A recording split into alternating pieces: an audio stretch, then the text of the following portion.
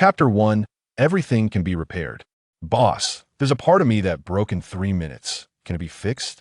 Am not getting along with her anymore. Can it be fixed? My brain is broken. Can it be fixed? On a live streaming platform. As Weishio tightened the last screw, the audience began to engage. In the live stream, Weishio handed the kettle back to the old man. He'll charge you 10 yuan. The old man gratefully took out a 10 yuan bill and placed it on the table, satisfied as he left. The viewers in the live stream saw Weishio's charge and began to praise him. I can't believe it, after all this time, the labor cost is only 10 yuan. This town would really fall apart without Brother Wei. Maybe this is the true meaning of live streaming. A good person will have peace for a lifetime. Can you earn enough for rent in a day? The host price is so reasonable, he must be very poor. Weishio couldn't help but laugh at the discussions about the charges in the comments. To be honest, with the current popularity of the shop, he only earns about 300 to 400 yuan a day. After deducting rent and expenses, it's really not enough for living costs. But he still insists on running this repair shop. Why? Because he is kind. And he has a system. His eyes flashed. Weishio entered the system. Everything can be repaired system.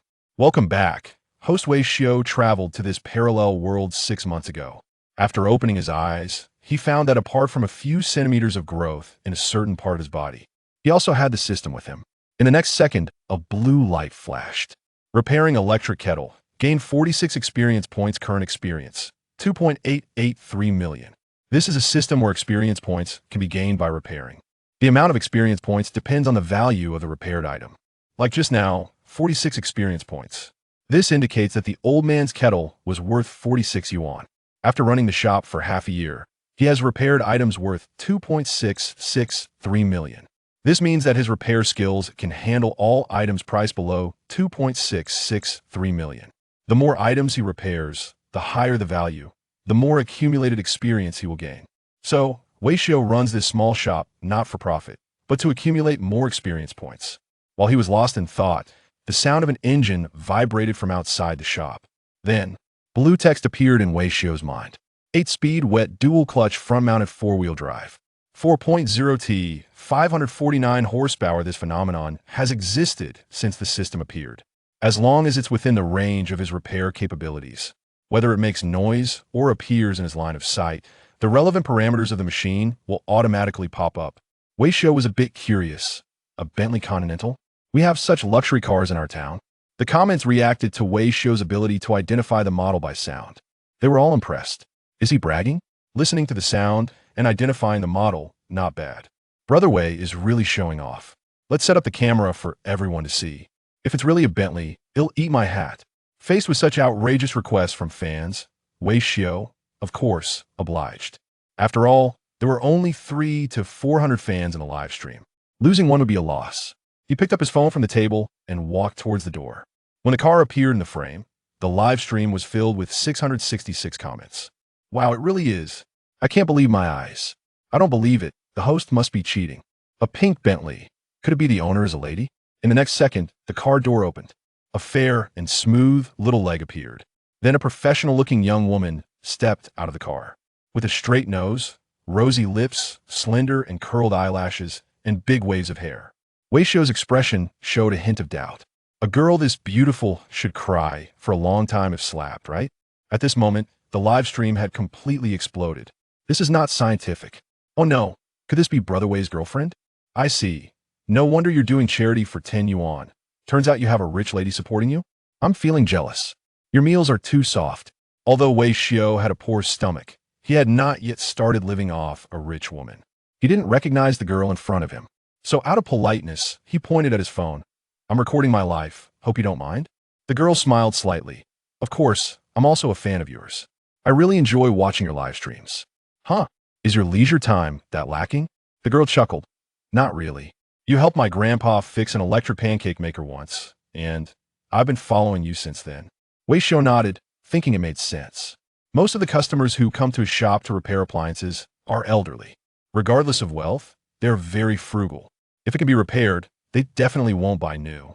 The girl playfully extended her hand. I'm Chinyaik. Nice to meet you. Don't get too happy too soon. You want to fix a car, right? Weishio shifted his gaze from the girl back to the pink Continental. Yes, it shakes violently when I drive it.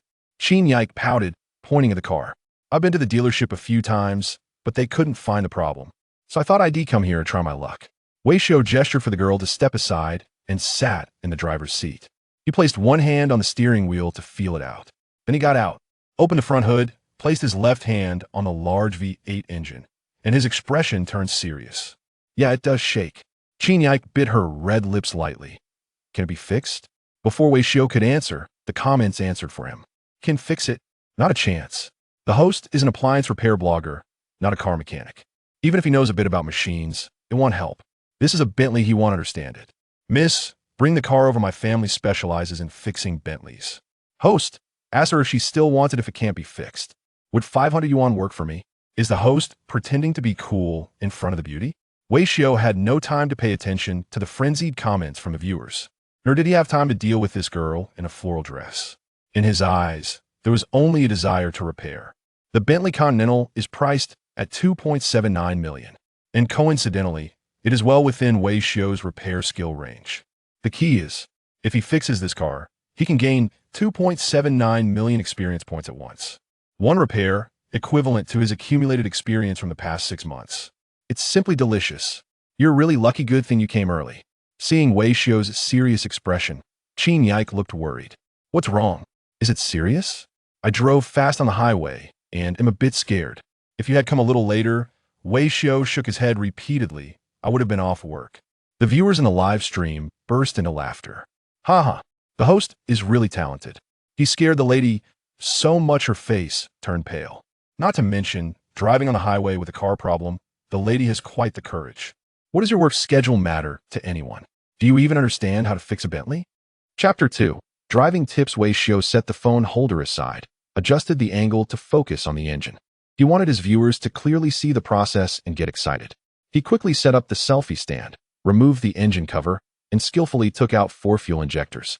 The fuel injectors were getting a bath. One was designated as scrapped, and the other 3 needed to be tested. If they were faulty, they all had to be replaced. While speaking, Wei Xiao brought the injectors into the shop for testing. Qin Yike followed closely behind. Is it going well? Wei Xiao nodded. It'll only take a few minutes. After testing, Wei Xiao found that the other 3 injectors were mostly fine, only raising one that had an issue.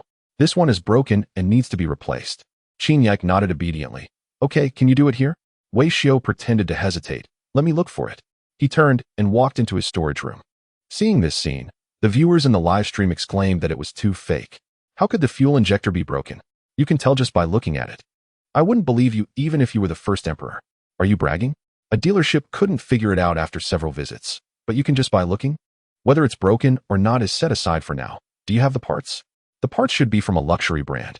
Don't try to fool us with agricultural vehicle parts. The viewers were right.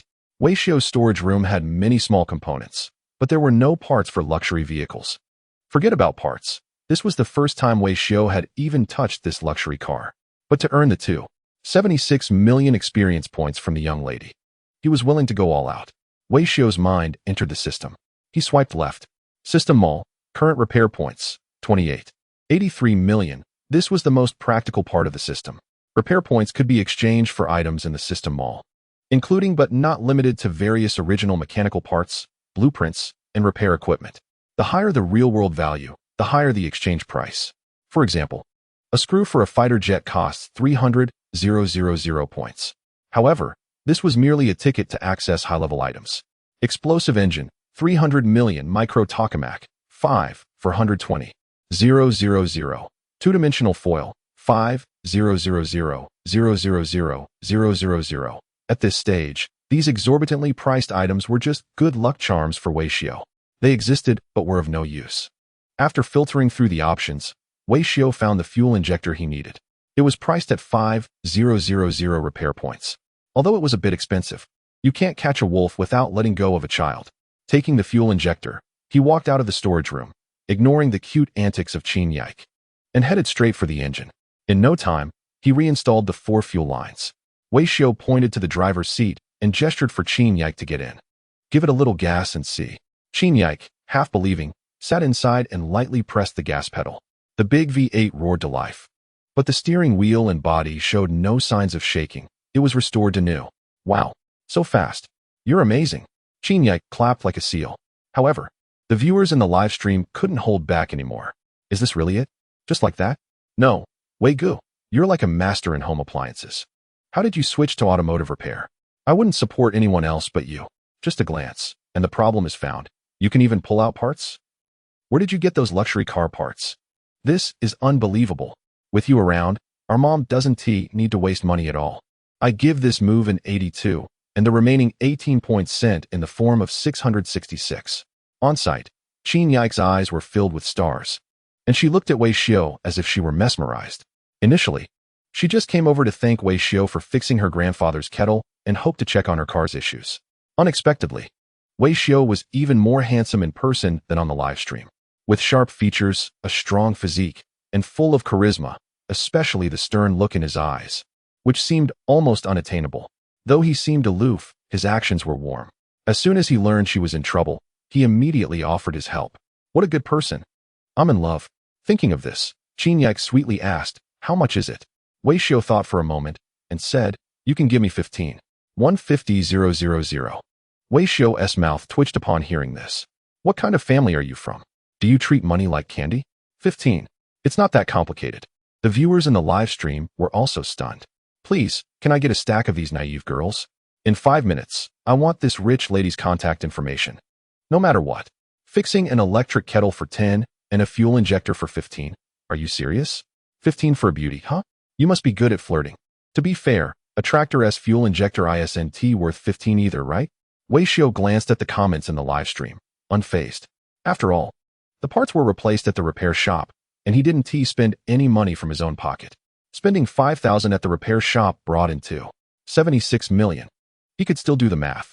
In fact, the low-price strategy is the core of Wei Xiao's business. Only with low repair prices can he attract more consumers. Qin Yike took out her Celine bag and her phone. Let me scan you. Wei Xiao nodded and picked up the payment QR code on the table. Seeing this, Qin Yike couldn't help but pout. Can I add you on WeChat? Sure, Wei Xiao said as he took out his phone and opened his contact card. As Qin Yike scanned, Wei Xiao didn't forget to offer some tips on vehicle maintenance. When you drive, don't rush when starting. Warm up the car first. Let the oil lubricate properly before gradually accelerating. Shift from first to second gear, and let third gear run a bit longer. Don't jump to fourth or fifth gear right away. Give the gas reasonably and gently press the brakes to control speed. When you notice the car shaking, then shift directly to fifth gear. Stay in fifth for a few minutes for smooth fuel injection. This way, you'll have a better driving experience. Qin Yike listened, a bit confused, but still nodded obediently. I've learned a lot. However, the viewers in the live stream exploded. What just rolled over my face? That has some serious driving tips. Let me off. This isn't a kindergarten ride. Experienced drivers, take me along. Wei Gu. My car is leaking oil as soon as I block it. Buddy, is the oil you're using good? Amid the laughter and joy in the live stream, Wei Xiao sent off Qin Yike. Looking at the 76 million repair points in his mind, he couldn't help but feel great. Current repair points, 83 million. With these points, he could definitely expand his repair business. He considered renting the adjacent space to set up a car repair shop and officially start the car repair business. This way, the repair points would accumulate faster. Of course, he couldn't neglect his original home appliance business. Even a mosquito's leg is meat. Thinking of this, Wei Xiao felt that today was perfect. Family, today was another exhilarating live stream. I'm getting ready to sign off. Same time tomorrow, don't miss it. Just as he was about to click off, he noticed an ID among the many comments. LV51 girl, why is she wearing a short skirt? Host, can tanks be repaired? This comment had flooded the screen several times. It seemed he was serious. He probably saw Wei Xiao repairing a Bentley and got inspired. This was precisely why Wei Xiao started live streaming. The internet has a large audience. And with his solid repair skills, word of mouth could easily bring him more business. Wei Xiao confidently opened his mic. What can't be repaired on a tank? Are you sure? Of course, as long as you have hands, come by when you have time. The address is on the homepage. After saying this, Wei Xiao clicked off. Tanks, as tough off-road vehicles, are quite popular in the market. Whether it's the tank 300, 400, 500, or 700, their numbers are decent. However, the most expensive tank 700 only sells for about 460,000. With over 5 million repair points in hand, repairing one is no big deal. Chapter 3. The host is getting better. Donated to Victory Home Appliance Repair Shop. Sound wave number 1. 10,001 diamonds. 1. Please confirm. In a luxurious villa far away in Lynching, Wang Chi sent out a big rocket. Finally found a master who can repair tanks. Wang Chi is a rich guy with a bank account balance longer than his phone number. Besides enjoying the company of beautiful women, he also loves tinkering with vintage cars. A few days ago, he legally acquired a tank, planning to display it in his collection museum. For this, he even applied for a National Defense Education-based license. However, he now faced a problem. The tank was too old. He heard it was older than his father and was in serious disrepair. Without restoration, it couldn't be exhibited. He searched nationwide for technicians, but no one dared to take on the job. Wei Xiao was the first. Thinking of this, Wang Chi immediately picked up his phone to contact Wei Xiao, ready to give him a little surprise. The next day, at 1:30 p.m., Wei Xiao arrived, albeit a bit late. The familiar title appeared. Victory Home Appliance Repair. Everything can be repaired. LV5 Just Loves Drinking Laby entered the livestream. LV7 Reservoir Playboy entered the livestream. LV28 Kiki doesn't like cilantro and enters the livestream. LV48 Ling Xiao enters the livestream. With a series of notifications, many old fans flock to the stream. The reason is simple. Wei Xiao's live broadcast is very relaxing. Moreover, he is humorous and a bit good-looking, making it quite enjoyable to watch.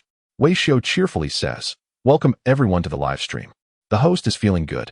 Why didn't you stream in the morning? What's up with the hickey on your neck? Oh no, this kid must have gotten lucky." The audience in the live stream instantly understands the reason for the delay. The atmosphere is a mix of silence and laughter. Wei Xiao sees through it, but doesn't say anything, chatting casually with the viewers for about 10 minutes. Finally, an elderly lady walks into the shop holding a kettle. Wei Xiao takes the kettle, which is covered in lime scale, and a blue light appears in his mind. The schematic of the kettle unfolds. The damaged parts are highlighted in red. It's because of this skill that Wei Xiao can spot mechanical issues at a glance. For simple machines like kettles, a quick look is enough. For slightly more complicated ones, loading the structure diagram takes a bit longer. Wei Xiao opens the base of the kettle, pretends to check it with a multimeter, and delivers his classic line. The coupler is broken. The elderly lady, somewhat confused, asks, "Can it be fixed?" "Yes, for $10.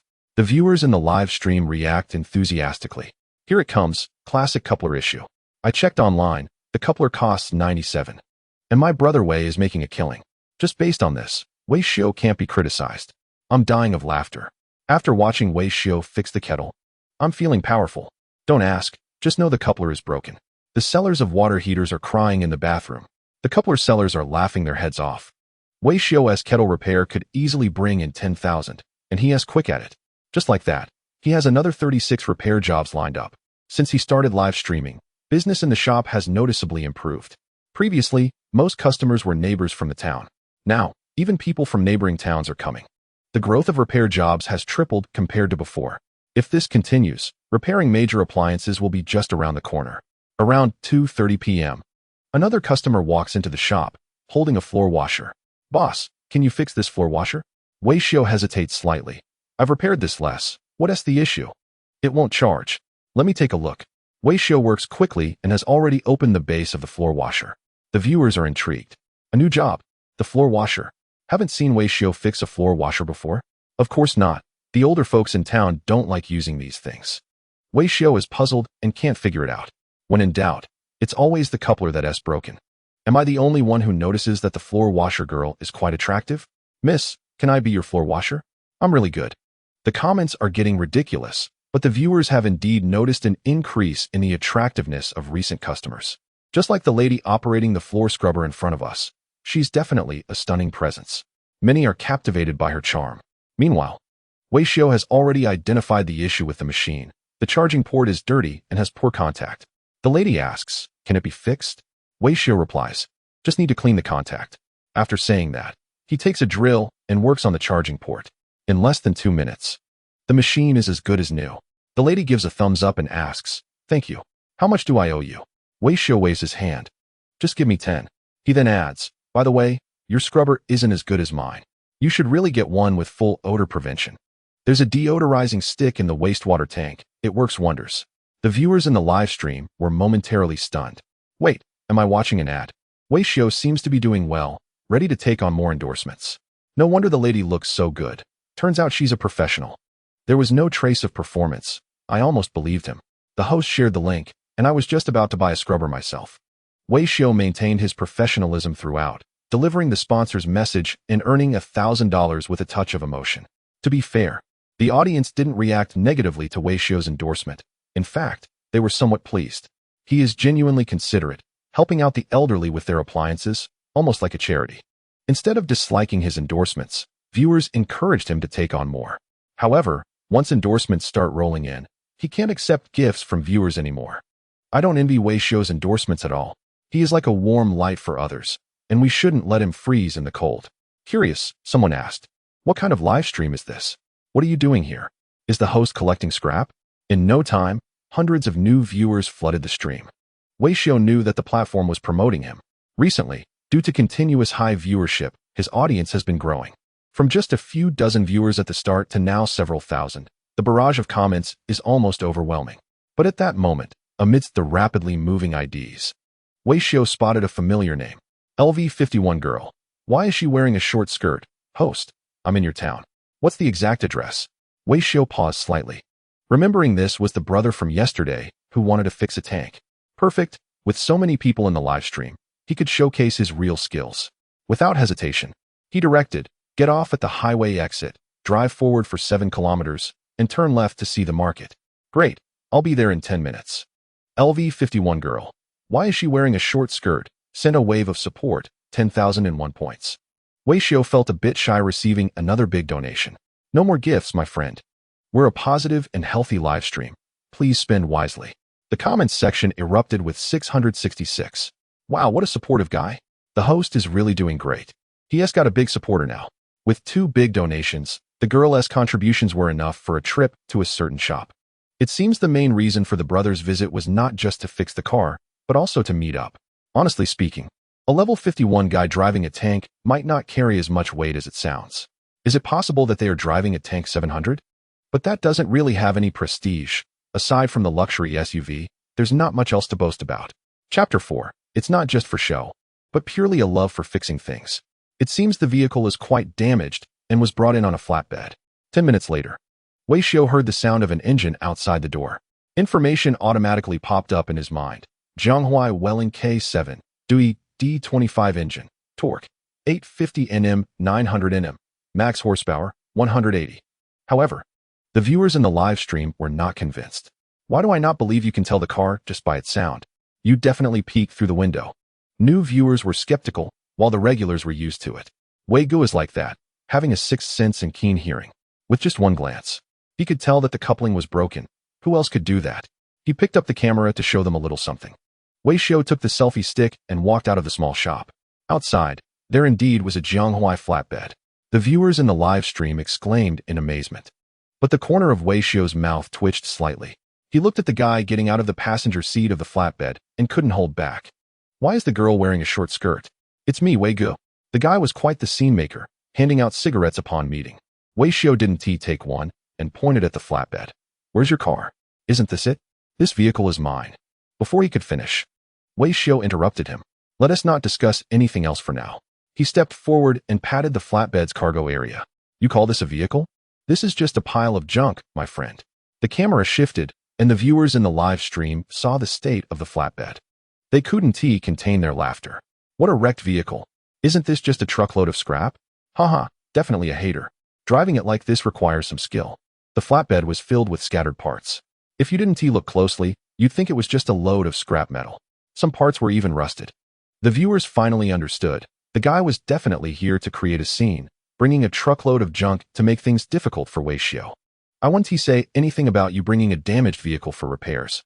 Wei Xiu stared at the pile of junk and quickly picked up a circular piece of scrap metal. Looking straight into the guy's eyes, he asked, "What brand is this vehicle? Why does it have a load-bearing wheel?" The guy seemed confused. The brand is hard to say, but the model is the Type 59. Wei Xiu. The viewers also couldn't process it. The CPU was whirring, and their brains were about to crash. From the screen, those parts had nothing to do with the car. They were all rough, green steel structures. Not to mention a car. Even tractors don't use this kind of material anymore. But soon, a smart viewer popped up in the live stream. Whoa, load-bearing wheel. It's a Type 59. So the guy was actually talking about a real tank?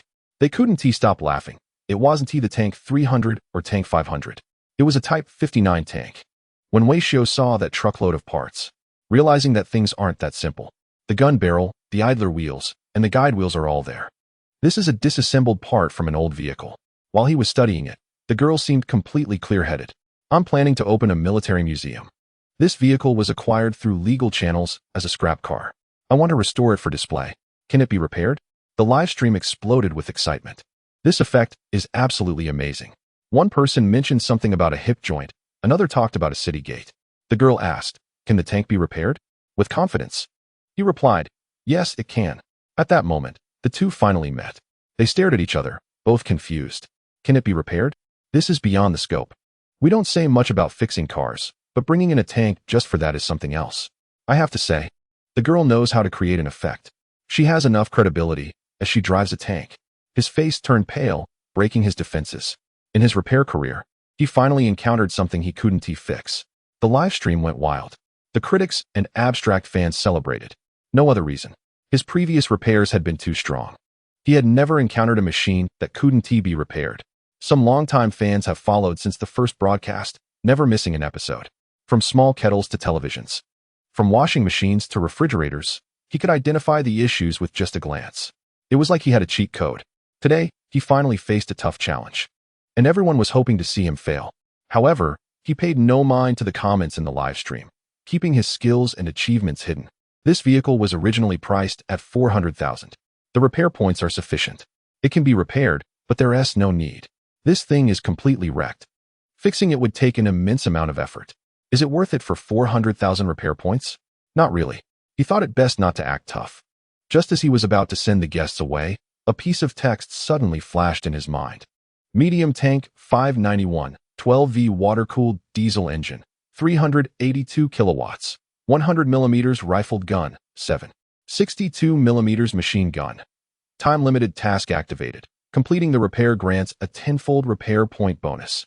He was slightly taken aback. A new mechanism? This means that repairing this tank could earn him 4 million repair points. If you're going to do this, I won't be bored anymore. 400,000 repair points are tasteless. For million repair points? I'll strike hard. With this thought, a faint sense of pride appeared on his face. It's not just about showing off.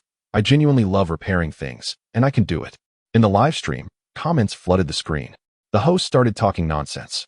Creating an effect, huh? I do believe you're Qin Shi Huang before I do believe you can repair a tank. For a moment, fans couldn't tell if he was joking or serious. However, repairing a tank is too abstract. Plus, the girl didn't bring in a broken tank. Just a pile of parts. This vehicle might be older than his father. The difficulty of repairing this thing is greater than installing an elevator on Mount Everest. The girl, aware of her somewhat domineering nature, quickly tried to save face. Wei, I'm not trying to make things difficult for you. It's just a display vehicle anyway. It just needs to look decent enough. You can handle the repairs. Wei glanced at the comments and replied earnestly, I can fix it. But it will take a bit longer. The girl was very touched. That's fine. How about this? Come pick up the car in 3 days. After Wei finished speaking, the comments in the live stream reached their limit, causing some lag. It was no surprise. Everyone felt that Wei was being overly pretentious. Whether he could fix a tank was still questionable. And to say he could come back in 3 days? What kind of background did he have to make such bold claims? 66666. Is the host trying to fool the girl by pretending she's Japanese? Come on. You can't repair it. Tanks don't just have couplings, you know. 3 days, huh? If you can't fix it in 3 days, I'll definitely report the host. If you can fix it, I'll eat poop while standing on my head. Wei remarked, mods, take note of the IDs of those hungry viewers. I won't be streaming for the next few days. Once the tank is repaired, I'll invite each of the viewers who made those comments to join me on stream. Remember to bring your own supplies. Chapter 5. Wasn't this supposed to be about home appliance repairs? Scanning. Medium tank. Completeness. 11. After unloading the vehicle and sending the girl away, Wei glanced at the tank, feeling a mix of emotions. What had this vehicle been through in its past life? How could it be damaged so specifically? Start module analysis? Let's analyze.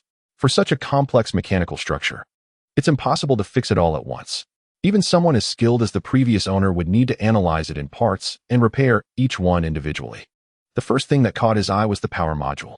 4-stroke water-cooled inline 12-cylinder diesel engine. Displacement 3888L, bore X stroke. 150mm x 180mm. Rated power, 520 horsepower. Torque reserve coefficient, 125 at 1, 201.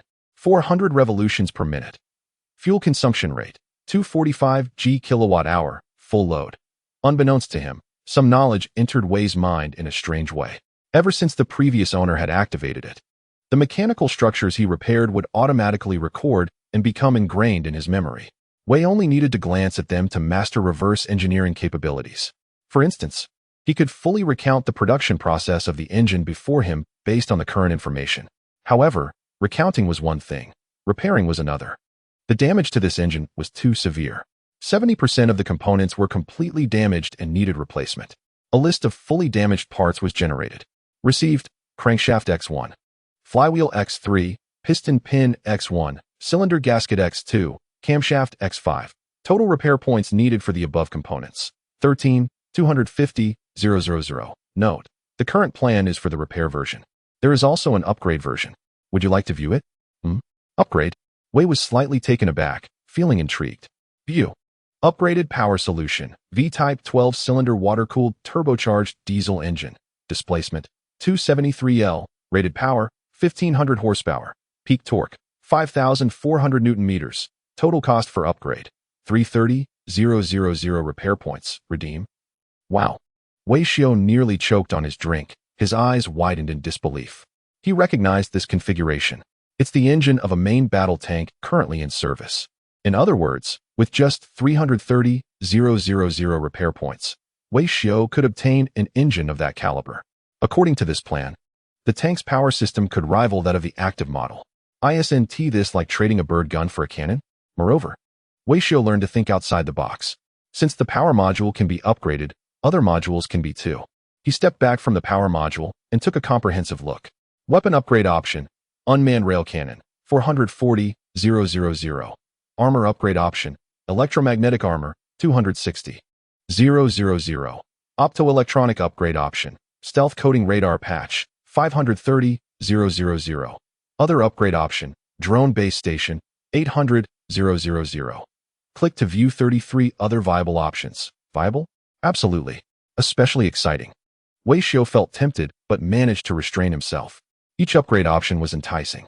If he upgraded everything at once, the resulting vehicle could outperform all current equipment. But still, it's a matter of feasibility rather than necessity. Spending extra points on equipment is secondary. He could indeed repair this high-tech electromagnetic concept tank. But whether others would dare to take it on was another story. If they did, security forces might come down hard on them. 3 days later, Victory Appliance Repair Shop. At this moment, over 500 people were watching the live stream. During Wei Xiao's absence, his loyal fans had lost their source of joy, dreaming about broken couplings. So when Wei Xiao turned on the live stream today, the front row audience was ready with snacks and drinks.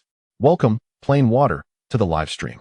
Welcome, Cute One, postgraduate version, to the live stream. Welcome, Ironclad Spirit, to the live stream. Wei Xiao was in a good mood, warmly welcoming the audience. As per usual, he distributed some free small gifts and fanlight signs. Once the number reached 500, he would show them something interesting. Wow, the missing persons have returned. If he couldn't fix the tank, there was no need to go missing. His brothers wouldn't stop watching just because he couldn't fix it. Host, stop playing dead. Where's the tank? The ones waiting were all loyal fans, half of whom were eager to see Wei Xiao fail. New viewers were puzzled, not understanding the obsession with tanks. Wei Xiao spotted many familiar IDs in the comments.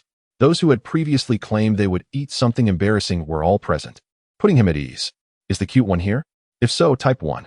LV51. Why does the girl wear a skirt? Send a wave of support. 10,001 points. Wei Xiao chuckled. The cute one knows how to make an entrance. The car was just repaired today, so I'll let you take a look in the live stream first. If you're not satisfied, I can still make some adjustments. Girl, is it really that quick? Viewer, is this for real? It would take me 3 days to draw a tank. Viewer, don't mess around, I don't want to eat that. Viewer, I like how the host keeps their promises. Amidst the questions in the live stream, Wei Xiao held up a selfie stick and walked outside. After 3 days of hard work, the car was finally fixed and parked right outside. To avoid drawing attention from the crowd, Wei Xiao covered the car with a tarp. At this moment, the viewers were all eagerly waiting. As the tarp was pulled off, a tank with a greenish-yellow hue came into view. Brother, time is tight. I didn't fix the appearance. You can just get someone to repaint it later. Viewer, sending an audio wave, 10,001 coins. Viewer, sending a spaceship, 50,001 coins. Viewer, sending a luxury cruise ship, 60,001 coins. The viewers were completely shocked. Wait, this is seriously impressive. No way you really fixed it? Wow. 666. Other than the old look, it's hard to tell there was ever a problem. A newbie commented, "Isn't this supposed to be home appliance repair? How did it turn into military hardware?" They were baffled by what could be showcased in the live stream. The viewers were going wild. The tank on the screen looked lifelike.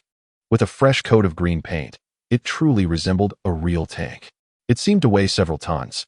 They couldn't fathom how Wei Xiao managed to put this together in just 3 days, especially those who had jokingly threatened to eat something unpleasant.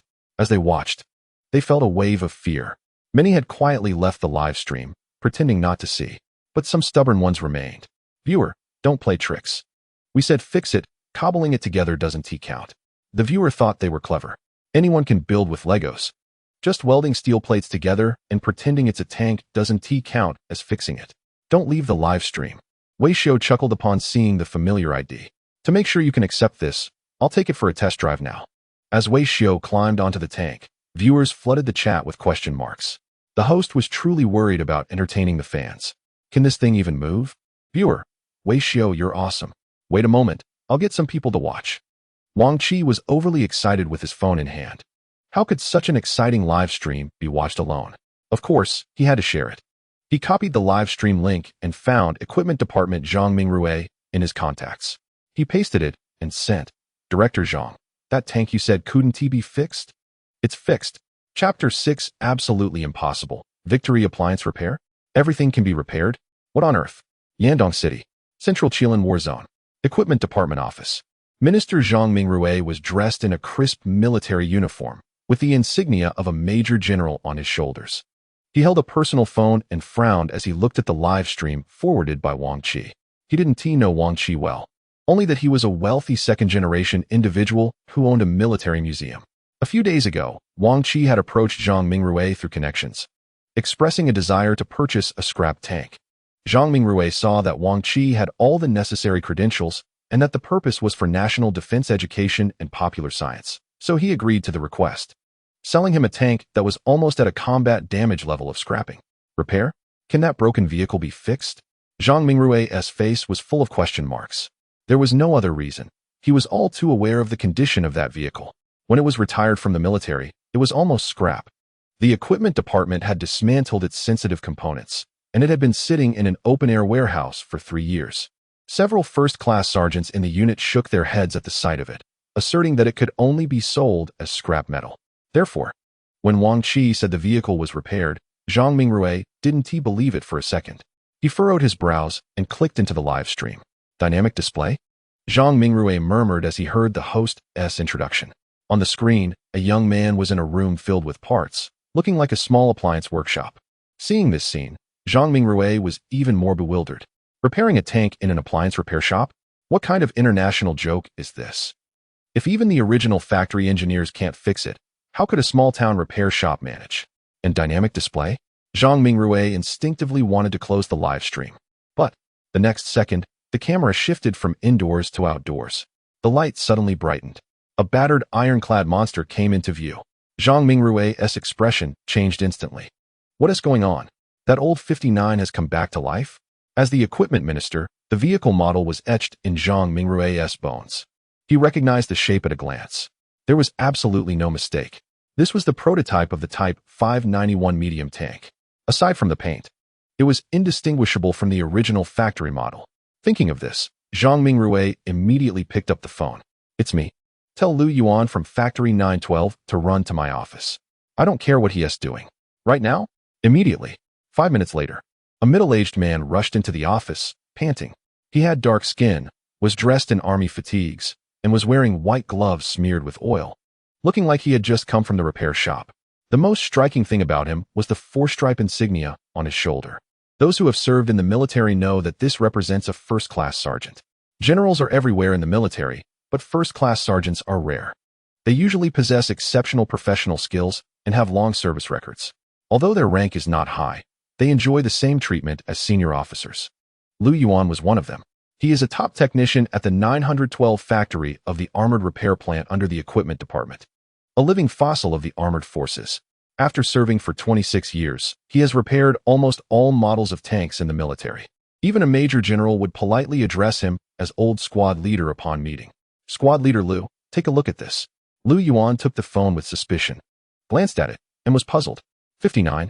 What's wrong with 59? The next moment, Lu Yuan's pupils suddenly froze. A moving 59. While the 59 tank itself is not rare, a functioning one is a rarity.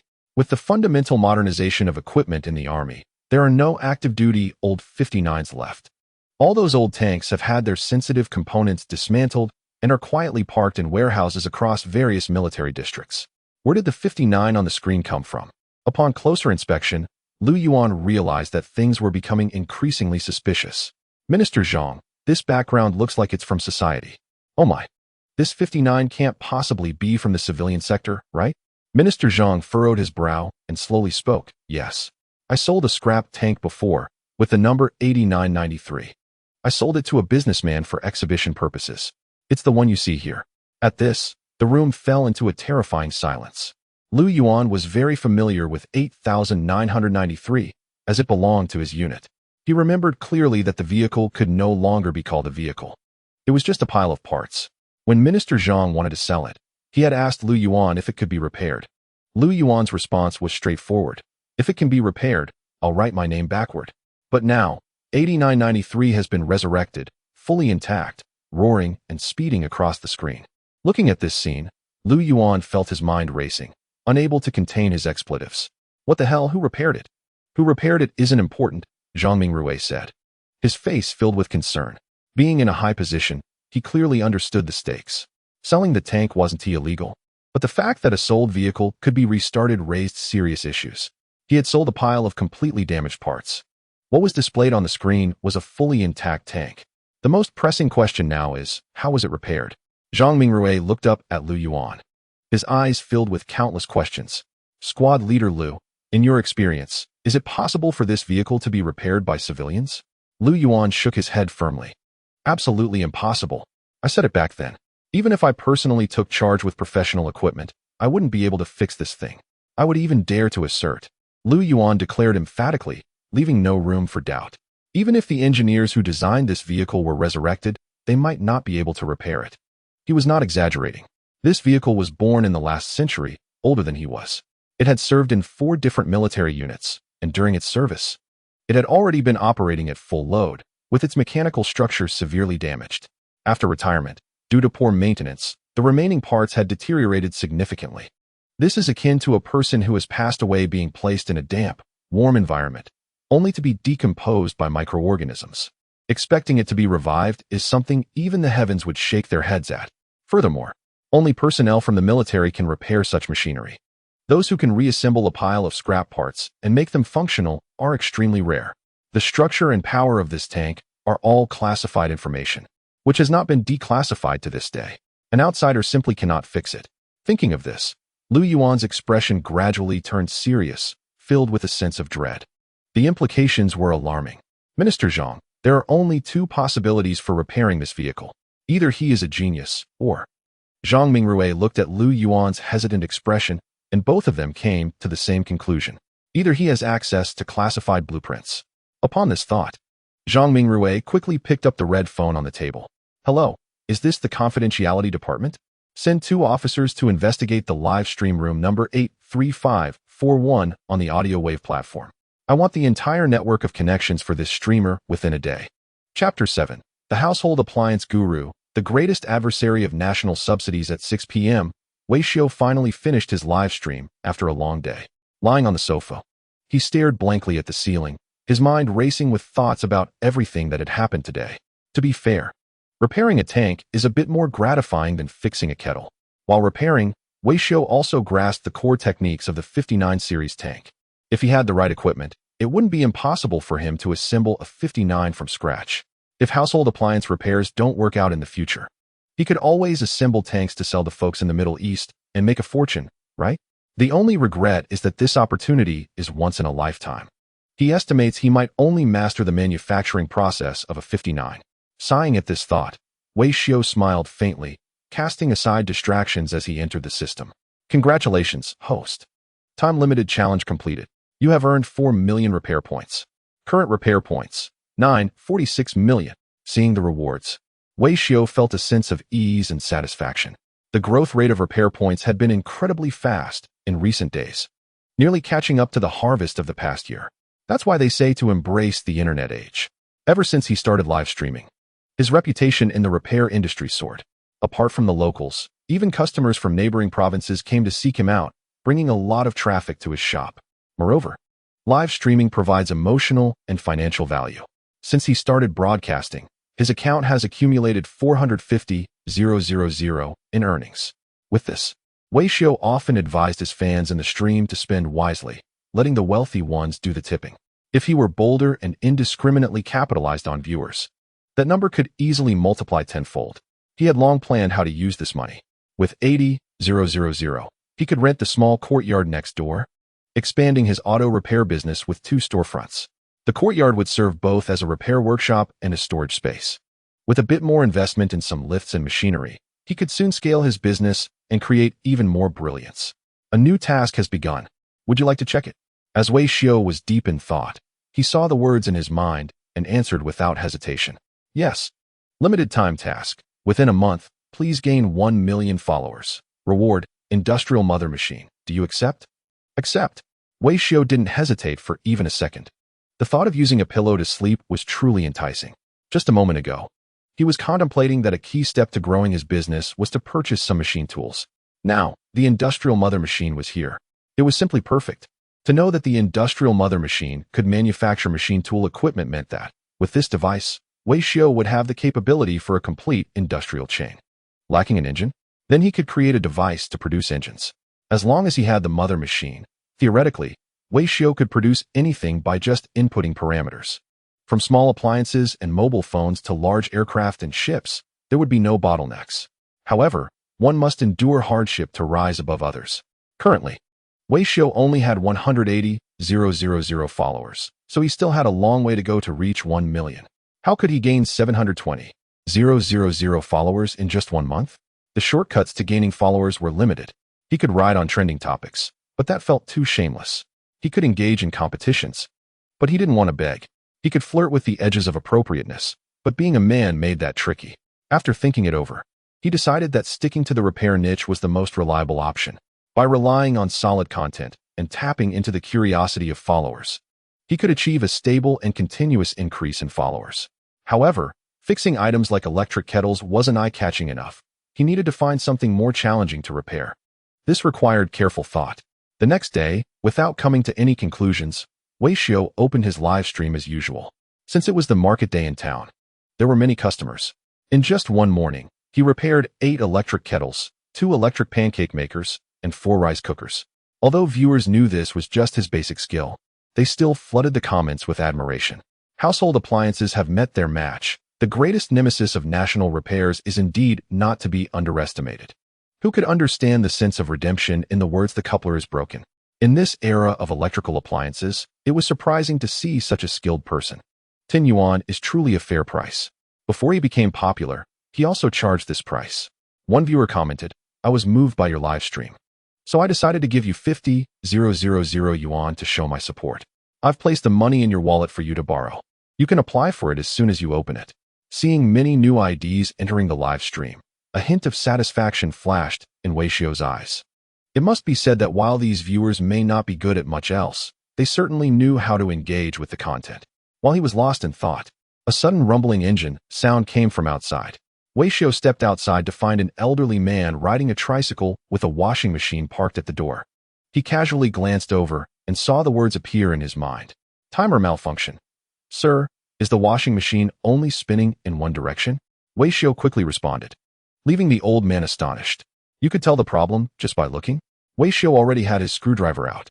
After fixing so many, it becomes second nature. He removed the back cover, unplugged the connector, and took out the new timer. The needle-nose pliers were used to strip the wire, with both ends connected to a timer and wrapped with insulating tape. The timer was then secured, and the back cover was tightened with screws. The entire process took less than 2 minutes. The viewers were left in shock, staring blankly at the screen. The streamer is so fast. Wait, has the streamer's skills improved again? How do you know the problem just by taking a glance? Is blind fixing really okay? Is the streamer connected to some system? One viewer commented, I graduated in electromechanical engineering and I really admire the streamer. We have to stare at the circuit board for ages to find issues. Another viewer added, if you blink, the washing machine is fixed. Unbelievable. Just when everyone was still basking in the thrill of a quick repair. Wei Xiu only charged the elderly man 15 yuan and even helped lift the washing machine onto a tricycle. At this point, viewers were expressing their admiration in the comments. What a conscientious streamer. I won't watch the Touching China program this year if you're not featured. Another viewer joked, shouldn't this washing machine cost at least 450 for repairs? Someone else chimed in, you must be a fortune teller. I just spent 450 fixing my washing machine, and it was just a broken water pipe. The streamer earns 400 to 500 a day, and a single repair can earn the repairman the same. Meanwhile, at the headquarters of the repair service, Chen Zhongyi was fuming as he looked at the hundreds of abusive private messages flooding in. Over 500 messages, all filled with insults. Countless online accounts were tuning in to Wei Xiu's live stream. Unable to hold back, Chen switched to his account and entered the live chat. At that moment, the comments were all about the repair service, filled with harsh criticism. What have I done to deserve this? Chen threw his phone onto the table, unleashing his frustration on the two vice presidents present. The company had already been facing a barrage of negative news, with various media outlets reporting on the issues, and the public relations department struggling to manage it. Now, due to Wei Xiu's sudden popularity, netizens were mercilessly criticizing the repair service in the comments. Chen turned to the vice president in charge of public relations, unable to contain his anger. It's bad enough that the media is looking for trouble. Why should we be bothered by a rural streamer? Before sunset, I want this person gone. The PR vice president cautiously asked, should we make him disappear from the internet or all of it? Chen shouted in frustration. He ordered for the streaming platform to suspend Wei Xiu's live stream and planned to take further action against him. I can't deal with the media, but I can certainly handle this nobody. Chapter 8. Deal with it decisively. Your live stream has been suspended due to alleged violations. Penalty, 365-day ban from broadcasting. Click here to view violation details. Wei Xiu looked at the notification on his phone screen, feeling bewildered. Did I break some major rule? A whole year ban? His mind started racing. The live stream had been quite proper. There were no attempts to mislead the audience or discuss sensitive topics. At most, he had exposed a little skin while changing into work clothes. But surely, that wasn't a serious offense warranting a year-long suspension? Just then, he heard the sound of a car outside. Dongfeng Mengshirt 917. Maximum power, 600. Maximum torque, 1050. He tightened his eyes slightly, filled with confusion. This brand is mostly associated with military vehicles. What are military vehicles doing here? Oh, damn.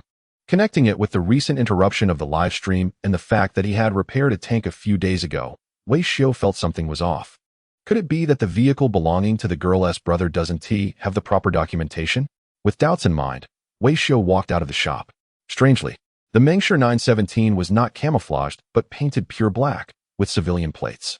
There were 4 people sitting in the front and back seats of the car. The first to get out were 2 tall and upright individuals from the back seat, dressed in black jackets. You must be Wei Xiu, one of them said. Wei Xiu instinctively waved his hand. No, I just came to visit. The leading figure, Zhang Mingrui, chuckled. I've seen your live stream. I'm a fan. Cut the crap. Just tell me what you want, Wei Xiu replied. Zhang Mingrui and Lu Yuan exchanged glances, somewhat puzzled. They had specifically come in plain clothes to avoid alarming anyone. Unexpectedly, as soon as they showed up, Wei Xiu saw right through them. Zhang Mingrui decided not to pretend anymore. How did you know I'm military? Have you ever seen a group of fans all sporting crew cuts? Wei Xiu replied bluntly. The two were somewhat in denial. Such a straight-laced demeanor couldn't be developed without years of eating compressed military rations. Moreover, both looked like they were in leadership positions. As the 2 young men standing by the car were vigilant, always on guard, seemingly protecting the safety of the two. Everything around made Wei Xiu recall the live stream interruption and the tank repair incident. The situation gradually became clearer. Fortune or misfortune, one cannot escape destiny. Wei Xiu took the initiative. What does the leader need to repair? We're not here to fix anything. We just want to understand the situation, Zhang Mingrui replied. Wei Xiu blurted out, I've always obeyed the law, aside from that time in second year of middle school when I played a prank on my desk mate with iced tea. I've never done anything wrong. Half a second later, Zhang Mingrui burst out laughing. Don't be nervous. I just want to know about your tank repair. Oh, Wei Xiu pretended to be confused. No need to thank me. Contributing to national defense education is a responsibility every citizen should fulfill. Zhang Mingrui scrutinized the young man in front of him, furrowing his brows. This cleverness was no joke. Clearly, Wei Xiu had guessed his identity and intentions and realized what kind of trouble he was in. Yet he continued to joke around, avoiding the main point, showcasing his strong psychological resilience. However, Zhang Mingrui didn't know if this was a good thing or a bad thing. He decided to be straightforward. Since we both know the situation, I won't beat around the bush. The 591 tank was produced half a century ago. Its manufacturing process and blueprints are still under confidentiality. No one knows its structure except for insiders. A cold gaze pierced through, carrying a sense of chill. And you have repaired the tank. Do you know what this means? Wei Xiu looked clear-headed. Does this mean the tank has been repaired? Lu Yuan, who was beside him, could no longer hold back, his expression darkening. Stop with the jokes and get to the point. What point? Wei Xiu met his gaze directly. Why do you know so much about the Type 59 tank? Repairing a tank requires specialized knowledge. This is already a matter of leaking confidential information. Moreover, Wei Xiu had almost restored the tank to its original state. Such work is impossible without blueprints. Even someone as capable as Lu Yuan, a first-class sergeant major, would be at a loss. Therefore, before coming here, Lu Yuan had already pinned the label of leaking information on Wei Xiu, having formed a judgment beforehand. Do you want to hear the truth? Wei Xiu looked at the two, one playing the good cop and the other the bad cop. No more pretending. Let's get to the bottom of it. I have a system. I can look at any machinery and immediately know how to fix it. I can accumulate experience and exchange it for parts. Lu Yuan was furious, still trying to argue. If you don't speak now, when the confidentiality department comes to find you, you won't be treated the same way. Wei Xiu curled his lip, thinking to himself that he was telling the truth, but they didn't believe him. So let me try another version. I'm a genius. I was born able to tinker with machinery. Zhang Mingrui smiled slightly, showing a kind expression. We mean no harm. We just want to clarify this matter. Since you claim to be a genius, I need you to prove it. Wei Xiu was confused. How do I prove it? I brought a damaged engine from a Type 591. If you can fix it in our presence, then you are indeed a genius, and all misunderstandings will be resolved. Zhang Mingrui pointed to a truck across the street, where several crew-cut men were unloading. From the video, it was clear that Wei Xiu had repaired the Type 59 tank. But Zhang Mingrui only saw the result, not the process. Who knows how he did it? Unless he had blueprints. In fact, like Lu Yuan, Zhang Mingrui also suspected Wei Xiu of being a spy. That's why he thought of this method. A true genius should be able to fix the same type of engine in front of everyone without any blueprint assistance. A spy would not be able to do that. Do you have 2 days? In response to Zhang Mingrui's question, Wei Xiu turned to look at the engine. 12150L7 diesel engine, rated power, 580 horsepower, turbocharged intercooling technology, separated radiator, hydraulic assist operation device, completeness, 67, reparable, estimated time, 3 hours. Looking at the information that popped up in his mind, Wei Xiu felt inexplicably pleased. To be honest, although the two leaders had come to interrogate him, they still had a bit of conscience. They brought over an engine that was nearly 70 new to test him, which was much better than bringing a pile of parts like other people did. You need 2 days. Just give me 3 hours. If I can't fix it after 3 hours, then punish me however you see fit. If I deserve to be executed, then execute me. Chapter 9. No more pretending. Let us get to the bottom of it. Executing him would be too much. Zhang Mingrui quickly waved his hand, looking a bit flustered. To be fair, this kid has some skills. Upon learning about his identity, the young man showed no signs of panic. He responded smoothly, mixing humor with his replies, exhibiting a wit that was unexpected for someone in his early 20s. When faced with the challenge he himself had proposed, he accepted it without hesitation, as if he had complete confidence. Logically speaking, at his age, a young man would likely be too intimidated to speak in front of 2 officers asking questions. Lu Yuan also realized that this young man was not to be underestimated. He pulled the leader out of the repair shop. Minister Zhang, let's have the confidentiality department handle this directly. Zhang Mingrui took out a cigarette. Do you think he can't fix this engine? Of course, Lu Yuan replied, taking the cigarette. The main issue is his attitude. His emotional intelligence doesn't match his demeanor. But we should give him a chance. What if he really is a genius? Zhang Mingrui offered his lighter. They both knew that without original blueprints and mechanical assistance, fixing this engine was impossible. However, Zhang Mingrui was curious to see what Wei Xiu was up to. 3 hours wasn't too long to wait. I've also asked the confidentiality department to check his background. We will soon find out what kind of person he is. Hearing that the leader had another plan in place, Lu Yuan felt reassured.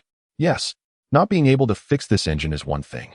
But the other day he restored the 59 model, which is another matter altogether. I now suspect he might have leaked blueprints for the 59. Lu Yuan thought simply. Restoring the 59 by one's own effort was impossible. But with a team, it was hard to say. There had been many similar cases of weapon blueprint leaks before, where spies obtained weapon secrets through various channels and passed them to other countries. If Wei Xiu was one of these, Lu Yuan felt he might even earn a second-class merit. Now, both of them just needed to wait. If Wei Xiu couldn't figure out that engine, the suspicion level would be at 75.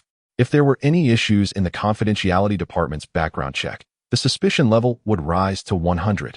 2 hours later, Zhang Mingrui's phone buzzed incessantly. He glanced at Wei Xiu and subtly signaled Lu Yuan. The two stepped outside the shop once more. I'm Zhang Mingrui, go ahead. Is it confirmed? All right, I understand. After hanging up, Zhang Mingrui looked at Lu Yuan, his expression filled with confusion. The confidentiality department checked. After graduating from college, Wei Xiu has been running this repair shop. His interpersonal relationships are very clean, and he has a good reputation.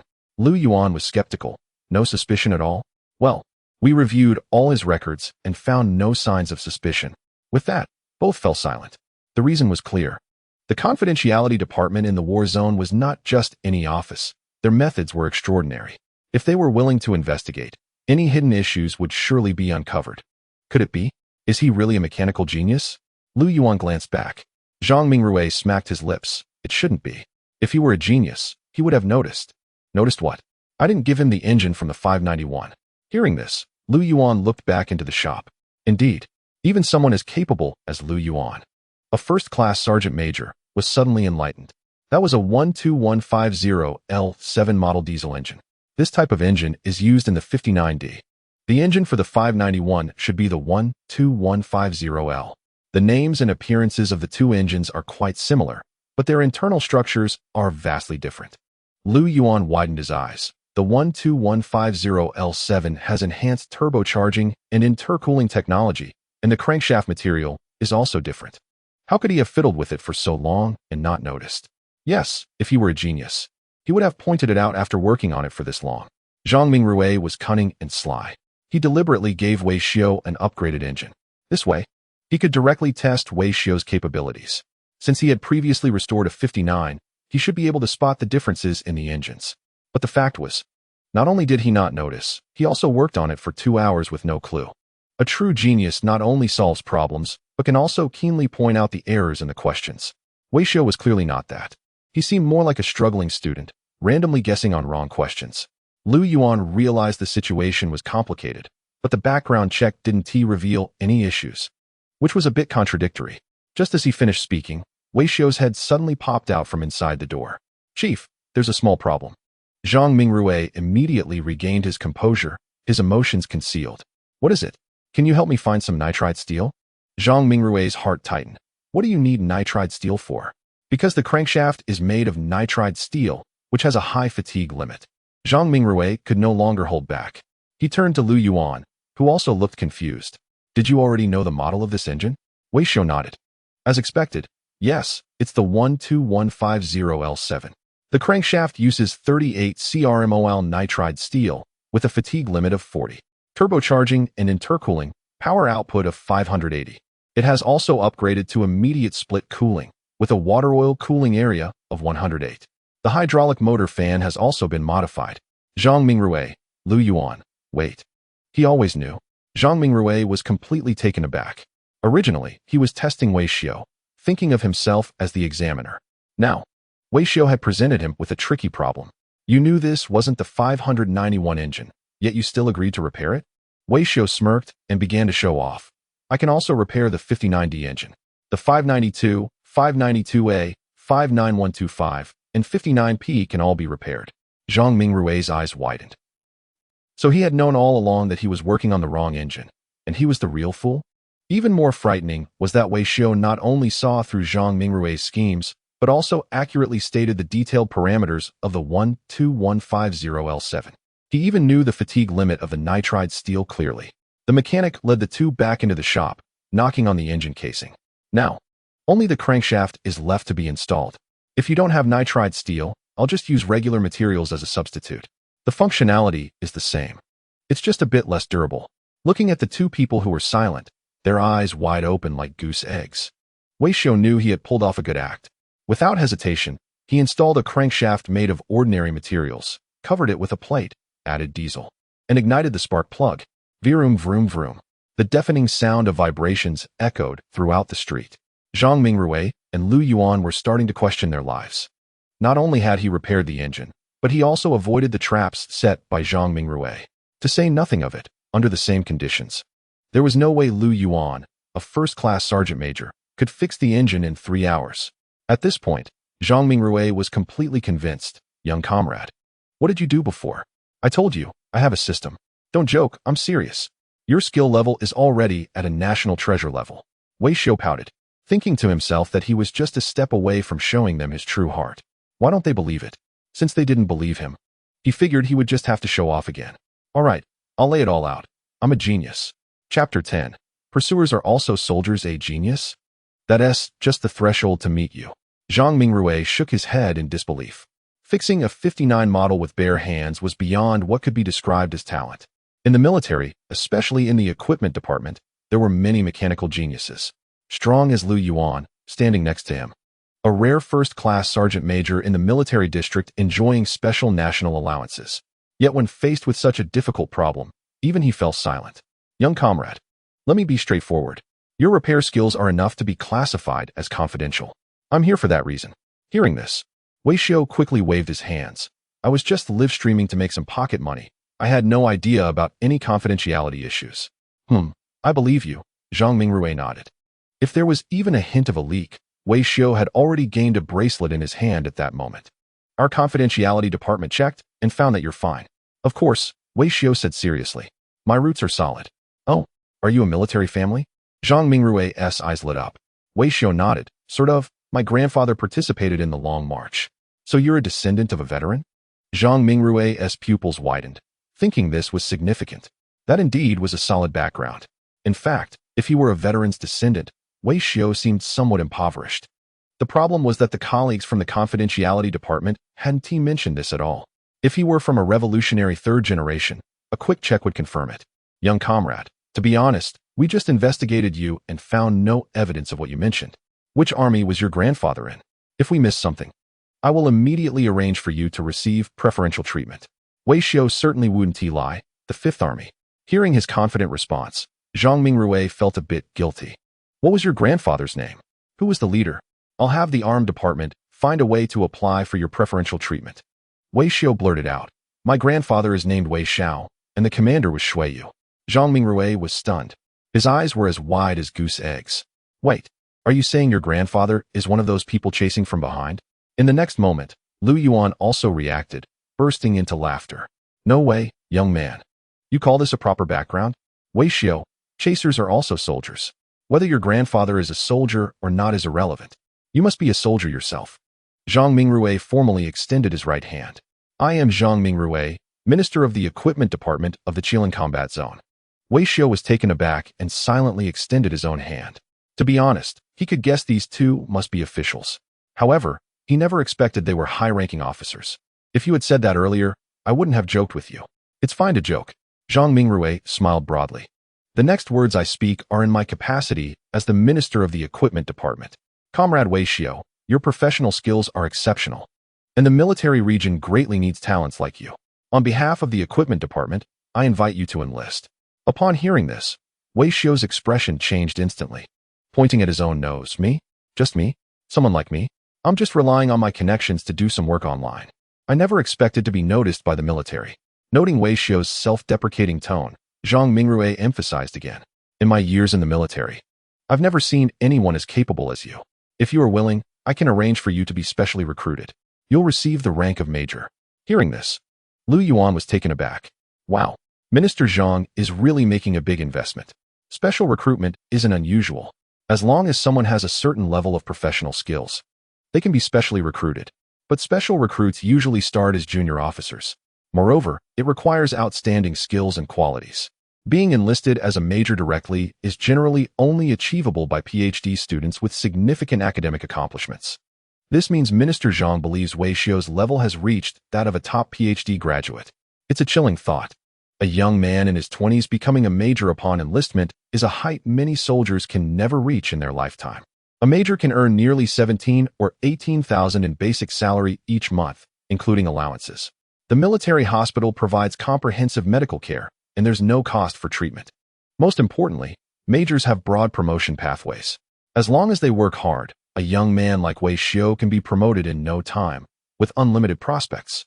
It's not an exaggeration to say that if Wei Xiu is willing, his life is essentially on a fast track. Lu Yuan was almost drooling with envy. However, at that moment, Wei Xiu lifted his head, looking directly at Zhang Mingrui with unwavering determination. I still want to stay here and repair home appliances. Repair home appliances? Zhang Mingrui was taken aback, then quickly organized his thoughts. Young man, you might not understand.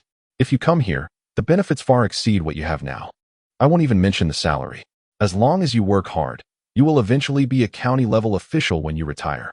Wei Xiu shook his head. Thank you for your kindness, but I still want to root myself at the grassroots level. If I leave, there will be no one to repair the water kettles for the elderly. The military is different. My presence doesn't add much, and they can still operate without me. Zhang Mingrui immediately fell silent. The silence was deafening. Previously, he had merely appreciated Wei Xiu's talent, but now, he was filled with a profound respect. At just over 20 years old, Wei Xiu had such a high level of ambition.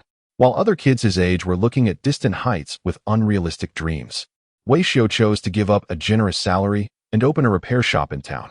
Since he couldn't earn much, he even started live streaming for extra income. Despite the harsh environment, he refused to give up. Zhang Mingrui felt insignificant. Trying to lure Wei Xiu with high-ranking positions was truly futile. Thinking this, Zhang Mingrui gave a thumbs up. Not only were your professional skills outstanding, but your character is also commendable. Wei Xiu nodded. Hey, don't flatter me too much, or I might not be able to hold back. No jokes. I really might not be able to hold back. Forget about the salary. Wei Xiu dreamed of wearing a military uniform, but there was no way around it, right? He had just received a system mission. He needed to gain 1 million followers within a month, and the reward was an industrial mother machine. Once he joined the military, it would mean giving up the industrial mother machine. He could do the math. Even if he wanted to join the military, he had to wait until this task was completed. So he looked up earnestly. Sir, refusing to enlist is not refusing to serve the country.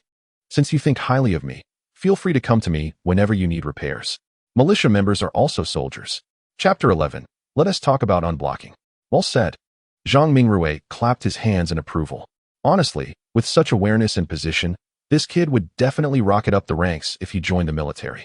However, Wei Xiu had clearly stated his stance. People have the right to choose. Zhang Mingrui couldn't force him.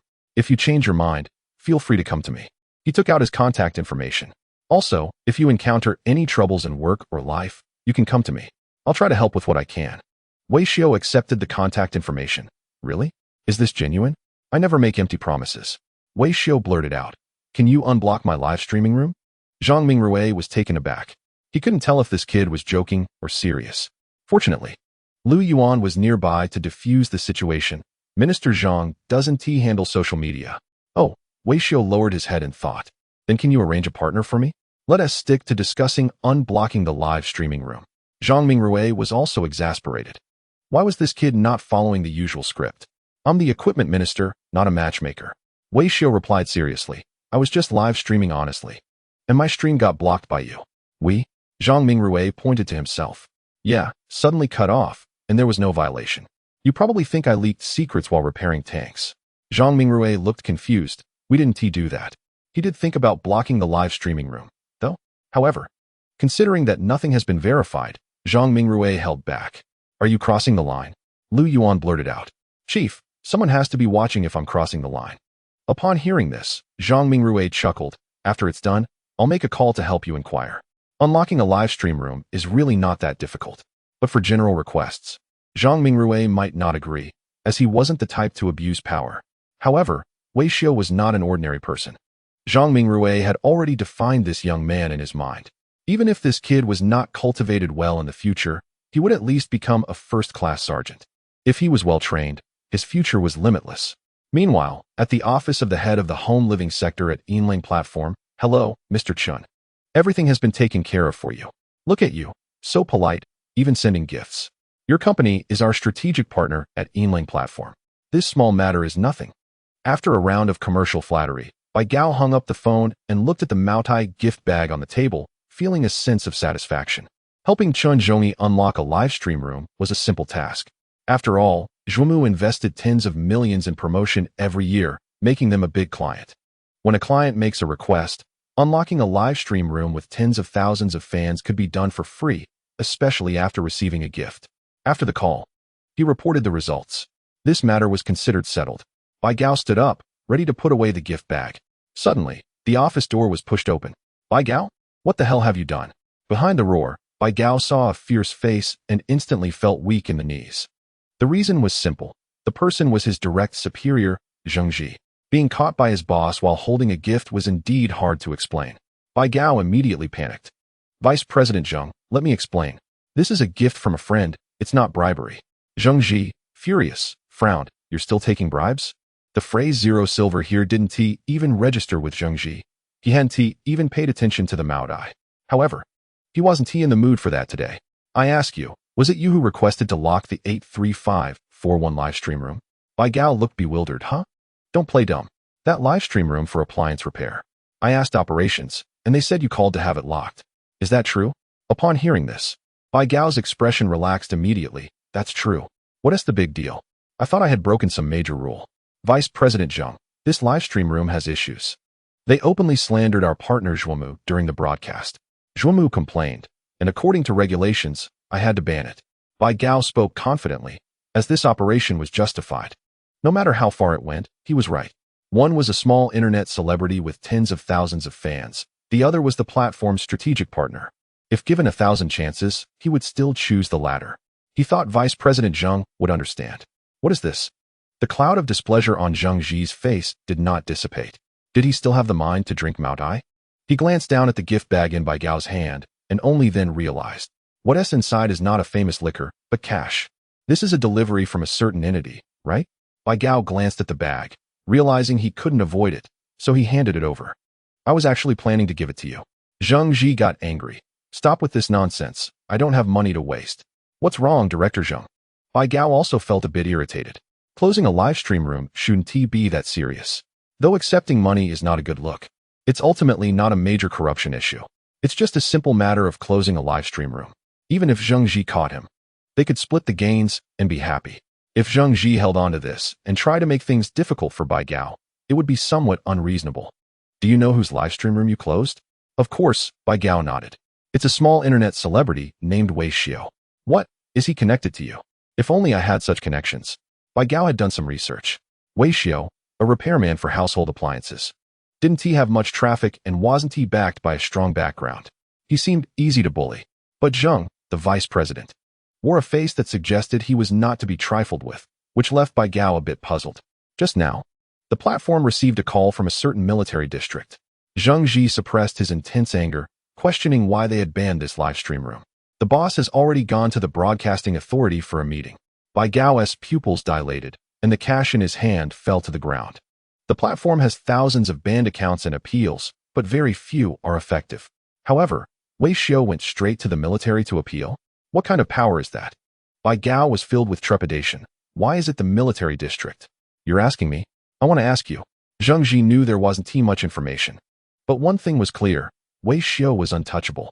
You need to unban his live stream room immediately. Assign 2 dedicated supervisors to his room. From now on, if anything happens in room 83541, notify me directly. Bai Gao was so scared he couldn't even speak. I'll take care of it right away. Wait. Zheng Ji suddenly reached out. You just said it was a complaint from a certain platform? Bai Gao nodded blankly. Yes. They said Wei Xiao was slandering and they want to send him a lawyer's letter. Immediately withdraw all promotions from that platform. If they want to seek trouble, don't drag me into it. Zheng Ji was desperate to survive. When titans clash, the small fry suffer. No matter what disputes there are between the platform and Weixiao, it seems the platform has hit a rough patch. Chapter 12. You were asked to apologize. How did you become the plaintiff? Bai Gao is taking money and not doing his job. In the van, Chen Zhongyi was furiously holding his phone. ISNT, this guy still live streaming? The PR manager Feng Chong glanced at his phone. He really is. Weixiao's livestream room was surging with popularity. With over 1,000 viewers, he was evidently becoming a moderately successful streamer. Feng Chong couldn't make sense of it. Logically, since the platform took the money, they should have banned the livestream room. Feng Chong suspected the boss had offered too little, so he asked, "Boss, what gift did you give the platform?" Chen Zhongyi thought for a moment and got angry. A whole bag of that famous liquor. That almost made Feng Chong look very clever. The level of someone like Bai is probably not even worth Mao Dai's attention. Damn it, there's 100,000 in cash in the bag. Chen Zhongyi gritted his teeth fiercely. Logically speaking, 100,000 should be enough for them to close a live stream room. After all, it's just a side job. But, right now, Weixiao is still swaggering in the live stream, welcoming his fans. The more he thinks about it, the angrier he gets. He rolls down the car window and looks at the Victory Appliance repair shop across the street, clenching his fist.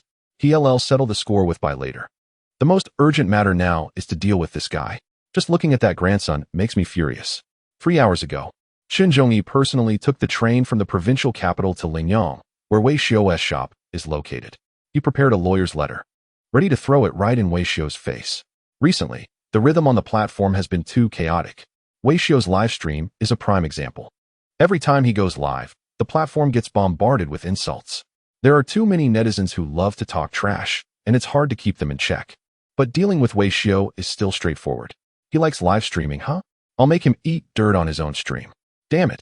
Chen Zhongyi opened the car door and got out, striding towards the shop with a determined demeanor. Don't spread nonsense. I just took a break for 2 days. I didn't go anywhere. Weixiao quickly clarified as he saw the outrageous guesses in the comments. The comments were just joking around, unaware of the real reason for his absence.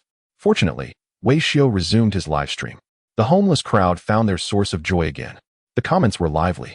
Wei Gu, I couldn't eat or sleep properly while you were gone. Even my period got messed up. At least you're back. I'm a fan of yours now. Without you, my 2 free lollipops are about to expire. You're not sick, right? Why do you look so healthy? After being away, seeing familiar usernames engaged him, and Weixiao felt quite gratified. The key was, the popularity today was also very high. As soon as he started broadcasting, there were over 1,000 viewers. In the past, it was a miracle to gather 500 after streaming for half a day. Indeed, the harder you work, the luckier you get. Weixiao guessed that perhaps his efforts had been noticed by the platform. Just as he was feeling good about himself, 2 figures appeared outside the shop. Is Weixiao here? A man in a suit asked arrogantly.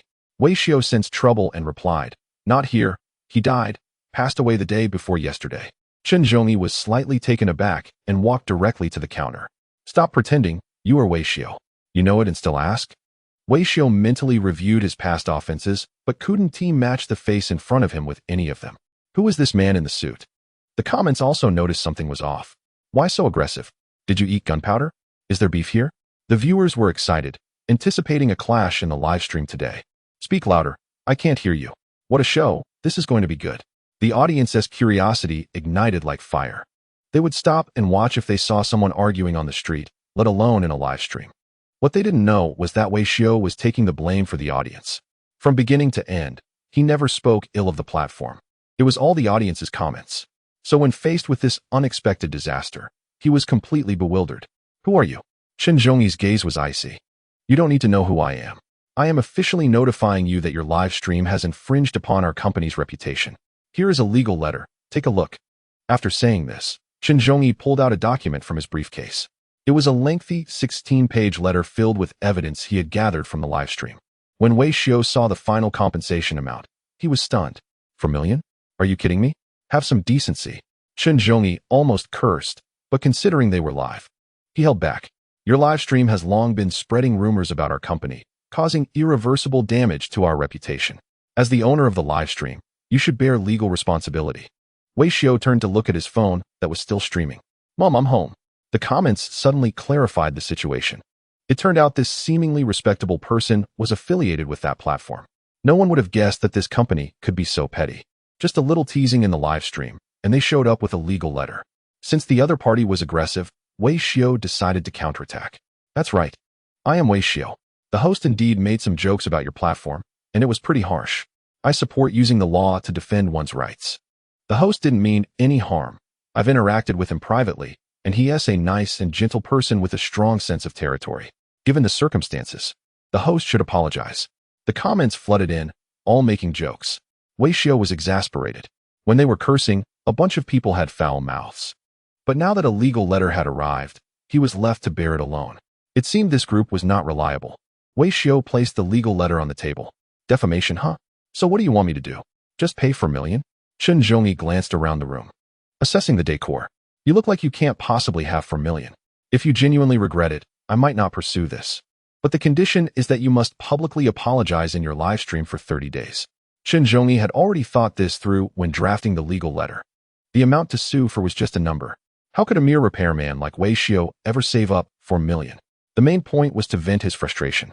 Wei Xiao's live stream still had some popularity. It was much more effective than a formal apology. You should have said that earlier. Wei Xiao smirked, thinking it wasn't a big deal. Coming from humble beginnings isn't a shame. Being able to bend and stretch is what makes a man. I'll give you the apology now. As he spoke, Wei Xiao picked up the selfie stick, his expression turning sorrowful. Everyone, this is an apology video. Just now, I received a complaint from the platform, claiming serious damage to their reputation. For this, I sincerely apologize. Chen Zhongyi was slightly taken aback. This kid really had a soft spot. The expressions and wording were well handled, smooth as silk. Is this person a professional apologist? As Wei Xiao spoke, his expression grew increasingly sorrowful, as if something unfortunate had happened at home. I shouldn't have said that the technician is a repair assassin. I shouldn't have mentioned that they charge $450 for fixing a plug. I shouldn't have said they overcharge for minor repairs while neglecting serious ones. I shouldn't have pointed out that there were over 150,000 complaints in 6 months. I shouldn't have noted that they take a 95 commission on each order. Huh. Chen Zhongyi, standing nearby, suddenly realized something. Wait a minute. You were asked to apologize, and now you've turned into the plaintiff? Chapter 13. Profound and mysterious. The apology conveyed a polite, yet sarcastic feeling. At the airport, if you don't understand, just ask, what's wrong with the technician? Scamming in the name of repair. I suggest reciting the host's apology in full to understand the limits of this platform. Reverse apologies are impressive. I looked it up. This platform is indeed something else. I can't stop laughing. The way the host delivered the apology was quite something. How did you perfectly blend cowardice and boldness? It's captivating, and I suggest a long-term series of apologies. The bold moves completely ignited the live stream. The comments started flooding in with references to the technician's bold actions. Those who hadn't seen the previous episode were confused, but quickly caught up. They joined the campaign against the technician. The key point is that Wei Xiao's approach was incredibly astute. One moment he was timid, the next he struck back hard. It seemed like an apology, but it was actually a strategic retreat. In the online world, it's all about emotions. He cleverly avoided compromising with the platform while also sidestepping a direct confrontation with Chen Zhongyi. You want me to apologize? I did it. If you're not happy, go ahead and bite me. In contrast, Chen Zhongyi appeared like a rookie in front of the camera, undergoing military training. With his limited understanding, it would take him some time to grasp the situation. By the time he figured it out, it would be too late. Thousands of viewers had witnessed this apology, and many had started recording, preparing for creative dissemination. Wait, don't apologize anymore. Chen Zhongyi immediately stood in front of the camera. Wei Xiao, with genuine emotion, insisted, no, I was wrong. This apology must be made. I still have half of what I want to say. Don't say any more. I don't want this kind of apology. I have to say, if you get hit, stand straight. If you make a mistake, you must correct it. Wei Xiao was resolute. Not only will I apologize, but I will also apologize for 30 days straight. Brothers, I will compile a collection of apologies. When the time comes, please support me with some donations. Chen Zhongyi then realized he had kicked a metal plate. But Wei Xiao, already fired up, could not be stopped. The two of them immediately started arguing in the live stream. Stop it. Suddenly, a loud shout came from outside. What are you two doing?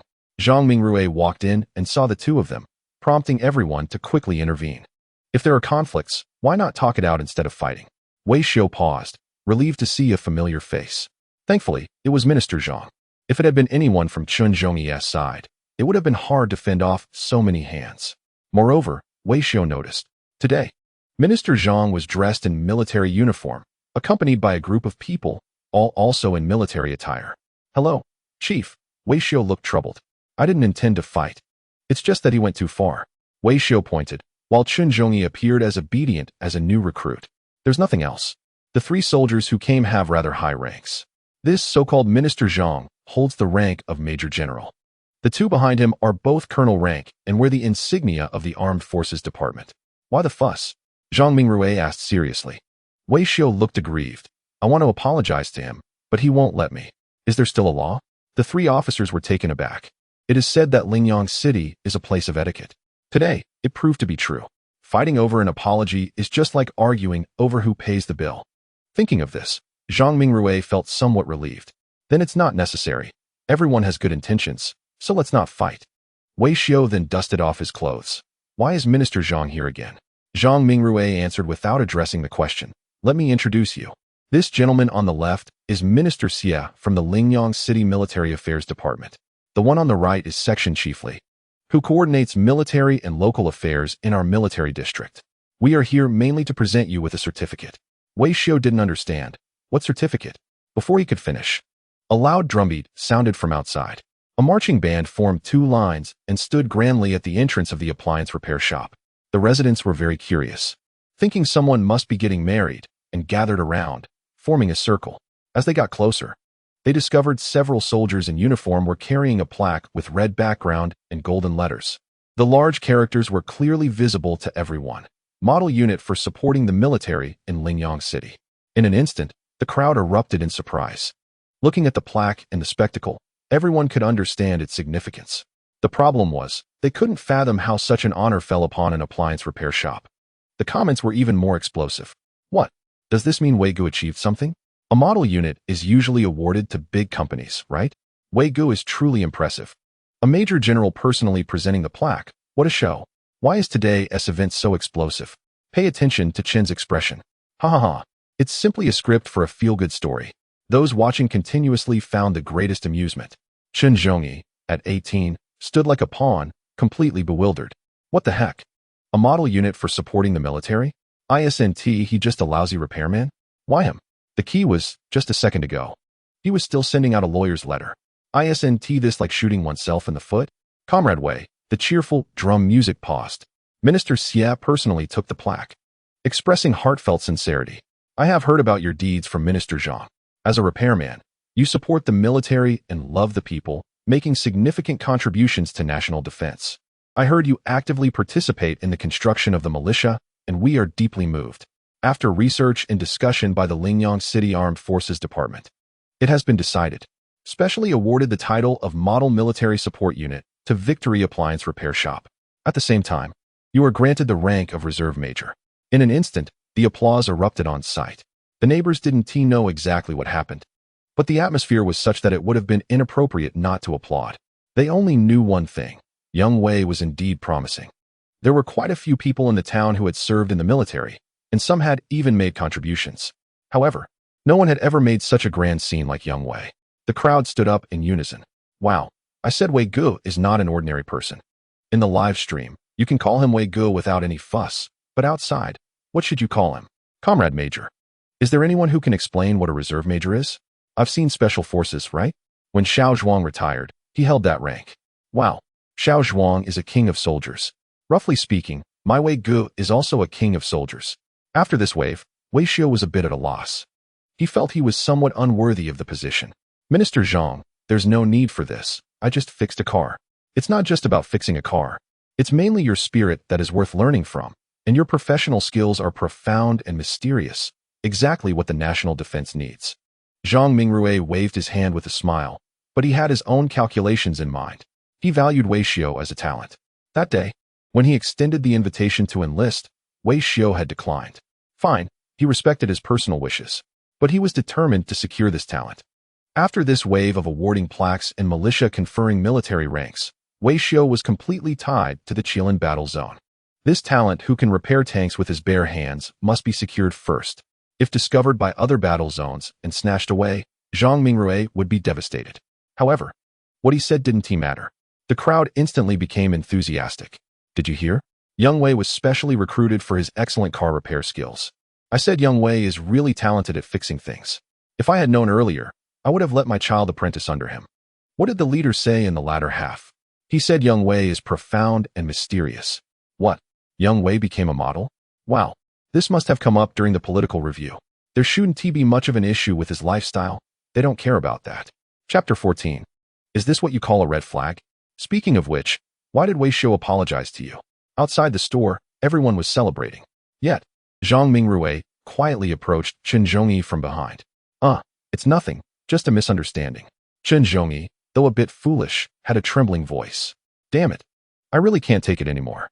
These days, the platform has been plagued by scandals. The internet is full of people criticizing, saying the platform's fees are high. Chen Zhongyi didn't want to endure it anymore. He wanted to make an example to deter others. After much deliberation, he thought Wei Xiu was suitable. He had some traffic, but it wasn't too much. A lawyer's letter could scare him half to death, so he confidently came to pick a fight. Little did he expect that this soft target had the toughest backing. He didn't dare to tell the truth to the leader in front of him. Don't pretend. Zhang Mingrui suddenly smiled coldly. I know you're looking for trouble with him. I also know it was you who shut down his live stream. Chen Zhongyi turned around in panic, feeling utterly terrified. This general's anger is truly frightening. The most terrifying part is that Zhang Mingrui still had his hand on his shoulder. Mind your own business. If you cause trouble for Wei Xiu again, it won't be as simple as me having a talk with you. Chen Zhongyi felt a chill run down his spine, completely frozen in place. He had 1,000 excuses but couldn't utter a word. The atmosphere was filled with an overwhelming sense of pressure. Chief, just stop talking. Disappear. Zhang Mingrui waved his hand as if shooing away a dog. Chen Zhongyi obediently left the store like a lost soul. About 15 minutes later, the noise of the celebration gradually subsided. Wei Xiu returned to the store, feeling like something was missing. Where's that Chen guy? He left, Zhang Mingrui said with a slight smile. He asked me to congratulate you on his behalf. Why do I find that hard to believe? What kind of person is Chen Zhongyi? Can a dog spit out ivory? He probably got scared after realizing he joined the ranks and left in a hurry. But it's for the best. On a joyous occasion like this, having him around would be a bit unlucky. Wei Xiu didn't care much about such people and wasn't interested in a confrontation. After all, one shouldn't bite back at a dog that bites them. Seeing that Zhang Mingrui had no intention of leaving, he directly asked, Minister Zhang, you're not giving me this plaque for free, are you? Zhang Mingrui was caught off guard. What? Don't play dumb. You came all this way and won't give me a plaque? I find that hard to believe. Zhang Mingrui's face showed a mix of surprise and admiration. You really are clever. I do have something I need your help with. Don't say it. Don't say it. Wei Xiu's insight was no joke. He had seen through Zhang Mingrui's intentions from the start. It was indeed as Wei Xiu thought. This plaque couldn't be obtained for nothing. It's like this. I have a car that broke down, and I want to trouble you to fix it. Is it a battle-damaged version? Wei Xiu asked. A bit PTSD from the previous experience. Not that serious, just some issues with the chassis. What car? Zhang Mingrui replied succinctly, Hongqi. Where's the car? Did you bring it? Zhang Mingrui waved his hand. No, it's at the base. Come with me to take a look. All right. Wei Xiu nodded in agreement and then turned to the screen. Family. Happy times are always short. Here comes the end. I'm going offline. Wishing my supporters a long life, always clean and fresh. 886. The comments kept rolling in. Is that it? Can I see your pants? You finally went live again, but only for 40 minutes? The host is really short. The viewers expressed their reluctance. But some rational ones analyzed the key points from the limited information. Wait. The general asked Wei Xiu to fix his car? My favorite host is being requisitioned? 666. The Hongqi must be the most expensive car Wei Xiu has ever worked on, right? The viewers exclaimed in awe. Wei Xiu suddenly transformed from an obscure small streamer into a sought-after mechanic by the military. Even generals personally visit to invite Wei Xiu to fix their vehicles. Who wouldn't be confused upon hearing this? After more than half an hour, the vehicle arrived at a remote base 10 kilometers away. Wei Xiu got out and felt a chill, instinctively tightening his clothing. Is the vehicle here? No, it's here to transfer to a helicopter. The vehicle is at the command center in the combat zone. It was then that Wei Xiu noticed a dark green helicopter parked not far away. Immediately, information appeared in his mind. Z-20 transport helicopter, WZ-10 engine 2. Cruising speed 270 kilometers H, integrity 100. Seeing the system information, Wei Xiu couldn't help but smile. This thing better be 100%. I wouldn't dare to ride if it's missing even a bit. However, it must be said that this was Wei Xiu's first time riding in a helicopter, and he couldn't help but feel a bit excited. Zhang Mingrui was different. With a star on his shoulder, the helicopter was one of his regular means of transportation, so he easily helped Wei Xiu with some psychological counseling. Buckle your seatbelt. The last time a plane had an accident, those who didn't wear seatbelts ended up with serious injuries. It was terrible. Wei Xiu's throat tightened as he securely fastened his seatbelt, asking, "So if I buckle up, it'll all be fine, right?" "Well, if you buckle up and something happens, you'll still be fine when you land, just like a living person." Initially calm, after hearing that, Wei Xiu became extremely tense. "Wait, does that mean it's deadly?" Zhang Mingrui couldn't help but chuckle. "Just joking. I said that to ease your nerves. I wasn't even nervous until you said that." Wei Xiu gave in. Despite Zhang's serious demeanor, he had a knack for joking about safety. Soon, the helicopter reached the designated altitude, the body tilted slightly, and it sped off in one direction, disappearing into the mountains. Half an hour later, the view opened up again. Modern buildings towered on the ground, surrounded by the constant sound of engines. There were tanks, wheeled vehicles, and even the distant roar of engines reminiscent of dragon cries. This was a combat readiness base in the region, combining multiple forces. The vehicle that needed repair was currently parked here. After a brief introduction, the helicopter landed smoothly, before Wei Xiu's feet could fully touch the ground. Several soldiers on the tarmac saluted Zhang Mingrui in unison, greeting him with a powerful "sir." It was evident that the soldiers at this base were no joke. Their every move exuded an air of inviolable authority. As they walked from the tarmac, about 7 or 8 squads of soldiers continuously saluted Zhang Mingrui, who was like an emotionless nodding machine, returning salutes without pause. They finally arrived at a massive outdoor warehouse.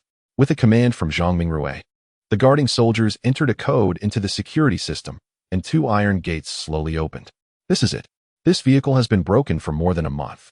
We've tried several groups of people, but no one could fix it."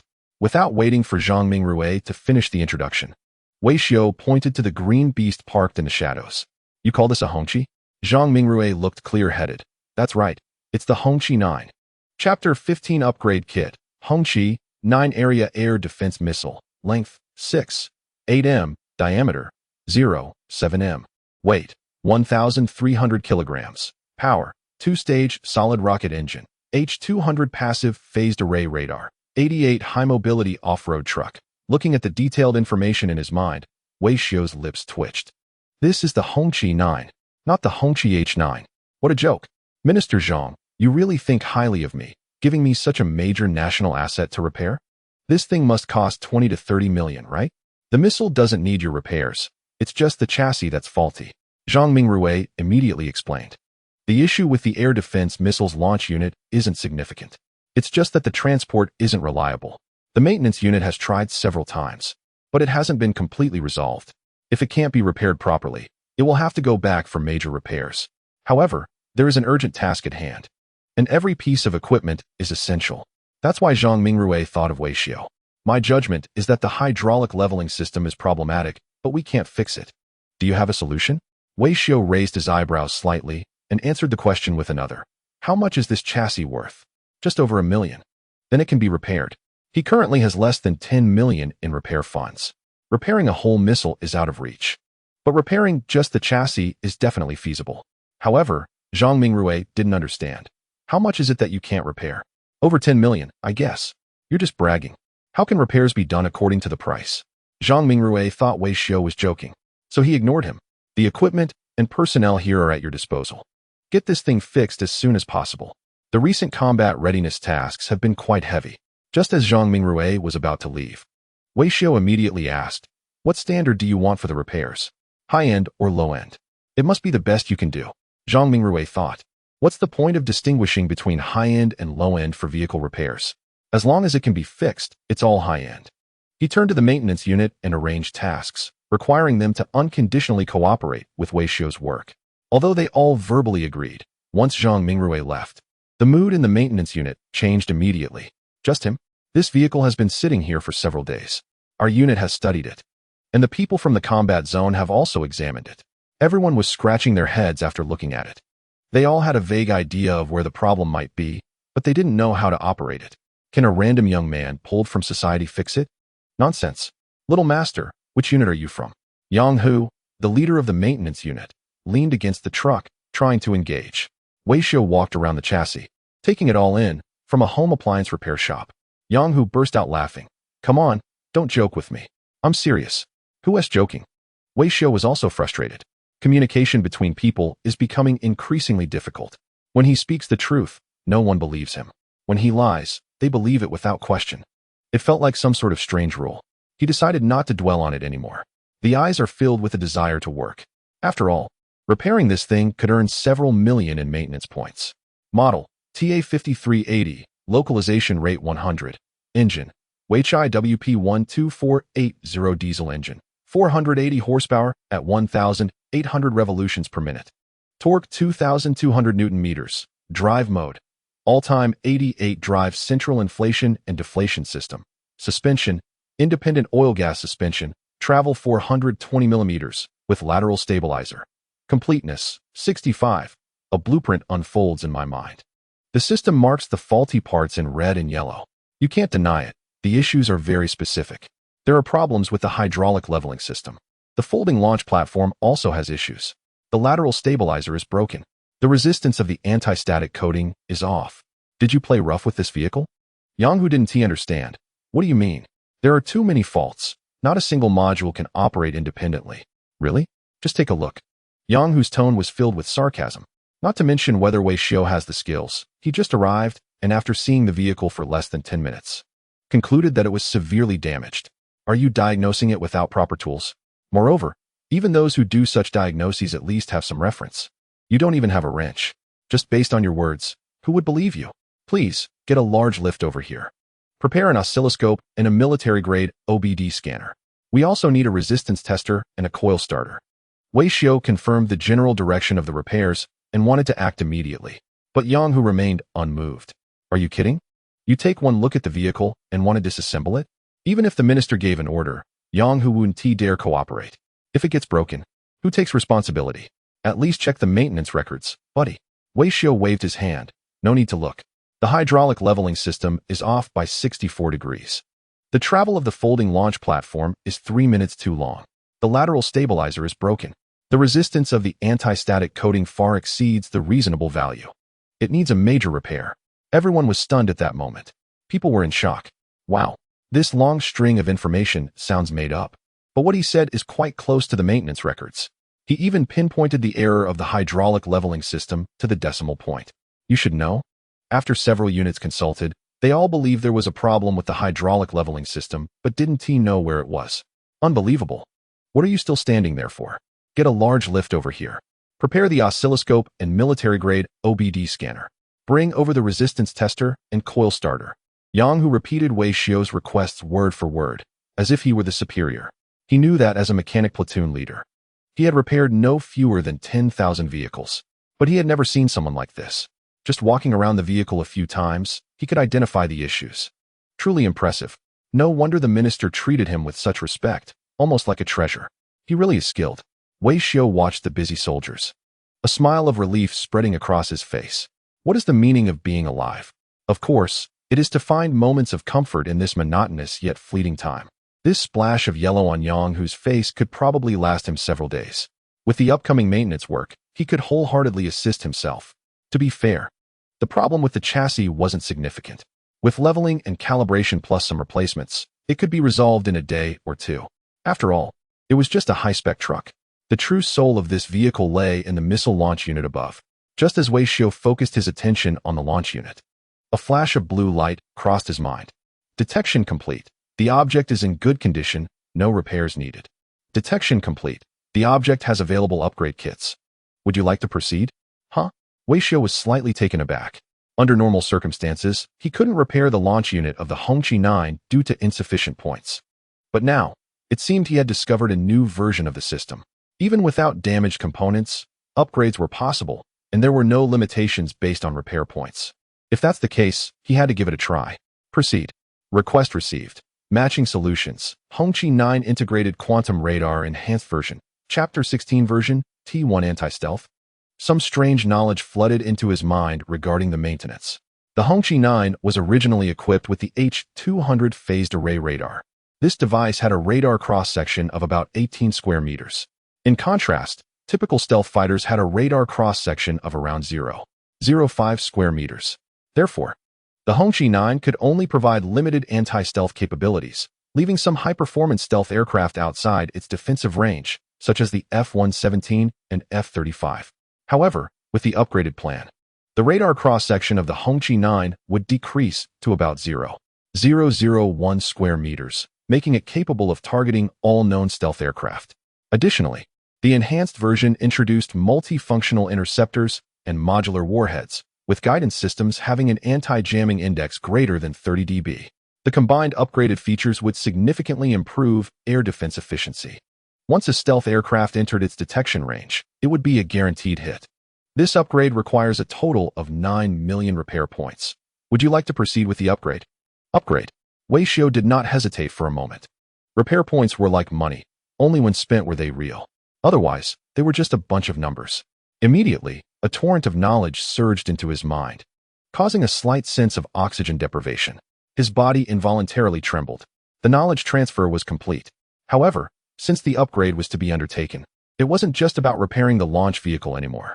Under normal circumstances, the minimum combat unit for the Hongqi 9 consisted of 8 vehicles, 1 radar vehicle, 1 command vehicle, and 6 launch vehicles. Once an upgrade was initiated, both the command vehicle and the radar vehicle would also need to be involved. Company Commander, could you please? Wei Xiao stopped Yang Wu. Bring over the launch vehicle and the radar vehicle together. Yang Wu looked completely bewildered. It's just that the chassis of the launch vehicle is damaged.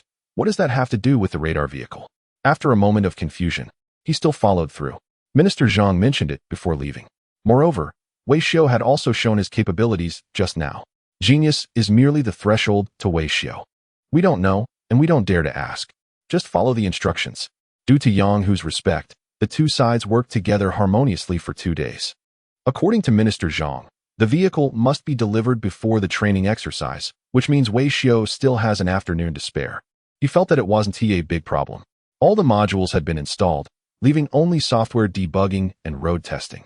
Software debugging was relatively simple and could be done at the base. Road testing took a bit more time because the vehicle had to run a certain distance at a specific speed to test the durability of the newly installed modules in order to gather data. So, after lunch, Wei Xiao and Yang Wu took the same vehicle to collect data, while the other 4 soldiers drove the radar vehicle and command vehicle respectively. The convoy of 3 vehicles set off from the base towards the national road. Boss, shouldn't we put on a learner permit sticker? On National Highway 401. A brand new Porsche 911 exited a gas station. Sitting in the driver's seat, Shen Yihan didn't take her assistant's reminder seriously. Why should we put on a learner's permit sticker? Because traffic regulations state that you must display a learner's permit for 1 year after obtaining your driver's license. Shen Yihan scoffed. Please. I took my driving test 6 times. That's already a year. I don't need a sticker. What a joke. A brand new Porsche 911 Carrera 30T in whitestone color. And I have to stick a hideous yellow learner's permit sticker on it? That would mean I bought this 911 for nothing. She was a top streamer known for her charisma and looks. And this car was a significant investment from her loyal fans, so she cherished it greatly. When her assistant couldn't persuade her, he stopped pushing the issue. The learner's sticker wasn't a big deal. The key was that Shen Yihan's driving skills were still questionable, making her quite anxious throughout the journey. Boss, can we slow down a bit? The road conditions on the national highway are quite complicated. I know, I'm gently tapping the brakes. Shen Yihan was a bit impatient. But we're almost at 80 km/h, and the speed limit here is 60. I know. I said I was braking. Shen Yihan was really angry. If she had known, she wouldn't have brought her assistant along to buy the car. She was venting her frustrations, and the car wasn't helping either. She began to doubt if the car was faulty. I've been tapping the right pedal. What can I do if it doesn't slow down? Her assistant was nearly losing his mind. Boss, the left pedal is the brake. The car was still accelerating. As they approached an intersection, the assistant, driven by a strong survival instinct, immediately turned the steering wheel. Just then, a green truck was coming down the opposite lane. Brake.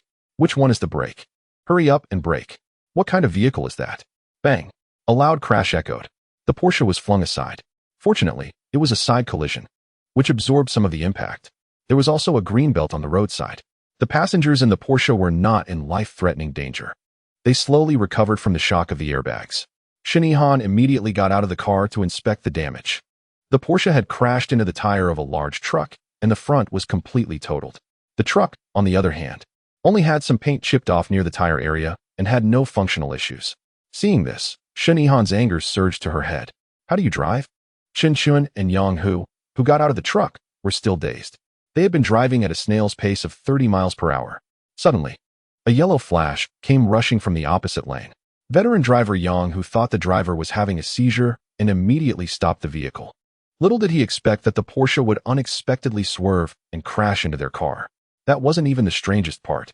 The other party actually questioned how they were driving. Is this a question a carbon-based life form would ask? No, ma'am, we were going straight. So what's wrong with going straight? Shin Yi-han placed her hands on her hips. Isn't it you who crashed into me? My front is completely crumpled. Hearing this, Wei Xiu realized they were in trouble. This was the highest combat-capable profession at the moment, and there was no way to win. Thinking of this, Wei Xiu tugged at Yang Hu's sleeve. Brother Yang, let's go. Facts speak louder than words. But a woman's argument outweighs facts. Yang Hu was stunned for half a second before he understood the hint and nodded in agreement. In similar traffic accidents, regardless of whether military vehicles were at fault, they could leave. There would be follow-up coordination from the logistics support team. Moreover, they were not driving ordinary vehicles today, so it was best not to linger. Thus, facing Shin Yi-han's furious yelling, Yang Hu and Wei Xiu turned to head back to their car. At this turn, Shin Yi-han exploded. Who allowed you to leave? Looking at the woman blocking their way, Wei Xiu pouted. We have matters to attend to. Someone will contact you later. Nonsense. I've already had my assistant call the police, and no one is allowed to leave. Wei Xiu pointed to the license plate. Sister, take a look at what kind of car this is. So what if it's a broken truck? I just got this 911. The price of one tire could buy you a whole car. Wei Xiu's head was buzzing. Let's not even talk about how much your Porsche's wheels are worth, or if it could be swapped for an ordinary truck. Open your big eyes and take a good look.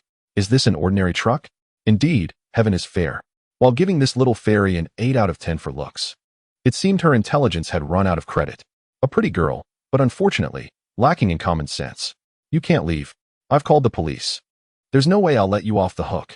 Shin Yi-han walked to the side, cursing with her phone in hand. Yang Hu was also a bit confused.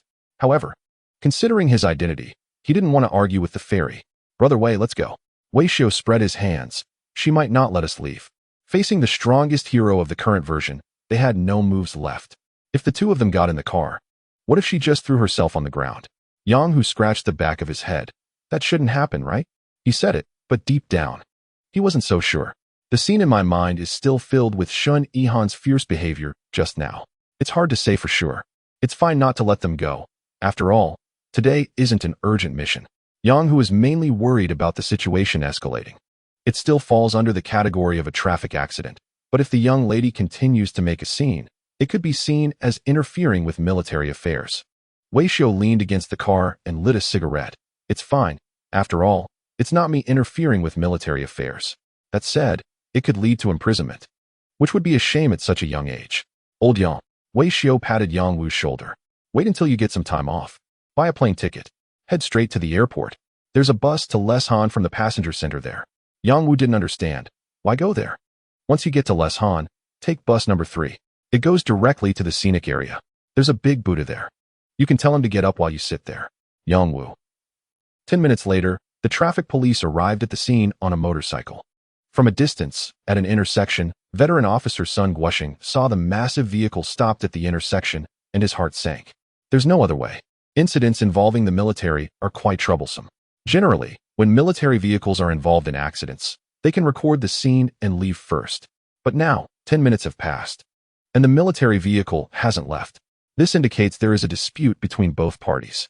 At this moment, many civilians had gathered at the intersection, and the scene was chaotic, almost getting out of control.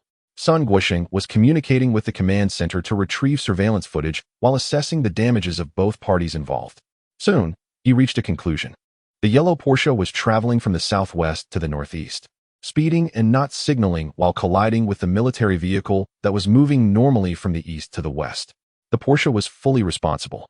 I need both parties to sign the accident responsibility form, and then we'll quickly deal with the vehicles involved. His words were interrupted as Shin Yi-han exploded again. Why am I fully responsible? Can't you see my car is severely damaged? His car is fine. Sun Guosheng, operating the police terminal. Explained, traffic accident responsibility is not determined by vehicle damage. So they have no responsibility at all? Sun Guosheng replied. They were driving straight, so they bear no fault. Then why didn't they let me go?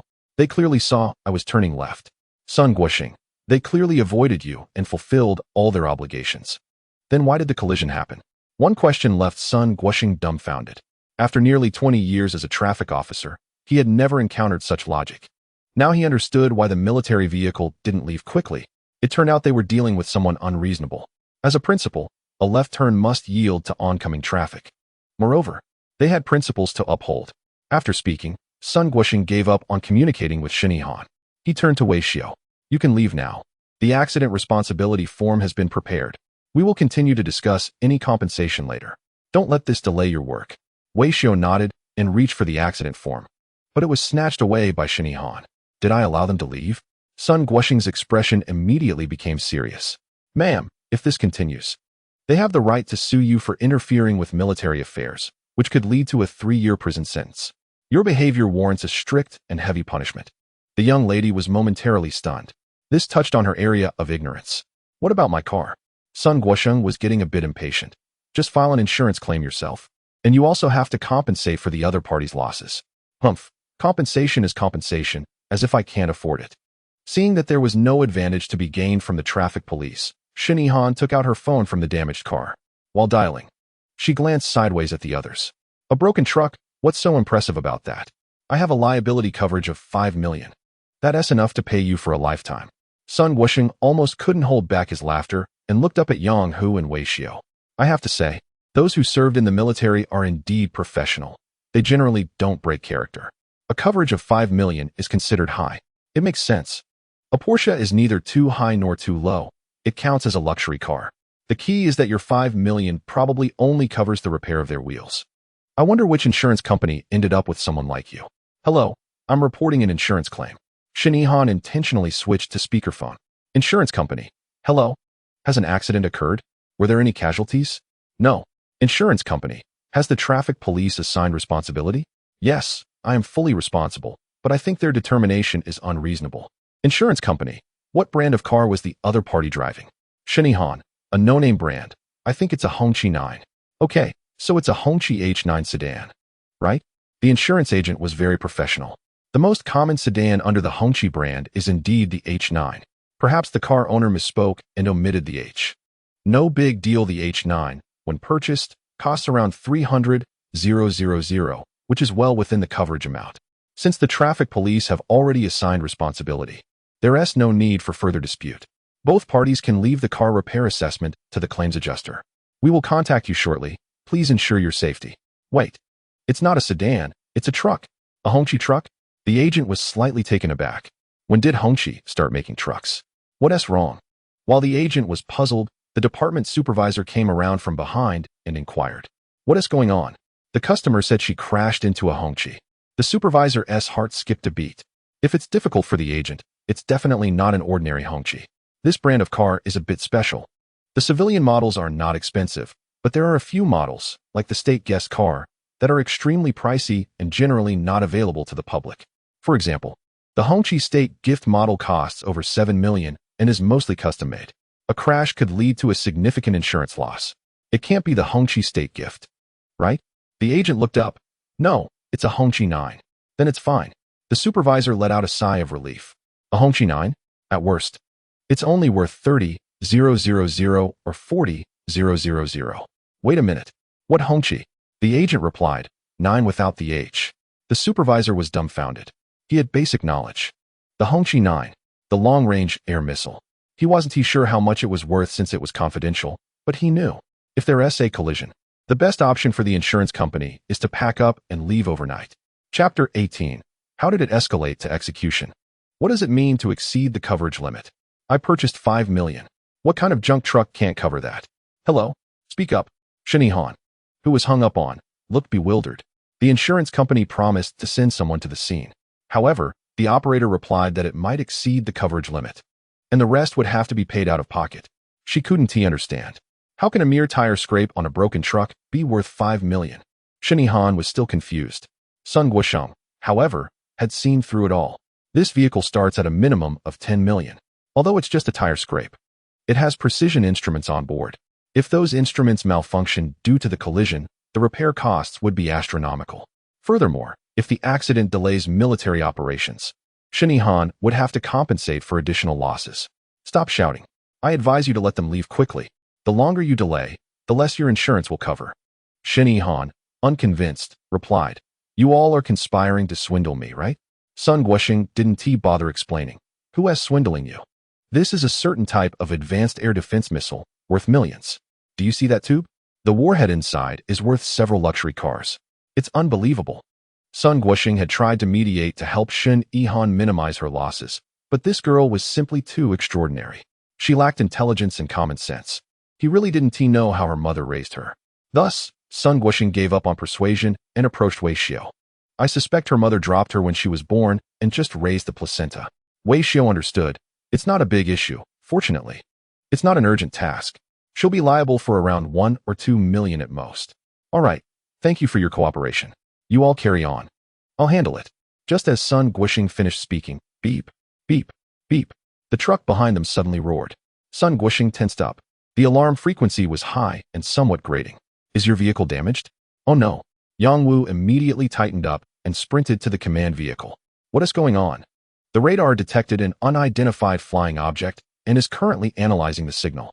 According to Wei Xiao's instructions, when the vehicle left the base, the command vehicle and radar vehicle were operating normally to test the system's coordination while in motion. It's normal for the radar to detect signals. But what the heck is an unidentified flying object? Is it a test signal? Yang Wu questioned. Wei Xiao responded first. No, the friend or foe identification module is functioning properly. After hearing Wei Xiao's answer, Yang Wu was dumbfounded. If the vehicle was equipped with a normal friend or foe identification module, it shouldn't issue an alarm, because they were currently inland. Even if there were planes in the sky, they would only be military or civil aviation aircraft.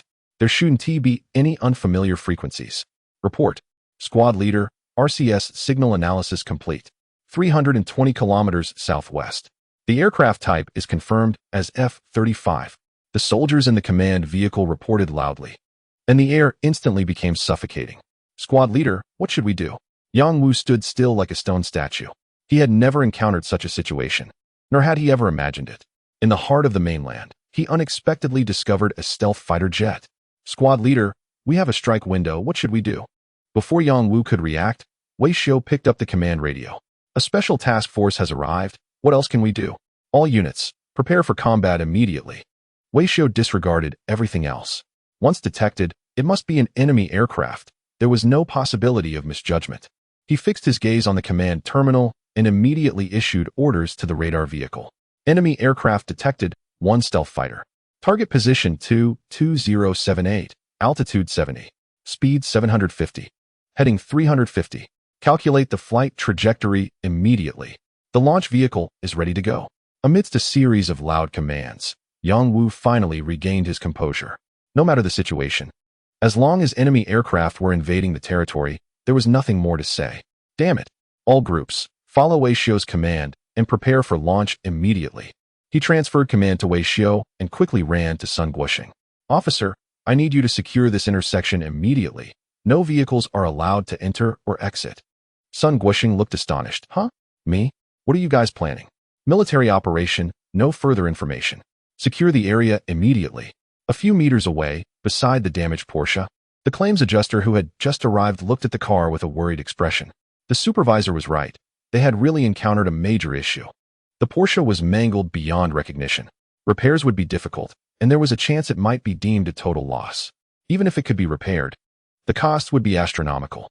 This was just one party in an accident, not to mention there was still a military vehicle parked in the distance. Ms. Shun, I'm afraid it's not looking good. Your car will likely be deemed a total loss. The other vehicle's damage had yet to be assessed. 5 million might not be enough. Shinihan exploded. Why? You haven't even seen their vehicle.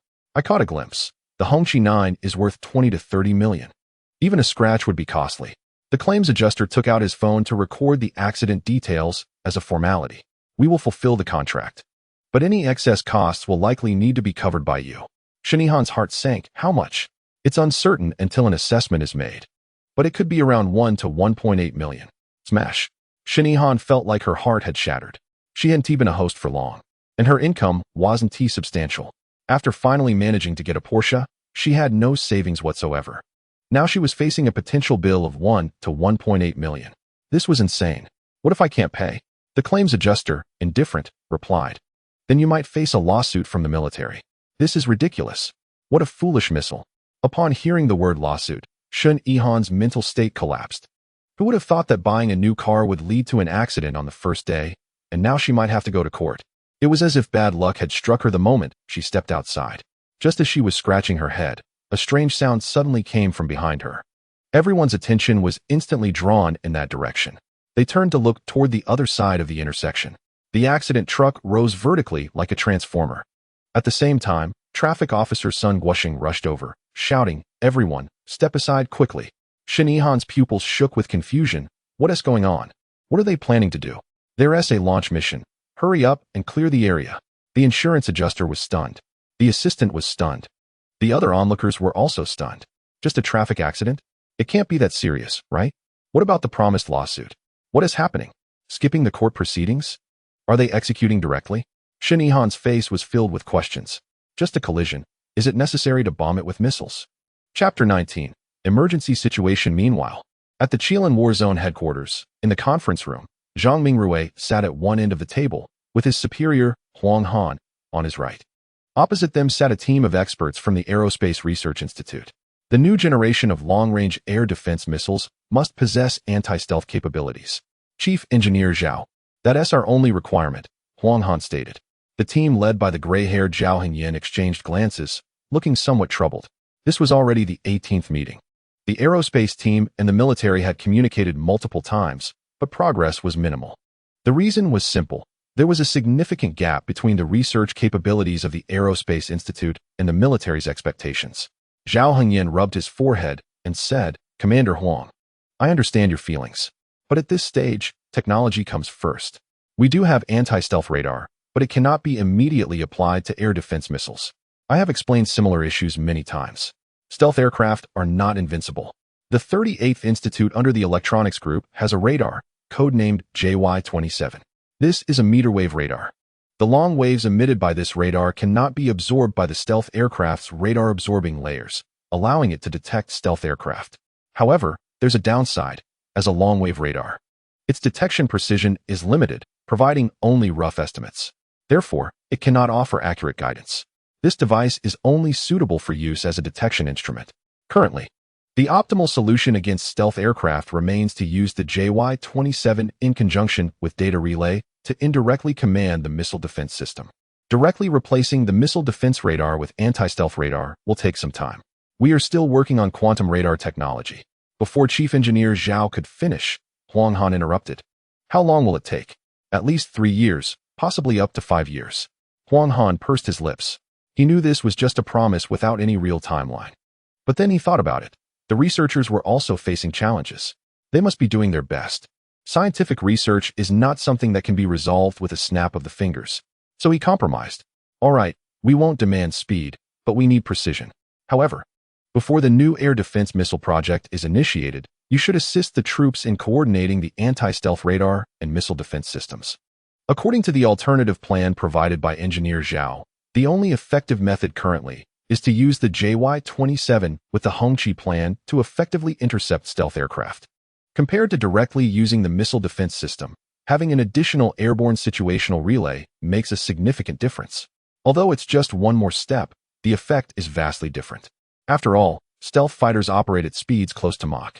In half a second, it can mean several kilometers. Since we're looking for alternatives, we must ensure proper integration.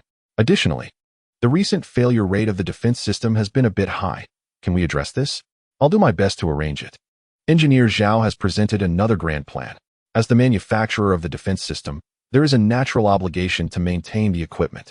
However, he also faces difficulties. Currently, a large batch of equipment is nearing its maintenance deadline, leading to an increase in failure rates.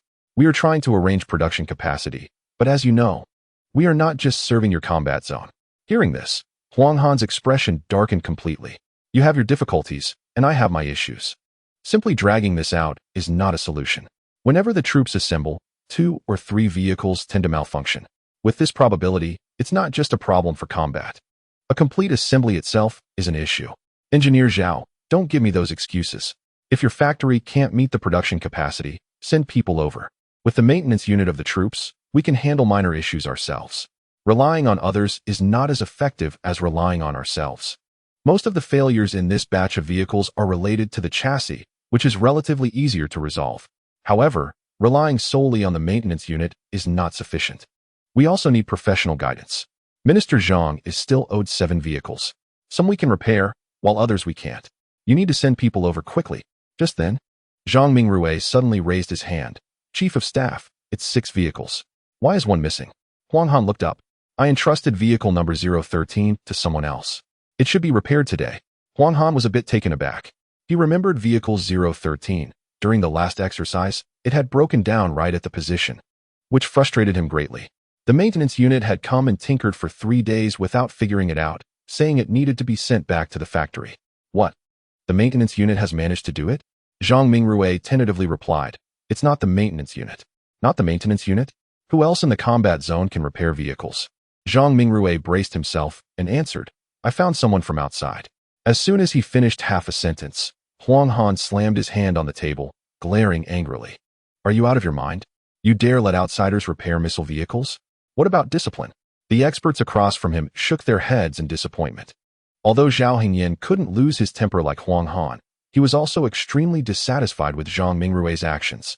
Minister Zhang, you are being foolish. I won't even mention discipline. The defense system is at least our best missile defense system. Can outsiders understand how to repair it? It's simply a joke on the international stage. Huang Han initially wanted to control his emotions and take a step back, but the more he thought about it, the angrier he became. He pounded the table with his finger. Zhang Mingrui, from now on, suspend your duties. If there are any issues with that vehicle, we'll see you in military court. Zhang Mingrui hurriedly explained. Chief of Staff, let me explain. The person we are discussing isn't just a civilian. He is now a reserve officer and quite skilled. No matter how skilled he is, can he fix a Hongqi? Do you take me for a fool? Huang Han, who was fuming, resembled a raging bull. Completely out of control. Just as he was about to unleash his wrath, a duty officer rushed in and saved Zhang Mingrui's life. Director Huang, there's a situation. A cold glint flashed in Huang Han's eyes, his imposing aura suffocating. Did you not see that I'm conducting an equipment meeting? The duty officer gulped, gathering his courage. It's an emergency. We've received intelligence that a certain type of advanced aircraft has taken off and is suspected to have entered our jurisdiction. What? Huang Han sprang up. Everyone, temporarily suspend the meeting. Follow me to the joint command room. An enemy aircraft is approaching, and we might be facing a serious situation. Chapter 20 Report Combat Resolution Attention. Salute. The atmosphere in the command center was tense. Huang Han stepped to the command position, his gaze sharp. No useless discussions during wartime. Sit. With a single command, all the officers anxiously returned to their posts. What is the situation? Huang Han furrowed his brow, looking towards the intelligence desk. Foam 4 satellite detected 3 advanced aircraft taking off from a certain base 15 minutes ago, heading towards 350 degrees. Our combat zone immediately activated emergency response and dispatched early warning aircraft for reconnaissance over the sea. 2 advanced aircraft were ultimately found in the 1135 area. Huang Han focused on the map. This area, a few dozen kilometers east, was within the air defense identification zone of another combat zone. So, you let a 5th-generation aircraft enter my airspace. As his words fell, the command hall fell silent. Only the Air Force officer stood up, bracing himself. Chief of Staff. After our analysis, this aircraft most likely experienced a malfunction or error. Under normal circumstances, advanced aircraft would not easily leave formation, especially without aircrew support. As a 5th-generation aircraft, the F-35 is a valuable asset for the opponent. Such models are not meant for frontline reconnaissance or assault missions. Furthermore, only 3 aircraft took off this time, without any early warning aircraft or wingmen. Therefore, the Air Force officer concluded that the opposing side might have lost their way due to electronic instrument failure. Huang Han acknowledged this assessment, but his frown did not ease. Regardless of the reason, this aircraft has already entered my airspace. This is unacceptable. I will hold you accountable later. His piercing gaze swept across the room. Air Force officer. Yes. Order. Launch an AWACS. Establish an aircrew forward command. Immediately dispatch for formations. totaling 28 J-15s, to investigate areas 1126 and 1171. Do not overlook any suspicious signals. Additionally, launch 2 formations of J-20s to provide long-range fire support. Understood. Information Support Desk. Yes. Order. The JY-27 radar in Zones 14 and 1517 is fully operational. Ensure the seamless flow of general data links. Immediately establish a stable ground-air link connection. Once a signal is detected, upload it to the air command immediately. No need for my orders. Engage if spotted. Understood. The ground forces must not be idle. Prepare for air defense. Yes. Deploy 6 air defense battalions to quickly assemble in Zone 514 in a tiered configuration. If the Air Force cannot find a target, then enemy aircraft must be in this area. Your radar cannot detect certain advanced aircraft. Closely monitor the information from the Air Command for any gaps. The engagement principles remain unchanged. Once a signal is acquired, share it immediately, compile the data, and complete the preparations.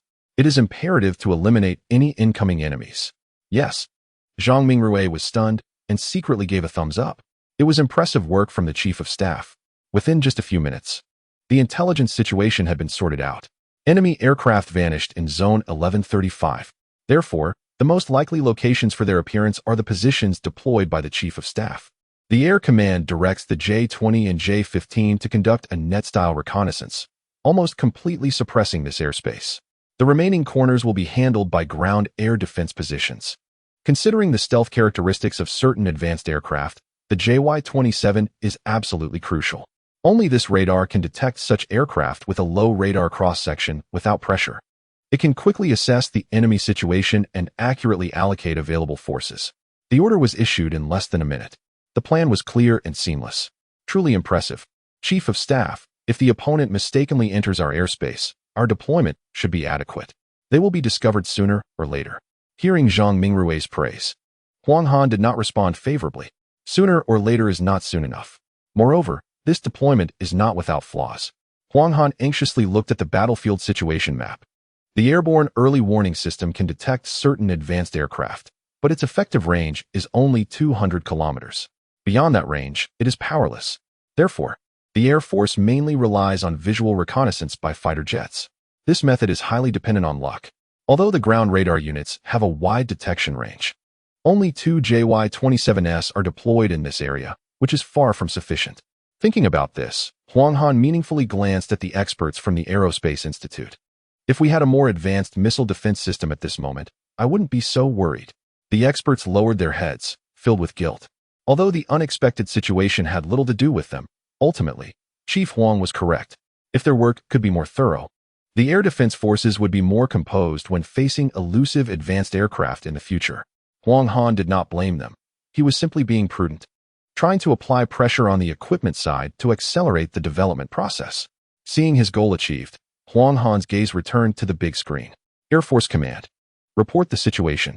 Tianshan 1 reports. Air Command has been established and is taking over the command of this operation. The J-15 team has detected signals from 2 enemy aircraft. The aerial data has been shared with multiple radars. The opposing side has initiated clear communication. It is suspected that the other aircraft is experiencing communication failures. Don't worry about those 2. I will send another team to handle them. Your task is to search for the missing aircraft. Understood. We have not yet located the lost fighter. Continue the search. Huang Han's CPU was processing rapidly. There was no doubt that this aircraft was likely experiencing mechanical failures, with navigation and communication systems down, and the opposing side was also anxiously searching. But that is not my concern. As long as you enter my airspace, even if you are completely out of control, you must be shot down. The current issue is that the forward command has been established, but no enemy aircraft have been detected. Where did it go? Ground report. Yes. The Air Defense Battalion has arrived at their positions and is awaiting data connection. All position commanders have reported their operational readiness. Good. Let us wait for the radar data. JY-27, what is your situation? Report. The radar has activated long-wave scanning. No suspicious signals detected yet. Damn it. Continue the reconnaissance. Huang Han couldn't help but express his frustration. His greatest hope rested on the JY-27 radar. But with both radars failing to detect any enemy aircraft, the situation was becoming serious.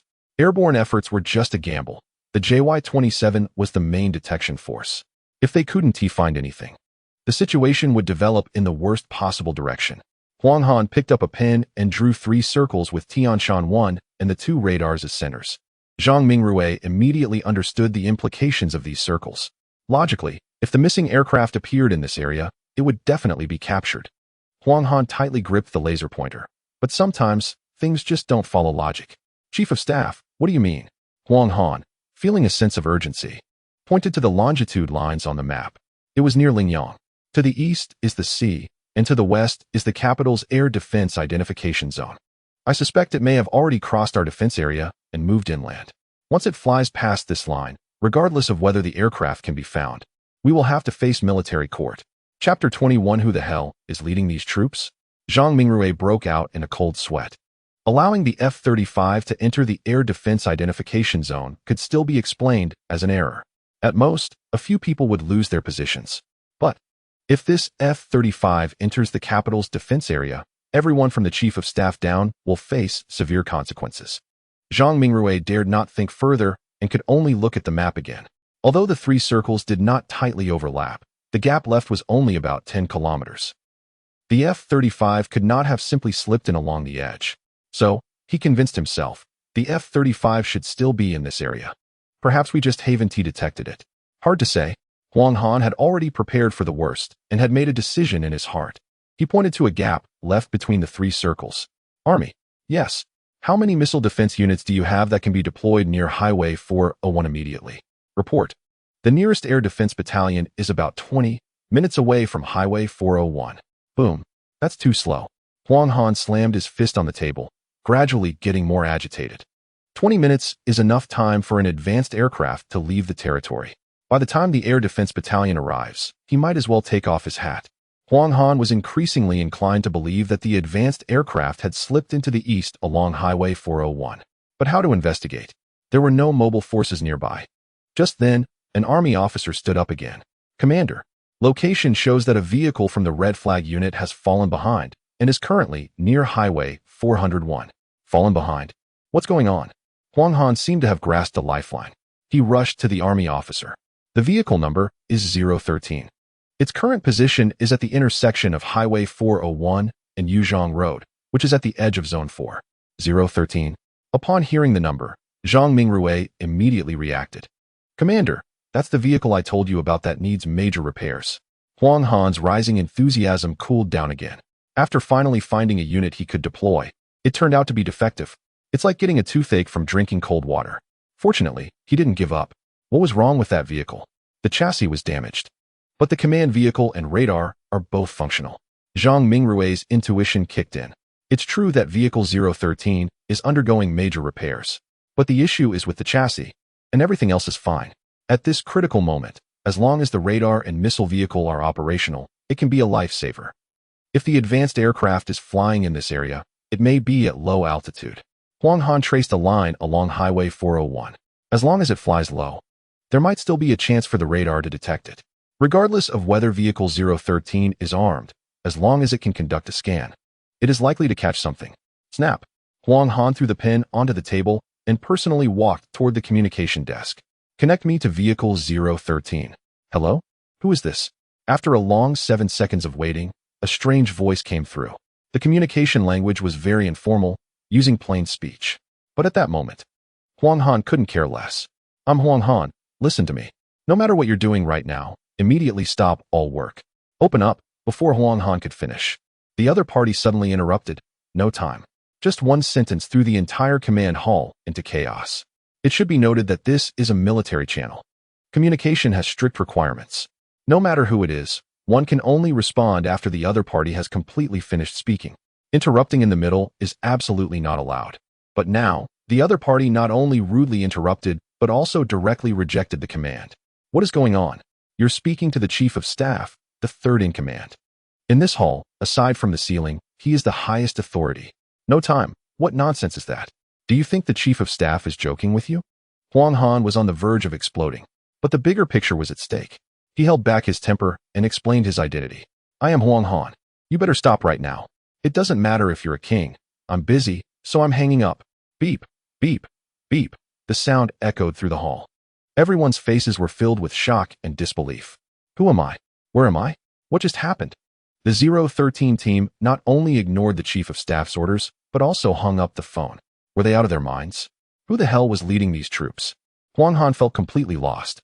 Continue calling. Find the person in charge of this team. He ordered, dismiss them on the spot. This is lawless behavior. Such is life. Good luck can't come one after another. But misfortune surely comes in droves. First, enemy aircraft intrusion couldn't be located. After finally finding a mobilizable unit, it turned out to be a bizarre phone call. This is ridiculous. Huang Han felt that his Chief of Staff position was coming to an end. Chief of Staff. Suddenly, someone from the radar station stood up. Area 7, altitude 8,000 meters. Anomalous infrared signals detected. The range is very large. Preliminary judgment. It should be caused by an explosion. F-35. Huang Han's blood pressure shot up. He rushed to the radar station. At this altitude, detecting an explosion means one thing. An aircraft must have exploded. Moreover, at this critical moment, the chance of a civil aircraft being in trouble is low. It can only be the F-35. The next moment, the intelligence desk also stood up. Report. The alert center has feedback from our combat zone. Officers witnessed an aircraft crash near Linyang town, asking if it was our aircraft. Hearing this, Huang Han was overjoyed. Have them seal off the site immediately and maintain order. No one is allowed to approach or take photos before we arrive. All department heads, follow me to the scene right now. As soon as he finished speaking, the operation room filled with rustling sounds. A dozen officers stood up and grabbed their wide-brimmed hats. Huang Han dashed toward the door. This day felt like a roller coaster ride, so thrilling. One moment, enemy aircraft were lost, and the next, his subordinates were disobeying orders. But thankfully, the outcome was good. At least the aircraft exploded. However, why did it explode at an altitude of 8,000 meters? It wasn't until he boarded the helicopter that Huang Han realized and turned to the staff. What units are near Linyang town? The staff replied immediately. Report to the commander. There are no friendly air defense units or aerial forces nearby. Are you sure? Huang Han furrowed his brows. Sure. There is only one infantry battalion. And they definitely can't reach 8,000 meters. Huang Han asked, what about the nearest unit? Report. It's the 013 team that just disobeyed orders. Hearing this code, Huang Han got angry. Impossible. Linyang town is over 300 kilometers from Route 401, beyond their range. Huang Han's face was filled with doubt. Strange things happen every day. But today was particularly strange. The airplane exploded at an altitude of 8,000 meters, and the possibility of a malfunction is low. Even if the aircraft experienced a failure and lost power, it should have fallen before the explosion. The fact that it exploded in midair indicates it was hit by something. The key question is, what hit it? This is truly bizarre. It feels like it could be a subject for a scientific documentary with multiple episodes. In any case, let the military law enforcement take control of the crew of Vehicle 013 first. Defying orders on the battlefield, they must be out of their minds. Chapter 22. The genealogy could definitely fill a page on its own. Wow, Brother Wei. Watching the signal disappear from the radar screen, Yang Hu was dumbfounded. Could we really have shot down an F-35? It was only 2 minutes from the time the aircraft was detected to the signal disappearing. In those 2 minutes, the adrenaline was off the charts, leaving him no time to consider anything else. Just do it. But after it was done, countless question marks and exclamation points were written across his face. Let's be honest. That was an F-35, a world-class 5th-generation fighter with top-tier anti-stealth capabilities. With just one missile from the Hongqi 9, the signal vanished instantly. It all felt like a dream. Beside him, Wei Xiu remained relatively calm. Be confident. You did shoot down the F-35. The signal has been relayed back, confirming the kill. Don't worry, your family's genealogy is going to fill a page now. The first battle was victorious. He attributed all the credit to Yang Hu. After all, he was just a mechanic. Although he had remained fearless in the face of danger, skillfully commanding the crew to achieve the target, humility was still important. What he valued most was the vehicle's performance. To be fair, this was the first real combat performance of the equipment he had repaired. If it were out of 10, it could score over 12,000 points. Very impressive. Both the upgraded performance and the reliability of the equipment had seen significant improvements. He didn't know much else. But if it had been a standard version of the Hongqi 9 here, it definitely couldn't have accomplished this mission.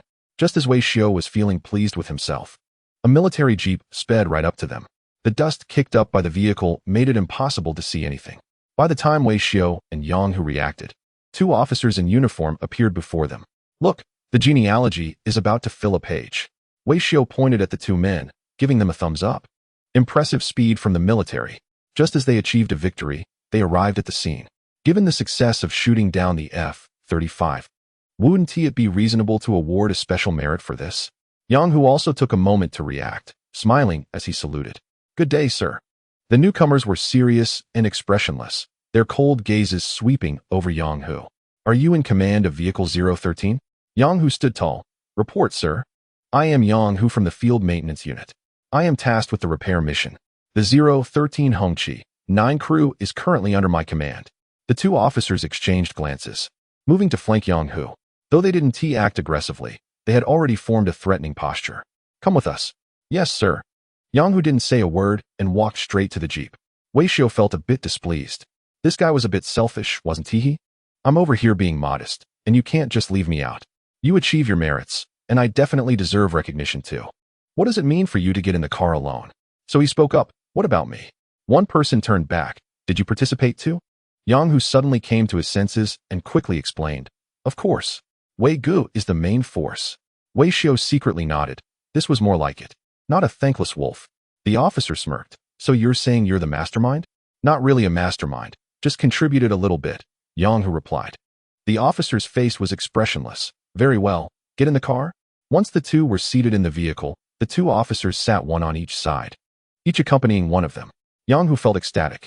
This is what being a soldier is for, to achieve merit. However, as a mechanic, the chances of being on the front lines were slim. Fortunately, heaven had given him this opportunity. The most important thing was that they sent someone like Wei Xiao. Without him, Yang Hu wouldn't have dared to dream of taking down an F-35. This achievement, the plaque would be ceremoniously presented to his hometown. And his parents and friends would be so proud, right? Thinking of this, Yang Hu asked, Sir, will my family be informed about this? Don't worry. They will definitely be notified after verification, the officer confirmed. Then he took out a pair of handcuffs from behind. However, we need to follow procedures. Family will be informed after sentencing. Put the handcuffs on. Yang Hu was stunned, his mind racing. He couldn't grasp the situation and looked innocently at Wei Xiao. Wei Gu, is this what you meant by opening a new page in the family tree? The officer sneered. Opening a new page is certain. With your crime, the family tree will disown you and place you in the section of family shame. Over 300 kilometers away, in a field, a fierce fire had just been extinguished. The air was filled with a burnt smell. At the center of this smell was a pile of blackened aircraft wreckage. Yes, it was an F-35. Huang Han, who arrived at the scene, confirmed it with just one glance. As the commander of the combat zone, he recognized such a fighter jet even when reduced to ashes. Where's the pilot? An officer immediately reported. A body has been found 600 meters from here, confirmed dead. Good. Secure the body properly and await further action. Having witnessed the destruction of both the aircraft and the pilot, Huang Han's heart was somewhat relieved, but not completely, because now he faced a more serious problem. He had already confirmed multiple times in the vehicle that neither the aircraft in the sky nor the ground-based air defense forces had launched any action. What exactly shot down this plane? Zhang Mingrue crouched beside the wreckage, stating emphatically, no matter who it is, it definitely wasn't our people. Why? Zhang Mingrue pointed at the debris. Chief of Staff, look. The aircraft wreckage has a vertical cross-section, as if it was cut in half. Huang Han took a closer look. It really was. Although the wreckage at the scene is scattered, it can be pieced together with imagination. This is likely the midsection of the aircraft. The fracture surface is quite evident, as if something has cleanly severed it from the waist. Zhang Mingrue continued to explain. This indicates that the object that destroyed the aircraft exploded in a circular pattern. From this, I can confirm that it is a dispersed rod structure of the warhead. Once this type of warhead explodes, it forms a circular ring with serrated edges. The strike area is large, and the explosive efficiency is high, much stronger than traditional explosives. Huang Han frowned more tightly. So the object that shot down the aircraft is more advanced than the weapons we have. That's right. Setting aside this highly efficient warhead, who could detect and destroy a stealth aircraft at an altitude of 8,000 meters. Huang Han did not answer and silently looked up at the sky. What could he say? Within a radius of 500 kilometers, the strongest combat power is in his hands. If it wasn't he someone on his side, who could it be? An alien? Report to the commander. In a moment of distraction, an officer ran over. The involved vehicle crew has been detained. The main responsible person has arrived. Please give instructions. Chapter 23. Did you spend money on this thing? Instructions? Huang Han stared. Do you have any sense?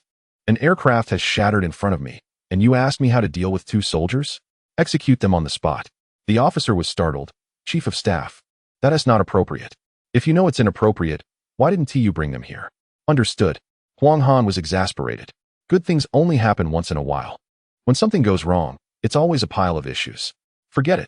At least the aircraft was shot down. The subsequent investigation will take some time. Let's first see what happened with these disobedient soldiers. Before long, Wei Xiao and Yang Wu were brought before Huang Han. Each of them was wearing a rose gold bracelet. Yang Wu. Huang Han recognized his soldier at a glance, and his tone became even more intense. How many years have you been in the army? And you don't know discipline?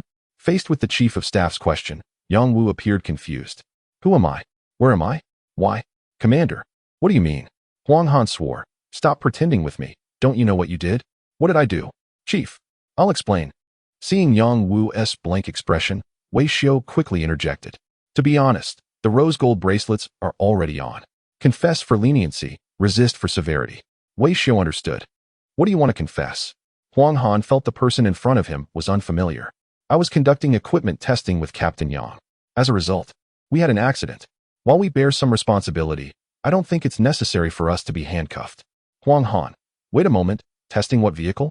Hongqi 9. You crashed my Hongqi 9? Huang Han's voice immediately rose by 8 degrees. Every day? There is still a surprise.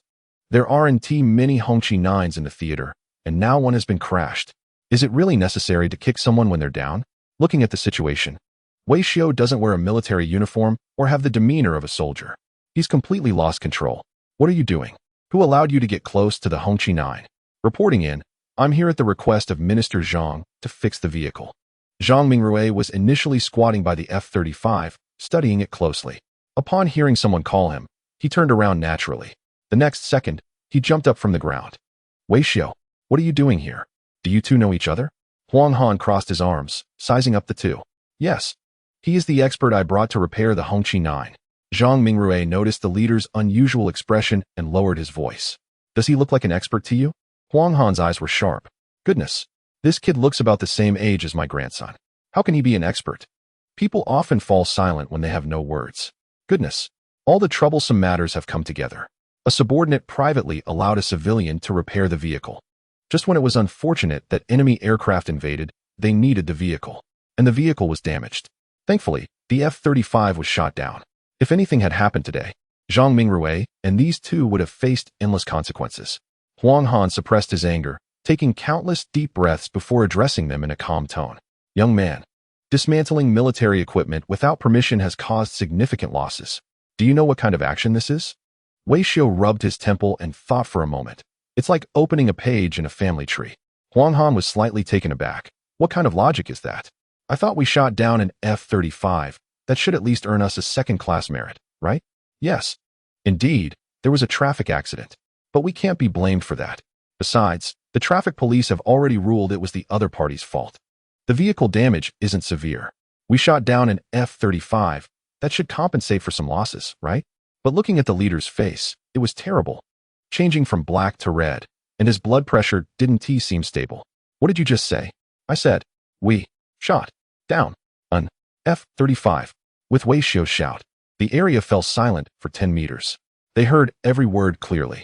However, when combined together, they couldn't understand it. What F-35? Wei Xiao was also speechless. How could such a high-ranking leader have never seen an F-35? It's the enemy's fighter jet. You can't possibly be unaware of the enemy aircraft invasion, right? One sentence. Again left Huang Han confused. I know, but how did you manage to shoot it down? Are you joking? A 5th-generation stealth fighter. The combat zone has been tracking for half a day without seeing a single hair. You shot it down? What did you use? Your mouth? Wei Xiao pointed at the Hongqi 9 in the distance. With this, do you really think I'm easily deceived? Huang Han was at a loss for words. How could I not recognize the Hongqi 9? The key is that I have so many Hongqi 9s, they are just for show. How can you say that your Hongqi 9 has been upgraded? Young man, the Hongqi 9 can't detect an F-35. Even if it could, its range would fall far short of the requirement. I don't have time to waste on you. Yang Hu immediately interjected. Chief of Staff, what he said is true. Others may not know. Yang Hu has spent several days with Wei Xiao and has experienced everything firsthand. He has a say in this matter. Here's what happened. Minister Zhang asked me to assist Wei in repairing the vehicle. We had just finished the repairs and took it out for testing. Although we encountered an accident, the damage was minimal. Coincidentally, the radar detected an unidentified flying object. We analyzed the signal spectrum and confirmed it was a certain advanced fighter jet, so we took the initiative to open fire. The entire repair crew can testify to this. Huang Han remarked that the CPU had some explosions. Not true. This guy is just talking nonsense. It doesn't matter since he doesn't really understand. But Yang Hu knows. This soldier doesn't talk much, but he always follows through on his words. He wouldn't make things up. However, Huang Han raised a deep question. How could the air defense system lock onto a certain advanced fighter jet without any cooperation? I made a slight adjustment. Wei Xiao patted his chest, looking like someone who had hidden his talents. The original vehicle was equipped with a passive, phased array radar. It was sufficient, but not the best. I upgraded the radar to a quantum radar. The minimum radar cross-section was upgraded to 0.0001, just enough to detect the fighter jet. After Wei Xiao finished speaking, Huang Han did not refute him again. The reason was simple. Painful memories began to attack him. He remembered that during a meeting with experts from the Aerospace Institute, Chief Engineer Zhao had mentioned that they were also researching quantum radar. This technology can perfectly target stealth aircraft. But then he thought, that doesn't make sense. The experts at the Aerospace Institute were still struggling with it. How could he be ahead? What did you do before, young man? Huang Han asked. Wei Xiao replied confidently, I was a mechanic, as Minister Zhang knows. Huang Han's gaze turned to Zhang Mingrui. At this moment, Minister Zhang was nodding vigorously like a motor. Commander, I told you, this is a true genius. A real expert. Huang Han felt numb. A wreck of a certain advanced fighter jet lay on the ground, and both of his most trusted subordinates were vouching for it. All evidence and facts pointed to the most unlikely scenario. The quantum radar was conquered by Wei Xiao. Chapter 24. Who is he? A scion? Ahem. Please pay attention to the meeting discipline. That evening, in the theater meeting room, Huang Han walked in with a stern expression. I have received orders from higher-ups to seriously hold accountable for this incident of enemy aircraft intrusion. The fighter jet took off from their base. Our radar failed to monitor it throughout the process. Moreover, it intruded into our airspace for over 20 minutes without any information. This indicates that our defense and control system still has flaws, and some personnel have been negligent in their duties. Everyone hung their heads, not daring to breathe loudly. You can't blame your parents for bad luck. That damned fighter jet, why did it have to malfunction right near the border of the Chilean combat zone? Losing navigation and mistakenly entering our airspace? Who do you argue this with? Higher-ups won't listen to excuses. They will only blame the air defense system. The air defense position, as the main force in monitoring enemy aircraft, must take full responsibility. Thus the commander of the XING unit stood up. Chief of Staff, I request punishment. Well, this attitude is much better. Huang Han nodded with relief. Making mistakes is not terrible. What matters is the courage to admit them. All members on duty for air defense today will be demoted 1 rank, but will retain their original positions under observation. Before the weekend, everyone must submit a self-criticism. Additionally, there will be a deduction of 3 months' allowances. The junior officer saluted, yes, with the burden of responsibility on their shoulders. The members of the XING unit felt somewhat reassured. Fines and self-criticisms were minor issues. Being demoted 1 rank wasn't too concerning since their original positions were still secure. After all, there were coincidences involved in the recent enemy aircraft intrusion.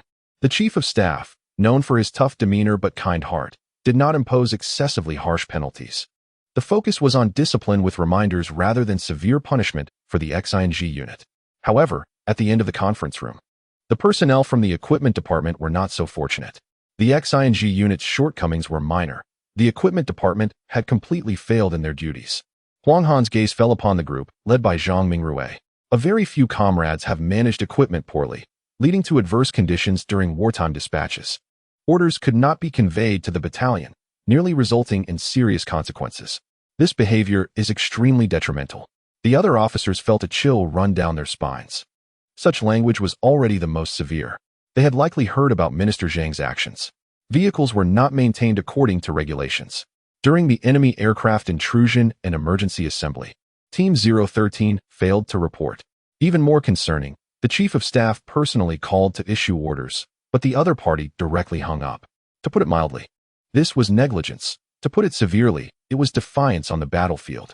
Minister Zhang and the mechanical repair company were indeed in a dire situation. This was not just a simple reprimand. It could lead to a military tribunal. Huang Han finished reading about Zhang Mingrui's faults without giving him a chance to breathe and directly began announcing the disciplinary decision.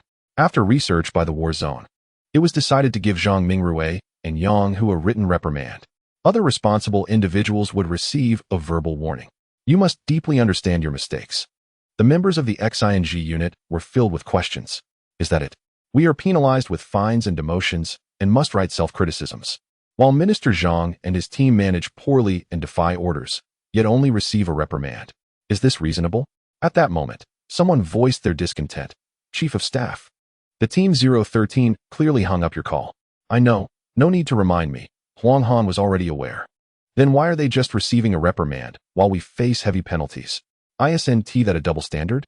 Huang Han smiled after hearing this. Let me ask you, did that enemy aircraft ultimately crash? It did. How did it crash? The officers from the XING unit steeled themselves. Reasonable inference suggests it crashed due to a malfunction. They hadn't been on site and didn't know the specifics. Only that wreckage had been found and the pilot was deceased. Based on previous information, the entire war zone had not found any trace of the aircraft, and the participating units had not opened fire, thus ruling out the possibility of it being shot down by friendly fire. They couldn't understand the connection between the fighter jet crash and Zhang Mingrui. Just as everyone was puzzled, Zhao Hengyan from the Aerospace 2nd Academy knocked and entered the conference room. Director Huang, our preliminary verification results are out. It has been confirmed that the F-35 was shot down by the Hongqi 9. At the same time, we tested the so-called quantum radar. The RCS area is as low as 0.0002. It's astonishing. Upon hearing Zhao Hengyan's description, Huang Han reached out and snatched the report, his joy evident. The experts from the Aerospace 2nd Academy had worked overtime to verify every punctuation mark that Wei Xiu mentioned. The results are in this report. So, what Wei Xiu said is true. Not only is it true, Zhao Hengyan expressed with emotion. What he said might even be a bit conservative. The detection level of that Hongqi 9 is about 5 to 10 years ahead of us.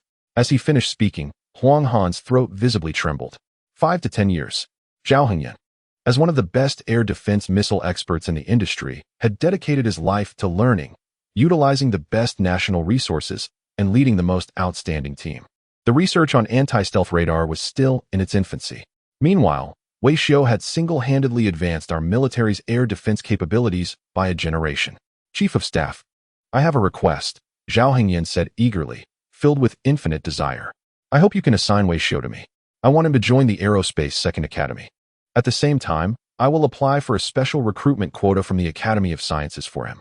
A talent like him, with a bit of training, could be worth an armored combined brigade. The officers present were spellbound. A person worth an armored combined brigade? Director Zhao really doesn't underestimate the value of an armored brigade. He had never served in the military and didn't understand the significance of an armored combined brigade.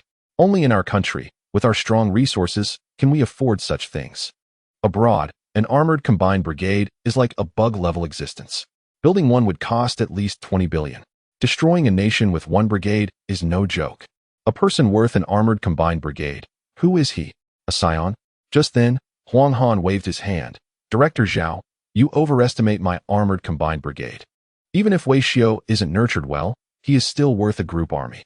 This statement left everyone present, including Zhao Hengyan, stunned. One person worth an army. What a remarkable figure. The troops listening were confused. Who exactly is this Wei Xiu? Director Zhao praises him, and the Chief of Staff elevates him even further. Chief of Staff, who is Wei Xiu? Is he saving the world? Huang Han placed the documents on the table, his emotions surging. This time, the F-35 was shot down. The unit that shot down the F-35 is the 013 Hongqi 9 crew. Wei Xiu is the one who gave the Hongqi 9 stealth capabilities. Chapter 25, an electrician with a designation. Director Zhao, such talent is probably not something you and I can decide on. Huang Han's words sank in, and Zhao Hengyan finally realized. Yes, with individual effort, he pushed forward the anti-missile equipment by 5 to 10 years. Such a person would not stay in this small institute. As the chief engineer of the institute, he wanted to decide his own fate. It was somewhat akin to a local deity trying to command the supreme ruler.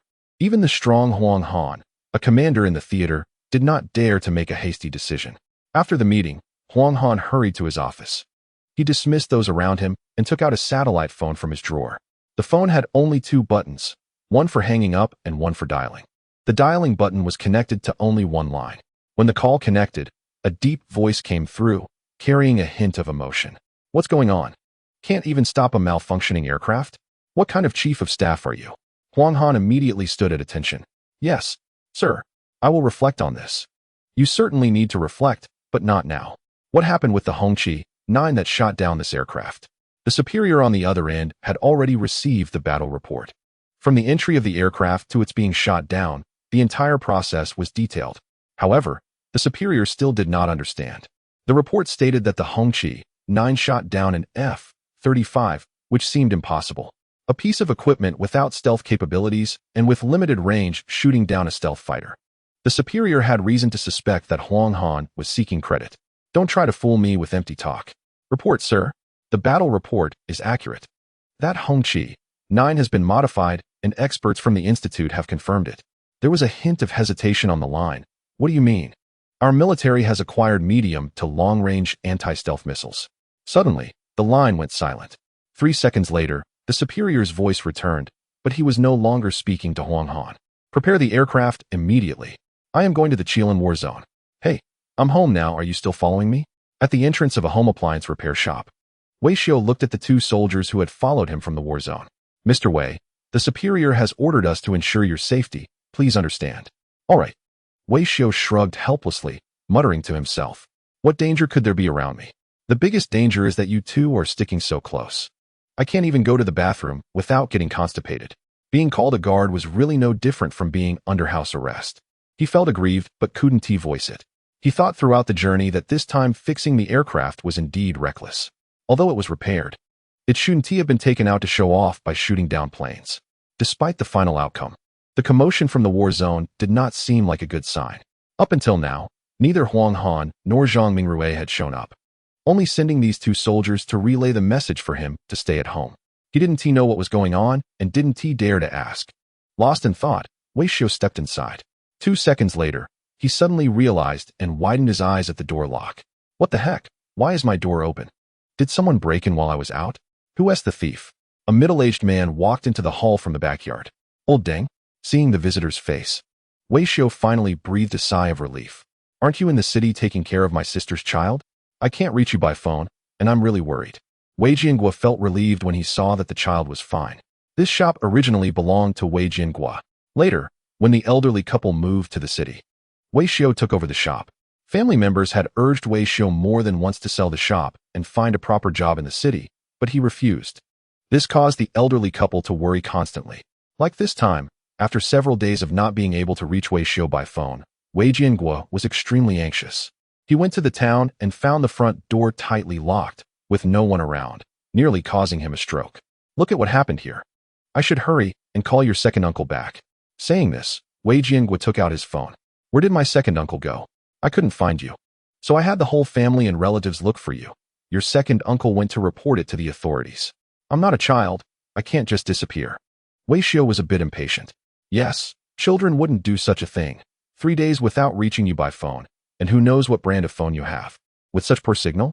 Hearing the tone of Lao Deng's voice, Wei Xiu didn't dare to retort, fearing a reprimand.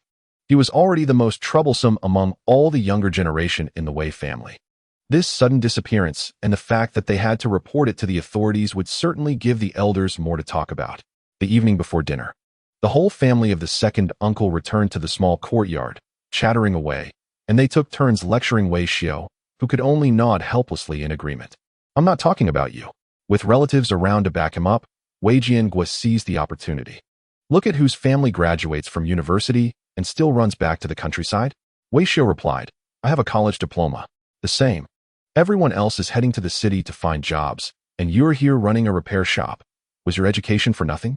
Wei Xiu sincerely shook his head. "I think fixing things is great." "Nonsense. I've been fixing things my whole life. Don't I know what's good and what's not?" Wei Jiangua's blood pressure was a bit high, so he turned to Wei Xiu's second uncle. Old heir, can you help Wei Xiu find a proper job? Wei Jianhua had brought this up more than once. The second uncle had always dodged the question. Bringing it up again today, the second uncle had no way to avoid it. Brother, I'm just a small section chief, not the county chief. I can't just place someone anywhere. Wei Jianhua narrowed his eyes. Didn't you arrange for Xiao Jun? That person, Xiao Jun, at least has a bachelor's degree and can be a teacher. Upon hearing this, cousin Wei Xianjun stepped forward. Why not let Wei Xiu take a certification exam? Our school is still short on logistics staff. Although it's a contract position, it's close to a stable job.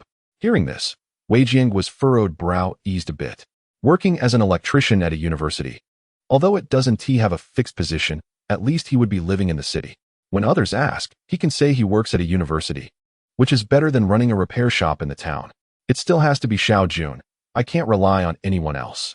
Wei Jianhua decisively said. Wei Xiu, hurry up and take the certification exam. Let your brother help you get in as an electrician. Universities are good, the pay is high, and the work is light. Like your brother, with salary and allowances, he makes over 100,000 a year. How much can you earn fixing cars?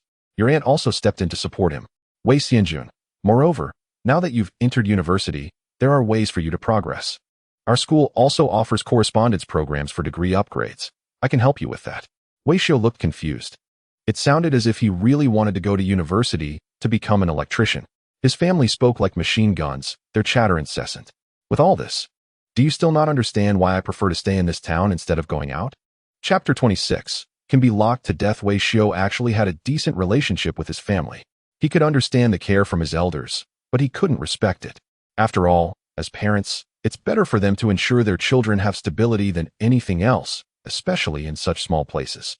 Public servants, doctors, and teachers are always top-tier careers. Even if he worked as an electrician at a school, it wouldn't be comparable to being a teacher. His parents felt that at least it was a respectable job, something to be proud of.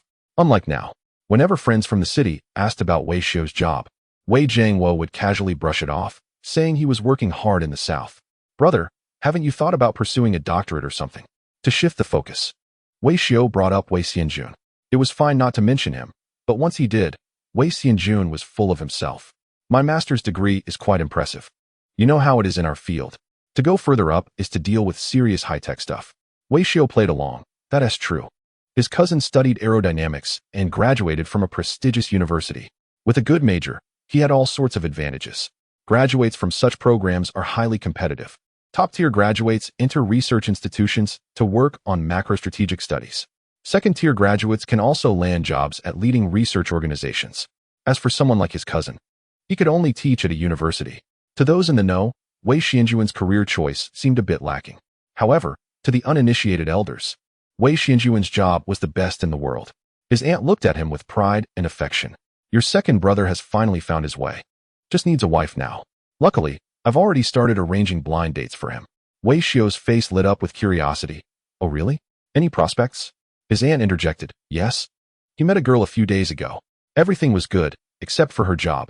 What? Is it bad? Wei Xiu could sense the elder's disdain. Well, her family is in contracting.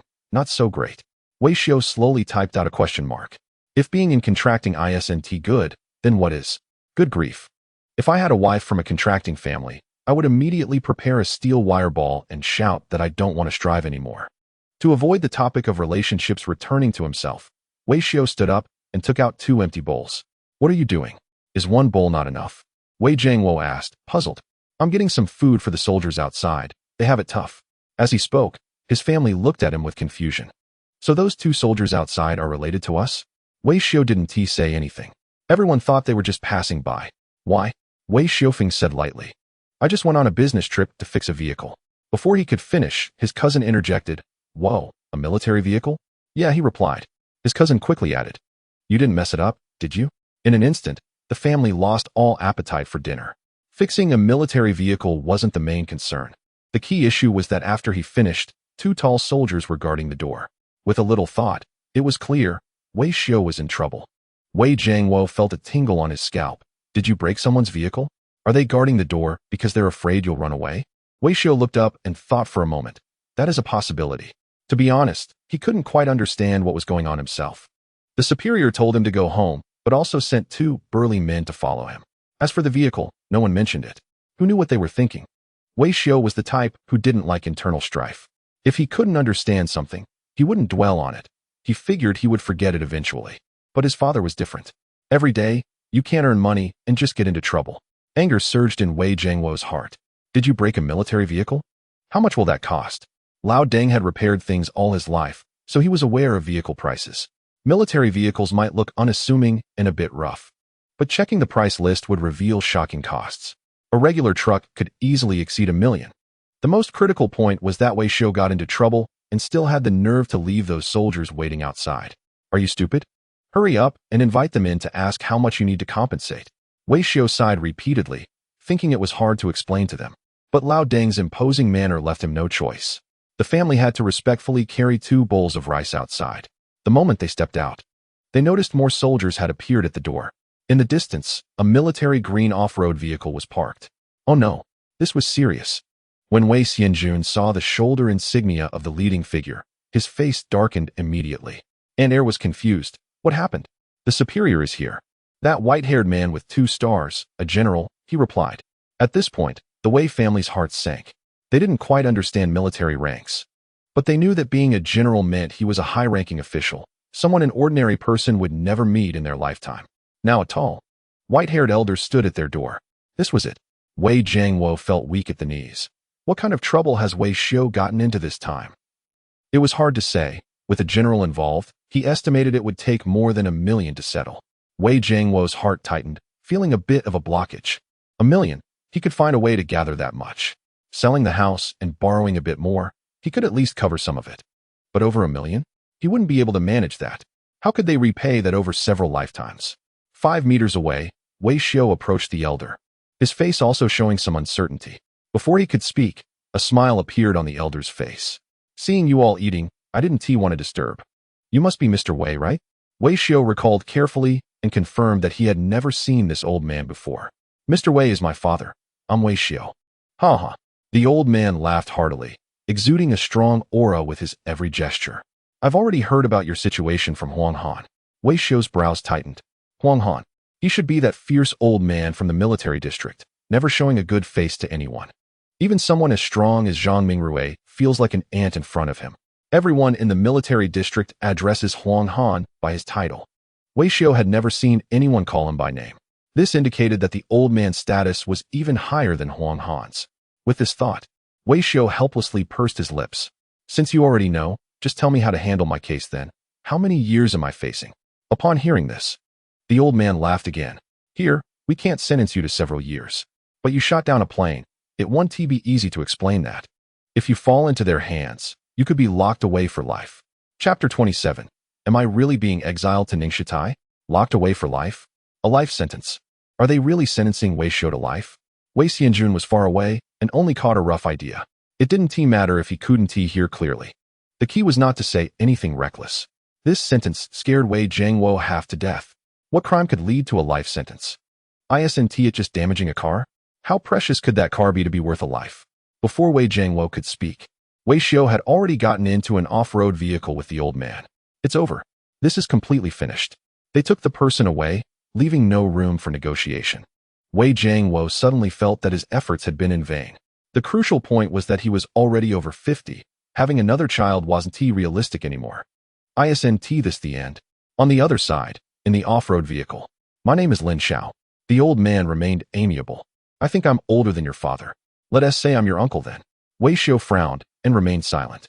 Lin Xiao seemed curious. What's wrong? You don't want that? It doesn't matter who is who's uncle. Wei Xiao waved his hand. It's mainly that your name sounds very familiar. That's normal. You probably heard it on the news. Wei Xiao. It really is.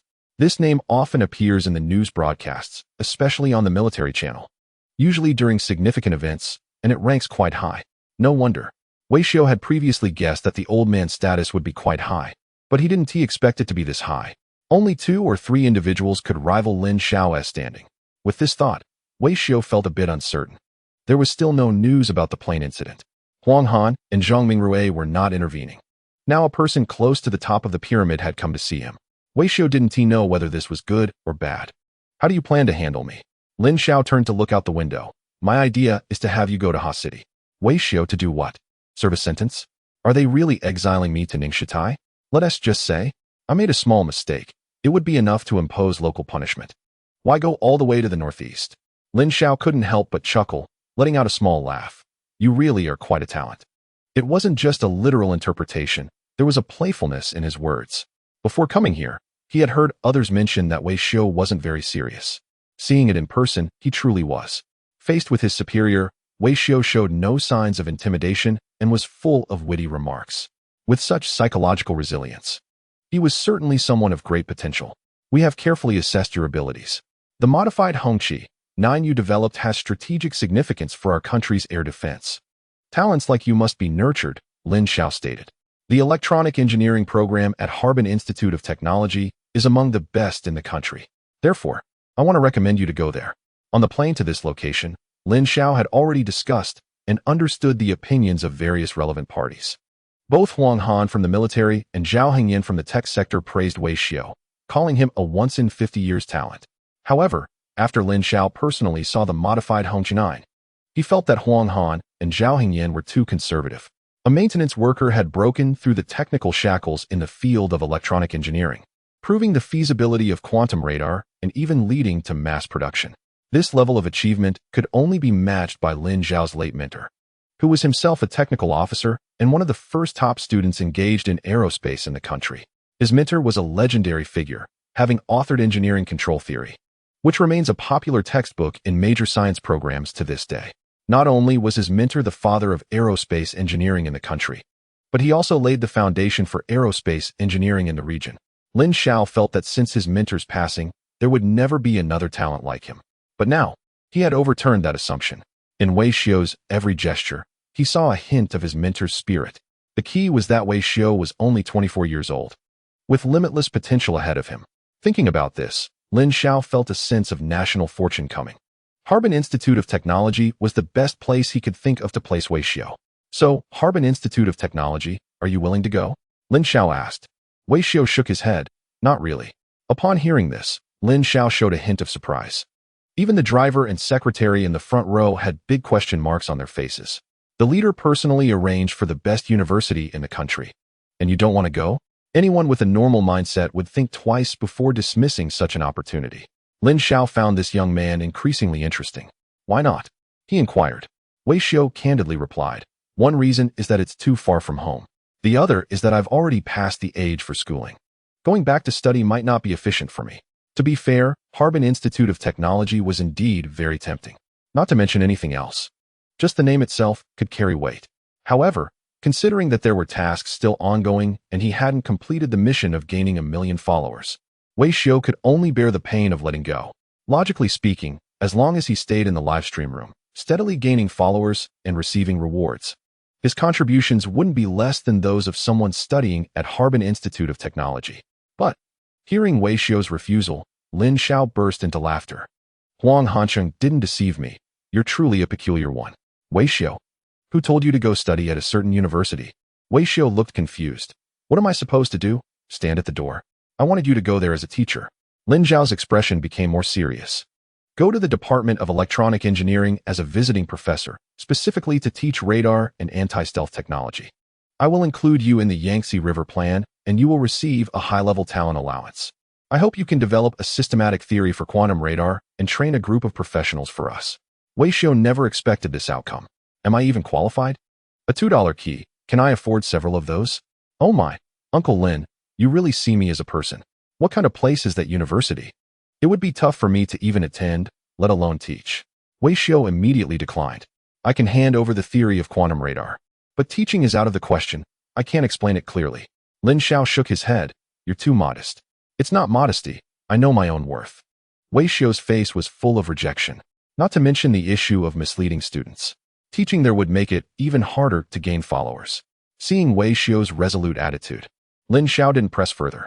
Fine then, but I will still reserve that title of visiting professor for you. The benefits will remain the same. If you ever become interested, you can go anytime. Wei Xiu pouted. Isn't it a bit too good to get paid for nothing? Lin Xiao, a little over 50,000 a month. Thank you, sir. Wei Xiu's expression changed dramatically. There's no way to refuse such generosity. If I push it away, it would seem a bit ungrateful. You, kid, are quite interesting. Lin Xiao couldn't help but chuckle. Actually, it's not entirely for free. If I need your help in the future, you have to assist. Without a second thought, Wei Xiao replied, pounding his chest, "It's my duty." Lin Xiao nodded. "Good, I actually have a small task for you right now." Wei Xiao was caught off guard. "So it's not just pleasantries, you really have a task?" "I must say, being older does have its advantages. You've eaten more salt than I've crossed bridges." Little tricks come one after another, making it hard to guard against. Chapter 28. Who do I think I am? The car passed through 3 security checks and stopped beside a warehouse. In front of the hangar stood a large group of people. About 10 were in military uniforms, and another 10 in black administrative jackets. As soon as everyone saw the car door open, they stood at attention. Among them were Wei Xiao's old acquaintances, Huang Han and Zhang Mingrui. However, when Lin Xiao got out of the car, he directly ignored their salutes. Grabbing Wei Xiao's hand, he walked straight toward the warehouse. "I heard from Huang Han and Zhang Mingrui that you are quite good at fixing things, right?" Upon hearing Lin Xiao's sudden question, Wei Xiao was cautious. "Should I say yes or no?" "Haha, don't be nervous, it's just a small matter." Lin Xiao smiled slightly and waved for the officer to open the warehouse. He had already heard the full story of Wei Xiao's achievements, from fixing the 59 to the Hongqi 9. His abilities were beyond doubt.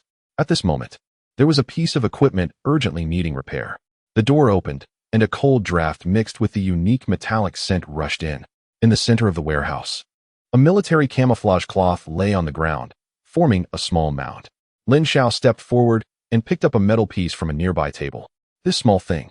Wei Xiao took the metal piece and examined it closely. It was very light and had a high hardness. The surface seemed to have some kind of coating, which had become unusable after intense friction. Immediately, a passage of text floated in his mind. T6 Al 4V alloy, mainly used for fighter jet skin. Surface coated with iron, 3, oxide. Damage level, 99. This material is commonly used in a certain advanced fighter jet. Wei Xiao rolled his eyes in exasperation. The old man was quite devious, always calling things little and trinkets. Do you really consider that advanced fighter jet a trinket? You guys are going too far. Hand me a metal piece, and you expect me to repair an advanced fighter jet for you? Lin Xiao was taken aback by his words and secretly gave a thumbs up. Hearing about Wei Xiao's talents was one thing, but seeing it in action was another. He had no concept of it before, but now, Wei Xiao could deduce that this was material from an advanced fighter jet, just from a piece of debris taken from a severe explosion site. Incredible. You really are a genius. This is indeed wreckage from the advanced fighter jet. Wei Xiao's mood soured. I can't fix anything. You hand me a piece of debris, and you want me to repair an advanced fighter jet? What's next? Are you going to bring me a screw and ask me to fix an aircraft carrier? To put it mildly, this advanced fighter jet was a definite underdog among 5th-generation jets, costing over 100 million. It far exceeded Wei Xiao's current repair capabilities. Even if he wanted to fix it, he wouldn't have the ability. Seeing Wei Xiao shake his head vigorously, Lin Xiao became curious. Aren't you capable of repairing anything? My dear leader. Wei Xiao felt a bit helpless. I'm a businessman. It's reasonable for a businessman to engage in a bit of false advertising, right? You're quite humorous, Lin Xiao chuckled. All right, let us talk seriously. I'm not asking you to repair the advanced fighter jet. Under the anti-counterfeiting cloth in front of us lies all the wreckage collected from the battlefield. This fighter jet was hit hard by a certain missile, severing it in half. And it exploded. It is now completely destroyed. At this point, don't even think about repairs. Even the original manufacturer wouldn't be able to fix it. He explained. Not even a miracle could save this advanced fighter jet. I just want you to join the reverse engineering task force for this fighter jet. Wei Xiao, this broken thing still needs reverse engineering? Don't we have our own 5th-generation jets? He understood reverse engineering. In fact, years ago, the domestic aviation industry relied heavily on it. When a plane was captured, it was treated like a revered ancestor. Usable parts were all taken apart and fed back into their own fighter jet projects. But now, times have changed. The rabbit is no longer the impoverished creature it once was. It now has 5th-generation fighters and can even compete with advanced models in terms of technology. The difficulty of reverse engineering such equipment is not less than building a new aircraft from scratch. Hearing Wei Xiaozhong's candid analysis, Lin Xiao nodded appreciatively. Indeed, some technologies still require analysis, especially when it comes to this piece of debris in your hand. It involves multiple fields such as materials science, optics, and electromagnetism. If we can analyze it thoroughly, it would greatly enhance our combat capabilities. This damaged fighter jet is incredibly valuable. It is foreseeable that this aircraft might be the only piece of major enemy equipment we can obtain in recent years. Given this opportunity, Lin Xiao decided to seize it firmly.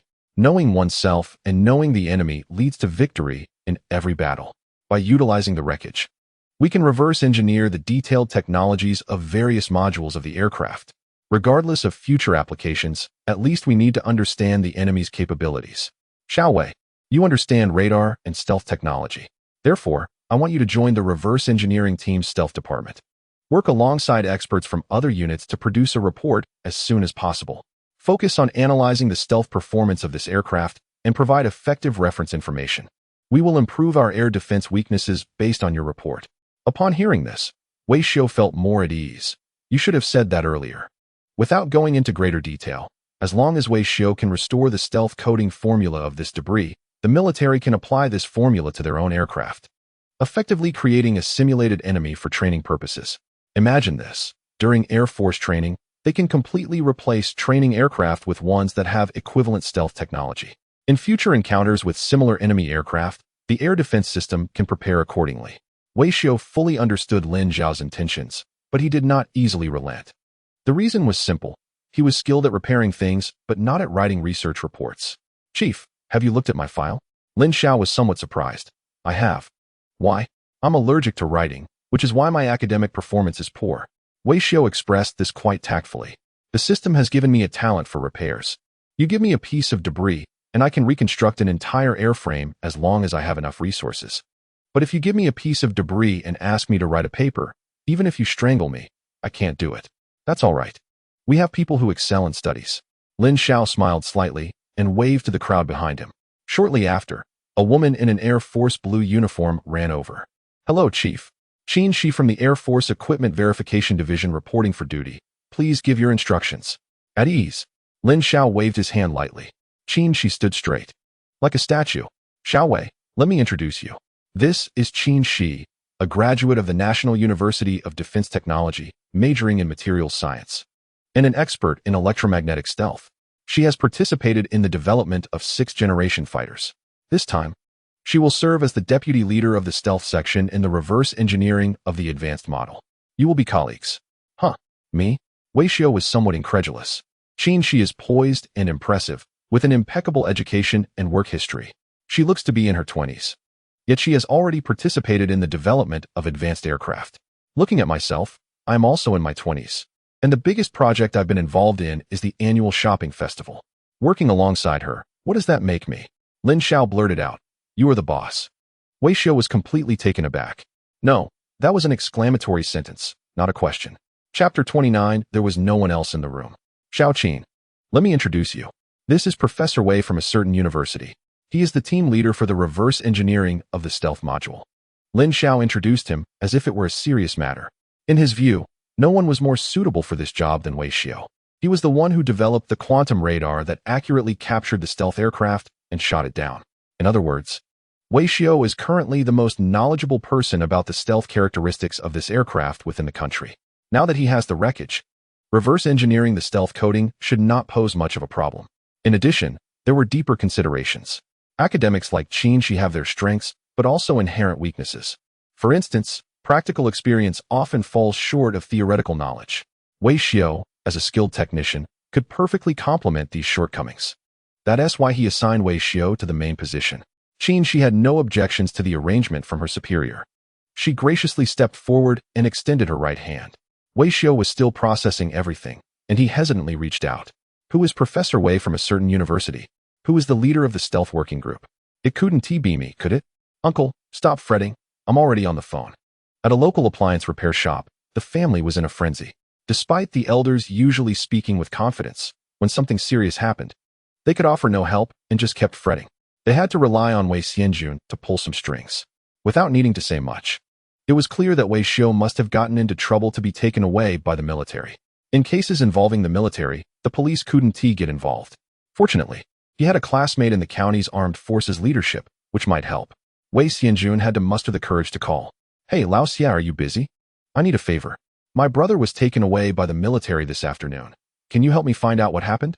We're not too clear on the specifics, but it seems he messed up while repairing military vehicles. On the other end, His old classmate was taken aback. Sometimes, the military does hire civilian contractors for vehicle repairs, which isn't unusual. The key question was, what kind of mess could he have caused? When they hand over the vehicle for repair, they must be willing to accept the risks. As for being detained, the worst-case scenario would be ruining a vehicle and having to pay for it. Thinking this through, his old classmate speculated that there likely wasn't a serious issue. Generally, there wouldn't be much liability.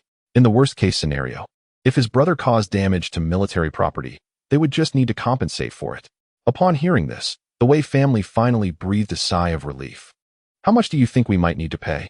Classmate, let's see what the issue is. Is it something cheap, around 100,000, or something expensive? Like $1 million?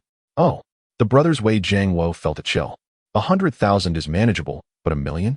They wouldn't even be worth that much if they liquidated all their assets.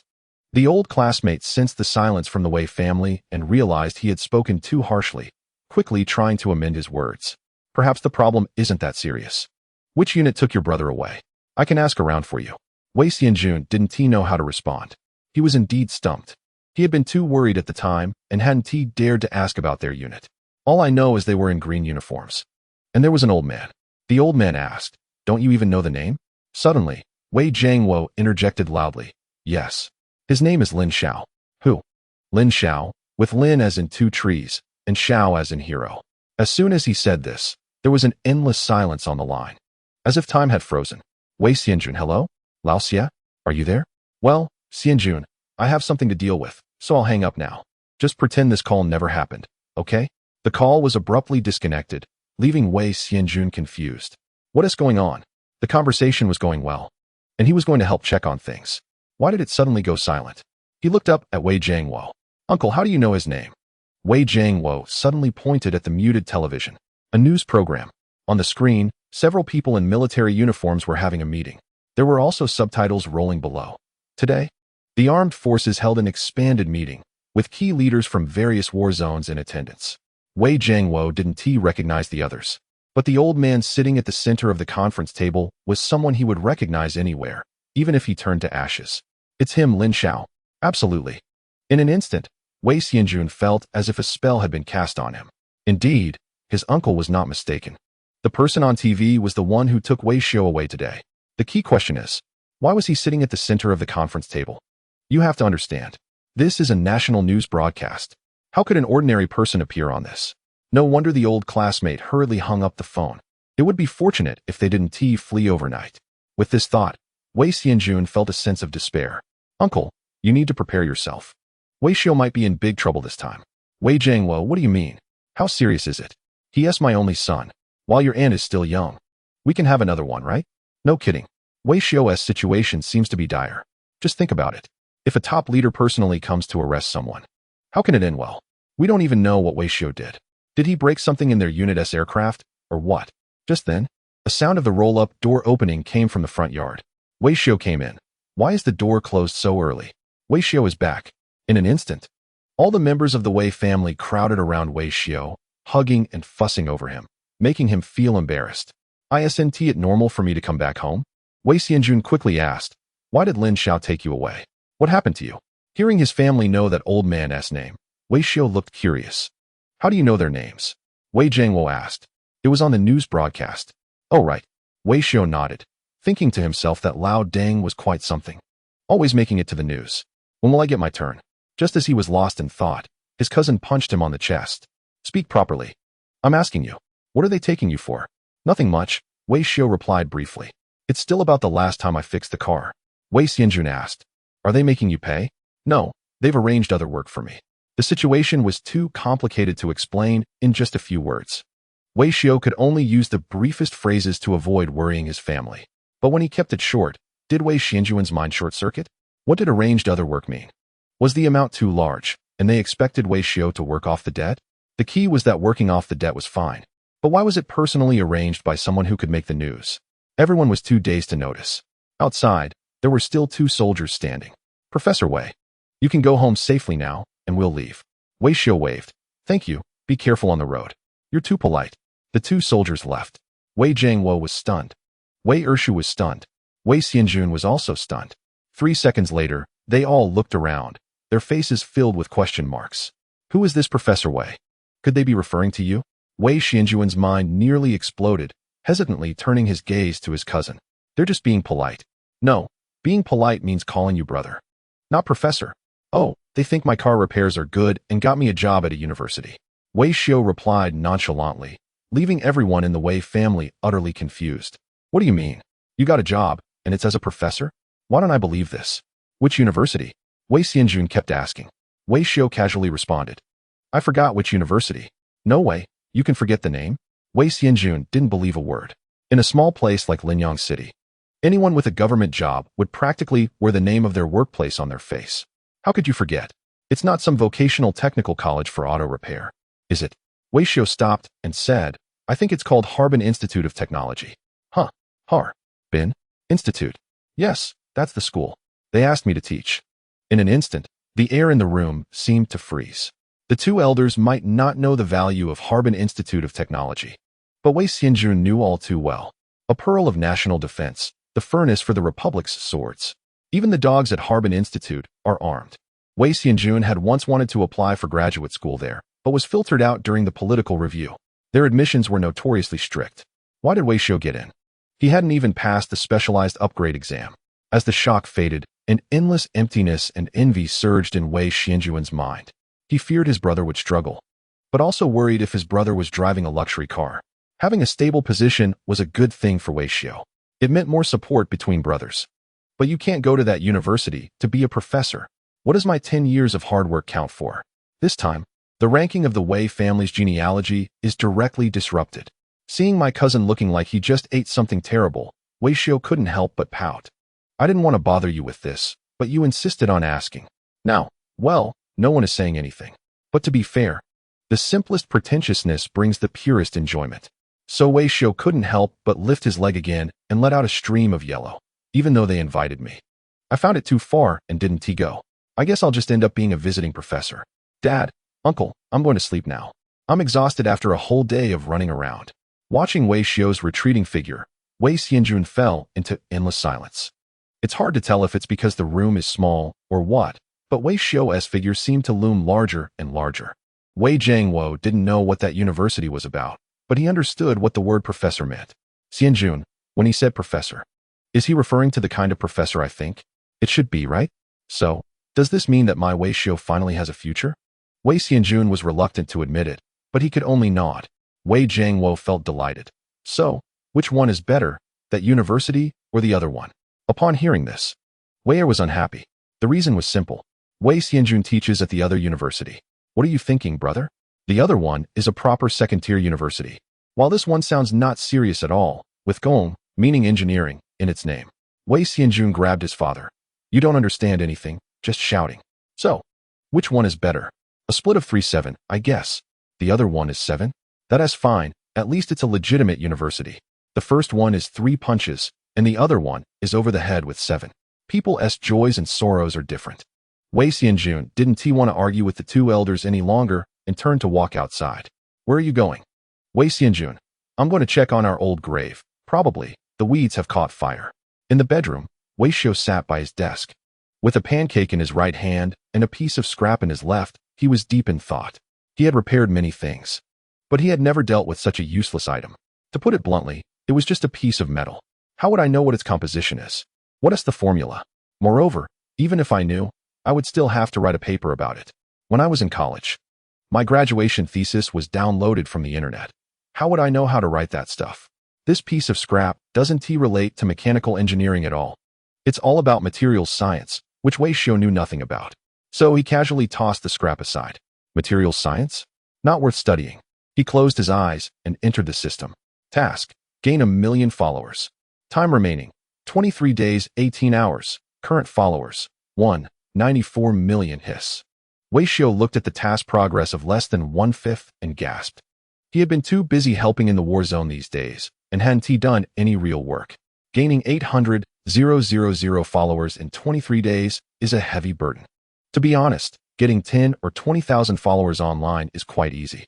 However, once you reach a scale of 100,000, every step becomes a challenge. Becoming an internet celebrity isn't as easy as it seems. Sticking to the repair path and focusing on quality content is not wrong. But after some time of live streaming, he realized that this road is too solid, progressing step by step. Rapidly gaining followers requires some tricks or expanding the scope. Previously, he mainly focused on home appliance repairs, which were solid content but easily lost their charm. After all, it's the same old electric kettles and rice cookers, which aren't eye-catching. If viewers watch for a long time without any trending topics, it can get monotonous. Therefore, broadening the repair scope could attract more customers. The question then arose, what to repair? After a brief moment of thought, he set his sights on automobiles. This sector has a large customer base and is a common interest among men, offering a wider range of topics. With his current skills, he could repair most cars on the market. Previously, car repair was just a side job, but now it's time to make it the main focus. No time to waste. He dove into the system. To repair cars, he first needed the right tools. He remembered that the system store had blueprints and repair equipment at reasonable prices. After some searching, he confirmed this. European car blueprint package, American car blueprint package, domestic car blueprint package, bundle purchase. Not for $9,999. Not for $8,999. Just $1,299. Buy? As for Japanese cars, whoever wants to repair them can do so. He wasn't going to touch them. He then turned to the equipment section, considering buying some high-priced yet essential tools, like an OBD scanner. While browsing, an item priced at $899,999 caught his eye. Analyzer, what kind of device costs $800,000? Is it made of gold? This is a repair point after all. $800,000 for a repair point could buy a missile. All the civilian equipment he had purchased before didn't come close to such a sky-high price. With a mindset of just looking, he entered the product detail page. This is an essential analyzer for home use. Can analyze the properties of items without restrictions. Widely used in mechanical engineering, materials science, electronic engineering, and other fields. He couldn't help but look a little longer. The more he read, the more fascinated he became. Shopping works like that. You can't help but ponder. The more you think about it, the more you want to buy it. After struggling for a minute, he still splurged on this device. The reason was simple. The description was just too tempting. According to the description, purchasing this device meant having a kind of engineering insight. One glance at an object could reveal its past and present. Who wouldn't be intrigued by such a thing? After completing the purchase, he opened his eyes again and looked at his phone. This alloy material, composed of alloy metal and surface coating. Analysis can yield. T6Al4V alloy preparation method 1. Nano-absorbing coating preparation method 1. Wow. Wei Xiu widened his mouth, nearly unable to resist shouting out loud. Just by taking a glance, he had already grasped the preparation process for this metal. Chapter 31. Is this a positive energy vehicle? The host can enter the production section and prepare on their own. Looking at the prompt in his mind, Wei Xiu was overjoyed. Entering the spiritual space for preparation meant he wouldn't need real-world production capabilities. For example, titanium alloy 64. T6Al4V is a metal known for its excellent mechanical properties and corrosion resistance. However, due to its high cost, it can only be applied in fields like aerospace, automotive, consumer electronics, and industrial manufacturing. But now, he had mastered the complete preparation process for T6Al4V, and the price could be significantly reduced. In the future, if clients came to repair something and needed metal materials, he could simply use titanium alloy 64 to cover it. It was simply fantastic. As for the remaining nano-absorbent materials, although they weren't as useful as titanium alloy 64, they were still high-end materials, so it was wise to prepare a furnace or two just in case. During the preparation process, he could also compile papers to fulfill the tasks assigned by his superiors. With this in mind, he got to work. For the next 3 days, aside from eating and sleeping, Wei Xiu was immersed in the spiritual space. The preparation of titanium alloy 64 was relatively straightforward. It only required 3 steps: high-temperature calcination, slag separation, and electron beam cold bed melting to produce this high-strength metal. He refined 3 batches in total, each one more successful than the last, with every batch meeting aerospace-grade standards. The nano-absorbent materials were a bit more challenging, but Wei Xiu still managed to extract 5 square meters of raw material. It may not be much, but the process was crucial. He estimated that in another 2 to 3 days, large-scale trial production would be completed. Meanwhile, during these days, She had been messaging him, asking when they would start the reverse engineering work. Wei Xiu had been putting it off, but now he didn't need to, because he had learned it. Deputy Team Leader Qin, I think the day after tomorrow is a good day, and we can start working then. She quickly replied to the message. Why not today? Or tomorrow? Because I don't know how to do it. I will only know the day after tomorrow. Wei Xiao turned off his phone. If he had to say something, starting work today wouldn't be impossible. The key was that he hadn't streamed in a long time. Reverse engineering work was important, but gaining followers was equally crucial. Wei Xiao felt a bit reluctant. How would his fans survive without him? At 2 p.m., he started the live stream on time. When the live stream notification popped up on the viewers' phones, most of the old fans were caught off guard. Wow, the missing person has returned? Brother Wei, you weren't here, my source of happiness was gone. The streamer is out of prison? I told you, they are cracking down recently. Avoid getting into trouble. Seeing the disorganized comments, Wei Xiao smiled knowingly. It felt familiar. After a long time, these old fans were still so lively and carefree. Of course, after a period of absence, his popularity had indeed dropped a bit. To this end, Wei Xiao has prepared new live streaming content. Dear friends, I regret to inform you that due to personal reasons, there may be fewer opportunities for appliance repairs in the future. I sincerely apologize for this. Thank you for the long-standing support and love from everyone in the live stream. Watching Wei Xiao's serious yet slightly sorrowful introduction, the fans were stunned. No more streaming? Oh no, please don't. The source of happiness is gone.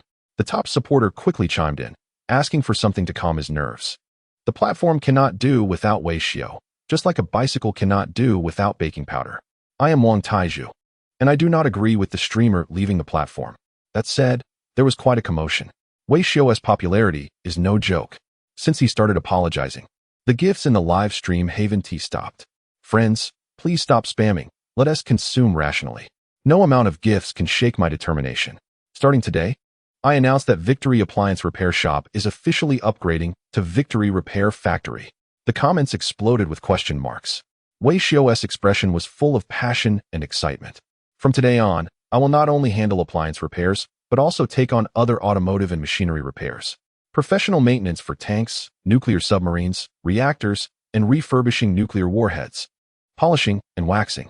High-price buyback for electric vehicles, tractors, and aircraft carriers. Maintenance for spacecraft, high-altitude cleaning of satellites. I can also provide on-site repair for various locks and break into bank vaults. Bulk orders will receive favorable pricing, so please spread the word. Wow, what a surprise. The viewers were caught off guard. So it's not about leaving the platform, but expanding the business? I've never seen anyone so bold. The top supporter was so overwhelmed he almost cried in the restroom, saying he wanted to call the police. However, that said, Wei Xiao has skills. Talking about repairing aircraft carriers and tanks is just for effect. Everyone wasn't too concerned. But expanding into other fields should have happened long ago. Wei Xiao, I support you. Repairing couplers doesn't earn much, so the more, the better. To be fair, there are many agricultural machines in rural areas. And machinery repair is a bit better. After the tank incident, it's clear that Wei Xiao knows what he is doing. Honestly, the current shop is a bit small, and we don't have enough staff. Let us take it step by step, starting with small tasks, and then growing strong. The viewers are quite resourceful. After a few jokes, they began brainstorming together. How to find people, how to expand influence, giving clear guidance. They even planned for an IPO in 5 years. Wei Xiao, on the other hand, doesn't he have such grand ambitions? He just wants to promote the business and let everyone know he does more than just appliance repairs. Previously, when he was popular, many fans wanted to meet offline. However, due to not having the right appliances at home, they had to give up. Now it's better with business expansion. Cars, computers, and phones. They're bound to be something suitable for the fans. Friends, if you have any automotive repair needs in the future, feel free to reach out to me. Just to be clear, for any brand seen in the live stream, there will be no discounts. Fans are speechless. All right, not giving a dime, huh? But everyone knows the truth. Brother Wei is just creating a show effect. When it comes to repairing cars, he will definitely charge fairly. After all, he is the man who single-handedly disrupted the kettle market. He has great skills and doesn't deceive people. Of course, if the viewers in the live stream have mechanical questions, they can consult me online. I'll do my best to help with anything I understand. If you have questions, just type them in the comments. Cars, home appliances, various instruments are all fine. Hearing this, the fans didn't hold back. User, Wan Chai Sleeping Dock LV25. Brother Wei, I want to buy a second-hand car. With a budget of 20, can I consult you? Wei Xiao immediately became serious. Clarify, is it $20 or 200,000? User, Wan Chai Sleeping Dock LV25. Of course it's 200,000. Do you have 200,000? Wei Xiao replied with a hint of sarcasm. Can you really have 200,000? Is that money easy to come by? Withdraw that. I have a friend who got triggered. User, Wan Chai Sleeping Dock LV25. Wei Xiao, getting back to the point, with a budget of 200,000, you can buy a new car. User, Wan Chai Sleeping Dock LV25. Unfortunately, right now you can only find a second-hand car from 1996. Wei Xiao frowned, realizing things were more complicated. How many owners have there been? User, Wan Chai Sleeping Dock LV25. They say it's the fourth owner, but I don't really believe it.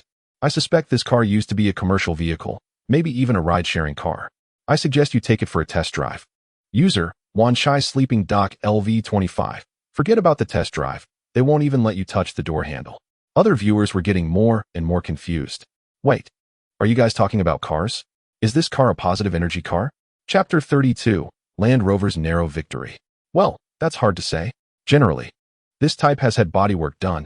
It looks tempting, but the engine and everything else might not be good and could burn oil. You never know. The last owner might still have a spare key. Listen to me, with a budget of 200,000, you could get a decent new car from after the year 2000. I don't recommend going for a second-hand one. Burning oil. The audience in the live stream was getting confused. They realized they weren't discussing car repairs. They were talking about driving. No wonder he asked the nemesis of the national subsidy, the Cyber Huang Ti. Not only can he fix cars, but he can also mend a wounded heart. To be fair, Wan Chai brother is also bold, willing to spend 200,000 on a ride-sharing car. If it weren't for the host to cool him down, who knows what kind of hat he might wear in the future. 6666. My life coach is Brother Wei. Wow. I actually understood everything. I feel enlightened. Let's spread the positive energy on the screen. If you don't understand, what does it feel like when an engine burns oil? Wei Xiao glanced at the comments. Don't pry into societal matters. Just as laughter filled the air, a familiar voice came from the door. Is Xiao Wei here? An elderly man walked into the shop. With dark skin and a faded Zhongshan suit, he looked like a simple neighbor from the town. Wei Xiao also recognized the old man and immediately approached him. Uncle, what brings you here? Are you here for the market? I'm not buying chickens. The old man waved his hand dismissively, answering a question that wasn't he asked. Wei Xiao could only help the old man to a seat. He was said to be a relative, albeit a distant one, and calling him uncle was just a sign of respect. The old man's surname was Yang, and he lived a few kilometers away in a village. He was old, with somewhat impaired hearing, making communication a bit difficult for Wei Xiao. If old Yang hadn't spoken up, Wei Xiao wouldn't have figured out what he wanted at all. Xiao Wei, my Land Rover isn't driving well. Can you take a look for me? When the old man said this, the live stream fell silent. People thought a poor relative of the host had arrived. But what they didn't expect was that the old man lifted his leg and urinated right there, splattering it in front of over 3,000 viewers. The old man even drives a Land Rover. Wow, I'm feeling jealous. The old man seemed to be a low-key person. I don't want to strive anymore. The upstairs folks know how to take shortcuts. With the old man around, there were fewer issues. Even if he passed away, Wei Xiao could still seek help. Wei Xiao looked at the barrage of comments calling out daddy and thought to himself that the societal atmosphere really wasn't great. He helped old Yang sit comfortably and then stepped outside with a selfie stick. The Land Rover was parked right in front of Wei Xiao's shop. It was pure white, and its size was nearly half that of a Range Rover. Upon seeing this, the viewers couldn't hold back anymore. Wow, a Land Rover? You should have mentioned it earlier. I wouldn't have felt jealous. To be honest, this thing is a one-to-one replica. You think the old man is joking? Honestly, the current models for the elderly were made quite well. Wei Xiao already had a good idea. There wasn't a single Range Rover in the entire town, but there were plenty of replicas. Besides this vehicle, there were many others. Bentley, South, Aston Martin, Porsche, any luxury car available on the market could be found at the market. The reason was simple. In rural areas, many elderly people had travel needs, but couldn't afford real cars. Thus, there was a large market for elderly mobility vehicles. Every now and then, an old man would come by to repair his beloved ride. Wei Xiao was used to it by now. He took a quick glance and already identified the vehicle's issues in his mind. There were quite a few problems, although none were too serious. In total, there were dozens of minor issues. It was no wonder, when you try to make a nearly 2-meter wheelbase vehicle for just $1,000, corners had to be cut. The battery, chassis, and structural components were all downgraded. In the end, the elderly mobility vehicle was just something that could run. So, Weishio shook his head and returned to the shop. Uncle, there are many issues with the car, and it's not easy to fix. It will definitely need major repairs. Old Yang looked a bit troubled. How much will it cost? Let us not talk about money, Uncle. Weishio patted the old man's shoulder. Leave the car here. Come pick it up in 3 days. For today, you can take the bus back. Weishio was sure that the old man didn't spend much on this car. If he charged him a hefty repair bill, he could just buy another one. The old man's family situation wasn't great, and any amount would be inappropriate. Besides, repairing this car, Wei has other purposes as well. During the repair, it was a close call for the vehicle brand in question. Once it's fixed, what kind of car it is, you don't need to worry about that. The live stream is counting on this car to attract viewers. So, thank you. Wei, you're a good person. Take care. Uncle, I want to see you off. I watched old Yang leave the shop. Wei turned his attention back to the car in front of him, deep in thought. Meanwhile, the live stream audience was already moved to tears. No wonder they are my favorite streamer.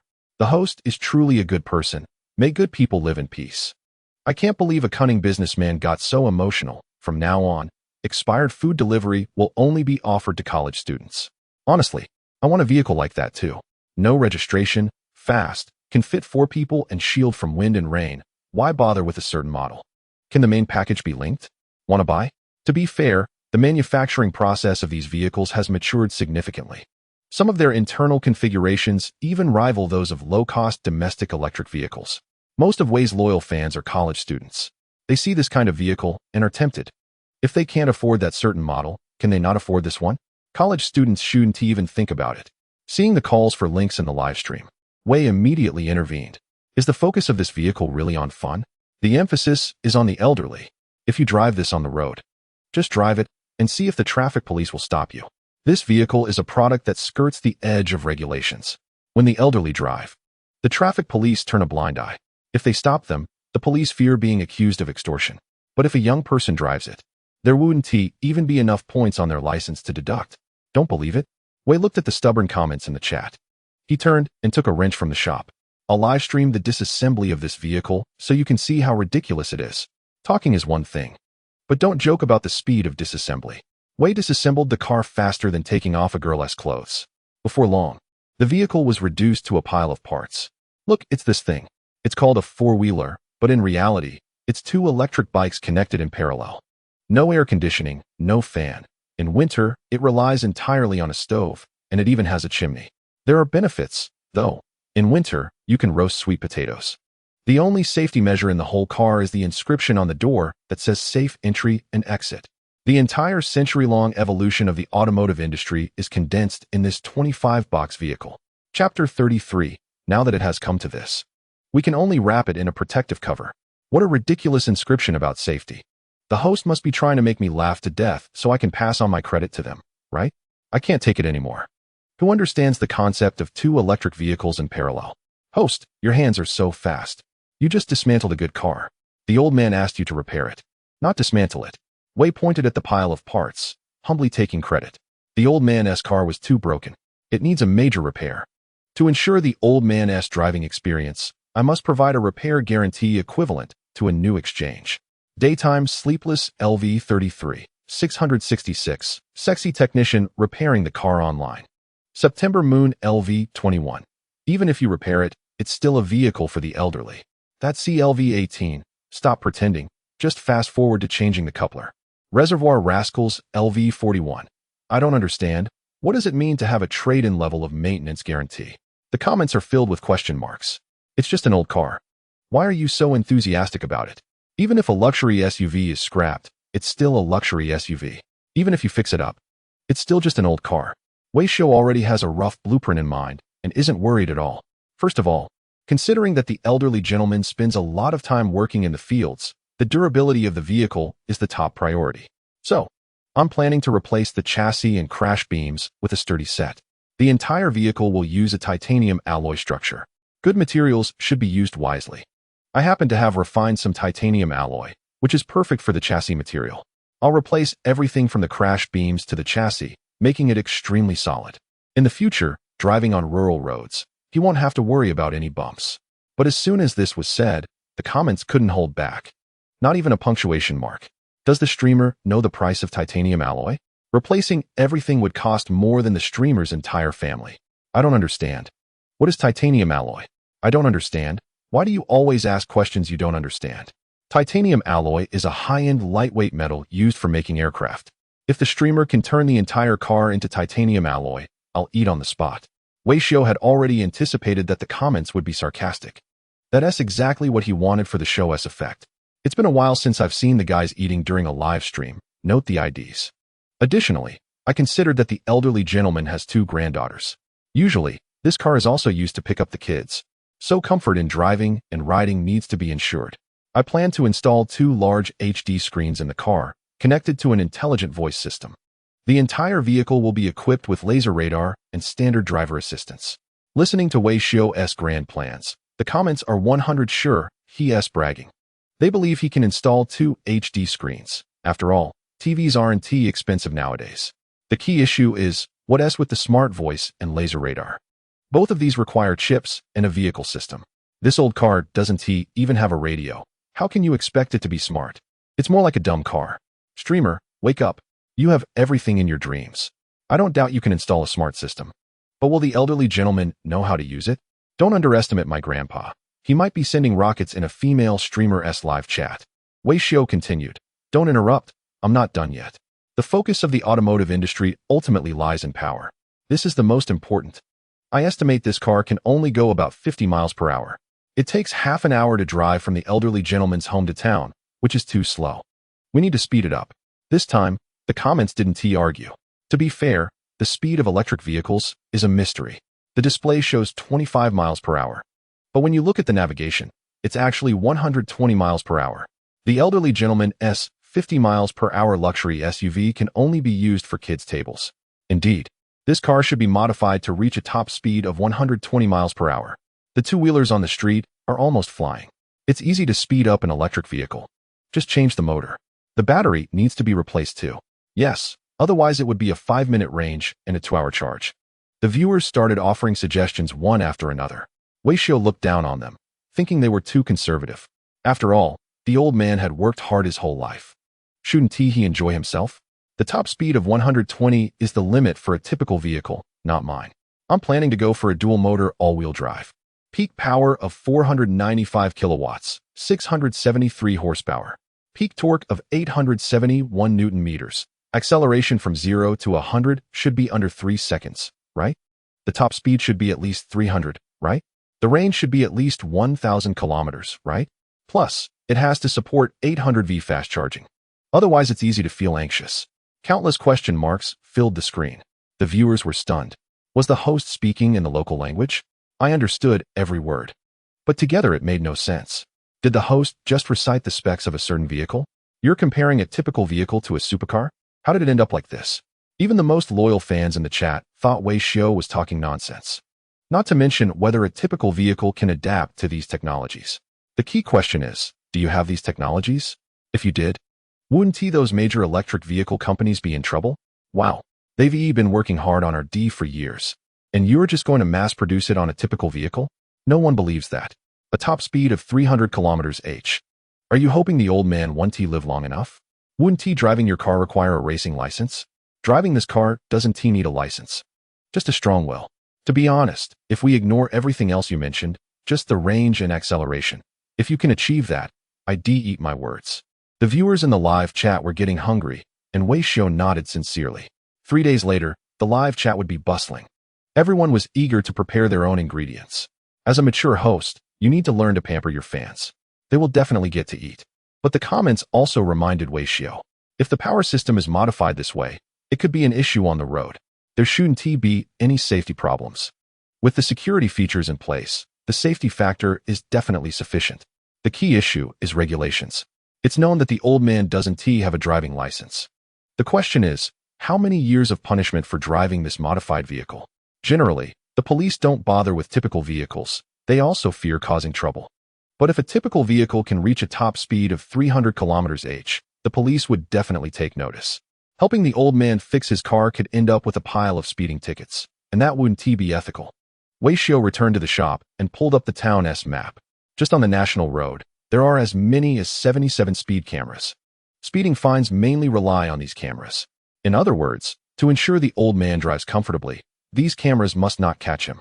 With this in mind, Wei Xiu's gaze fell on a corner. There lay the 5-square-meter nano-wave-absorbing coating he had just trial-produced. Given the situation, he could only apply a layer of vehicle wrap for the old man. Chapter 34. No car, no house. But you have dreams. After confirming the modification plan, Wei Xiu began to work diligently. At first, Wei Xiu felt that even maintenance work was beneath him. Running errands or delivering food was better than this. However, he had a system, so he didn't want to waste it. But now, since no one was doing maintenance, he decided to step in. This was genuinely enjoyable. Every day, he dealt with screws and oil, without the need to invest emotional value. The labor intensity was not high. And the best part was that there were no expectations of recognition, like being a model citizen or something, which would have added emotional value. It felt great. Really great. Just when Wei Xiu was happily fixing cars, she sent a message. Professor Wei, when are we starting work? It was clear that Shi was becoming impatient. It had been a week since the task was assigned by their superiors, and there had been no signs of progress on this side. Forget about conducting research or writing papers. Wei Xiu hadn't even mentioned it. So, when she sent the message, it carried a bit of frustration. If we don't start soon, it might be difficult for us to deliver results. If you find it challenging, I can start working on it myself. But don't worry, we will put your name on the results. This girl was quite good looking, but her tone was unpleasant. As a tall man, could I really take advantage of your efforts? Thinking of this, Wei Xiu quickly replied, I'm almost done with my current tasks. If you're available, you can come to my place. Finally, he received a clear response. She eagerly replied, okay, I'll be there in the afternoon. She was quite impulsive. Wei Xiu didn't expect she to come so quickly. He had also arranged to meet with Mr. Yang to pick up a car today, so the timing was a bit tight. But then again, that's life. When it's quiet, it's always lonely. When it's busy, it's overwhelming. With no chance to catch a breath, Wei Xiu waited in the shop all morning. He didn't see Mr. Yang or Shi. Around noon, he noticed his sister's Corolla parked in front of the house. Mom, sister, what are you doing here? Wei Xiu asked in confusion. Can't I come see my own home? His mother, Yang Huiru, said while carrying a large bag of fruits. His sister, Wei Xian, was holding a handbag with HLA written on it. About 15 minutes later, his second aunt and 2 uncles also arrived at the shop. Looking at this crowd, Wei Xiu thought things weren't that simple. Sister, what is going on? Wei Xian took on a big sister role. Do you know your second aunt's cousin? Wei Xiu looked puzzled. Dad's dad is grandpa. Mama's mom is grandma. I really don't know what your second aunt's cousin is called. It's Aunt Lu, the matchmaker. Earlier this year, Mom and I thought of setting you up. Aunt Lu said there was someone suitable, but he works out of town and can only come back during the summer. Today, you're lucky. He's back and will come to our house. At that moment, Wei Xiu frowned. Doesn't she have her own home? After finally returning to her hometown, why run after a strange man? I really can't understand. Although the men on my father's side may speak harshly, at least they are just talkers. On the other hand, the women on my mother's side not only have unpleasant things to say, but are also very proactive. Not only did they arrange a blind date for me behind my back, but they also brought along the outfit for it. Wei Xian picked up a tote bag and urged, hurry up, take a shower, and change your clothes. I have my own clothes. Wei Xian glanced at Wei Xiu's oil-stained jeans and retorted, you have nothing decent. This outfit is from a well-known brand, a proper men's wardrobe. Wei Xiu opened the tote, revealing a black suit that resembled a real estate agent's uniform. This is clearly a wardrobe for trouble. Stop talking so much. Go take a shower and make a good impression. Wei Xiu was completely unmotivated. Showering is the highest form of courtesy. Lu Yifei is coming today, and she only deserves me to wash my hair. Let alone the blind date. What is she supposed to be? Some kind of superhero who saved the world? Stop messing around, sis. I have a lot to do today and need to meet several people. Even if a big shot came today, they'd have to wait in line. You don't know how outstanding the girl is. My mom, Yang Huiru, crossed her arms, her face filled with longing for a daughter-in-law. Objectively speaking, Wei Xiu's conditions are decent. But that doesn't stop Ms. Yang from dreaming. She had previously inquired about matchmakers, and while there were many options, the jobs weren't all that great. Today's candidate is different. She is a teacher from another area, a solid job with prospects, and her hometown is a town. Perfect, simply too perfect. So, faced with Wei Xiu's non-cooperation, my mom directly resorted to family discipline, using a broomstick to force him to take a shower. By the time Wei Xiu finished drying his hair and came out, there were already two more people in the shop. One was a middle-aged woman, presumably the matchmaker. The other was a young lady in a floral dress with long, dark hair, exuding an aura of being a perfect bride. No need to say more. This was the ideal daughter-in-law my mom had been dreaming of. When Wei Xiu walked out, the chattering room instantly fell silent. It was the matchmaker's perceptiveness and high emotional intelligence that helped. You two young people chat nicely. We'll go outside and soak up some sun. A group of people filed out the door. The lady slowly looked up, and the moment her gaze met Wei Xiu's, she quickly looked away. The reason was simple. Wei Xiu looked better than she had imagined. Standing at 1.8 meters tall, with a strong build and well-defined features. A guy with such looks is quite valuable in the blind date market. Hello, I'm Su Miao. I'm Wei Xiu. Wei Xiu was drying his hair, his mind clearly elsewhere. I teach at the second middle school in Rongqing, and I have a master's degree. What about you? I have a college diploma. Su Miao's expression darkened upon hearing this. As expected, one cannot have both fish and bear's paw. Good looks must come with a compromise in education. However, it wasn't completely unacceptable. What if he had a good job? So what is your profession? Wei Xiu pointed to the room and said, can't you tell? I'm a mechanic. But I heard from the matchmaker that you seem to have some position at the school. Oh, that. Wei Xiu was too lazy to explain. At a school in the Northeast, it's just a nominal position. Don't underestimate it. The informant has quite the network. As soon as I was hired as a professor here, the informant already knew. Typically, when someone arrives, they tend to boast about being a distinguished professor from a well-known university. However, Wei Xiu is aware of the situation. He knows when to indulge and when not to. This lady's interest in continuing the conversation, despite her being from a vocational college, indicates she is quite keen. If he gives her a little incentive, she might enjoy it. As expected, Wei Xiu's assumptions were correct. In terms of education and work, his situation has already crossed Su Miao's bottom line. Fortunately, Su Miao's limits are quite flexible. He may not have the best qualifications, but being handsome allows for some leniency. Although he modestly claims to be a mechanic, he is actually self-employed. One can't judge income by appearances. Thinking this, Su Miao started to drop hints. I currently earn 7,000 a month. I don't have a car or a house, but I do have a stable job. So, I hope my partner's income is relatively high. A car and a house are essential for my sense of security. Wei Xiu couldn't help but pout, thinking, you're not exactly a catch, but your expectations are high. Having dreams is great, but they seem unrealistic. Chapter 35, version T0. Yeah, I think the same way. Considering it was their first meeting, Wei Xiu didn't want to be too blunt and instead responded with some sarcasm. It's good that we have matching thoughts.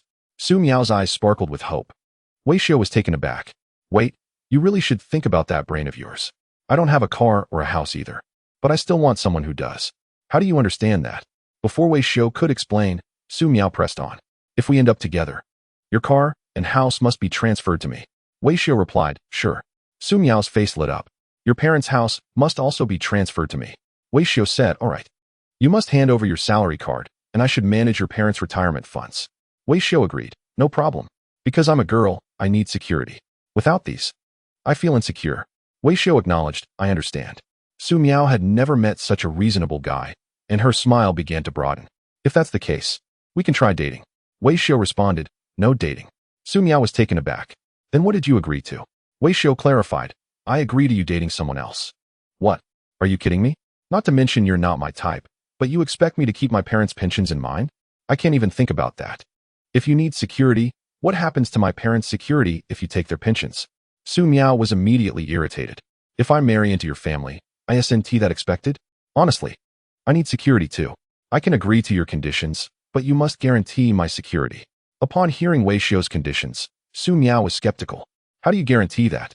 I need the female side to have 36 aircraft carriers, 200 destroyers, and 300 cruisers, 9,999 nuclear warheads, 100,000 rifles, an area of 1,000 square kilometers.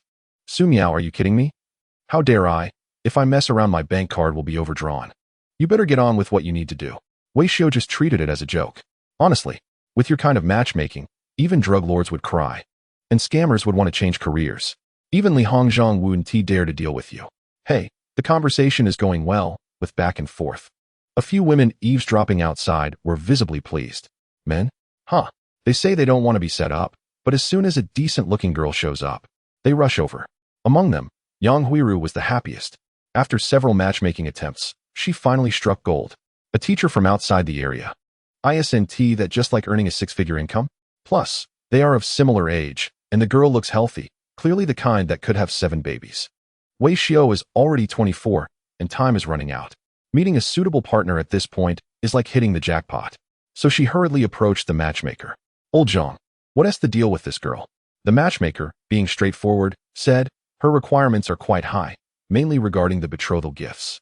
Yang Huiru calculated in her mind and gritted her teeth. Our family is average too. Discuss with them. I can manage within 200,000, anything more. Wei Xian immediately interrupted. Mom, where are we going to get 200,000 from? You don't care. I can still take a loan from my provident fund. Ms. Yang is quite affluent. As a retired worker, she is one of the few in the town enjoying full benefits. Saving for 1,000 days is all for today. If it were an ordinary girl, Ms. Yang wouldn't spend a dime. But if it's a teacher, she wouldn't mind. This marriage is set. Just then, the sound of high heels suddenly echoed. Hello, is this Wei Xiao's home?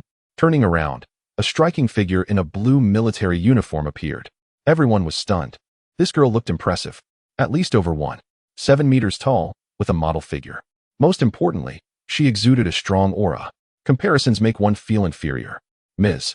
Yang stared at this officer, instantly feeling that the teacher was no longer appealing. What do you need with Wei Xiao? I'm his. She didn't finish her sentence. Su Miao cursed as she walked out from the back room. What are you pretending for without money? You'll never afford 4 dishes in your life. A reserve major ISNT that impressive. Stupid idiot.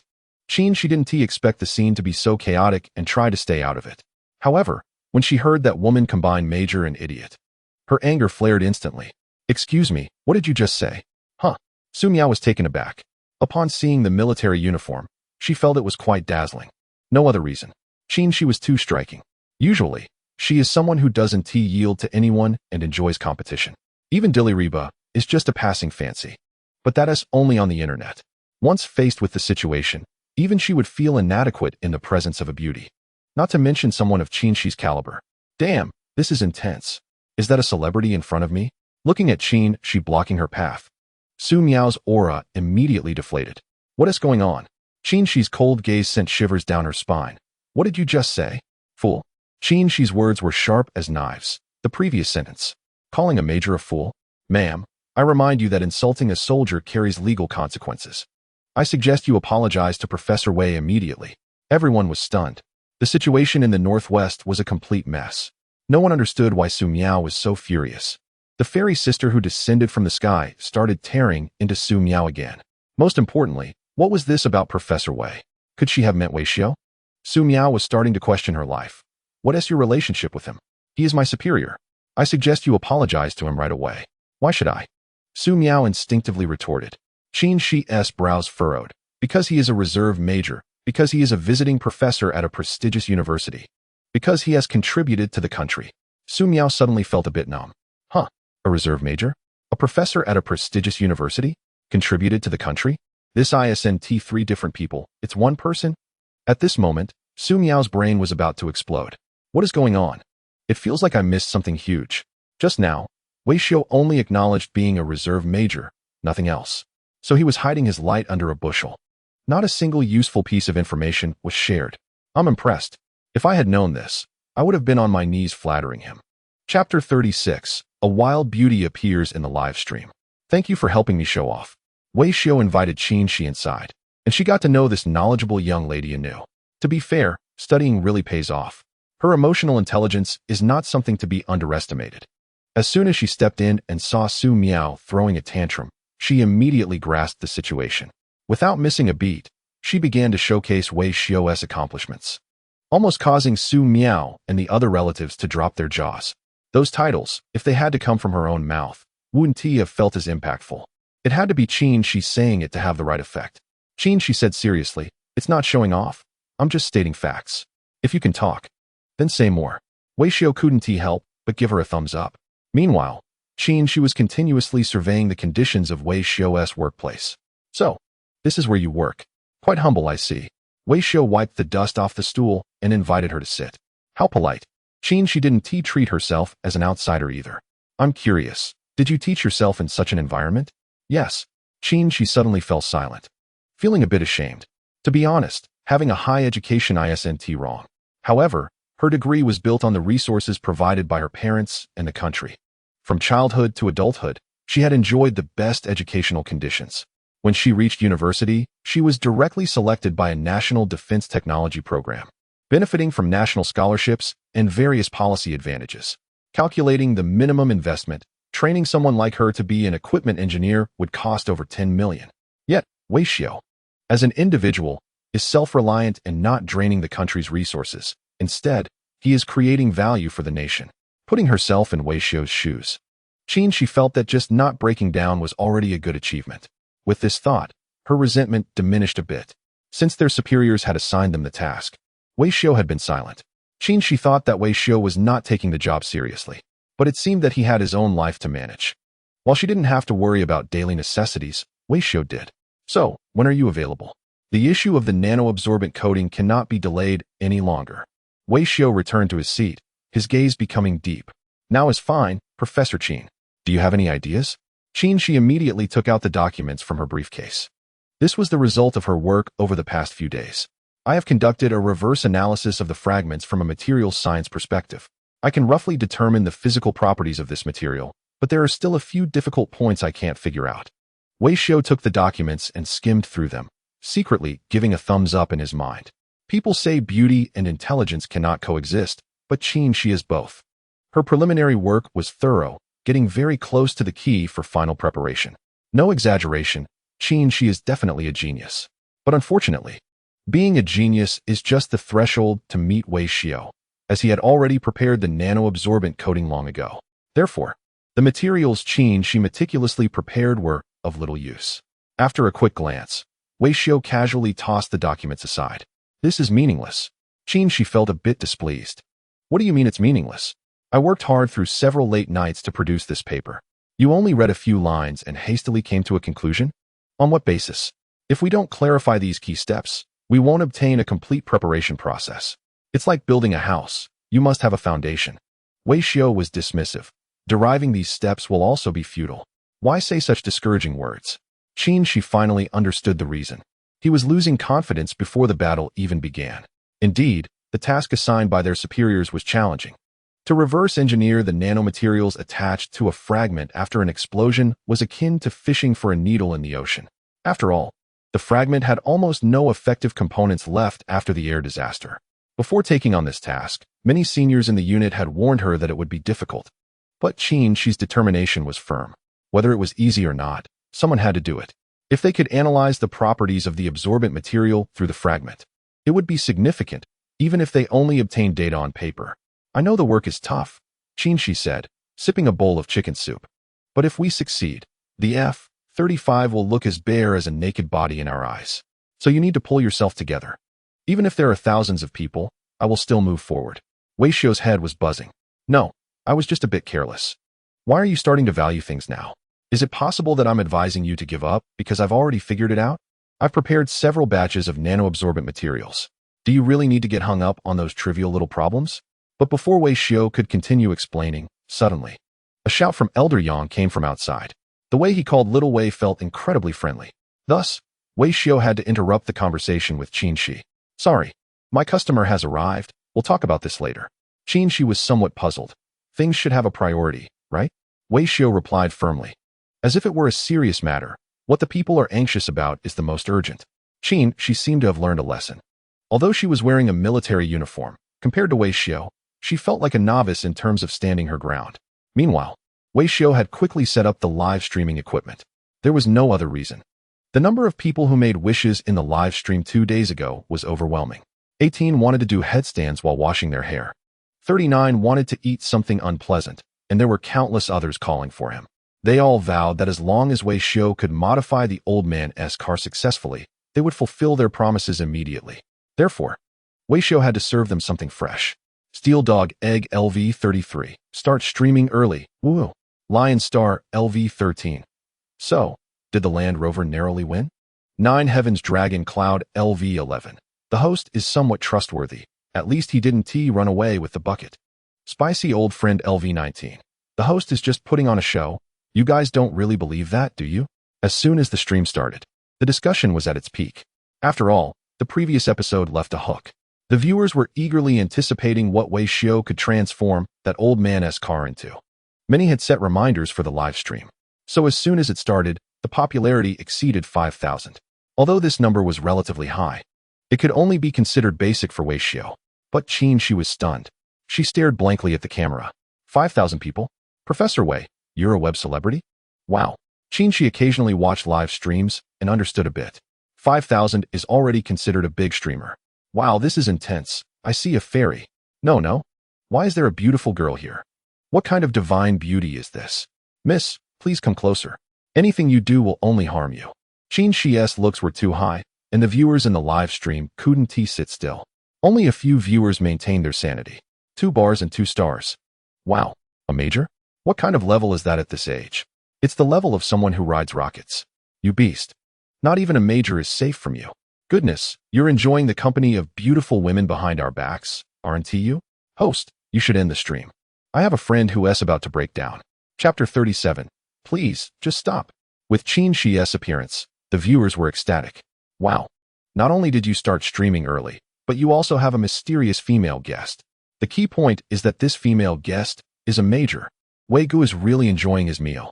Wei Xiao, however, has no time to pay attention to the comments on the screen. He is in the front hall welcoming Grandpa Yang. Uncle, the car is fixed. Old Yang replies, thank you, Xiao Wei. I brought some freshly picked Chinese chives from home for you to enjoy with your noodles. Thank you, Uncle. Wei Xiao accepts the chives and heads toward the warehouse.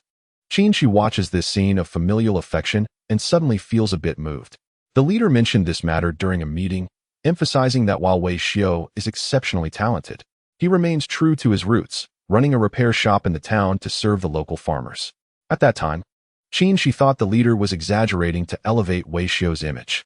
But now, seeing it for himself, he realizes the leader did not exaggerate at all. Wei Xiao fixes cars for others without charging, and the elderly man gives him a bag of chives as a gift.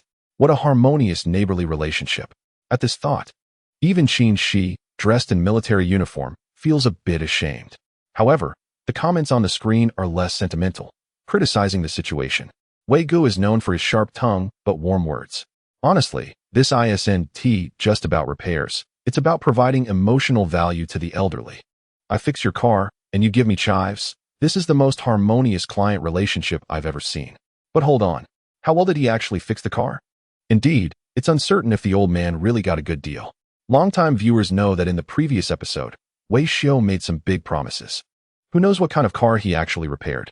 As everyone awaits, Wei Xiao drives the fixed vehicle onto the screen, a matte, gray, rugged off-road vehicle. Qin Shi is completely stunned.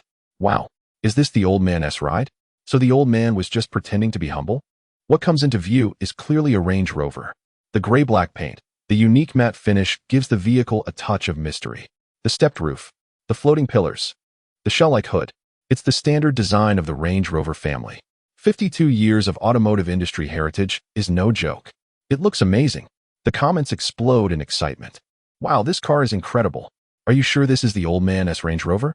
This isn't just a Range Rover. It's a whole different level. Wei Gu has really gone all out to impress his viewers. Did he really bring a Range Rover for the old man? The comments are skeptical about whether this car is a modified version of a Range Rover. It's just that the width and length of the vehicle are doubled. How could this possibly be the same model? Moreover, the quality of this car has surpassed what you'd expect from a typical elderly person's vehicle. While the replica parts can match the original dimensions, they can never replicate that elegant British charm. The car that Wei Xiao drove out doesn't look like a modified version. It looks like the father of the Range Rover. You fix such a luxury vehicle and only charge a bag of chives? Qin Shi, unable to understand, steps forward and whispers, don't lose money on this. I thought you were fixing something else. Wow, this is a top-tier luxury car. Even the screws and bolts would cost thousands. You only received a bag of wild chives. Really doing charity? Wei Xiao waved his hand dismissively, lightheartedly saying, I didn't fix many parts, just something I could do. Turning around, Wei Xiao raised his voice a few notches and enthusiastically introduced to old Yang. Uncle, this is your old man's joy. I repainted it. This color is quite trendy now. It's called summer gray. The old man looked confused, but he was satisfied with the color of the car. This gray was much better than his previous pearl white. However, she frowned. She had seen gray Land Rovers before, and indeed, they were called that. But they didn't have this texture. They were usually glossy. This car's gray had a matte finish, which was not entirely accurate. It resembled a high-end finish. From a distance, it looked like a stable cement color, but up close, it had an exquisite frosted appearance. She felt this color was familiar, as if she had seen it somewhere. Uncle, the original battery was no good. It couldn't hold a charge and was prone to catching fire. I replaced it with a new one. So you can run it as much as you want now. You won't need to charge it for 7 or 8 days, and that's fine. Hearing this, Old Yang was overjoyed. The biggest problem with the car before was that it needed constant charging. After running 60 to 70 kilometers, it had to be charged overnight.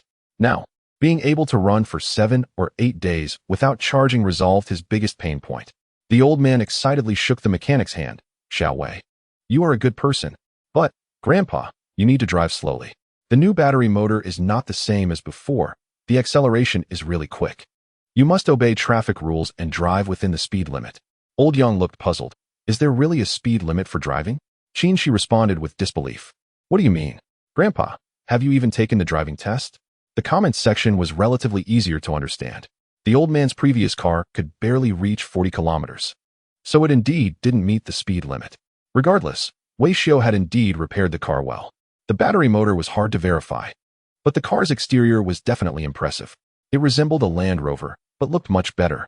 While everyone was amazed by Wei Xiu's skills, he led Old Yang to the back of the car. Grandpa, this is the fuel inlet. Remember, it takes diesel. Old Yang asked, how can it still take fuel? In case you run out of electricity, you can still drive with diesel, and it's not expensive. The comments section was stunned. Wow, it's a hybrid. Is this still an old man's joy? With the appearance of a Land Rover and the power of an ideal model, one had to wonder why it used diesel. It was cheap and durable, and many machines in rural areas used diesel. Wei Xiu glanced at the comments, thinking they only understood part of it. He turned back to introduce to Old Yang. Using diesel isn't the main purpose. It's primarily for generating electricity. I also added an air conditioner in the car. In the future, when you pick up your granddaughter, she won't have to suffer from the cold or heat. Additionally, I installed a refrigerator and a TV, so your granddaughter can lie inside and watch TV. During the busy farming season, you can drive this vehicle to the field and take a break right away. As he spoke, Wei Xiu opened the car door, revealing its luxurious interior. The old man was stunned. She was also taken aback. The barrage of comments was beyond description. Is this really just a leisure vehicle for seniors? Isn't this an RV? It has a refrigerator, a TV, and a washing machine. No wonder it runs on diesel. Everything here needs power. Wow, the L9 I just bought doesn't seem appealing anymore. The L9 is nothing compared to this. This configuration is almost on par with an RV. It's impressive. The leisure vehicle has turned into an RV. Please, stop modifying it. If it goes on like this, the leisure vehicle will end up as a semi-trailer. The leisure vehicle heavy-duty king, the leisure vehicle high-speed train, is just around the corner. The traffic police of Linyang, it's time to get to work. Chapter 38. If we don't manage this, the leisure vehicle might turn into a high-speed train. Wait a minute. Just as Wei Xiu was about to hand over the car keys, she rushed to stop him. Hey, I don't care about anything else, but with this modification, this car weighs at least 2 tons. A vehicle this heavy on the road is a road hazard. If you had proper plates, it would be one thing. Electric D00001. This vehicle has a homemade license plate. If you hand over the keys and it goes on the road, who will take responsibility if something happens? Wei Xiu, wait a minute. She pulled Wei Xiu aside to speak privately. This car can't hit the road. It has no safety measures at all. It's too dangerous. Wei Xiu hesitated and said, That's true. Wait a moment. I need to put some safety measures in place. After saying that, Wei Xiu turned and walked toward the counter. He opened a drawer and took out a brand new piece of red paper with the 4 golden characters safe entry and exit. Uncle, it turns out your couplet has faded. As he spoke, Wei Xiu took out double-sided tape and stuck the couplet on the car door. I've replaced it with a new one. Now it's fine. We have safety measures in place. The car can be officially handed over to you now. With that, she was left speechless. Wait, handsome. Do you understand human language? You call this a safety measure? Round loves eating dirt, LV21. Bright moon for a long time, LV31. Reservoir rogue Vander Biao, LV42. Can't sleep during the day, LV33. Everyone in the comments was confused. Seriously? So the safety of your car relies on mysticism? Meanwhile, in the office of the captain of the Linyang Traffic Police, Tan Linqing, looking exhausted, heard a knock at the door. Come in. Walking in was Wang Zheng from the publicity department. Xiao Wang, you came just in time. I have something to assign to you. How is that account you're managing? As we step into a new era, the higher-ups require all units to focus on the development of government media integration. Wang Zheng, as a pioneer in the publicity department, is responsible for operating the Linyang Traffic Police's social media account. However, the results so far have not been impressive, with only 240,000 followers. Wang Zheng initially had something to report, but had to answer the leader's question instead. We still need to put in more effort. The follower count is low. Tan Linqing knew that this matter could not be rushed, and he waved his hand. It's fine. Having a few fans is enough. While speaking, he took out a document from the drawer. The higher-ups have asked us to launch a new round of rural traffic governance activities. The focus is on tackling unlicensed agricultural vehicles, tricycles, and electric bikes. The road ahead is long and challenging. As a prefecture-level city, 90% of the area under our jurisdiction is rural. This means there is a huge number of unlicensed vehicles. The management departments are aware that this is a tough nut to crack. We've attempted governance several times, but the results have been minimal. This time, I believe that penalties can only serve as a means. The key is to raise public awareness of traffic safety, focusing on publicity and education.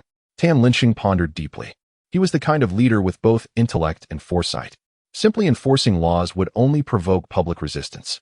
The approach must be rooted in fundamental changes. Fortunately, technology has advanced, and even in rural areas, everyone has a mobile phone. Therefore, he felt that this round of governance activities should start with integrated media.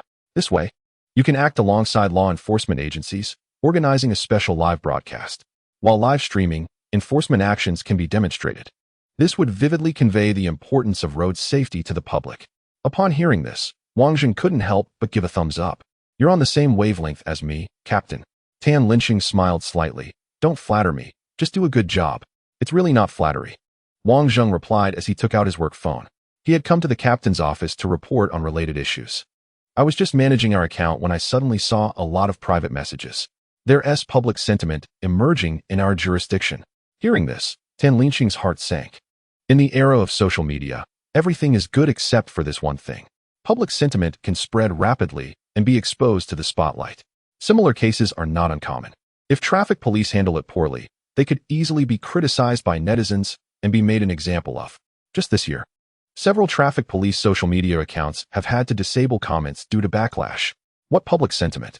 Tan Linqing took the phone with a feeling of apprehension. On it was a recording prepared by Wang Zheng. A Range Rover? This gentleman seems to be doing quite well. Wang Zheng clicked his tongue. Captain, take a closer look. Is that really a Range Rover? Hey, what the heck? Tan Linqing couldn't help but exclaim. It looked like a Range Rover, but it had the license plate of an electric bike. Are the manufacturers of these electric bikes crazy? They made it so realistic? At this rate, they could produce a heavy-duty version. Wang Zheng shook his head repeatedly, adding to the narrative. It's not original, it's modified. Modified? Are you out of your mind? Who would modify it like that? Wang Zheng replied. A repair shop in Linyang town modified it. They claim it can accelerate to 100 kilometers in under 3 seconds. Nonsense. Tan Linqing exclaimed. I admit it looks good, but 100 kilometers in 3 seconds? I wouldn't believe you even if you were telling the truth. However, regardless of anything, this issue is very serious. No matter how many kilometers it can go, such modifications have already crossed the line. Just as the superior's document was issued to the city, there came a serious requirement for the team to carry out rectification activities for unlicensed vehicles. Immediately, there were repair shops engaging in illegal modifications. This is unacceptable. Do this. You immediately coordinate with the enforcement team to penalize and locate this vehicle. Live broadcast it. Educate first, then warn. Tan Lin was furious. It's one thing for the old man to have a weak legal awareness, but I won't say much about that. Such businesses must not be tolerated. The most important thing is to find this manufacturer and handle it seriously. If we don't take action, the old man might even modify a vehicle into a high-speed train. Chapter 39. Your grandpa is still your grandpa. Welcome everyone to the Linyang Traffic Police live broadcast. Today, we will conduct an online law enforcement action. Standing next to me is the captain of the enforcement team, Li Zhonghai. Please say hello to everyone. Captain Li, Wang Zheng, as an experienced publicity officer, was very relaxed in front of the camera, while Li Zhonghai, who was on camera for the first time, seemed a bit hesitant. Hello everyone, I am Li Zhonghai. This month is our Linyang City's Traffic Safety Promotion Month. We will carry out similar law enforcement activities in multiple areas. I hope everyone can supervise and consciously abide by traffic rules. Although it wasn't said out loud, both individuals executing the task knew that today's live broadcast was targeted. Wang Zheng quickly steered the conversation to the main topic. As you can see, we are currently on the outskirts of Linyang Town on the National Highway. This is a necessary path through Linyang Town. Citizens have repeatedly reported to us that non-motor vehicles often occupy the motor vehicle lanes on this road. There are even unlicensed and unregistered illegal vehicles. Today, let's follow the camera and see what's going on. The location chosen by Wang Zheng and Li Zhonghai was deliberate. They learned from the traffic police's data system that this road was a necessary route for the illegally modified vehicle. Sure enough, 2 minutes later, a gray off-road vehicle entered the frame. Li Zhonghai was quick to react, immediately standing in the middle of the road to intercept the vehicle. Wang Zheng began to explain to the camera. Up ahead, we see a very high-end off-road vehicle, which appears to be a luxury car worth around $1 million. However, from my observation, this luxury car should not have a legal license plate. The camera turned to give a panoramic view of the involved vehicle. In an instant, the few viewers in the live broadcast were stunned. Wow, what a stunning Land Rover. The consumption level in Linyang Town is impressive. The Range Rover doesn't even have such a nice color. It must have been modified afterward. No way. How could a Range Rover have a green plate? Dude, open your eyes and see clearly. Is that a green plate? A sharp-eyed viewer spoke up. Only then did everyone realize. Hey, wow. Although this vehicle has a license plate, it's neither a blue plate nor a legal new energy green plate. It's a fake license plate specifically for modified vehicles. Electric D00001. Impressive. Haha. Who came up with this license plate for the Land Rover? It's a real car with a fake plate, too abstract. This place is really lively. With the appearance of this silver Land Rover, the popularity of the live stream skyrocketed. The host, Wang Zheng, had never seen so much traffic in his life. He felt very pleased. The more people, the better. Only then could he fulfill the promotional task assigned by the team leader. Traffic safety. With penalties as a supplement and education as the main focus. He then instructed the camera to follow Li Zhonghai straight to the vehicle. Captain Li is a second-level police officer and the head of the enforcement team, having climbed up from the grassroots level with strong professional skills. He only took a glance and immediately knew that this car had several violations. However, considering the driver's age, enforcement requires a certain approach and technique. He first smiled and approached to salute. "Driver, please step out of the vehicle." As soon as the elderly driver saw the traffic police and the camera, he instantly perked up. What a fortunate coincidence. Just got a nice car, looking impressive. Now he happens to run into the traffic police and even has a camera. The neighbors must be envious. Am I going to be on TV? Li Zhonghai suppressed a laugh. Sir, let's not talk about being on TV for now. Where are you heading? I'm going home. Where do you live? Nanha Village. Nanha Village is to the east, just in the direction the old man was heading. The problem is, he was driving the wrong way. So Li Zhonghai gently guided him. Sir, if you're going home, which road should you take? The old man answered without thinking, National Highway 405. Li Zhonghai was speechless. No, sir, what I mean is, if you're going home, which road is safe? The old man, with a simple expression, replied, National Highway 405 is safe. There are fewer potholes. I know you want to take National Highway 405, but the key is, how should you take it? Li Zhonghai felt a bit overwhelmed and started pointing to the correct lane. You just keep going east. Then turn left at the big poplar tree. Don't you know Nanha Village? At that moment, Wang Zheng and the cameraman behind were struggling to hold back their laughter. The comments section was filled with jokes. What the heck is National Highway 405? The traffic police officer was about to lose it. Honestly, I suspect the old man is pretending to be confused. The old man will always be the old man. If I were to drive like that, I would have already racked up fines. By the way, that car is really cool. At this moment, Li Zhonghai also realized he seemed to have fallen into a comical situation. No, he had to pull himself together. If this continued, he might become popular. Sir, first of all, I want to tell you, no matter what car you drive, you must obey traffic rules. You can't drive the wrong way. Secondly, what's going on with your vehicle? This is a motor vehicle. Why doesn't it have a license plate? Uncle Yang was not happy after hearing that. I hung up. I specifically chose the number 00001. Li Zhonghai was somewhat speechless. The problem lies with your 00001. I admit, your vehicle looks great. But that license plate is definitely fake. Sir, this plate was made by the manufacturer and is not in our system. You must have a license plate to drive your vehicle. Uncle Yang waved his hand. No need. How can there be no need? Uncle Yang replied, because I don't have a driver's license. Forget about not having a photo. You don't even have a driver's license. Goodness.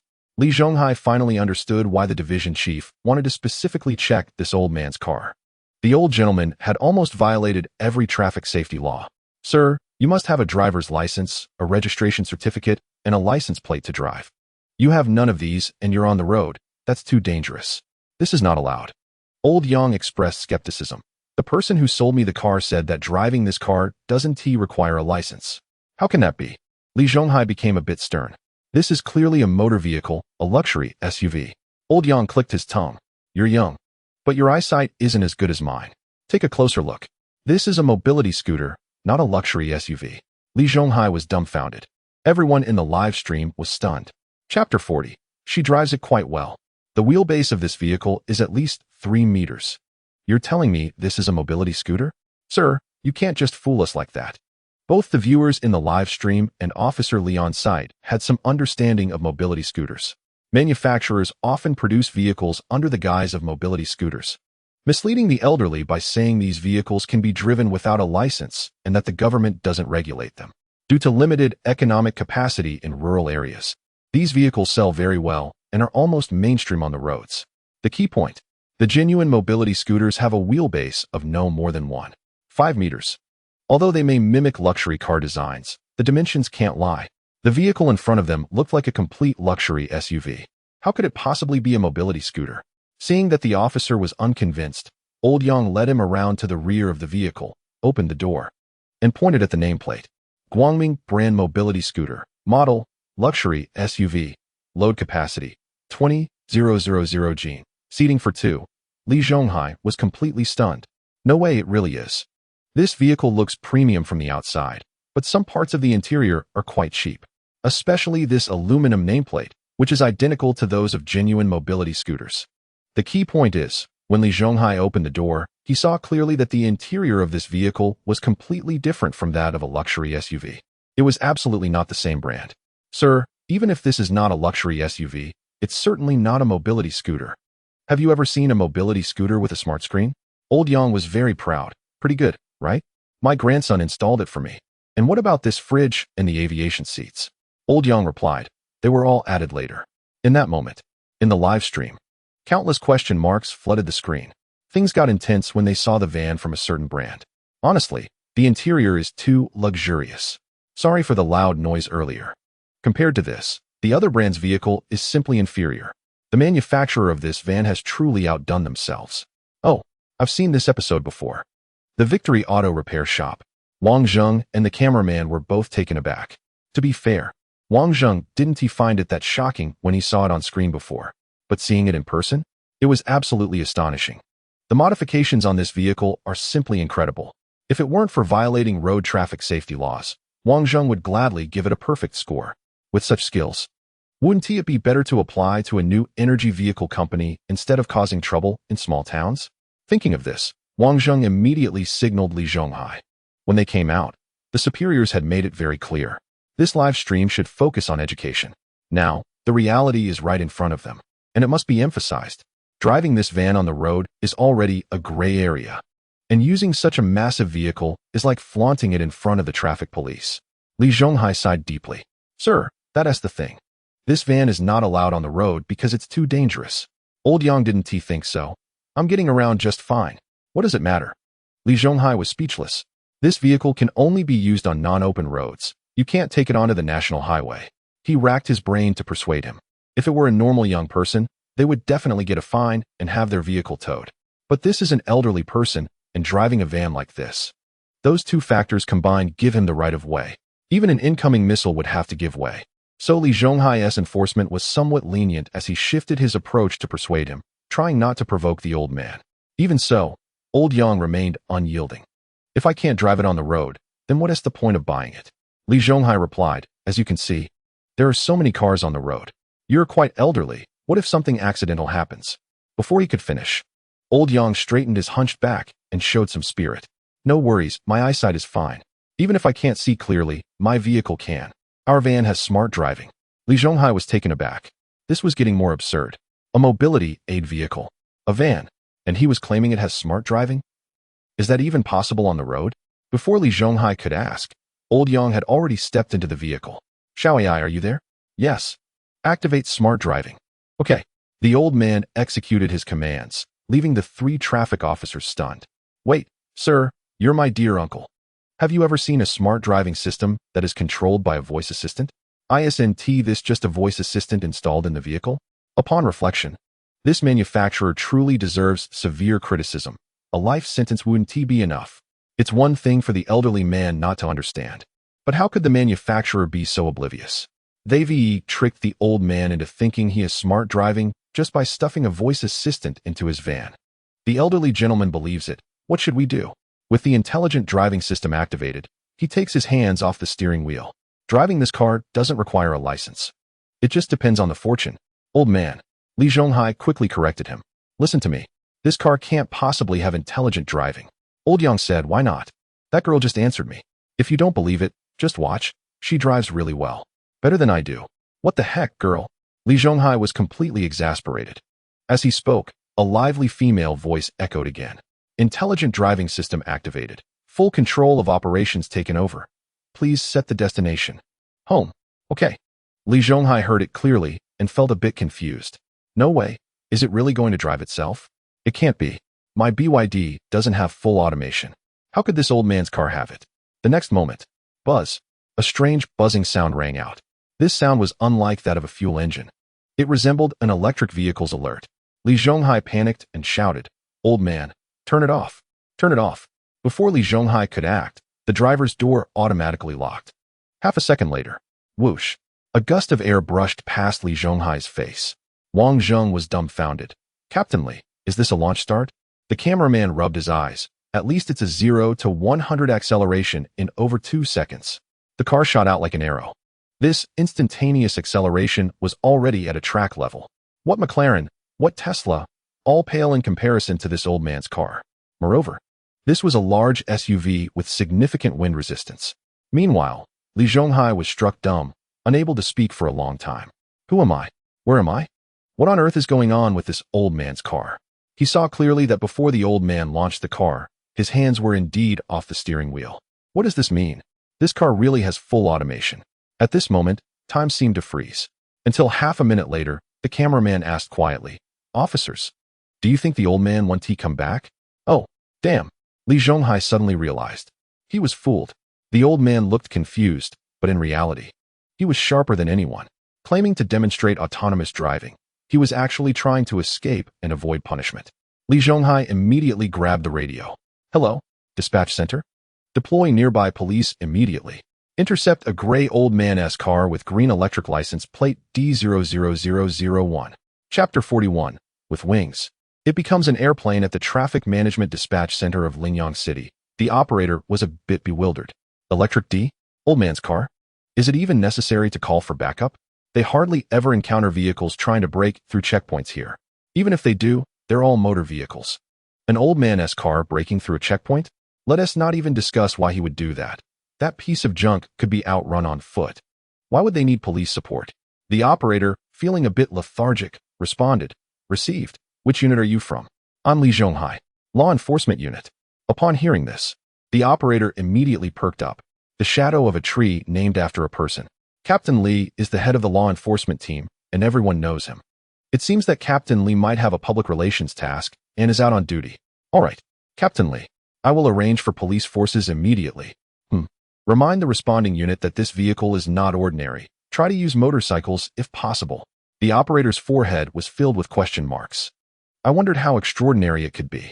Do we really need to deploy motorcycle police? But he still firmly replied, I will arrange it right away. A few minutes later, at an intersection 8 kilometers away, 2 motorcycle officers who had just come off the highway arrived at the scene.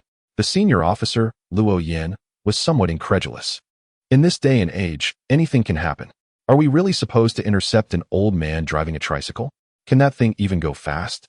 Luo Yin and his colleague were from the highway patrol, the closest police force to this location.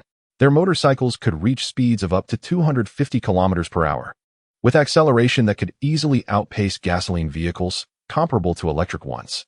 So being dispatched to assist on a national road felt like using a sledgehammer to crack a nut. Moreover, the dispatch center's instructions were not very clear. They were asked to intercept an old man's tricycle. It sounded like a joke.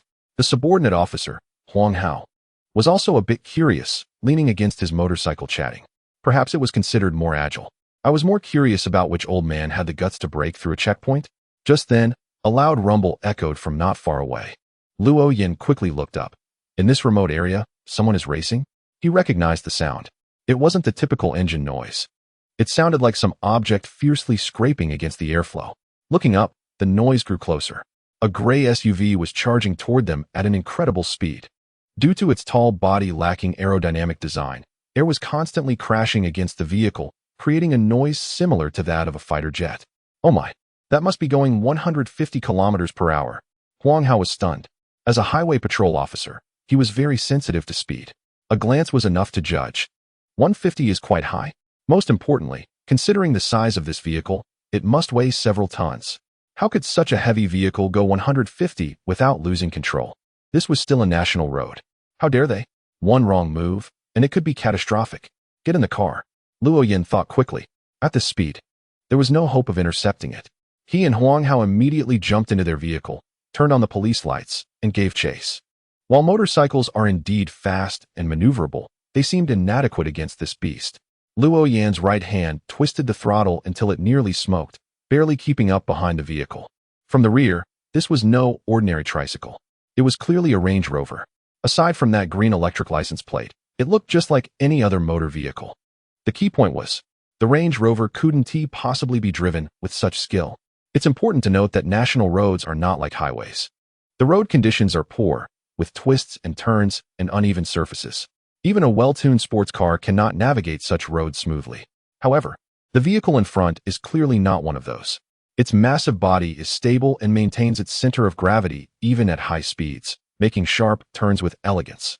Is this still a car driven by a person? Doubts surged in Luo Yan's mind as he followed behind. The 3-kilometer chase happened in an instant.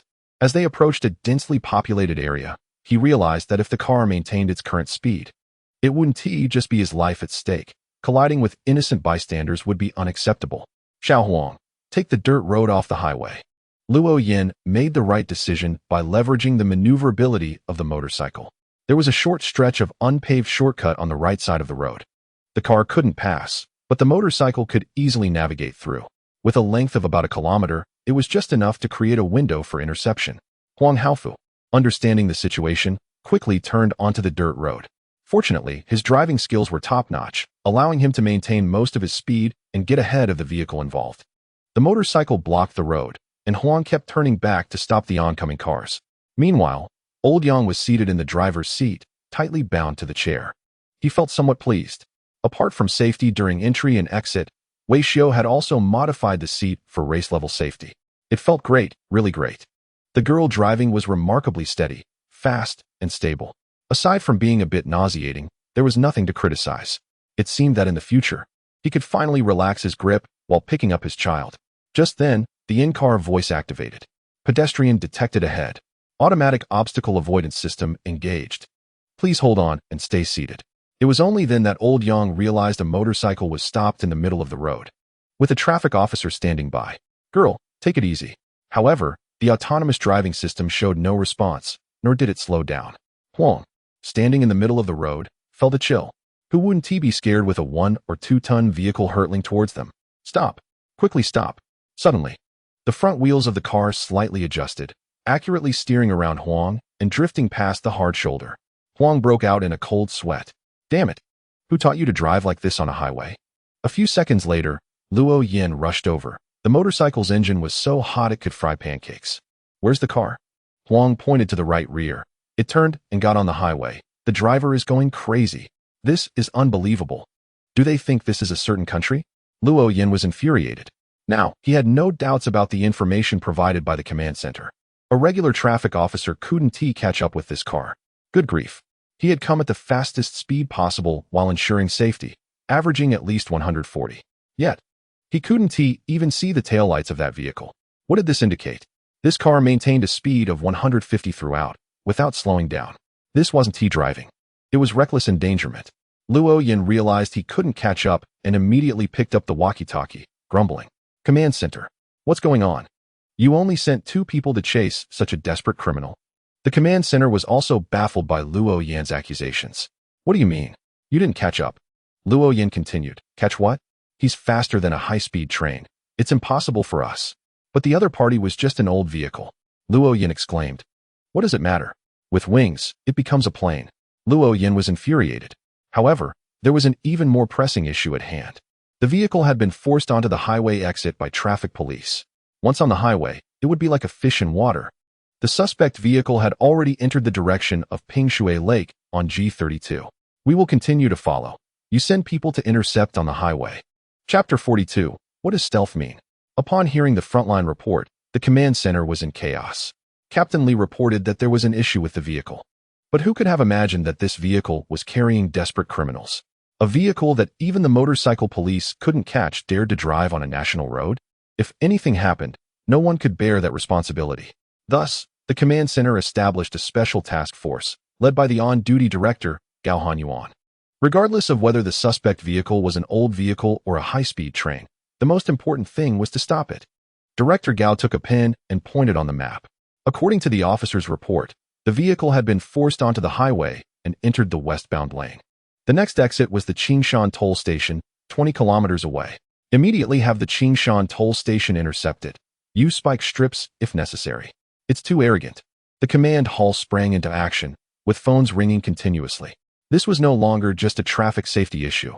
It had escalated to a matter of public safety.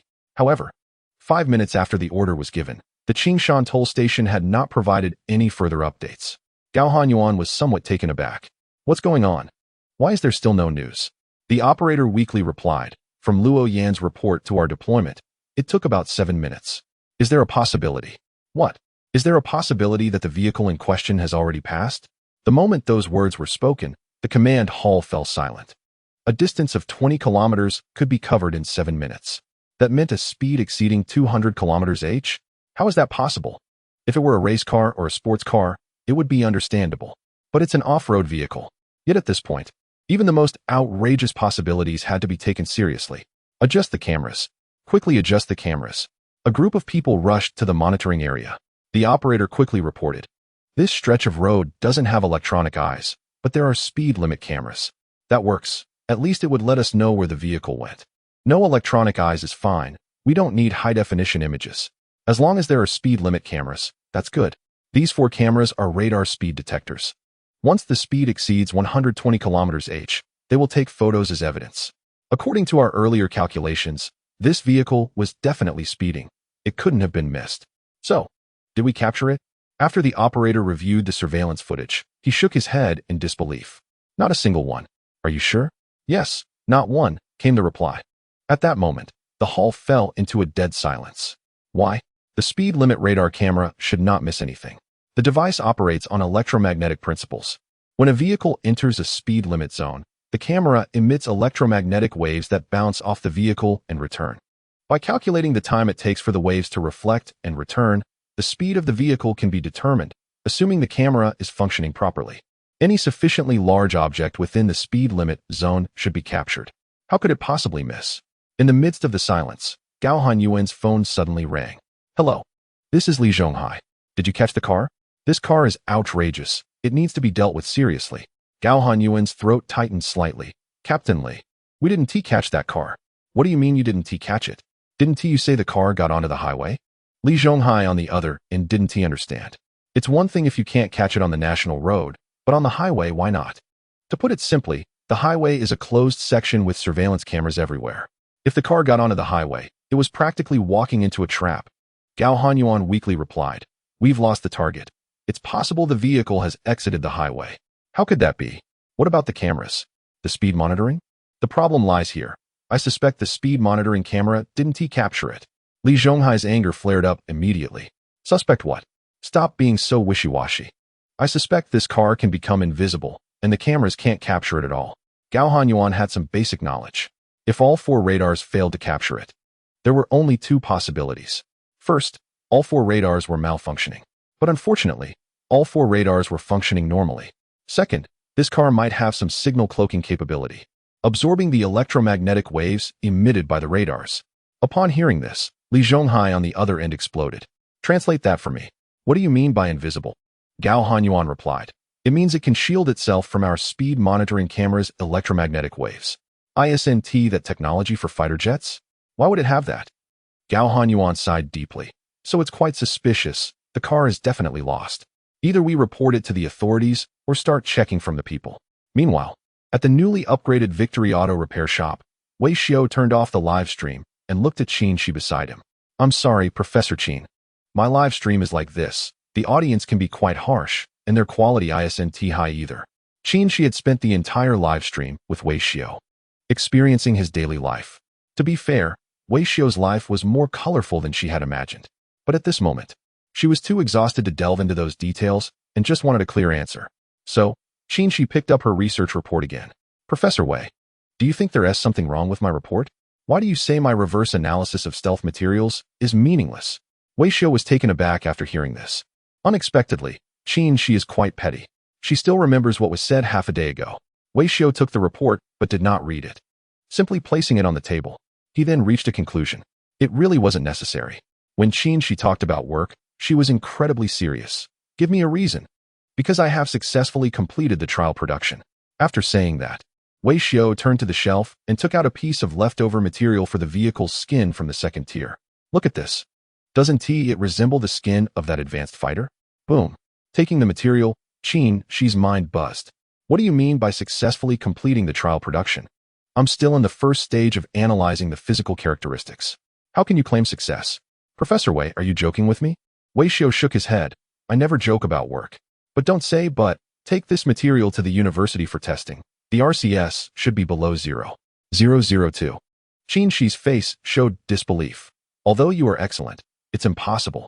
Just as she was about to continue, suddenly, the street outside was filled with the sound of sirens. Woo-wah woo-wah woo-wah. Their conversation was interrupted, and they both looked outside. A police car was parked in front of Wei Xiao's door. In an instant, 4 officers stepped into the shop. You are Wei Xiao, right? Wei Xiao grimaced. Am I or am I not? Less nonsense, come with us. Chapter 43. 3 semi-trailers split in 7 seconds. Linyang City Bureau. 4th floor. In the detention room, Li Zhonghai pointed to the middle-aged man beside him. This is the captain of the traffic police team, Tan Linxing. I introduced myself earlier, the law enforcement team Li Zhonghai. And that one, Captain Yang Chong from the city's criminal investigation team. Your case is serious and will be treated as a typical case. Please don't have any delusions. A table was placed in front of Li Zhonghai. Wei Xiao obediently sat across from him. It was his second time here, feeling quite relaxed and unperturbed. To be honest, the military's chairs are much softer than those at your city bureau. Just as he was thinking, slap. Li Zhonghai slammed the case file on the table and began to play the bad cop. I hope you don't know what's good for you. Start confessing. Wei Xiao, confess what? D00001. Driver Yang Hu. Does that ring a bell? Li Zhonghai maintained a stern expression, as he had to handle the questioning since his 2 superiors were present. Upon hearing this, Wei Xiao immediately opened up. Yang Hu. That's the first time I've heard of him. But the old man you mentioned, I remember him well. That's my uncle. So, how was that vehicle? He dodged the question smoothly, his face calm and collected. Li Zhonghai thought this was bad. This kid has strong psychological resilience. Conventional interrogation methods wouldn't work on such a desperate person. They could only crush him with evidence. Stop with that. Yang Hu was driving the modified old car dangerously on the national highway, almost causing a major accident. And you still seem so nonchalant here?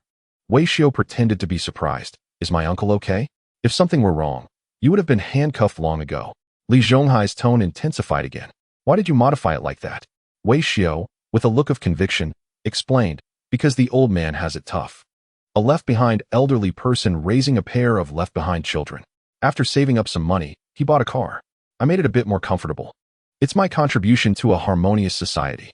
The leaders opposite had puzzled expressions. Did you just elevate yourself? This is impressive. With such eloquence. Why not take the civil service exam instead of engaging in illegal modifications? Seeing that this guy was not ordinary, Tan Linxing coughed twice and took the lead. Young man, Our officers witnessed it. The car you modified has already exceeded the safety threshold for speed. Have you thought about what would happen if there was a collision? Wei Xiu looked up, confused. Collision with what? With roadblocks or other road users?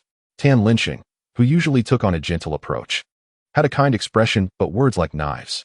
With such speed, what would happen if you hit a semi-trailer? Wouldn't your entire village have to hold a feast? Wei Xiu waved his hand. It won't go that far. How won't it? After all, it's an old man's car. Hitting something at over 100 kilometers per hour would surely shatter it. Impossible. With a semi-trailer, it would be a 30 to 70 split. Hearing this, the leaders opposite sneered. What a joke. In front of a semi-trailer, everyone is equal. Li Zhonghai's attitude was very harsh. A 30 to 70 split? Do you think your old car is made of titanium alloy? How do you know? Wei Xiu's eyes lit up. You were peeking at my modifications. To be fair, it really is a 30 to 70 split. If 3 semi-trailers hit it, it would split in 7 seconds. With aerospace-grade lightweight alloy, do you think this is a joke? The main frame and chassis of that old man's car have been reinforced. Don't say semi-trailers. Hitting a tank would only chip the paint slightly. Stubborn. Seeing the situation, Tan Linqing couldn't keep up the friendly approach. Since you're arguing, let's discuss this. The average speed of your modified car is at least over 150 kilometers per hour. How do you explain that? I'm not even mentioning the illegal modifications. You've turned an old man's car into a Le Mans racer. Are you crazy? Fortunately, it was discovered early and could be stopped in time. Otherwise, all the reckless youth in the city would flock to you. But Wei Xiu felt there wasn't too much of a problem. I want to explain. Wei Xiu shrugged. Do you have evidence? Just one sentence left Li Zhonghai and Tan Linqing dumbfounded. It's definitely speeding. But as for paper evidence, there really isn't any. The reason is simple. Until now, not a single camera has captured the speed record of that car. That's the problem. Why our radar couldn't capture that old man's car? Tan Linqing asked the most crucial question. I really want to tell you, Wei Xiu said sincerely. But your level isn't high enough. Li Zhonghai's fire flared up. Who do you think you are? This is our Captain Tan, the head of the traffic police team. Wei Xiu shrugged. I'm not trying to argue with you, but it doesn't matter who comes. I have nothing to say. With that, the 3 leaders sighed. Tough nut. Looking for trouble. If you honestly admit it, it might just be an illegal modification, order to restore it, and pay a fine. But with your attitude today, it's not going to end well. Young man, I've been giving you chances, and you voluntarily gave them up. Tan Linqing stood up, spreading his hands helplessly. Then I have no choice. This case will be handed over to the criminal investigation team. We will investigate it as a public safety crime. As for your vehicle, it will be temporarily seized. Wei Xiu smiled. I'm not unwilling to cooperate with you. I'm thinking of you. The less you know, the better. Of course, I will cooperate with the work. If you ask me other things, I will tell you freely. After all, I do admit my fault. But the details of that vehicle, I can't disclose. If I do, the trouble will be on you, not me. How about this? Can I make a phone call? Li Zhonghai shot him a sideways glance. What do you want to do? I want to call someone. TCH. Li Zhonghai couldn't help but sneer. Call someone. Are you joking? Do you think you're in a hotel? He firmly refused. We're going to follow criminal procedures for this case. Everything will be handled according to the process. And we will protect your rights. But that does not include letting you call anyone. As they spoke, the 3 leaders walked out of the detention room one after another. Before closing the door, Li Zhonghai sneered and left a harsh remark. By the way, with the case as it is, no one you call will help. Bang. The door closed. Tan Linqing frowned, feeling uneasy. Originally, he wanted to live stream the rectification of unlicensed vehicles. He didn't expect it to lead to such a criminal, which was too detrimental. Captain Yang, I'm leaving this to you. Handle it severely. Captain Yang saluted. Yes. Li Zhonghai asked. What about the involved vehicle and driver? Educate the driver. Let the fine go. It's not good to impose heavy penalties on someone who's already half buried in the dirt. Tan Linqing sighed lightly as he spoke. As for the illegal vehicle, have the technical department analyze it. Focusing on why that vehicle was not visible, Li Zhonghai suddenly hesitated. When we were capturing them, an officer advised us not to act rashly. Should we contact them again? When they captured Wei Xiu, Li Zhonghai was personally on the scene. A female major had been blocking them, saying they were not qualified. In the end, Li Zhonghai showed his credentials. And only then did the female major allow them to take the person back, but warned them not to act rashly and to wait for instructions. After hearing Li Zhonghai's account, Tan Linqing's lips curled up. I was wondering why this kid was so tough talking. Turns out he is backing. No need to worry. With his situation, no one can protect him. The sewing machine is set. Chapter 44. I will go personally. Director, the results are out. 1,000 miles away. At the 906 Super Materials Research Institute, a researcher brought a freshly baked report and placed it on the leader's desk. The leader sitting behind the desk is Zhao Minggao. He comes from the Academy of Sciences and serves as the director of the key laboratory of metamaterials. At the same time, he is also the director of the 7th Design Office of a major aerospace group. Looking at the freshly produced report on the desk, he feels both excited and nervous. Hesitant to open it, he can only look at his subordinates. How did it go? The response was not optimistic as a subordinate shook his head discreetly. The latest batch of materials had a reflection area of 0004. As soon as the words were spoken, the office fell into an endless silence. The 7th Design Office plays a crucial role in the entire aircraft project, focusing on stealth modules. As it is a new generation of aircraft, the higher authorities have greater demands for the stealth performance of the fighter jets. Therefore, Zhao Minggao and the entire 7th Design Office's task is to develop materials that are superior to the stealth materials used in the J-20. However, it is easier said than done. The country itself started late in the field of metamaterials. Achieving a leapfrog development and being able to apply stealth materials on a large scale in the J-20 is already a challenge. Now, the field of materials science has nearly hit a ceiling. Creating a material with an RCS value at an international first-class level that is also more economical and durable is no easy task. This is Zhao Minggao's 16th failure. He covered his face with his hands, feeling a tinge of exhaustion. Let's start over. The last time our plan focused on durability and cost-effectiveness. However, once we overly emphasize the durability of the materials, the RCS data becomes unsatisfactory. It seems we need to find a balance point. Zhao Minggao's experimental team has faced countless setbacks to arrive at this frustrating truth. One cannot have both fish and bear's paw. To be fair, the new main battle fighter is far more challenging than the J-20 era, because the requirements for the J-20 project only focused on stealth, with very low demands for durability and cost-effectiveness. The reason is simple. The country was in a very urgent situation at that time. Now, things are different. The country has a large number of stealth fighters, so durability and economic practicality have become the primary issues. In terms of durability, the most advanced level currently requires repainting after about 3 flights. Thus, the maintenance cost of the fighter jet is very high. Economic practicality is also linked to this. According to current prices, the maintenance and repair of stealth skins account for 15 of the fighter jet's maintenance costs. Such performance is not sufficient to support the new generation of main battle aircraft. However, the researchers are starting to feel disheartened. Director, we have failed 16 times. Is it possible that this is a false proposition? If we want durability and cost-effectiveness, will the stealth performance decline? Zhao Minggao shook his head. No. I've heard that there is adaptive repair technology over there. You can criticize their faults, but you can't say they lack capability. After all, they have been a crown jewel in the aviation industry for nearly a century. In terms of technological reserves, they are still somewhat ahead, although there are no specific documents. Zhao Minggao has heard some news in the academic circles. The adaptive wave-absorbing coating developed by a certain country can automatically repair itself during operation, significantly reducing losses. This results in high durability and naturally a better cost-performance ratio. Moreover, this technology has already been installed on some fighter jets without compromising RCS performance. If a certain country can achieve this, we can too. Zhao Minggao was feeling invigorated. Since we have bottlenecks in our own research, we can only take inspiration from that country. A researcher looked puzzled. How do we do that? I heard that a fighter jet was shot down in the Chilean combat zone. My most outstanding student, Qin Shi, joined the reverse engineering team for that aircraft.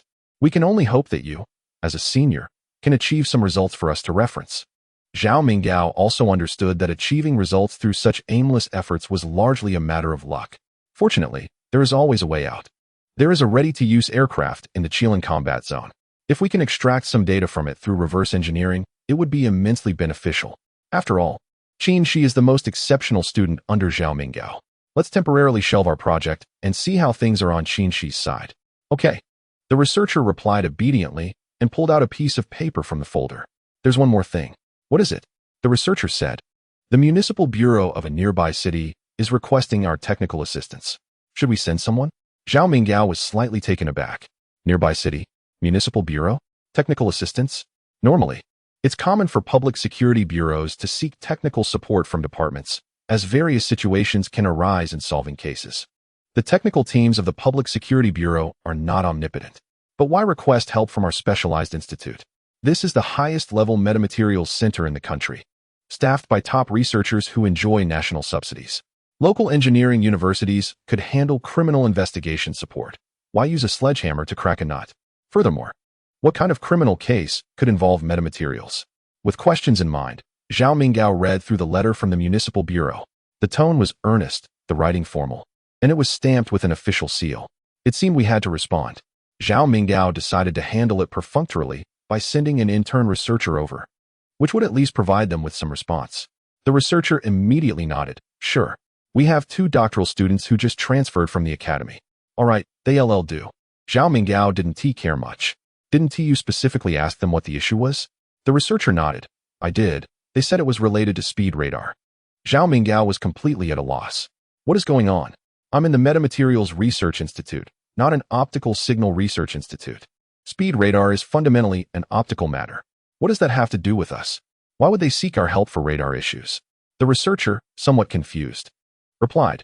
They said there was a speeding case, and the radar couldn't capture the vehicle, so they reached out to us for assistance. Upon hearing this, Zhao Minggao felt a sudden jolt in his heart. He indeed doesn't understand the intricate technology of radar, but he does grasp the basic principles. This device works by emitting electromagnetic waves, which reflect off objects in return to help determine their speed and shape. The traffic police in the country typically use Ka-band speed radars, which are quite advanced in the civilian sector. How could they possibly not see it? Are they suggesting, if I understand correctly, that speeding vehicles can absorb electromagnetic waves? The researcher nodded. It seems so. They suspect that the car's exterior has an issue. This is perplexing. Zhao Minggao couldn't believe it. What kind of exterior could deceive a Ka-band radar? He was completely unsettled. Don't let the intern go. Book me a flight for today. I'll go personally. Chapter 45. Is there anyone stronger than you?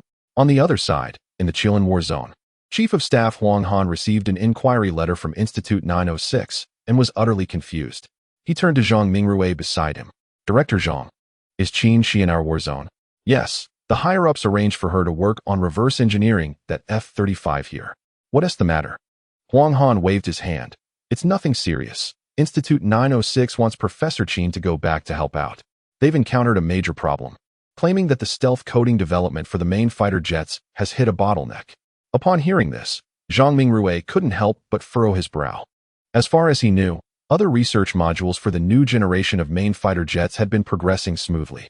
Only the stealth coating aspect handled by Institute 906 had been facing continuous setbacks, with Qin Shi being a key player at Institute 906. And now seconded to the Chilean war zone, resources were limited. It was understandable that they needed her. However, Zhang Mingrui knew very well that Qin Shi was appointed by the top leadership and was required to assist Wei Xiu in Linyang, so she wouldn't be able to return anytime soon. You can delay it. Professor Qin cannot be released back for the time being. Huang Han nodded. She's working with Wei Xiu, right? Yes, that was specifically requested by President Lin. With that, Huang Han understood the gravity of the situation. The top leader's appointment, combined with her work alongside Wei Xiu, made it difficult to explain to the higher-ups if she were sent back. He then called for his aide. Officer Yang, please respond to Institute 906, stating that Professor Qin is currently involved in a significant project and won't be available for a while. Before he could finish, Officer Yang suddenly looked up. Are you referring to Professor Qin Shi? Huang Han felt something was off. Yes, what's the matter? Professor Qin just arrived at the military district and is preparing to brief you. Brief? She's not an outsider. Let her in. As luck would have it, he could ask her directly about her stance in front of her.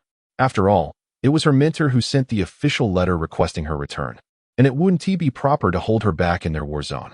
But when Qin Shi walked into the office, she didn't mention anything about returning to Institute 906. Chief of Staff, there's been an incident. With those words, both Huang Han and Zhang Mingrui felt a jolt in their hearts. In unison, they asked, what happened? Wei Xiu has been taken into custody by the police. I couldn't stop them. You need to think of a way. Qin, she said anxiously. She had witnessed Wei Xiu being taken away, and the police didn't provide any explanation. She privately contacted the local police through connections, but they revealed nothing. With no other options, Qin, she had to muster the courage to approach the Chief of Staff and Zhang Mingrui. After all, These two were the ones who recognized Wei Xiu's talent. However, what Qin Shi never expected was that upon hearing that Wei Xiu had been detained, neither of them showed any signs of panic or surprise. Zhang Mingrui asked calmly, "Caught again? What for?" Qin Shi was slightly taken aback, wondering what again meant. Zhang Mingrui, familiar with Wei Xiu, explained. That old six of his often skirts the edges of the rules. If you ask him to build a model, he could replicate a tank for you. If you ask him to fix a truck chassis, he could assemble a fighter jet. You think it's abnormal if someone like that isn't caught? Zhang Mingrui asked leisurely. What was this time? Probably illegal modifications, but I'm not sure of the specifics, Qin Shi replied. Hearing this, Huang Han and Zhang Mingrui exchanged knowing smiles. Makes sense. If you say Wei Xiu committed a crime, neither of them would believe it. But if you say illegal modifications, that sounds about right. Chief of Staff, Minister Zhang. Please don't laugh, Qin Shi said, feeling increasingly uneasy as she watched the two leaders remain calm. Wei Xiu is the head of the reverse engineering team. You need to think of a solution. Before he was caught, he seemed to have some work results. Upon hearing this, both leaders finally took her seriously. Under normal circumstances, the military district would respect the work of local law enforcement. They thought that Wei Xiu couldn't have committed any serious offenses. They would likely clarify things, maybe impose a fine, and he would be out. However, if Qin Shi mentioned work results, that changed things. After all, the reverse engineering project for the fighter jet was personally overseen by the senior executive. Realizing this, Huang Han felt it necessary to take action himself. Yang informed the local Science and Technology Commission's Confidentiality Bureau to go to the police station and protect Wei Xiu. Also, arrange a vehicle. I'll head over and get him out. That afternoon, Huang Han, accompanied by Qin Shi, set off from the military district to Linyang City. It wasn't far. In just over an hour, they arrived at the police station. As soon as they got out of the car, Qin Shi noticed an elderly man in an administrative jacket. Teacher? She recognized her mentor, Zhao Minggao, with just a glance. Teacher, what brings you to Linyang? Zhao Minggao, weary from the journey, brightened at the sight of his beloved student. I came to provide some technical support. What are you doing here? I'm here on official business, Qin Shi replied, not wanting to mention that she was there to bail someone out. She then turned to introduce Huang Han to her mentor. This is Chief of Staff Huang Han from the Qilin Military District. Zhao Minggao warmly extended his hand and nodded. I know. Before I left the north, I sent a letter to Chief of Staff Huang. Huang Han felt a bit embarrassed at this. He had initially planned to keep Qin Shi from going. But who would have thought he would run into Zhao Minggao in Linyang? Now, face to face, it was indeed difficult to explain. So, Huang Han could only shift the responsibility onto Qin Shi. Xiao Qin, your former mentor wants to bring you back, but I haven't had the chance to make a decision yet. Now everyone involved is present. What do you want to decide? Upon hearing this, Qin Shi did not hesitate at all. Teacher, I can't go back. Why not? Zhao Minggao looked puzzled. Not to mention that the 906 Institute is currently facing a critical moment and needs personnel. Moreover, the research conditions at the 906 Institute are much better than those in Linyang. There are talents and equipment available. Under normal circumstances, there shouldn't be any hesitation. Xiao Qin, we need you the most right now. Qin Shi felt troubled. I know, but I'm currently working on reverse validation and can't leave. I know. You can bring your reverse validation team to the 906 Institute. Zhao Minggao thought to himself, where can't this be done? That advanced fighter jet isn't immovable. Qin Shi continued to shake her head. It's not up to me. I'm not the decision maker. What? Zhao Minggao looked shocked and somewhat reproachfully at Huang Han. My most outstanding student. The top scholar in the field of metamaterials nationwide. How could they not be the project lead? When Qin Shi was loaned to the Qilin War Zone, they treated her as a guest of honor. In the end, she was just made a deputy. Zhao Minggao said with a hint of sarcasm. What? Does the Qilin War Zone have someone more capable than you? Qin Shi couldn't respond directly. Huang Han also sensed Qin Shi's thoughts. She didn't want to leave. Since the person involved doesn't want to leave, it's easier to handle. He immediately mediated the situation. Old Zhao, let us discuss this later. You have matters to attend to in Linyang, and we have things to do as well. Let us focus on the important matters first. Chapter 46. How is putting on a car cover illegal? In the municipal bureau, Li Zhonghai and Tan Linqing arrived at the technical department. The traffic police had already finished dealing with Grandpa Yang. Now they were just waiting for the technical department to come to a conclusion on how to handle Wei Xiu. Captain Yang, is there any result? Yang Chong, who was in charge of technical investigation, shook his head helplessly. Not at all. Our technical department has been scratching their heads trying to figure out how this thing could evade the camera. Hearing this, Li Zhonghai and Tan Linxing's brows furrowed. To deal with Wei Xiao, they first needed evidence. The premise for having evidence was that they needed to understand how Wei Xiao could evade the speeding camera. Frankly speaking, the technical department is the most academically qualified department in the entire municipal bureau. If they can't figure it out, then this case is going to be troublesome. However, don't lose heart. We have a young guy in the technical department who has some connections. He has sent out invitations to professionals, and they should arrive today. While speaking, Yang Chong turned around. By the way, Xiaoli, when will the technical support personnel arrive? Xiaoli, where did Xiaoli go? Yang Chong looked around for his assistant. Just as he was about to turn the corner, he saw Xiaoli coming toward him. Captain, they're here. The technical support personnel have arrived. A young officer was followed by 3 people. Yang Chong couldn't help but smile. What a timely arrival. As he extended his hand, his gaze lingered on the other person's uniform. National security? No, it's an economic case. What brings you here? The same set of police uniforms. Just a change in the badge, and the nature of things is completely different. Their attire clearly belonged to the confidentiality department of a certain agency, affiliated with national security. Although the color of the police uniform was similar, the ranks were worlds apart. Before Yang Chong and the others could react, 3 more individuals emerged from around the corner, an older man, a younger one, and a woman, 2 in military uniforms, and 1 in civilian clothes. Huang Han didn't provide much explanation, simply stating, Huang Han from the Qilin military region. Is Wei Xiao here with you? Tan Linxing looked utterly astonished. He is. Huang Han's expression remained unchanged. He is involved in some national defense secrets. From now on, his case is handed over to national security. All right. Tan Linxing dared not offer any rebuttal. Although he held the highest position in this case, compared to the military rank of the person before him, he felt like a junior. We will definitely cooperate. But I have a question. This is just an ordinary illegal modification case. Why have you been alerted? Huang Han completely ignored him and strode straight toward the corridor. Zhao Minggao, Qin Shi, and the 3 colleagues from the confidentiality line followed closely behind. Tan Linxing, Li Zhonghai, and Yang Chong felt a bit awkward. Truly, people from the military and confidentiality departments exude a cold demeanor. They can ask you questions, but you cannot respond in kind. Asking one more question, they wouldn't understand. Regardless, judging by the ranks of these individuals, the 2 in the temporary holding room must be up to no good. And there were other matters at hand. Just looking at their expressions, it was clear they were displeased. One cannot judge a person by their appearance. The young man looked innocent, yet he attracted the attention of these figures. Could he be a terrorist? Unlikely. With national security involved, I suspect external forces are infiltrating. The 3 were buzzing with curiosity, chattering away. Suddenly, Huang Han shouted, Have you chatted enough? If you're done, come open the door. Wow, his temper matched his rank. Yang Chong cursed inwardly but smiled and quickly walked a few steps to open the door. Huang Han glanced at the sign on the door, temporary holding room. His expression darkened a few shades. Who allowed you to confine them here? It must be said that military uniforms are the best cosmetic for men. They carry a strong presence. Yang Chong, responsible for the interrogation, felt a shiver down his spine. The temporary holding room is different from a detention room. There are no handcuffs required here, and the environment is much better. It is generally used to restrain intoxicated individuals. Yang Chong had considered this carefully. Wei Xiao's case had not been classified, and there was not even evidence, making it inappropriate to throw him into a detention room. The kid looked like no threat. But this moment of leniency was caught by the high-ranking official.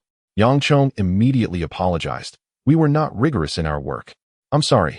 I will have him transferred to the detention room right now. Huang Han's eyes nearly bulged out. Transfer him to the detention room? Are you crazy? Enough. You don't want your job, but I still do. Wei Xiao is a special scientist personally appointed by General Lin. If he makes a mistake, it's fine for General Lin to punish him. But who are you to punish him? When General Lin left the combat zone, he made it clear that if Wei Xiao lost even a single hair, it would be on you. Aren't you putting me in a difficult position? Yang Chong was still trying to explain. Because the evidence for this case is not yet conclusive, I fear it might not be appropriate to transfer him to the detention room. I think your judgment is questionable. Huang Han was getting more and more irritated. Yang Chong next to him was also feeling a bit emotional. So many people are watching, and even if you are the leader, you can't act recklessly. Things need to be done according to procedure. Zhao Minggao, seeing the atmosphere turning sour, stepped in to mediate. Chief Huang, Since they have their procedures, let's be understanding. Turning around, Zhao Minggao looked at Yang Chong and the others. How should I address you? Yang Chong finally conceded. Criminal Investigation Team. Yang Chong from the Municipal Bureau. Zhao Minggao looked back. And you too? Traffic Division. Tan Linxing. Traffic Division. Li Zhonghai. Zhao Minggao nodded. All right, you follow your procedures, and we'll pretend we three don't exist. And just observe, okay? Good. The three from the Municipal Bureau finally breathed a sigh of relief. This is a reasonable person. To be fair, we haven't done anything wrong in this case. We shouldn't have to bear so much unwarranted pressure. Opening the temporary detention room, Wei Xiu was sitting in a disheveled manner. Yang Chong was the first to speak. Sit up straight. Your case has attracted attention from above. These leaders are here to supervise. Before he could finish, Huang Han, seeing the somewhat haggard Wei Xiu, suddenly felt a surge of anger. Adjust your attitude. Yang Chong, did you hear that? Sit up straight. Huang Han pointed at Yang Chong. I'm telling you to adjust your attitude. Although Wei Xiu was young, being locked up for an entire day had taken a toll on him. Huang Han felt a bit pained to see this. This was the person who helped me secure the advanced fighter, the initiator of the collective second-class merit in the combat zone. Even without considering General Lin's authority, Huang Han had to respect him. Moreover, according to people from the Municipal Bureau, this case is still in its early stages. There's no evidence, yet he's being detained, which is really unreasonable. Thinking of this, Huang Han's expression turned serious. I won't take anyone hostage. Just as Zhao said, you follow your procedures, and I will observe. And we will clarify this case. If there's any procedural discrepancy, don't blame me for turning against you. Huang Han is not the type to abuse power. If you say Wei Xiu is guilty, then let's distinguish right from wrong. If he is truly guilty, I'll report it to General Lin and let him handle it. If it's a misunderstanding, I can't tolerate it, both personally and professionally. Let's begin. With a command, Li Zhonghai, who had been involved in this case from the start, was the first to ask. We currently have enough evidence to determine that the issue with your vehicle lies in the car cover. You must understand. The modified car cover provides convenience for illegal activities. Before Wei Xiu could respond, Huang Han, Zhao Minggao, and Liang Shan were all filled with question marks. Wait a minute. How is putting on a car cover illegal? Chapter 47. Is this reasonable? Huang Han knew that providing convenience for illegal activities is indeed a crime. If the violation is minor, it may result in the recovery of illegal gains. If serious, it could lead to criminal liability. It's crucial. Is it really necessary to make such a fuss over applying a car wrap? In response to the leader's question, Li Zhonghai quickly explained, Chief, you don't know? This guy applied a wrap to the old man's vehicle. So what? Huang Han replied sternly. Yes, applying a wrap to that vehicle seems a bit excessive. But if the owner is happy, why does it concern you? What law has been violated by applying a wrap? Li Zhonghai clarified, it's different. That vehicle can't be legally registered, which is against the law. Before he could finish, Tan Linxing coughed and interjected, why are you asking about this? Discussing that is pointless. Is this the time to talk about the legality of that vehicle? Chief, it's like this. Tan Linxing took over the conversation. The vehicle in question is definitely violating the law. We need to consolidate evidence, but Wei Xiu is refusing to cooperate. After listening to Tan Linxing's explanation, Huang Han grasped the key point. Why can't you consolidate the evidence? Because the main violation of that vehicle is speeding. Huang Han was unconvinced. So what if it's speeding? Don't you have cameras? That's the crux of the issue. We do have cameras. But they didn't capture it. Upon hearing this, the three later leaders exchanged glances, and the atmosphere in the room became tense. What do you mean by didn't capture it? Others might not understand, but they certainly did. Two of them were top scholars who had spent most of their lives studying electromagnetic signals. And one was a commanding officer whose daily tools were all equipped with electromagnetic signals. They were very familiar with speed cameras. As long as a vehicle passes by, it is impossible not to capture it. It has nothing to do with the vehicle model or color. As long as there is enough volume, it can definitely be captured. Are you sure the cameras are not broken? Huang Han asked nervously. Li Zhonghai responded, absolutely not broken. All four cameras failed to capture it. Zhao Minggao immediately interjected. Is it possible that the frequency bands are insufficient? There are several types of speed cameras used domestically, and they emit different electromagnetic frequencies. There may be performance differences as well. If they are using ordinary X-band or K-band, it's possible to miss some vehicles. Impossible. Tan Linxing firmly shook his head. All four cameras are the latest Ka-band models, installed only in the first half of the year. Zhao Minggao's mind was buzzing. As he said, Ka-band radar is already top-notch in the civilian sector, and some are widely used in military applications. Remote guidance and remote sensing radars also operate in this band, providing high target discrimination capabilities, although there is still a slight gap compared to the S-band used for conventional aerial reconnaissance. It is absolutely impossible to have errors in speed measurement. Thinking of this, Zhao's mind went blank. Why couldn't it be captured? Yang Chong explained. Our municipal bureau invited you here precisely to assist in investigating this matter. Zhao Minggao remained silent. If this were to be analyzed technically, there could only be one possibility. Young man. Zhao looked up at Wei Xiao across the table. Can that vehicle of yours turn invisible? Wei Xiao shook his head vigorously. You might be getting old and your eyes are failing. If the old man's vehicle could become invisible, how could the traffic police catch him? Everyone can see it. Huang Han coughed. You old rascal, speak properly. We're not talking about invisibility here, are we? No need to say more. There is something fishy about this. I'm here, and no one can touch you, so just be honest. Upon hearing Huang Han's assurance, Wei Xiao finally breathed a sigh of relief. Having someone to support him is good. Then I'll speak the truth. In our town, there's an old man who bought one of those vehicles. Not only does it break down often, but it also can't go fast, so I just adjusted the speed a bit. That's reasonable, right? Huang Han had heard of such vehicles. Let us be rational. In third-tier cities and rural areas, this type of transportation is mainstream. The common people have travel needs, but can't afford a car. What do you expect them to do? So these vehicles have always existed in a gray area, illegal, but present. Thinking of this, Huang Han turned to Tan Linxing. Captain Tan, I understand you have difficulties, but you also need to empathize with the public struggles. I think adjusting the speed isn't something that needs to be highlighted too much. Tan Linxing became anxious. Chief, ask him if the speed he adjusted is a good speed. Li Zhonghai couldn't hold back any longer. Let me put it this way. The motorcycles our patrol officers ride can reach a top speed of 250 km/h, accelerating from 0 to 103 seconds. And yet, they couldn't even see the tail light of that old vehicle. Huang Han momentarily couldn't react. What do you mean? The motorcycle can't catch up to the old vehicle? According to Li Zhonghai, isn't that old vehicle going at a speed of 150 or 160? He immediately turned to Wei Xiao. Wei Xiao? Wei Xiao remained calm and picked up on Li Zhonghai's words. Exactly. That's why I thought. It's tough for the old man to farm. And what if he gets fined if stopped? Zhao Minggao asked. So I thought of putting a cover on the vehicle. The traffic police wouldn't be able to find it, and the old man wouldn't get fined. Everyone would be happy. Reasonable, right? After Wei Xiao finished speaking, everyone fell silent. What a twisted logic. It sounded as if he was making sense. Zhao Minggao already had a strong suspicion in his mind. That cover definitely didn't come from a good source. But he couldn't believe it. Thus, he looked intently at Wei Xiao. The cover you're talking about. It can't absorb electromagnetic signals, can it? It can absorb a little, Wei Xiao replied vaguely. How much can it absorb? Is the reflection rate below 0? 4. Zhao Minggao provided a middle value. Below this RCS, it could be considered stealthy. There might be some. Wei Xiao couldn't confirm. Zhao Lao asked again 0. 2. Wei Xiao thought for a moment. I haven't measured it specifically, but there should be. 0.1. I estimate it might be below 0. 0.02. After Wei Xiao finished speaking, Huang, Zhao, and Qin felt their minds nearly explode. What level is 0? 0.02. It's better than any current stealth fighter, even in an idealized laboratory. Zhao Minggao and Qin, she would never dare to dream of producing such data. No wonder the radar in a certain frequency band couldn't find it. Even if a millimeter wave radar were to come, it would be useless.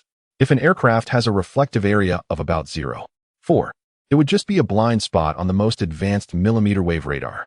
But if this aircraft has a reflective area of 0.0002, then all the radars in the world would be blind. The implications are terrifying. Even on a superficial level, it's alarming. Don't say that an old model can speed on the highway. Even if this old model directly intrudes into a certain country's air defense system, they would be helpless. Chapter 48. Bad luck for the nation. What were you thinking when you applied stealth film to that old model? Zhao Minggao was almost going crazy. Just based on the data of 0.0002, wouldn't a square meter of material sell for an astronomical price? And it's put on that old model? Does the old model even understand what it is? Stealth coatings are extremely fragile. Even on a fighter jet, they require careful maintenance and frequent changes. They are not durable at all. Using such high-performance materials on a car cover is nothing short of wasteful. Wei Xiao understood Zhao Minggao's concerns. This car cover isn't as fragile as you think. I've tested it several times. It withstands extreme high and low temperatures. It also has a certain level of resistance to salt and alkali. Even if it gets damaged, it can self-repair. Zhao Minggao gasped, nearly choking. Good heavens. Not only has the stealth capability been significantly enhanced, but the durability has doubled? You have to understand. The durability and self-repair function of stealth coatings have been the top priority at a certain research institute for the past 2 years. And now, it has been conquered by an old model. Thinking of this, Zhao Minggao immediately stood up and strode toward the door, looking aloof. Where are you going, Zhao Lao? Huang Han asked, looking up. I want to see that car cover. No, stealth material, with my own eyes.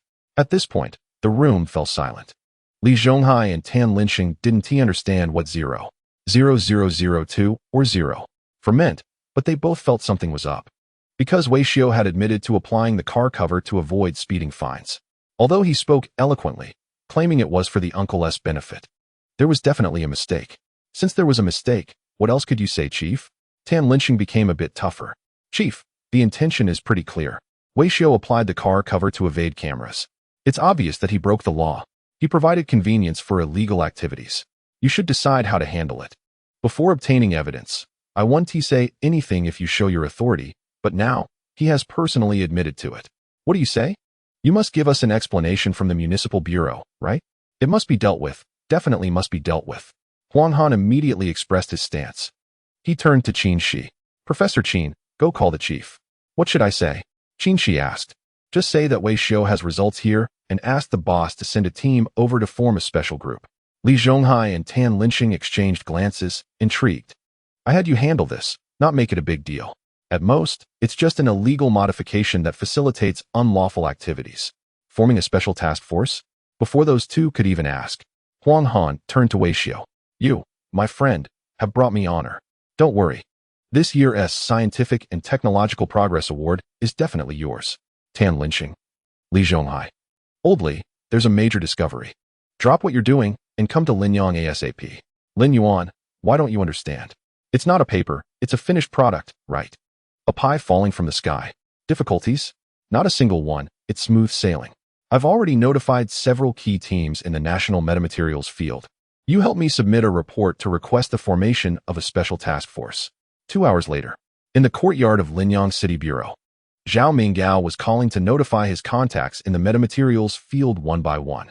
Wei Xiao and Huang Han stood not far away, taking a smoke break. Mr. Huang, in the future, if you want to rescue someone, just go ahead. It's quite intimidating.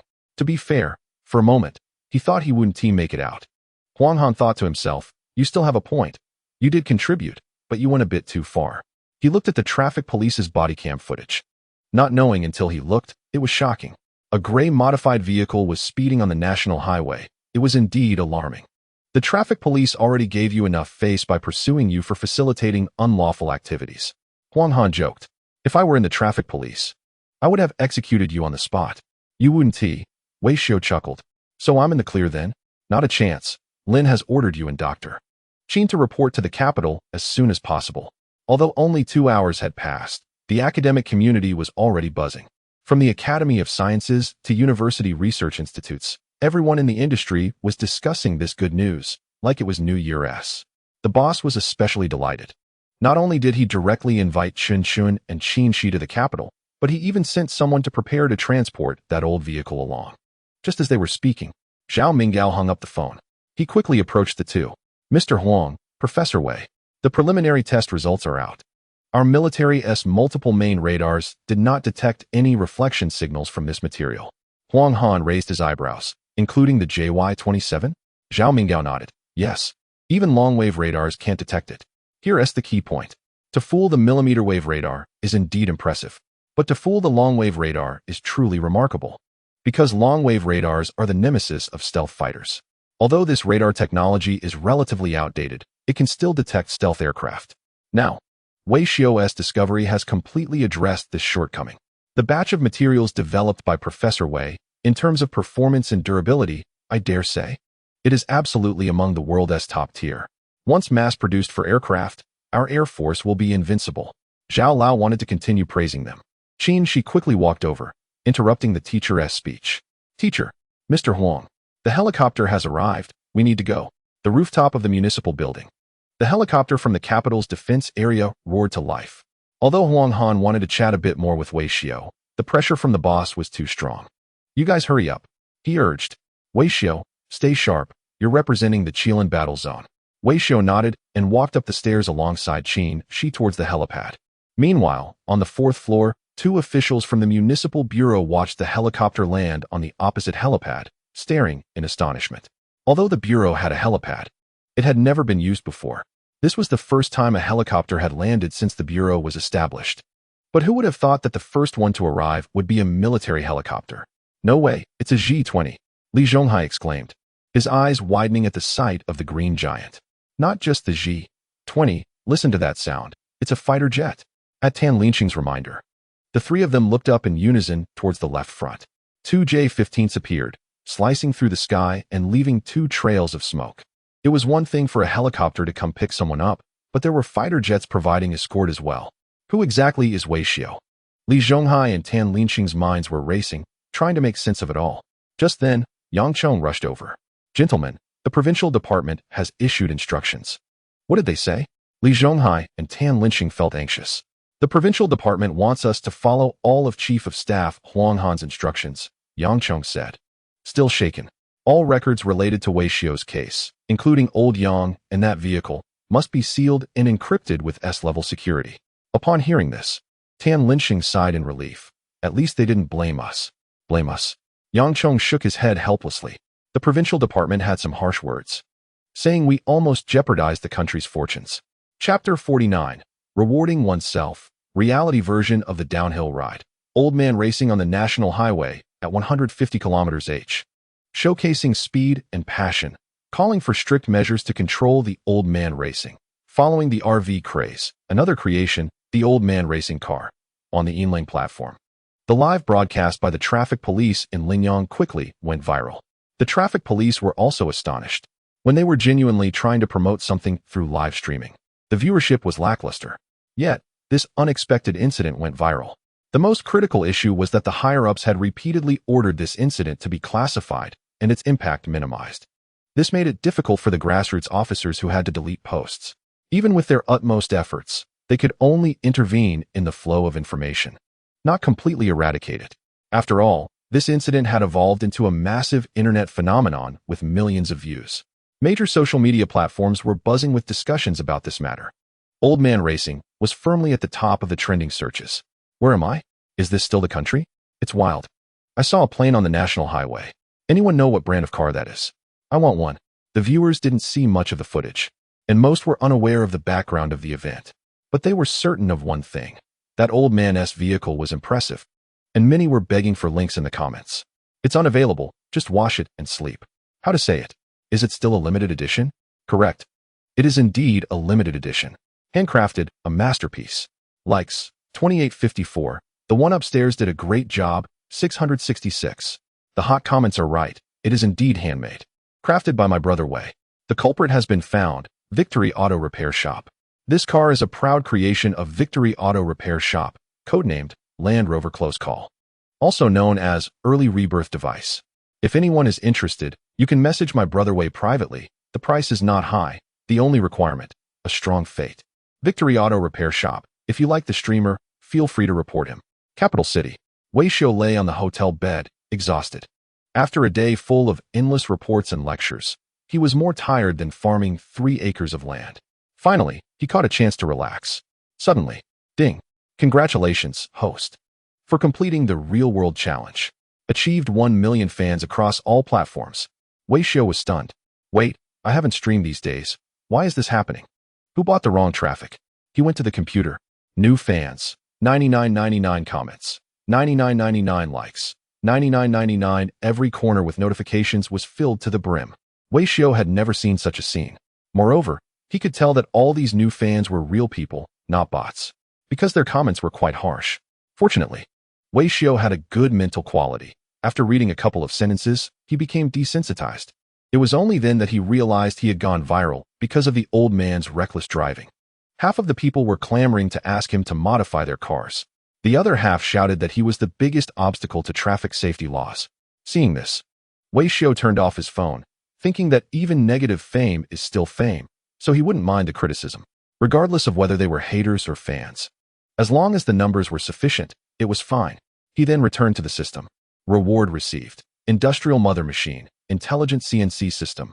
Description: this equipment can achieve high precision and complex shape machining, widely used in automotive manufacturing, aerospace, 3C electronics, etc. Supporting personalized production and zero-code intelligent programming. Do you want to start receiving? Woohoo! The fatigue on Wei Xiao vanished instantly. To be honest, he didn't expect to complete the task so quickly. Indeed, the harder you work, the luckier you get. With this device, there are almost no components that can challenge Wei Xiao. As long as there are blueprints, he can produce them, and blueprints are abundant in the marketplace. This means that as long as he has enough repair points, he can exchange for enough blueprints, thus producing enough parts or complete units. An infinite loop. A perpetual motion machine. Awesome. Truly awesome. Now his reputation for being able to repair anything is fully established. He turned back to the system homepage. Current repair points, 293 million, a bit low, because during this time, he hadn't really repaired any major items. Although I have been working on reverse engineering the materials of stealth aircraft recently, it doesn't count as a systematic project, so there are no repair points to accumulate. Additionally, due to past upgrades and the consumption of blueprints, my resources are nearly depleted. While the number of repair points is indeed low, it's not a major issue. With the help of the Industrial Mother Machine, the speed of accumulating repair points has improved significantly. Receive. With a command from Wei Xiao, a massive amount of information flooded into his mind. Just like before at the workstation, the Industrial Mother Machine would be stored in his spiritual space, allowing Wei Xiao to switch his consciousness for operations at any time. However, this time, perhaps due to the overwhelming data from the Industrial Mother Machine, there were some negative effects during the transmission process. He felt his brain working rapidly, as if the CPU were about to spark. At a critical moment, his breathing quickened and his heart rate accelerated. The oxygen content in the air seemed to be plummeting. Oh no. 5 minutes later, Wei Xiao sat in front of the computer, feeling as if his body had been emptied, finding everything dull and uninteresting. Reflecting on it made him somewhat fearful. He really needed to exercise. Otherwise, switching to something else might cause issues in the spiritual space. What are you groaning about? Suddenly, Qin Shi entered the room, looking at Wei Xiao with confusion. His complexion wasn't right, flushed, sweating, and somewhat absent-minded. Qin Shi immediately grew suspicious. What are you doing? Rewarding yourself? Wei Xiao quickly shook his head. No way. Am I the kind of person who rewards myself casually? Qin Shi seemed a bit skeptical. She stepped closer, touched Wei Xiao's temperature, and checked his pulse. She was confused. If Wei Xiao wasn't rewarding himself, why was he sitting alone in the room looking so strange without any significant emotional or physical exertion? Are you sick? Qin Shi asked with concern. You should go to the hospital. Not going. Wei Xiao firmly refused. Receiving the Industrial Mother Machine had indeed drained a lot of his energy, and he still felt a bit dizzy. If he were taken to the hospital, they might not find anything. What if they insisted on admitting him? He couldn't just say he had an Industrial Mother Machine in his head, could he? Thinking this, Wei Xiao decided to completely silence Qin Shi. That's right, you caught me. I am rewarding myself. As soon as he said this, Qin Shi suddenly lowered her head, a flush spreading from her neck. The next moment, she shyly turned slightly away. The chief wants you in his office tomorrow. It seems there's something very important. Okay, I got it, Wei Xiao replied. Qin Shi softly said, And after delivering the message, she wanted to leave the room so Wei Xiao could rest. But for some reason, her black high heels felt as heavy as if they were filled with lead, making each step feel burdensome. Only when she reached the door did she sense that there seemed to be a magnet in the room, making it hard for her to leave. Actually, you don't need to reward yourself. Wei Xiao pouted and nodded. I understand. Rewarding oneself all the time is not good for health, so don't keep repeating that. No. Qin Shi suddenly looked up, her big watery eyes captivating. A hint of blush appeared on her fair cheeks. With things being this way, do you still not understand what I mean? Wei Xiao. Chapter 50. You were supposed to help others cross the river, but you left them stranded? The next day, in the Ministry of Defense, Director Xie from the Science and Technology Commission arrived. Hearing the secretary's report, Lin Shao waved to invite him in. Entering was a middle-aged man wearing glasses, looking scholarly. He approached respectfully and shook hands with Lin Shao, then took out a prepared document. I won't read the report. You can summarize it. How is the progress on the stealth materials? Xie Jianlin casually blurted out 4 words, very optimistic. Since early yesterday morning, the entire field of metamaterials seemed to have been struck by a thunderbolt. Even the entire aviation industry was left in disarray. Unlike any previous versions of radar-absorbing materials, this new version submitted by the Chilan Battle Zone has a much higher technical content, representing a significant leap in various aspects. First and foremost is the material science. It can adjust its state to change thickness or structure, achieving dynamic regulation across different frequency bands. It can also actively optimize radar-absorbing efficiency based on external conditions, realizing adaptive electromagnetic management. Secondly, in terms of energy management, this material combines radar-absorbing properties with an intelligent matrix, converting electromagnetic energy into thermal energy through multiple mechanisms such as resistive loss, dielectric polarization loss, and magnetic loss. Its core performance is already superior to all previous mass-produced materials. Moreover, in terms of durability, it stands out. Previously, the latest domestic technology required maintenance every 15 days. Now it's been improved to every 27 days, more than doubling the interval. Xie Jianlin felt that this was no longer just a simple reverse engineering project. It wasn't merely about helping others cross the river. Although it involved reverse engineering the coding of a certain advanced aircraft, the results this time exceeded expectations. I can responsibly conclude that this material performs better than that used in the advanced aircraft. After hearing this, Lin Xiao couldn't help but laugh heartily. That's more like it. I didn't expect Wei Xiao to be so capable. I initially arranged for him to take on this project because I thought he was a hidden gem, hoping he could learn something through reverse engineering. I now realize I was too conservative. Letting Wei Xiao help others cross the river turned out to be a surprise. He not only replicated the stealth coding, but also achieved performance better than that of the captured aircraft. Is this not a matter of national fortune? Since the theory is solid, your commission needs to find a way to implement this material. Hearing the CEO's instructions, Xie Jianlin felt confident. Rest assured, the work has already begun.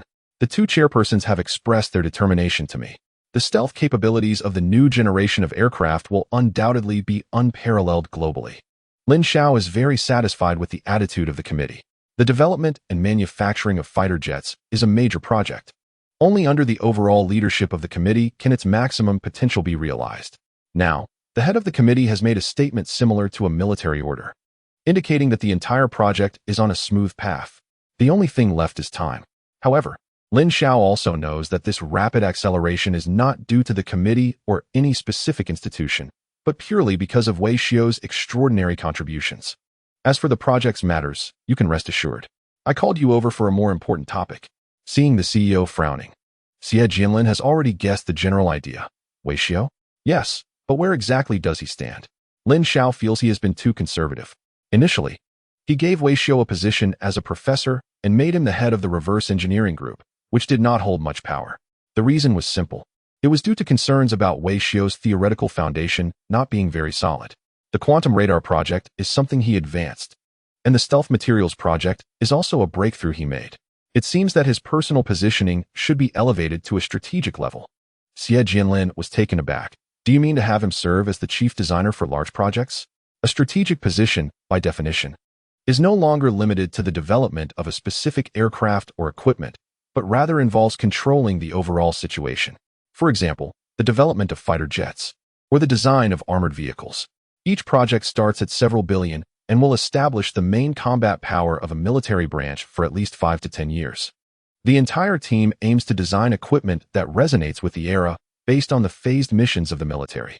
Usually, those who hold such major team positions are at least top experts in a certain field, and generally, they are at least 50 years old. But this time, Xie Jianlin feels that it can indeed be an exception. In terms of capability, Wei Xiao is absolutely qualified, and I think it's worth a try. Lin Xiao nodded slightly. Then what project do you think would be more suitable for him? Once they reached an agreement on positioning, there was still the issue of specific projects. Since discovering Wei Xiao, this guy has shown extraordinary abilities in different fields. In ground missile defense, he has quantum radar. In the Air Force fighter jet area, he has adaptive wave-absorbing materials. In fact, he even successfully restored tanks in his early days. Facing the CEO's question, Xie Jianlin was calm. I think we shouldn't limit such a genius, but rather let him choose for himself. Wasn't he the old gentleman back, then also given the freedom to perform? Upon hearing this, Lin Xiao suddenly had a revelation. Yes, Geniuses have no ceilings. Why measure his position with the perspective of ordinary people? In the history of the Republic, there have been such geniuses who made outstanding contributions in every field. With Wei Xiu's current momentum, he has great potential to surpass. Thinking of this, Lin Xiao no longer hesitated. Old Xie, please organize and see what large projects we have on hand next. He placed the decision on the table for him to choose himself. After saying that, Lin Xiao pressed the bell on the table. Secretary, let Wei Xiu and Qin Shi in. 3 minutes later, the two young people walked into the meeting room. Wei Xiu was already quite familiar with Lin Xiao. However, the director Xie standing beside him was someone he was seeing for the first time. Qin Shi, on the other hand, was very familiar with Director Xie. He was the head of a national committee, overseeing military equipment and scientific research across the country. Therefore, the combination of the two made Qin Shi feel a bit suffocated. She felt somewhat unworthy to be in that room.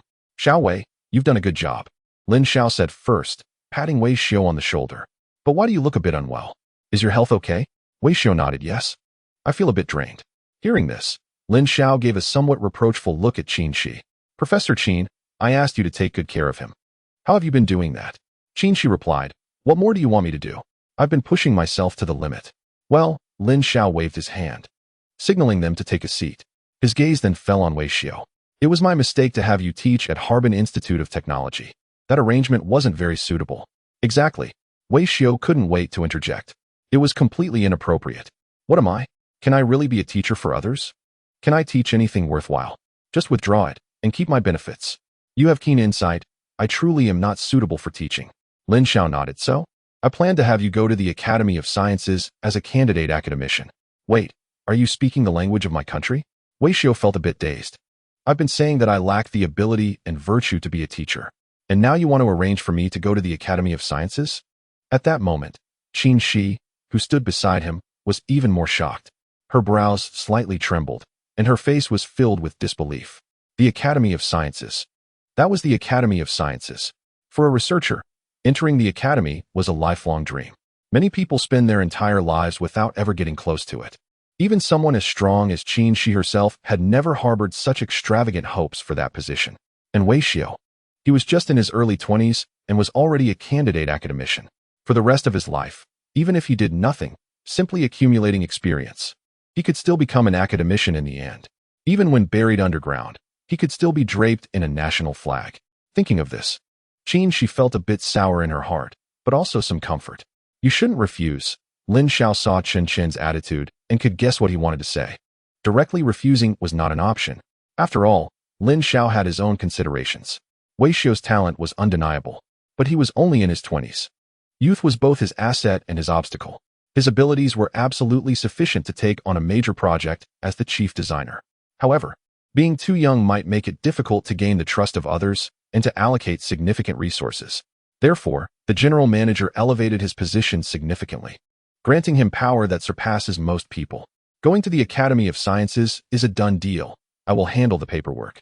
The key point now is, Lin Xiao shifted his tone. What project are you preparing to undertake? Wei Xiu was still in shock, a new wrinkle forming on his forehead. Do I even have a choice? Lin Xiao replied. Of course, we fully respect your personal wishes.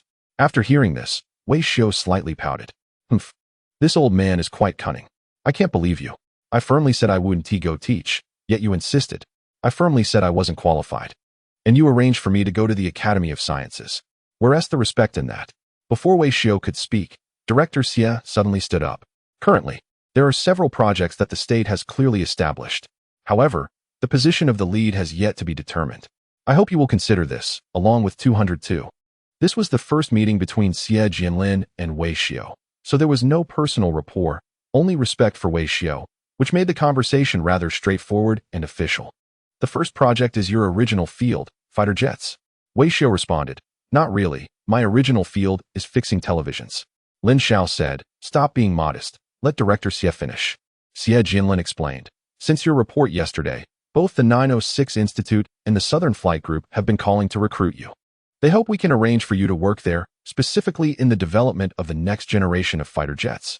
Of course, if you go to this project, you won't be able to take overall responsibility. You will probably only be a deputy chief designer, responsible for stealth coatings and electro-optical systems. Although it didn't directly concern him, Qin Shi, listening from the side, couldn't he help but twitch his mouth. A deputy chief designer? How niche? The deputy chief designer of the next-generation fighter jet. That's a project worth hundreds of billions, a serious national asset. From the sounds of it, the boss thinks sending Wei Xiu to be a deputy chief designer is already a bit of an overreach, right? Before Qin, she could fully grasp the situation. Wei Xiu decisively said, "I want to go." Lin Xiao seemed to have anticipated the answer, but couldn't he help but ask, "Why not?" Wei Xiu replied, "I'd rather be at the head than at the tail." After saying this, he felt quite clever, rejecting the goodwill while also showing off a bit. A fighter jet costs at least 7 or 800 million. That far exceeds the amount at his current repair shop. There's nothing he can fix. Even if he went, using the system's other modules would only allow for minor repairs, having no decisive effect and not yielding any returns from the repair shop. It could even cause more trouble. Holding the title of chief designer without doing the work wouldn't be right. Hearing Wei Xiu's response, Lin Xiao was genuinely pleased. Good. A person who doesn't want to be a general is not a good driver. This is the spirit I want. Wei Xiu was truly convinced. Boss, you should go to the internet cafe less, really. Xie Jinlin laughed heartily. Then there's a second option. You can go to the Northern Aircraft Factory as the chief designer, responsible for the development of Project Number 4. Wei Xiu, not understanding, asked, "What is Project Number 4? The development of the new generation main battle tank has just begun." Lin Xiao felt it was very appropriate. After all, you also have certain achievements in armored vehicles. I suggest you consider it seriously. With that said, she felt a bit breathless. Project Number 4, as the name suggests, ranks fourth among all major projects. It is important to note that this is a top priority in the 5-year plan. Projects ranked before Number 4 are either nuclear power plants, aerospace, or transportation network construction costing hundreds of billions. If it were up to Xi's personal judgment, Project Number 4 would be the most suitable for Wei Xiu. The reason is simple. Minister Zhang from the Chilan Battle Zone once said that Wei Xiu's talent in armored vehicles is not inferior to that in materials science. The development of armored vehicles is more application-oriented, unlike fighter jets, where theoretical science plays a larger role. Therefore, with this project, Wei Xiu could quickly achieve military merit and progress. Thinking of this, Qin mustered the courage to speak. Wei Xiu, considering the national strategic needs and your personal development, I also suggest you go to the first machine factory. I do not accept your suggestion, Wei Xiu rejected without a second thought. Silly girl.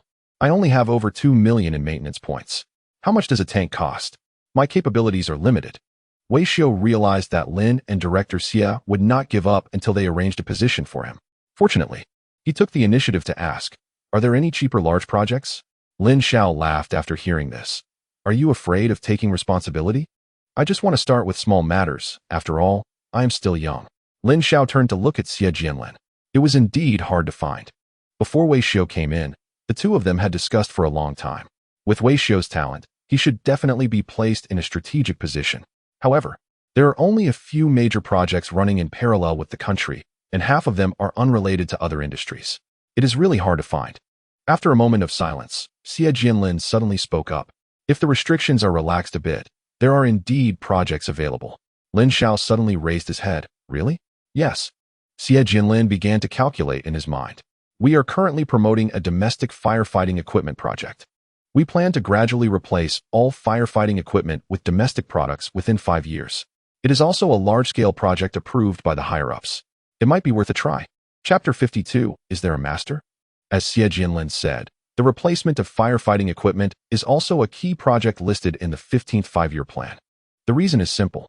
Currently, nearly half of the domestic special firefighting equipment is imported, especially large firefighting vehicles, which are mostly from Germany. The higher-ups are thinking ahead, promoting the tackling of key projects in various fields. They are determined to achieve domestic production of all machinery and equipment related to national economy and people's livelihood in a short period.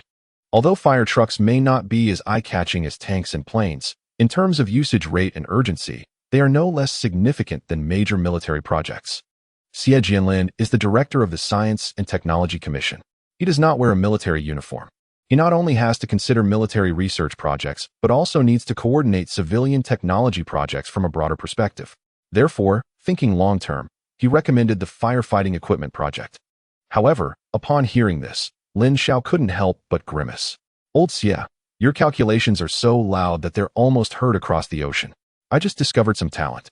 And you're trying to take it from me? Xie Jianlin smiled innocently. It's all for the development and construction of the nation. Wei Xiao, what do you think? I will comply with Director Xie's arrangements. Wei Xiao immediately agreed. Firefighting equipment is good, at least it's within reach. Moreover, Director Xie said it's about replacing domestic firefighting equipment, indicating it's part of a system. There are affordable options as well as expensive ones. That makes it much easier. Right now, I only have over 2 million for maintenance points, which adds up to just a few million. We definitely can't manage fighter jets and planes. Firefighting equipment is still feasible. Thinking of this, Wei Xiao naturally leaned closer to Xie Jianlin. I believe projects shouldn't be ranked by importance, and positions shouldn't be valued by status. As long as they can ensure people's livelihoods and contribute to national construction, I have no problem. Wei Xiao earnestly elevated the discussion. Xie Jianlin, however, looked at this young man with newfound respect. Well said. Then I will arrange it this way. Watching as the promising talent was taken away by Xie Jianlin, Lin Xiao felt reluctant but found himself powerless. Ultimately, both Xie Jianlin and Wei Xiao were right. The nation's development needs come first. I can lend you the person, but it's only a secondment. Once this project is over, old Xie, you have to return him to me intact. Don't worry, Commander, Xie Jianlin replied. After saying this, he kindly took Wei Xiao's hand, preparing to go over some details with him. In the room, she watched Wei Xiao's departing figure, feeling a bit lost. Wei Xiao taking over the domestic replacement of firefighting equipment meant they would be seeing less of each other. Damn it, just when there was finally some progress. Things didn't go as wished, but there was nothing to be done. After all, he wasn't as capable as Wei Xiao. While Wei Xiao could shine in other project teams, if he left the stealth materials project, he would be completely in the dark. Professor Qin, since Wei Xiao has made his choice, then the stealth materials will be entrusted to you, said the higher authority. Qin she stood at attention and saluted, yes. As Wei Xiao was about to leave the capital, a commendation ceremony was jointly held by the Science and Technology Commission and the military. Since the recent incident where the Chilean war zone shot down an advanced fighter jet, and now with significant progress in fighter jet development, a list of personnel who contributed had long been submitted to the publicity department and received approval. However, a formal commendation ceremony had not yet been held. This time, with several working groups reporting in the capital and everyone still in a joyous atmosphere, the higher-ups decided to seize the opportunity to reward merits. The Chilean war zone received first-class honors for shooting down the fighter jet, and the specific maintenance unit that executed the operation was also awarded first-class honors, with Yang Hu going on stage to accept the award. The applause from the audience was thunderous, yet Yang Hu on stage kept looking around. He was certainly happy to receive the award for his hard work, but he felt a sense of guilt. Everyone in the unit knew that without Wei, it would have been impossible to shoot down that advanced aircraft. He claimed 95 of the credit. Yet when it came time for the award ceremony, the leaders didn't even mention Wei's name. In fact, at the ceremony, Yang Hu didn't see Wei at all. This left him feeling quite uneasy.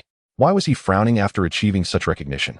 After stepping off the stage, Huang Han noticed something was off and kindly inquired. Yang Hu sighed. You know, Chief of Staff, this honor isn't really mine. Huang Han was puzzled. How can it not be? You were the one who shot it down. Yang Hu retorted, but without Wei, I wouldn't have been able to do it. They didn't even mention him in the award speech. Honestly, even if he is in the reserves, he deserves recognition. Huang Han remained silent, just gently patting his shoulder. All right, this is our first-class merit in the region this year. It's already a significant achievement, so let us try to be happy. As the announcement of the first-class merit concluded, the clerk stepped off the stage. Following the normal procedure, the leaders were supposed to give speeches before the meeting adjourned. The leader did come on stage, but Lin Xiao didn't speak. Instead, he took out a document wrapped in red cloth. Now, I will announce the final commendation. Yang Hu was taken aback and turned to the Chief of Staff, incredulous. What? Did someone shoot down another aircraft? Lin Xiao continued. A certain comrade from our military has performed exceptionally well in 2 projects, not only receiving recognition from higher-ups, but also making outstanding contributions to the country, the military, and the people. The previous commendation for Yang Hu had already been quite flattering, but this new commendation was even more elevated, filled with words like exceptional and outstanding, the highest praise. What was most unsettling was that although it was an award, the leader never mentioned the recipient's name, nor did he reveal the unit. This meant that the recipient's file had been sealed and encrypted, only to be declassified after their death. After the organization's deliberation, the comrade was awarded the title of Guardian of Land and Air. The publicity department would be responsible for calling on the entire nation to learn from this comrade through news broadcasts, text messages, and other means. Additionally, the comrade would receive a house and a cash reward of 10 million, along with lifetime benefits. As Lin Xiao made the announcement, the auditorium erupted in astonishment. Everyone gasped, their faces reflecting shock. It was well known that after the special merit was abolished in the military, personal awards were divided into 5 levels, the first being honorary titles, followed by first, second, and third-class merits, and finally commendations. In recent years, the military had also set strict requirements for achieving merit. In peacetime, receiving a first-class merit was already an extraordinary feat, let alone the honor titles. According to everyone's common understanding, it is almost impossible to receive an honor title while still alive. Yang Hu was bewildered. Who is this comrade? Chief of Staff? Although Huang Han could guess who it was, he couldn't say it outright due to confidentiality regulations.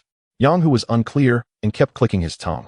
He originally thought that taking down a certain advanced fighter jet was enough to boast about for a while, but unexpectedly, there was someone even more impressive. Chapter 53.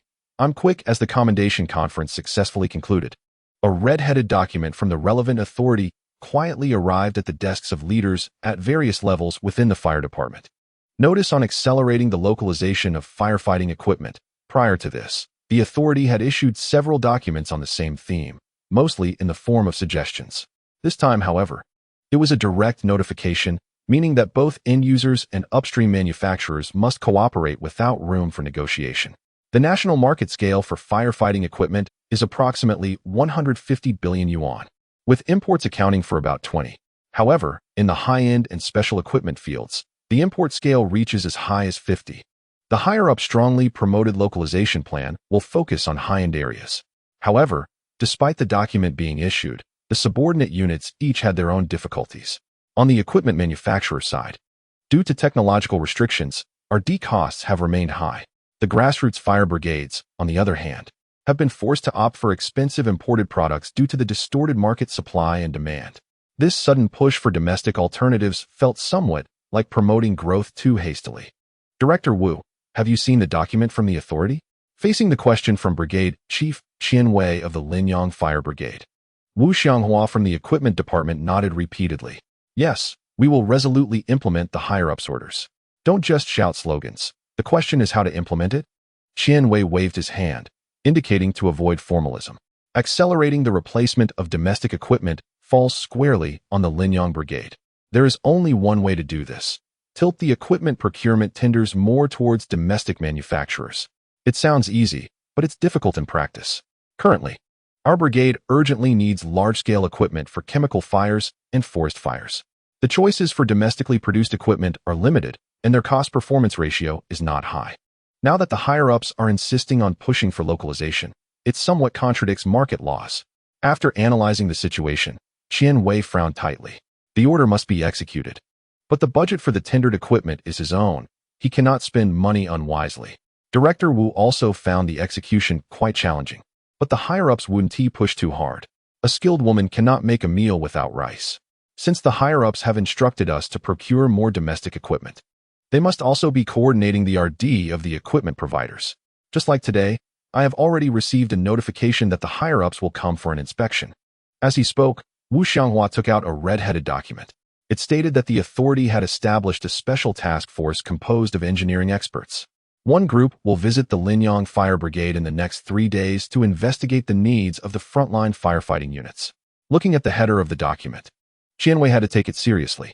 This was issued by the Science and Technology Commission and was the highest-level document he had received in his career. Why didn't you bring this out earlier?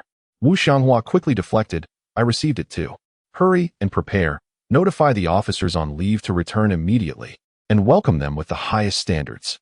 Wu Xianghua stood at attention and saluted. Yes, I will take care of it right away. Wait, just after the order was given, Qian Wei felt something was off and stopped Wu Xianghua. Why was the expert group chosen to come to our brigade? Wu Xianghua shook his head in confusion. Who knows? Generally, for investigations, They would choose a provincial-level headquarters, especially for a leadership expert group that comes down from high levels. Linyang is just a city-level brigade, ranked second to last. Thinking of this, Qianwei suddenly felt a chill. Could it be that they think there is a problem with our brigade? In the afternoon, at the entrance of the Linyang Fire Brigade, the guard, Xin Bao, looked at Wei Xiu in confusion. Chief, why are we here for the investigation? Because it's close to home, Wei Xiu said without thinking. Also, don't call me chief. Xin Bao replied, no, by rank, you are my chief. All right, now your chief orders you to call me bro from now on. Okay, chief bro, just bro. What else with your brain? Did you donate it? Looking at the naive guard, Wei Xiu felt a bit speechless. When leaving the capital, Wei Xiu repeatedly declined the security detail, saying there was no danger. The leaders seemed to disagree, saying that if he lost a hair, the country would feel pain. In the end, Wei Xiu compromised and reduced the number of guards from 2 to 1. Bro, I'll go report in. The higher-ups document should have arrived, Shinbao began. But Wei Xiu waved his hand. No need. I know this place well. It's not my first time here. After saying that, he walked straight into the brigade. Shinbao thought he was bragging, but it turned out to be true. When he arrived at the duty room, 2 soldiers called out to Wei Xiu by name. Wei Gu is here. Just in time. Our water pump is acting up again. In a county-level city, the place was already small, and the interpersonal network was very tight. Furthermore, Wei Xiu had previously repaired things for the fire brigade, so he was already familiar. Since their last cooperation, if the brigade's equipment had any minor issues, they would call Wei Xiu to come and fix it. Seeing Wei Xiu mingling with the soldiers, Xin Bao looked on in disbelief. It's worth noting that Wei Xiu was currently enjoying the status of a top-level guard and was not an ordinary person. He was visiting the fire brigade on official business, with formal documents. According to protocol, it should have been the head of the Linyang Brigade who received him. However, the chief went against the norm and directly mingled with the grassroots, showing a real affinity for the people. So bro, you knew these guys before, right? As the soldiers went to get the faulty equipment, Xin Bao leaned closer to Wei Xiu and whispered, yes, I've repaired things for them before. And they saved me prior to that. Xin Bao added, it's not a big deal. I just want to know if I can get the light bulb out of my mouth. With a puzzled expression, Xin Bao asked, so, did you get it out? What do you think? Wei Xiu was completely exasperated. You call it cute, and yet you're panting. Hurry up and hang that brain of yours on a salt fish. A brand new price is high. After a while, 2 soldiers brought over a broken water pump. Wei Xiu took a quick glance and immediately identified the problem. The coil was burnt out. One soldier asked, is it easy to fix? As long as there's a screwdriver, it's easy to repair. Wei Xiu thought. As long as you have hands, it's doable. The soldier quickly fetched a toolbox from the barracks. In less than 3 minutes, Wei Xiu had already disassembled the water pump into several parts. Just as he was about to remove the coil, a voice interrupted. Who told you to repair it here? Team leader Qian Wei looked displeased.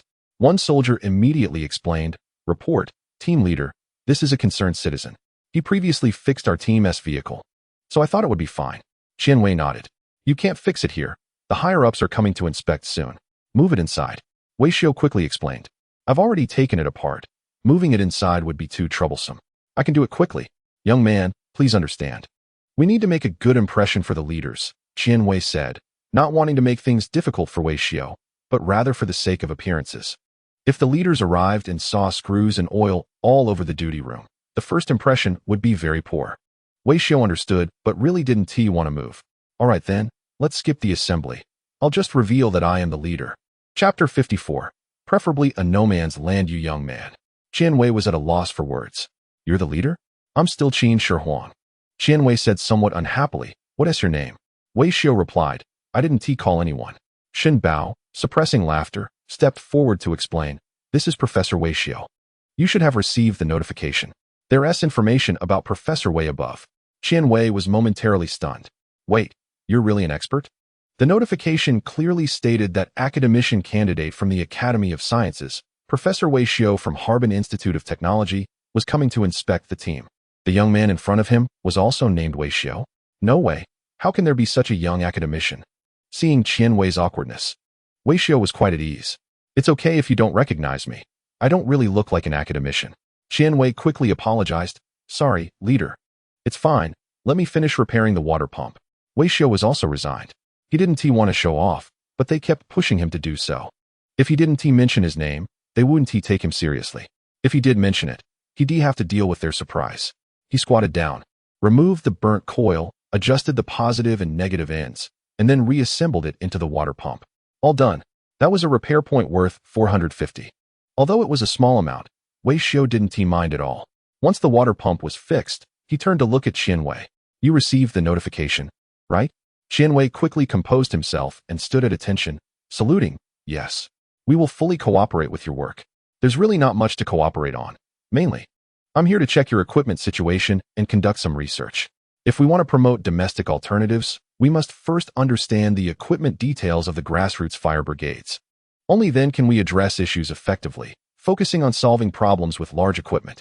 However, considering the limitations of maintenance points, Wei Xiu plans to start from the details.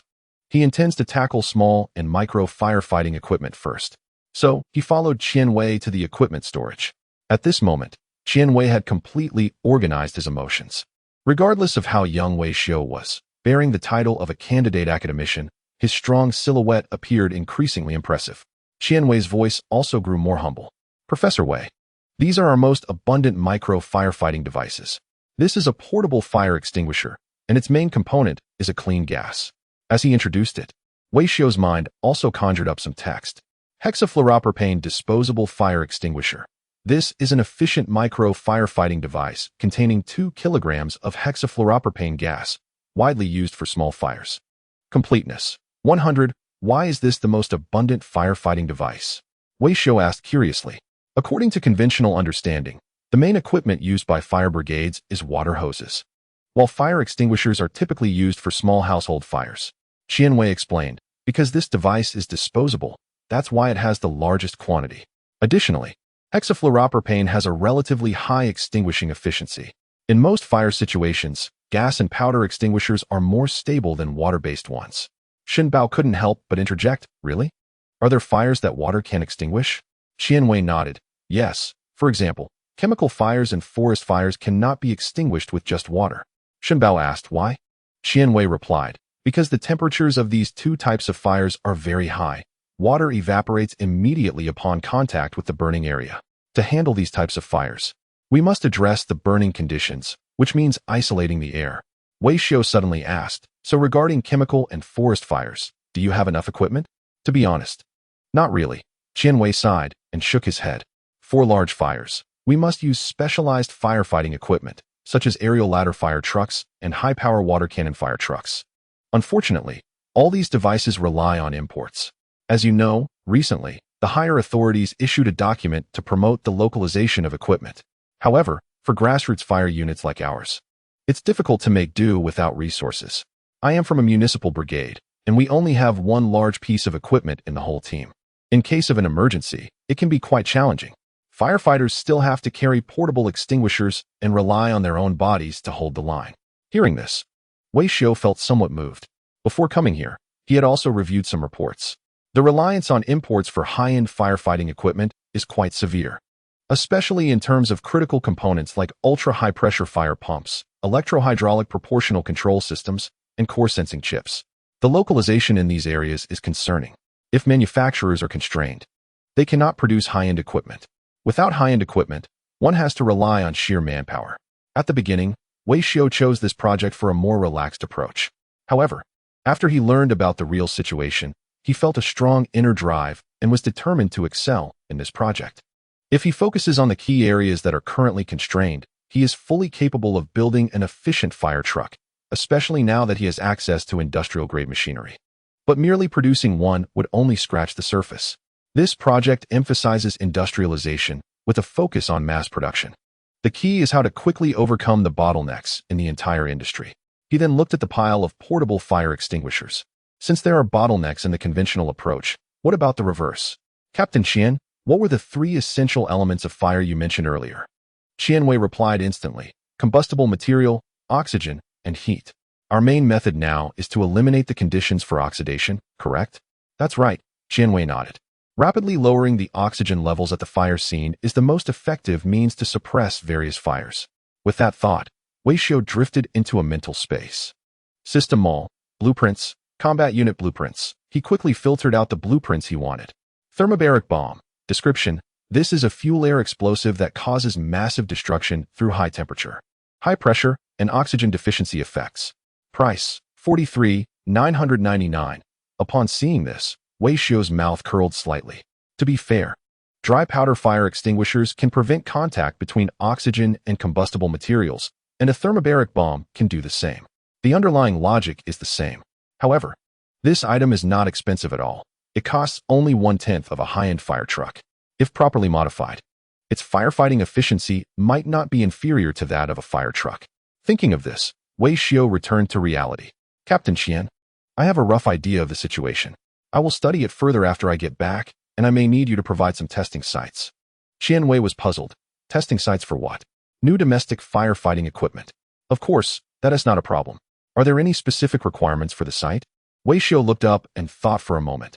It should be large, not located in a busy area, and preferably in an area with no population for several dozen kilometers. Qian Wei was somewhat taken aback. He was absolutely willing to cooperate with his superiors, and providing a site was not an issue. But what on earth is an uninhabited area? What are you planning to test?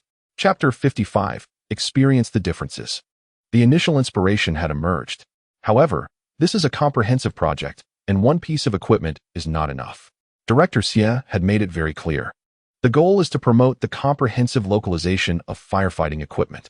As the name suggests, everything from fire extinguishers to large firefighting equipment must be included. Wei Xiu reviewed some materials. Currently, the largest firefighting equipment in the world is probably firefighting ships. The smallest firefighting equipment is this small fire bomb, which he borrowed from the fire brigade. There are dozens of types of equipment between fire bombs and firefighting ships. Coming up with a comprehensive replacement plan is indeed challenging. Then let us start from scratch. After returning home, Wei Xiu decided to start with the fire extinguishing grenade. He quickly entered the system. Handheld aerosol fire extinguishing grenade.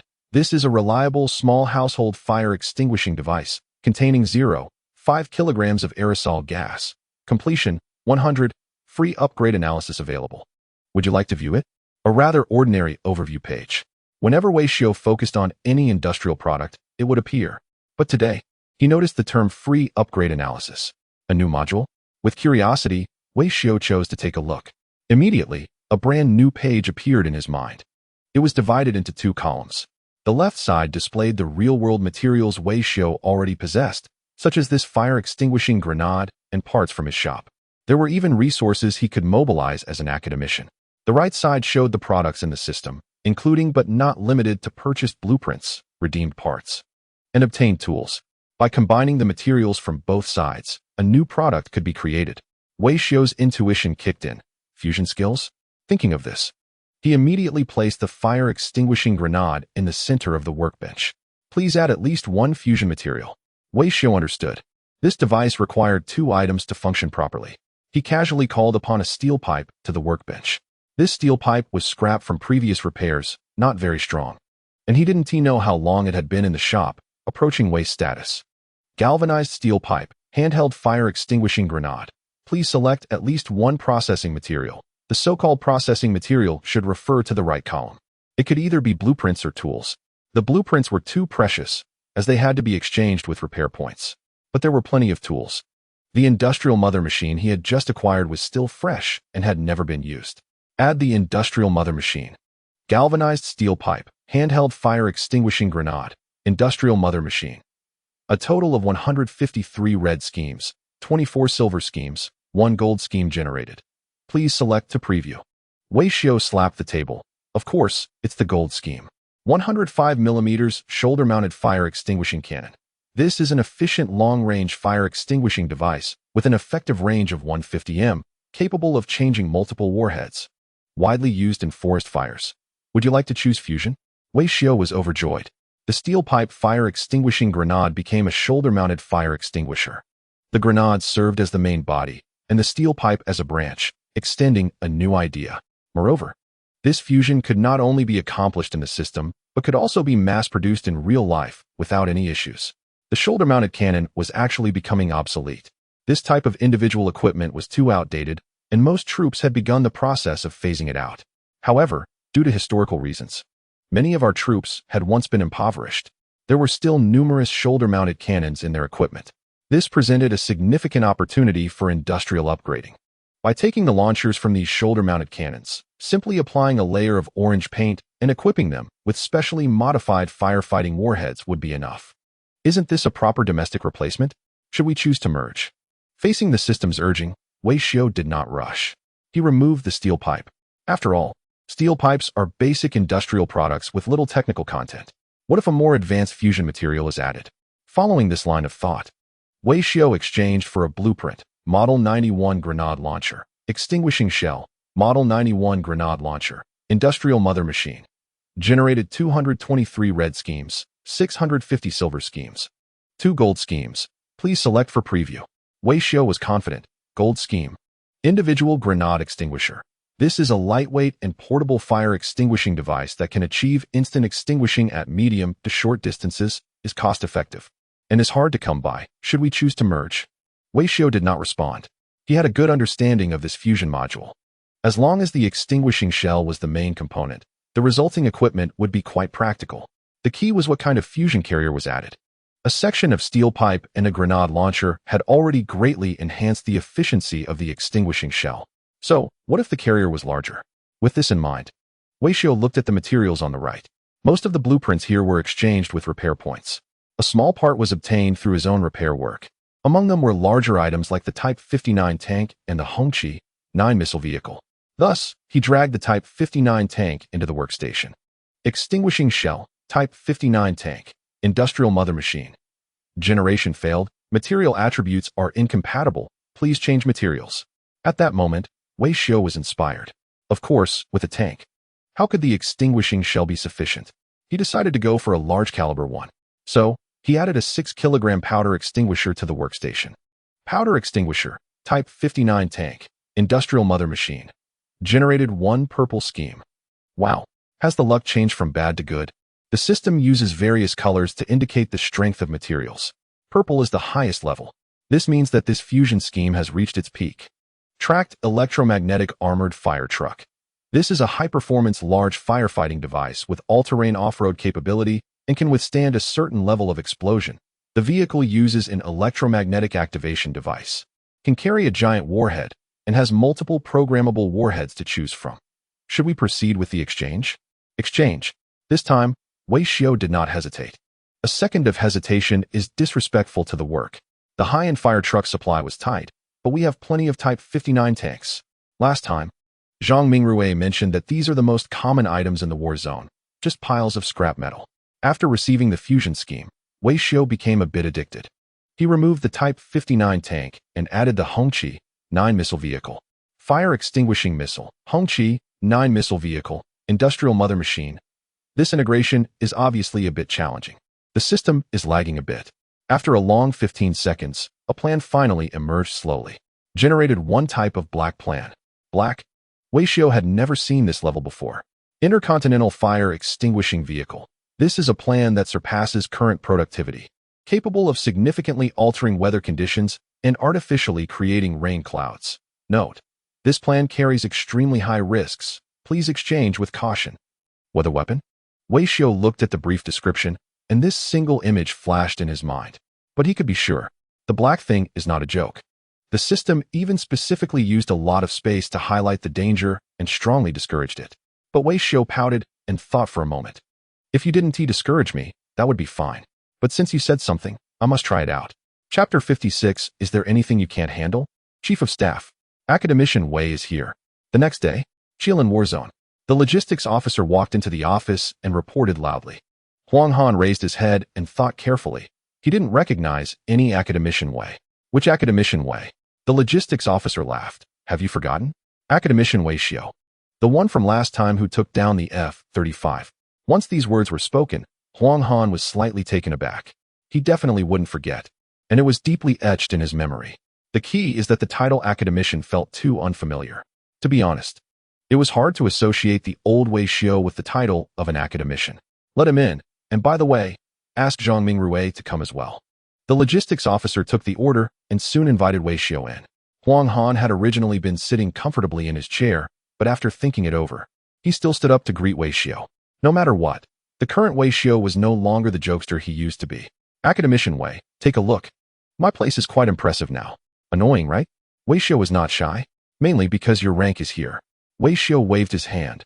No matter how high the rank, I am still who I am, and besides, I have something to ask of you now. Hearing this, Huang Han felt relieved. First, Wei Xiu hadn't changed. He was still that casual speaker and down-to-earth person. Second, being straightforward about needing help made him even more at ease. What is up? Has the higher-ups given you a new task? Yes, it's almost ready for approval. Wei Xiu nodded. However, I've encountered a little bottleneck now. If there's anything I can help with, just say it. I'm more than willing. Seeing Huang Han's attitude, Wei Xiu felt reassured. I have to say, President Huang is quite nice. Without even stating his specific requirements, the other party was already eagerly agreeing. Isn't this just like a blank check? Thinking of this, Wei Xiu became bolder. I am currently working on an application project. To put it simply, it's a modification. Huang Han nodded. Isn't that your specialty? When it comes to modification, is there anyone in the world who can do it better than you? Wei Xiu suspected that Huang Han was making a jab, but he had no evidence. They were joking around after all. Huang Han literally means serious. In this world, no one understands modifications better than Wei Xiu. If you ask him to fix a Hongqi car, he can come up with quantum radar. If you let him study his stealth coding, he can modify an old vehicle into a stealth one. I have to say, the higher-ups have a good eye for talent. It's very fitting to have this kid in charge of modification projects. So when faced with a problem, Wei Xiu rolled his eyes. Modifications must be based on a certain equipment foundation, but I'm relatively weak in this area. Huang Han shook his head repeatedly. You're not weak. Weak. Really weak. Wei Xiu insisted on the infrastructure. So I want to borrow some equipment from you to research a bit. The integration route is basically set. Wei Xiu has some materials, but he doesn't have others. After thinking it over, he could only ask the regional command for help. Not to mention anything else, at least there are plenty of Type 59 tanks here. If the command is lenient, could I borrow a few Type 59s? Sure. Huang Han nodded without a second thought. There's no shortage of 59s. To be honest, several batches have retired this year. Huang Han himself was a bit troubled about how to deal with them. Seeing Huang Han agree without hesitation, Wei Xiu thought to himself that he should ask for more. I also need some individual equipment, like howitzers, preferably older models. No problem. Wei Xiu, I'd also like a drone. Huang Han immediately raised a hand to stop him. You just need to pull a list and give it to Zhang Mingrue. I'll approve everything on it. When others come to ask for equipment, they can be stingy, but Wei Xiu can't. He knows how much weight Wei Xiu carries in the boss's eyes. A few days ago, everyone received a text message mentioning the Sea and Land Guardian, which is him. If he could just hold Wei Xiu back a bit. If Wei Xiu reports it to the boss, he might reap the benefits. To put it mildly, no matter what project Wei Xiu is engaged in, the direct beneficiary is still the regional command. After all, those close to the water get the first advantage. The only thing he is curious about now is what project Wei Xiu is actually working on. He has skyrocketed to his current position and is already an alternate academician. Before this, he had been involved in several large weapon equipment modifications and R&D projects. Logically speaking, this one shouldn't be small either. I can give you the items, Huang Han said with a sly look, lowering his voice. Just give me a hint about what this project is. Wei Xiu looked a bit troubled. How should I put it? Huang Han's eyes lit up. Seeing Wei Xiu's troubled expression, it was definitely a big project. Because big projects are highly confidential, it's not easy to mention directly. So he hinted, I don't need you to breach confidentiality, just give me a rough idea. Wei Xiu nodded. It should be considered a civilian project. You don't need to say that. Huang Han simply stopped asking. If it's confidential, then it's confidential. Using a civilian project to brush me off is too fake, right? For a civilian project, why do you need so many tanks and howitzers? Just as they were speaking, Zhang Mingrue arrived at the office on command. Huang Han decided to stop asking and pointed at Wei Xiu to give Zhang Mingrue an order. Minister Zhang, take Academician Wei for a walk. He has a project that needs our assistance. Let him see exactly what he requires. Arrange for logistics to deliver what Academician Wei needs. And then just get me a note to sign. Zhang Mingrue, seeing an old acquaintance, couldn't hide his smile. Yes. The two were about to leave the office when Huang Han walked towards his desk. Wei Xiu, wait a moment. What's up? Huang Han pulled out a book from his drawer and said, although you are an academician now, I still have to remind you to read more books. Hearing this, Zhang Mingrue secretly gave a thumbs up. The chief of staff was eager for talent. Although Wei Xiu held a high position now, his theoretical knowledge was still relatively weak. Genius is one thing, but learning is essential. Take military equipment, for example. There are many different schools of thought: integrated fire systems, firepower supremacy, area denial. Each with different preferences and ultimately different RD principles. What he meant was that the chief of staff hoped Wei Xiu could accumulate more theoretical knowledge, integrate it, and form his own school of thought and RD principles. Wei Xiu was skeptical but accepted the book Huang Han handed him. Criminal law? Huang Han nodded. Yes. I can't manage others' RD principles, but yours is criminal law. I've saved you twice already. I don't want to save you a third time. Chapter 57. How big is the fire? Hey, Minister Zhang. On the way to the equipment management office, Wei Xiu increasingly felt something was off. Do you think Chief Huang is indirectly scolding me? Other scientists read books like High-Energy Particle Physics, Overview of Aerodynamics, or Engineering Cybernetics, but he gives me a book on criminal law. That's quite insulting. Zhang Mingrui chuckled. That's the leader's care for you. Before long, they arrived at the equipment management office and met the head, Li Dongping. Officially, he was Zhang Mingrui's subordinate, so he greeted him respectfully. Hello, Minister Zhang. Old Li, spare the formalities, just relax. Upon hearing this, Li Dongping forced a smile. What brings you here today, Chief? Can't I come by if there's nothing going on? Hearing this, Li Dongping smiled knowingly, thinking to himself that this was unnecessary. In the combat zone, some leadership positions are extremely difficult to manage, and his management office was one of them. Though it's called a management office, it essentially just oversees the warehouse. When the troops need something, they come with a note approved by the leader to requisition equipment. It's not hard to requisition, but getting the troops to return what they borrowed is a real hassle. Thus, most of Li Dongping's work responsibilities were akin to debt collection. So when borrowing, one must be cautious and check the creditworthiness thoroughly. Although Zhang Mingrui was his superior, he still needed to be careful because his credit history wasn't great. Minister Zhang, last time you took a Hongqi 9 from me, and then you achieved merit. I was almost in big trouble with the chief of staff. Li Dongping complained bitterly.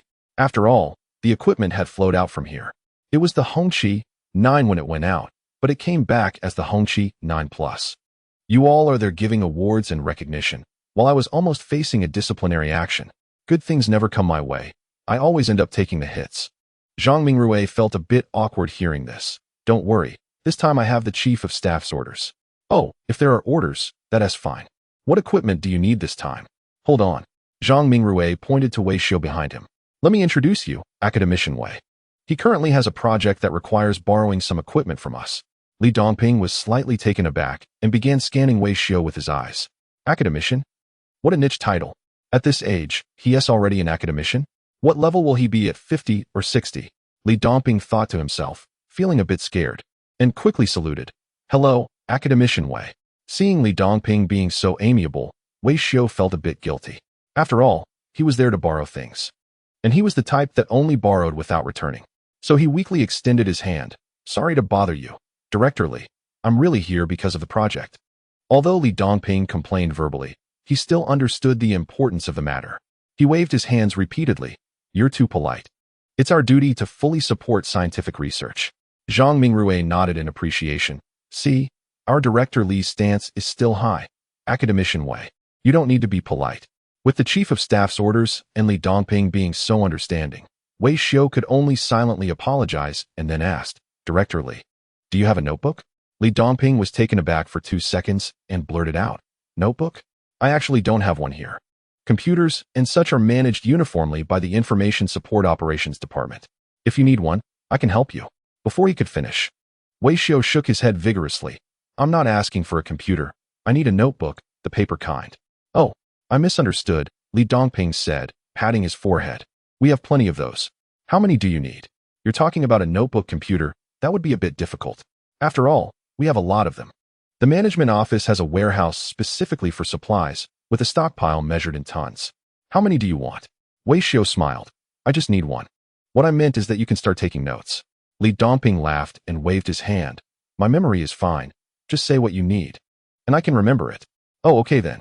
Wei Xiu started to list his requests. I need one 105mm howitzer, 2 Type 91 howitzer launchers, 2 multiple rocket launchers, 1 PHL rocket launcher, 2 infantry fighting vehicles, 1 light tank, and 2 double-tailed Scorpion drones.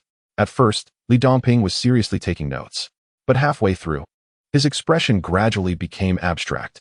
You might as well just say you want a complete set of all ground combat weapons. Good grief. What Wei Xiu mentioned were all mainstay equipment of our forces.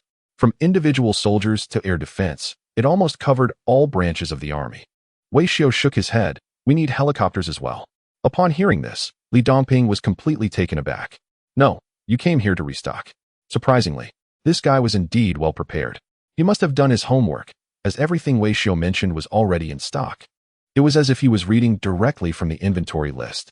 Seeing Li Dongping's furrowed brow, Wei Xiu suddenly became cheerful. What's the matter? Is there a problem? Chief Huang clearly agreed I could choose freely. You can't go back on your word in the Qilan battle zone, can you? At this point, Zhang Mingrui nodded to himself and said, Director Li, just go with Wei Xiu's list. After all, he's contributing to national defense. Li Dongping sighed lightly. Fine, I'll prepare it. However, some of what you mentioned I have in stock, while others I need to allocate from active duty. Give me some time. Seeing his plan succeed, Wei Xiu smiled broadly. Great. So how should we write the title on the release order? The release of equipment here followed strict procedures.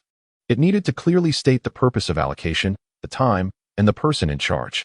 All signatures from higher-ups were also required, reaching up to the military district commander. According to Minister Zhang, the commander had already approved it, so the signatures wouldn't be a problem. But the release order couldn't just have Wei Xiu's personal name on it, right? Wei Xiu thought for a moment. Let us write the name of our project team. What is your project about? The General Office of the Domestic Replacement Project for Firefighting Equipment. Zhang Mingrui and Li Dongping were taken aback. Wait, are you serious? You just asked me for equipment for a combined battalion, and now you're telling me you're from a project team for firefighting equipment? Does that make sense? You're requesting so much firepower. It's enough to take down a small country. What kind of fire are you expecting to extinguish with a combined battalion? A few days later, Huang Han finished his military duties and walked out of the office, feeling relaxed. As he reached downstairs, he happened to run into the head of the training department and waved him over. Director Xiang, come with me to take a stroll around the camp. I've been busy with equipment matters and haven't checked on the training situation. How has the unit looking lately? Xiang Tianyun immediately saluted and replied. We've been focusing on this work, and we welcome your inspection, sir. Huang Han didn't engage in pleasantries. He glanced at his watch. It was noon, lunchtime. He turned his attention to the westernmost base. Which unit is on duty in the west this month? Without a moment's hesitation, Director Xiang replied. The 3rd Battalion of the 7th Brigade. Oh, the best of the best? Let us go. I'll inspect this elite unit. The Joint Command Center where Huang Han was located was crucial for the defense of the area. The units stationed here were never ordinary. And the 3rd Battalion of the 7th Brigade was particularly outstanding. They are one of the few fully equipped heavy combined brigades in the Qilan battle zone. In terms of both the quantity and quality of equipment, they can significantly outpace their fellow units. Such a force, if deployed to any region in the world, could achieve the remarkable feat of annihilating a country by themselves. Each brigade costs billions to build. With the equipment upgraded, the combat readiness must also match. As they approached the barracks, Huang Han glanced at his watch and quietly said, Sound an emergency assembly call. Xiang Tianyun instinctively advised against it. They just completed high-intensity physical training this morning. Shouldn't we let them have a good meal first? Huang Han rolled his eyes. In a real battle, there wouldn't be time for meals. Sound the call. Xiang Tianyun had nothing more to say. Understood. Huang Han had previously issued orders to all units in the battle zone. Once the readiness order was received, personnel and vehicles must assemble within 3 minutes. So, Huang Han timed it while observing the soldiers' reactions in the barracks. 1 minute and 47 seconds. The captain of the 3rd Battalion ran up to Huang Han. Reporting to the Chief of Staff, the 3rd Battalion of the 7th Brigade is assembled and ready for orders. At this moment, the soldiers lined up in front of Huang Han, their expressions solemn. Although they had been summoned suddenly during lunchtime, their spirits were high, and they were fully equipped. Not bad, keep it up. Overall, Huang Han was satisfied. But soon, he walked to the back of the line and felt something was off. Captain of the 3rd Battalion. How many personnel do you have? Reporting. Chief, there should be 989 personnel, but only 953 are present. Huang Han frowned slightly. The numbers were close, as they still needed to account for sentries and those on leave. But personnel are accounted for. What about your equipment? Huang Han pointed to the convoy at the back of the line. I previously issued an order clearly stating that not only must personnel be present for an emergency assembly, but vehicles must also be fully prepared. I estimate that your battalion doesn't even have half of its vehicles here. This combined battalion is a significant advantage. What is the basis for that advantage? ISNT it because they possess the world's top weaponry? 99A, PHL 191, PCL 181. Hongqi, 17. These vehicles are the core of the entire combined battalion. But today, the vehicles Huang Han saw did not match the actual numbers. Trying to cut corners? If you only prepare half the vehicles, then you can move quickly, right? Hearing this, the captain felt a bit wronged. Chief, I only have this many vehicles. Huang Han glared fiercely. Nonsense. As a heavy combined battalion, you should have at least 200 vehicles. Count them. Do you have enough? I think you're getting too comfortable. In an instant, the chief of staff's anger surged. The pressure from the commander of the armed forces was no joke. At any other time, the 3rd Battalion captain would have backed down and accepted the punishment without a word. But today, he had his reasons. Half of our battalion's vehicles were reassigned by the Equipment Management Office. Huang Han paused slightly. Recently, there haven't been any plans for equipment upgrades or maintenance, right? Even if there were, you should already know. Half of the equipment from the combined battalion has been reassigned. And that's no small matter. Any additional issues would need to be handled by Huang Han's superiors. The more he thought about it, the angrier Huang Han became. Guard. Have Zhang Mingrue run over here. A few minutes later, Zhang Mingrue hurriedly arrived, out of breath because he wasn't from a combat unit and his physical fitness was average. What's wrong, Chief of Staff? This running is exhausting.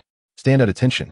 With a loud shout, Zhang Mingrue immediately felt a wave of pressure, and the smile on his face disappeared. What is going on, Chief of Staff? What do you mean, what's going on? Huang Han looked Zhang Mingrue up and down. Look at the mess you've created. Huang Han pointed at the troops in front of him. A heavy combined battalion, with no guns, no artillery, and only a few broken jeeps left. Does this look right? My elite heavy combined battalion has been turned into infantry? You can't just take away half a battalion's equipment like that during maintenance and upgrades. Zhang Mingrue was stunned. We haven't had any large-scale maintenance or upgrade plans recently. Huang Han stared blankly. No upgrade plan. Then where's my tanks? Where's my artillery? He thought to himself. Enduring for a moment leads to vast horizons. But taking a step back only increases the frustration. If there had been an upgrade plan, he could at most consider it a work oversight on Zhang Mingrue's part. But with no upgrade plan, where did half a battalion's equipment go? Did you eat it? Seeing the Chief of Staff's attitude, Zhang Mingrue felt a bit displeased. Chief of Staff, you can't just turn your back on me. Didn't you say to cooperate with Wei Xiu's work? I lent the equipment to Wei Xiu. Huang Han felt a rush of blood to his head. Yes, I did say to fully cooperate with Wei Xiu's work. But that's for research, not combat readiness. Why take away half a battalion's equipment? What does he need so many tanks and artillery for? ISNT he's supposed to be doing research? Is this what research looks like? Are you sure he isn't going to liberate Tokyo? Huang Han's face was filled with confusion. Zhang Mingrue shrugged. I don't know. I only know that project is for fire safety. Fire safety. Huang Han's blood pressure shot up. He looked at the absent equipment behind him. Tanks, self-propelled rocket launchers, air defense missiles, drones. Who uses these for fire safety? 3rd Battalion Commander. Hurry, run to the headquarters and report to the superiors. Huang Han didn't dare to think too deeply about this. Zhang Mingrue, come with me to Wei Xiu's place. Zhang Mingrue looked confused. What for? To get the equipment back. Huang Han thought to himself, if you give him a Hongqi 9, he might take down an advanced fighter jet. Now he has so much equipment. Guess what he could take down? Chapter 59. The Return of the Missing Person Lini City Fire Brigade. Brigade Chief's Office. Chief, it's done. I've contacted the testing site. Qian Wei said as he rushed in, looking pleased. Wu Xianghua looked at him, puzzled. What testing site? The one that Academician Wei wanted. Oh, look at my brain. Qian Wei slapped his forehead hard. It seemed like he had a poor memory, but in reality, he hadn't paid much attention. The more he thought about it later, the more uncomfortable he felt. Wei Xiutian's actions seemed inconsistent, which made him doubt the reliability. He decided not to dwell on it too much and handed the matter over to Wu Xianghua for coordination. However, Wu Xianghua took it seriously and made arrangements for a suitable venue. There was an abandoned mine in Lingyang Town, which was spacious and quite remote, perfectly meeting Academician Wei's requirements. Qian Wei just nodded and said, all right, then you can inform Academician Wei. Just as they were speaking, there was a knock on the door. A young man walked into the office holding a tablet. Captain, Section Chief Wu is here too. The young man stood at attention and saluted, looking energetic. His name was Chun Zhe, a staff member in the publicity section of the team. He was also the most spirited young man in the entire team and spoke fluently. Therefore, Qianwei entrusted him with the important task of managing the fire brigade's short video account. Xiao Chun, your recent work results are average, Qianwei said, pulling out his phone and searching for the homepage of Lingyang Fire Department. There were quite a few videos on the account, but the like counts were mediocre, and the follower count was disappointing, only at 120,000. In the era of self-media, various administrative units were engaging in integrated media efforts to attract followers. The fire department, traffic police, and public security bureau all had their accounts. As units at the same municipal level, the disparity in follower numbers was noticeable. Although follower count wasn't a direct measure of performance, it was still an intuitive metric. Moreover, the fire department particularly needed followers. The more followers they had, the more they could disseminate fire safety knowledge and prevent disasters, directly alleviating the intensity of the fire brigade's core duties. Therefore, Qianwei was not satisfied with the current follower count. I heard that the traffic police have over 800,000 followers, he said. As a municipal unit, the gap between us and them is too large, isn't it? Chunzhe hesitated to respond. I will work harder. Although he didn't dare to speak back, he was cursing inwardly. Yes, the traffic police had many followers, but were those followers genuinely interested? The captain seemed to underestimate the intensity of the internet game and didn't understand the traffic police's follower growth process. Wow, they even streamed live to catch traffic violators. Like an old man flying a plane in the corridor. Such social curiosities are bound to attract followers, right? Chunzhe thought to himself. To be fair, the traffic police managed to gain over 800,000 followers with such antics, which indicated their work wasn't that stellar either. Holding back his complaints, Chunzhe reasoned, I realize the follower growth has been slow, so I want to not only shoot videos, but also do live streaming. Live streaming? Qianwei, being somewhat old-fashioned, didn't fully understand. It means streaming live and connecting with famous people. Wu Xianghua, who understood a bit more, interjected. What specific content do you have in mind? I can use a humorous and engaging manner to educate them about fire safety. These famous individuals have many followers. Perhaps some can be converted over. Upon hearing this, Qianwei began to understand a bit. The focus of fire safety work lies in preemptive safety promotion. With more fans, the reach would be broader. As for whose fans they are, it really doesn't matter. As long as the promotional content resonates deeply, that's what counts. Qianwei nodded in agreement. That's fine. I heard that a certain popular singer recently joined the platform. Why don't you try connecting with him? Or just invite him over to shoot a video or something. Chunzhe pointed to his own nose, looking puzzled. That singer? Qianwei replied. Yes, that one. Can he help us shoot a video? Qianwei continued. Yes, let him promote that we shoot overload electricity in summer. Me? Chunzhe asked. Qianwei confirmed. Yes? You'll be fully responsible for it. Chunzhe left the office speechlessly. I've grown up and have never even managed to grab a concert ticket. Who do I think I am? Asking someone to connect with me. He thought about it and felt overwhelmed. In fact, being a fire station streamer isn't that difficult. The challenge is that his leader has no sense of the internet, always thinking that gaining followers is easy, and that promotion is just a matter of having hands. With this thought, Chunzhe felt speechless. Luckily, the leader had somewhat agreed to his request to connect. Logically speaking, if they can't get the popular singer, surely there are others? After all, they are an official streaming channel, not to mention those streamers with millions of followers. Even those with hundreds of thousands or tens of thousands should be possible.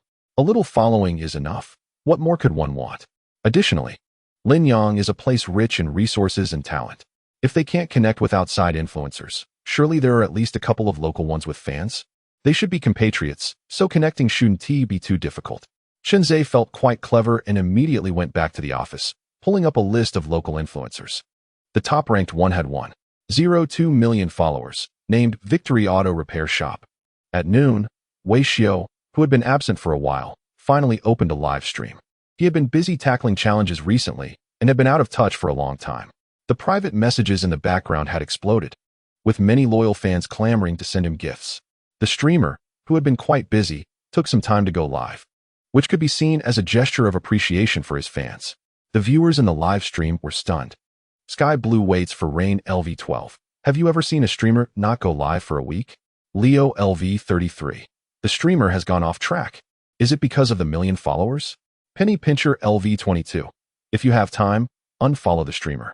Why is the girl wearing a short skirt LV56? The streamer is finally back? I was almost going to call the police. To be honest, the fan engagement was quite high. As soon as the stream started, there were nearly 50,000 viewers. Wei Xiu felt quite pleased and faced the threats of unfollowing from many viewers with composure. Those who want to unfollow can go ahead. We have enough people in this live stream. Once the numbers go down a bit, I'll bring everyone something new. Wanchai Sleeping Doc LV25. Something new? What is changing this time?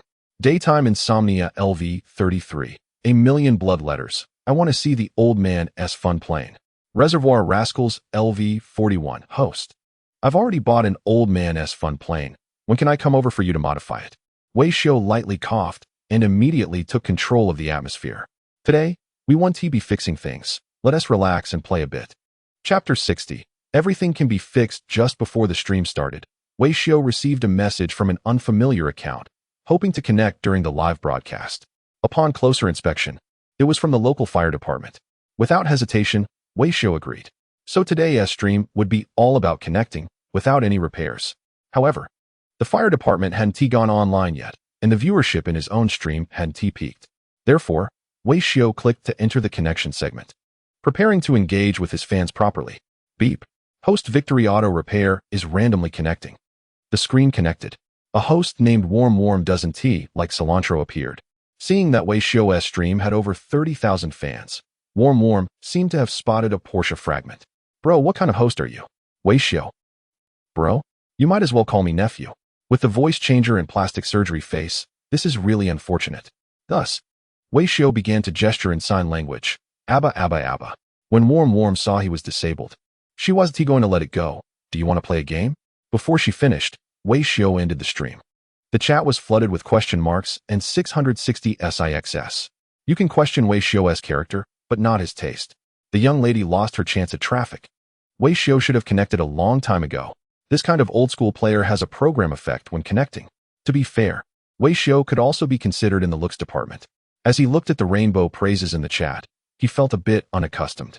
Not to mention, it's like a long-lost reunion. The old-school fans aren't as fragrant anymore. It feels off. He continued to click connect. A stunning young lady appeared on the screen. So refreshing. The chat was filled with 660 SIXS. No other reason. This lady, known as Little Evil Dragon, is a top talent. Not only is she good-looking, but she also has a broad mindset. Hello, young lady, want a PK? With his handsome face and deep bubble voice, the female fans and host in the opposing stream were instantly captivated. Wow, he is a bit handsome. Let us see you beat him. They like to bully the handsome guy. Little Evil Dragon glanced at the popularity of the other side, feeling a bit uncertain. Wow, almost 40,000 viewers. This is a serious big host. I don't have any conditions here, young man. Wei Xiu, no problem. My side is all low-income users, no big shots. Then be gentle with me, please. Don't worry, the big shots in my stream have less spending power than a dog. As soon as he finished speaking, the PK began. The chat in Wei Xiu's stream was filled with question marks. You look down on us, huh? This host really knows how to read people. After the free gifts were exhausted, there were no more conditions for today. The conditions are quite relaxed, but I still have 2 lollipops. Little Snowflake fell in love with LV33, sent a lollipop. Wei Xiu was stunned. I may be humble, but you guys really aren't contributing, right? In a live stream with over 40,000 people, we're being beaten down by just 40 on the other side. I mean, guys, if you have no money, what are you watching this live stream for? Wei Xiu questioned seriously, leaving the comments section speechless. Fortunately, the live stream had its secret weapon. Upon hearing this, they couldn't hold back anymore. Why does the girl wear a short skirt LV56? Send a spaceship. Why does the girl wear a short skirt LV56? Sent Wave 1. Why does the girl wear a short skirt LV56? Sent a Porsche. The progress bar flipped instantly. Little Evil Dragon's live stream became frantic. No wonder he is a big streamer. His skill is already at a peak unreachable by small streamers like them. Time quickly ran out. Little Evil Dragon looked sorrowful. Brother, you went too far. You clearly said no conditions. No problem. Consider this a lesson for you. The world is dangerous. Believing everything will only harm you. Wei Xiu claimed victory effortlessly. So, how should I punish you? What kind of streamer are you? Just look at this young lady's looks. Dancing should be a standard. The girl could spend lavishly to give the viewers a treat. But before he could finish, Little Evil Dragon raised the microphone. All right, I admit defeat. For the punishment, I can let you hear my heartbeat. Wei Xiu. But the live stream exploded with excitement. Alright, that's it. I want to hear it. What a big heartbeat, wow. I just want to hear the heartbeat. Not only did they want to listen, but the camera also had to be focused on her. Wei Xiu pouted. Who told me to be a fan-favorite streamer? Then let us listen to your heartbeat. I'll let you off easy. Little Evil Dragon nodded obediently. Thank you, brother. She then pressed the microphone tightly against her left chest. As a beauty streamer, Little Evil Dragon's approach is quite unique. She often uses methods like letting people hear her heartbeat to solidify her popularity, and it's quite effective. As the thumping sound came clearly from the microphone, the viewers in Wei Xiu's live stream couldn't contain themselves. It was like they were falling in love, all starry-eyed. So good. I think I'm sick. Even hearing a heartbeat gets a reaction. We need to do more collaborations. It's top-notch enjoyment. The streamer's gaze was almost melting. Please control yourself a bit. She's letting you hear her heartbeat, not showing it. The comments section fell silent. Wei Xiu was also. He wasn't just holding his breath. He was staring intently at Little Evil Dragon's chest. Miss, your first heart sound is split. There's regurgitation in the aortic valve, and there's right bundle branch block. I suggest you go to the hospital for a checkup. Upon hearing this, the comments section was filled with question marks. You were supposed to hear her heartbeat, not diagnose her. What kind of job is this? You're a mechanical hua tua, not the real one. Surprisingly, those two sentences sounded quite plausible. No one believed what Wei Xiu said. They thought he was just talking nonsense for fun. But at that moment, the little dragon on the other side feels a bit tingly. You're amazing, big brother. She took out a medical record from outside the camera. A few days ago, I had chest pain and went for an examination. It's pretty much what you said. Are you a doctor, big brother? The viewers in Wei Xiu's live stream were stunned. No way, is this real? Did you two plan this? You said you were a mechanical hua tua, and now you've become a real one. Wait, you said everything can be fixed, even people can be fixed? Wei Xiu looked at the barrage of 666 comments, calm and composed. In fact, since the day the system awakened, this mechanism has been included. Wei Xiu can distinguish some diseases through listening and observation, but he rarely uses this ability. Everything can be fixed isn't joke. Little lady, I'm done with my act. I'm out. After showcasing his skills for the day, Wei Xiu ended the call. Back in his own live stream, he kept a low profile. After that little stunt, the viewer count rose to over 50,000. Wei Xiu thought the time was right and began searching for accounts on his phone, confidently stating, "You all came at a good time." Besides connecting with the female streamer, I've also prepared a mysterious guest for you. Someone with a job. The atmosphere was building up. The 50,000 viewers were all hooked. I have to say, Wei Gu's list of connections is impressive. Just casually connecting, and he gets treasure streamers like the Little Dragon. That mysterious guest must have some substantial content, right? Amidst the anticipation, a line of small text floated by in the live stream. Linyang Fire Department enters the live stream. Chapter 61. Just say whether it's legal or not. Chen Zhe, dressed in a blue firefighter uniform, appeared on the screen. The viewers in the live stream were taken aback. No way, the mysterious guest is a guy? Where's the female streamer? Show me the pants. Boss, change the channel, we want to see the lady. What kind of program is this? Judging by the uniform, it should be from the fire department, right? Wow, you really got a firefighter on here. You're done for. The streamer has made it big, connecting with the fire department. Is there a possibility that the firefighters have made it big and connected with the streamer? The viewers in the live stream were confused. Shinzei was also a bit surprised. He had done his homework and knew that Wei Xiu was a local internet celebrity with over 1 million fans. But he never expected that Wei Xiu's fan engagement would be so high. Just a casual connection, and there are 50,000 people online. It made him a bit nervous. Hello, Wei Gu, and hello to everyone in the live stream. Shinzei feigned calmness and introduced himself cheerfully. I'm from the Linyang Fire Department. I'm honored to connect with Wei Gu today. I mainly want to give Wei Gu a little quiz. If you answer all the questions correctly, there will be rewards. Watching Chunzei wave the figurine in his hand, the audience finally caught up with the situation. In fact, there have been quite a few similar live streams. By connecting with entertainment streamers, they spread fire safety knowledge. Especially in that area, this approach has been played out in various ways. To be honest, the firefighter is quite handsome too. Just a bit less compared to the main guest. How about some good food upstairs? Where is my brother Wei's appearance lacking? Stop drooling. This friend from the region needs to hold back a bit. The comments have begun to calm down. Wei Xiu has already mentally prepared himself. When the local fire department contacted him, he roughly understood the live stream process. After all, they are fellow townsfolk. Any help he can provide is worth it.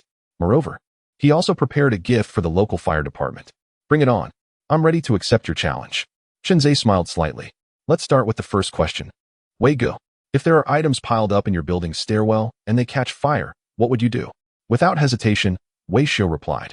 Get a fire extinguisher and put it out. Wrong. You shouldn't pile up items in the stairwell. Wei Xiu. The comments section also started questioning. The firefighter is quite good at setting traps. Ha ha ha. The expression on the host's face is hilarious. I'm screenshotting it for memes. I thought it would be a boring presentation, but the show effect is pretty good.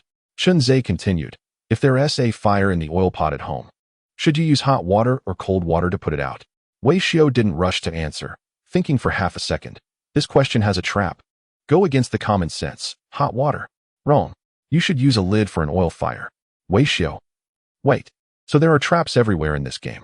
I understand now. Don't be fooled by this firefighter's good looks. He has a lot of tricks up his sleeve. Alright, so that is how we're playing, huh? I've figured out the pattern. Bring on the next question. Chunzei, what number should you call if there is a gas leak at home? Wait a minute. Wei Xiu looked cunning. The next second, he suddenly realized. This is a trap question. If there is a gas leak at home, you shouldn't make a call. Hear that applause. The comments were all confused.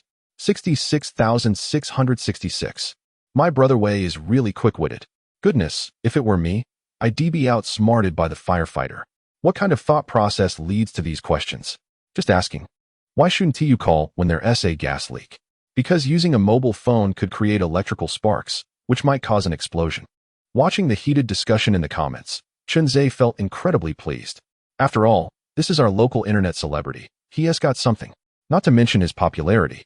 He also has great showmanship. They've only gone through a few questions, and the discussion in the comments is already at its peak. After this live stream, regardless of whether the local fire department's account gained followers, the promotional effect has definitely been achieved. The entire chat room is discussing fire safety knowledge, full of positive energy. So, he seized the opportunity and took out a fire blanket. Wei Gu, if you only have one fire blanket at home, would you place it in the bedroom or the kitchen? Wei Xiu immediately hit the brakes. Wait a minute. Something's off. This guy across from me is quite cunning. If I answer based on common sense, he'll twist it around. The key is I really don't know where a fire blanket should be placed. Time to turn the tables. As a prominent streamer with 1 million followers, I only have 2 fire blankets at home. Is that reasonable? Chunzei? Wei Xiu, don't talk. I have a set in every room. Answer if that's correct. Chunzei is a bit confused. Pausing for half a second. What if we only have one set? I don't want my home to look so messy. Wei Xiu, brother, don't say so much. Just tell me if having a dozen is against the law. Well, it isn't. Chunzei can only smile helplessly. Having a dozen isn't illegal. The key is that I need to use this question to throw out an answer and educate everyone. If you have a dozen, I can't spread the knowledge. So, here's the thing, brother. Chunzei regains his composure. You have conditions. We have many brothers in the live stream who can only buy one. Where should this situation be placed? Wei Xiu keenly asks. Are you saying that our viewers are all poor guys? Chunzei panics. I didn't mean that. Brother, that's not what I meant. Let me explain. Wei Xiu chuckles and interrupts. You really know people well. Our viewers are indeed all poor guys. Poor guys. Wait. Why are you insulting us while answering questions? Stop it. Wei Gu, that hurts. I looked it up. A fire blanket costs over 20. Seriously. I can't afford that with a week's worth of smoke money. What are you smoking up there, Leaves? Seeing Chunzei panic, Wei Xiu quickly steps in to ease the tension. If our viewers are all poor guys and can only buy one fire blanket, how about I give them a set? One for the bedroom, one for the kitchen. Is that a good answer? Chunzei is stunned. The live stream is in stitches. The fire safety guy has met his match. Giving away a set. Isn't that better than watching a show with beautiful girls? It's a treasure for the fire safety team, connecting with the oldest streamer in North China. The comments are flooding in. Chunzei's heart is also racing. This live stream is sure to be a success. When I take this recording to the captain, he will definitely promote and raise my pay. Brother, I'm impressed. So I'll just announce the correct answer. If there is only one fire blanket at home, it should be placed in an easily accessible location. Wei Xiu's scheme works. See, I was thinking the same. Chunzei, brother, I have one last question. Wei Xiu, bring it on. What colors do fire extinguishers come in? This is an easy one. Fire departments have been spreading knowledge about fire extinguishers everywhere. Many people in the comments know. Wei Xiu also knows. Fire extinguishers come in many colors: red, yellow, green. Chunzei can't help but give a thumbs up. Brother, You've done your homework, correct answer. Before he finishes, Wei Xiu suddenly interrupts. There's also camouflage. Chunzhe is momentarily stunned, then laughs. Brother, there's no camouflage fire extinguisher. Meanwhile, Wei Xiu reaches down to grab a portable single-shoulder fire extinguisher. Look, isn't it camouflage? Answer me. Look into my eyes. Chapter 62. The fire is out. And the home is gone. Wow, there really is a camouflage fire extinguisher. Is this really a fire extinguisher? The camouflage is definitely there, but this thing looks so strange. The shape seems familiar, but I can't quite place it. The comments are in a frenzy. Even more confused than them is Chunzhe. He is the publicity officer for the Lingyang team. A walking encyclopedia of firefighting. What kind of fire extinguisher hasn't he seen? Handheld, shoulder-mounted, push-pull, dry powder, water-based. Gas. He has not just seen them, he has used them all personally. But now, the fire extinguisher in Wei Xiu's hand looks so unfamiliar. Bro, is this really a fire extinguisher? Why does it look a bit like an RPG? Wei Xiu smiled mysteriously. This is a fire extinguisher. I guarantee it with the lifelong happiness of my top brother. You know, I started with repairs and like to tinker with small inventions and modifications. This is my latest masterpiece. This fire extinguisher has a range of 2 kilometers, and a single projectile can carry 2 kilograms of dry powder, covering an area of 5 square meters upon explosion. Boom. With Wei Xiu's introduction, the comments exploded. 666,666. So you've been digging pits for firefighting, huh? You modified a non-camouflage fire extinguisher into this, right? If it were anyone else, the comments might not believe it. But with Wei Xiu, the audience is convinced. Don't mention just modifying a fire extinguisher. Even if he modified a fire truck, it would be reasonable. After all, he is the man who made the old man happy with low-altitude flying. Longtime viewers know Wei Xiu never makes empty promises. Every parameter he mentions is real and effective. Wow, a range of 2 kilometers? A proper RPG has a range of just 1 kilometer. Which fire extinguisher explodes? 5 square meters? That's like a grenade. Chunzhe looked at the fire extinguisher that closely resembled an RPG and didn't take it too seriously. He thought the streamer was just trying to create effects. After all, a range of 2 kilometers is terrifying. There are some fire extinguishers on the market that shoot just 10 meters. So he smiled slightly. Bro, I know you're a craftsman, but you can't just weld a model and fool me. This is a serious live broadcast, spreading knowledge. What if the audience really believes it? There are over 50,000 viewers watching. We need to consider the impact of spreading this information. Joking around privately is one thing, but if someone in the comments really believes such a fire extinguisher exists, it could affect fire safety awareness. Wei Xiu anticipated this reaction. After all, it's a project that was just successfully tested, and it's normal for people to have low awareness. I'm not joking with you. This fire extinguisher is designed and optimized after much thought. Its effectiveness surpasses similar products. How about this? Let me test it for you. With that, Wei Xiu shouldered the launcher and went outside the shop, setting up the live streaming equipment to ensure the testing effect. Wei Xiu specifically took out a semi-open gasoline can from the store. The can was filled with old bedding, which had been soaked in gasoline. Chunzhe watched from the other end of the camera, feeling anxious. This store of Wei Xiu was practically a collection of flammable materials. Blankets, gasoline, everything was there. If these items weren't stored properly, it could lead to a major fire. How could he even talk about online knowledge sharing? The one who really needed to be educated was Wei Xiu. With that thought, Chunzhe immediately spoke up. Bro, you need to be careful. Gasoline fires are hard to extinguish. Wei Xiu replied, Don't worry, I've lit it more than once or twice. As he spoke, Wei Xiu set up the ignition point and stepped back a dozen meters. The space was limited, so they couldn't simulate a 2-kilometer range. I'm now 20 meters away from the ignition point. Just showing you the idea. If you want to see the range, we'll prepare a professional venue later. In an instant, the barrage in the live stream exploded with comments, all expressing shock and skepticism. Lighting a fire in a firefighting live stream. You really are something. That ignition point is solid. Let us put the fire extinguisher aside. Brother Wei is definitely professional. This is crazy. A gasoline fire is hard to extinguish. Chunzhe thought deeply as he watched the screen.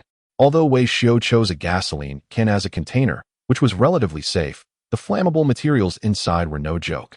A blanket soaked in gasoline cannot be extinguished with regular water. From the visuals, such a large fire must be dealt with using professional fire extinguishers to isolate the air for a long time. Moreover, Wei Xiu standing 20 meters away to extinguish the fire was too risky. How could he throw the extinguishing agent onto a fire point 20 meters away? Bro, I understand you want to create an effect, but maybe it's better to skip it, especially since we're live.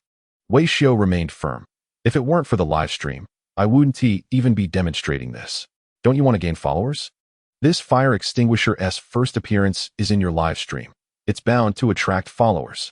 After saying that, Wei Xiu hoisted the fire extinguisher onto his shoulder, opened the aiming part, and pointed it at the fire point. 1 round loaded, ready. 3, 2, 1, launch. Wei Xiu mumbled to himself as he pressed the trigger. In the next second, a projectile whistled with a tail flame and exploded above the fire point. Bang! A huge sound. White powder instantly filled the air, as if it had started snowing flour. The roaring fire that had been blazing just a moment ago was now completely buried. At that moment, everyone was shocked. This power is insane. Is it snowing flour? This launching method, can this really be a fire extinguisher? Just tell me, did the fire go out or not? A rational observer commented, this fire extinguisher is indeed powerful, extinguishing such a large fire instantly. But I have one question, where did the gasoline can go? As a long barrage of comments floated by, all viewers immediately focused their attention. It turned out that the can that held the flammable material had turned into scattered metal fragments lying on the ground. No way, brother Wei. Is this thing a household fire extinguisher? The fire is out, but the home is gone. Chapter 63. Where is your community? Haha, what a ridiculous fire extinguisher. It's clearly a weapon. In front of the caliber, all beings are equal. To extinguish such a large fire in an instant is impressive. Using an RPG as a fire extinguisher, that's something. Where's the morality? Where's the conscience? Where's the bottom line? Where's the link? Quickly post the link, I want to buy it. Shunzai looked at the orderly links in the live broadcast room. The people were completely stunned. Wait, we are a live broadcast room for fire safety education. How did it turn into a sales live stream? Viewers were eagerly shouting to buy fire extinguishers, but they had never been this enthusiastic before. In the past, when promoting the idea of equipping rental properties with fire extinguishers, tenants would look at him like he was crazy. Now, everyone is clamoring to buy fire extinguishers. Are you sure you want to buy a real fire extinguisher? Shunzai, in shock, focused on the fire extinguisher in Wei Xiu's hand. To be fair, impact fire extinguishers are not uncommon. Most operate by launching extinguishing projectiles to disperse fire retardants and achieve the extinguishing effect. The key now is that the fire extinguisher in Wei Xiu's hand has an incredible range.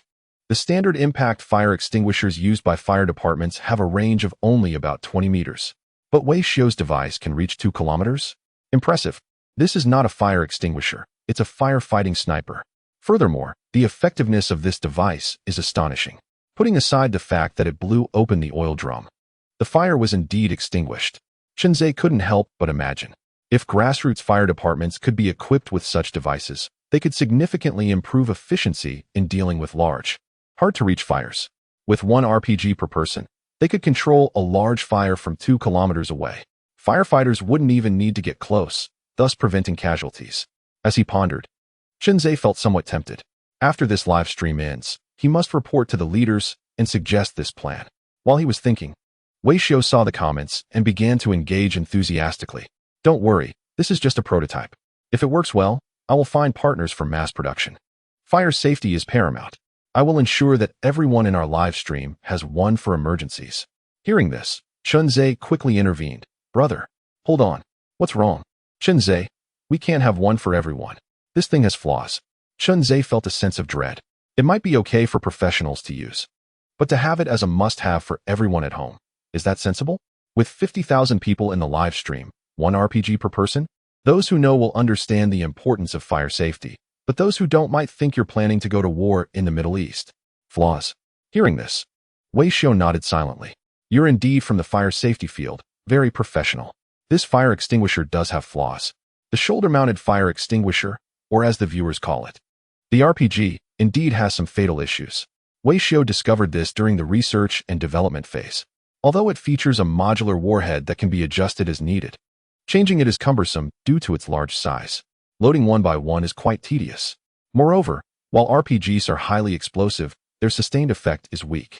They can handle small fire areas, but become less effective with larger ones. These shortcomings stem from the inherent limitations of its design rather than technical issues, which cannot be resolved easily. Therefore, Wei Xiao is also preparing a version with a more rational design for the fire extinguisher. As he spoke, he walked into the room. To be pragmatic, there are indeed flaws that are difficult to resolve. Fortunately, I want to be stuck on a single solution.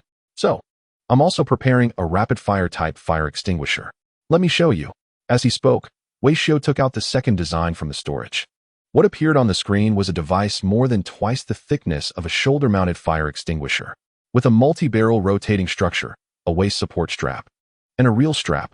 The comments exploded. Is that a Gatling gun? Wow. It looks just like a Gatling. Is it a model? It better be a model, or there will be serious trouble. This thing looks incredibly realistic. Viewers were amazed. Goodness. This Gatling in Wei Ji's hands looks no different from what they've seen in movies and TV shows, maybe just with a thicker barrel. I know Wei Xiao has skills, but I didn't expect this. Did the main package create this? Honestly, if a repair genius makes this, it should be a piece of cake, right? The real issue isn't technology, but legal ramifications. Cyber police, here comes the action. The comments were flooded with legal concerns. But Wei Xiao didn't care. He was confident. Instead, he focused on introducing this second product. It's called the Rapid-Fire Large Area Fire Extinguisher. It can carry 24 rounds in one load. The rounds are smaller than those of a single-shot model, but use a chemical fire extinguishing agent, making it more efficient and faster. Of course, it is also larger and can barely be operated by one person. Therefore, this fire extinguisher is suitable for use in community fire stations and similar scenarios. At this moment, the live chat was filled with question marks. Nothing else was visible. They thought the shoulder-mounted fire extinguisher was already the limit, but it turned out to be just the beginning. Shenzhe was also filled with questions. Isn't this just a Gatling gun? I may not have read much, but I've played Crossfire. Don't try to fool me. Which good guy's fire extinguisher looks like something from a sci-fi movie? You're suggesting this belongs in a community fire station? Are you out of your mind? Is that community in Syria? Come on, don't joke. This model looks impressive, but calling it a fire extinguisher? Before he could finish, Wei Xiao carried the device outside. I knew you wouldn't believe it. No worries. Don't just look at the advertisement. Look at the effectiveness. After saying that, Wei Xiao took out a used battery from the store. Those who frequently set fires must know about this. Lithium battery fires are notoriously difficult to extinguish. So this time, I will ignite a discarded lithium battery to demonstrate. Shenzhe? Bullet screen. Wait, is this really about arson? I thought we were doing fire safety education. Why is the host setting fires? Let's put the fire extinguisher aside for now. But you certainly have a lot of hazardous materials at home. Don't be reckless. Wei's household could wrap around the earth with their discarded batteries. In the blink of an eye, Wei Xiao has already ignited the discarded battery. Shenzhe is stunned. As he said, fires from discarded batteries are hard to put out. If the equipment is inadequate, it's very difficult to completely extinguish them. Due to the rapid ignition and intense burning, it can easily cause significant damage. For common electric vehicle fires, regular water-based and powder extinguishers are completely ineffective. By the time the fire brigade arrives, it could be completely burned out. Friends, the host's actions are dangerous. Please do not attempt to imitate this privately. Seeing that his warnings were ineffective, Shenzhe could only brace himself for the audience. Battery fires are indeed the most common and dangerous type of fire today. If the fire is small, you can use a household fire extinguisher. But once the fire spreads, do not attempt to extinguish it yourself. Always stay away from the fire source, call the fire department, and protect your mouth and nose to avoid inhaling harmful gases. After his words, Wei Xiao added, you can also keep a certain type of fire extinguisher in your car's trunk. Chapter 64, Sensational Host, Live Arson. With a flick of his wrist, Wei Xiao pressed the trigger of the fire extinguisher. The round drum began to spin rapidly.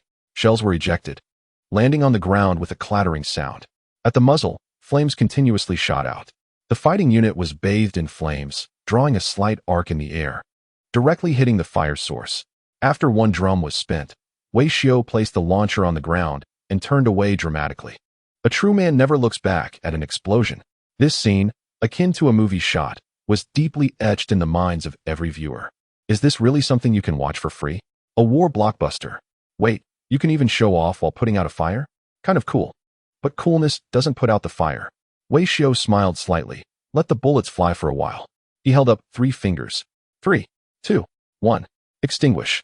The projectile delayed the release of the flame retardant upon contact with the fire area. In just half a second, the battery, emitting blue flames, was instantly extinguished. followed by billowing white smoke. At this point, it had become an art form. Chunzhe was completely stunned. Why is it that he can look so cool while putting out a fire? I won't even say anything about how cool he looks. This fire extinguisher is incredible. Just one drum, extinguishing a fire from a distance, and it was the most troublesome battery fire.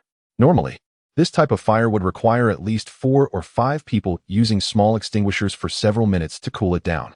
Therefore, this operation is extremely dangerous. Battery fires spread very quickly. Once a fire breaks out, short-term localized cooling will not be effective. Instead, it could lead to explosions or toxic gas hazards. There are not many effective means to handle vehicle fires. However, things are different now. From any perspective, the feasibility of this device is exceptionally high. The continuous firing of fire-extinguishing projectiles can maximally suppress a fire. Delayed explosions allow for a more uniform distribution of chemical powder. After a round is fired, the entire surface area of the battery is effectively neutralized, eliminating oxidation conditions. That's why it extinguishes flames instantly. Visually, the efficiency of this fire-extinguishing device is astonishing, outperforming any handheld fire extinguisher on the market. The barrage of projectiles is also completely impressive. Despite the abstract design of the extinguisher, its effectiveness is top-notch. The operator seems like a deity mastering flames, delivering a powerful blow to everyone. Wow, it's like a Gatling gun fire extinguisher. Wasn't it said that battery fires are the hardest to extinguish? In principle, they are, but the operator has methods. Objectively speaking, battery fires burn particularly fast due to their complex components, but the use of a chemical extinguishing agent for widespread coverage is a targeted solution. I may not understand firefighting, but the scene earlier was incredible. I own an electric vehicle, and this device fits perfectly in my trunk. Don't say any more, I'm buying. Please share the link. I beg you. The live stream's popularity has surpassed 70,000. Most new followers are confused, thinking this is a movie streaming session. Until the operator emerges from the smoke, his handsome face appearing on camera. Let me see. So many people want this. Do you all own electric vehicles? Chunzhe is left speechless. Brother, is this about whether one has a vehicle or not? What's wrong? Are you not satisfied with the effect? Should I fire another round? No. Chunzhe pleads. The effect is great, but this thing is too explosive. Those who know will say this is a firefighting live stream, while those who don't might think it's a weapons trade scene. Yes, this device can effectively target fires in new energy vehicles. But having this in a car trunk is inappropriate. Isn't that just a mounted machine gun? Brother, stop demonstrating. Let us in the stream. If we don't stop, it won't end well. 70,000 people online. A charismatic host, igniting fires online. Who can handle that? The greater the impact, the harder it will be to explain later. But the operator seems reluctant to stop.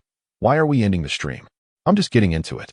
Chunzhe, I know you're enjoying yourself, brother, but your little workshop is too dangerous. How about this? I'll schedule a visit tomorrow. Chunzhe is very clear in his mind. These two so-called firefighting devices are indeed impressive.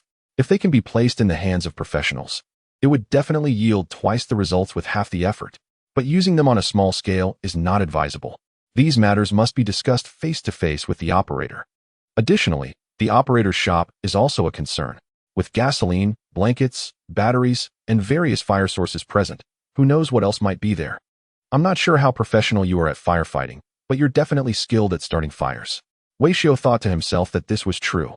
Earlier, he had only showcased 2 individual firefighting devices and hadn't displayed everything yet. The remaining equipment required a professional setting. Fine, if you want to meet in person, let's arrange to meet on the west side of our town. There's a large mining pit there, perfect for demonstration. Chunzhe replied, Bro, this is just a meeting, not a real demonstration. He sighed, forget it, whatever you say goes. See you tomorrow. Just don't stream again today. The comments section erupted with laughter as they watched Chunzhe hurriedly leave. 6,666. Firefighting is about to get real offline. Someone joked, honestly. If Wei Ji's little workshop gets inspected, he'll be in big trouble. It was quite an exhilarating session of firefighting knowledge sharing, with many facts oddly sticking in my mind.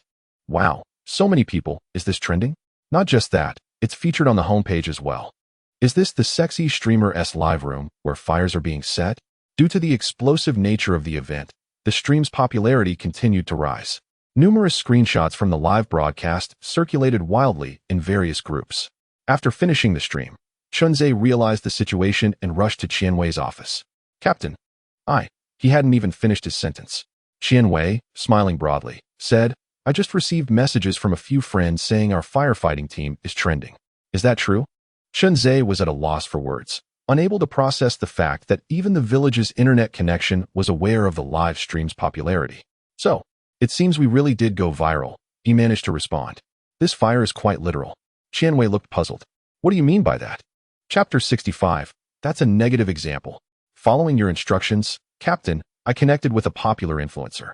Initially, it was going well. He had a lot of followers and significant traffic. However, the situation took a strange turn. Chunze struggled to find the right words to explain to the captain. You should have seen it. Someone was extinguishing a fire and pulled out an RPG. But that wasn't enough, so they pulled out a Gatling gun too. He knew the captain might not believe him. As expected, Qianwei's face was filled with confusion. How bad could it get? As long as the followers increased. Isn't that good? Well, how do I put this? The influencer is quite abstract. Qianwei was even more confused. What do you mean by abstract? He has a strong ability to start fires, but his firefighting skills are also high. The more Chunze explained, the more perplexed he became. Anyway, you just need to meet him with me tomorrow. He has 2 pieces of equipment that I think would be great for our division. Qianwei was baffled. What does that have to do with anything? However, upon hearing the meeting location, he reluctantly agreed. The reason was simple. He happened to have official business in Linyang Town with Chief Wu Xianghua the next day, so he could check out this abstract boy who had single-handedly increased Linyang's firefighting followers by 460,000. Early the next morning, Shun Bao hurried over, bringing along a few of his comrades. Academician Wei, I've brought the people you asked for. These are all versatile talents. They can handle artillery, drive vehicles, and operate rockets. Wei Xiu pouted at this. Why do you have to speak so crudely? Just say their military skills are solid. Shin Bao was speechless. Is there a possibility that it's your heart, bro? Wei Xiu glanced at the few strong individuals Shun Bao had brought. Although they were all in casual clothes, they were very spirited, not losing face at all. That's enough. Today, they had arranged to watch a test with a fire safety streamer in the leadership of the fire department, needing some auxiliary personnel for operations. With these few assistants who had solid military backgrounds, it should be fine. So, the group set off with all the equipment, heading toward the mine in a grand manner. On the way, Wei Xiu even took the opportunity to start a live stream. Shin Bao, hold this for me. Your task today is to handle the camera. Shin Bao took the equipment. Bro, your addiction to live streaming is really something. Seriously, are you streaming while working? Can't bear to part with the small gifts, huh? But Wei Xiu responded confidently. I promised the audience yesterday, and besides, it's also helping the Linyang Fire Department. Don't they want to gain followers? I think you're the one who wants to gain followers, right? Shin Bao suppressed his complaints. After spending some time with Wei Xiu, he had somewhat figured out his habits. Besides staying in his studio, he spent the rest of his time live streaming. I don't know what's so fun about it. Can you really make any money? Taking over the camera, Shin Bao looked at the number of viewers in the live stream and suddenly exclaimed, 100,000. Wow. Because yesterday's work was so successful, there were already people waiting in the live stream. There are so many people today. Everyone, step aside. I'm a college student. Let me see first. Today, Wei Ge has a team. He has upgraded from a bird gun to a cannon. It's normal for an influencer with 1 million followers to have a team, right? 1. Yesterday, it even trended. Is this the live stream of an arsonist? Arsonist 66,666. Wow. The picture quality today is also quite impressive. Wei Xiu looked at the popularity of the live stream and was somewhat surprised. These regulars, usually, when you call them, they wouldn't come no matter what. But as soon as they heard it was a real situation with Linyang Fire Department, they all set their alarms to wait in the live stream. Some sharp-eyed viewers had already noticed that not only did they prepare a team today, but they also used professional cameras for the live stream. Wei Xiu seriously introduced today's setup. Shin Bao thought Wei Xiu was chatting with him, so he instinctively chimed in. What did you use to live stream before? A phone. The picture quality wasn't great and the battery life was poor for professional live streaming. You still need reliable equipment. The comments started to feel a bit off. Are you taking sponsorships? This is obviously a paid promotion. If Wei Ge can get sponsorships, everyone here has some responsibility. Shin Bao was also a high-intensity surfer. He understood the tricks of short videos all too well. Now he completely understood why Wei Ge was so serious today and deliberately mentioned the equipment. There must be some business involved. With this thought, Shen Bao, being perceptive, asked, Wei Gu, what about your old equipment? Wei Xiao, I gave it to my dad. The bullet comments were lost at that moment. No. Shouldn't the plot be about recycling? What on earth was thrown away? Haha. It's all on Brother Wei, who has a knack for abstraction. I think I've discovered a treasure of a streamer. I just arrived. What is this live streaming room and why is there so much popularity? The host is a bit handsome. Is the beauty industry making that much money now? In just a few words, Wei Xiao had already stirred up the atmosphere of the live streaming room, and the team had also arrived at the mine. At this moment, the fire department personnel had been waiting here for a long time and were somewhat impatient. Did you make the appointment or not? Qian Wei glanced at his watch. Wu Xianghua. No. Why are we waiting for an internet celebrity? Isn't there's something more important today? Chen Zhe urged the two leaders to be patient. Leaders, trust me. This trip will be worth it. Not to mention anything else. Just seeing the fire extinguisher that Wei Xiao modified would drop the jaws of the two leaders to the ground. Qian Wei sighed. I'll give you 5 more minutes. I still have to meet an important leader with Section Chief Wu later. Absolutely. He just replied that he has arrived. Just as they were speaking, Wei Xiao walked over. Ah, Captain Qian, Section Chief Wu, you're here so early? Qian Wei and Wu Xianghua immediately saluted upon seeing Wei Xiao. You're the one who came early. At this moment, both the bullet comments and Chen Zhe's face were filled with question marks. Captain, do you know each other? Qian Wei nodded. Yes. Didn't I tell you I was going to meet an important leader? Before he could finish his sentence, Wei Xiao made a gesture for silence. Shoo, keep it low-key. Turning to Chen Zhe, he asked, Little brother, you want me to be real, right? This time, it was Qian Wei and Wu Xianghua who didn't understand. You two know each other too? Chen Zhe felt like his brain was about to fry. Yes. This is the internet celebrity I mentioned. Qian Wei, Wu Xianghua. So we're meeting the same person? In fact, neither of them was the most confused. At this moment, the viewers in the live streaming room were completely lost. The leaders from the fire department have arrived. Is it just my illusion, or do these two fire department leaders seem a bit humble? Were they intimidated by Brother Wei's aura? No. Didn't he just say Brother Wei is a leader? Did I hear wrong? I can believe that Brother Wei is zero, but a leader? Wei Xiao stood from a godlike perspective, possessing more information, thus remaining calm and composed. He pointed to the camera behind him. I usually do some part-time live streaming to document life. You two don't mind being on camera, do you? Qian Wei waved his hand. Of course not. The key is what your live stream is about. Fire safety knowledge dissemination. Wei Xiao looked at Chen Zhe. This young man contacted me. We have great chemistry when we connect. Chen Zhe? Is that fire safety dissemination? That's a negative example. Chapter 66 Where's your limit switch? Oh, in that case, feel free to stream. Qian Wei thought to himself that it was a win-win situation. After all, Academician Wei is both an expert and an internet celebrity. No matter how well his project is doing, at least fire safety is being popularized. So what was the main content of your live stream yesterday? In response to the brigade leader's question, Chen Zigong was about to respond when Wei Xiao jumped in ahead of him. The main purpose was to educate the audience about various fire extinguishers and common fire situations. Chen said, Qian Wei, great. You're really helping us out here. After saying this, he turned to the camera. Hello everyone. I'm Qian Wei, the captain of the Linyang Fire Brigade.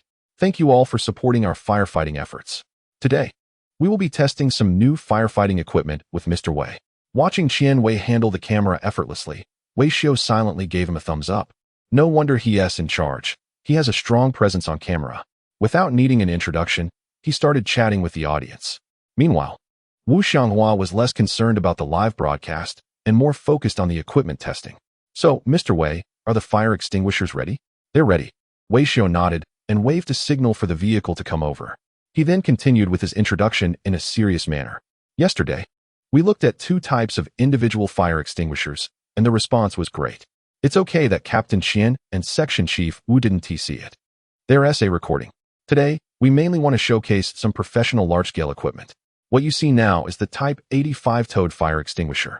As soon as he finished speaking, everyone widened their eyes and looked at the center of the venue.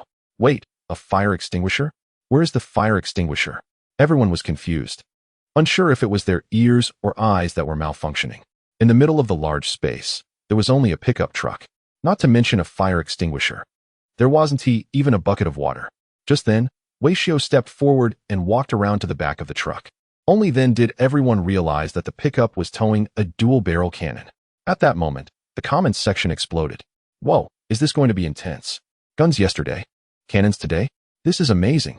A pickup truck pulling a cannon. This is too cool. And it's a Toyota. That's already on point. Qianwei and Wu Xianghua were even more shocked. They hadn't reviewed yesterday's script, and there was no build-up. Looking at a dual-barrel cannon being referred to as a fire extinguisher left them completely dumbfounded, especially Qianwei. He had transitioned to the fire brigade after retiring from the army, and he was very familiar with this kind of equipment. Mr. Wei, you call this a fire extinguisher? Isn't this just the 85 cannon from our military? When Qianwei served, this model was still a mainstay in the military. Not only could he recognize it by appearance, but he could also recite its specifications from memory. Wei Xiao nodded repeatedly. Captain Qian really knows his stuff. This fire extinguisher is indeed developed based on the 85 cannon, but I've made some improvements. The original cannon had mechanical aiming, which had a significant margin of error. I've equipped this cannon with an infrared aiming device. While speaking, Wei Xiao pressed a switch on the cannon. Immediately, a beam of light shot out from the aiming device. As a veteran, Qianwei immediately understood what the so-called infrared aiming device meant. Simply put, it was a large red dot sight. But soon, a huge question mark appeared on Qianwei's forehead. He understood the principle, but using artillery to launch fire-extinguishing warheads is indeed a brilliant idea. But what do you mean by adding a guidance kit? Wei Xiao replied seriously, to ensure accuracy. Qianwei responded, I know it's accurate, but this is for firefighting. Why does it need to be that precise? Wei Xiao pondered for a moment. I'm worried the fire might escape. The comments section suddenly became lively. I can't stop laughing. Afraid the fire will escape, really? I still didn't follow the plot. Wasn't this supposed to be firefighting equipment? How did it turn into artillery? Infrared guidance, really? Is it possible that the main goal was simply to create a cannon? Use it to target fires. I have my cannon. Just as Qianwei was left speechless, Wu Xianghua had quietly approached the back of the cannon. For men, any machine that can generate a loud sound is irresistibly attractive, especially since he was the head of the firefighting equipment department. Over the years, he had been researching similar topics. How to make firefighting operations more efficient. Particularly in recent years, large-scale wildfires have frequently occurred in remote mountainous areas. Due to transportation issues, most firefighting equipment cannot easily reach the operational areas. Therefore, the topic of long-range firefighting equipment has always been a concern for Wu Xianghua. Thinking of this, he was eager to learn the parameters of the cannon. Mr. Wei, how far can this cannon shoot? Before Wei Xiao could answer, Qianwei jumped in. The Type 85 dual-barrel anti-aircraft gun has a maximum range of 26,000 meters, a maximum altitude of 22,000 meters, an effective altitude of 20,000 meters, an initial velocity of 1,000 meters per second, a firing rate of 35 rounds per minute, and a caliber of 100 millimeters. These numbers were ingrained in Qianwei's DNA. Wei Xiao applauded after hearing this. Impressive.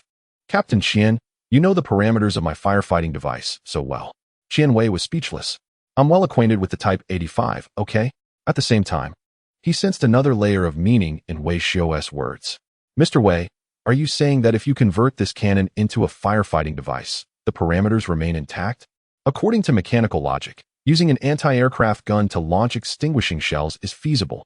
It just requires modifying the warhead. The key issue is that the range and altitude parameters are really unnecessary for firefighting operations. But Wei Xiao nodded. Not only are the parameters intact, but there is also some surplus. I have reinforced the warhead and the rifling. Both the altitude and firing rate have generally improved. Upon hearing this, Qianwei couldn't help but mentally recite the parameters of the Type 85 again. My goodness, a firefighting cannon with a range of over 20,000 meters? What kind of fire are you extinguishing with this thing? The original purpose of the Type 85 was to target aircraft in the sky. This range and altitude are sufficient to cover the flight heights of most fighter jets and bombers. Wei Xiao also made improvements to the range and guidance. If there is a warhead that can explode, this thing can be used for air defense. The more Qianwei thought about it, the more confused he became. Mr. Wei, I can understand launching extinguishing shells from a cannon, but that's an anti-aircraft gun. Who's setting fires up in the sky? Previously, some units experimented with artillery-based fire extinguishers, but they used small mortars that launched projectiles in a parabolic trajectory.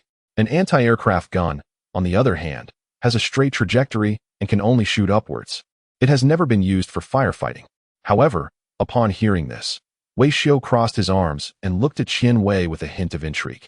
The sky indeed won't catch fire, but who says an anti-aircraft gun can only shoot upwards? With that, Wei Xiu waved his hand, signaling 2 soldiers to take action. The dual-barreled gun immediately emitted a whirring sound. In no time, the barrel tilted from an angled position to become vertical. At that moment, Qian Wei's face filled with terror. No. Where's the limit switch? Where's the limit switch on this gun? As the name suggests, anti-aircraft guns are designed to shoot high. So they have a limit switch that restricts the barrel's angle between 10 and 87 degrees. No matter how you adjust it, the muzzle is always pointing upwards. Once the limit switch is removed, the barrel's angle can be expanded to 3 degrees. At this point, the crowd was in an uproar. 66666. The anti-aircraft gun is leveled. Military court. Wei Ge, you're amazing. Not only did you convert an anti-aircraft gun into a fire extinguisher, but you also removed the limit switch. Just asking, what is a limit switch? Let me put it this way. Without a limit switch, everyone within the range is equal. Chapter 67. You still say it's not powerful? I removed the limit switch. In response to Qian Wei's questioning, Wei Xiu spoke confidently. If I don't remove it, how can I aim? Captain Qian, don't be too nervous.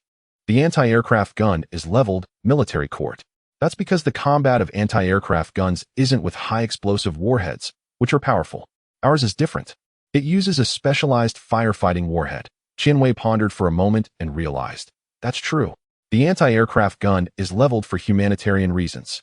The initial velocity of an anti-aircraft gun is too fast, and it uses high explosive warheads. Horizontal fire poses a significant threat, indistinguishable between friend and foe. But if it's used for firefighting and equipped with a non-threatening extinguishing warhead, it actually shouldn't be a big issue. At most, it just shoots faster, without any lethality. Thinking this, Qian Wei relaxed a bit. Although he said that, he still found it quite abstract.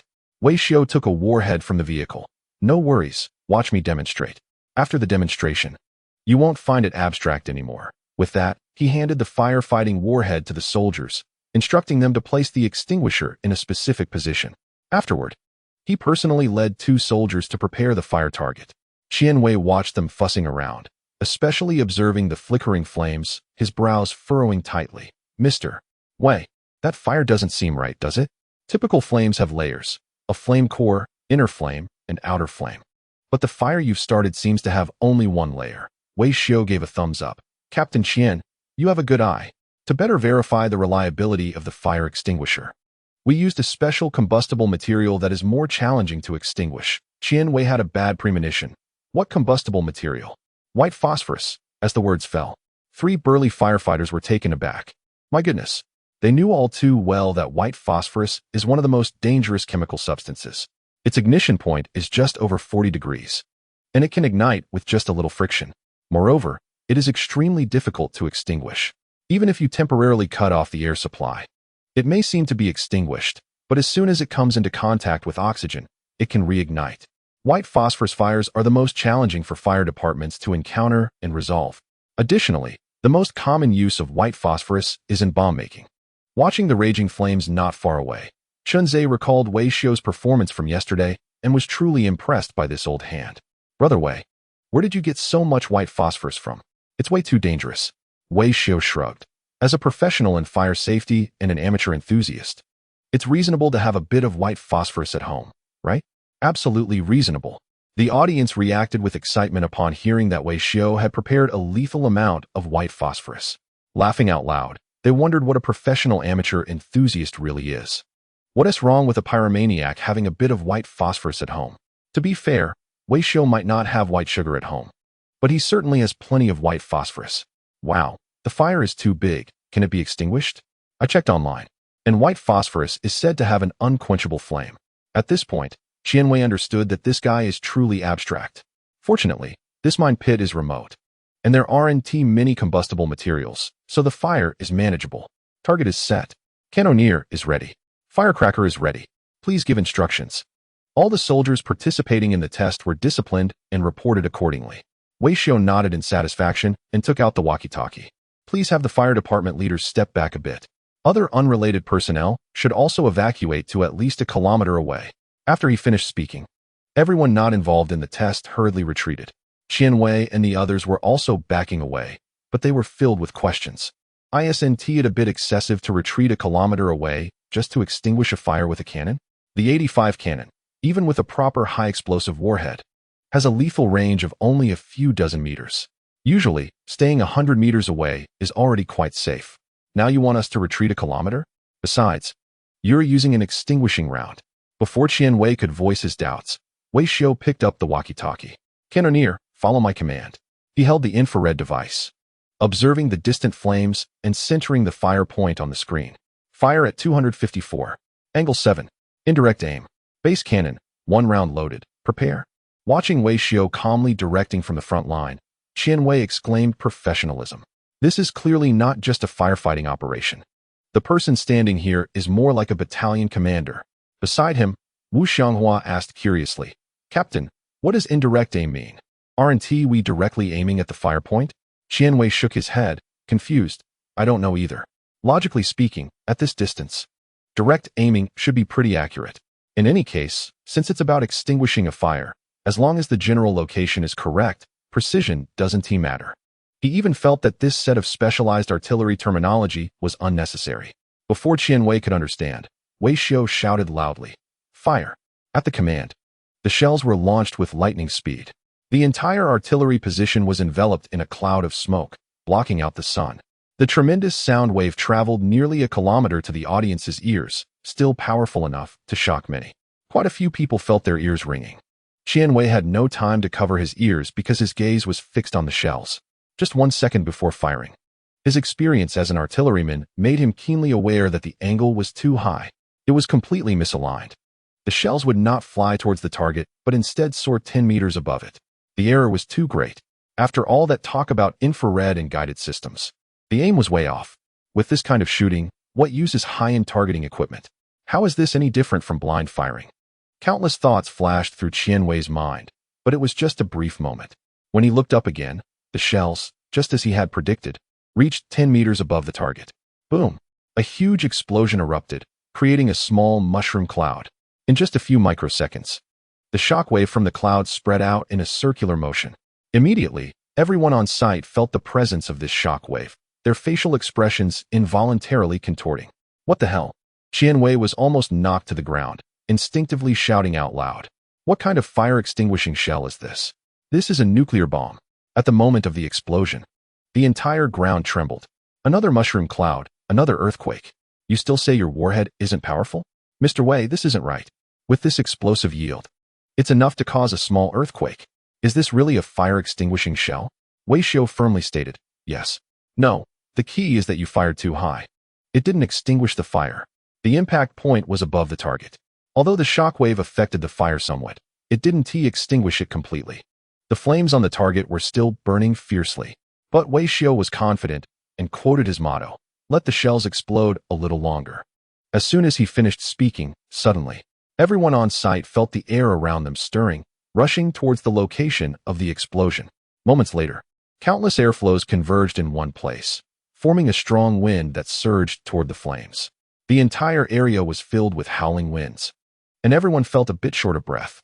Amidst this chaos, the flames quietly extinguished. Qian Wei revealed an expression of disbelief. What the hell? Chapter 68. The first civilian cloud explosive shell. Captain Qian, you are a professional firefighter. You should know the basic principles of fire extinguishing, right? In response to Qian Wei's question, Wei Xiu took the initiative and posed a professional question. Qian Wei finally snapped back to reality. Yes, I know. Eliminate the oxidation conditions. But what else with this mushroom cloud and shockwave? Of course, I know the basic principles of extinguishing fires. The lowest strategy is cooling down. The middle strategy is to eliminate combustible materials. The highest strategy is to isolate oxygen. But I really don't understand your fire extinguishing shell. It neither contacts the fire source nor cools it down. How can the flames be extinguished? This shell contains high-energy fuel and has a delayed fuse. When it reaches the designated location, it first creates a small explosion, thoroughly mixing the fuel with the air. Then, the delayed fuse detonates, causing the air-fuel mixture to explode instantaneously. Shinzei felt like he was losing his mind. He didn't understand at all and raised his hand to ask, what does this have to do with extinguishing fires? Isn't this just a pure explosion? You're just explaining without mentioning cooling or cutting off the oxygen supply. Wei Xiao helplessly pouted and explained again in detail. When the air fuel explodes, doesn't it need oxygen? Qinzhe nodded. Uh-huh. So if I ignite the air fuel and create an explosion, doesn't that consume the oxygen in the atmosphere? Qinzhe nodded again. Uh-huh. Therefore, if I use up all the oxygen, won't the fire have no oxygen left? Oh wow. It really is. Ding. Qinzhe felt a sudden enlightenment. You know, once Wei explained, everything made sense. The necessary condition for combustion is oxygen. So, Wei used the air fuel to consume all the nearby atmospheric oxygen, leaving the fire with nothing to use. Thus, the fire naturally went out. Reflecting on the earlier scene, it was indeed like that. After the first explosion, the fire didn't extinguish. But after the second explosion, the nearby oxygen was depleted, creating a vacuum. Only then did the flames go out. Immediately, the surrounding air rushed toward the vacuum, forming a strong wind. Wow, Wei, you're truly a genius in this world. Qinzhe couldn't help but start clapping. The fake fire extinguisher sprays powdered water to cut off the oxygen. The real fire extinguisher directly eliminates oxygen. Wei, no one has ever used this method before. It's brilliant. Why don't you apply for a patent? This method is just too effective. I bet it's a world first. Qinzhe was extremely excited, showering praise. But at that moment, Qianwei pulled him back. You don't know anything, just shouting blindly. Qinzhe looked confused. What's wrong? Isn't this plan efficient? Qianwei, efficient? But we haven't seen anyone in the firefighting field use this plan. Qianwei, indeed, no one has used it. Isn't that a first? Qianwei said earnestly. While it's true that no one has used it in firefighting, it's not an invention. Air fuel instant explosion consuming oxygen. Could it possibly be called a cloud explosion bomb?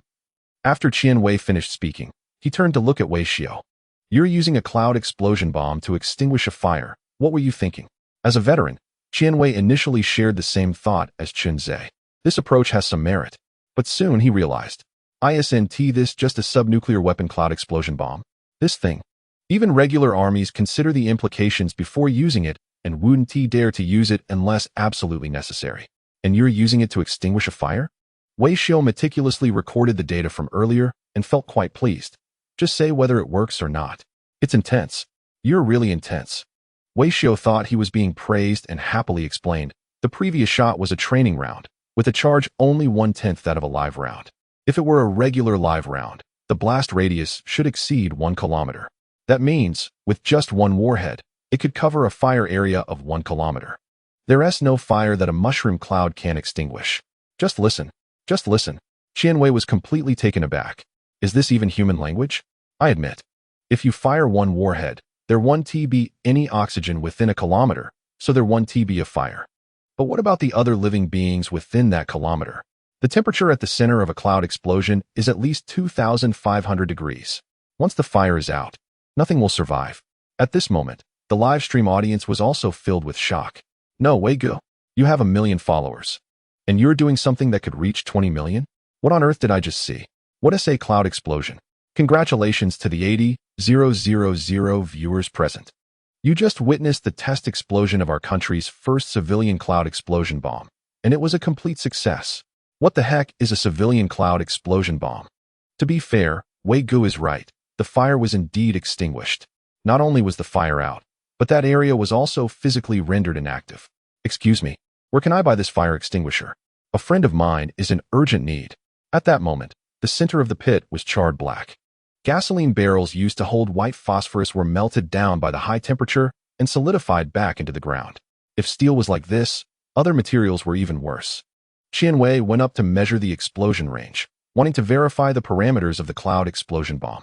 Mr. Wei, what is the explosion range of this training round? About 200 meters, Wei replied. Qianwei frowned. That's not right. I measured, and it's at least 400 meters. That is correct. My explosion range is 200 meters. Plus a 200-meter margin of error, a total of 400 meters. In one sentence, Qianwei was completely stumped. Are you even human? How can you calculate error like that? Can't you just say your explosion range is 400 meters? Wei Xiao said, you see, if I say 400 meters, you won't be happy. Qianwei replied, of course I'm not happy. If you detonate a 400-meter cloud explosion bomb, there would be an earthquake, and I have to report it up the chain. Who would have thought that testing a fire extinguishing round would be like this? It's either a mushroom cloud or an earthquake. If I don't report this to the superiors quickly, They might think there's a nuclear test going on. After obtaining the data on the cloud explosion bomb, Qian Wei, with a nervous heart, dialed the Emergency Management Bureau. The voice on the other end was even more anxious than Qian Wei. Hello, Captain Qian.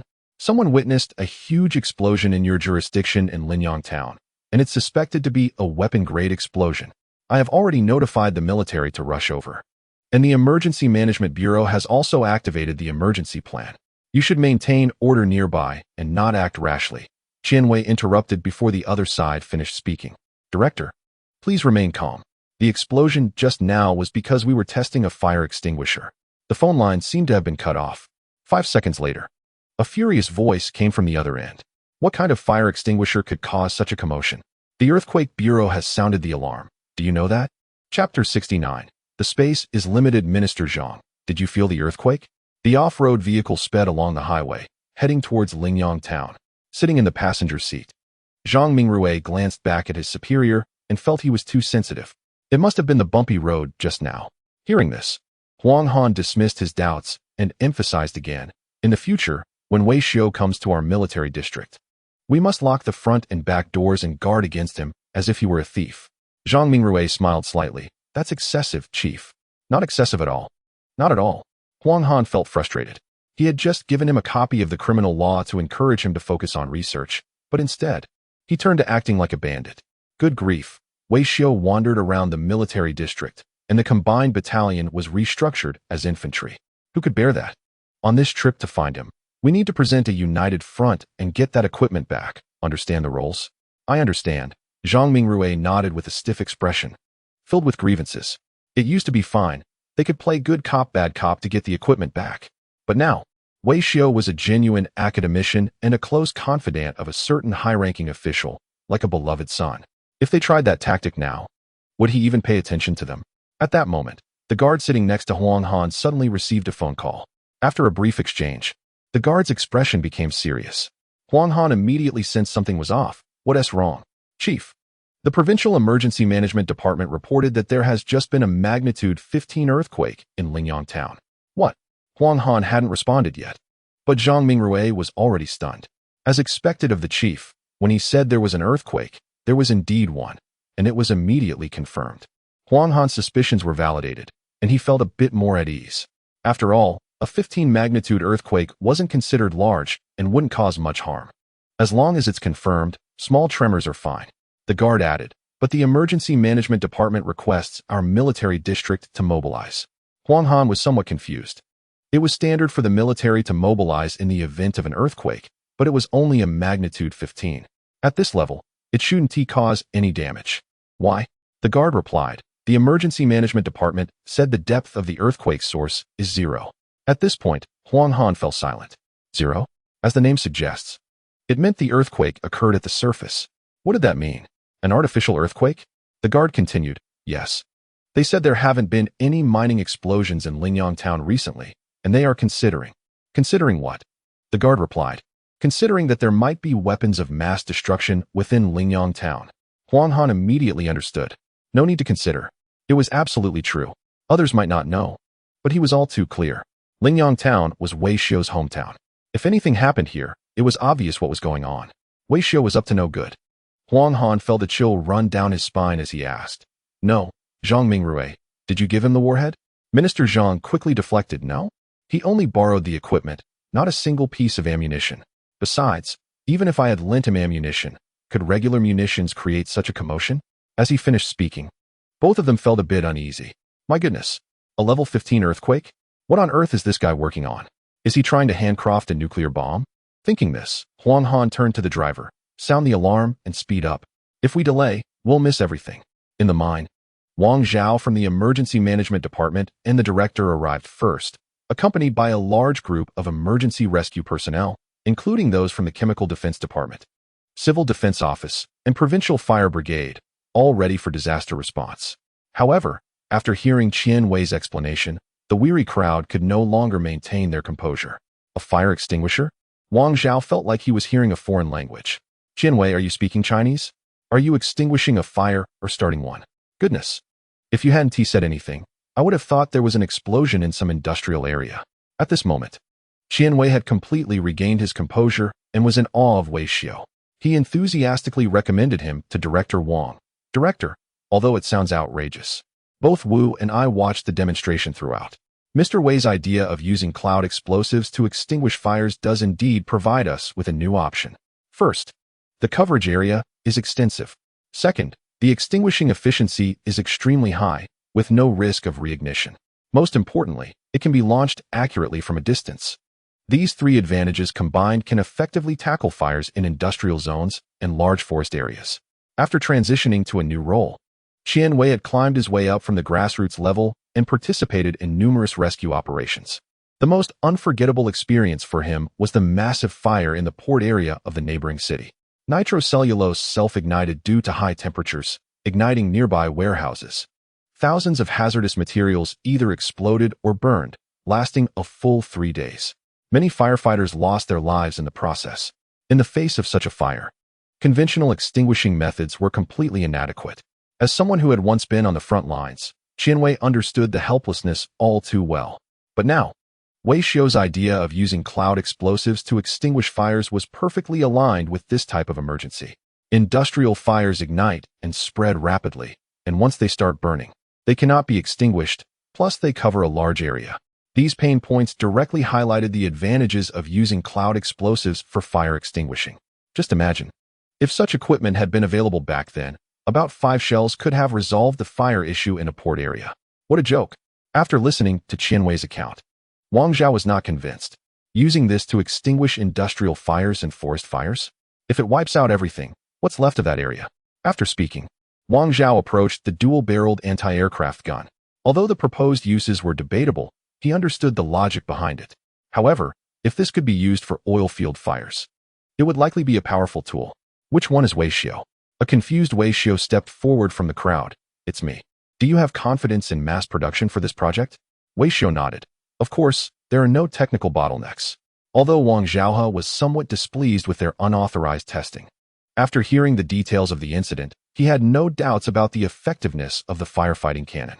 Wei Xiao's research logic was sound and somewhat brilliant.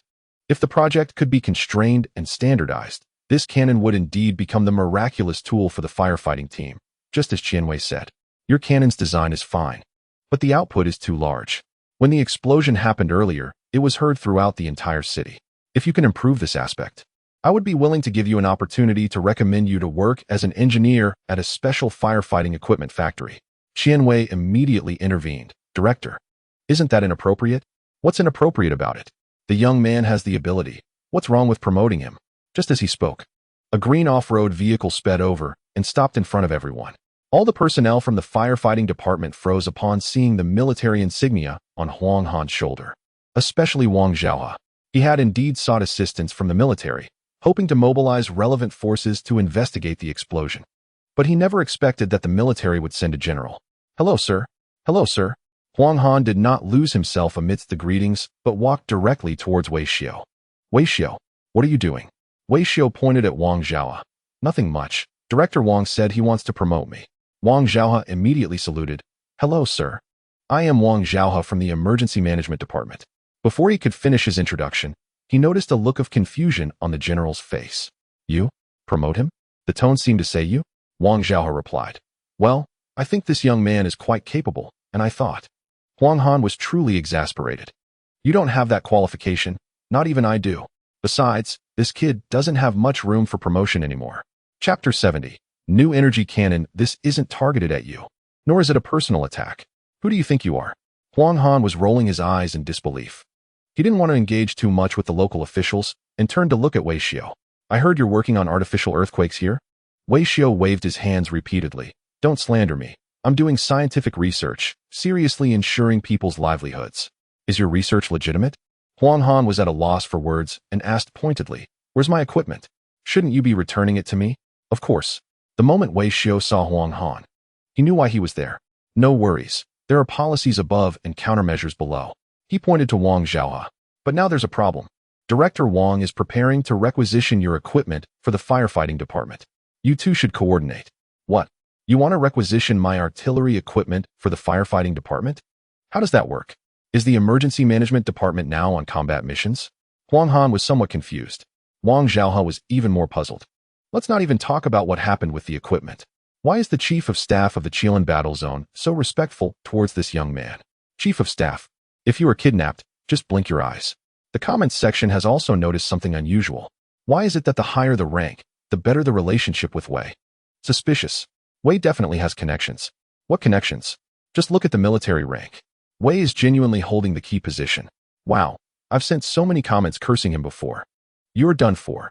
Just look at the relationship between Wei and this Chief of Staff. You might as well give him a life sentence. The comments are excitedly discussing Wei's background. Meanwhile, the people in the mine are explaining to each other, filling in the plot. Huang Han looks at the extremely familiar 85 cannon, disbelief written all over his face. This thing can be used to put out fires? Wei Xiao, of course. Captain Qian and Director Wang just demonstrated that they think this thing is particularly suitable for oilfield fires. Wang Zhao stepped up to explain. It's like this. We believe that this method of consuming oxidants has remarkable effectiveness in controlling large fires like those in oil and gas fields. This isn't just Wang Zhao's conclusion. It's the experience drawn from years of practice in the firefighting industry. Most oil fields are located in deserts with sparse population. However, natural gas and oil wells are extremely prone to spontaneous combustion, and once a fire starts, it's hard to extinguish. Therefore, eliminating the oxidizing conditions proves to be extremely effective. Listening to the explanations from several professionals, Huang Han feels that he likely won't be able to bring this 85 cannon back. However, the 85 cannon itself isn't a big deal. It's old equipment, and many units have already retired it. After retirement, they still need to find a way to deal with it. Now, it turns out that Wei Xiao has directly found a way to handle it. If the firefighting department truly wants it, the military can provide them with batches of 85 cannons. I think I understand the reasoning. The principle is to fire the extinguishing shells using the cannon, right? Huang Han ponders. Wei, report, Chief. Yes, the effectiveness of extinguishing depends entirely on you. When you mention extinguishing cannons, I'm not familiar with that. But when you mention the 85 cannon, I'm very familiar with it. This old guy has both advantages and disadvantages. It has a slow loading speed, is huge and requires powerful towing. Aiming and shooting need multiple personnel to operate. Huang Han can't even count all these disadvantages. I want to mention the common drawbacks since your firefighting department can overcome them. The key is using this thing to put out fires. Isn't the noise too loud? That hit the nail on the head. The leaders of the firefighting department suddenly fell silent. They were just excited and forgot to consider the drawbacks. It was still the military district leader who stayed clear-headed, pointing out the main issue. This extinguishing cannon is great in every way, except it's large and loud. Just now, a test shot startled the seismic bureau. It really isn't suitable. But at that moment, Wei Xiao perked up his ears, hearing that the noise is too loud. He couldn't wait to stand up. Chief, there are quieter options. Traditional cannons use gunpowder as a propellant, and the noise is unavoidable. I considered this issue when working on this project as well. So I also developed a long-range, highly silent fire extinguisher. Want to take a look? That said, several fire department leaders were intrigued. Wei was the first to react. Silent? How silent can it be? Like a sniper rifle? Whenever silence is mentioned, people immediately think of suppressed handguns and the like. The larger the caliber, the harder it is to achieve silence. We're talking about artillery here. How can you silence artillery? Wei Xiao gave a thumbs up upon hearing this. Captain Qian guessed it right. This version of the fire extinguisher has extremely high precision and is highly silent. So it bears a resemblance to long-range sniper rifles. Shen Bao, bring it over. At Wei Xiao's command, the guard immediately sprang into action. By this point, the other leaders were already craning their necks to take a look. Fire extinguishing sniper? To be honest, before meeting Wei Xiao, they would never have combined these three words. But Wei Xiao does have a bit of imaginative flair.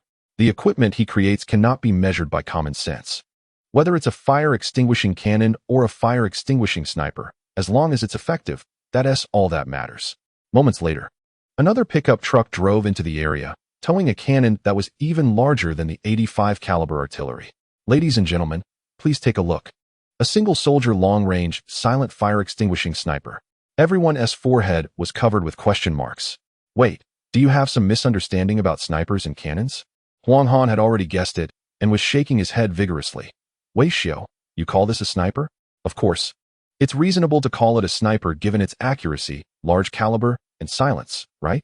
This kid could be thrown into an incinerator for 3 days and still come out stubborn. Huang Han was too lazy to deal with him and turned to look at the so-called sniper. First, it could be confirmed that this was not equipment borrowed from the military district, because the standard equipment from the military district doesn't look this odd. It's called artillery, but it still has a heavy tail box attached. Huang Han looked for a long time and couldn't figure out its purpose. What is this? A shell box? Wei Xiao patted the tail box and proudly introduced it. Traditional artillery uses gunpowder to generate thrust, providing power to the shells. Ours is different. It uses electric propulsion. It doesn't produce smoke or explosions when fired.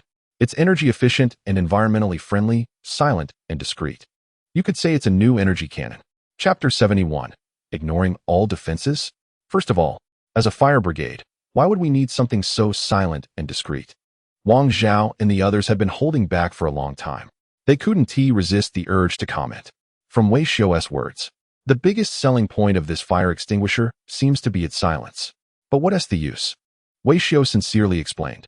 You just complained that the sound of the cloud explosion bomb was too loud. Qian Wei couldn't help but interject. The cloud explosion bomb is indeed loud, but being completely silent is also unreasonable. When I said loud, I meant don't cause an earthquake. Instead, you're going for complete silence. Qian Wei couldn't understand what the application field for this selling point would be. Wei Xiao, however, spoke confidently. You can catch fires off guard. Upon hearing this, the audience burst into laughter. A surprise fire attack, incredible. I thought the military district leaders would arrive and that way would restrain himself, but instead, he completely let loose. How can he manage to speak nonsense so seriously?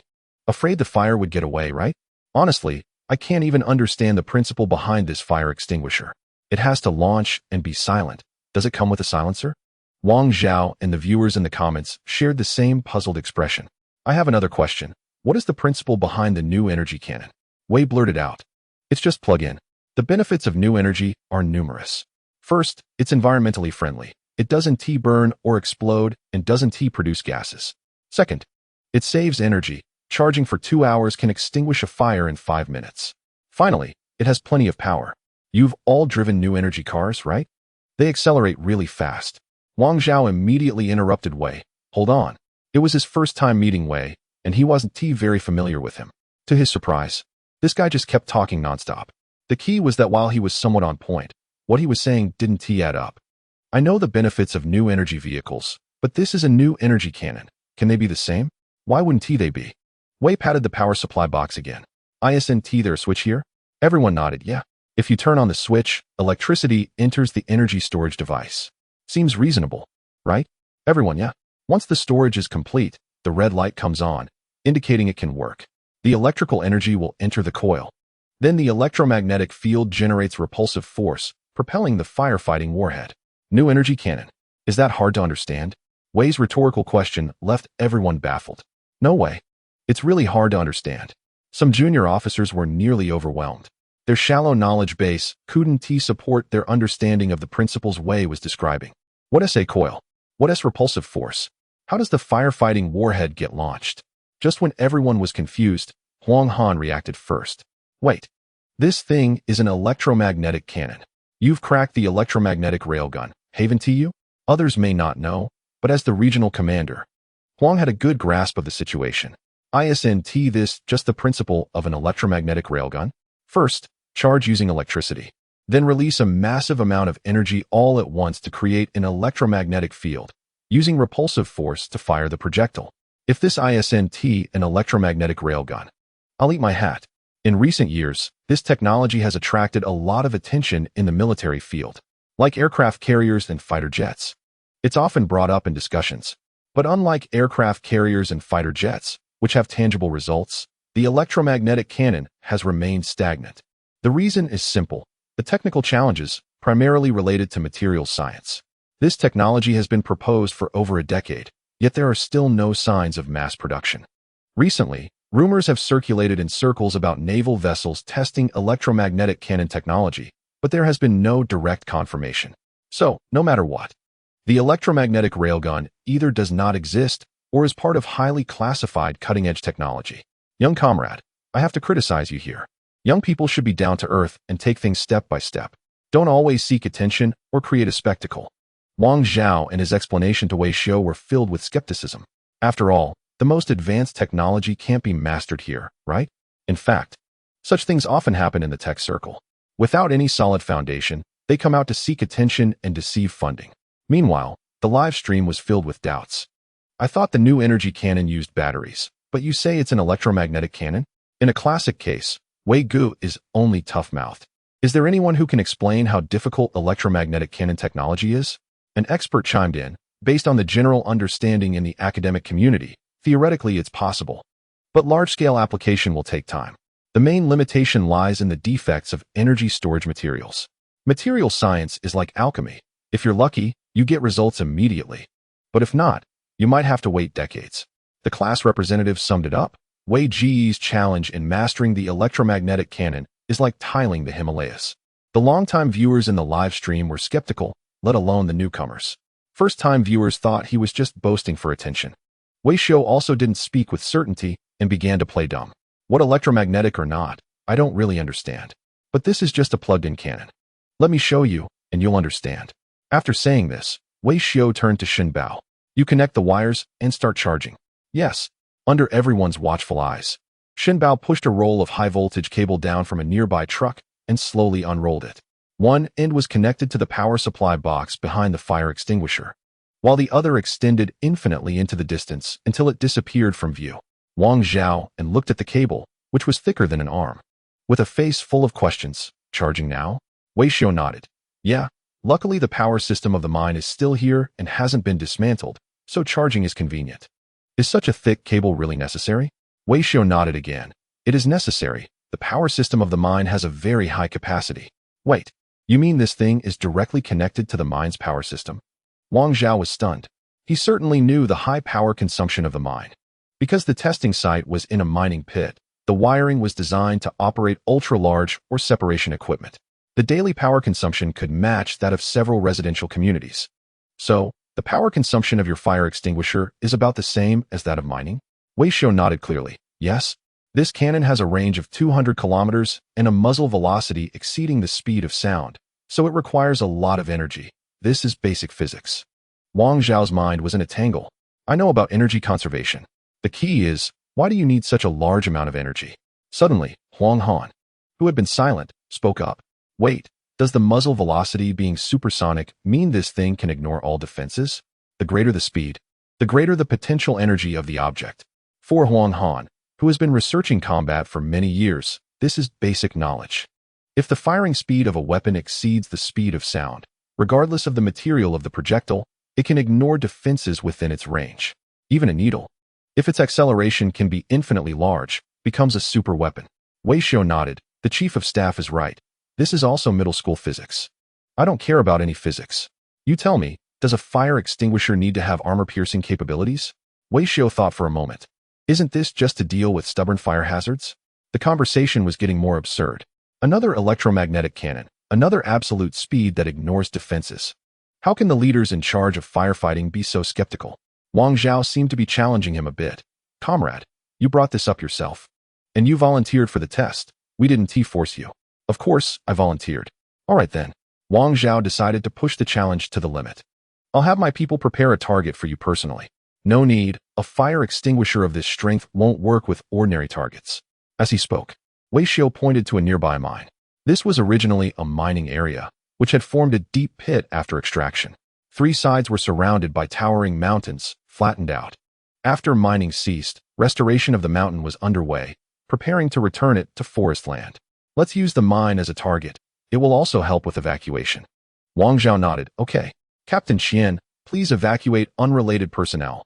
I want to see what this fire extinguisher is all about. 3 minutes later, the intercom reported, Report, Captain. Evacuation completed. There are no personnel remaining on the mountain. Qianwei replied. Good. You come down too, and be careful. Meanwhile, Shen Bao had already taken position by the cannon. Wei Xiu was energetically explaining, the advantage of this cannon is its ease of operation. Like this. There are only 2 buttons. Green means charging, red means firing. Now the red light is on, indicating charging is complete, and it can be fired. Wang Zhao quietly watched him show off. Since you're ready, fire it. All right. Wei Xiu nodded, signaling Shen Bao to press the firing button. BIU. With a twitch of the cannon, a projectile shot out. There was no smoke, no sound. Those with sensitive ears could hear a faint resonance from the electric coil. Those with less acute hearing could only hear the sound of the wind. In fact, some people who were momentarily distracted and looking elsewhere didn't even realize the projectile had been fired. But at that moment, the quieter the sound, the bigger the event. Huang Han's throat tightened slightly. Silent. Fast. There was no doubt that this cannon possessed the attributes of an electromagnetic cannon. There was no technology in the world capable of firing a warhead like this. Unless Wei Xiao had really conquered the technology of electromagnetic railguns. The next second, boom, a tremendous sound erupted. The moment the projectile made contact with the mountainside, a cavity more than 10 meters wide appeared. Immediately, the entire mountainside began to collapse. Not just the target, but the 40-meter-high mountain vanished on the spot. The mining site was suddenly engulfed in a cloud of dust, as if someone had detonated hundreds of tons of explosives. Everyone tightly covered their mouths and noses, but inside, they were shocked. Could this be the sound of a fire extinguisher? A mountain has been flattened. It's important to note that a mountain of this size would take dozens of excavators working simultaneously at least 10 days to level. At this moment, Wang Zhao and the others felt relieved. Thankfully, the target was set in a desolate mining area. Had it been on flat ground, who knows what would have happened? From the devastation before them, it was clear that Wei Xiao was not lying. Conventional ammunition could never cause such massive destruction in silence.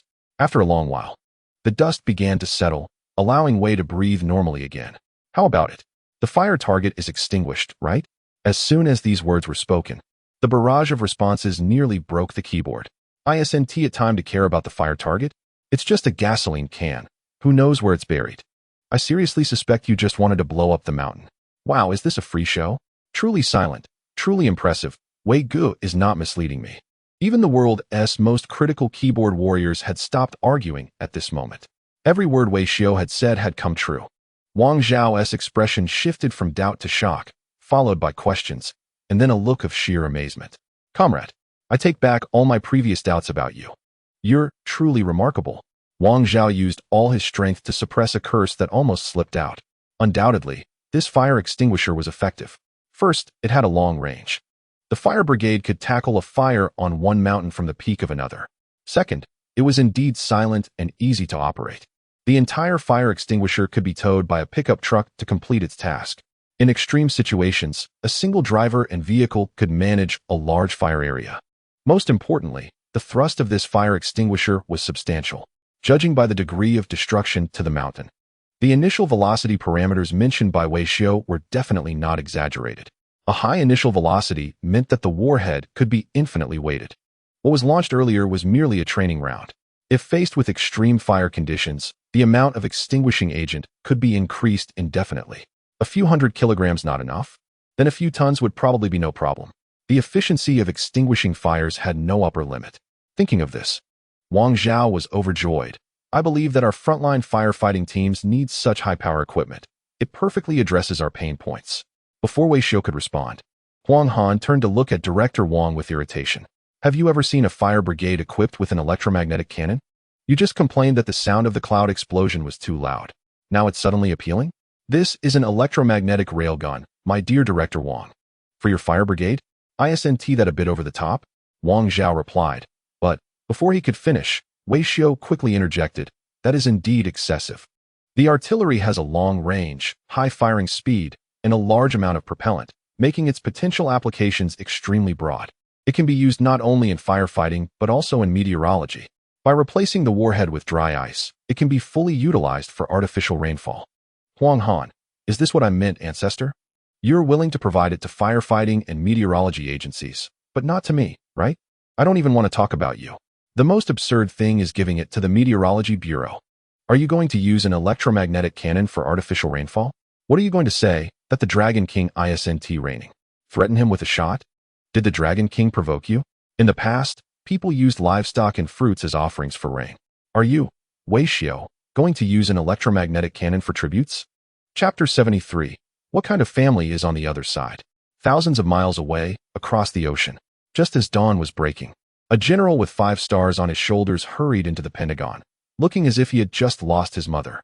Everyone, I have received the latest news that the developments regarding the East Big electromagnetic cannon are basically true. The specific responsible unit is the 407 Research Institute. According to reliable information, they have completed theoretical validation. The current project has probably advanced to shipboard testing. At this point, the conference room fell silent. Those attending this meeting were all high-ranking officials from the Department of Defense and the Joint Chiefs of Staff, including a significant number of commanders from various military branches. They held almost the entire military budget in their hands. Mitchell, who had just spoken, was the head of the Joint Chiefs of Staff and felt an immense sense of frustration. To talk about its origins, the first to propose the electromagnetic cannon project was a certain country. They had invested unlimited funds and personnel into this project, harboring great hopes. Some military insiders even asserted that the electromagnetic railgun would become the main weapon of the next era. However, the reality is that after over a decade of research and development, scientists concluded in a report that there was no practical significance in the short term for this field. Material science constraints have locked down the development of large electromagnetic cannons. Therefore, they abandoned this strategy, only persisting with research on PowerPoint presentations. But now, when this group of officers received news about the progress of the electromagnetic cannon again, they were deeply shocked. Wasn't it said that there were insurmountable difficulties in this area? One officer couldn't help but question. Randomly, countless generals followed suit with inquiries. Is it possible that this is false intelligence? This project can only be on PowerPoint for us. Why can they? I personally believe they cannot achieve it. They are probably just boasting with our PowerPoint. Amidst the chatter slap, Mitchell slammed the intelligence report on the table. Are you questioning my sources? Wake up. While you're still doubting whether they have it, they are already testing it on ships. Shipboard testing means that the theoretical framework has been perfected. According to normal industrial logic, within 3 to 5 years of shipboard testing, there will definitely be significant progress. By then, their destroyers will appear in the blue sea with an invincible stance. Once the electromagnetic cannon is successfully installed on ships, the range of destroyers will increase exponentially. Their destroyers are already in an unbeatable position. With the addition of the electromagnetic cannon, our advantages at sea are about to diminish significantly. Hearing Mitchell's assertion, some officers in the audience were still unconvinced. I judged that their project was being tested on ships rather than on land, which indicates a certain issue. Mitchell, what? They need the ships to provide immense energy, which suggests they have shortcomings in their energy storage systems. Huh? Mitchell sneered. Nonsense. Who can't see that they have shortcomings? The electromagnetic cannon requires huge amounts of energy, making it impossible to install on tanks and armored vehicles. But they have managed to test it on ships, which at least means it's functional. You only know how to nitpick their flaws without seeing that they have something we lack. Even if we can't deploy it on land, their navy has it, and I can't stand it. After saying this, Mitchell sharply turned to look at the representative of the defense contractor seated at the end. Mr. Clark, if the Defense Department fully supports you, how long do you estimate it will take to catch up with them? Clark, being called out, had a helpless expression. I wasn't arguing with you earlier. Isn't this just dropping a bomb on me? Given the situation, he could only grit his teeth and respond. It might take 5 to 10 years. 10 years. Mitchell was furious. By then, their electromagnetic cannons would be aimed right at my forehead. Fuck. Fuck. Fuck. Beautiful language involuntarily floated through Mitchell's mind. After the electromagnetic cannon encountered obstacles back in the day, everyone had given up. Only one institution kept persevering in research. In the end, we were all bragging. And they succeeded. The electromagnetic cannon completely outperforms all existing artillery in terms of firing rate and penetration capability. Mitchell dared not imagine how powerful their artillery and navy would become once they were equipped with electromagnetic cannons. Realizing that time was running out, Mitchell took a hard stance and ordered all attending defense contractors. I will report to the president tomorrow to initiate the development of this project. 3 years. I will give you at most 3 years. The time left for us is only 3 years at most. Their step of testing on ships indicates they might need 2 or 3 years to adapt to the equipment. If we do not make breakthroughs during this period, in future meetings, they will completely hold the initiative. Just as Mitchell was seething with anger, a secretary suddenly knocked and entered the room. Damn, didn't you see we were in a meeting? The secretary, with a grim expression, approached Mitchell despite the risk. Mr. Chairman, I just received news that the institution has successfully conducted a test launch of the electromagnetic cannon. Everyone in the conference room fixed their gaze on the secretary. Just a moment ago, Mitchell had confidently stated that their electromagnetic cannon was still in the testing phase on ships. The next second, they conducted a test launch? How is that possible? Is there really no bottleneck in their research? Mitchell was even more incredulous. Where? Which unit conducted the launch? What is Yinlang, a research unit? I've never heard of it, the secretary explained weakly. Yinlang is a short video live streaming platform. Mitchell felt like he was losing his mind. I'm having a serious meeting here, and you come in to make international jokes? But the next moment, the secretary transmitted a video to the big screen. All the officers witnessed a live broadcast of a shell shattering a mountainside. Shock, fear, and confusion flashed across their faces in a myriad of complex emotions. There was no doubt that the video showcased an electromagnetic cannon. Silent, armor-ignoring, and immensely powerful. These characteristics were undeniably real, especially considering how a tiny warhead could destroy an entire mountainside. What terrifying firepower! If we replace the mountain with a ship, a single shell could take out an aircraft carrier effortlessly. What does this mean? Are they publicly live streaming experiments of such weapons?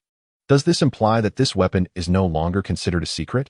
As the commanding officer, Mitchell saw a further implication. Not only had they successfully test-fired it, but they also live-streamed the test firing. What is this? Too outdated to be showcased? No. The secretary quickly waved her hands. This is not an official live stream. We suspect that this electromagnetic cannon was developed by a company called Victory Auto Repair. They claim that this technology will be used in firefighting and meteorology. Boom. Upon hearing the secretary's explanation, everyone's minds felt like they had exploded. Are you crazy?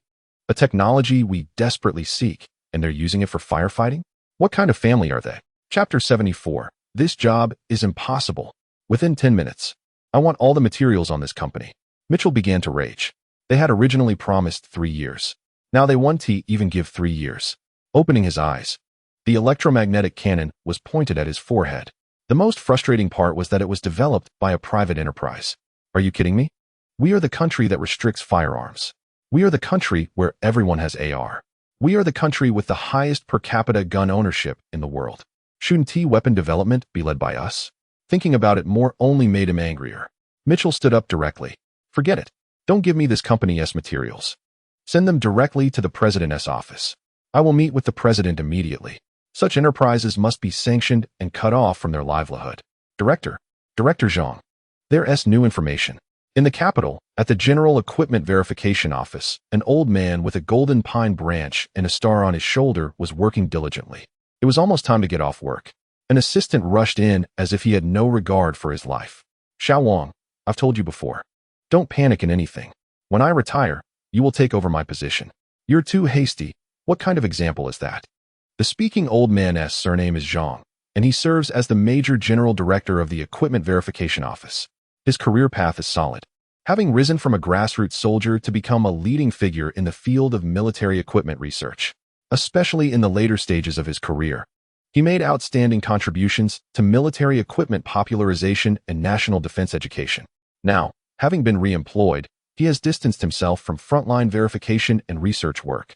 However, he tirelessly travels between various television stations, frequently appearing in authoritative military media to comment on and analyze military equipment from various countries. His humor and extensive professional knowledge have earned him high praise from viewers. What is causing such a commotion? Asked the assistant, finally catching his breath. There's a breakthrough with the electromagnetic cannon. Director Zhang calmly picked up his thermos. The electromagnetic cannon, I've heard about it. The Navy is preparing to equip it on ships. It's not exactly new. Although he has returned from retirement, he still has his own channels for information and remains sharp. In fact, he participated in the initial verification of the electromagnetic cannon project years ago, and now, finally, there is good news. However, good news aside, Director Zhang has now stepped back to a secondary role and is not qualified to be involved with such cutting-edge weaponry. Our current task is to popularize military equipment. Such advanced weapons can't be disclosed. We can only silently wish for the Navy to expedite the process. Before he could finish, the secretary interrupted. It's not the Navy. Director Zhang was slightly taken aback. Not the Navy? How is that possible? Although I'm not sure about the current technology, I was there during the verification. The electromagnetic cannon requires a significant energy supply. Besides the Navy's vessels, there are no other options. If it's not the Navy, then who? It can't be the Army, right? The assistant gulped. The fire department. After saying this, the assistant pulled out his phone. Director Zhang, confused, took the phone. What is going on? The fire department using electromagnetic cannons? Is that even possible? Oh my. Looking at the screen, Director Zhang was completely shocked. It was indeed personnel from the fire department, and they were testing something highly resembling an electromagnetic cannon. The results were surprisingly good, exceeding his expectations in both speed and accuracy. "Is this video real?" asked Director Zhang. "It's real. I verified it." In an instant, Director Zhang felt his blood pressure rising. "Wait, you're testing electromagnetic cannons, and now even the fire department is using them? Goodness, I'm an old man nearing retirement, and you throw me this kind of conundrum." Previously, when people asked about the Navy's electromagnetic cannon on a show, I wore my mouth out trying to explain it. Now, the fire department is playing with electromagnetic cannons, and it's being broadcast live. The life of a retired old man is still a life. If I had known this job was going to be so challenging, I'd rather stay home with my grandchildren. This is absolutely absurd. In the evening, on the Military and Agriculture channel, Director Zhang appeared in front of the camera dressed in a suit, with a neatly styled slicked-back hairstyle. The host, Bai Xiao, is also an old friend, frequently partnering with Director Zhang for programs. Normally, the show follows a rough script. Bai Xiao would first outline the latest developments, after which Director Zhang would provide commentary. However, today, due to unexpected circumstances, the production team was somewhat caught off guard. They had to hastily pull a widely circulated video from social media as material. "Director Zhang, this video is trending very high today. It's said to be precious footage of our ongoing tests with an electromagnetic cannon. Currently, there's a frenzy of speculation online, especially from various media outlets led by a certain country, which are asserting that we have already developed an electromagnetic railgun. What are your thoughts on this?" Bai Xiao's phrasing was quite tactful. Online, both domestically and internationally, the reactions were explosive. The reason is simple. The content of the video is too shocking. It's a game changer, leaving everyone bewildered. Especially among Western media, there seems to be an endless panic. There are those who question it, those who are in shock, and many who arrogantly accuse us of undermining regional peace and developing weapons of mass destruction. While waiting to go live, Director Zhang had gathered some understanding of the situation. So he spoke with conviction. "First of all, regarding the unreasonable accusations from foreign media, I must clarify one point. If laundry detergent counts as a weapon of mass destruction, then our country has plenty of such weapons. I do not deny that. We have them. What can you do about it?" As soon as these words were said, the live streaming chat exploded. Truly, Director Zhang's words were powerful. It felt satisfying to hear. When others accuse you of having weapons of mass destruction, you better actually have some. Today, Director Zhang's tone has shifted. Why not? When others are already pointing fingers at you, what else is there to ignore? After addressing the accusations and comments from foreign media, a strange smile suddenly appeared on Director Zhang's face. Of course, when discussing the specifics of the electromagnetic cannon, we need to approach it rationally. I have conducted extensive research and analysis on this entire incident. This electromagnetic cannon is not the same as what you might think. It is not an electromagnetic cannon in the true sense. It is merely an improved version of an anti-aircraft gun, not some revolutionary weapon. Such an advanced electromagnetic cannon, a certain country has been working on for over 20 years and still hasn't succeeded. How could a private enterprise of ours have developed it? It's not that easy. Chapter 75. Do you think you deserve friends? A classic line. I recommend memorizing it. Ha ha ha. That old man is quite mischievous. 10 years ago, when the J-20 was introduced, you said the same thing, and I almost believed it. It's fine to fool us, but the key is that you've managed to fool others too. The production line for the F-35 has even shut down. To be fair, does Director Zhang's statement imply that the electromagnetic cannon is indeed a reality? Bai Xiao, being a professional host with rigorous training, usually wouldn't laugh out loud unless she couldn't help it. Watching Director Zhang's live performance, she nearly burst out laughing. Indeed, this time, inviting Director Zhang to clarify the rumors about the electromagnetic cannon was indeed a challenge for him. After all, the live broadcast showed the evidence. Tens of thousands witnessed a mountain being leveled, which is hard to deny. So she immediately changed the topic to protect our Director Zhang. Director, aside from the electromagnetic cannon that everyone is concerned about, there are also rumors online about our military supposedly researching land-based aircraft carriers. What do you think about this? Recently, military magazines and enthusiasts abroad have indeed been discussing this topic. Some say that land-based aircraft carriers will be the prototype for our next generation of main battle tanks. Others claim that this is new technology being developed for future land warfare. However, most of it is just speculation. Director Zhang, as a professional, knows the truth. There is no such thing. Foreign media have merely seen some conceptual project blueprints and are fantasizing that we are about to mass-produce them.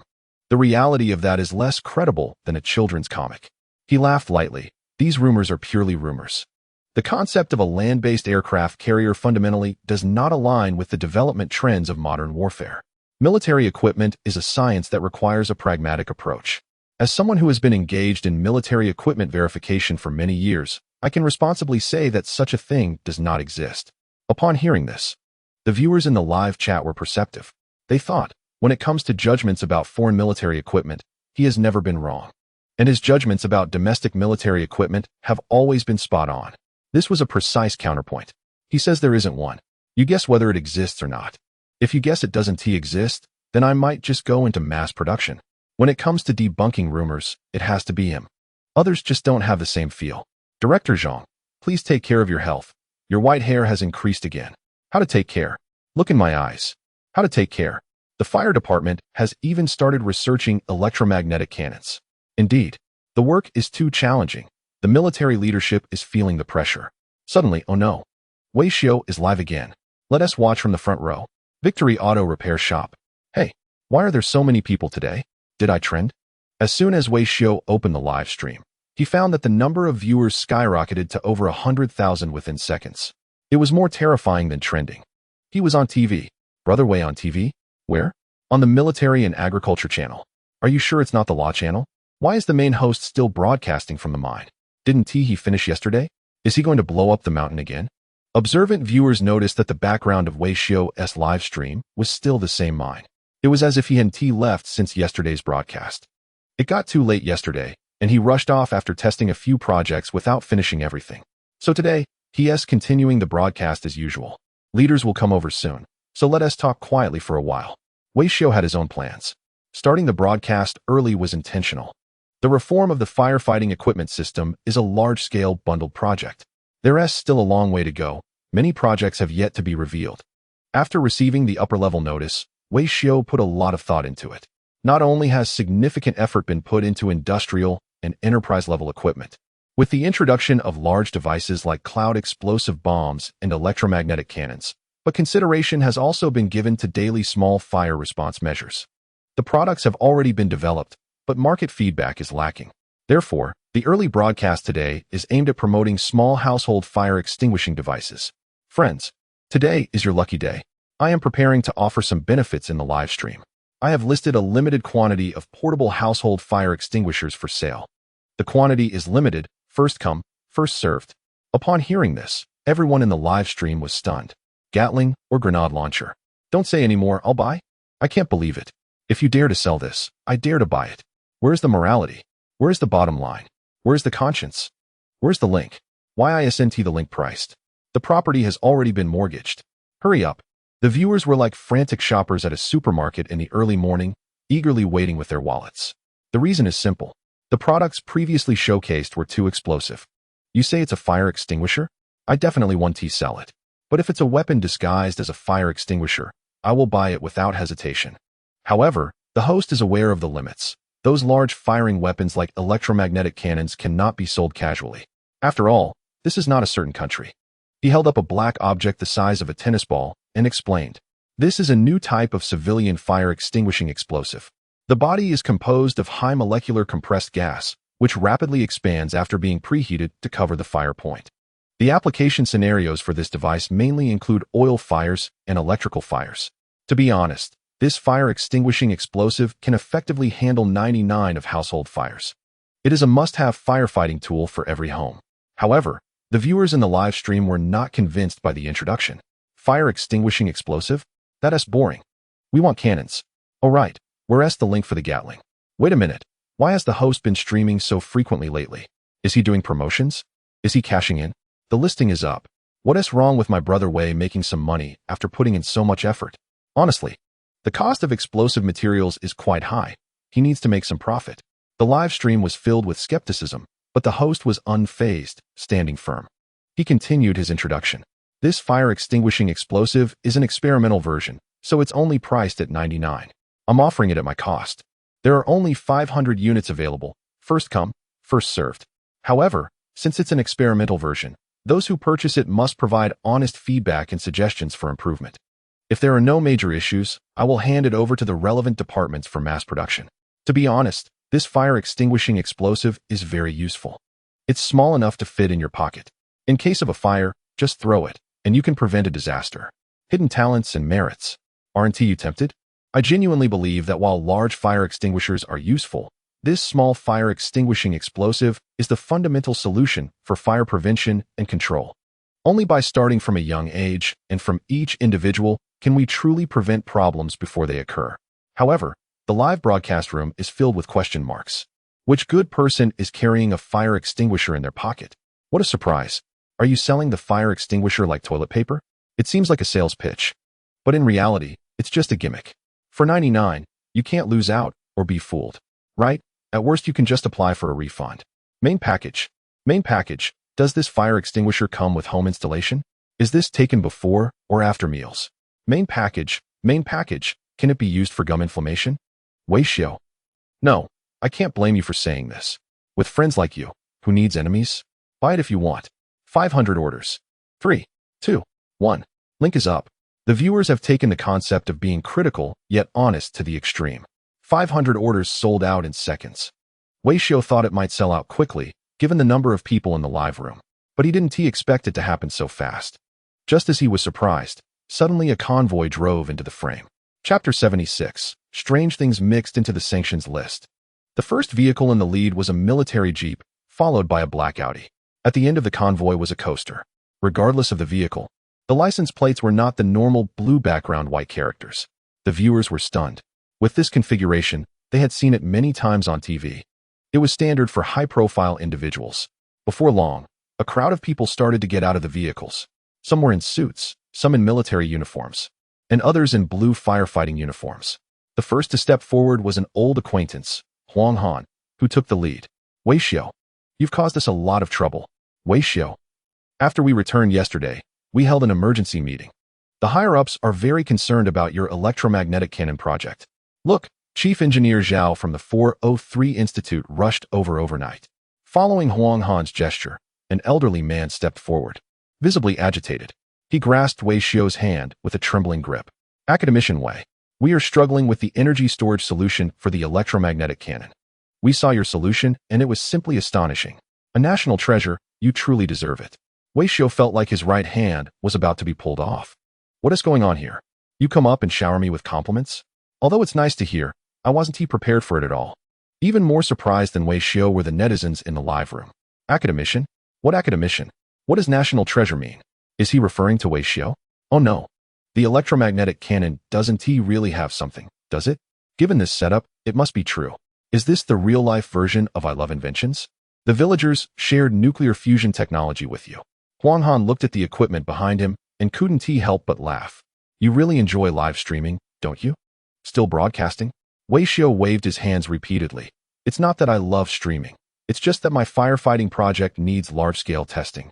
So I listed some of the testing equipment at a low price on a platform. Hearing this, everyone felt a chill in their hearts. No, what were you thinking? Is your equipment a Gatling gun and an electromagnetic cannon? Even the fire department might not qualify to use them, and you're riding a bike? Do you really think we are just going to let this slide? Huang Han was getting anxious. You can't sell that equipment, my ancestors. Why can't it be sold? Weishio retorted confidently. That stuff is comparable to military arms. Nonsense. Weishio held back his uncivil language.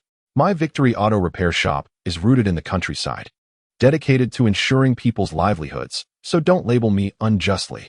I'm really fed up. I sell fire extinguishers. Why would you say I'm involved in arms? Seeing Weishio's assertive demeanor, Huang Han knew he couldn't win the argument, so he simply took a piece of paper from his assistant. Look here. Weishio took the paper. What is it? I don't really understand English. This is the latest sanctions list from a certain country. Just look at the last page. Victory Auto Repair Shop? Weishio read it out loud in accented English. Huang Han explained. Just now? Your Victory Auto Repair Shop was included in the sanctions list, and you personally have been sanctioned as well, with restrictions on entry and all your overseas assets being frozen. As soon as he finished speaking, the comment section exploded. No way. Is this real? I checked the official website, and it's true. What? Brother Wei has been sanctioned? The other names on the list are all large military research institutions. Haha. Victory Auto Repair Shop? Something strange has slipped in.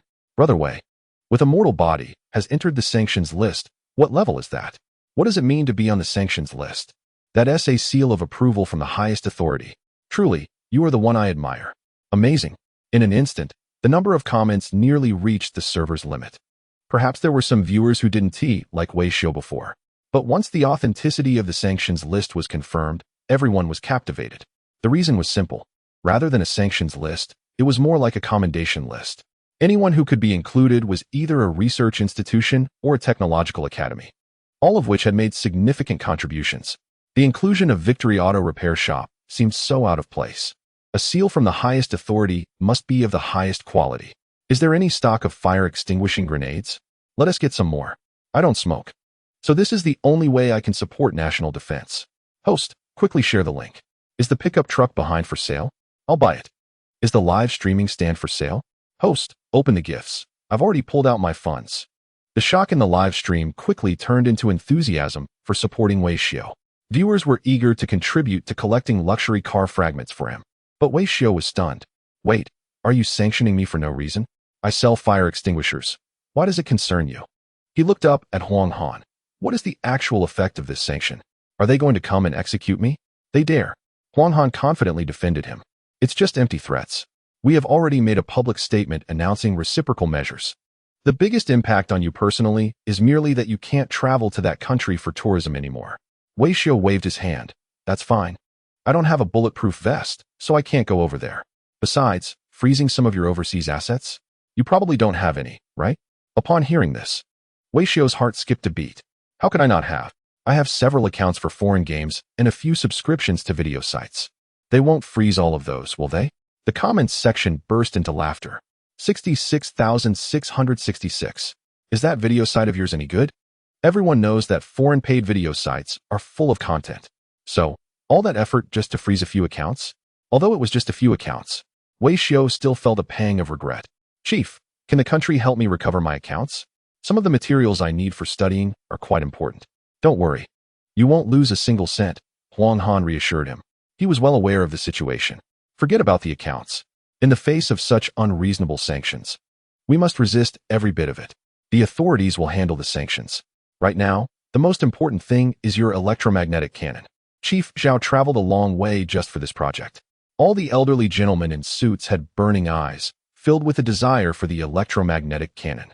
Wei Xiu thought to himself, there are other things today, what's so special about this? However, since they requested it, he could only oblige. He led everyone to the silent fire extinguisher that had performed brilliantly yesterday. Upon seeing the massive equipment, Chief Zhao's legs seemed to become much more agile, and he quickly rushed forward. Outsiders watched for entertainment, while insiders looked for insights. After a quick glance around, he asked, coaxial and synchronous? This is the route for coil track acceleration? Wei Xiu silently gave a thumbs up. Good eye, Chief Zhao. What about the transmission speed? Wei Xiu replied, coaxial and synchronous. With a level 13 coil, it can achieve discrete acceleration with a transmission speed of 12 milliseconds. Wow, over the 2-second mark. Chief Zhao's eyes widened, and he looked at his colleagues. All the researchers from the 403 Institute knew what this meant. Their best plan barely reached 34 seconds. Who would have thought that Wei Xiu had already improved this critical data to 12? Seeing the astonished expression on Chief Zhao's face, Huang Han realized the seriousness of the situation. So, compared to your institute's plan. Before he could finish, Chief Zhao interrupted, not even on the same level. Chief Zhao initially thought that Wei Xiu might not be that exceptional in detailed routes. But the reality was completely the opposite. The 403 Institute's plan could be discarded. It was like stepping into a ring, thinking that the person with the microphone was your opponent. But after Tyson introduced himself, he pointed behind him and said, your opponent is Ultraman Dyna. Chapter 77. Firefighting Van Xiaowei. May I call you that? Chief Zhao's hands trembled with excitement. He was somewhat at a loss for words. Your fire extinguisher technology has epic-making significance for us. On behalf of the 403 Institute, I solemnly invite you to join our project team. Without waiting for Wei Xiu to respond, Huang Han's expression was quite complex. Old Zhao, please don't mention that fire extinguisher anymore. This isn't a fire extinguisher at all. This is clearly an electromagnetic cannon. I now suspect that Wei Xiu might be doing this on purpose. Is it possible that he never intended to put out the fire? Huang Han immediately interjected, "Old Zhao, let me say something. You can't let Wei Xiao enter facility 403. Why not?" Old Zhao retorted confidently. "I discovered this talent. So he is mine. No one can take him away from me." He turned to Wei Xiao. "Don't worry, Xiao Wei. I will meet all your demands. As long as you enter facility 403, I can make you the deputy chief engineer right away. The benefits will be according to my standards. I will personally apply for the Yangtze talent program for you. I can also solve your housing issues, ensuring you have no worries." Hearing the conditions offered by Old Zhao, Wei Xiao had not yet expressed his stance, but the online comments were already in a frenzy. Wow, is Brother Wei really getting a boost? What level is a deputy chief engineer? How does it compare to a section chief? What is the Yangtze talent program? With these benefits, will Brother Wei be able to sit at the same table with civil servants during matchmaking? What a joke. If Brother Wei gets these benefits, civil servants would be eager to sit across from him. Fun fact, there are only 3,000 people in the Yangtze program nationwide. Wow, Brother Wei really is getting a boost. Sir, I have a friend who is breaking down. Could you please take back that statement? Brother Wei is gaining both fame and fortune, making others envious. I can't bear to open my eyes, hoping this is just my imagination. The comments were all filled with disbelief. The opportunity to ascend was right in front of Wei Xiao, and if he seized it, it could completely change his life. However, Wei Xiao showed no signs of being moved after hearing all this. "No, thank you for your kindness, Old Zhao." Old Zhao was taken aback. "Why? Is it that you think the benefits aren't enough?" Wei Xiao hesitated. How should he put it? The benefits were indeed not as high as what he received from the previous project, but that wasn't the main reason. So he pretended, "I have my own mission. I prefer to root myself in rural areas and serve the public." Old Zhao was momentarily speechless. Huang Han quickly leaned in and whispered a few words in Old Zhao's ear. The next moment, Old Zhao's face turned pale. He realized Wei Xiao's identity as a candidate academician of the Academy of Sciences. At this moment, he was involved in a large project coordinated by the Science and Technology Commission. This meant that Wei Xiao's rank was actually higher than his own. After digesting this information for a while, Old Zhao finally believed that this young man in front of him was indeed an academician. "So, it seems I have overstepped. I respect your wishes." Wei Xiao smiled and nodded, long live understanding. The people present generally grasped the situation, but the live stream audience was completely stunned. Wait, Brother Wei gave up the chance to ascend? Brother Wei, are you confused? How could you refuse this? The offer from Old Zhao could change your life. Is it true that you want to root yourself in rural areas? Brother Wei might not want to leave his fans behind, but fans would be willing. You clearly have greater potential. Please, don't be so pretentious. This offer shouldn't be refused. Wei Xiao glanced at the barrage of comments and chuckled in anger. Is that showing off? If I go to that place, it will not only delay the project, but also mean a downgrade for me. Am I out of my mind to voluntarily lower my status? There is no way I can go there. However, it's clear that Old Zhao needs help. As long as it's within my capability, I will definitely assist. Old Zhao, from your tone, it seems you still have some doubts about the electromagnetic cannon technology? Old Zhao immediately waved his hand. I used to have doubts, but not anymore. With your project as a foundation, I feel that the onboard testing will go exceptionally smoothly. Previously, the plan proposed by that place had limitations in the energy storage system, so they could only try to maximize the energy storage device.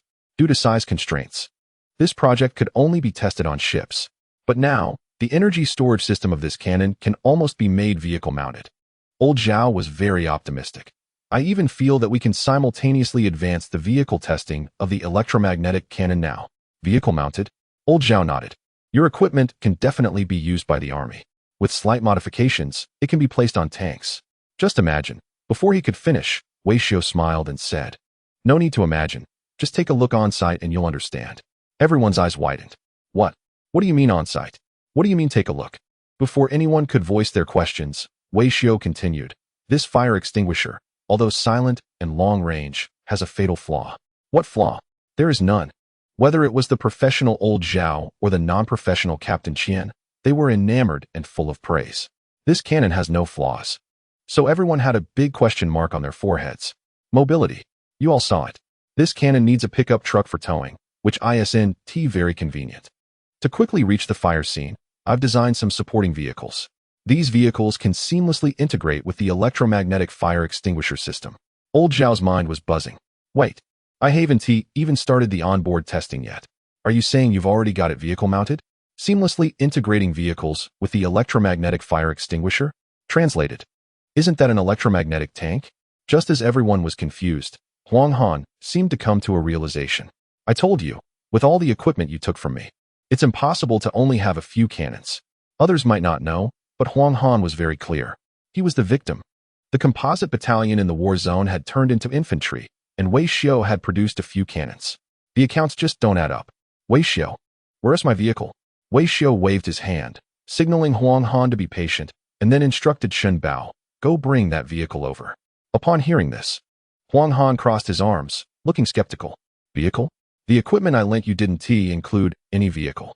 Besides, have you ever seen a fire department use a vehicle like that to put out fires? Is that vehicle from a reputable source?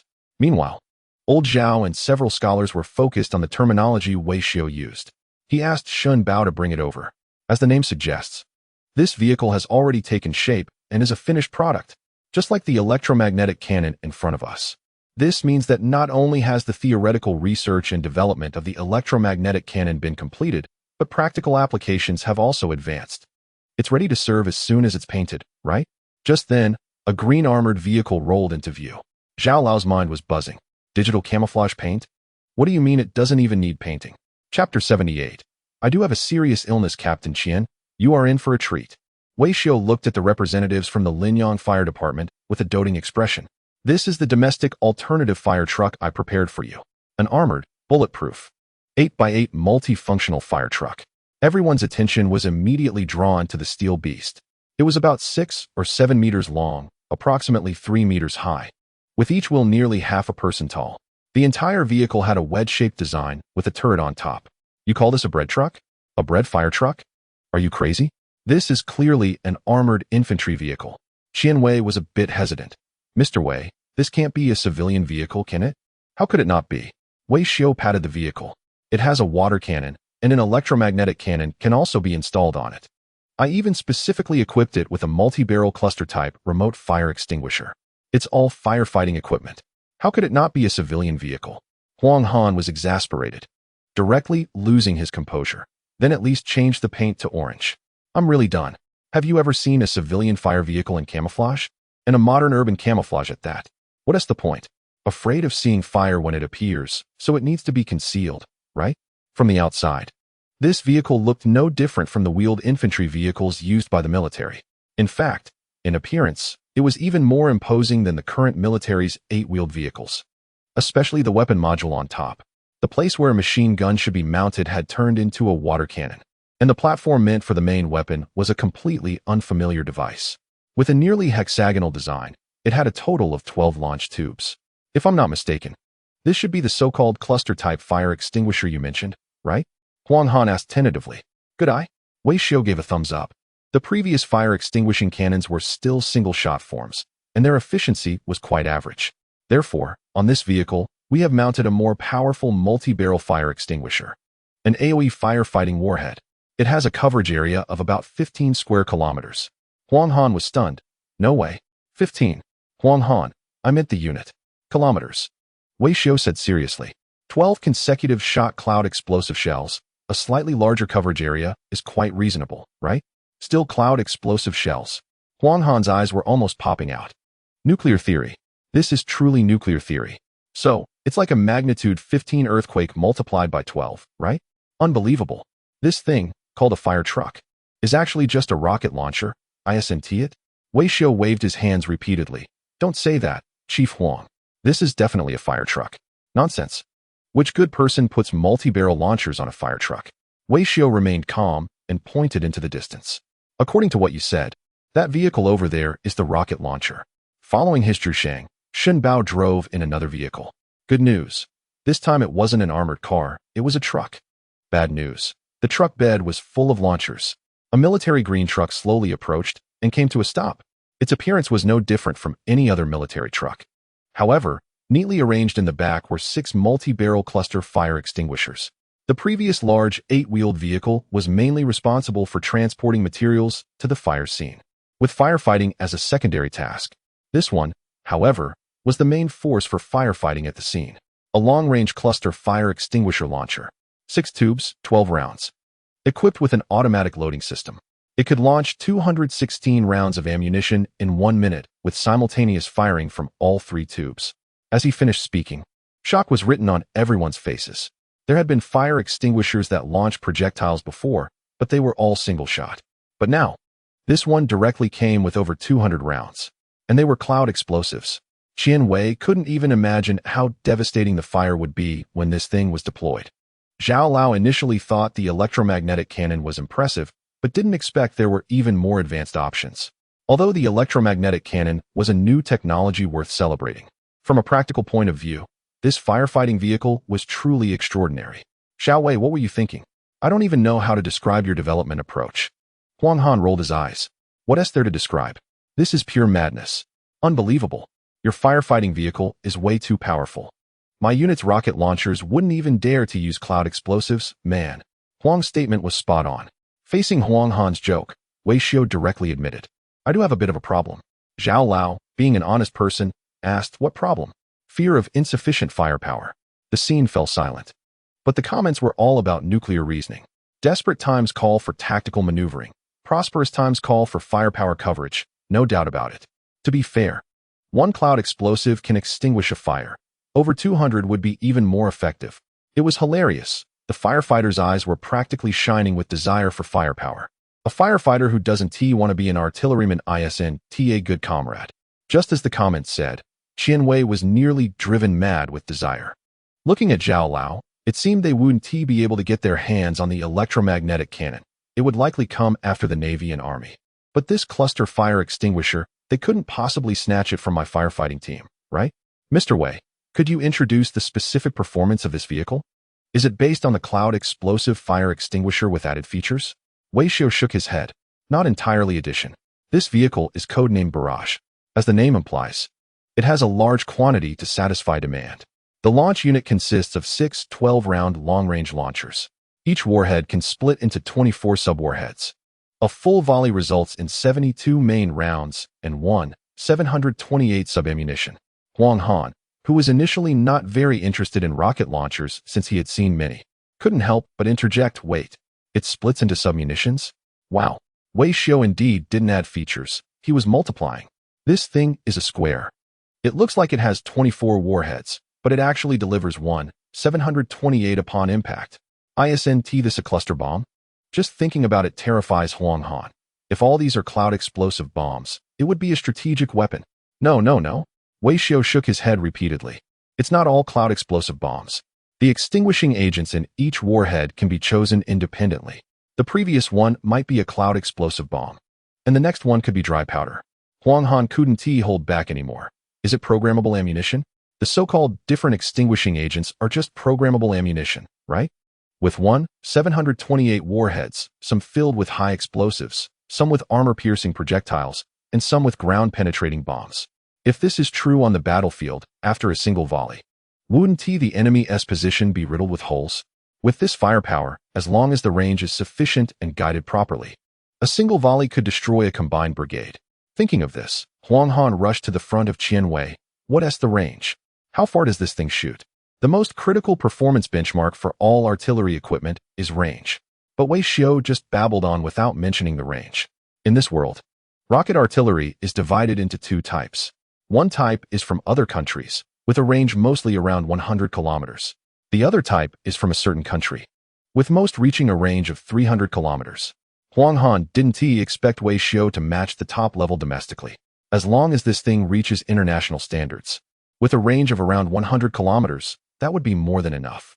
Amid everyone's anticipation, Wei Xiu's mouth curved slightly, a bit smug.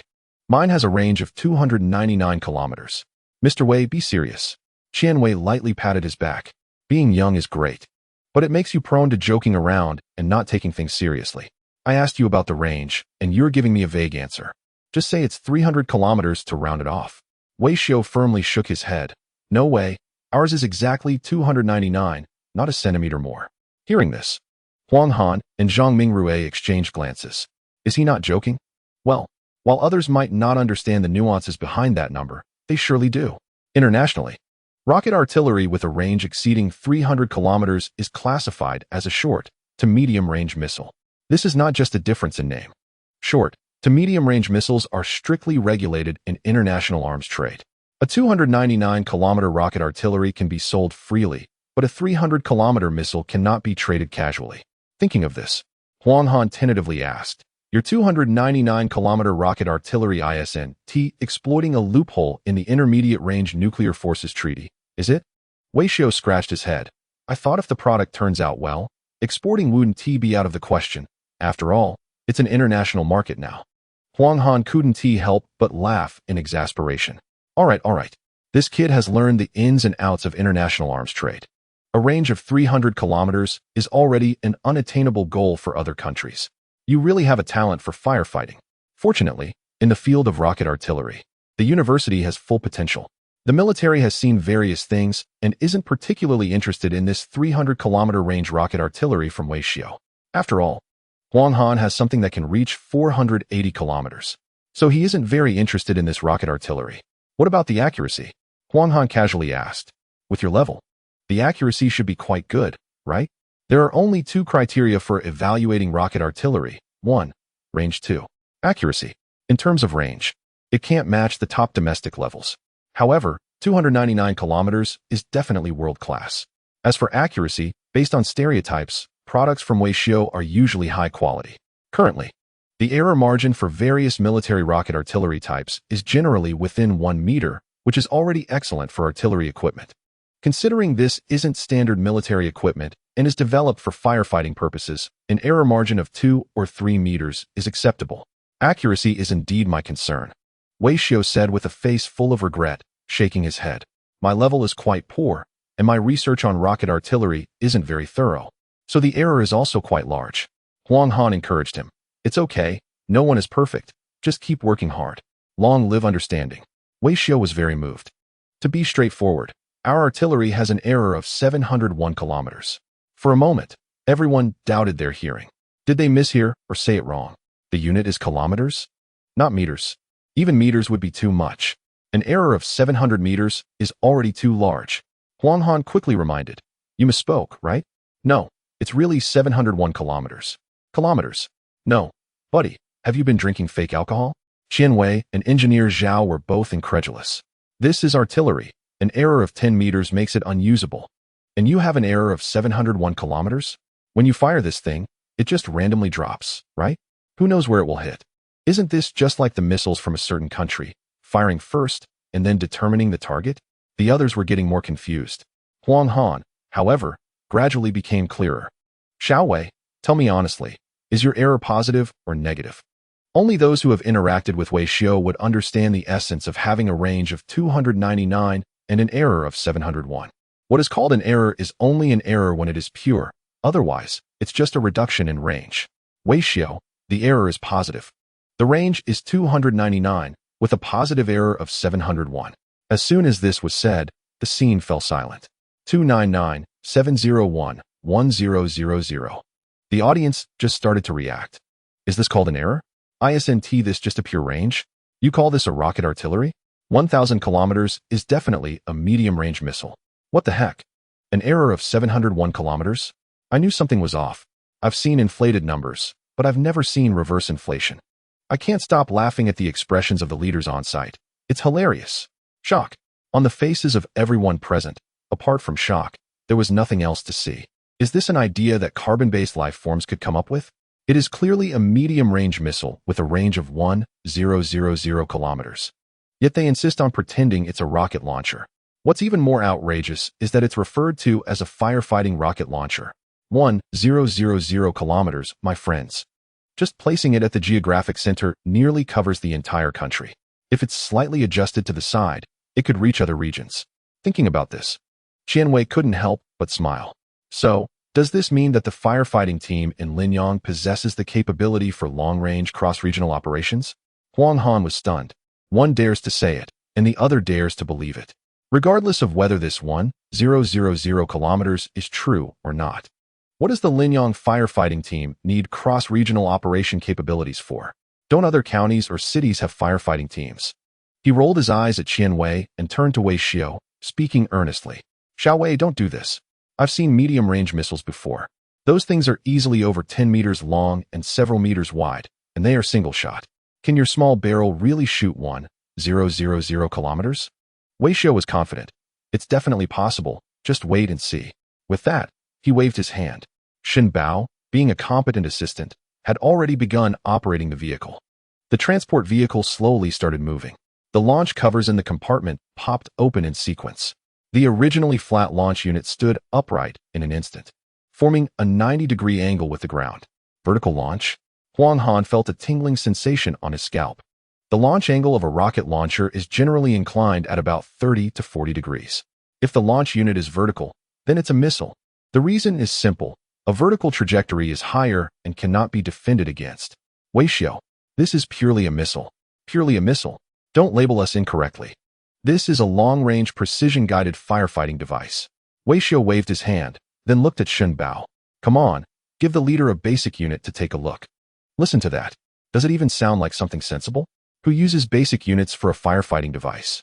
Before everyone could react, the 6-tube, 12-round launch unit began to spew flames, smoke rising. 72 warheads shot up vertically, suddenly veering after rising several meters. Huang Han thought about stopping it. But it was already too late. Wait, did you aim? You just fired? No need to aim. This is satellite-guided. It hits wherever it points. Before launching, we had already designated the target. The test target is the hill 3 kilometers ahead. And so, everyone immediately looked up. The warheads suddenly disintegrated just before reaching the target. 72 warheads split into 728 glowing points, illuminating the sky.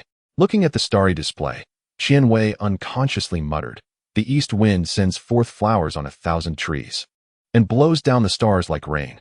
Wei Xiu's eyes lit up. Captain Qian really has culture. Huang Han watched the two of them harmonizing and felt utterly defeated.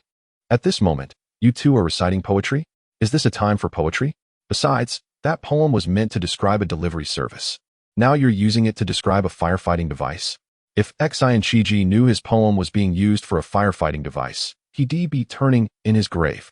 Chapter 80. A cloth overhead, Your Highness. The final negotiation results have come in. In the skyline tower of Riyadh, young Salman jumped up from the sofa upon hearing the news. What's the price? The Minister of Defense held the latest intelligence, trembling slightly. The unit price is $9.8 million. That's acceptable. Young Salman pondered for a moment and reluctantly agreed. Due to the worsening regional situation, he felt that his country was facing increasing threats, especially with the rise of various forces in the vicinity, which made him realize the urgency of enhancing short-range firepower. Therefore, he dispatched a large delegation to negotiate, hoping to purchase some rocket artillery to bolster short-range combat capabilities. $10 million isn't too expensive or too cheap. I think it's manageable. Money isn't a major issue for Salman. As long as it's reasonable, the contract can be signed. But just as he finished speaking, the Minister of Defense hesitated, but the performance of the artillery Salman interrupted him with a sigh of resignation. Everyone knows that the performance of the artillery is hardly top-notch. Take the range, for example, it's only 70 kilometers. But Salman had no choice.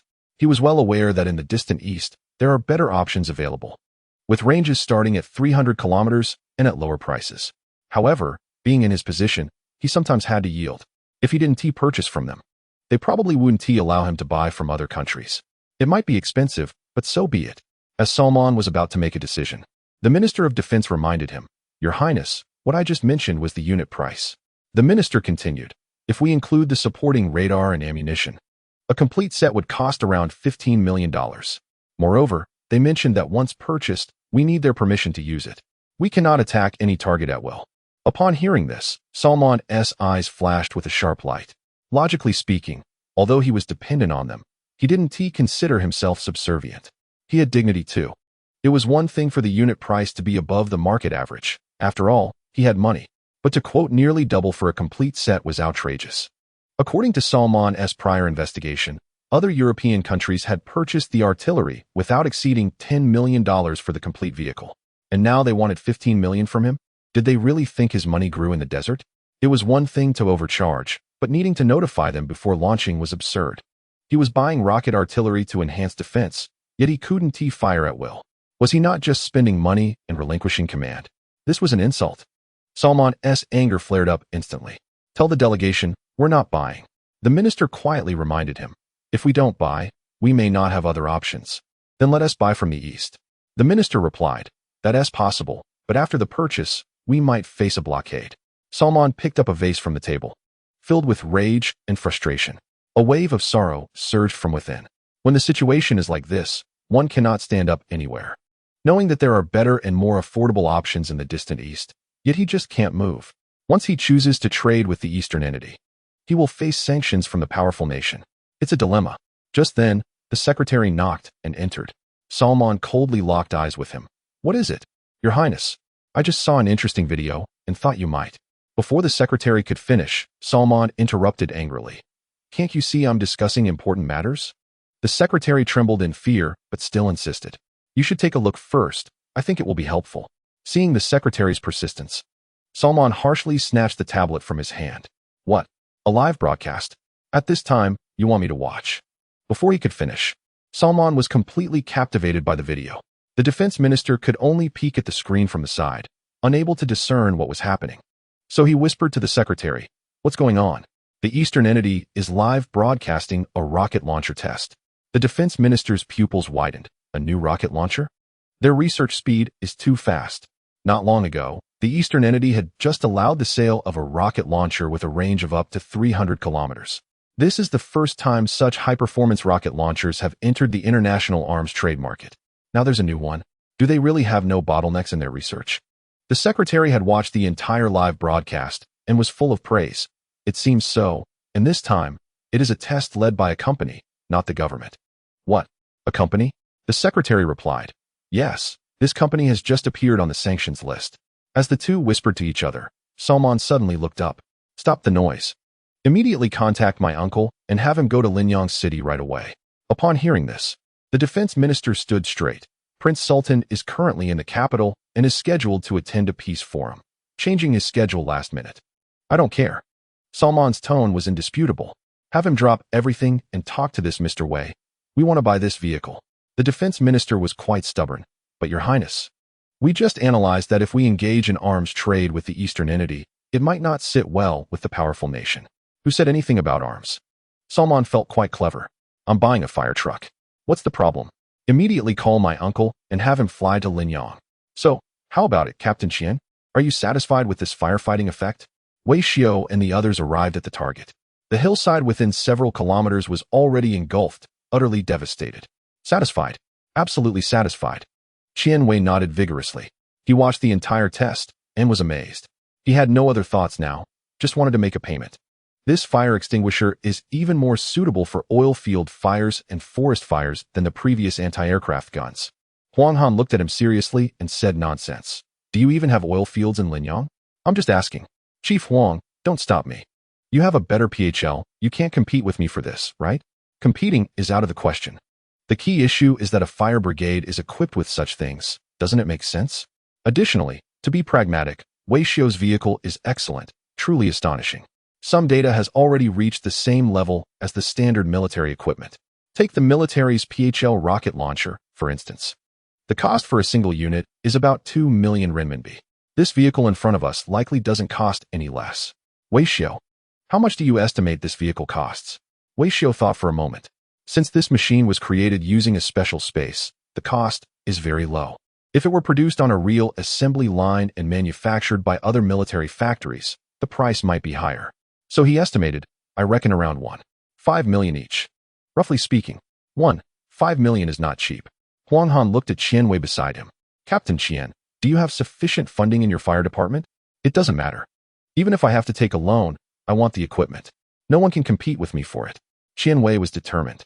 "All expenses today will be covered by Linyang Fire Department. Although the budget isn't large, as long as it's spent wisely, the higher-ups won't complain. As for things like electromagnetic cannons, with the presence of certain entities, if they can't be obtained, so be it. The rocket launcher, however, is a must-have." Just as Qian Wei and Wei Xiao were discussing the specifics of mass production, a rumble of engines suddenly echoed from a distance. Everyone looked up towards the sound. 2 Mercedes-Benz G-Class vehicles were followed by a Rolls-Royce, all bearing embassy licenses. Huang Han frowned. "What's going on?" "Wei Xiao, did you invite foreign guests for observation?" "No. Where would I know foreign guests from?" Just as he finished speaking, the door of the Rolls-Royce opened. A man in a white robe, with a cloth on his head, stepped out. "Hello, Prince Teacher. I am Wei Xiao. Upon hearing someone was looking for him, Wei Xiao wiped his hands and reached out. Huang Han was momentarily taken aback and quickly corrected him. Don't call him that. You should address him as Mr. Sultan. Nonsense. He said his name is Prince Sultan. Foreign names should be pronounced correctly. Prince is his title. Huang Han was also taken aback. He knew nothing and was left speechless. The live comments were also amazed by Wei Xiao's actions. What the heck, Mr. Prince? Is this some kind of abstract concept? Truly a talent. Can just throw around titles in front of anyone. To be honest, what is the prince doing here? After searching online, it turns out this prince is someone with real power, the uncle of the crown prince, the brother of the old king. Do we even need to search? Just by looking at that cloth, I knew he had real power. Not only were the live comments confused, but the leaders present were also perplexed. Linyang doesn't even have a consulate. How could they host such an important foreign guest? Besides the prince's team, there was only one translator present. The key question is, what is the prince doing here? At this moment, Sultan's heart was a bit excited. On the way here, he had already filled in the storyline, watched the live broadcast, and understood the crown prince's intentions. However, he is, after all, one of the few remaining noble lords in the country who hasn't been swept away by internal strife, and he possesses a certain level of sophistication. He did not immediately reveal his intentions, but maintained a composed demeanor. Everyone, please relax. I have no other agenda. This is simply the basic schedule for the visit. Fire safety is also an important topic for our bilateral exchanges. Wei Xiao secretly gave a thumbs up in his heart, having clearly understood the subtleties of Confucian culture. He thought, you are already holding a cloth over your head. How could I not know why you are here? When developing this vehicle, Wei Xiao had already planned for foreign trade well in advance, setting the range at 299 kilometers. Now, foreign clients were already showing interest. The only unexpected factor was that the fish was a bit too big. Although for various reasons, Sultan had not expressed a direct intention to purchase. Wei Xiao was clear as day. He estimated that Sultan had already been lured in. Your Highness, let me further introduce our recent tests, Wei Xiao said confidently. This fire extinguisher has 6 tubes with 12 rounds, a range of 299 kilometers, Beidou satellite navigation, and is equipped with programmable ammunition. As far as I know, your country has many oil fields and a dry climate. This large-scale firefighting equipment is practically tailor-made for you. The others nearby were stunned. Wait, you just introduced it like that? Goodness, are you crazy about money? Although everyone could guess that Sultan had some intention to engage, military trade was a significant matter and could not be treated so casually, could it? At this moment, Sultan was still playing it cool, pretending, I admit. This equipment is indeed very good. Wei Xiao suddenly interrupted. Your Highness, I believe you must have seen the live test before coming, right? You would have noticed that Salman didn't even get a chance to finish a sentence. If you saw it, you should know the performance of this equipment. Wei Xiao launched into a persuasive attack.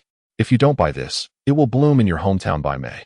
If you do buy it, you will be the one who benefits. Sultan, Wei Xiao, I know you have money, but money only counts when it is spent. If you can't spend it, it's just a pile of numbers. What is the point of using that money to buy luxury watches? When your opponents break through your door, your king can only point to the watch and say, hello, it's 8:30 in Riyadh. At that moment, everyone on site was stunned, especially Huang Han and Qin Wei. Wait, we are also Chinese, speaking Chinese. Why can't we understand? Wei Xiao had just been talking about civilian use and ensuring livelihoods. And now he was hinting at something else. After hearing the translation, Sultan also looked shocked. He understood Wei Xiao's insinuation and even felt it deeply. This guy had seen through his intentions at a glance. The words spoken were right at his pain points. What is the greatest regret of Sultan, Salman? They are left with nothing but oil, yet cannot transform it into effective national defense capabilities. Mr. Wei is truly a master negotiator. Sultan is also not planning to put on a facade anymore. Since you mentioned that, let's talk about the specifics. For the equipment in front of us. If I want to buy it, what is the price? As soon as the words were spoken, the comments exploded. What on earth is he asking for the price? Wow. Brother Wei's words are no joke. If you don't buy in Mayflower, you become the Mayflower, 6666. Important point. I suggest memorizing the whole thing. A chosen sales genius. With just 3 sentences, he made a wealthy person ready to transfer money. Previously, Brother Wei showcased his mechanical modifications, which were impressive, but nothing beats his verbal skills. The others on site were also left dumbfounded. Who am I? Where am I? How did we jump right to discussing the price? especially Zhao from Unit 403. His unit also engages in some military trade.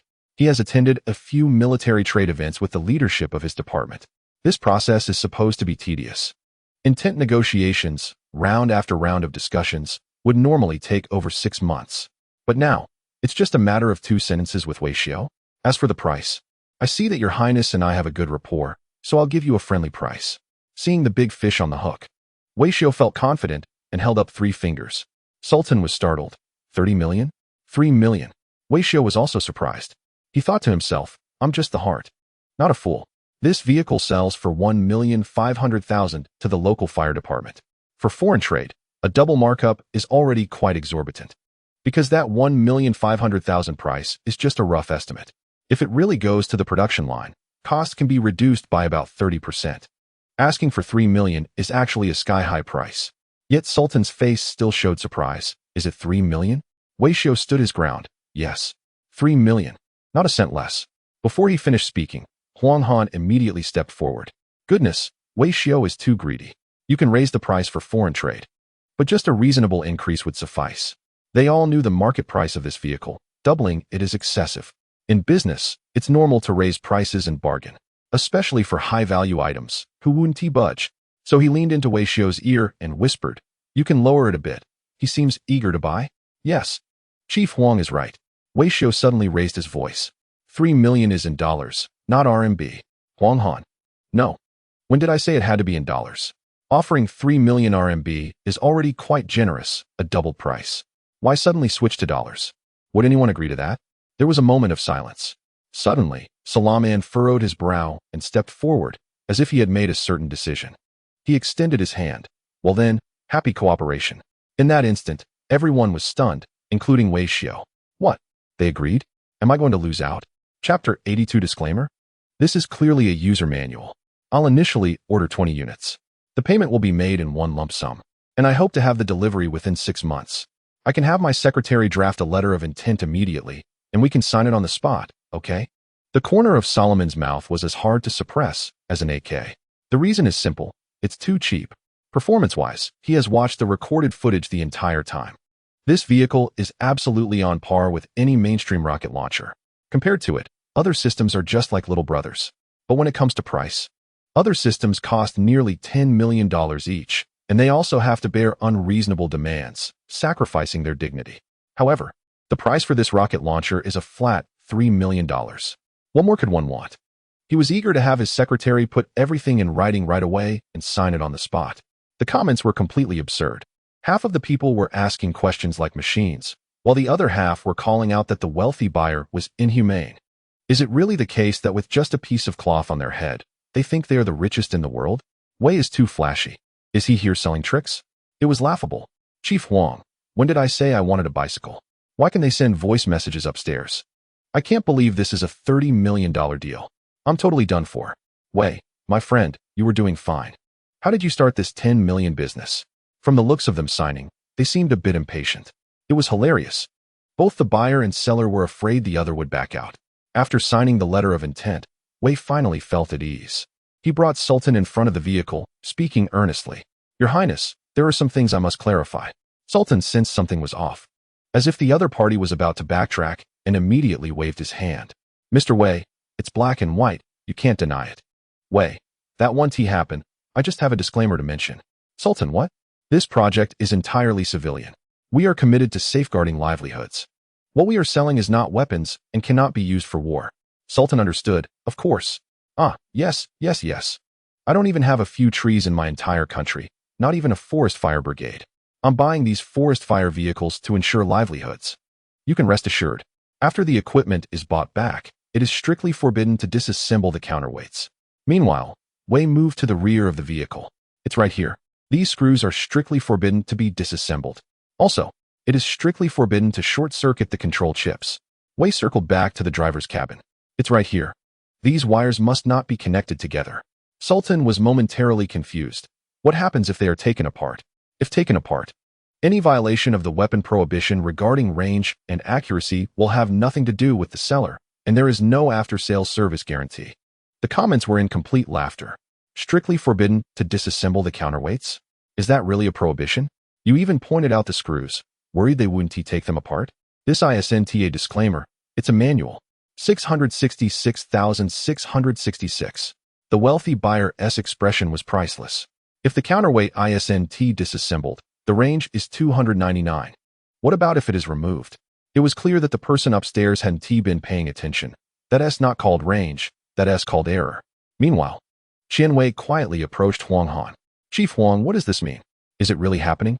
Is it really being sold? Huang Han also found it unbelievable. It seemed like they had just agreed to equip his team first, and it wasn't right to cut in line like this.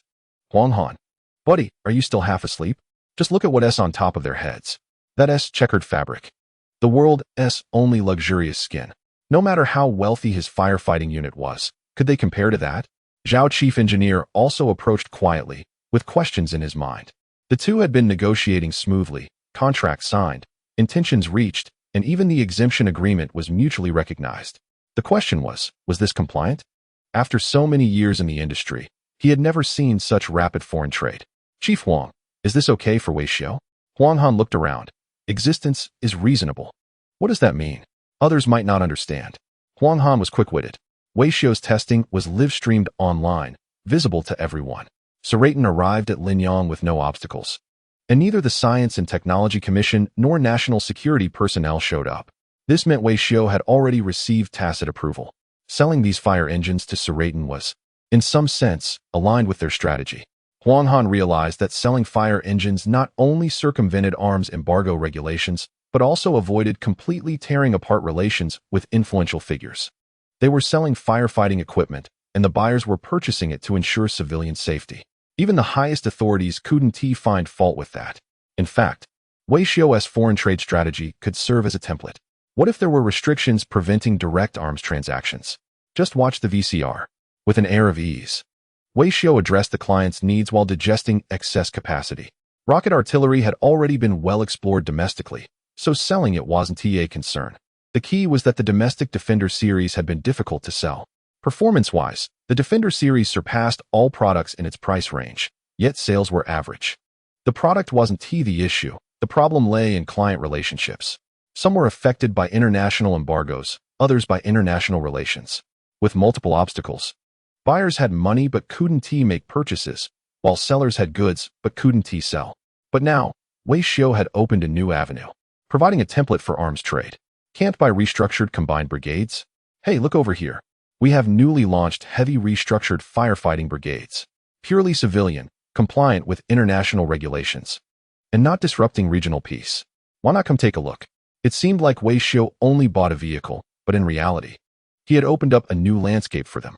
The more Huang Han thought about it, the more he smiled.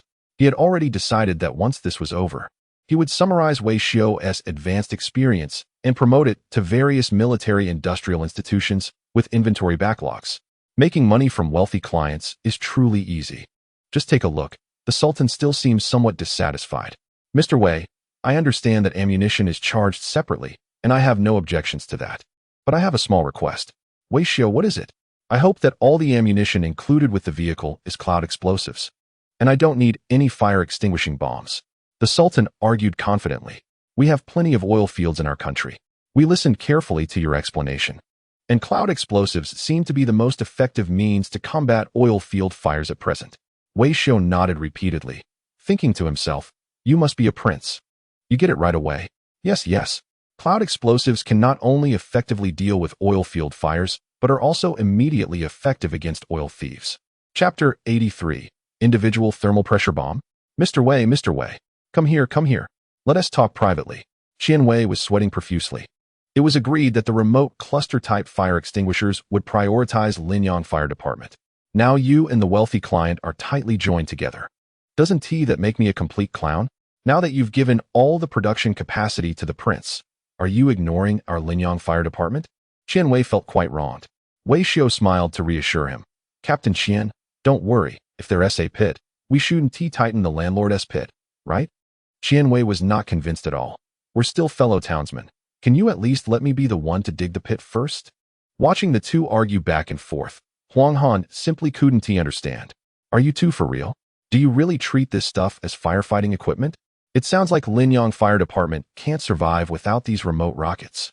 Soon, their debate reached a conclusion. Clearly, in the game of throwing tantrums, Qianwei had the upper hand. Wei Xiao had no choice but to compromise. Fortunately, he not only had one set of equipment. The remote technical fire extinguishers were given to the wealthy, but there were other alternative products. All right, I can't outtalk you. But I will definitely consider Linyang Fire Department. Shen Bao, bring that individual fire extinguisher over here. Individual? Upon hearing this term, Qianwei felt somewhat dissatisfied. My fire department has plenty of individual fire extinguishers. What I want is a fire truck. I want the cool kind that can shoot for hundreds of kilometers. You can't just fool me with an individual fire extinguisher. Wei Xiao explained. Captain Qian, you can't be so single-minded. Think about it. That truck actually has significant flaws, doesn't it? I can't see the flaws. I only see the advantages. Realizing that he couldn't wake someone who was pretending to be asleep, Wei Xiao began to elaborate seriously. First, while this truck has a large coverage area, it lacks precision and can only be used for large fires. Secondly, the truck is too large, so its maneuverability is definitely lacking. Additionally, the maintenance costs for this truck are high. Before he could finish, the prince leaned in and asked in English, Mr. Wei, what are you discussing? Wei Xiao grinned widely. Nothing. We were just saying that your highness has truly struck gold today. Indeed, the prince felt quite pleased. Huang Han almost burst out laughing. The prince was just suffering from not understanding Chinese. Indeed, the flaws that Wei Xiao mentioned earlier do exist. Due to the functional limitations of the equipment, the remote cluster fire extinguisher is destined to lack precision. Huang Han spoke frankly. Captain Qian, don't make a fuss about Wei Xiao. The fire department of Linyang doesn't quite match this vehicle. Seeing someone support him, Wei Xiao added, exactly. I think the fire department of Linyang is more suited for individual fire extinguishers.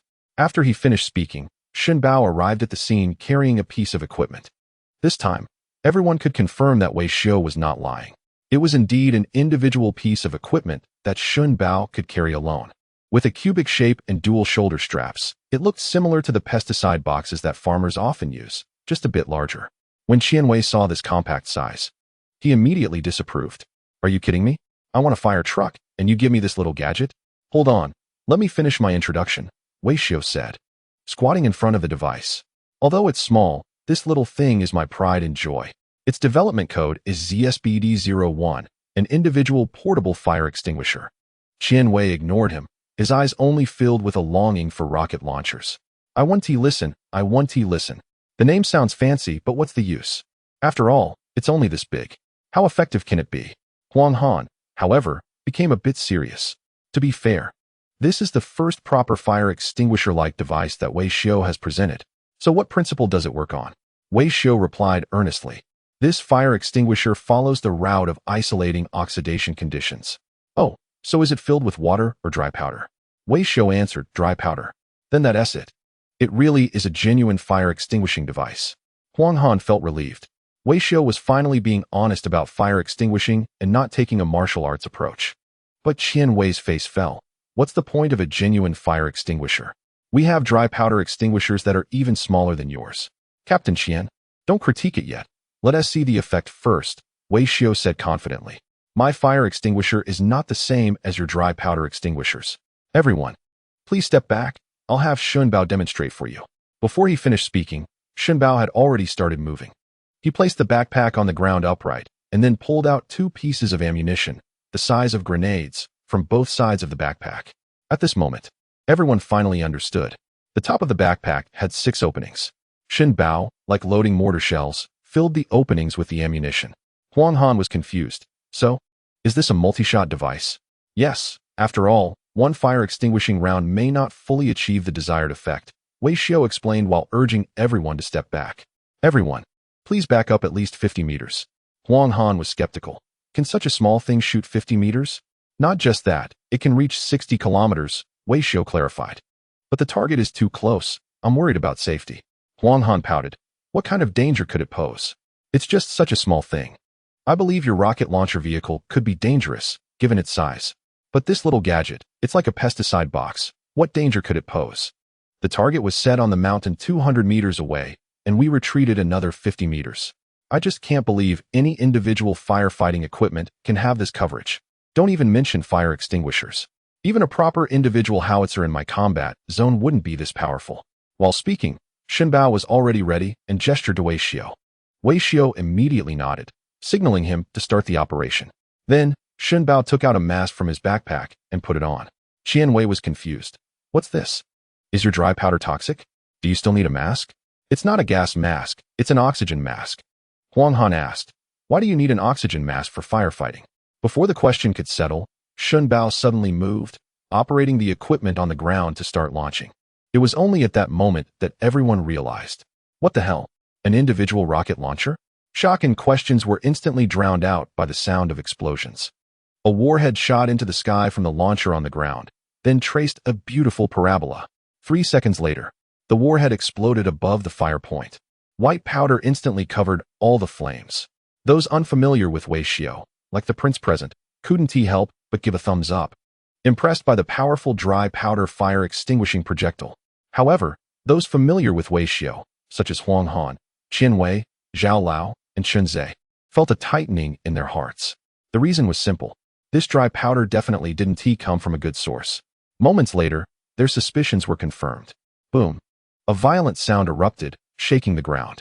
The white shockwave radiated out. The crowd instantly felt the air become thin, gagging and stumbling around. It took 3 minutes after the explosion completely dissipated for Huang Han to finally catch a breath of fresh air, looking horrified. No way. Did you make a thermobaric weapon into an individual model? Chapter 84. Take your money and leave my fire extinguisher. Wow. Is this something you can see without paying? That explosion was incredible. Why was everyone on site gagging? A thermobaric weapon creates a localized vacuum due to instantaneous combustion, compressing the lungs and causing gagging. The knowledgeable explanation made the comments explode. The more one thinks about it, the more terrifying it becomes. This fire extinguisher's effectiveness is comparable to that of a cloudburst bomb. Wow. If you were closer, wouldn't it directly explode? Theoretically, yes. One can imagine the explosion site as a vacuum bag, where all the air within it, including human organs, would be sucked out. Such a weapon, made into an individual model? Incredible. Wei Xiao really is something else. Even the devil would want a tattoo of you, preferably one that can't be opened. Huang Han was so shocked he couldn't speak, staring at Wei Xiao. No. Do you even know what an individual model is? Wei Xiao replied confidently. Of course, it's operable by one person. Isn't this one-person operation? Oh my. Huang Han was completely at a loss. The statement wasn't wrong, but this individual weapon is just too frightening. An individual thermobaric weapon. Is this something carbon-based life forms can come up with? Our military has become a group that fears insufficient firepower more than anyone else in the world. Therefore, after becoming wealthier, many weapons are produced in large quantities. Even so, when Huang Han saw this single-soldier thermobaric weapon, he exclaimed in disbelief. With one round loaded. Not only did the distant hill show no signs of life, but all living beings in the forest were vacuumed dry. Small animal corpses were everywhere on the ground. Look at that. The mice were completely shriveled. Can this be called a fire extinguisher? Huang Han walked into the explosion site, pointing at the bodies on the ground. Feeling a chill run down his spine, Wei Xiao's eyes lit up. Wow, it can even eliminate rodents? I really didn't think of that during the design phase. Huang Han was also taken aback. What are you pretending for? Don't even mention rodent elimination. Once this fire extinguisher is activated, any carbon-based life form would be doomed. At this thought, Huang Han suddenly looked up. What is this equipment called? ZSBD-1. ZSBD, meaning equality for all beings? Huang Han finally realized. So, this long code is basically a product description? You've made a single-soldier thermobaric weapon with a 12-tube vertical launch system. Isn't this just equality for all beings? Just imagine, if this thing is equipped to the troops, with each squad having 2 or 3 units, a squad could handle fire support tasks. Wherever it goes, there's nothing left alive. The image is too beautiful. Huang Han didn't even dare to think about it. In any case, this equipment cannot be given to firefighting. Qian Wei. Huang Han just wanted to paint. This equipment, I want it for the army. If each squad has 2 or 3 units. Who needs fire support? They are fire support themselves. Wei Xiao was momentarily taken aback. 2 or 3 units per squad. What about the other firepower? He considered that Huang Han might be tempted, but he didn't expect him to be this reckless. 2 or 3 units per squad means only 1 machine gun left for the squad. Huang Han nodded. 80 years ago, our squad had only 1 machine gun. And 80 years later, it still has only 1 machine gun. Very reasonable. Reasonable my foot. Qian Wei couldn't hold it anymore. Do you think I'm invisible? Professor Wei gave me firefighting equipment, and you want to use it for the army? Is that reasonable? A long-range fire extinguisher for the wealthy. I won't say anything. Now this single-soldier fire extinguisher is also given to your army. What is going on? This is the testing site for firefighting equipment, my territory. While others are celebrating a wedding, you're here singing and dancing. What is that all about? No way. Chief Huang, you've got to leave me something. Huang Han stopped pretending. What does your firefighting team need this single-soldier quasi-nuclear weapon for? What is going on? Is the fear of insufficient firepower spreading among people? Wei Xiao still wanted to advocate for Qian Wei. Don't fight over it. We can coordinate production capacity later. Before he finished speaking, Huang Han interrupted. Coordinate my foot. Only you could think of calling this a fire extinguisher. And next, are you going to develop single-soldier nuclear weapons? Wei Xiao looked up and thought for a moment. Is that possible? 2 beads of sweat trickled down Huang Han's neck. I'm being sarcastic here, guys. This is not a question. Are you still thinking about it? What do you mean? If I don't hold you back a bit, would you really manage to develop a portable nuclear weapon? Unbelievable. In any case, portable thermobaric weapons absolutely cannot be given to the fire department. Hearing Huang Han's statement, Wei Xiao could only helplessly raise his hands. Captain Qian, you see, it's not that I don't favor you. It's just that Chief Advisor Huang won't allow it. Qian Wei, what am I then? A clown? You all are conducting fire tests, and the equipment tested has not been given to the fire department. Is this reasonable? Just then, Prince Seraton's head quietly peeked out. Mr. Wei, is that kind of fire extinguisher for sale? Everyone turned to look at him in unison. Prince Seraton had a clear and earnest expression as he gazed at the portable thermobaric weapon. At first, he didn't care much. He thought, how powerful could a portable fire extinguisher be? But when he witnessed the explosion firsthand, his wallet started to stir. Now he truly understood why the prophet said the truth lies in the East. In this magical country, even the fire department is equipped with portable thermobaric weapons. Isn't that the truth? Wei Xiao felt a bit troubled. Your Highness, selling it might be problematic. After all, you've seen the destructive power. Seraton spoke directly. Name your price. Huang Han quickly intervened. Your Highness, what he means is that this device may cause some controversy. 1 unit for 100,000. Everyone on site fell silent. Goodness, what is a tycoon? What do you mean just 1 for 100,000? Converted, that's 800,000 RMB. Enough to buy a decent rocket artillery vehicle. Wei Xiao's face was even more shocked, thinking that he was finally seeing the world today. 100,000 in Seraton's hands is like pocket change. With someone like him, he probably wouldn't even lick the cap when drinking yogurt. He wouldn't even have to wait for Crazy Thursday to eat KFC. The ultimate tycoon, it's terrifying. You have to know, this thing, including ammunition and equipment, could be put together on the assembly line for just 20,000 bucks.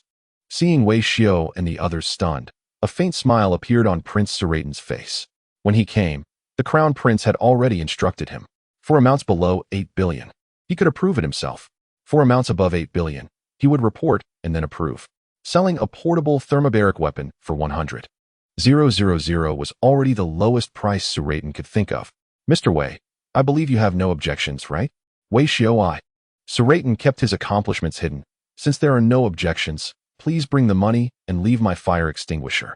Chapter 85. The virtue of martial arts explodes. Wait a moment. Your Highness. Seeing that Seraton was about to pay, Huang Han couldn't sit still. Goodness, I haven't even used such advanced equipment yet, and you're already exporting it? It's not like when we sold you the Dongfeng 3 back in the day. We aren't so poor that we would sell anything. Moreover, money is one aspect, and the stability of the regional situation is another. You have a fire rocket launcher and then buy a personal fire extinguisher. Wouldn't that make you invincible in that region? This does not align with our interests. So he immediately intervened. Your Highness, regarding this equipment, whether it can be sold still requires permission from the higher authorities. Oh, right. I forgot about that. Wei Xiao slapped his forehead, realizing too late. He was so focused on the money that he overlooked this aspect. The principles of military trade must still be followed. Our military has always operated on the principle of researching 1 generation, developing 1 generation, mass-producing 1 generation, deploying 1 generation, and retiring 1 generation. Only the retired generation can be sold as foreign trade products. For the wealthy client, just letting them try 2 rocket launchers is sufficient. There's no need to give them too much. Just as he was explaining to the wealthy client, Shun Bao suddenly ran over. Professor Wei, there's someone outside the security line who wants to see you. Due to the testing of the personal cloud explosive, Wei Xiao had set up a security perimeter to keep bystanders away to avoid accidental injuries. Hearing this, Wei Xiao felt a pang of anxiety, thinking, could it be that someone got hurt? With a nervous heart, he approached the security line. The visitor looked to be in his 40s. And Wei Xiao didn't recognize him. He was holding a mobile phone that was streaming live footage. Mr. Wei, I'm your fan. Wei Xiao was momentarily taken aback. Wait, have my fans gone this crazy? They're even trying to meet me in person now? The key point was that the quality of this fan wasn't that great. He wasn't even a female fan. Just as Wei Xiao hesitated, Qian Wei was the first to recognize the visitor. Director Yang, what brings you here? Wei Xiao responded. Director? This is Yang Tianhe, the head of the Meteorological Bureau of our city. Quickly let him in. As they spoke, Qian Wei personally lifted the security line and invited the old friend in. At this moment, Yang Tianhe seemed a bit excited. Professor Wei, I started following you since your test firing of the 85 cannon. I had people searching everywhere and finally found your live streaming location. That's why I brought the colleagues from our shadow office along. Wei Xiao felt a bit unnerved. A few middle-aged fans are hunting me down? You're not planning to send me any sharp objects, are you? Yang Tianhe waved his hand. Of course not. Our meteorological bureau, especially the shadow office, is very interested in your equipment. Didn't you say that some equipment can not only be adapted for the fire department, but also for the meteorological bureau? Qian Wei, Huang Han, Su Latin. So now there's another competitor. This is great. All the major artillery forces in the country are now gathered. The online commenters are also getting restless. Not only was today's program explosive, but surprise guests keep coming. Haha. The major armed forces in the country are all here. Fun fact, the number of regular artillery and rocket launchers owned by the fire and meteorological departments exceeds the total number of military artillery in all Asian countries. The ranking of long-range strike forces is 1. Rocket forces, 2. Army, 3. Meteorological Bureau, 4. Fire Department, 5. Militia. The situation is quite intriguing. The capabilities of the Meteorological Bureau's artillery are sufficient to handle most smaller nations. Are we discussing quantity over quality? But hasn't quality improved? Didn't we see the Bureau Director personally demonstrating the equipment? It's hard not to laugh at the absurdity. The moment Yang Tianhe's identity was revealed, netizens already guessed his intentions. Therefore, Yang Tianhe at the scene decided not to put on a facade anymore. Professor Wei, our meteorological department is also quite behind in ensuring people's livelihoods. You must consider us. Look, I've even brought Director Zhou from the Weather Modification Office. We don't ask for much, just 2 long-range firefighting cannons will do. The Weather Modification Office, as the name suggests, is mainly responsible for artificial rainfall. Previously, they used outdated equipment retired from the military, like the 85 artillery. However, when Yang Tianhe and Director Liu saw how Wei Xiao had transformed the 85 artillery, they could no longer sit still. Isn't this a qualitative leap? Especially when they learned Wei Xiao was live streaming, they were almost hooked. Unlike others with larger appetites, they only needed 1 or 2 pieces of equipment to suffice in their field. Facing Yang Tianhe's eager gaze, Wei Xiao hadn't had the chance to respond when Huang Han spoke up first. Director Yang, did you even watch the live stream seriously? Yang Tianhe replied confidently. Of course I watched it.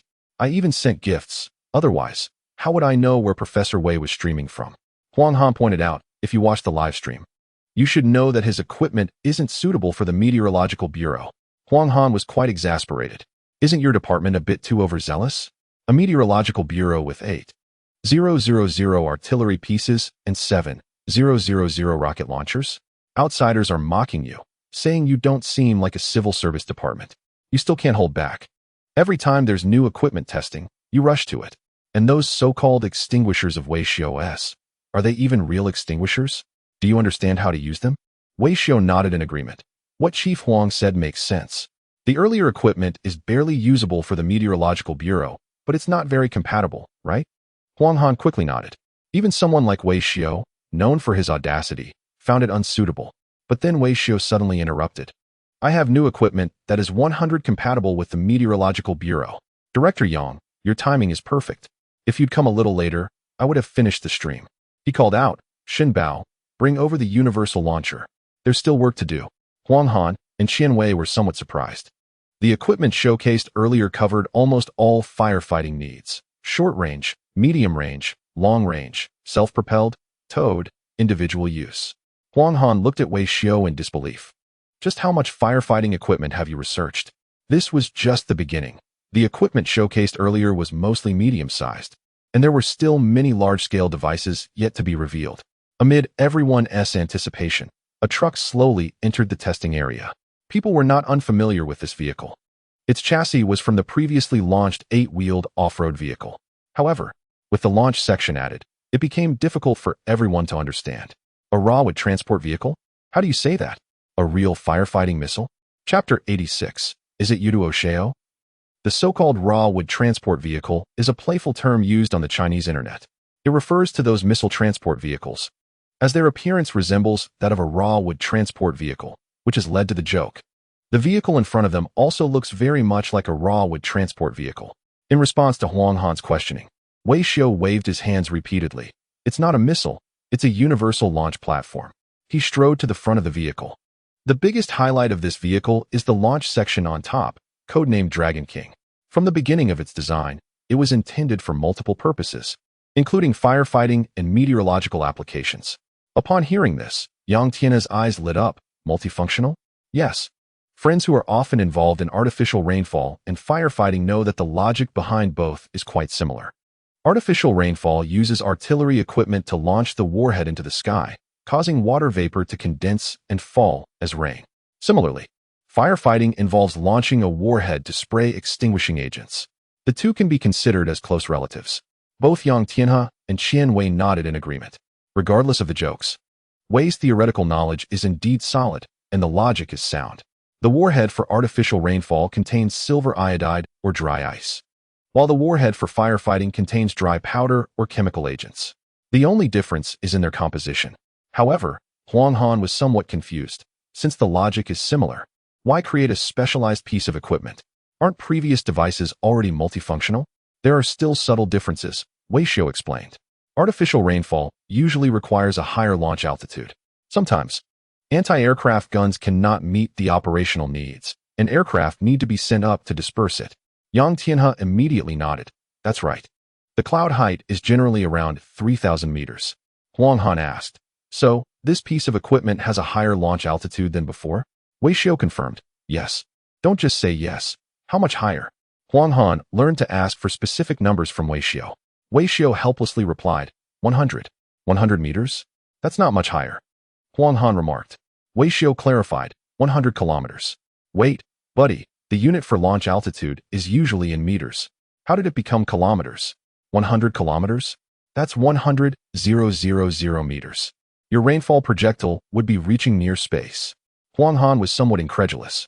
Better safe than sorry, Wei Xiao said lightly. What if the Dragon King is hiding far away? All right. I think this thing shouldn't be called Dragon King. It should be called Strike the Dragon King instead. What about the range? Huang Han asked the most concerning question. With a launch altitude of 100 kilometers, the range must be significant. This time, Wei Xiao didn't play around with the numbers and answered honestly. Over 400 kilometers. Huang Han nodded. 400 kilometers sounds reasonable. What about the other parameters? The other parameters are similar to before, with vertical launch capabilities for programmable ammunition and so on. Let me show you a launch. With that, Wei Xiao waved his hand to call over Shin Bao. Prepare for launch. The target will be arranged as planned. 1 round of ammunition, with 3 types of projectiles programmed. 1 fire extinguishing shell, 1 high-efficiency fire extinguishing shell, and 1 rainmaking shell. Once the target is set, launch immediately. Shin Bao saluted, understood. It was clear that Wei Xiao was well prepared and had even rehearsed this. Therefore, from target confirmation to loading, everything was very smooth. He had even arranged the types of ammunition and spoke confidently about it. The value of this equipment lies in its programmable ammunition. The same warhead can carry up to 7 projectiles. These 7 projectiles can be configured into different types, as I just mentioned. Moreover, each projectile has its own independent navigation system and can execute separate tasks. Upon hearing this, Yang Tianhe and Qian Wei were almost drooling. Amazing. Just the ability to program them individually is worth highlighting. Huang Han also found this operation quite reliable. At least it sounded non-threatening. In less than 5 minutes, Shin Bao completed the pre-launch preparations. Following Wei Xiao's instructions, he set the target and then directly executed the launch procedure. The launch platform was raised. Flames shot out from the tail of the missile, accompanied by a series of roaring sounds, soaring into the sky. Having previously witnessed short-range rocket launches, they were somewhat accustomed to it. However, Huang Han and Old Zhao stared at the yellow tail flame, their brows tightly knitted. The reason was simple. They were not novices. They had seen the launch of large missiles. Especially Huang Han. As the commander of the operational area, he was one of the few qualified to press the launch button. Old Zhao, could that tail flame be fueled by liquid oxygen and liquid hydrogen? It probably is. The color indicates as much. With Zhao's confirmation, Huang Han's expression turned from clear to cloudy. Liquid oxygen and liquid hydrogen fuel is a high-end liquid propellant with a specific impulse of up to 440 seconds. A significant portion of domestic missiles use this type of fuel because it provides ample power. Wei Xiao, thinking of this, Huang Han's expression became exceptionally serious. Can you tell me the range of this thing? Over 400 kilometers, Wei Xiao replied casually. Chief of Staff, your memory isn't great. You should take some brain supplements. Don't give me that. With a range of 400 kilometers, what do you need liquid oxygen and liquid hydrogen for? This distance can be covered with ordinary liquid oxygen and kerosene fuel. You still understand? Wei Xiao chuckled.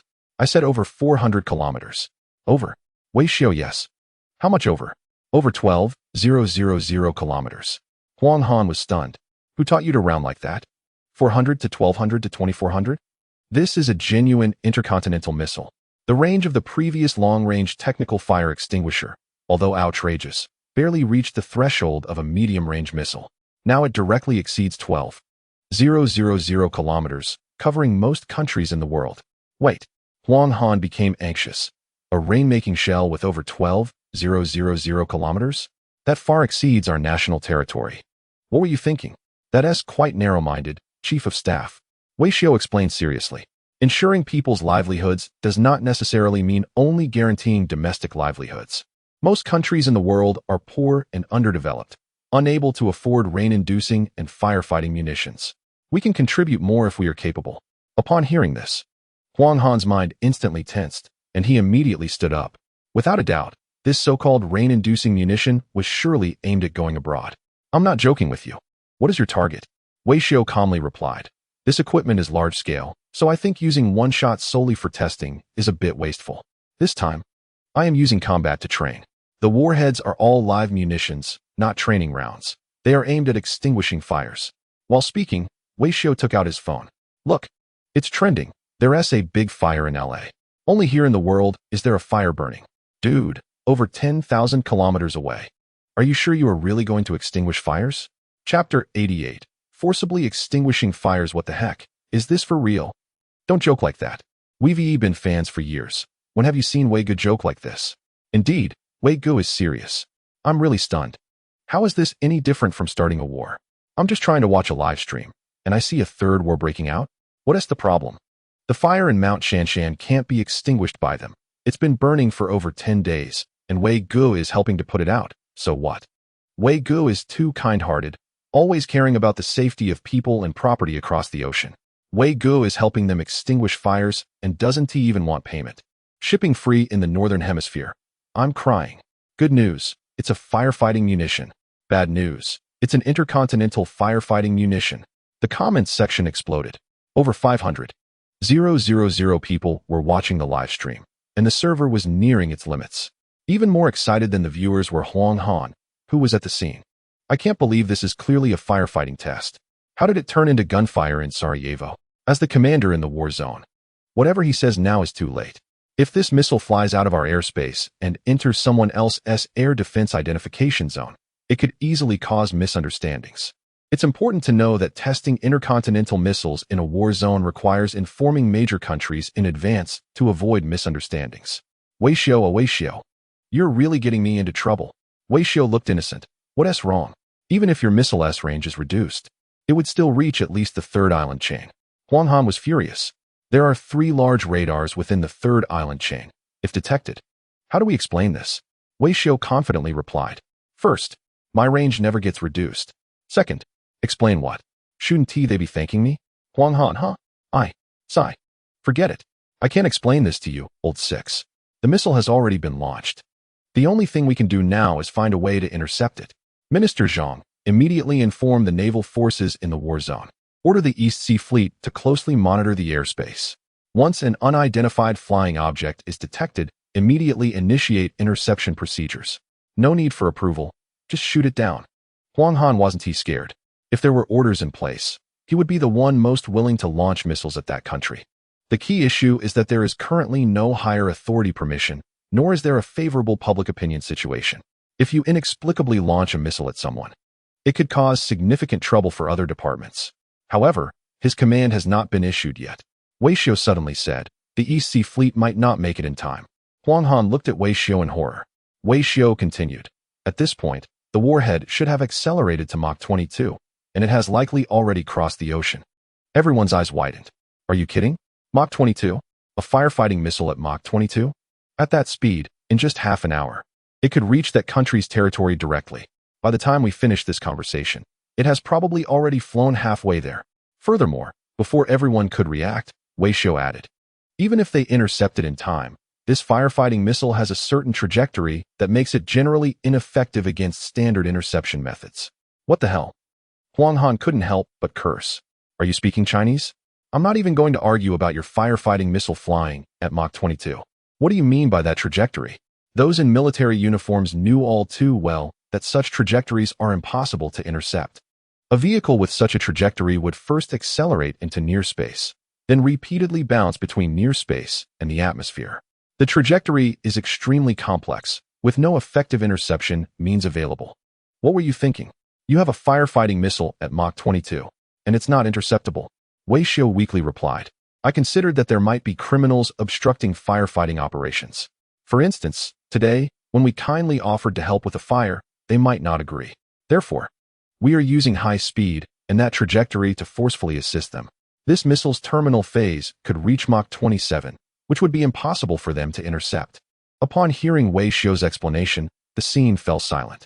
Near space, terminal penetration, that trajectory, no matter how you look at it, it doesn't seem like a technology meant for ensuring civilian safety. Vehicles with these three attributes either malfunction and crash or successfully complete their mission and land. Other than that, people on the ground have no way to intervene. The only hope is with the warhead. Thinking of this, Huang Han raised his head once again. What are you using for the warhead? You didn't bring any bombs, did you? Wei Xiu replied earnestly, definitely not. I only brought firefighting and rainmaking warheads. In this way, Huang Han felt slightly reassured. The vehicle is merely a carrier. The most important part is the warhead. If the warhead is non-lethal, then no matter how fast or stealthy the missile is, it becomes useless. Fortunately, Wei Xiu did not bring bombs, only firefighting missiles. Wait. Huang Han thought of this and felt a tightness in his chest. Are those firefighting missiles legitimate? Wei Xiu explained. Of course, there are 3 warheads in total. One is a standard firefighting missile filled with dry powder. That's good. Before he could finish his sentence, Wei Xiu continued.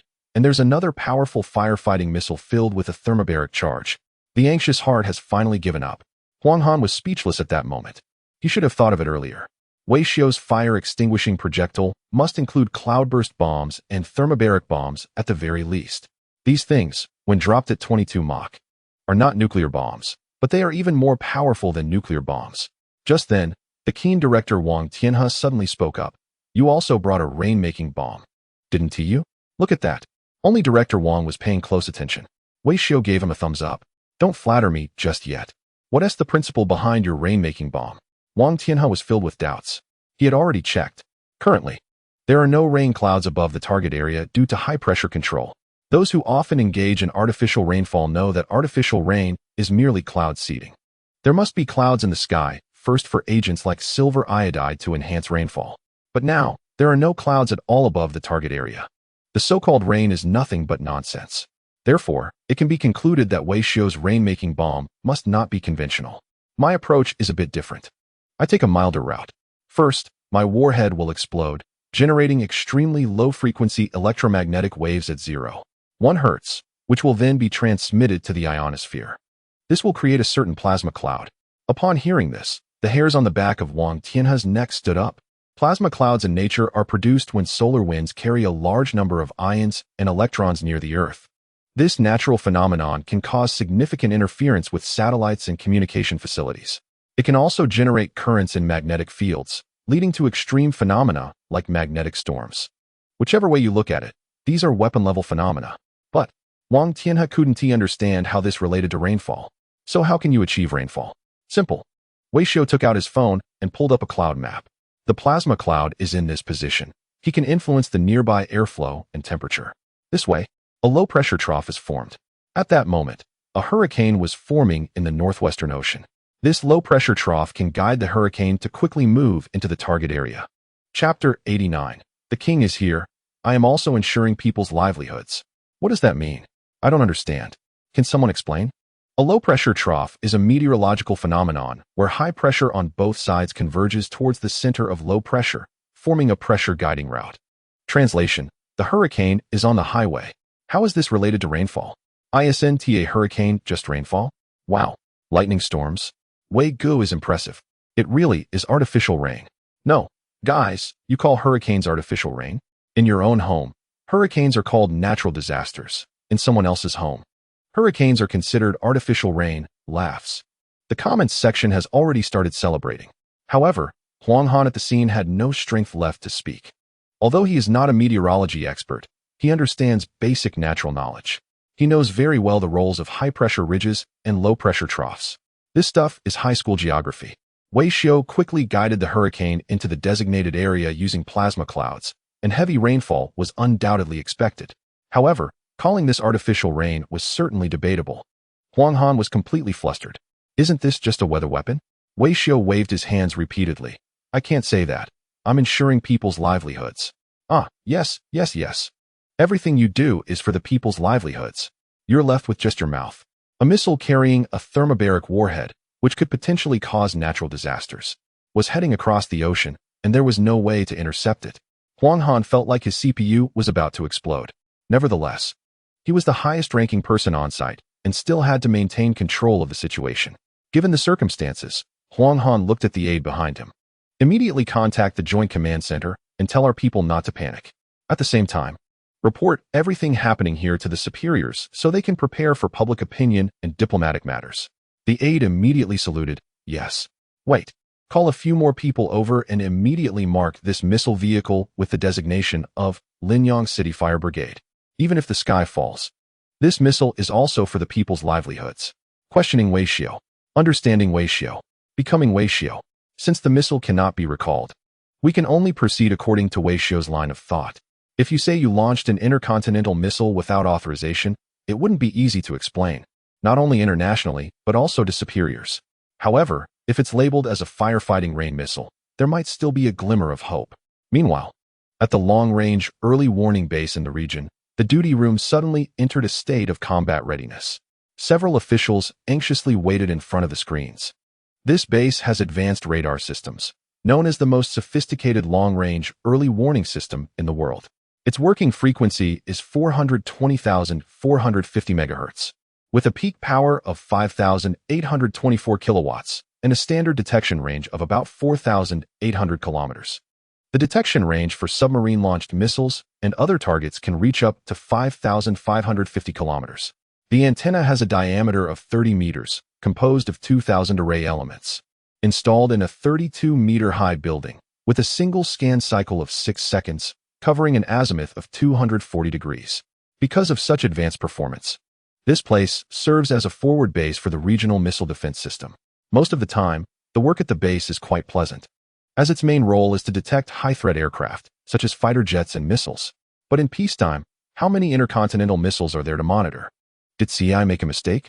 Navy Brigadier General Mariano stared intently at the radar screen, somewhat skeptical about the intelligence source. At this time, how could the Eastern nation possibly launch an intercontinental missile? Subordinate reports. I've confirmed several times. CEI is 100% certain. Where did the source come from? They didn't say? Subordinate. It seems the information was obtained from the internet, possibly from a live stream. Mariano silently cursed the intelligence department in his heart. What a joke. Inept intelligence can burden the entire military. With such bland intelligence, my base could suffer. All radar systems were activated, and the missile defense system entered a state of readiness. As a result, you said it was a live broadcast? It's absurd for such a major event like launching an intercontinental missile to be aired live. Mariano was not prepared to play games with the intelligence department anymore.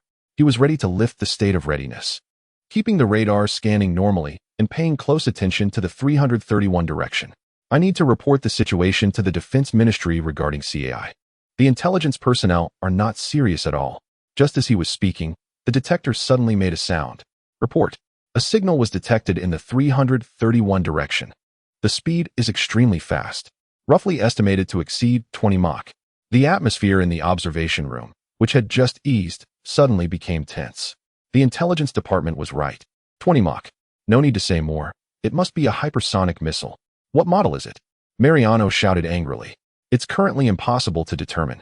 And it's different from any electromagnetic spectrum we detected before. Hearing this, Mariano felt suffocated.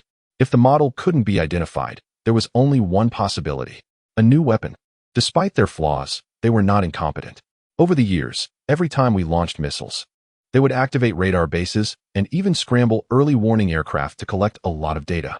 Although there were some missiles they couldn't intercept, they were still capable of distinguishing electromagnetic spectra. The blind spot now appearing on the screen that couldn't be identified indicated that there was a new weapon again. The thought was chilling. In the field of intercontinental missiles, they already stood out, and there were no bottlenecks in development. Now another new type appeared, one that could be launched directly, and they didn't even know the purpose of this missile. There was no prior notification from the other side, and military strike possibilities couldn't be ruled out. If it was indeed a military strike, should they retaliate? At this thought, Mariano even felt a bit relieved. He was glad he wasn't the one making strategic decisions. He was just a small brigadier general at a military base, responsible for missile defense, not countermeasures. Immediately activate the ground-based Aegis system. The target signal is uploaded to the satellite network, and the terminal defense system is notified to prepare. Standard 3 is fully vertical. Once the target is bound, launch immediately. The base in Guam is the core of the ground-based mid-course ballistic system, equipped with a standard ground-based missile defense system. This defense system consists of command control, operational management and communication systems, early warning detection and tracking recognition systems, and interception equipment. Once data is captured, it connects globally, and all military bases equipped with missile defense systems will be mobilized. When this system was established, it was claimed to defend against all attacks in the world, but it had never been verified.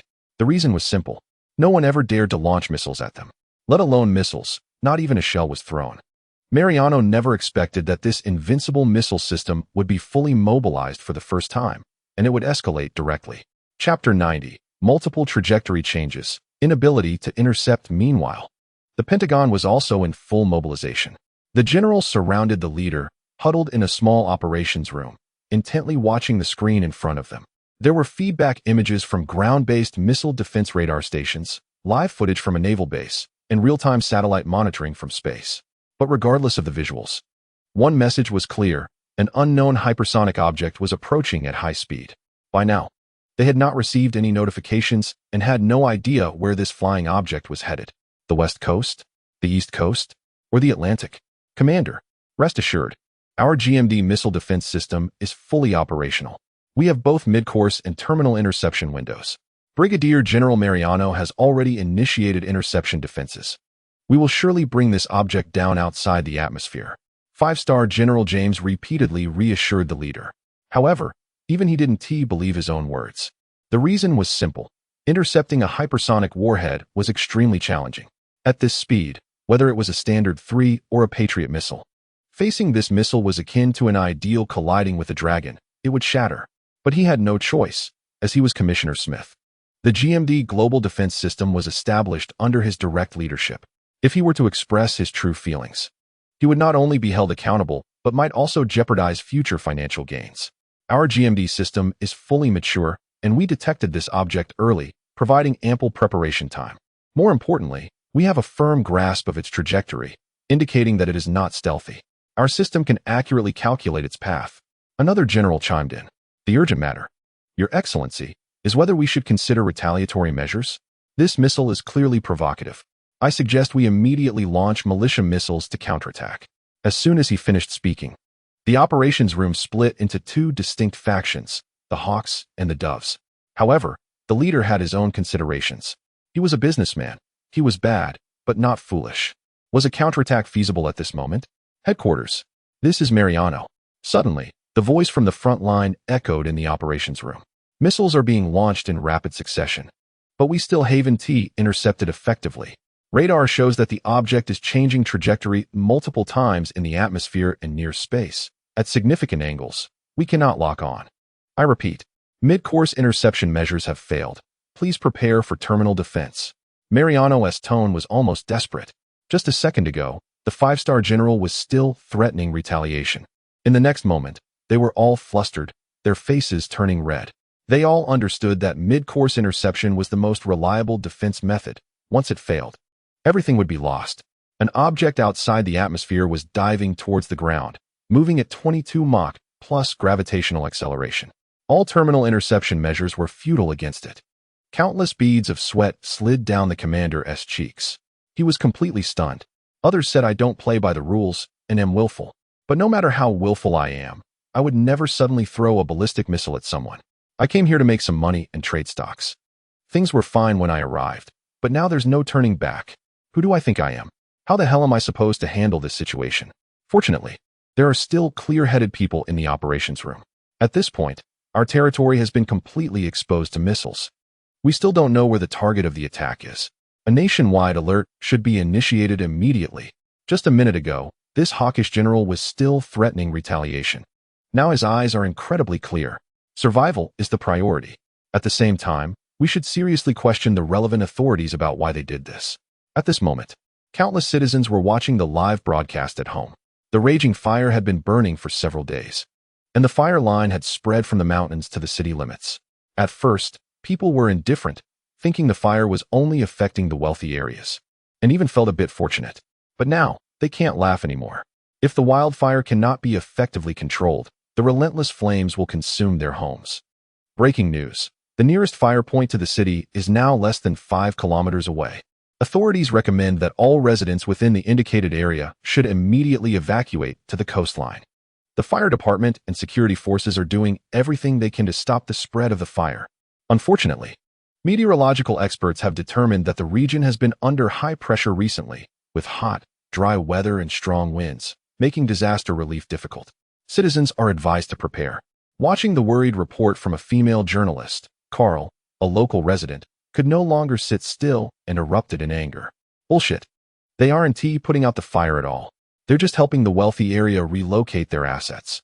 As a native of the area, Carl understood the authorities' nature all too well. Putting out the fire was impossible. It all depended on the weather. If rain was approaching, the authorities would mobilize fully to extinguish the fire. But if the dry weather continued, then it would only lead to regret. That's why the fire could last 2 weeks. During these 2 weeks, all available manpower was sent to help the wealthy relocate. In reality, very few people were truly engaged in firefighting. Thinking of this, Carl decided he couldn't just stand by any longer. He returned to his room and pulled out his treasured handgun. What do you want? Thick me, seeing Carl with a gun, was somewhat puzzled. The wealthy area was already in chaos. If they went now, they might even be able to steal some of the things that were left behind. Quick. You take a gun too. Let us go for a zero-cost shopping spree together. Thick me understood, thinking to himself that this is why he asked my bro quick thinking. Watching the news has its benefits. At least they could find some wealth codes. Just as the two were preparing their weapons, the live broadcast suddenly cut off. A blue background with white text appeared on the screen, accompanied by a piercing alarm. Air raid alert. Attention, this is not a drill. Carl and Hummy were stunned. Although there was chaos in a certain country, it was usually just people playing with guns. They had never seen such a scene. Just as they were in shock, a cold mechanical voice came from the television. We are under air attack. Residents who receive this alert should immediately seek the nearest air raid shelter. If there are no suitable shelters nearby, please enter a sturdy basement to withstand the air raid and prepare sufficient food and water. Once again, this is not a drill. We are under attack. WTF? Carl stared at the alert, feeling numb. After finally finding an opportunity to get rich, now he had to seek shelter? Shit. After careful consideration, Carl decided that saving his life was more important. He immediately took out his phone to check for the nearest air raid shelter. The phone showed that the closest shelter was the Santa Monica Mountain Shelter, 7 kilometers away. It was a permanent air raid facility, said to withstand nuclear bomb-level explosions. The problem was, The Santa Monica Mountains were already engulfed in flames. You want me to go there for shelter? Are you crazy? There was fire on the ground and bombs in the sky. Am I destined to die today? Most residents of the area had given up seeking shelter. The reason was simple. Nearly all the shelters were in the mountainous region engulfed in flames. Going there was no different from seeking death. Faced with the choice of being bombed or roasted, residents chose to be bombed. Let it be destruction. First fire, then air raids. I don't want to live anymore. What is the leader doing? Why are we ordinary people suffering? Who would bomb us? Are they crazy? Who else could it be but the Eastern powers? It was truly incomprehensible why the leader would provoke a nation skilled in martial arts. I'm not going anywhere. Dying on my sofa at home is better than dying in a furnace. Carl looked at the crowd around him, sighing in despair, thinking they were just being foolish. Even if I die, I want to die on the path to getting rich. After weighing the options, he stepped outside with his handgun. No matter the disaster or chaos, it was the best time to make money. Even if bombs were about to drop, at least let me grab some valuable items before I die. Just as he and Homie were heading against the current toward the fiery mountains, boom. A loud explosion. A light ring suddenly appeared in the distant sky. Immediately, countless light spots emerged from the ring, falling straight toward the mountains. Like countless vertical shooting stars. As they descended, the light spots suddenly exploded near the ground. White smoke instantly enveloped the mountains, as if it were snowing. The mountains, originally shrouded in flames, suddenly became filled with smoke. And the fire was no longer as fierce as before. This is incredible. Something miraculous is happening. Carl gazed at the distant sky, believing in the existence of a higher power for the first time. Although he couldn't understand why, he was certain that this ring of light, resembling some kind of magical array, was meant to extinguish the fire. A white powder seemed to be gradually covering the flames. The crowd around him instantly became agitated, pulling out their phones to record. What the heck? Does a higher power really exist? What is this white powder? It feels like a fire suppressant, just like the dry powder in our fire extinguishers. Then what is this ring? Could this be what they call an airstrike? Nonsense. Where's the airstrike? Clearly, someone is helping us put out the fire. I saw a live stream saying that a fire extinguishing projectile was launched. As someone knowledgeable raised their phone, the onlookers quickly changed their tune. Thank you to the university for sending the big rocket. The whole world doesn't care about our lives. Only the university does. A fire extinguishing projectile crossing the ocean. How did they do it? Thankfully, technology is in the hands of civilization. As the ruthless flames were about to destroy their homes, the university stepped up. Most citizens were filled with emotion and shock. However, there were also some skeptics who couldn't lower their proud heads. Is this fire suppression? This is an invasion of a sovereign nation. Trying to use dry powder to extinguish such a massive fire? Ridiculous. Dry powder can only be used for small fires. Yes, although the powder was spread, the fire had not completely vanished. The area of the fire was too large. The amount of dry powder carried by the projectile was insufficient. To completely extinguish this wildfire that could engulf half the city, it would likely require hundreds of tons of dry powder. Just as everyone began to face reality and felt disappointment creeping in, the ring in the sky stirred once more. A massive point of light dropped vertically, heading straight to the center of the mountainous area. This time, it was different. The light did not split but exploded in its entirety midair. Boom. In an instant, the ground shook. Flames soared into the sky over the mountains. Just half a second later, the air currents surged within the city. Countless air currents converged into a fierce wind, sweeping towards the mountains. No one understood what was happening. They only felt the earthquake. Those living near the mountains began to feel suffocated and started to gag. Yuck, yuck, yuck. Oh, no way. What the heck? Is it a nuclear bomb? Oh my gosh. An earthquake. Look, the wildfire is extinguishing. With the crowd's shouts, everyone turned to look at the mountains. The flames that the dry powder hadn't completely resolved were visibly shrinking at a rapid pace, as if under a spell. The fire circle quickly contracted towards the center, leaving only wisps of thick smoke drifting out. The onlookers' minds were overwhelmed. With their cultural backgrounds being relatively low, they couldn't comprehend such a miraculous phenomenon. There was a magical array in the sky, and one by one, magical projectiles were descending. The dry powder is insufficient.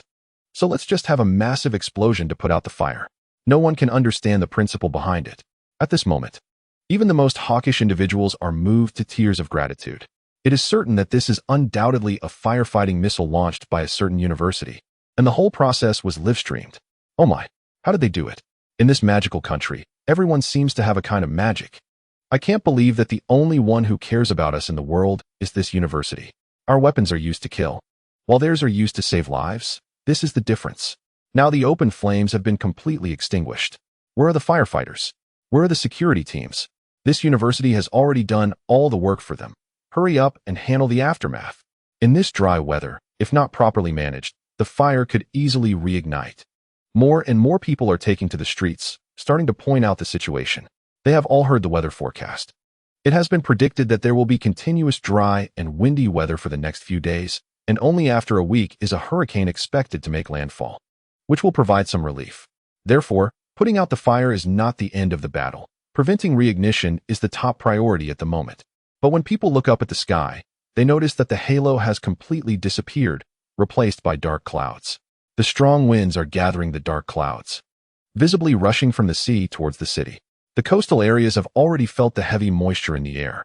Is it raining? Why? The weather forecast said there would be no rain this week. Look, the weather forecast has changed. Hurricane Carves has made landfall. Why so soon? Just this morning. They said it hadn't fully formed yet. What heavy rain! In an instant, large raindrops mercilessly hit everyone's cheeks. Normally, such disastrous storms are bad news. But today, people under the downpour are not avoiding it at all. Some are even cheering. I confirm, this is artificial rainfall. Among the crowd, someone is holding a phone and shouting. The internet is buzzing with excitement. The university launched remote firefighting missiles and rain-inducing projectiles to help put out the fire in a certain area and create artificial rain. This post has already received millions of comments. Those who are not on site are still debating online. However, the residents caught in the heavy rain are already tearfully grateful. Once again, it's the university. They really did it. I'm in tears. Chapter 92. Even if it's a nuclear bomb, what can it do? The heavy rain has completely eliminated the chance of the fire reigniting. Everyone is trembling under the air raid sirens, but sees no airstrikes or missile attacks. At this moment, on the eastern coast, the commander has activated the emergency plan and retreated into the bunker. He watches the live footage from the area in distress, his hands trembling with anger. Not only him, but also the other officials who have taken refuge in the bunker are speechless. Is this what the Defense Department calls a missile? Is this what they refer to as a potential nuclear strike? From the results, this is just a firefighting missile.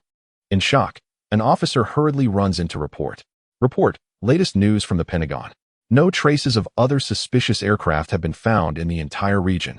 It can be confirmed that the explosion above the designated area was caused by the aircraft we were monitoring. The Defense Department assesses that there should be no threat now.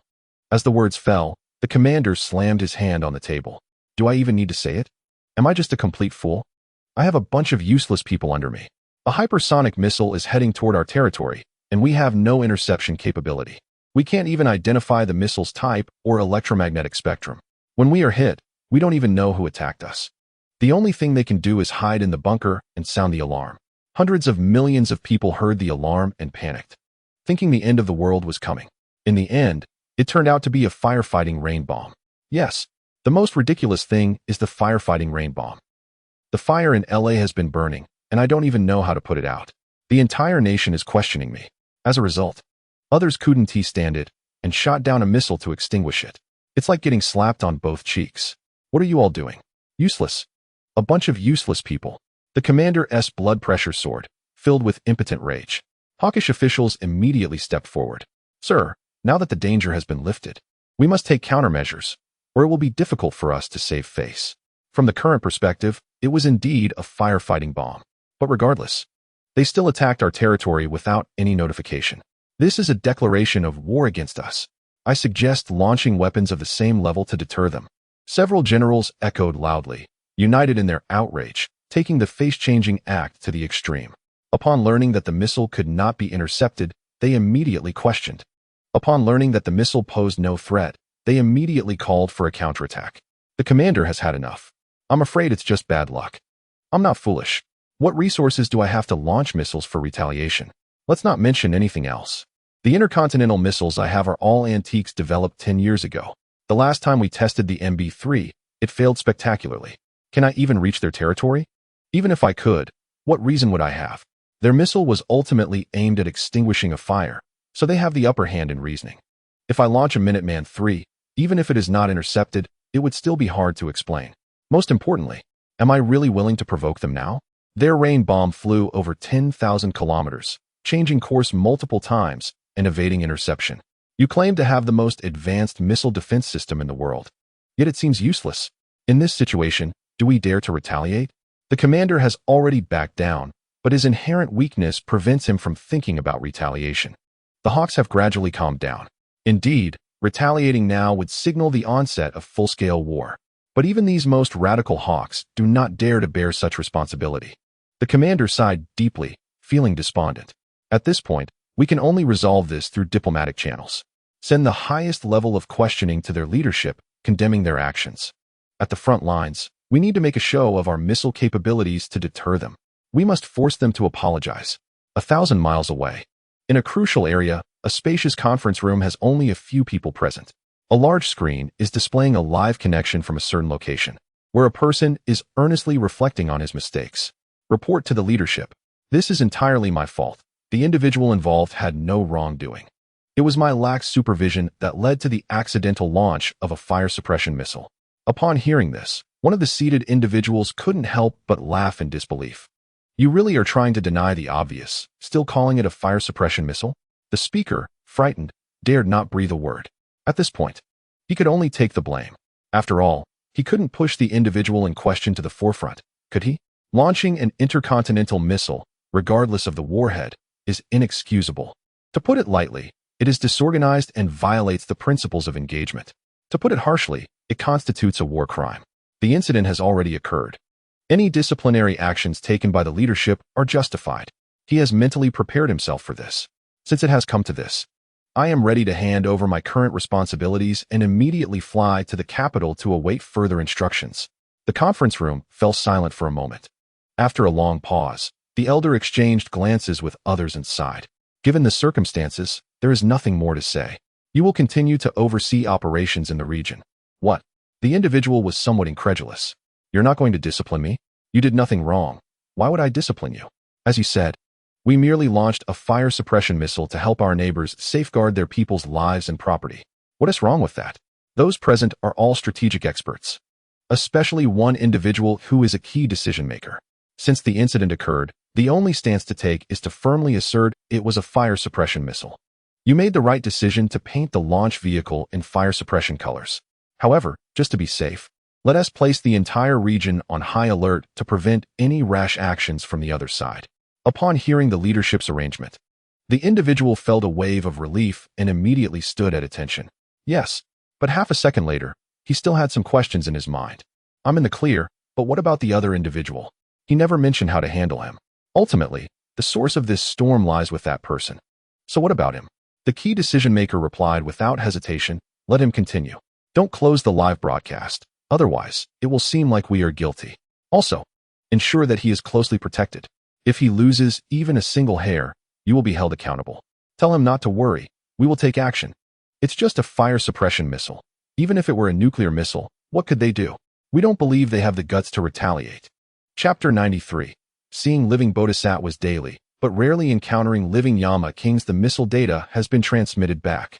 The individual jumped down from the launch vehicle, tablet in hand. Feeling elated. During its flight, the missile encountered multiple interceptions. See, what did I tell you? There are definitely malicious actors trying to block our firefighting efforts. We can't fathom why there is such resistance to safeguarding livelihoods. Watching him distort the facts, everyone present wore expressions of utter disbelief. Why are they obstructing? Don't you have a clear understanding of the situation? Any country would do the same. Wei Xiu didn't care whether anyone responded to him and spoke to himself. The fire situation is complex, so I designed the capability for bypassing obstacles, which is very necessary. According to the data, after the warhead bypassed the obstruction, it successfully arrived at the designated target area.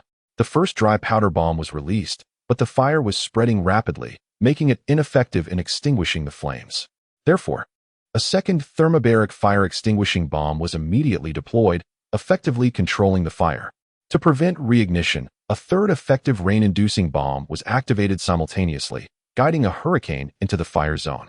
The three warheads each played their role, responsible for front-end, terminal, and end-stage firefighting, ultimately succeeding in extinguishing the large fire. After finishing, Wei Xiu paused for 2 seconds. He felt there should be applause here. However, everyone on site was biting their lips, staring at Wei Xiao with meaningful expressions. Buddy, your sense of conviction is no joke. Even at this point, you still call it a firefighting bomb. Let us not even mention the dry powder. You bragged about throwing a thermobaric bomb on someone's stronghold. A thermobaric bomb? Seriously? Only you could be so confident to use a thermobaric bomb as a firefighting tool. Chief Engineer Zhao was worried. Professor Wei, the Santa Monica Mountains that are on fire are their cultural and entertainment center. I'm afraid nothing will survive this. Well, there's nothing to be done. Disaster response always comes with losses. Wei Xiao thought it was normal.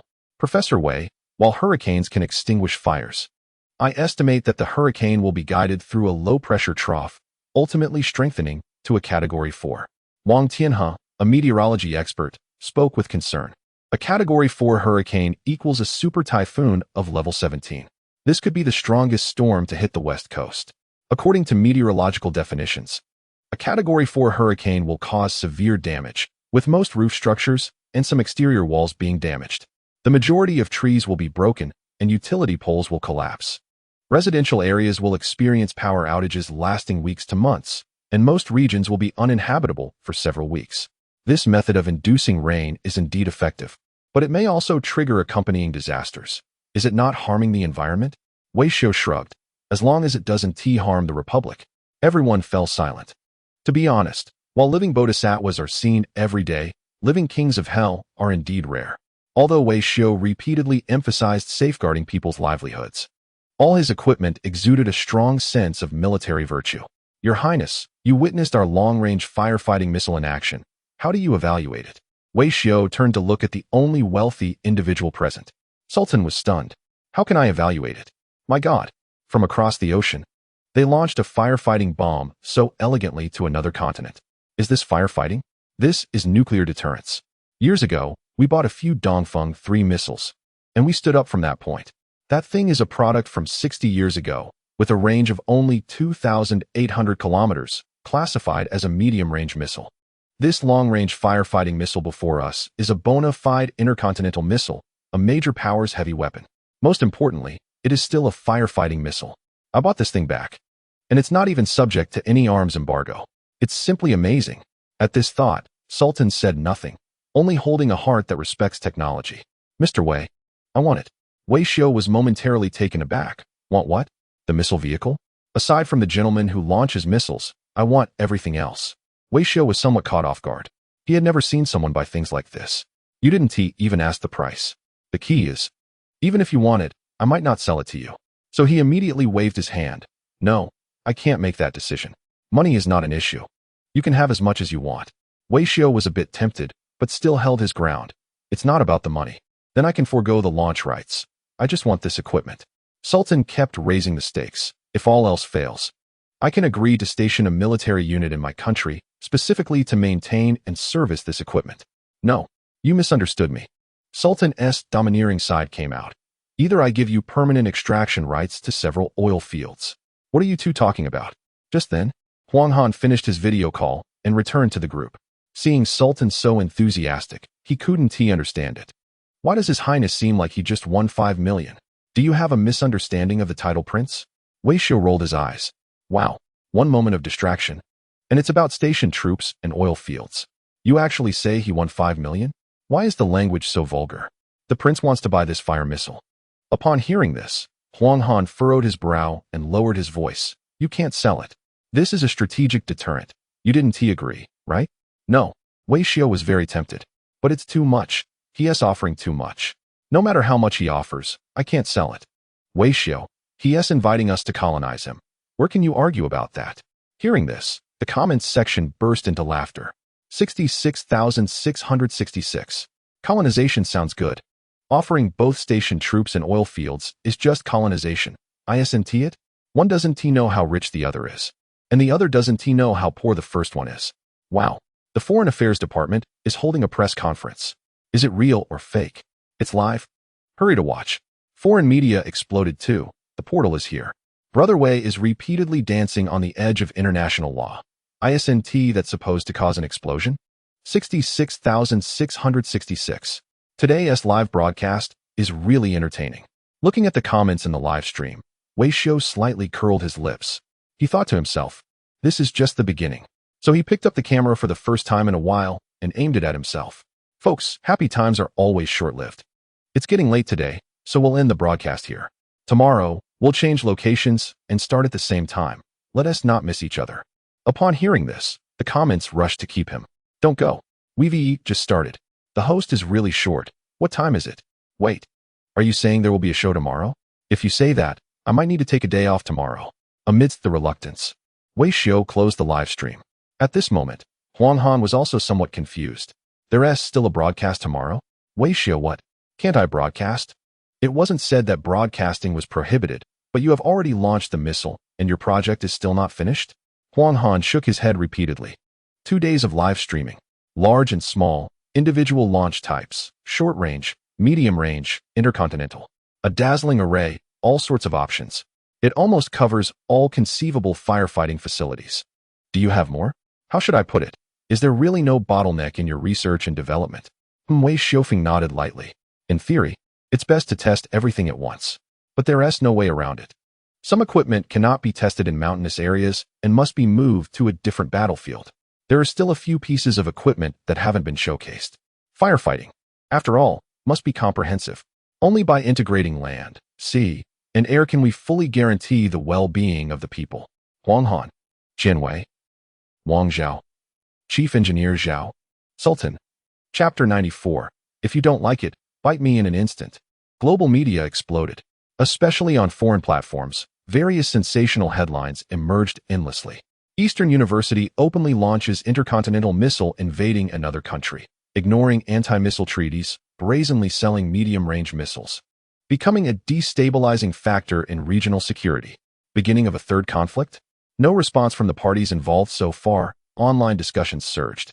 Normally, the movements of hypersonic weapons are not accessible to the general public, and one must wait for official announcements. But today, the launch was streamed live online.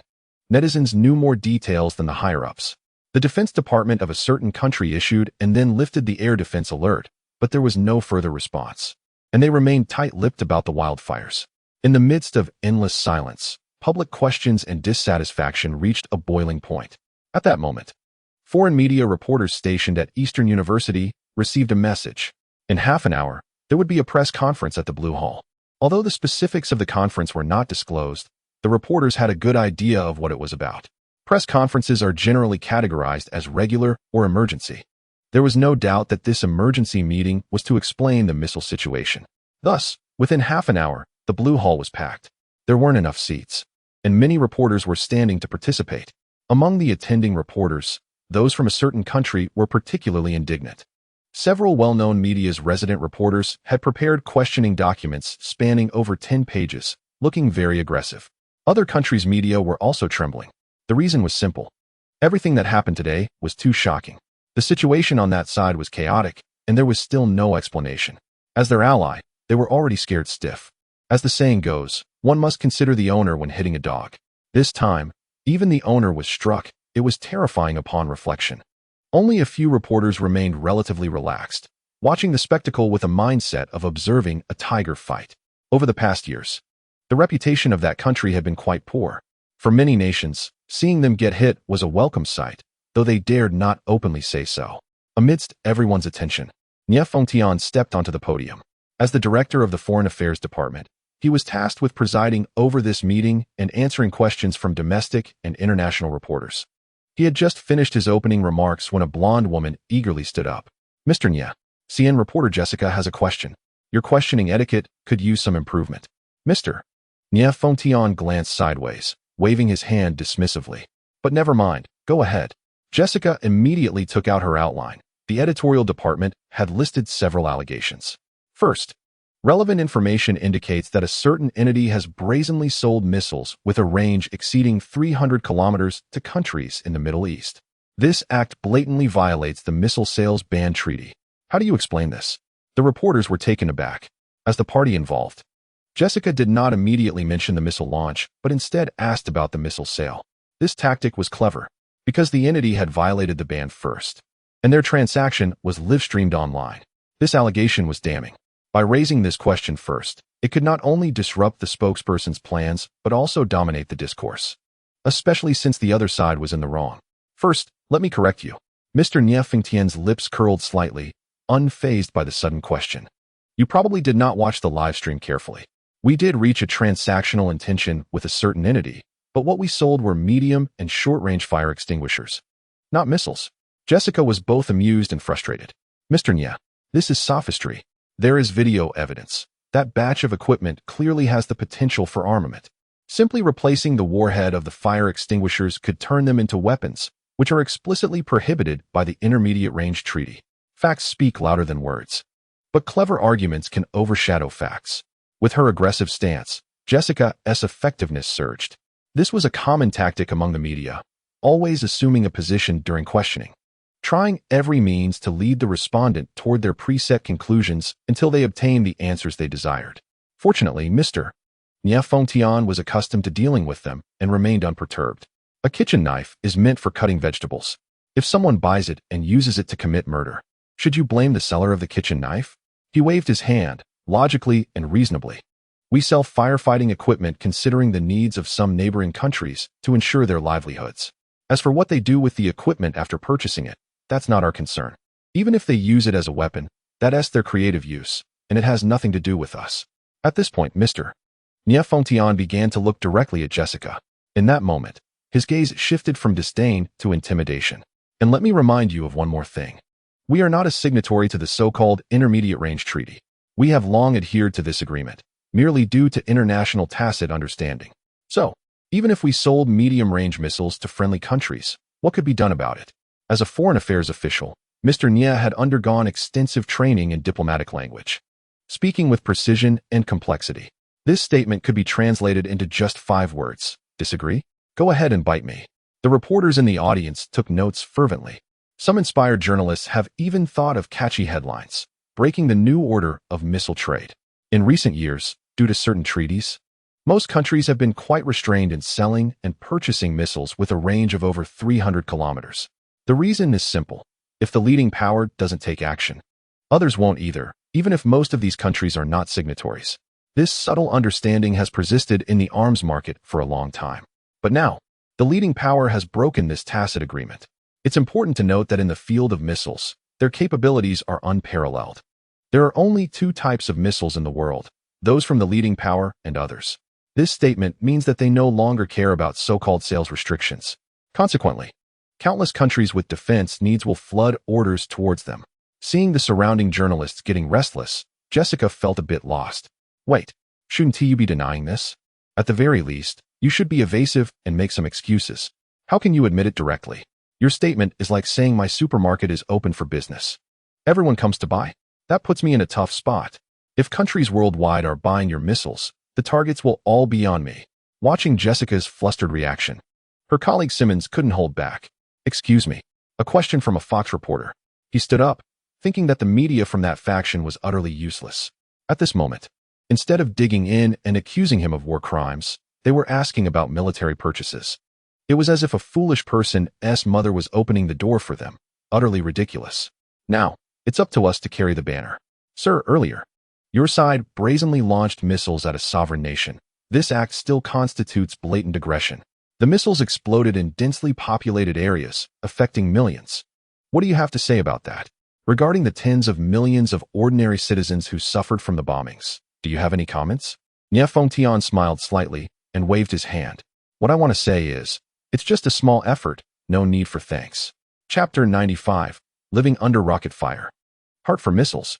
Haha. 666. No need to thank us. It's fine. We can help you put out the fire, and indeed, no need for thanks. The spokesperson's boldness was explosive. Such a nonchalant attitude is something I could never learn in my lifetime. I love this serious yet sarcastic vibe. I never would have thought of that answer. The spokesperson had a certain flair. Online, nearly 1 million viewers watched the live stream of the press conference. No one expected Nie Fengtian to handle the difficulties in this manner. Other journalists on site were also stunned. Fortunately, Simmons's mind was quick, and he immediately followed up. So, does this mean Mr. Nie admits that you launched intercontinental missiles? Nie Fengtian looked directly at him. Intercontinental missiles? When did we launch intercontinental missiles? Simmons was momentarily at a loss. Are you trying to deny it right here? The live footage is playing. Can you really deny it? Mr. Nya. People around the world have seen the live launch process. How can you say otherwise? Nya Fengtian raised an eyebrow slightly. Oh, are you referring to the fire-extinguishing projectile launched by our local fire department? I already stated my position on this. No need to thank us. Simmons then realized that Nya Fengtian was using their own techniques against them, starting to entangle the conversation. Mr. Nya, that was an intercontinental missile with a range of over 10,000 kilometers. Before he could finish, Nya Fengtian raised his hand and corrected him directly. Wrong. That was a civilian dual-use fire-extinguishing projectile with a range of over 10,000 kilometers. I hereby make a solemn statement. Our local fire department and Mr. Wei, a concerned citizen, decided to launch a newly developed intercontinental fire-extinguishing projectile at their own expense after witnessing the suffering of the people across the ocean due to devastating fires. In the spirit of humanitarianism and internationalism, they took this action. Now, the widespread fires have been completely extinguished, and the lives and property of tens of millions of people have been safeguarded. Here, on behalf of Mr. Wei, I would like to say to the affected people, no need to thank us. Once this statement was made, the online live broadcast exploded with comments. Well said. The response was spot on. These individuals really have no shame. It's like the story of the farmer and the snake, or Mr. Donghua and the wolf. All materialized in this moment. We extinguish the fires for you and still get complaints. Even have to consider compensation? What about our dignity? The fire-extinguishing projectile developed by Brother Wei is worth quite a bit, and we didn't even ask for funding from you. Don't worry, everything will be covered. Our technology is used for disaster relief, unlike some others, who use it to seize resources. Thankfully, technology is in the hands of the civilized. Let us not get sidetracked. Just tell me if the fire is out or not. In the Blue Hall, Simmons was completely at a loss. Why? How can they be so brazen? Seeing his father struggling, a reporter from a neighboring country stood up. Mr. Nya, a reporter from Asahi News asked. Many journalists turned around, secretly giving a thumbs up. I have to say, raising children is for old age. Who says that having a godson is useless? Now that the biological father has been silenced, the son stands up. Filial piety comes first. As a neighboring country, your nation did not notify us before the launch. The missile entered our airspace without warning. This violates international consensus and undermines regional peace. It poses a serious threat to our security. What is your explanation for this? With a range of over 10,000 kilometers, it inevitably passes through several countries' airspace.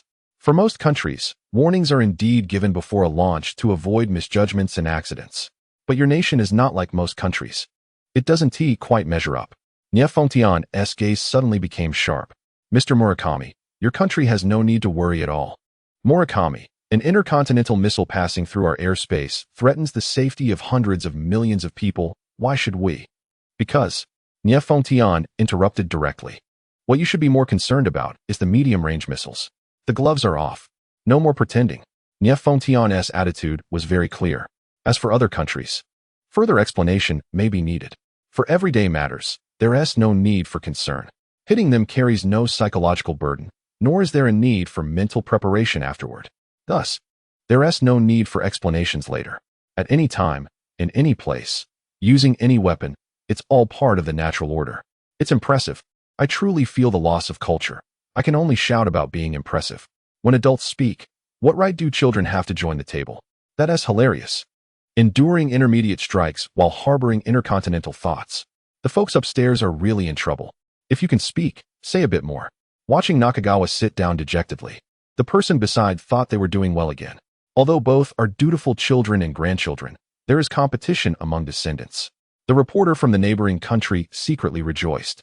How could a country that has been beaten dare to question others? Pay attention and learn well. I'll show you an example. If one's biological father is wronged, I can't stand it even a little. Mr. Nya, a question from KBS. Nya Fengtian helplessly pouted. With such combat capability, you might as well all come together. As a neighboring country, we are very concerned. Your country should be transparent and honest when testing such large destructive weapons. Only by doing so can misunderstandings be eliminated and conflicts eased. As a responsible major power in the region, we strongly condemn such reckless behavior. Generally, Nya Fengtian is professionally trained and does not smile. However, upon hearing the phrase responsible major power, he almost couldn't hold it in. Mr. Park, like Mr. Murakami, You are indeed overthinking it. Nie Fengtian waved dismissively. I think your country should focus less on our intercontinental weapon development and more on our rocket artillery development. Don't worry. In the future, when we test our rocket artillery, we will definitely notify your country. The comments section was completely in stitches. Who would have thought? The press conference by the Foreign Affairs Department was even more explosive than Wei Guo's livestream. Haha, this is even more absurd. Enduring rocket strikes while harboring missile thoughts. Why provoke him when everything is fine? Director Nie's small mouth was like it had been poisoned, pleasant to hear. It's all over. Everyone has become Wei Xiao.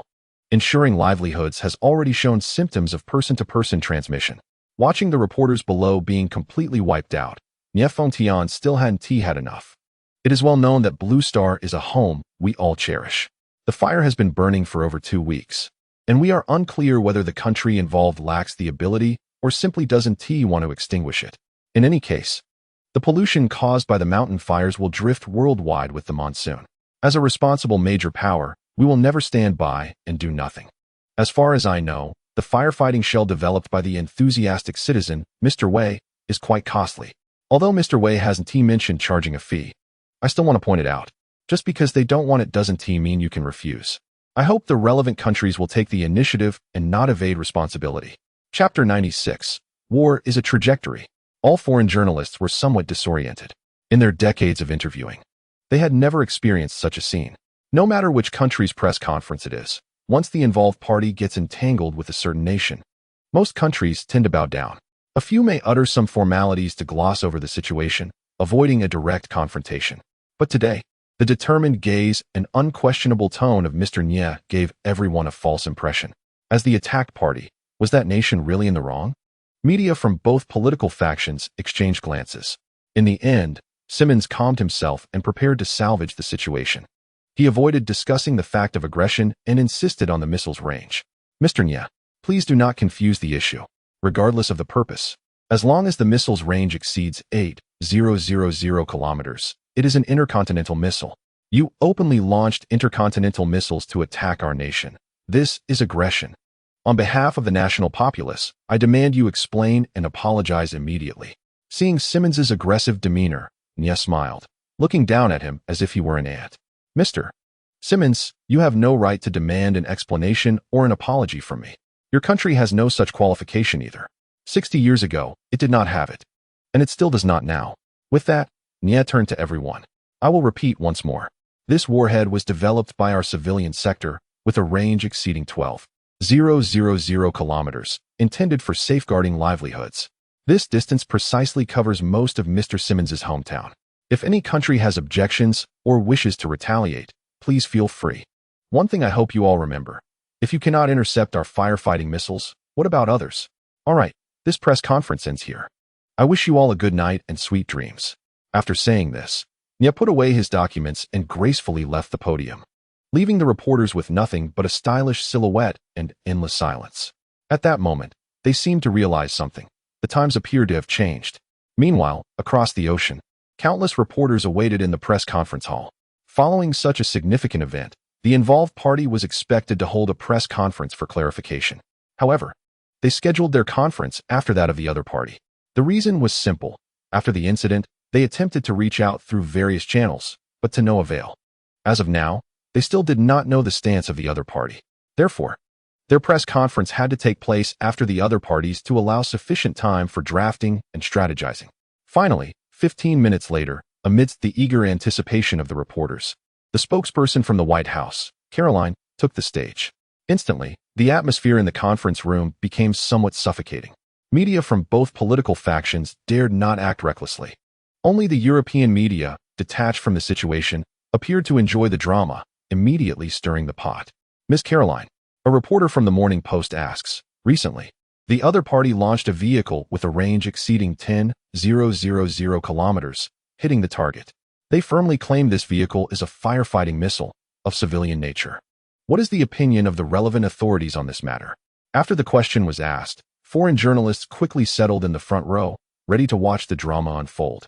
To be fair, it's the Europeans who are caught in the middle of this situation. It was clear that the reporter had a hard time hiding a smirk when asking the question.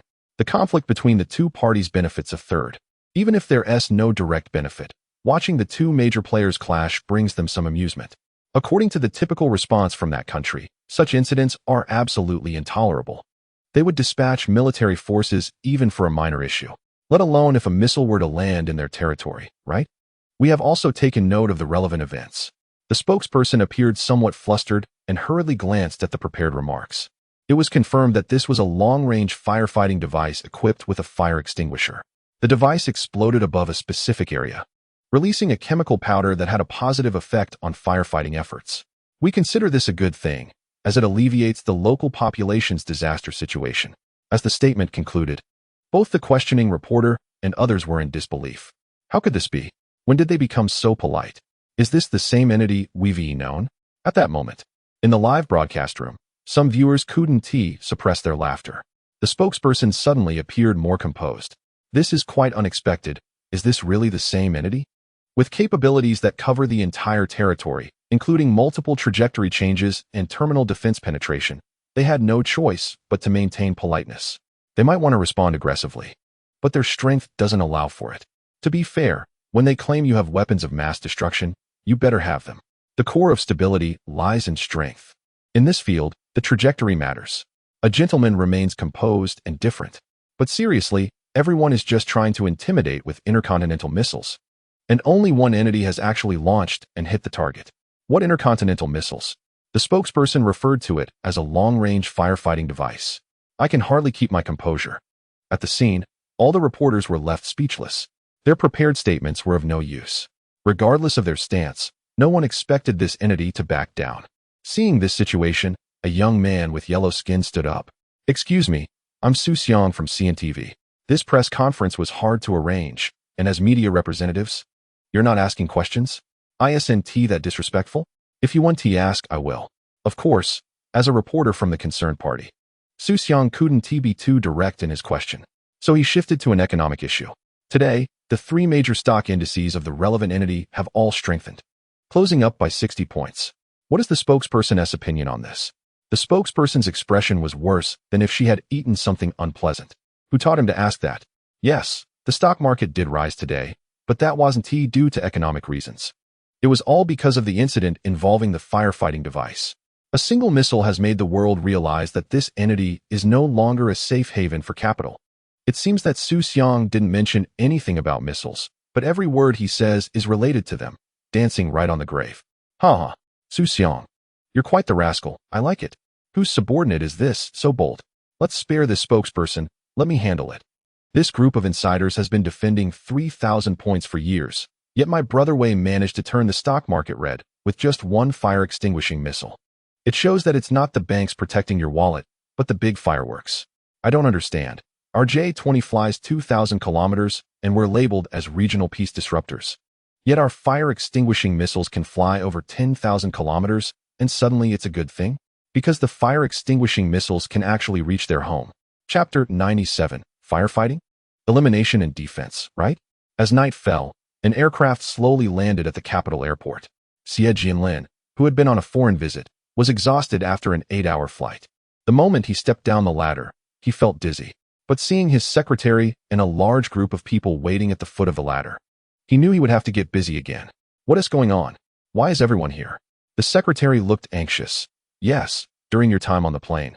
A lot has happened on the ground. Don't rush. We need to remain calm in our position. Despite being exhausted, Xie Jianlin still followed the protocol. He quickly walked with everyone to the special vehicle, and only then did he look up at the old colleagues who came to greet him. Almost all the heads responsible for foreign trade from the Commission of Science and Technology were present. He knew they were concerned about the results of his visit. As the head of the Commission of Science and Technology, foreign military trade was also part of Xie Jianlin's responsibilities. This time, he visited 7 countries, most of which had intentions for military trade.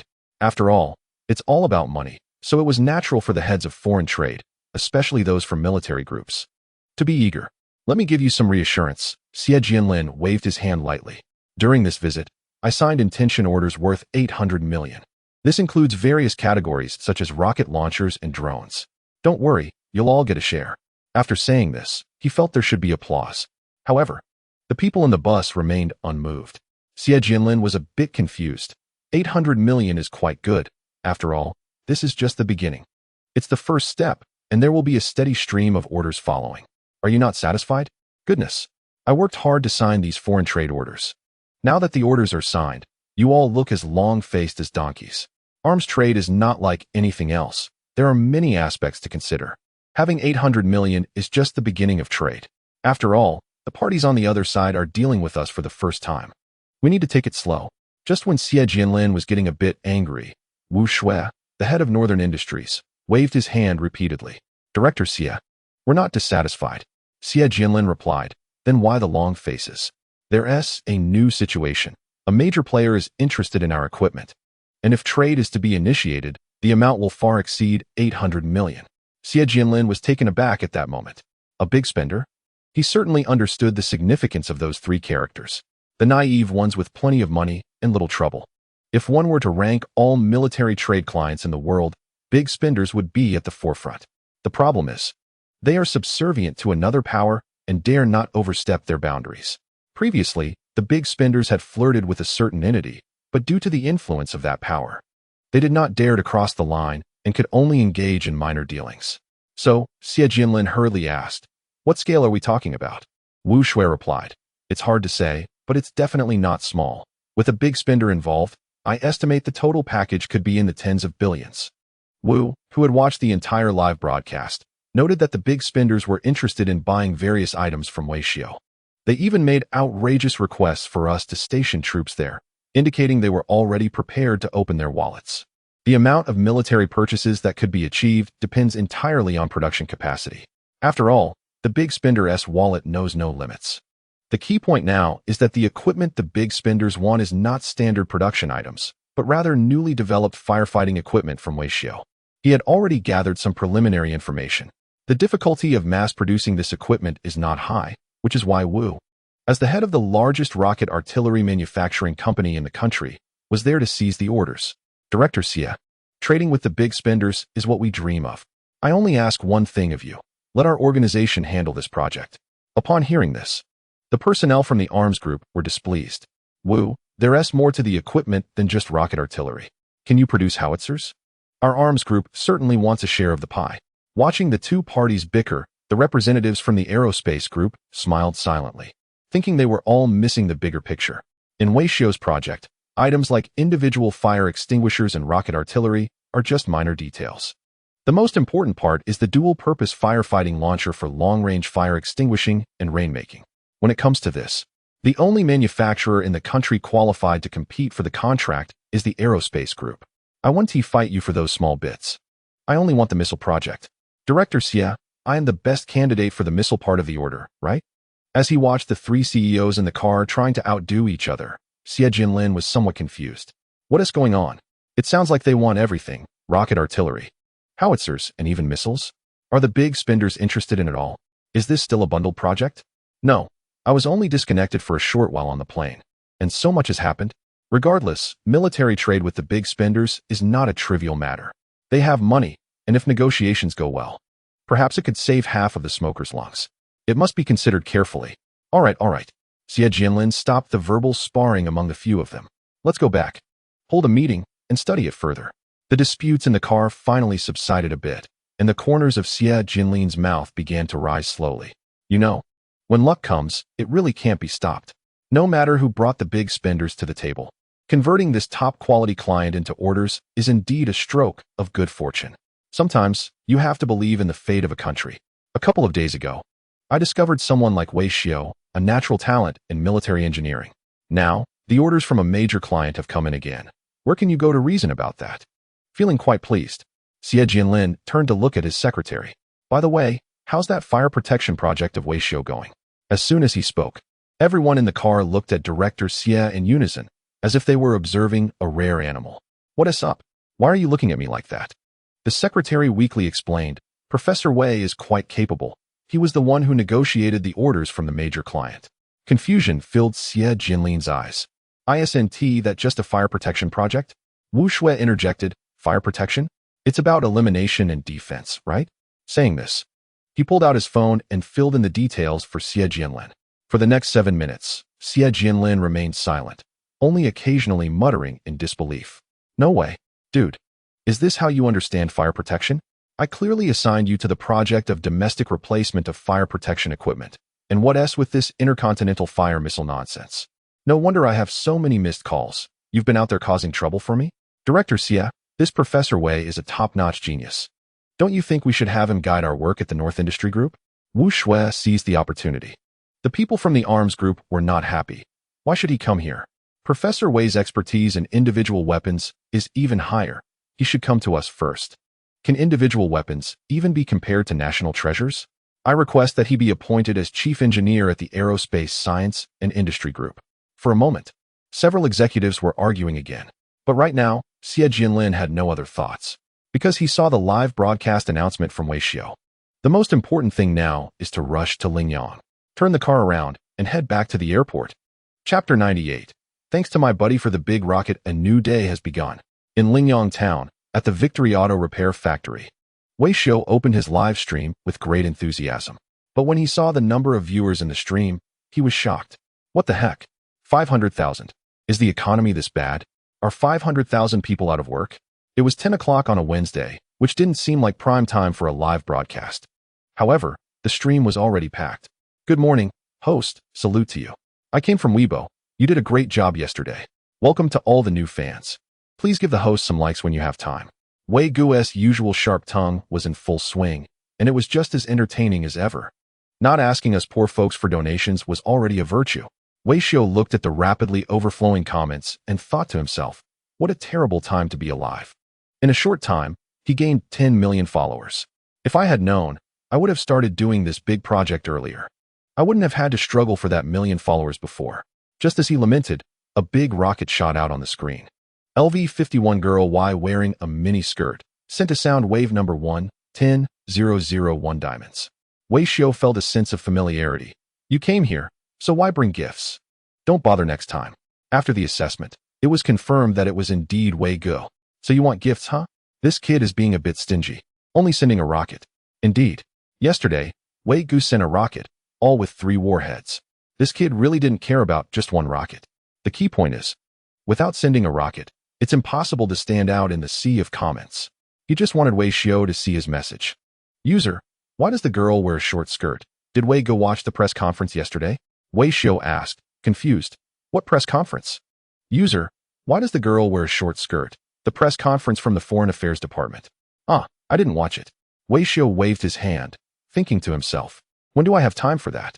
Last night, he was busy replying to private messages backstage and looking at photos from female fans. What did they say? User, why does the girl wear a short skirt? They said your actions openly challenge international order and selling large-scale weapons undermines regional peace. 80% of the commenters watched those live streams. Foreign journalists were quite harsh. Fortunately, our spokesperson defended us well, giving no face to the other side. At the scene, they painted Wei Guo as a terrorist. One fire-extinguishing missile silenced the whole world, which must have made them anxious. I think they need a wake-up call. Another missile would teach them a lesson. Wei Guo, my roommate wanted to see you launch another fire-extinguishing missile before he passed away. I'm begging you. I want to see it too. Let's rally for another launch. User, LV-57 strong and powerful, sent a wave effect 1. User, LV-48 lollipop, sent a spaceship 1. User, LV-59 used to chewing vegetable leaves, sent a cruise ship 1. In an instant, the screen was filled with gift effects obscuring the comments. Wei Xiu was dumbfounded.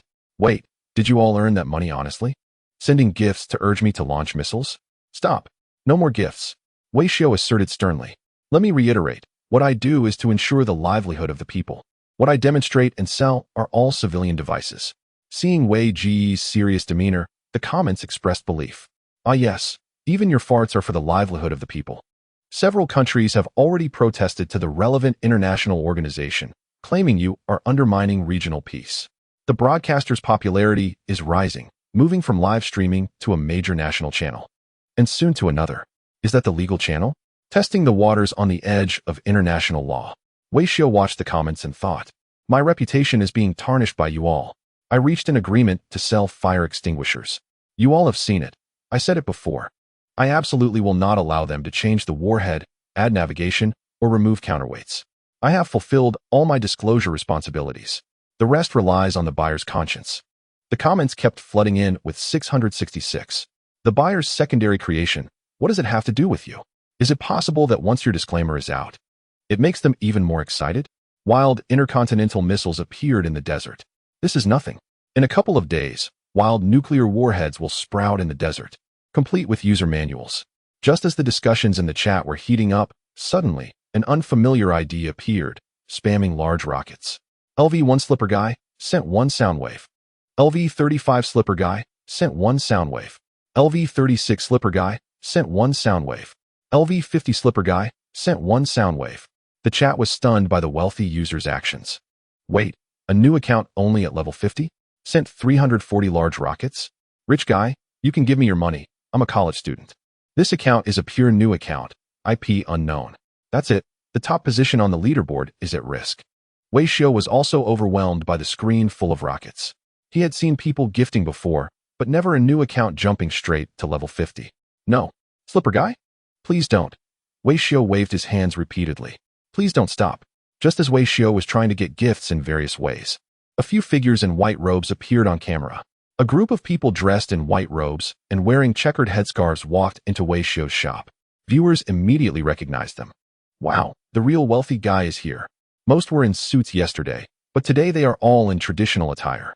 This signifies seriousness. Could it be that Slipper Guy is a lower-level account of Prince Sultan?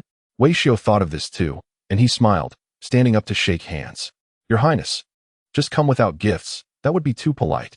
Sorry, I forgot to follow local customs. I really didn't bring any gifts. Sultan thought Wei Xiao was hinting at him. He then turned to take a black gold card from his assistant. This is a black card registered in my name, with no limit. Please accept it, Mr. Wei. What? Wasn't he at you spamming gifts in the live stream earlier? Wei was a bit unable to hold it together. He thought Slipper Guy was Sultan, but he clearly underestimated Sultan's power. The prince didn't take kindly to that. Gifting in a live stream? How could I be doing that? You're insulting me. Regardless, Mr. Wei, Sultan emphasized. I reported to our crown prince yesterday. He is very interested in your project. We have already sent people to negotiate with your country's Science and Technology Committee to quickly implement yesterday's intention agreement. Additionally, our crown prince has personally approved a budget of $2 billion for cooperation in the fire safety sector. In an instant, everyone couldn't contain themselves. Viewers? Slipper Guy? Wei Xiao? Wait, the fire safety project. Can this be calculated in hundreds of billions? Chapter 99. The prince understands technology. Wei Xiao was very skeptical. Is there a different exchange rate for dollars in that wealthy household? Even if I spent game currency, I wouldn't dare to be so extravagant. The key is that he isn't the one in charge. He is just the designer of the equipment, not the manufacturer. When it comes to large-scale foreign trade, it requires coordination from the Science and Technology Committee, involving several major producers. Real contracts need to be signed with them. Although the relevant authorities promised to negotiate as soon as possible, the price discussed at that time was not this high. What are they saying now? Suddenly adding up to 20 billion. Has the research been in vain? Moreover, even if the decision-maker can approve it, how much equipment can be purchased for 20 billion? Aside from a few major items, what the wealthy clients are interested in are mostly small individual equipment, which isn't expensive. If you bring in 20 billion, won't those military enterprises production lines start working overtime? With this in mind, the decision-maker retracted their desire for cash and waved their hands repeatedly. First, military trade matters are not under my jurisdiction. Second, I know you have money, but our production capacity is limited. Seeing the decision-maker in a difficult position, the other party had already thought of a countermeasure. In this world, no one can stop them from spending money. I understand your side has difficulties. I have a proposal for your reference. With a wave of the hand, the other party suggested that Mr. Wei lead the establishment of several production lines in our country. We will provide the initial funding, the land, and cover all expenses. We only need the products produced. Moreover, we will not interfere in the specific production process. What do you think? The other party was quite confident. Now they felt that just buying equipment wasn't enough. Buying production lines was the real deal. We can promise not to require your side to sell technology. At the same time, we will specifically allocate a piece of land to serve as an economic development zone, fully operated by your side.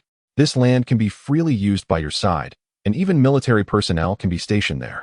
The audience was left stunned. What does this mean? What is an economic special zone? It can be understood as a concession. Incredible. It's the first time seeing someone eager to colonize themselves. Upon waking up, the powers actually turned out to be myself. Wealthy clients found it strange.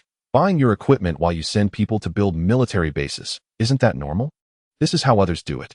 Logically, this is a win-win situation. Mr. Wei, agree to this, not for the money, but mainly to make a friend.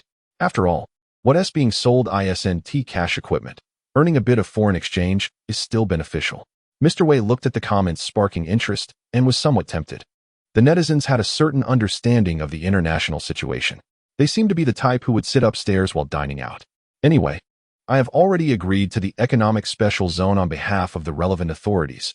As for what specific equipment to produce, that will be decided by them. With this thought, Mr. Wei adjusted his expression. He pretended to be outraged and began to scold the audience. Cash? What cash? The prince offering 20 billion is already generous. If you demand cash, are you even human? The audience. The viewers were baffled. Just a moment ago, with thousands of comments. If you can find one asking for cash, I'll eat my words. Just empty comments, right? Meanwhile, simultaneous interpretation reached the ears of the other party. Cash is relatively difficult to arrange. A hint of difficulty appeared on the prince's face. However, if Mr. Wei insists on it, we can find a way. We do have cash reserves, but transportation is quite challenging. So, give me a few days, and I will coordinate the aircraft. Wei Xiu once again refreshed everyone's perspective. Did he agree so quickly? Am I supposed to lose out here? In fact, Wei Xiu also suffered from being too young and not witnessing the transaction of the Dongfeng 3 back in the day. At that time, due to international sanctions, they couldn't use the settlement system. The old lords transported a ship full of cash to make the purchase. Incredible. Who needs cash like that? This burden falls on the fans. The wealthy ones are just suffering from not having watched the Spring Festival Gala. It's baffling. Did we suddenly gain a colony? Wealthy ones, you should be more cautious. You arrived in a luxury car, but left riding a bicycle. That might be a bit insulting to the wealthy. This is just small change.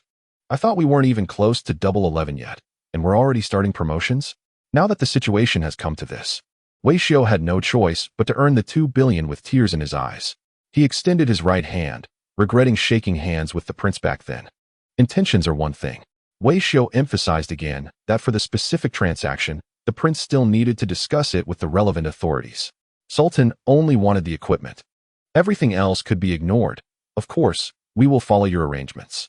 Additionally, I must emphasize that what I sell is equipment for ensuring people's livelihoods and cannot be used for other purposes. The prince is an understanding person. He has already seen the external reactions and knows the difficulties Wei Xiu faces. So he waved his hand decisively. Rest assured, what we are buying is firefighting equipment. We plan to organize 10 independent firefighting brigades, all using Chinese-style equipment. The personnel structure and organization of these 10 brigades will follow your country's practices. The audience watched the wise look on the prince's face and gave him a thumbs up. No wonder he is a prince. The idea of independent firefighting brigades is something most people wouldn't think of. Remarkably, 10 at once. To put it in perspective, the Eastern University only has 29 heavy combined brigades. One brigade can single-handedly defeat a country. If you organize 10 brigades with Wei Xiu's firefighting equipment, they should at least have half the combat capability, right? Dominating the Middle East is a sure thing. Upon realizing this, netizens suddenly understood. The prince's wealth and wisdom are well matched. Drawing a special zone can make him a regional overlord. What's wrong with being colonized a bit? The prince truly understands technology. Wei Xiu kept giving him thumbs up. Absolutely. Sultan was a bit proud. However, there is a small issue now. Wei Xiu, what is it? If we proceed with this plan, I hope Mr. Wei will take the lead. You will not only be responsible for coordinating the project, but also for training the personnel. We hope you can help us establish a firefighting combat system with practical capabilities. Wei Xiu thought it was no big deal and patted his chest. Rest assured, if I dare to promise, I will take care of after-sales service. When the time comes, we will handle both software and hardware training. As long as the funds are in place, I will give you remote command. If it really doesn't work, just turn on your Wi-Fi, and I'll operate it remotely. It's a deal. Sultan nodded repeatedly.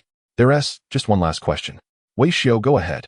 If the firefighting combined brigade takes shape, won't we need some air support? Hearing this, Wei Xiu furrowed his brows. You want an aircraft? Is that possible? No. Wei Xiu shook his head repeatedly. Sultan was puzzled. Didn't you say yesterday that you would demonstrate an integrated firefighting system for land, sea, and air? I meant it literally, Wei Xiu replied seriously. I have aircraft, but they are all legitimate firefighting planes, not the kind you want. Chapter 100. Didn't you say you didn't have any aircraft? Is that so? Sultan's face was filled with disappointment. In that case, I can only express my regret. The audience, seeing the prince so disappointed, couldn't help but react. What is going on? Didn't the prince just want to buy firefighting equipment? Why the regret? Mark this, the person above is honest. Wait until he is old and sell him health products. New fans just arrived. Why are you encrypting the calls? The prince wants to buy offensive and defensive aircraft. It's like going to a bathhouse. You want a top-notch service, but they only offer blind massages. As the audience was discussing fervently, a convoy slowly drove up and blocked the entrance in front of Wei Xiu's place. Huang Han and Zhang Mingrui arrived uninvited, along with several representatives from the local firefighting department and the Provincial Emergency Management Office. Additionally, the audience noticed a man in a suit among the crowd, along with several individuals in blue and white military uniforms. The audience didn't recognize the newcomers, but Wei Xiu did and immediately went out to greet them. Director Xie, what brings you here? Xie Jianlin replied with a pout. If I hadn't come, you'd be using a nuclear bomb to put out fires. Goodness. On the way here, I watched all the live streams and nearly lost my breath. You were supposed to work on a domestic replacement project for firefighting equipment, and you almost turned the fire chief into an artillery commander. Ridiculous. Your situation is absurd. He continued. And I won't even mention the fact that I worked hard to bring in 8 billion in orders, only for it to become worthless when it got to you? Xie Jianlin quietly asked, how is that? I heard you secured a contract worth over 10 billion with that wealthy client? No, that's just a rumor. Wei Xiu waved his hands repeatedly. Don't give me that. I watched the live stream. That wealthy client wants to buy your individual equipment. Doesn't that amount to over 10 billion?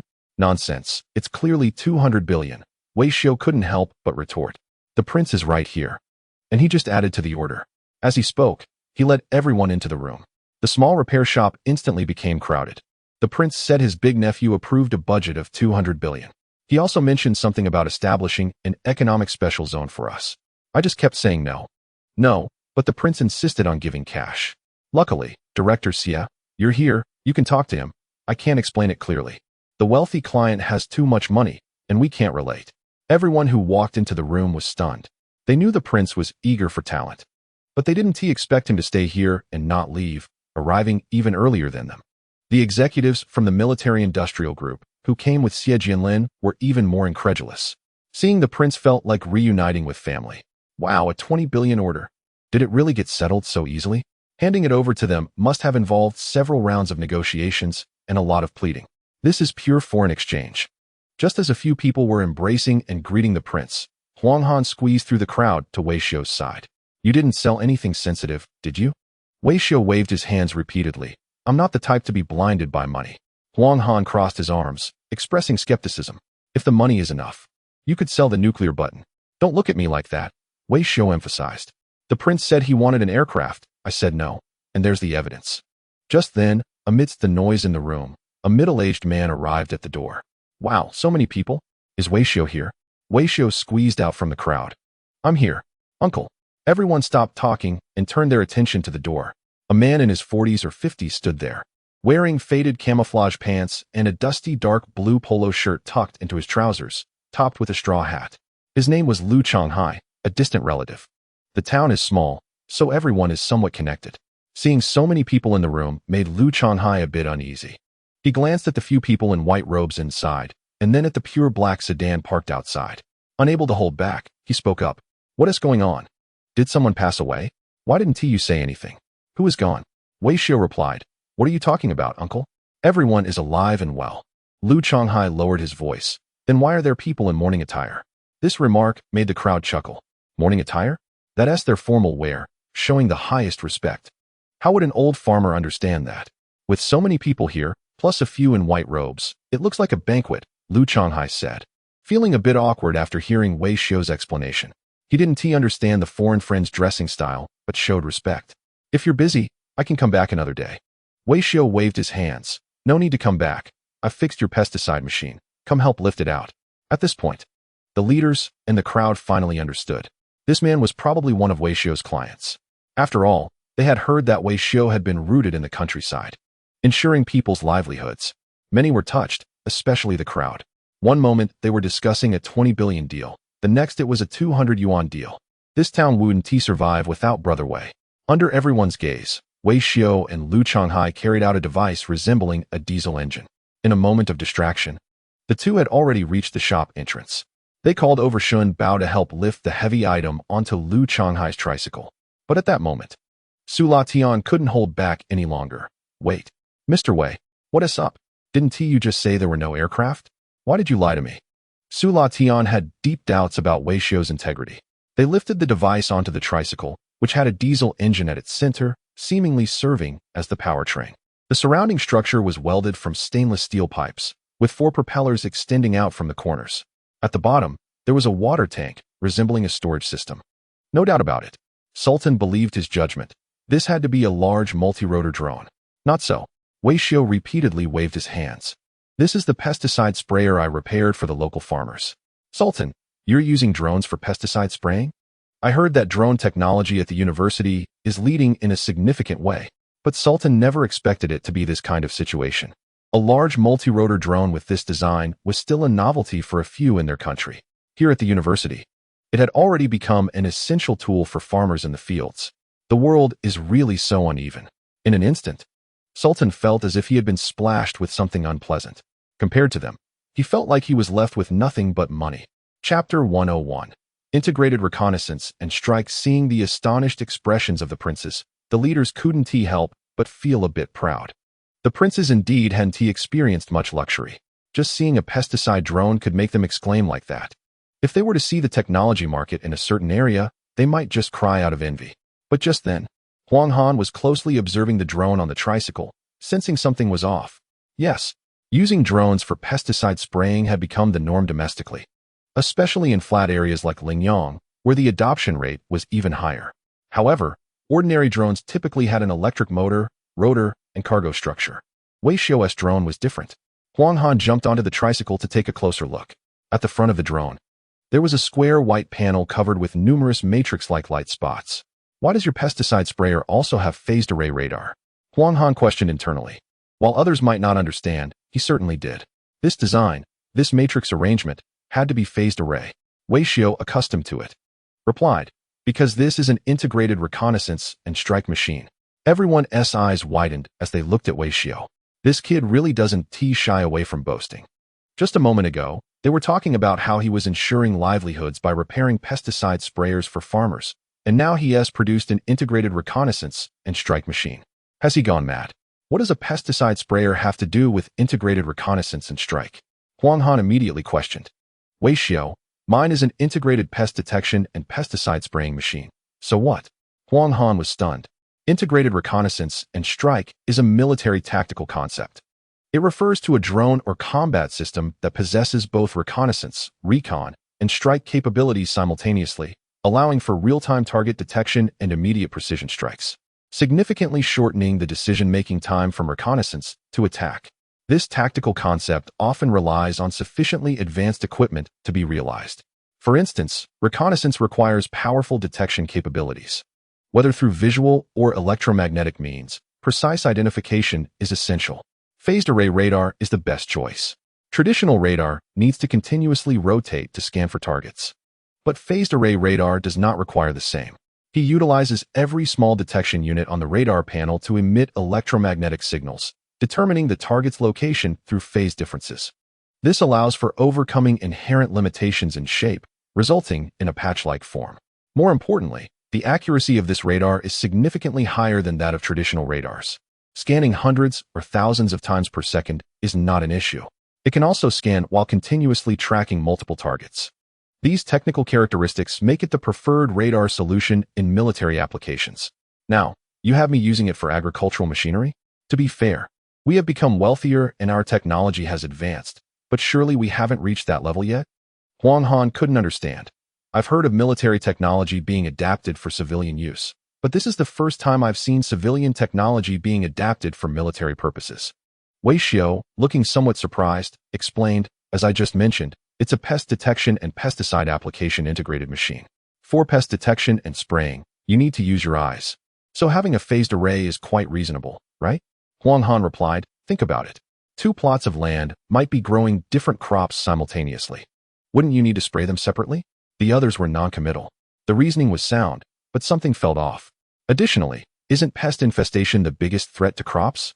A phased array would be even more useful. In the case of a large-scale locust plague, it would be precise. You wouldn't even need to operate it manually. The aircraft would detect the pest infestation and focus on spraying the pesticide automatically throughout the process. Hearing this, the leaders were quite enlightened. They had considered a myriad of uses for phased array radar, but never thought it could be applied in agriculture. They had always heard about using technology to serve farmers. And now they had a concrete concept. Xie Jinlin couldn't help but give a thumbs up. To be honest, Wei Xiu was much better than the pure scholars around him. He understood the importance of applying what he learned. Technology expressed in words is just a pile of useless papers. Only those like Wei Xiu, who can apply their knowledge, can truly embody technology. So how effective is this pesticide machine? Upon hearing Director Xie's question, Wei Xiu felt a bit proud.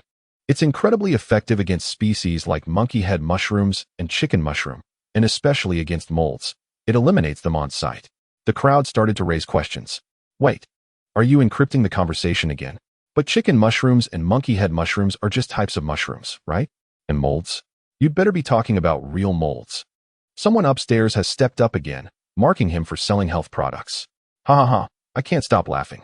I thought Wei Gu had learned his lesson, but he hasn't strayed far from his original line of work. The pest detection and application integration is real, but as for what I'm targeting, that's none of your concern. Huang Han suddenly realized, coming to a dawning understanding. I knew it. This guy Wei Xiu. Even his dog is armed. He doesn't have anything that ensures civilian welfare. Beside him, Sultan didn't understand what molds were, but he could see the bigger picture. A phased array radar drone. If the drone's pesticide compartment were replaced with a weapon bay, wouldn't that be a reconnaissance strike integrated machine? Mr. Wei, may I ask, what is the payload capacity of this aircraft? Wei Xiu. The operational payload is 85 kilograms, supporting multiple modes for dropping, scattering, and spraying. Upon hearing this, Sultan's DNA stirred. 85 kilograms. This thing can even carry large aerial bombs. Its payload capacity is even greater than their proper attack-type drones. Just thinking about it makes the scalp tingle. Mr. Wei, I really can't understand why you would use such a top-tier drone for agricultural purposes. Sultan felt it was a waste of resources. If you can't understand it, just forget it. You'll eventually forget. Wei Xiu remained calm. We are an agricultural civilization. Using drones for pest control is quite reasonable, right? Reasonable. Sultan nodded vigorously. It's very reasonable. Now I understand why you combine the agriculture and military channels. Mr. Wei, how much does this thing cost? Before Wei Xiu could respond, Lu Changhai, who was confused, said, Wei Xiu, he doesn't want to take this machine from me, does he? That can't happen. I rely on this machine for farming. Lu Changhai was furious. I saved up for a year to buy this pesticide machine. How could I sell it to you? You should buy one yourself. Look at him. Dressed like that? Which respectable person goes out wearing morning attire? Lu Changhai was fuming and turned to ask Wei Xiu. What are they chattering about now? Wei Xiu, they said it's $100,000 each, and he really wants one. Lu Changhai was stunned. What? $100,000? In dollars? Sell it. I'd even give him my tricycle. Chapter 102. Extended range firefighting projectile, of course. Wei Xiu suddenly changed the topic, looking at Director Wang and Captain Qian beside him. I have prepared a firefighting version of this aircraft as well. The pesticide compartment can switch to a firefighting projectile compartment. It can also be thrown or sprayed. The 80-kilogram operational capacity is sufficient for it to pull a water hose from the ground. This operational mode is very suitable for high-altitude firefighting. What do you think? Qian Wei and Wang Zhao exchanged glances. As leaders in firefighting, they understood the practicality of this equipment. Not to mention, the operational capacity of the modified drone by Wei Xiu is indeed outstanding. For multi-rotor drones, operational capacity is paramount. Compared to the drones currently in service with the firefighting teams, this aircraft is clearly several versions ahead.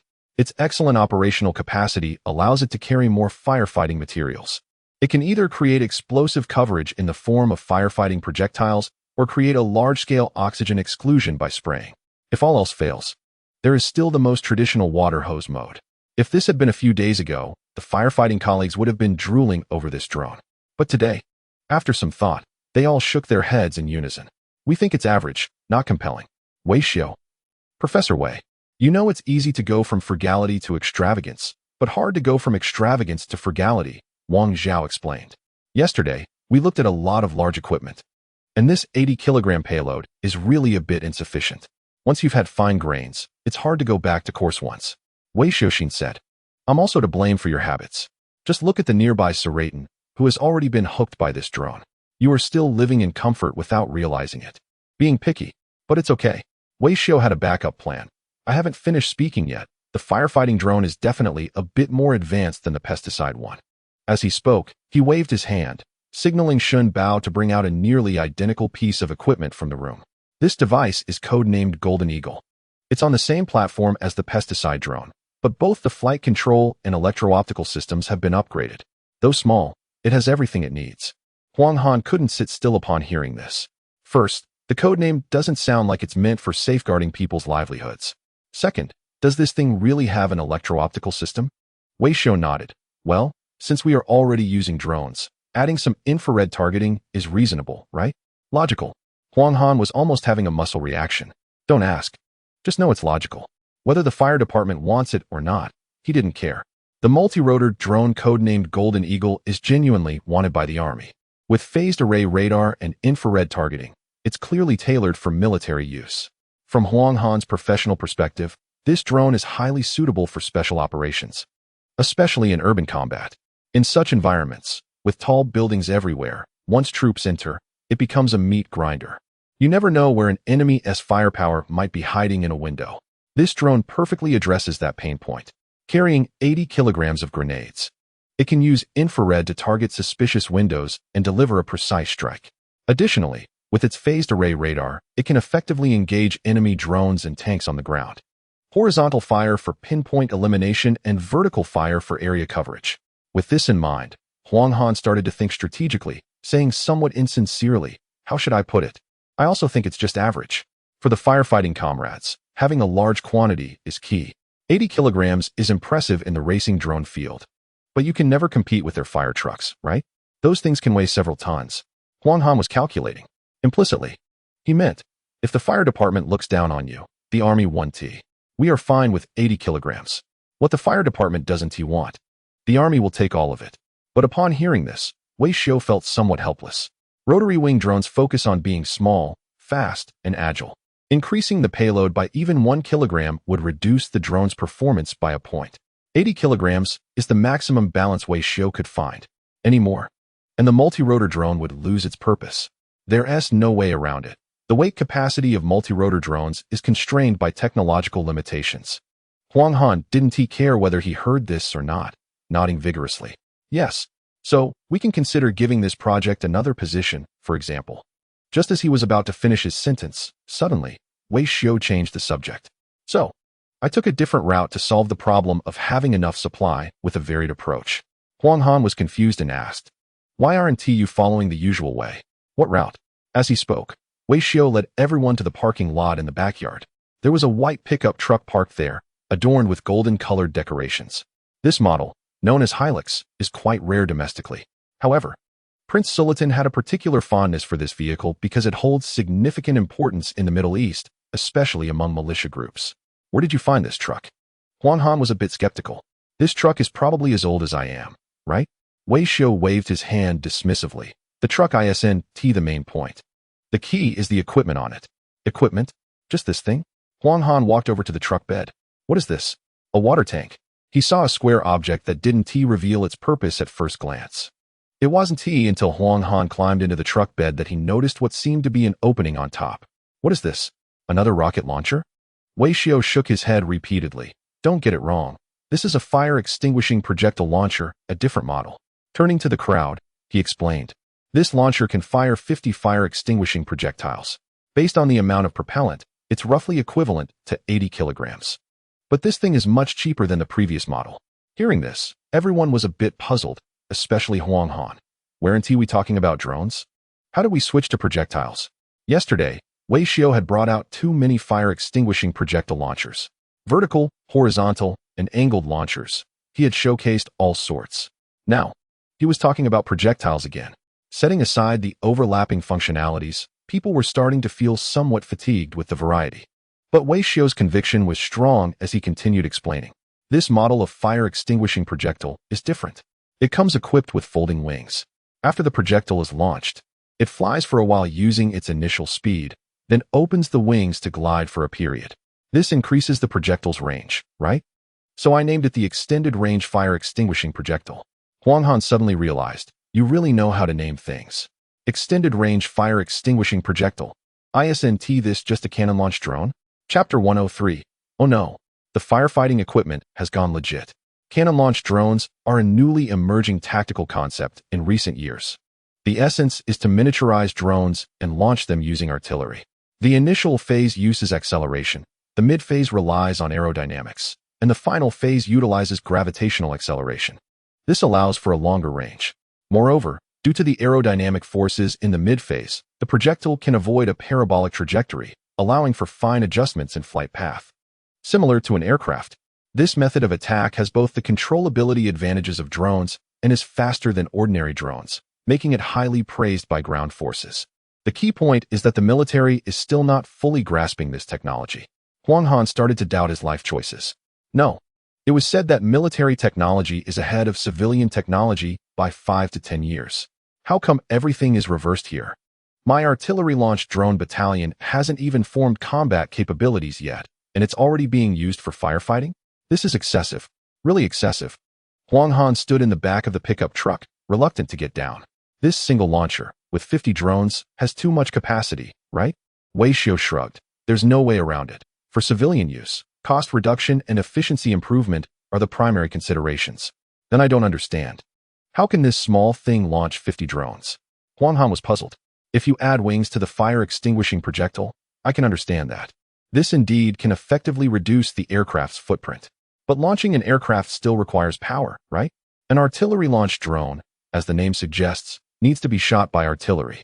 Using artillery requires gunpowder as a propellant. From the looks of it, this launcher can't hold much gunpowder, let alone 50 drones. Even 5 would be a challenge. How do you solve the propulsion problem for the artillery launch? Facing Huang Han's question, Wei Xiao remained unflustered. Traditional artillery-launched drones use gunpowder, which indeed takes up space. So, I adopted a new energy approach. It's energy-efficient, environmentally friendly, and high-performing. Director Xie didn't quite understand at first. What do you mean by new energy? Huang Han, Director. You see, you didn't pay attention to the key knowledge points. The new energy he mentioned is electromagnetic propulsion. Those who often watch Wei Xiao's live streams know that while others' new energy refers to batteries, his refers to electromagnetics. So they are the first to integrate these concepts. Huang Han turned to Wei Xiao. Are you trying to say that since we have electromagnetic propulsion, it's reasonable to have electromagnetic artillery-launched drones? Wei Xiao, who had his line stolen, was somewhat speechless. It's not just electromagnetic artillery-launched drones. The proper name is electromagnetic catapult-launched drones. You sure know how to name things. As the conversation was halfway through, Huang Han suddenly froze. Electromagnetic catapult-launched drones? Electromagnetic launch. Electric launch. Wait. Does this thing follow the same technological route as aircraft carriers? In an instant, everyone was taken aback.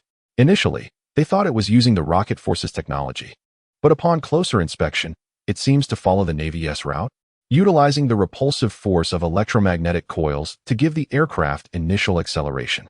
Isn't this just electromagnetic catapult technology? The Navy has been working on it for several years and is still testing it on ships without fully forming combat capabilities. How come your firefighting team is using it? Upon hearing that it uses a technology route similar to a national heavy weapon, Qian Wei and Wang Zhao instantly perked up, shaking off their drowsiness, and stepped forward to observe closely. How far can this thing fly? Wei Xiao, 150 kilometers. Upon hearing this answer, someone in the crowd couldn't hold back. Impossible. Zhang Fuyuan from the Electric Science Group, who came with Director Xie, immediately raised doubts. The Electric Science Group's expertise is in researching drones. Almost all artillery-launched drones in active service and in development in our military come from their hands. No one understands drones better than Zhang. I admit that using electromagnetic launch is a brilliant idea. This certainly can increase the operational range of drones. However, a distance of 150 kilometers is quite far. This places a high demand on the initial speed of the aircraft. Indeed, electromagnetic catapults can enhance the initial speed, thereby extending the operational range of drones. However, the greater the initial speed, the higher the overload experienced by the aircraft at the muzzle. Drones are not like projectiles. They are not just solid metal blocks that can be easily manufactured. Inside these devices, there are chips and precision instruments. Once subjected to significant overload, the consequences can range from failure of the aircraft to complete destruction upon exiting the muzzle. Currently, the most mainstream technology from a certain scientific group can only achieve a range of 15 kilometers. Beyond that, the drone would be unable to withstand the overload and would become inoperative. If we want to launch drones over much greater distances, dedicated launch platforms must be chosen. This person clearly understands the field. Upon hearing the doubts, Wei Xiu's eyes lit up. He felt that he was no longer an outsider. Indeed, overload is a significant challenge I face. I have attempted to improve the bottleneck of overload using mechanical separation technology. Currently, this artillery-launched fire-extinguishing projectile can withstand an overload of 3,600 G. Therefore, it can handle all muzzle speeds within existing technological conditions. 3,600. Upon hearing this number, everyone in the audience was stunned, as if struck by lightning. These individuals are all elites from various fields, including the Army, Air Force, Rocket Force, as well as a certain scientific group and manufacturing groups. Their professions, in one way or another, involve exposure to overload values. Because of this, they understand the significance of this number. The overload limit for the human body is 9 G. The overload limit for manned spacecraft and aircraft is 10 G. The overload limit for missiles is 100 G. Yet, the artillery-launched drones being researched by the scientific group have reached a level where they are pushing the limits of development. The overload limit has barely reached 120 G. This value is enough to place them at the forefront globally. Now, you are telling me 3,600 G? That's an increase of over 30 times. General Zhang's mind felt like it had exploded. No wonder they are using electromagnetic launch. Given the overload capacity of their drones, it seems almost magical. It is precisely because of the excellent overload data that this fire-extinguishing artillery-launched drone boasts an impressive operational range. A range of 150 kilometers can almost cover all firefighting operational environments. If it cannot, then we just need to deploy more units. As he spoke, Wei Xiu stepped forward, pointing at the device.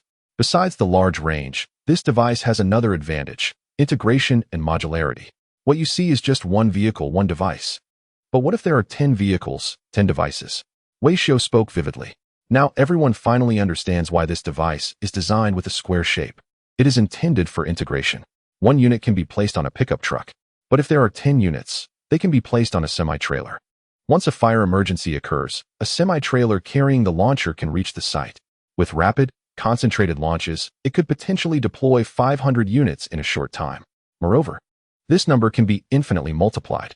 Just imagine, a fire breaks out, and the sky is filled with countless drones, blocking out the sun.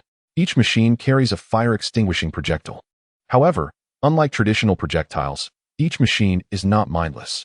They can operate both in a network and independently. They can advance as a firepower cluster to cover the fire scene or retreat to break through the fire points and control the blaze. At this point, Huang Han, who is in charge of the frontline army, felt a chill run down his spine. A swarm. Isn't this the swarm tactics? This is bad. We haven't fully developed our combat capabilities yet, and the firefighting department is using it first. Chapter 104. When impoverished, tactics intertwine. When prosperous, firepower covers all. No, the technology is good. I'm not saying otherwise. Huang Han was feeling a bit overwhelmed. The key point is, if you give this to the firefighting department, do they really understand how to use it? Wei Xiu smiled, proudly lifting his head. The concept of using a swarm for firefighting is relatively new, but it makes logical sense. Just more training is needed. Huang Han was anxious, knowing that more training would help, but the key is that they are not qualified. Why don't you understand what I mean? Let us just say, using a swarm to extinguish fires seems a bit wasteful, doesn't it? Upon hearing this, Wei Xiu suddenly clapped his hands, his face full of pride. Finally, he was asked a key question. If you hadn't asked, I wouldn't know how to show off my knowledge. He explained, it's not wasteful. The biggest feature of this equipment is its affordability. The cost of one fire-extinguishing projectile is similar to that of a basic 155mm high-explosive shell. What is going on? Those in military uniforms felt a jolt in their hearts. They knew very well the price of a 155mm high-explosive shell, 500 yuan each, which is very cheap. But that is purely a shell. What you have here is a projectile with navigation and folding wings. To call it a shell is to misrepresent it. It's actually a drone. Director Wang quietly calculated in his mind. An airborne 25-kilogram firewater projectile sells for about 2,000 yuan on the market. Although this drone can buy 4 water projectiles, its performance is incomparable. 1 is stronger than 4. To be honest, spending 8,000 yuan on a cutting-edge piece of equipment, what more could you want? Thinking of this, he didn't plan to give anyone else a chance. I want it. Where do I sign the contract? What do you want? Huang Han blocked Wang Zhao. You're not even asking for clarity. He only mentioned the flying part, but hasn't he said anything about flight control and recovery issues? Your firefighting department doesn't spend funds like this, right? Although Wei Xiu's mouth was nonstop, he only talked about the advantages and didn't mention any drawbacks.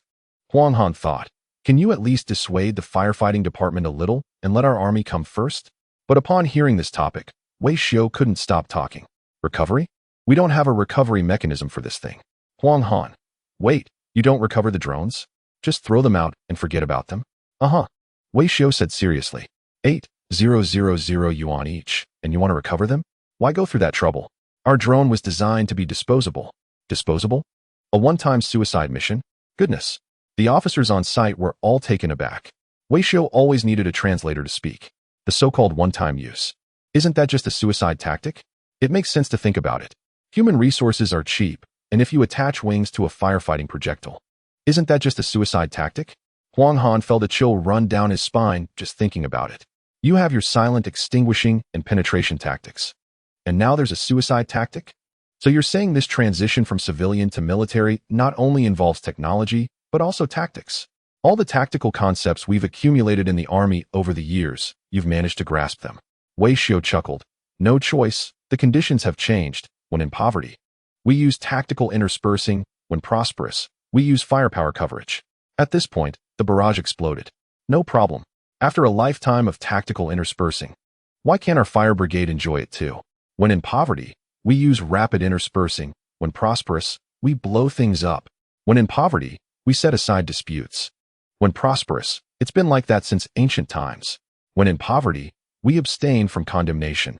When prosperous, we oppose and resist. When in poverty, we humbly learn. When prosperous, we firmly resist. When in poverty, we can sell anything. When prosperous, we can produce anything. When in poverty, we engage in war deception. When prosperous, we engage in war fear. Wow, why are you all falling into formation? Times have changed, and we're doing better too.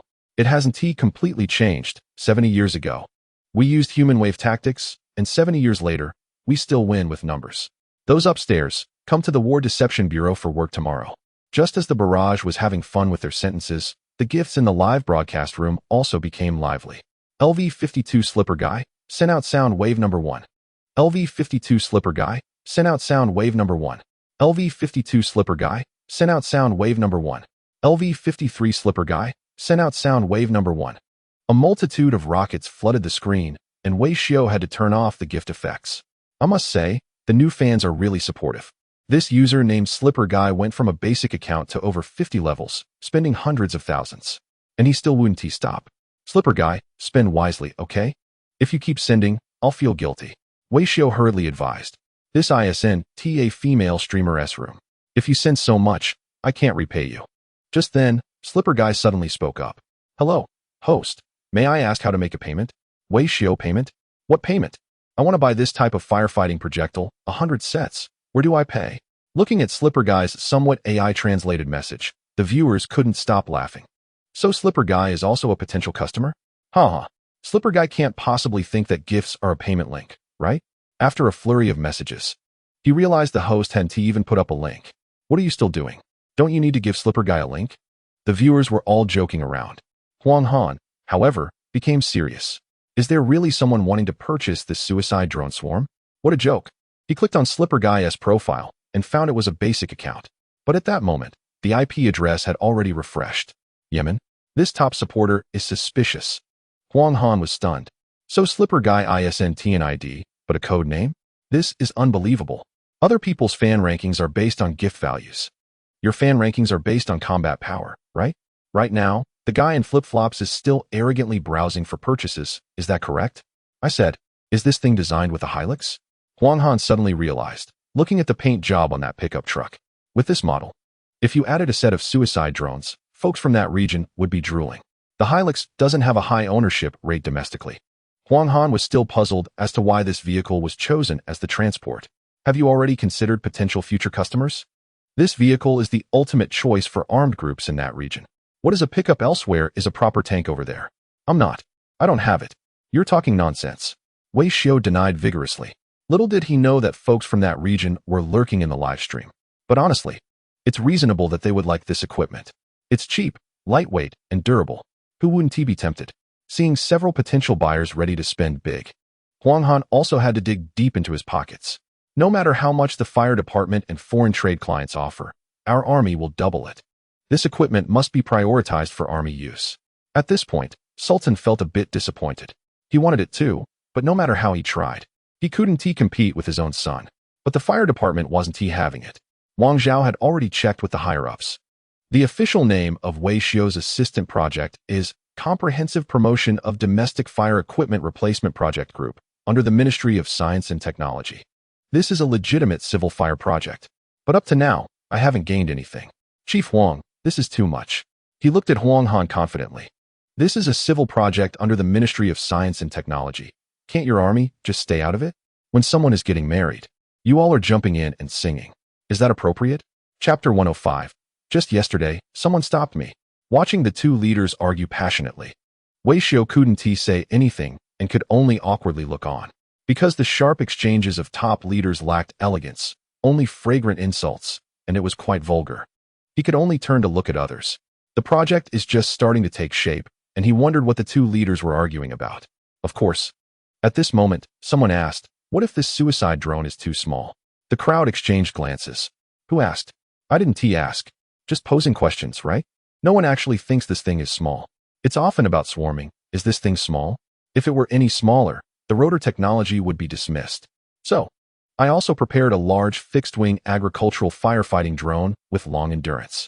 Please follow me. With a mix of hesitation, everyone followed Wei Xiao through the courtyard to an open area behind the house. In the open space parked a massive object, measuring over 10 meters in length. No propellers. Wing body integration, V-tail, and rear-mounted air intake. At that moment, everyone's heads were buzzing. This design? Is this right? Jiang Fuyuan from the Electric Science Group couldn't quite believe his ears. You call this a crop dusting machine? Is it my hearing that's failing, or your words that are misleading? This is clearly a strike bomber hybrid. With over 100 years of aircraft manufacturing history, the technology has only evolved through 6 generations. Now, the 6th generation is ready for mass production, and everyone seems to have opted for a triangular wing-body fusion design, whether flying north, south, or west. The shapes of the 6th generation aircraft that have been exposed online are quite similar. But those aircraft are all serious fighter jets. Aside from being slightly smaller, Wei Xiao's plane has no difference in shape compared to the 6th generation. Jiang Fuyuan almost couldn't hold back from cursing. You call this thing a crop dusting machine? A crop dusting machine with a dorsal air intake? Wei Xiao shrugged. Yeah. It's used for spraying, ISNT at a crop dusting machine? This aircraft's development code is called B3. Everyone exclaimed, B4less? B3, what's wrong with that? Wei Xiao was puzzled. With a name like that, can it be civilian? If it were civilian, we'd be in trouble right now. No one knew how to respond. We don't know if you really don't know, or are pretending not to know. The bomber code of a certain country is B2. You name this thing B3? What will the next generation bomber be called? Huang Han never expected this. Originally, the suicide drone was already impressive. But wait, there's more? With this wing-body fusion plus the B3 designation, I do believe you were Qin Shi Huang. But I want to believe this is a crop dusting machine. Wei Xiao touched his nose. What? Is calling it B3 illegal? Not exactly, but with a name like that. It's a given. My aircraft is called B3. Looking at Wei Xiao's confident demeanor, Sultan felt 1,000 exclamation marks pop up in his mind. Wow, they're really bold. To name a drone with a B series? How does that work? Following a certain country's path, leaving them with no way out? When that country's next-generation bomber comes out, and they try to trademark the name, they might just be shocked. Oh no, have I become a copycat? The key point is, Wei Xiao's aircraft really does fit the description. From its appearance, aside from being a bit smaller, there are no flaws. The most advanced wing-body fusion structure, the entire aircraft is painted in a gray-black color, with a texture that is far from normal materials, slightly matte. Though Sultan hadn't seen the best, He had seen good quality. Sixth-generation aircraft are all at this level. Sultan's eyes were already shining. No need for more introduction. Just this shape makes him want to throw money at it. Outsiders watch for excitement, while insiders look for details. As others were deep in thought, Jiang Fuyuan began to feel a chill. As someone in the aviation industry, he knew very well that the appearance serves the technology. He humbly asked, "Professor Wei, how did you consider the wing-body fusion?" Wei Xiao immediately replied, "It looks cool. Aesthetics or combat power." Jiang Fuyuan was truly impressed, aside from looking cool. What about the parameters? The parameters are just adequate. Maximum takeoff weight is 22 tons. Payload is 6 tons. The maximum flight speed is 300 kilometers per hour. The maximum range is 12,000 kilometers. The service ceiling is 10,000 meters. It has 6 internal weapon bays and can carry up to 6 tons of firefighting munitions or an equivalent amount of agricultural chemicals. Wei Xiaofeng's expression was calm and casual, as if introducing a vehicle. He spoke of ensuring people's livelihoods, but he rattled off the aircraft's military specifications effortlessly. And agricultural chemicals? With a flight speed of 300 kilometers per hour, can the chemicals inside be of good quality? Most people might not feel anything when they hear 300 kilometers per hour. But if you change the unit, this thing exceeds Mach 1 in speed, definitely a supersonic aircraft. Coupled with a payload of 6 tons, a service ceiling of 10,000 meters, and a range of 12,000 kilometers, this aircraft has already made its way into the top tier of domestic drones. This is precisely why the company excels, with robust drone technology and impressive models. If this were in another region, these specifications would be leading by a significant margin. You have to understand, a combat radius of 12,000 kilometers is enough to cross oceans. What else could this be if not a strategic weapon? You can't just dismiss it as an agricultural aircraft. Jiang Fuyuan's CPU was almost overheating. This aircraft, no matter where it is placed, is a high-altitude, long-endurance, supersonic unmanned combat platform. Wei Xiao transformed into an advocate, insisting, "Don't slander it. This is meant for ensuring people's livelihoods. So tell me, what does that streamlined fuselage structure mean? And what is the meaning behind that rough, yet delicate paint job? Most importantly, why does your agricultural aircraft have an internal air intake?" Jiang Fuyuan spoke with precision. As an aviation professional, he understood too well. These technologies reflected in the design are all for stealth purposes. Surface optimization effectively reduces signal reflection. The paint is not smooth. It is clearly a radar-absorbing coating. The air intake is designed to eliminate reflective sources and has been treated internally. I really don't understand whose agricultural operations require stealth. Hearing Jiang Fuyuan's questioning, Wei Xiao argued confidently. What if someone tries to intercept me? Who would intercept you for spraying chemicals? Nonsense. Wei Xiao felt frustrated. Just yesterday, when I fired off firefighting munitions, someone intercepted me. No one else would. Wait, why is he so self-assured? Chapter 106. You'd better pray we're ensuring people's livelihoods. Jiang, you don't understand. Huang Han has seen and experienced a lot and speaks boldly. The modified agricultural aircraft are all stealthy. For him, stealth is a basic quality. The locals in Linyang showed no reaction to the mention of stealth. It was completely unremarkable. After experiencing the desperation of trying to catch up with modified agricultural aircraft speeding down the highway, stealth doesn't seem that impressive anymore. Basic skills, no need for exaggeration. But Jiang Fuyuan was beginning to doubt his senses. His colleagues behind him also started to question their lives. Wing body integration, rear-mounted air intakes, and gray-black paintwork. These techniques only exist in the highest-level laboratories of their organization. There are no more than 5 countries in the world capable of creating this type of aircraft, and only 2 can make it successfully take to the skies. As someone who respects technology above all, Sultan's eyes gleamed with excitement. Don't get me started on the blended wing-body aircraft. Even conventional fixed-wing drones pique my interest. It's important to note that in this region, there's a tradition among the local elites to indulge in advanced technology. Now, with a dark gray steel eagle in front of him, how could his DNA not react? If Sultan were holding private funds instead of a national defense budget at this moment, he would have swiped his card already. "Mr. Wei, how much is this?" Wei Xiao bit his finger and thought for a moment. This is currently just a prototype. The subsequent cost assessment will need to be carefully calculated by the production department. However, I estimate it won't exceed 2 million. Sultan was taken aback. 2 million? That's the price of a jet. Are you kidding me? Wei Xiu opened his eyes wide. I meant 2 million renminbi. Although I'm a businessman, I'm not a fraudster. 2 million renminbi is the result after I made some profits. This aircraft is a firefighting drone. How many fire departments can afford something worth 2 million US dollars? Sultan widened his eyes in disbelief. That's even less than a Rolls-Royce. How is that possible? Wei Xiu smiled faintly. You just don't understand the charm of industrial innovation. The reason this aircraft looks expensive is that both the aerodynamics and stealth technology require innovation. This was achieved through the collaboration with my associate. Once the most challenging aspects are resolved, the R&D costs will decrease. As long as the blueprints are handed over to drone manufacturers led by electric technology firms, it will only be a matter of assembly line production. For a country with a complete industrial chain, it's as easy as eating and sleeping. Sultan did not fully grasp this. What is industrial innovation? Wei Xiu became a bit more serious.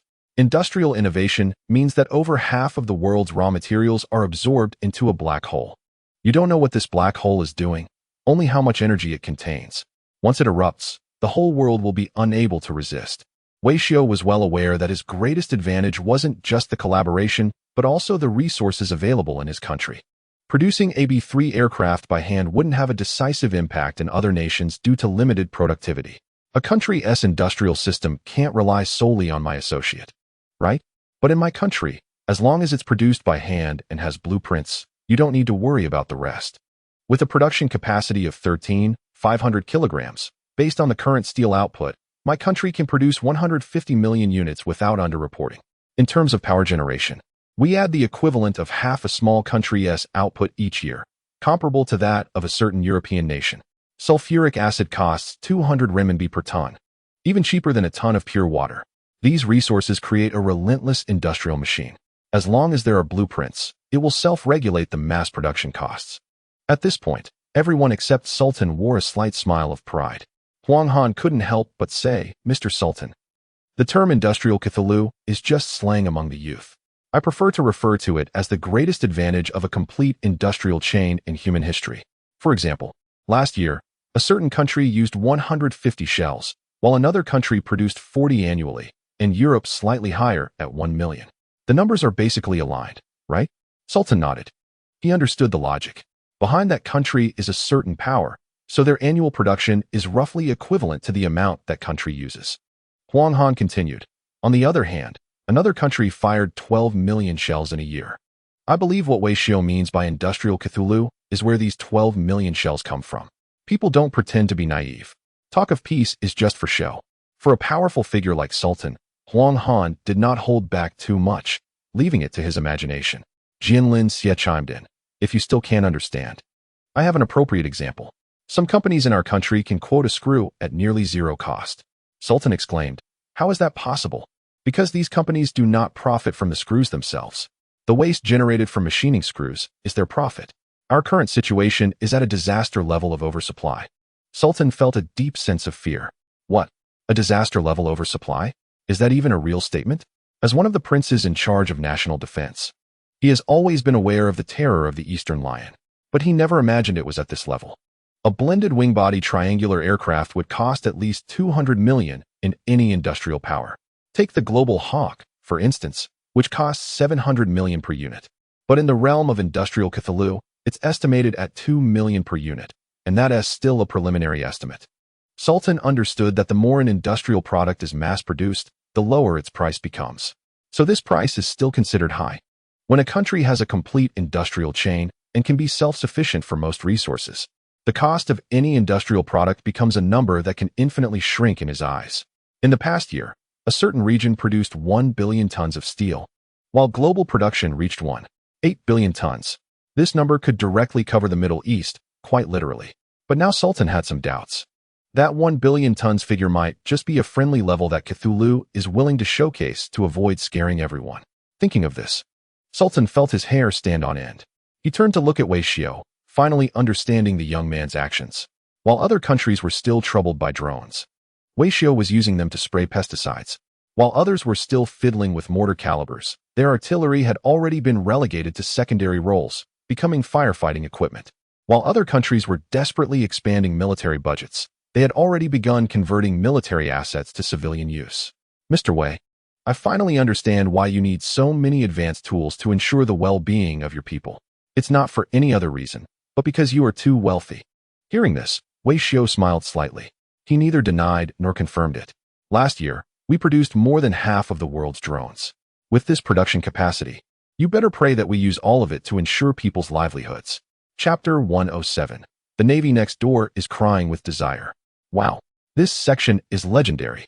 The three big shots harmonized perfectly, directly overwhelming Su La-Tan. If you can talk, then keep talking. It's enjoyable to listen. Boasting has led to watching Brother Wei, huh? Come on, did Brother Wei boast? Which statement isn't a fact? So impressive. If the industrial sector didn't continuously ensure livelihoods, the S3 would have been here long ago. You better pray that we are ensuring livelihoods. Key point, memorize the entire passage. The bullet comments reached a climax at the end. Initially, I thought it would just be for fun. I didn't expect it to be an ultimate thrill. The key was that Chief Huang and Director Xia were also very cooperative. The two of them, one on the left and one on the right, each added their input, making it quite intense. At this moment, Su La-Tan began to doubt the foundation of their nation. It was clear, the world's landscape was beginning to change. So, why should we insist on following behind oil thieves as their underlings? While Su La-Tan was deep in thought, Xie Jinlin pulled Wei Xiao aside. He was somewhat uncertain. Wei Xiao wanted to earn foreign exchange, and he didn't oppose it. Who doesn't want to earn foreign exchange? But he hesitated about earning foreign exchange with the B-3 aircraft. After all the technical reserves on this aircraft were the most advanced domestically. Little Wei. With such advanced technology, whether to sell it still needs verification. Being too advanced might not be feasible to showcase. Don't worry, I'm here. Wei Xiao already had a plan in mind, confident and assured. Money is definitely to be made, but advanced technology cannot be showcased. Wanting both is my talent. As he spoke, he turned to look at Su La-Tan, feigning a somewhat difficult expression. Your Highness, the B-3 you just saw is our special supply version. If you want to buy it, I'm afraid I can only sell you the youth version meant for foreign trade. Su La-Tan asked, what is the youth version? Think about it. Our land is vast and rich in resources. The needs of farmers are quite special. Sometimes they need to go to the northwest to plant grapes, and other times to the south to plant rice, so the range requirements are longer. Your territory is smaller, so the youth version has some limitations in range. Wei Xiao's face clearly showed he was a shrewd businessman. He didn't want his brother to drive a luxury car, nor did he want him to live poorly. So he prepared the so-called youth version. In translation, it means a basic version. Reduced range, reduced payload, reduced speed. But reducing everything doesn't quite make sense. So Wei Xiao continued, however, you don't need to worry. Although the youth version has discounted performance, its functions are still complete. For example, satellite navigation. If you want to use it, you have to unlock it periodically, like a membership or something. If you want extra payload capacity, you can also pay to unlock it. Upon hearing this, the bullet comments went completely wild. 66,666. You've truly mastered the car sales tactics. Is it really possible to unlock satellite navigation by paying?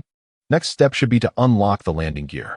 Brother Wei, I beg you, please focus on ensuring the livelihood of the people and don't get into business. With this thing, if you go to a dealership, you'll definitely be a top seller. A wealthy individual remarked. When you arrived, you were driving a luxury car. How did you end up on a bicycle? Upon checking at home, there were still several loans outstanding. Meanwhile, Xie Jinlin looked at Wei Xiao's request and nodded, feeling quite pleased. Unexpectedly, Wei Xiao was not only skilled in research and development, but also had a knack for marketing. The youth version of this plan perfectly addressed the issue of wanting to earn foreign currency while not wanting to sell too many good products. After all, maintaining the current balance in the region is most beneficial for us. The only problem is that these demands are too stringent. It's uncertain whether the prince will agree. But the next moment, Sultan waved his hand. No problem. I agree. The prince wondered what the harsh conditions were. Unexpectedly, it was just this. If it can be solved with money, then it's not a problem. Back when they sold us planes, not only were they expensive, but it was also a loss of sovereignty. The planes we bought couldn't fly freely without their consent. In comparison, Mr. Wei is simply a conscientious buyer. As long as there's money, he doesn't want anything else. So why hesitate? Let us do it this way. I want to specify how many I want. Just like before, let us set up a production line. We will provide the funds and land, while your side provides personnel and technology. We'll designate a special zone, and you can decide the affairs within it, even deploying troops for protection. What do you think? Wei Xiu looked at Xie Jianlin beside him, somewhat puzzled. Why are they so eager to have us colonize them? Xie Jianlin, being shrewd, replied, this isn't about buying equipment. It's about paying a protection fee. Regardless, this deal has more benefits than drawbacks. Xie Jianlin immediately agreed to Sultan's request. However, just as they were about to shake hands, Sultan hesitated. Can I see the flight test situation? After all, Wei Xiu nodded repeatedly. Are you worried that the parameters I just mentioned aren't real? No, don't misunderstand. No misunderstanding. When selling oranges, you taste before buying. When I buy planes, I'll let you try first. As they spoke, Wei Xiu turned to Xun Bao behind him. Come on, install the agricultural pesticide tank and give His Highness a live demonstration. Xun Bao immediately transformed into a diligent worker and got to work. Huang Han also wanted to see the true capabilities of the plane and eagerly helped. How about this? I'll coordinate a recent military airport for the test flight. Wei Xiu waved his hand repeatedly. No need to go through that trouble. Huang Han frowned slightly. Flying from a civilian airport is fine, but ground handling can be a hassle. Before he could finish, Wei Xiu suddenly interrupted. We don't need an airport for this. Everyone's eyes widened. What? No airport? A 10-meter-long plane, and you don't need an airport? How will you take off? Huang Han was confused. Chief Huang, think about it. Wei Xiu complained a bit. This is an agricultural pesticide firefighting aircraft. Which farmer has an airport at home? Huang Han was somewhat at a loss for words. What was said was not wrong, but this was a fixed-wing aircraft, not a rotorcraft that could take off and land vertically. Even at the very least, it would require several dozen meters of runway. Otherwise, how could it reach takeoff speed? Our aircraft uses an old method of launching drones with a catapult. It employs electromagnetic coils for acceleration, allowing it to take off into the air. This way, there is no need to consider takeoff conditions, and it can fly anywhere, large or small. Upon hearing Wei Xiu's explanation, everyone nodded in confusion. Indeed, Wei Xiu had technology for catapult-launched drones. However, there was still something that felt off. The so-called catapult-launched drones typically use small folding wings, similar to the principle of paper airplanes. But this thing has a takeoff weight of several dozen tons. What kind of power would that require? No, wait. Huang Han suddenly remembered. Your drone is a catapult launch model, and I almost got caught up in your words. Isn't that just electromagnetic catapult launch? Wei Xiu nodded. Exactly. The B-3 takes off using a principle similar to that of an aircraft carrier. Everyone's eyes widened. They initially thought the aircraft's parameters were already impressive, but it turned out there was something even more astonishing. The Air Force had already been drawn in. Now, with a large drone capable of catapult takeoff, the Navy next door was practically drooling. Chapter 108. The return key has been pressed with a command from Wei Xiu. The truck carrying the B-3 was driven out onto the street. From a distance, it looked like a semi-trailer carrying a model aircraft. But then, the computer took over the launch program. The launch platform tilted up at a 45-degree angle, aiming at the sky. The energy storage system rapidly began supplying power, and the green light on the launch platform illuminated. The gray-black giant silently soared into the distant sky. At that moment, everyone was in shock. If launching a few kilograms of a folding-wing drone wasn't a big deal, then what could be said about this 22-ton steel beast? Although Wei Xiu spoke lightly, saying it was all part of the electromagnetic launch system, everyone understood that the two were completely different. The technical difficulty of using electromagnetic launch technology on low takeoff weight aircraft wasn't high. Any dormitory of a university's electromechanical engineering department could whip something up. But now this thing weighs 22 tons. That's just like launching a fighter jet. The fact that the B-3 took to the skies meant that this system could also launch conventional fighter jets. The Navy had been laboriously researching electromagnetic launch systems for several years, and at this moment, it seemed somewhat undervalued. Outsiders see the essence, while insiders enjoy the spectacle. When Huang Han saw the drone take off, he knew that a new era for the Army was arriving. Under the current multidimensional combat mode, the Army's tactical position was relatively low, heavily relying on the air support from the rocket forces and the Air Force. However, there was a major issue with air support. It was constrained by airports. Therefore, in formulating larger tactical strategies, securing airports or safeguarding them was a priority. But now, with the B-3, airports were not as crucial. This aircraft could be mounted on a semi-trailer, moving along with the Army. As long as the Army's large equipment could reach, air support would be available. There is indeed a bit of what Wei Xiu described as flying around at will. Just based on this point, this project already holds epic-making significance. Xiao Wei, there is no doubt that your project is a success. Hearing the praise from the chief of staff, Wei Xiu felt quite pleased, thinking to himself, was it necessary for him to say that? The air defense identification code has already been sent to the military by Xinbao. You can have air traffic control check if the flight speed meets the standards. Under normal circumstances, aircraft with stealth coatings only emit a little electromagnetic signal during takeoff.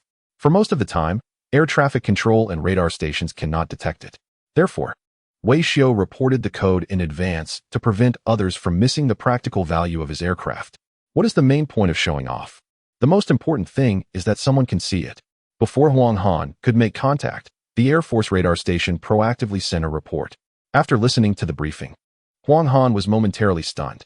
After a long while, he spoke to everyone, saying, just now, our radar station reported that B-3 has already flown over their defense zone at a speed of 0.87 Mach. It seems that the parameters mentioned by Wei Xiu were not exaggerated. The large dog faction showed no reaction. They were completely indifferent. What if the parameters were exaggerated?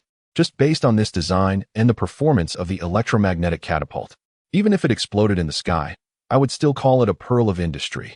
Meanwhile, Chief Engineer Zhao quietly approached Huang Han from behind. He knew that Chief of Staff Huang had omitted key information during the report. After all, with the large dog faction present, it was not appropriate to disclose the specific location of our radar station to outsiders.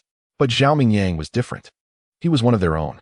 So he lowered his voice and asked, which base is it specifically? Huang Han leaned in and replied softly, Dongzhou Island. Chief Engineer Zhao was slightly taken aback, and his mind immediately started working. Dongzhou Island is located at the eastern end of the territory, more than 1,000 kilometers away from the launch site in Linyang. In such a short time, the aircraft had already entered the identification zone of Dongzhou Island. No need to say more. The parameters mentioned by Wei Xiu were not only accurate, but perhaps slightly understated. Huang Han also realized this. Xiao Wei, that's enough, hurry back.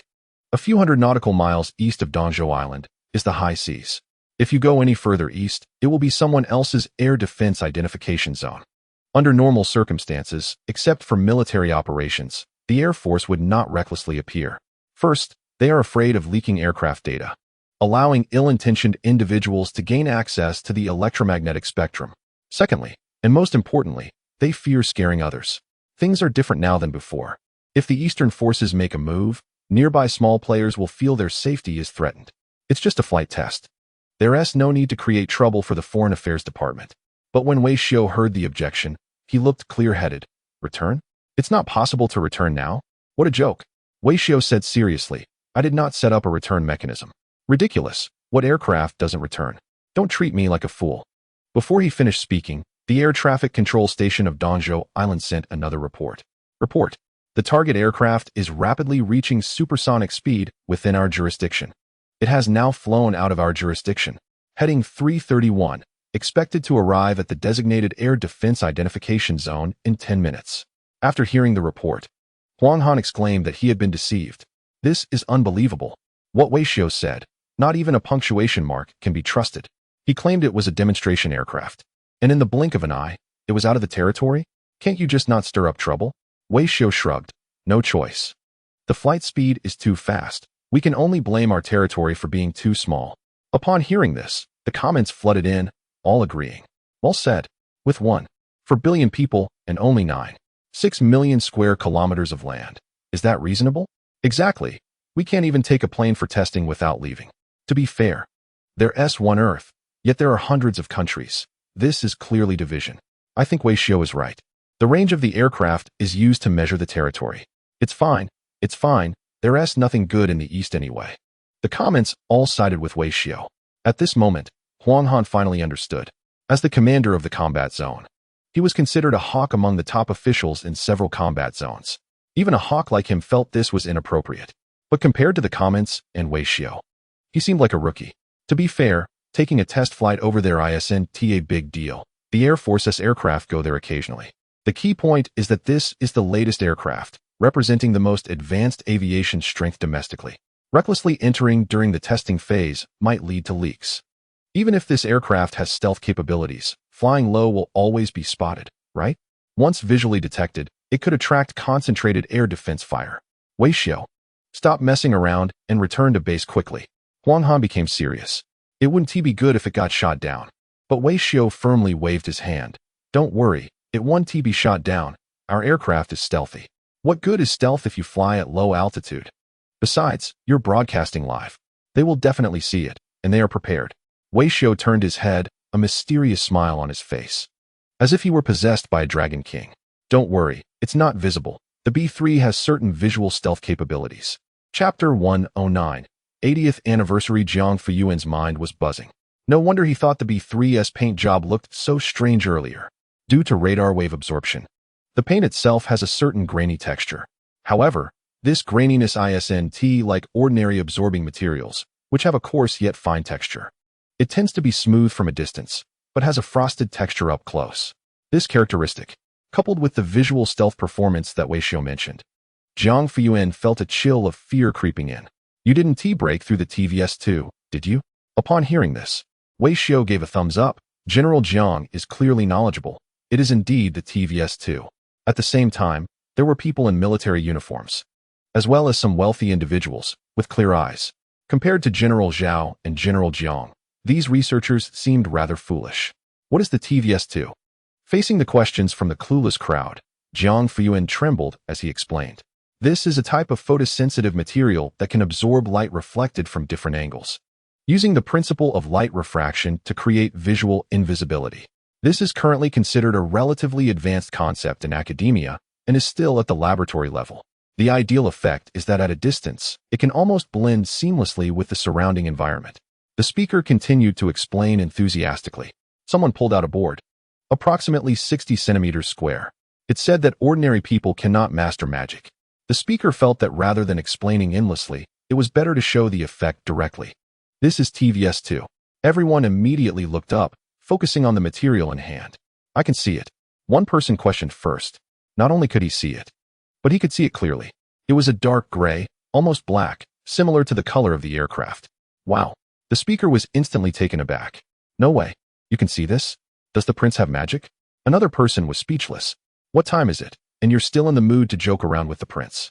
We can all see this. Only someone blind wouldn't. The speaker chuckled and stepped back 10 meters. How about now? At that moment, everyone was stunned.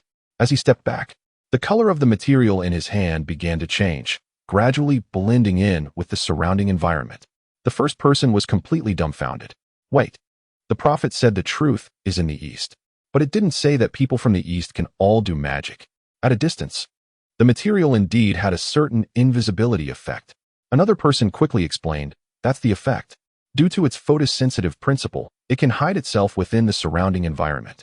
Just like camouflage, although it can't achieve the kind of transparent invisibility universally conceived. In this state, if the distance is sufficient, it can almost completely conceal itself.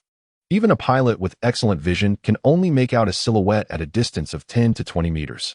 At this point, the venue fell silent. If we talk about electromagnetic invisibility, it could only fool those who are unaware. The military, led by one individual, had seen and experienced this before. No matter how high your level is, you can only remain unseen on radar.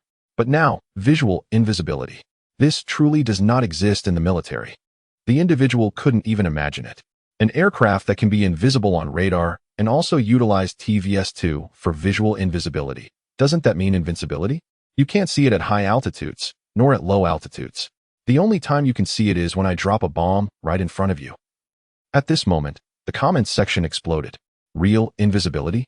What is TVS-2? Can someone explain this? There was really no explanation.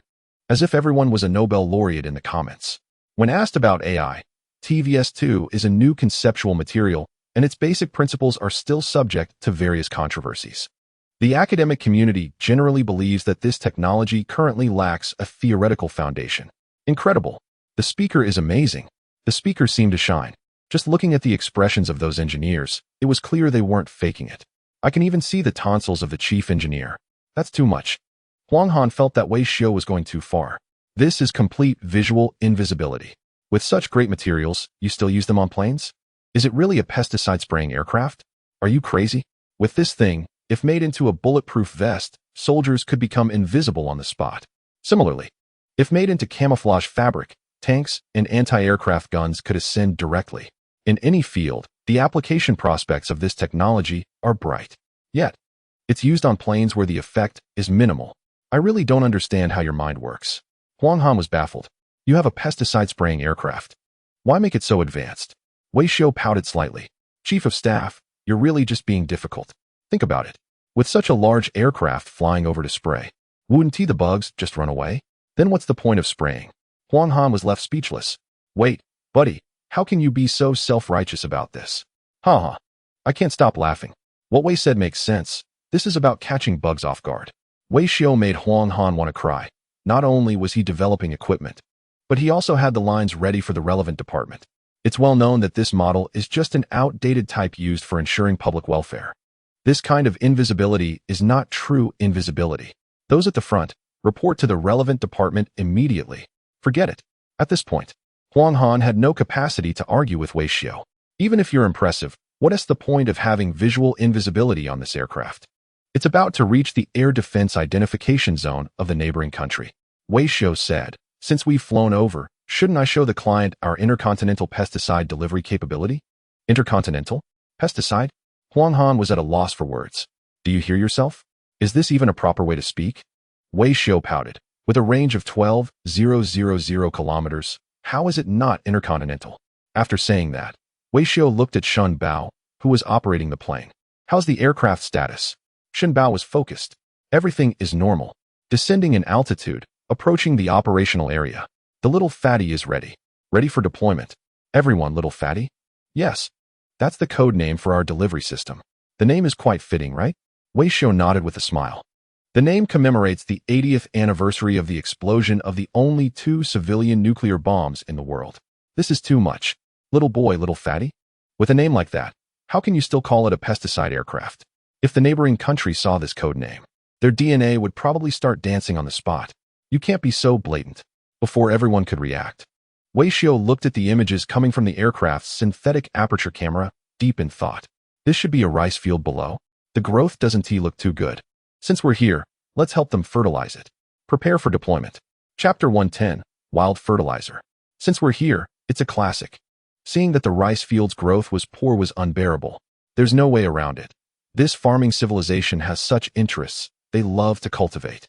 Fertilizing other countries might be a concern, but fertilizing the neighboring country doesn't even require mental preparation.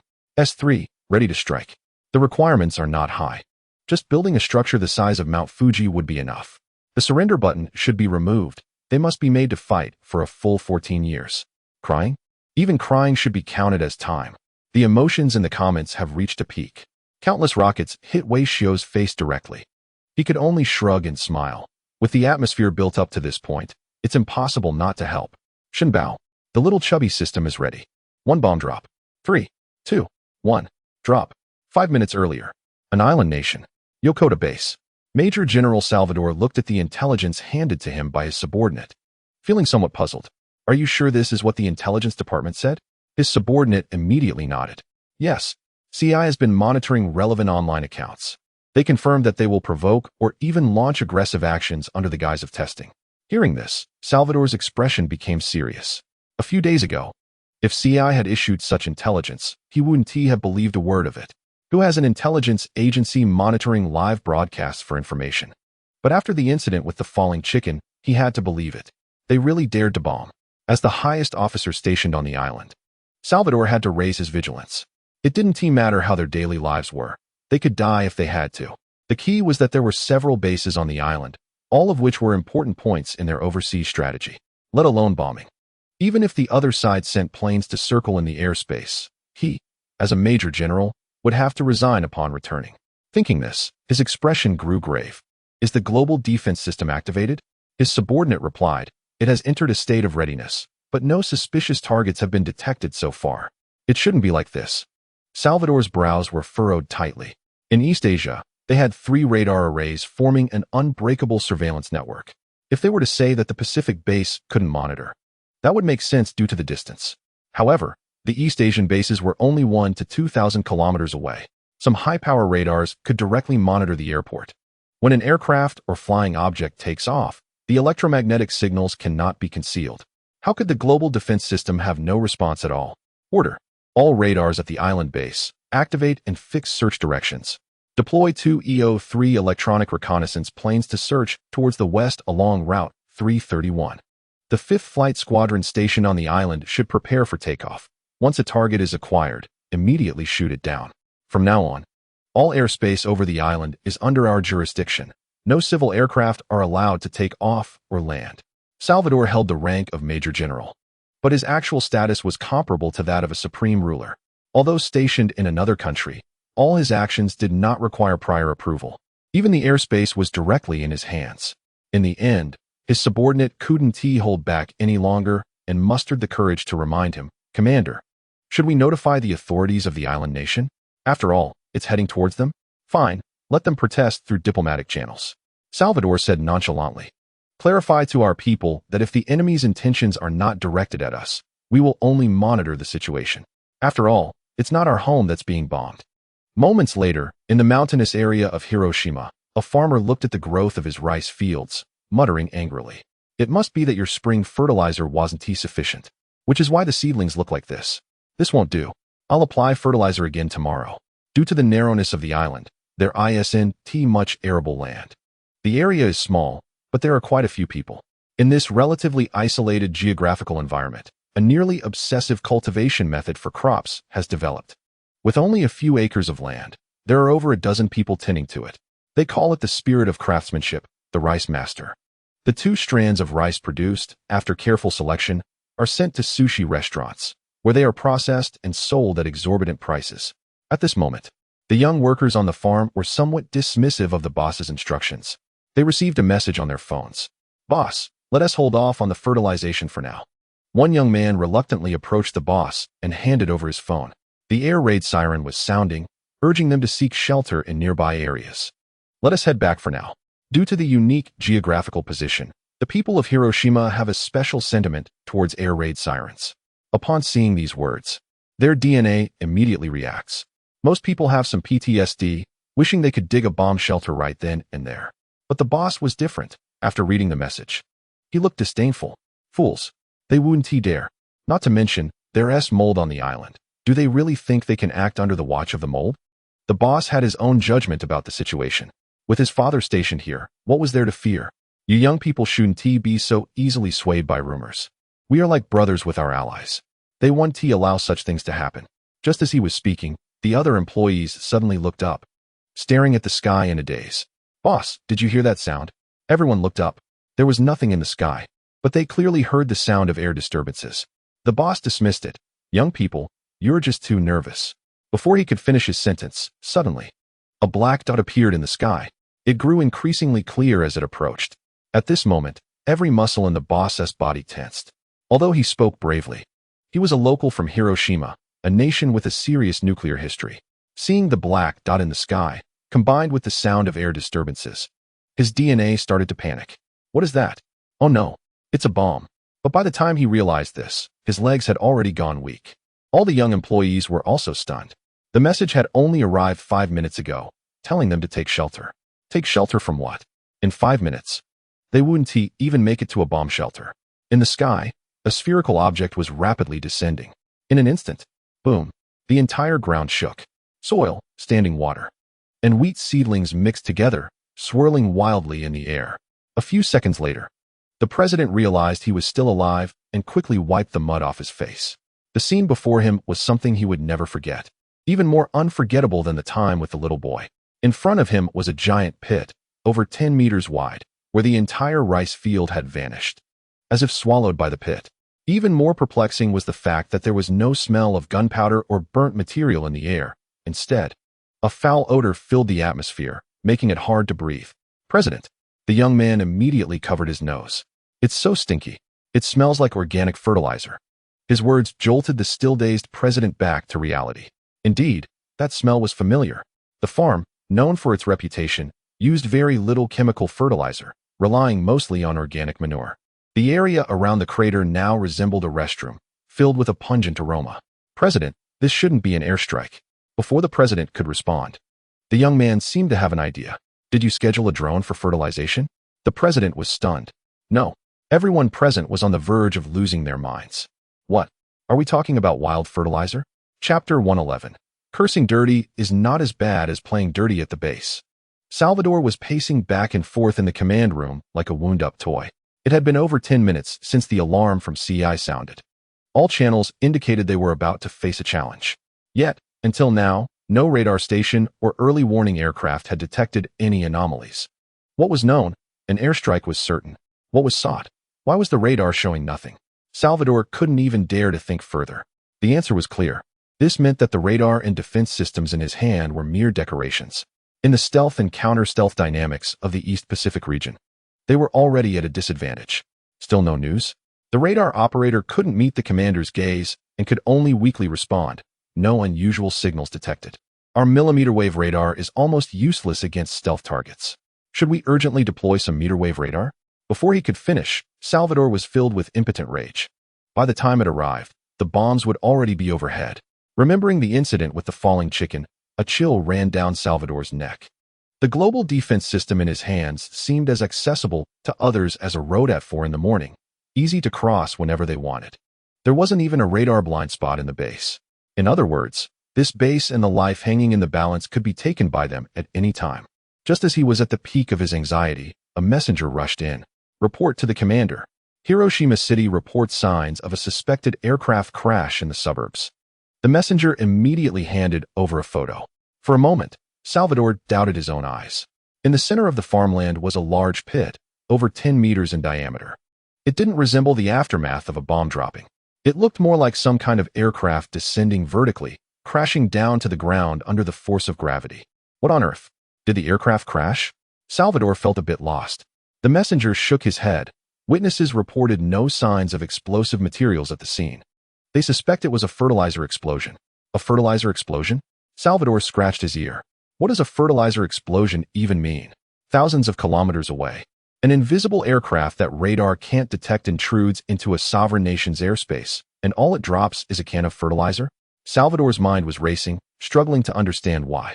But just then, a staff officer stepped forward. Commander, this does seem to align with their tactics. Yesterday, their intercontinental missile evaded defenses at low altitude and only dropped fire suppression bombs. This approach has left us with insufficient reason to retaliate. Upon hearing this, Salvador began to reconsider. There is some logic to it. If they had directly dropped a bomb, it would have been a different story. S3 would already be in motion.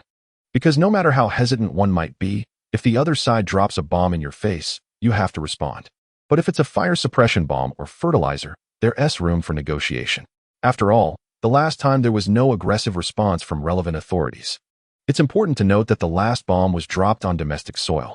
This made Salvador feel like he was holding a hot potato. They dropped fertilizer and are waiting to see if I will retaliate.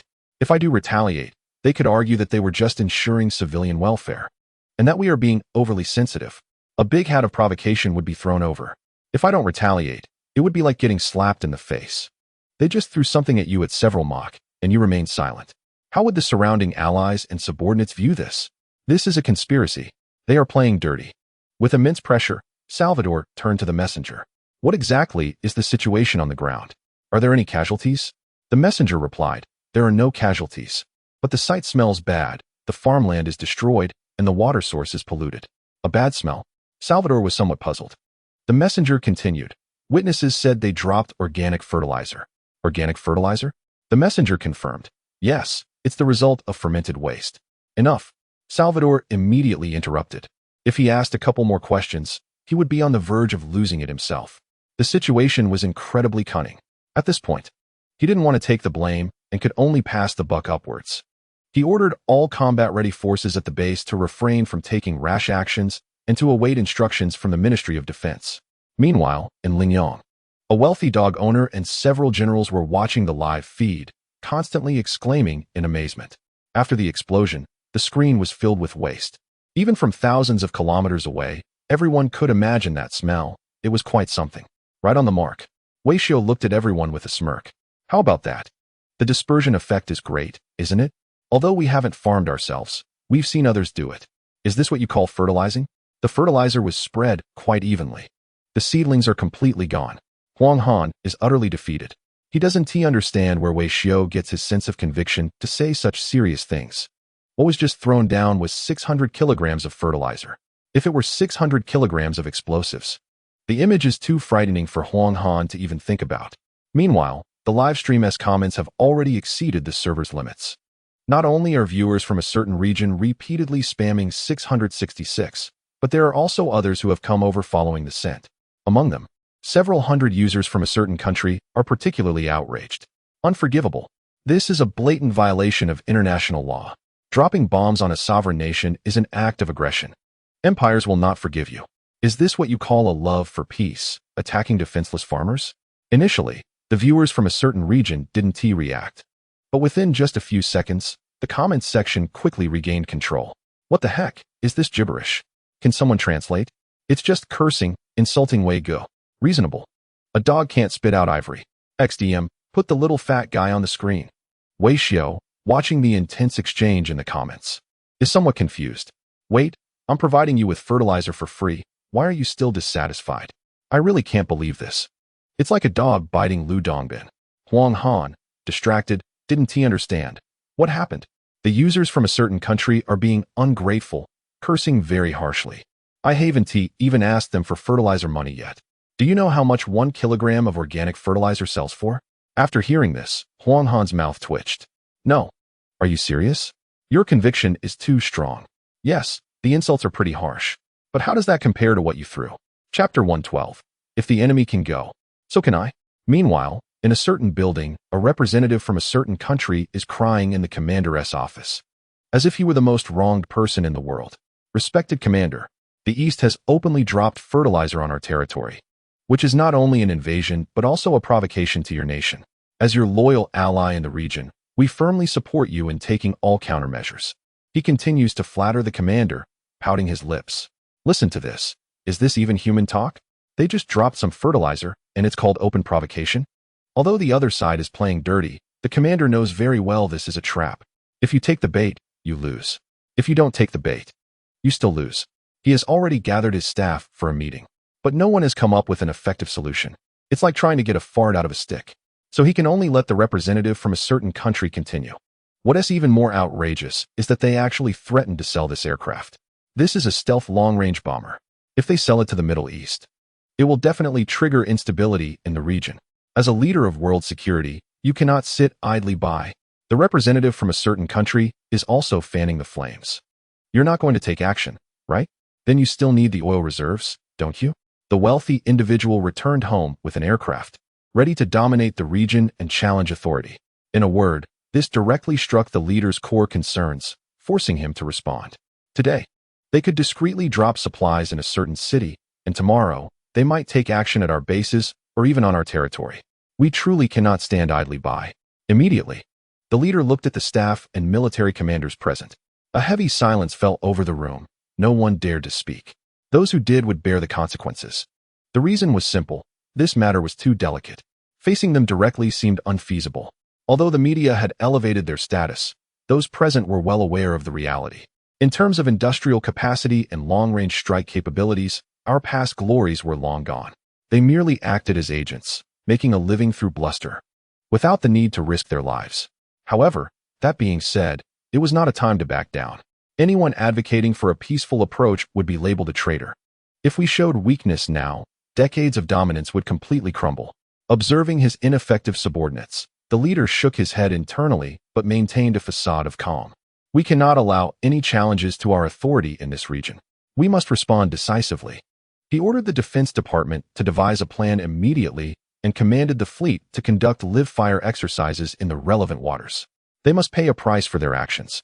At this point, the leader had no other options besides the exercises. With the opposing side being aggressive and unable to retaliate with nuclear options, all he could do was conduct deterrent exercises at their doorstep. Despite his firm words, he felt a sense of insecurity. While exercises were underway, he was uncertain how the other side would respond. Orders from a certain government had yet to reach the Defense Department. Meanwhile, at a military port in the Eastern Theater, several staff members rushed to the Joint Command Center, each holding the latest intercepted intelligence. Commander, we have received information. The opposing forces are about to conduct live-fire exercises in the East China Sea. Orders are expected to be issued to the Defense Department soon. Specifics are still being investigated. The theater commander, upon glancing at his staff, seemed to have anticipated this and simply nodded. Normal. To be fair, their patience was commendable. If someone were to drop a 600-kilogram object near my home, I would be quick to respond. Since morning, the commander had been on duty in the Joint Operations Room, monitoring various situations. On his desk, a tablet streamed live footage, showcasing various military technologies that made him salivate: drone artillery, electromagnetic catapult drones, and previous fire control missiles. The commander felt as if he had stumbled into an arms exhibition. Once this situation was resolved, he was determined to visit another theater. Why should the troubles come from one area while the benefits go only to another? As he thought about this, he confidently looked towards the various seats. Regarding their reactions, the higher-ups had already made precise judgments. Friction during exercises was inevitable. Since they wanted to conduct exercises, let us give them a stage. Earlier, Ling Tao had already received the readiness order from the higher-ups. At that time, the fires in the mountains had just been extinguished. From the perspective of the higher-ups, the retaliation seemed a bit late. Therefore, the commander and staff felt somewhat uncertain looking at the determined Ling Tao. What were the specific instructions from the higher-ups? Ling Tao, ensure that Professor Wei Xiu's research activities proceed smoothly. Once he said that, the staff were somewhat puzzled. How do we guarantee research activities? Moreover, Wei Xiu's research was far away in Linyang, which was a matter for the Chilean battle zone. What does it have to do with us in the Eastern battle zone? But soon, Ling Tao provided the best explanation for this statement with his deployment. I order. The Sirius electronic reconnaissance ship is to immediately head to the 133C area. Conduct trailing reconnaissance on the enemy's participating vessels. All ships in port must raise anchor and, with the aircraft carrier group as the core, head towards the 133C area. All naval aviation units will maneuver with the fleet, dispatching 2 early warning aircraft to establish an airborne forward command. Note, this operation is not an exercise. All units must load live ammunition and complete assembly within 1 hour. Ling Tao had been preparing for a long time. Since the higher-ups gave him confidence, he had been mobilizing troops, waiting for the right moment. Now the opportunity had arrived. Since they wanted to conduct an exercise, let us give them a live-fire exercise. They aimed to use live-fire exercises to deter Professor Wei's activities. But the order I received was to fully support Professor Wei's research activities. If that is the case, we will confront them and conduct exercises just 20 nautical miles from him. If they can go, so can we. With a command, the large Joint Command Center instantly became lively. Everyone seemed to be wound up like a spring, each performing their duties. In less than 3 minutes, various positions had begun to report the departure of vessels. Meanwhile, a staff member leaned close to Ling Tao's ear. Should we notify Chief of Staff Huang over there in Linyang? Yes, notify him. Ling Tao nodded repeatedly. Tell them the live broadcast cannot stop. If it stops, we lose. Chapter 113. Is this what you call a small boat? They both condemned Wei Guo. Ha ha ha. How big of a mess did he get into? Things are looking up for them. Now they have the qualifications to condemn my Wei Guo. Not just condemning. They just issued a statement saying they would conduct joint exercises. The ceiling for ordinary people causing trouble. No wonder he is a man who dances on the edge of international law. This is a personal behavior of the streamer. Please do not elevate it to the level of fans. The Imperial Army has found the culprit. It's the handsomest one. Watching the barrage in the live broadcast room, Wei Xiu still didn't know what was happening. He thought everyone was just joking. But just then, Zhao Mingyang walked over with a phone. Xiao Wei. It's really become an international dispute. They've already started joint exercises. Wei Xiu was somewhat surprised. Is it really necessary? Did I kill their mother? Chief Engineer Zhao looked speechless. You used a stealth aircraft to drop 600 kilograms of payload at low altitude. Isn't that more serious than killing their mother? Jiang Fuyuan also realized that things were getting a bit out of control.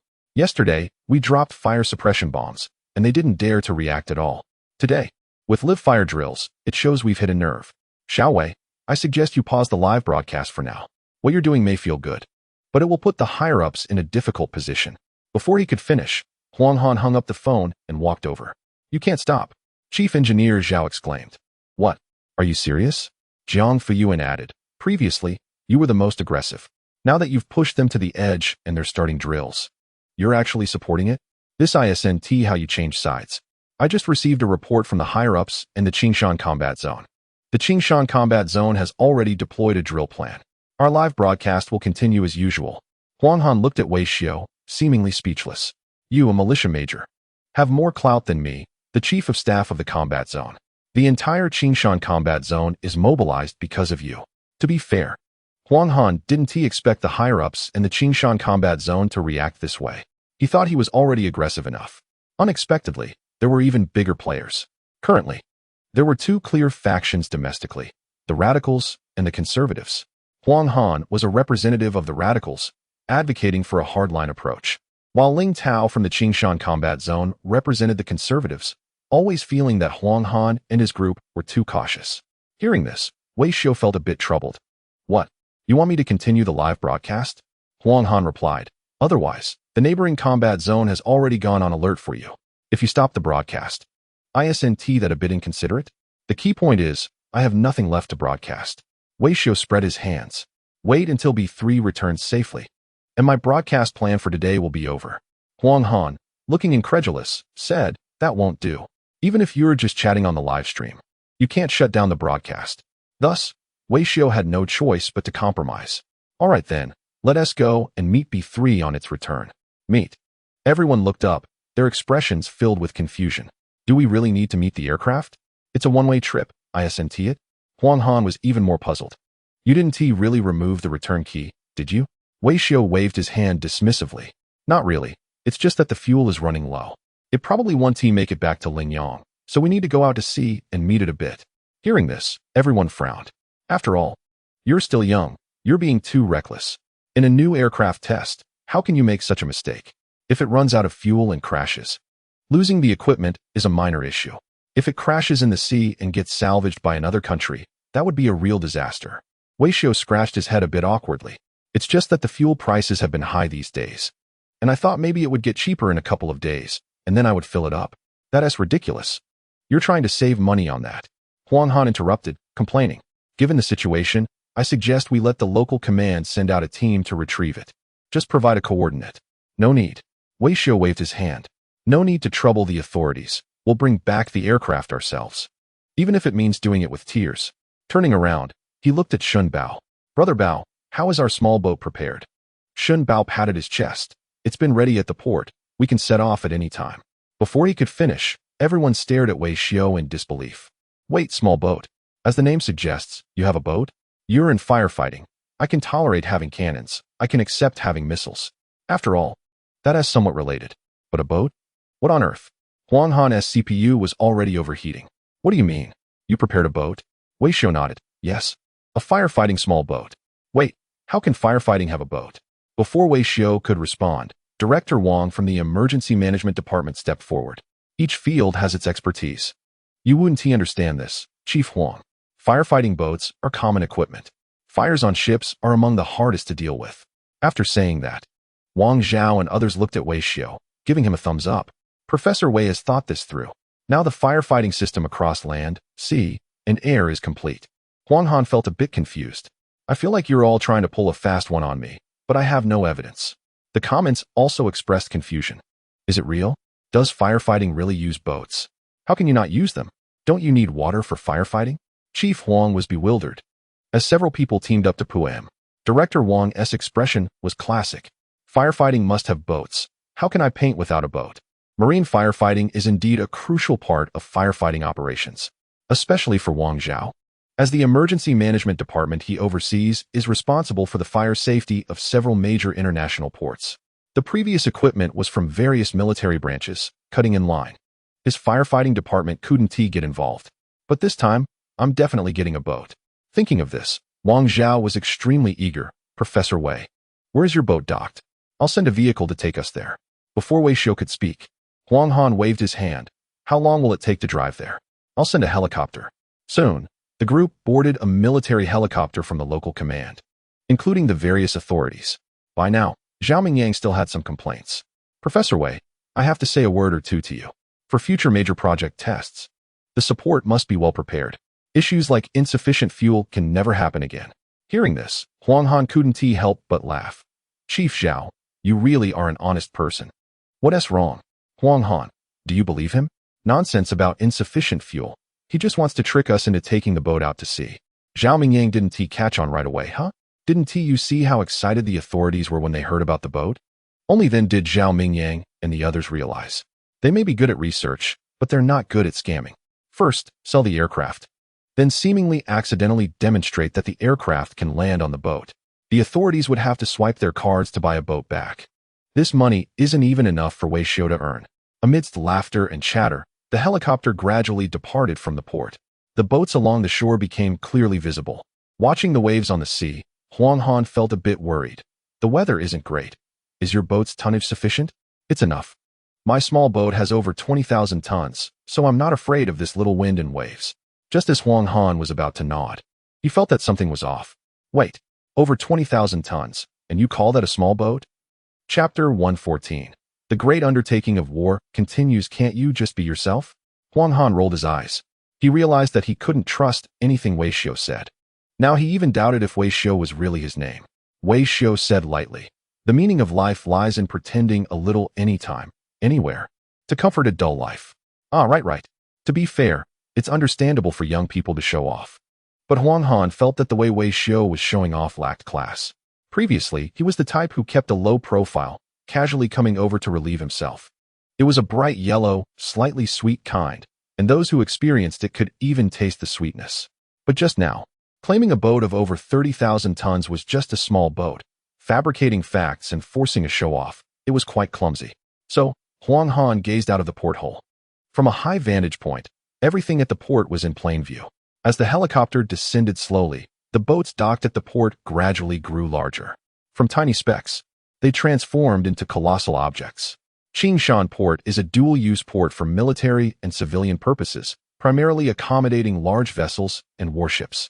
A 20,000-ton boat, though larger than a small boat, is still not impressive in this ocean port. After searching among the many large vessels for a long time, Huang Han still couldn't find it. "Where's your boat?" Wei Xiu pointed into the distance at berth 13. "That one, the orange one. Lu Linyu 1402. This boat was converted from a fishing vessel, and it still uses the old registration number." At the moment they saw Lu Linyu, everyone's hearts crumbled. "A small boat? Is this what you call a small boat?" If you hadn't said anything, I would have thought a gas ship was parked here. Impressive. The ship before them resembled a small island, quietly docked at the last berth. From a distance, it didn't look like a boat at all. It looked like a city, a mountain, a giant island at sea. Under normal circumstances, only giant oil tankers, cruise ships, and RORO ships could compare to the size of this vessel. But those ships have displacements in the tens of thousands of tons. And this Lu Linyu, only 2 tons. I don't believe it. This thing is unbelievable. Huang Han's voice was almost cracking. Your boat rivals an aircraft carrier, and you say it's 20,000 tons? Wei Xiu quickly defended. Don't slander me. When did I say it was 20,000 tons? Are you trying to twist my words? Huang Han looked at the crowd. Everyone was listening. To be fair, I said it was over 20,000 tons. Wei Xiu said seriously, thinking that every kilogram represents my hard work. You omitted the word over, and that is fine? Hearing this, Huang Han had an ominous premonition. Is it really 90,000 tons? No way, buddy, are you serious? You're practically the god of rounding in ancient Greece.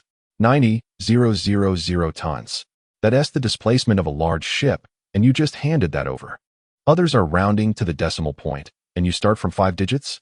I'm really impressed. 92. That ship is 11 tons. Seeing Huang Han's shocked expression, Wei Xiu was a bit confused. Is there a problem if it can't be exactly divided by 2? No problem. Huang Han clasped his hands in apology. There's absolutely no issue. It's my fault. I was too conservative. When I heard Wei Xiu had a ship, I should have thought of that. That sly guy. Let him handle a firefighting project. Rockets, missiles, drones, all included. There are a few ships comparable to large destroyers and aircraft carriers that are truly impressive. Just earlier, he felt Wei Xiu's mention of small boats was overly pretentious. Now he started silently apologizing, saying a 20,000 ton ship is a small boat is just showing off unsuccessfully. Saying in 110,000 ton ship is a small boat, that's really showing off in front of serious people. If it looks good, let us show it off more.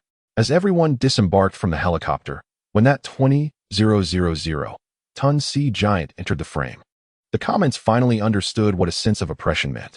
The camera's focus could hardly capture the entire ship. All they saw was a wall. Get the camera person to step back a bit. The photographer was almost retreating to the urban area. That's how big ships are, up close. They just look like walls.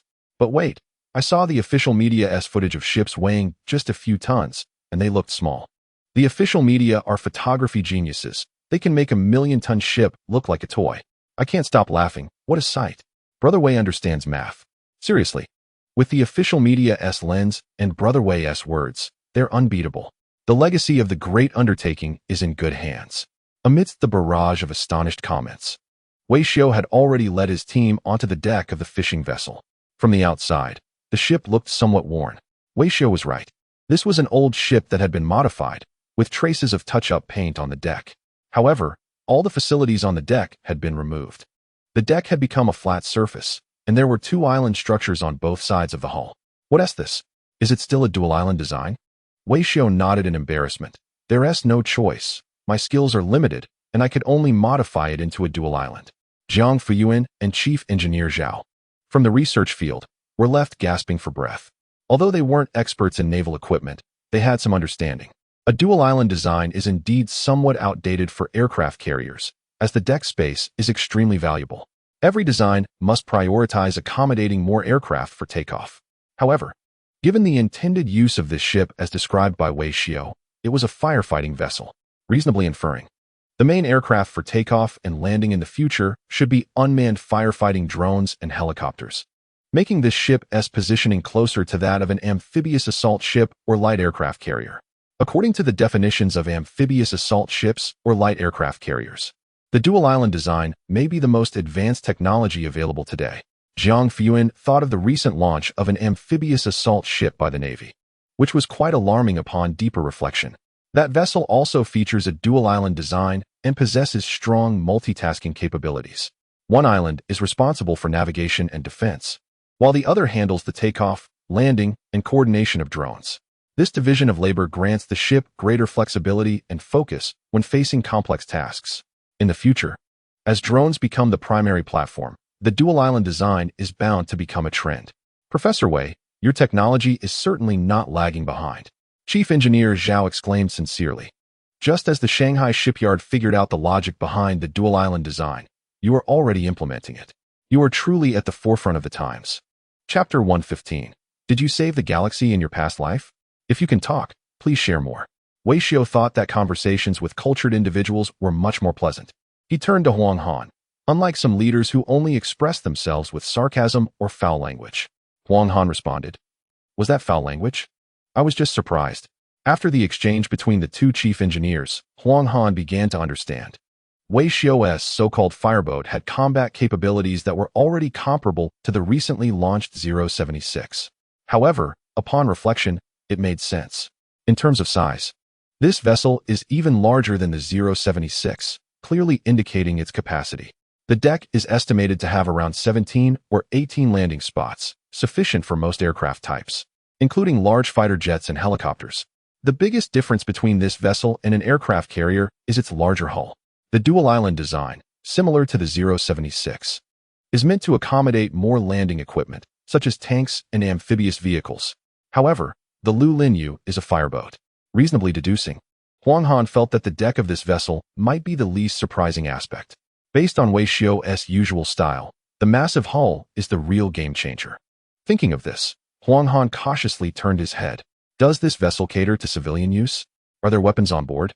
Wei Xiu did not answer directly, but instead instructed Shun Bao to bring people to the control position. It's a long story. Let us first get the ship out and talk slowly on the way. If we delay, I'm afraid we one team make it to be 3.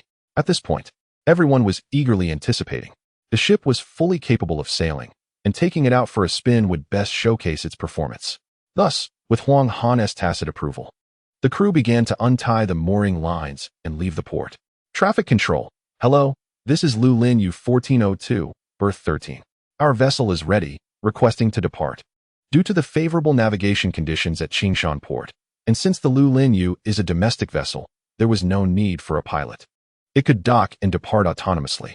They just needed to report to traffic control and wait for the route to be cleared. Normally, this would be a standard request. However, today, traffic control promptly rejected the departure request. Lu Linyu 1402, traffic control calling. According to the navigation ban issued by the Maritime Bureau, there are significant military activities within a 5 nautical mile radius outside our port.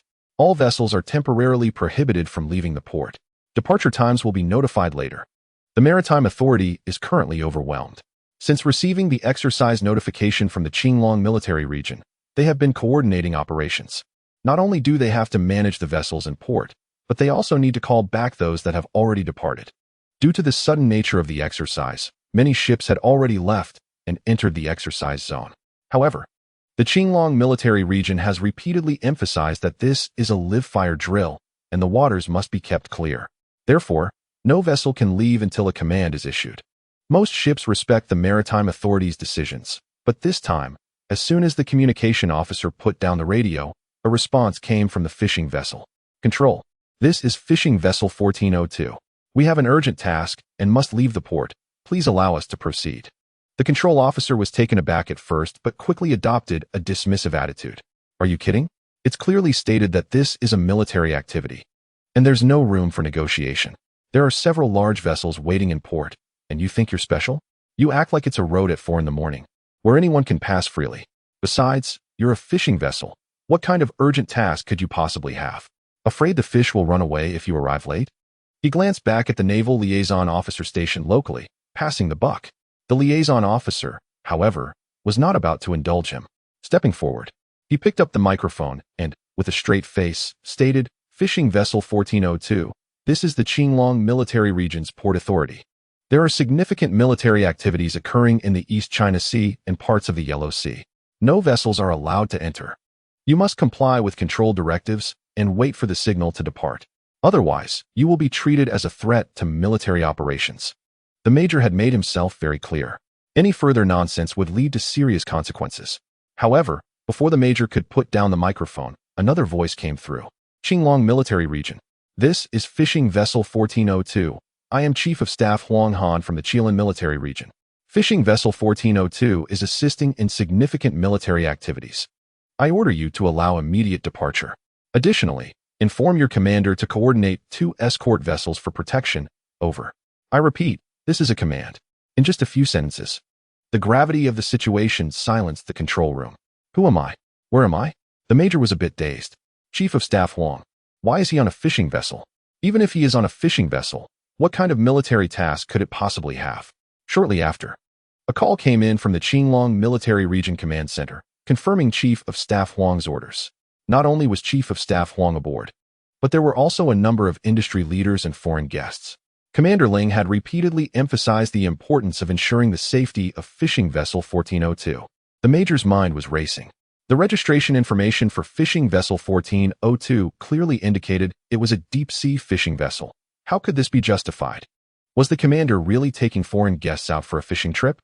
But regardless of the circumstances, the order was clear. He had no reason to delay and immediately arranged for the clearance of the shipping lane. Until the fishing vessel Lu Lin Yu cast off and set sail. Its massive hull blocked out the sun from the officer's view. He was completely stunned. No way. You call this a fishing boat? This is basically an aircraft carrier. Our naval command is becoming increasingly absurd. The ship measured several hundred meters in length and had an estimated displacement of over 10 tons. The hull number is Lu Lin Yu 1402? Who would believe such a deception? I just want to ask. 15 minutes later, outside the harbor, 3 frigates from the East Sea Fleet deviated from their original course and headed back. This was the highest directive from the theater commander. However, the officers and soldiers on the 3 ships did not quite understand this order. Captain, what does this mean? After a whole day of readiness, we finally set sail, and now we have to turn back. The first officer was visibly disgruntled. His ship, Baozhou, had been docked for repairs, suddenly receiving a readiness order. The crew was all pumped up, thinking that the opportunity to achieve merit had finally arrived. The exercises of a certain nation were just around the corner. As frigates, they were eager to take the lead, thinking they had a chance to make history. But now they were ordered to return. It was impossible not to feel frustrated. The captain was also helpless. There's nothing we can do. Commander Ling has changed our mission. We need to provide escort for the important targets, Huading and Zhaoyang. Stop complaining. Let's head to Qingshan port at full speed and rendezvous with the target. The first officer nodded while adjusting the course, but he still had some questions in his mind. Important target? What kind of ship would warrant the escort of 3 light frigates? It didn't make sense. The aircraft carriers had already set out. Baozhou Huiding and Zhaoyang were all light frigates, important components of the carrier strike group. As guardians of the aircraft carriers, They were supposed to protect high-value targets. But now, with 2 aircraft carriers already in the relevant waters, ready for exercises, what could possibly require the deployment of 3 light frigates for protection? The captain didn't understand the order either. I'm not sure of the specifics. I only know the target hull number is Lu Lin U-1402. What the heck? Lu Lin U. As the name suggests, a fishing vessel? What kind of fishing boat deserves the protection of 3 light frigates? Has this ship saved the galaxy in its lifetime? Chapter 116. Why are you still chasing shrimp? Zhao Yang, this is Bao Zhou. I have arrived at the designated sea area. I do not see the escort target. I am attempting to call on the common channel. Hearing the call from the earlier arrived Bao Zhou, the captain picked up the binoculars. This can't be. Logically, the escort target should be nearby. The small boat should be faster than their frigates. How could they not see it? Zhao Yang, Bao Zhou. The command from headquarters clearly states that the escort target will arrive first. Please confirm. Bao Zhou, in my line of sight, there is only a giant merchant ship, probably a steamship or a cruise ship. Before he could finish speaking, the communication from Bao Zhou suddenly went silent. After a few seconds of silence, the channel was filled with shock as the voice came through. The Zhaoyang ship had received a response from the target. The Lulin U-1402 was positioned to our ship's left flank and your ship's right flank. Please confirm immediately. The captain of the Bao Zhou ship, upon hearing the call, quickly picked up the binoculars. He didn't see any fishing boats, but he did see the massive vessel mentioned by the Bao Zhou. As he slowly moved the lens to the hull number of the giant ship, he felt a chill run down his spine. Lulin U-1402? What the heck? The captain of the Zhaoyang ship exclaimed in astonishment, similar to the captain of the Bao Zhou. Do you speak Chinese? How can this possibly be a fishing boat? When the hull of the Lulin U was fully in view of the crew on board, everyone felt as though the sky had darkened. The massive ship overshadowed everything, exuding an overwhelming sense of pressure. It appeared to be around 50 meters wide. The combined width of 3 escort ships was still less than a third of this one. These 3 light escorts were all seasoned in protecting aircraft carriers, so the crew could confirm with absolute certainty that this ship was comparable in size to any aircraft carrier currently in service. The first mate of the Bao Zhou was dumbfounded. Can this really be a fishing boat? What could it possibly catch? No one on the ship answered the first mate's question. As a group of battle-hardened sailors, they had seen many large ships, but they were rendered speechless upon seeing this giant fishing vessel. Typically, an ocean-going fishing boat would weigh at most around 10 to 20,000 tons, slightly larger than a light escort. Even that would be considered overcapacity. A fishing boat of that size would bring back at least 100 tons of catch on a single voyage. But now, this ship appeared to weigh at least 70 to 80,000 tons. Are you using this thing to fish? With one net? Wouldn't it wipe out all the fish in the Pacific? The first mate, seeing no response, muttered under his breath, cursing. Damn it, this can't be for catching mythical fish, right? The first mate had been quite resentful, grumbling about how others feasted while his ship was left behind to guard and eat scraps. But upon seeing this escorting giant ship, his words became even more colorful. They were stingy before coming, and now they were even more frustrated. With such a size, you expect us 3 light escorts to provide protection? Are you kidding? With just one surge from its wake, it could capsize our 3 little boats. Captain, the command center was too hasty. A fleet should have been arranged to escort such a massive vessel. Before he could finish, the communication channel suddenly received a call. Zhaoyang ship of the East Sea Fleet. This is Lulin U-1402. Thank you for your escort. Our ship has an urgent mission and needs to sail at full speed to the 181 maritime area. Please adjust your course according to our heading. Over. The captain barely had time to be surprised before he took out the navigational chart. The moment he saw the 181 maritime area on the chart, his pupils contracted in shock. 181 is not a place to go. This area is on the edge of an exercise zone. To the east is the exercise area of another nation, while to the west is the exercise area of the East Sea Fleet. This middle zone is precisely a friction buffer zone. In other words, if anything goes wrong during the exercises, all the shells would be flying towards this area. Don't say you're a fishing boat. Even if you were an aircraft carrier, you can't just insert yourself right in the middle of 2 naval vessels. And you're going full speed? Our 3 ships are light frigates, not rescue vessels. No matter how capable I am, I can't protect you from your own recklessness. At this point, the captain's tone turned stern. Lulin U-1402. I do not agree with your ship proceeding to the 182 nautical area. There are significant risks in that area. Please reduce speed and wait for instructions from the fleet command. Over. The captain was filled with questions. Strange things happen every day, and today there seemed to be particularly many. A fishing boat charging straight towards a naval fleet. What's the purpose? Are you trying to provoke them? This isn't a highway. There are no traffic rules at sea. Just as Captain Zhao Yang was puzzled, a deep voice came through. Zhao Yang, this is Lu Lin U-1402. I am Huang Han from the Chilean war zone. The voice of Mr. Huang thundered in the command room of the Zhao Yang. Now the first officer completely understood why the fleet command sent small vessels to escort a merchant ship. It turns out there was a general on board. The captain immediately became serious, saluting respectfully. Good day, sir. Huang Han replied. Now Zhao Yang, Baozhou, and Huiding ships are under my command. My ship must proceed to the 182 nautical area on time to execute a mission to escort significant scientific research achievements back. You 3 ships must ensure the air defense safety of my vessel. Is that clear? The captain responded. Mission assured. Huang Han continued. Additionally, report my ship's operational intentions to the East China Fleet, so your Commander Ling can adjust the deployment to coordinate with our actions. Understood.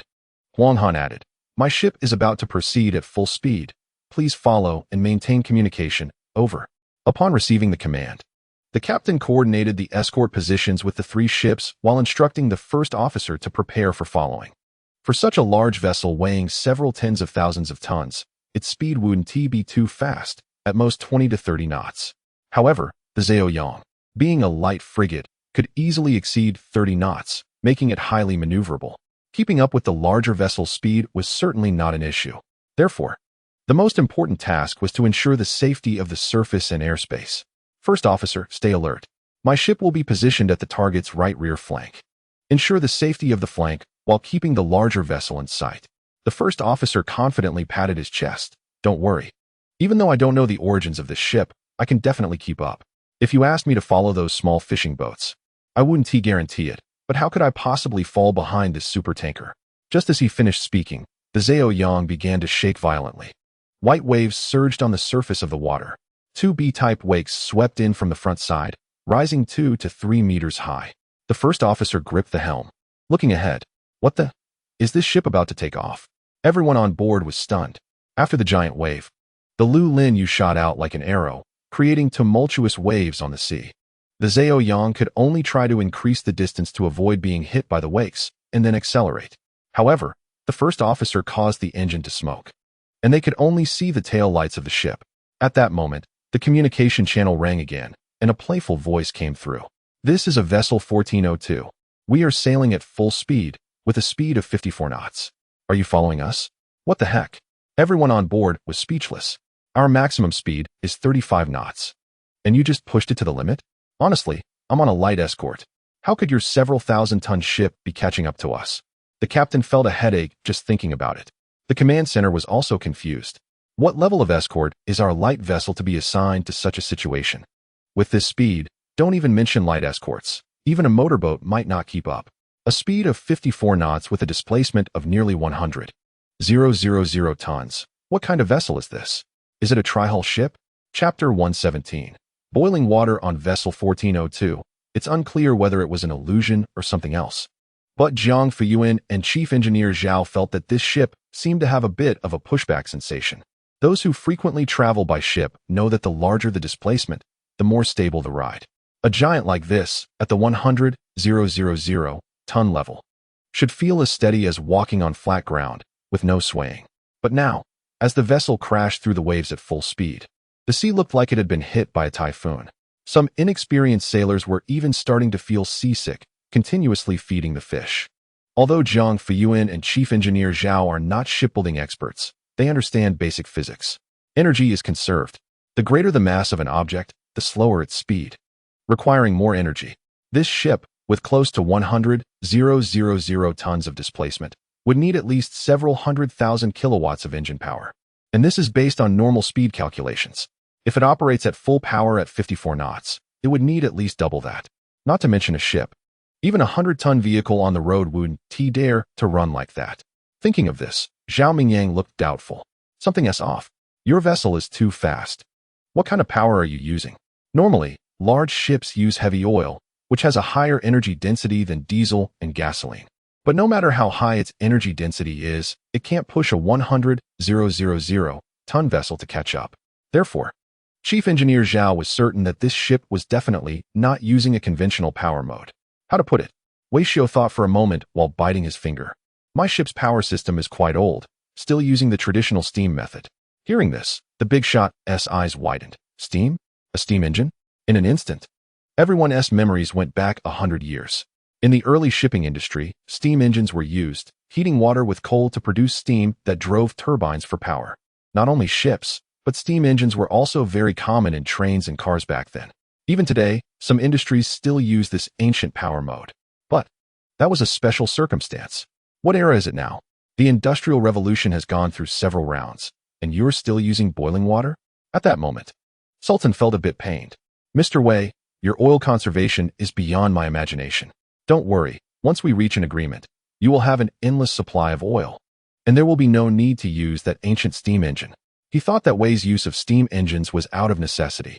After all, not every country is located in a region where oil flows through the water pipes. But Wei waved his hand. A steam engine is a steam engine, but not the kind that uses coal. Sultan was puzzled. Then what does it use? Coal is so polluting, and its energy density is average. We are using new energy methods. Wei was a bit proud. Not only does it have a high energy density, but it also produces almost no pollution and is energy efficient. Upon hearing this, the scientists behind him felt a jolt. The wealthy had suffered from a lack of knowledge. Even if oil was scarce, Wei could not possibly be using a coal-burning steam engine. Since it wasn't coal, there was only one possibility. At this thought, Chief Engineer Zhao's face turned pale. You aren't using nuclear power, are you? Wei gave a thumbs up. How did you know? No way. Chief Engineer Zhao was stunned. You call nuclear power boiling water? Exactly. The essence of human civilization is boiling water, Wei replied earnestly, leaving everyone bewildered. Every word he said was correct and made sense. But together, it didn't add up. Boiling water is boiling water. But using nuclear power to boil water on a firefighting ship is too extreme. No wonder you're catching shrimp with your ship. Chief Engineer Zhao said, I really don't understand how you think. Your train of thought could fill 3 episodes of a science show. Do you believe it? After careful consideration, Wei answered seriously. The main concern is the endurance issue. You can't rule out the possibility of taking on some long-distance firefighting missions in the future, right? My ship can ensure a 20-year endurance. Listen, is that even human talk? I won't even mention long-distance firefighting. Which good firefighting ship goes out once and doesn't come back for 20 years? At your pace, 20 years would be enough to play Snake on the ocean. Moreover, there are economic and energy-saving concerns. Nuclear energy is environmentally friendly. After all, it's a firefighting ship. It wouldn't look good to be billowing black smoke. At this moment, the wealthy felt their heads buzzing. Yes, oil is expensive, but no matter how expensive, can it surpass your nuclear power system? Sultan initially thought he had brought enough money for this trip. Unexpectedly, he had underestimated the costs. In fact, since the ship was revealed, Sultan had been somewhat interested. Now that the land-based firefighting composite brigade had been established, the Marine firefighting force had to be put on the agenda. Don't think that just because your ship is nuclear-powered, even if it were coal-fired. With this flat-deck system and the ability to launch and land drones, he would still want to make a purchase. But before Sultan could act, Wang Zhao from the Emergency Management Department stood firmly in front of him. Professor Wei, when this ship returns to port, you keep it still. I will have my people come over to paint it immediately. Without waiting for Wei to respond, Huang Han, who was nearby, was truly taken aback. No way, Director Wang. Are you serious? Chief of Staff Wang felt aggrieved. You military have taken enough. It's time for our fire brigade to take something back. Wang Zhao was upset. It was said to be a firefighting project, but until now, he hadn't even gotten any proper equipment. The army took everything, then the Air Force, and after that, the big players. This ship must be secured before the Coast Guard and Navy act. Otherwise, it would all be over. The Coast Guard is notorious for being quick and thorough. If we miss the opportunity, there will be nothing left. My province oversees several major international ports, handling a large amount of marine firefighting and rescue work every year. We need such large vessels to ensure the fire safety of cargo ships. Listening to Wang Zhao's righteous words, Huang Han felt his brain nearly shrink. Is this even reasonable? Nuclear power, come on. The Navy's nuclear power hasn't even formed combat capability. And you're using it for firefighting first? Report to the commander. Gaofen 4 satellite overhead shows. The aircraft carrier is 200 kilometers from the 181C area, with multiple takeoffs and landings of aircraft, including FA-18E, EA-18G, E-2D. Meanwhile, in the Qinglong War Zone, the Joint Command Center was bustling with activity. Everyone was on high alert. Sitting in the center, Ling Tao remained composed and responded softly. It's pretty much as we expected. What about other directions? All Allied forces have been deployed. 2 missile frigates have been dispatched and have joined the aircraft carrier, but their combat determination is not high. In the southern direction, the Ford Aircraft Carrier Group, originally set to enter the Indian Ocean, has turned, expected to pass through the Sunda Strait in 2 hours. Ling Tao, the combat intent is clear.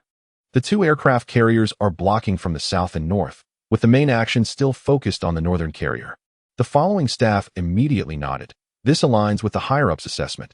Their exercise aims to display power while looking for opportunities for friction. What's the situation with Chief of Staff Huang and Wei Xiu over there? Zhao Yang, Bao Zhou, and Huiding ships have all arrived at the designated location and commenced escort. According to the feedback report, the escort target is fishing vessel Lu Lin U-1402.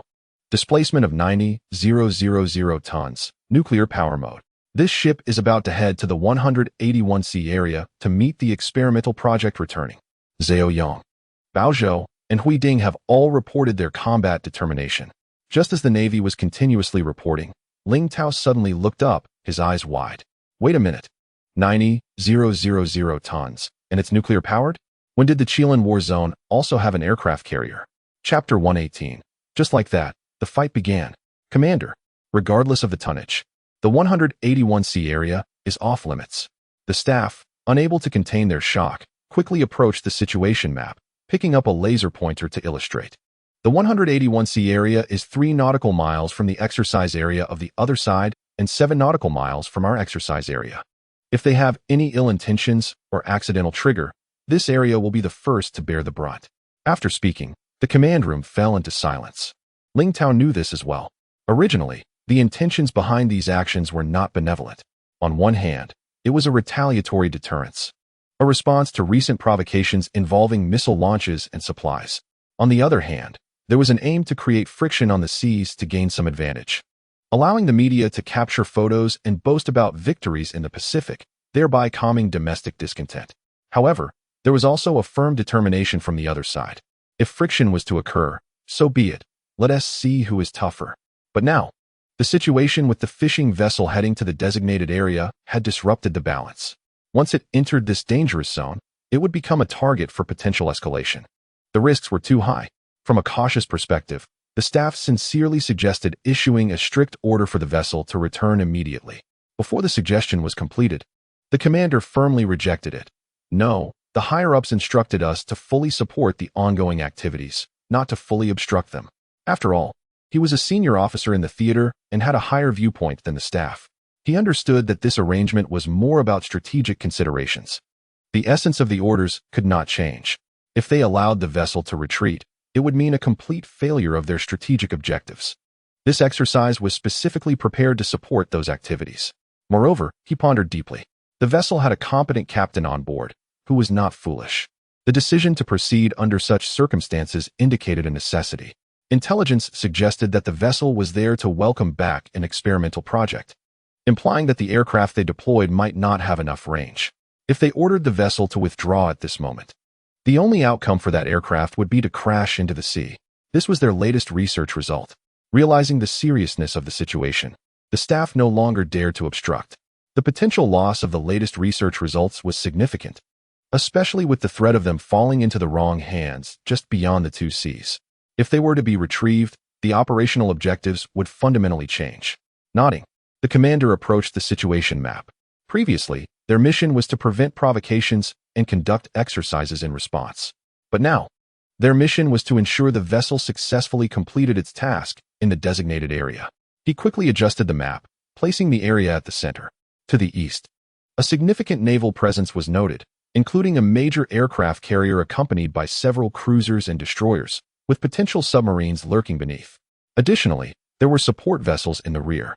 This represented an overcapacity configuration for a carrier battle group.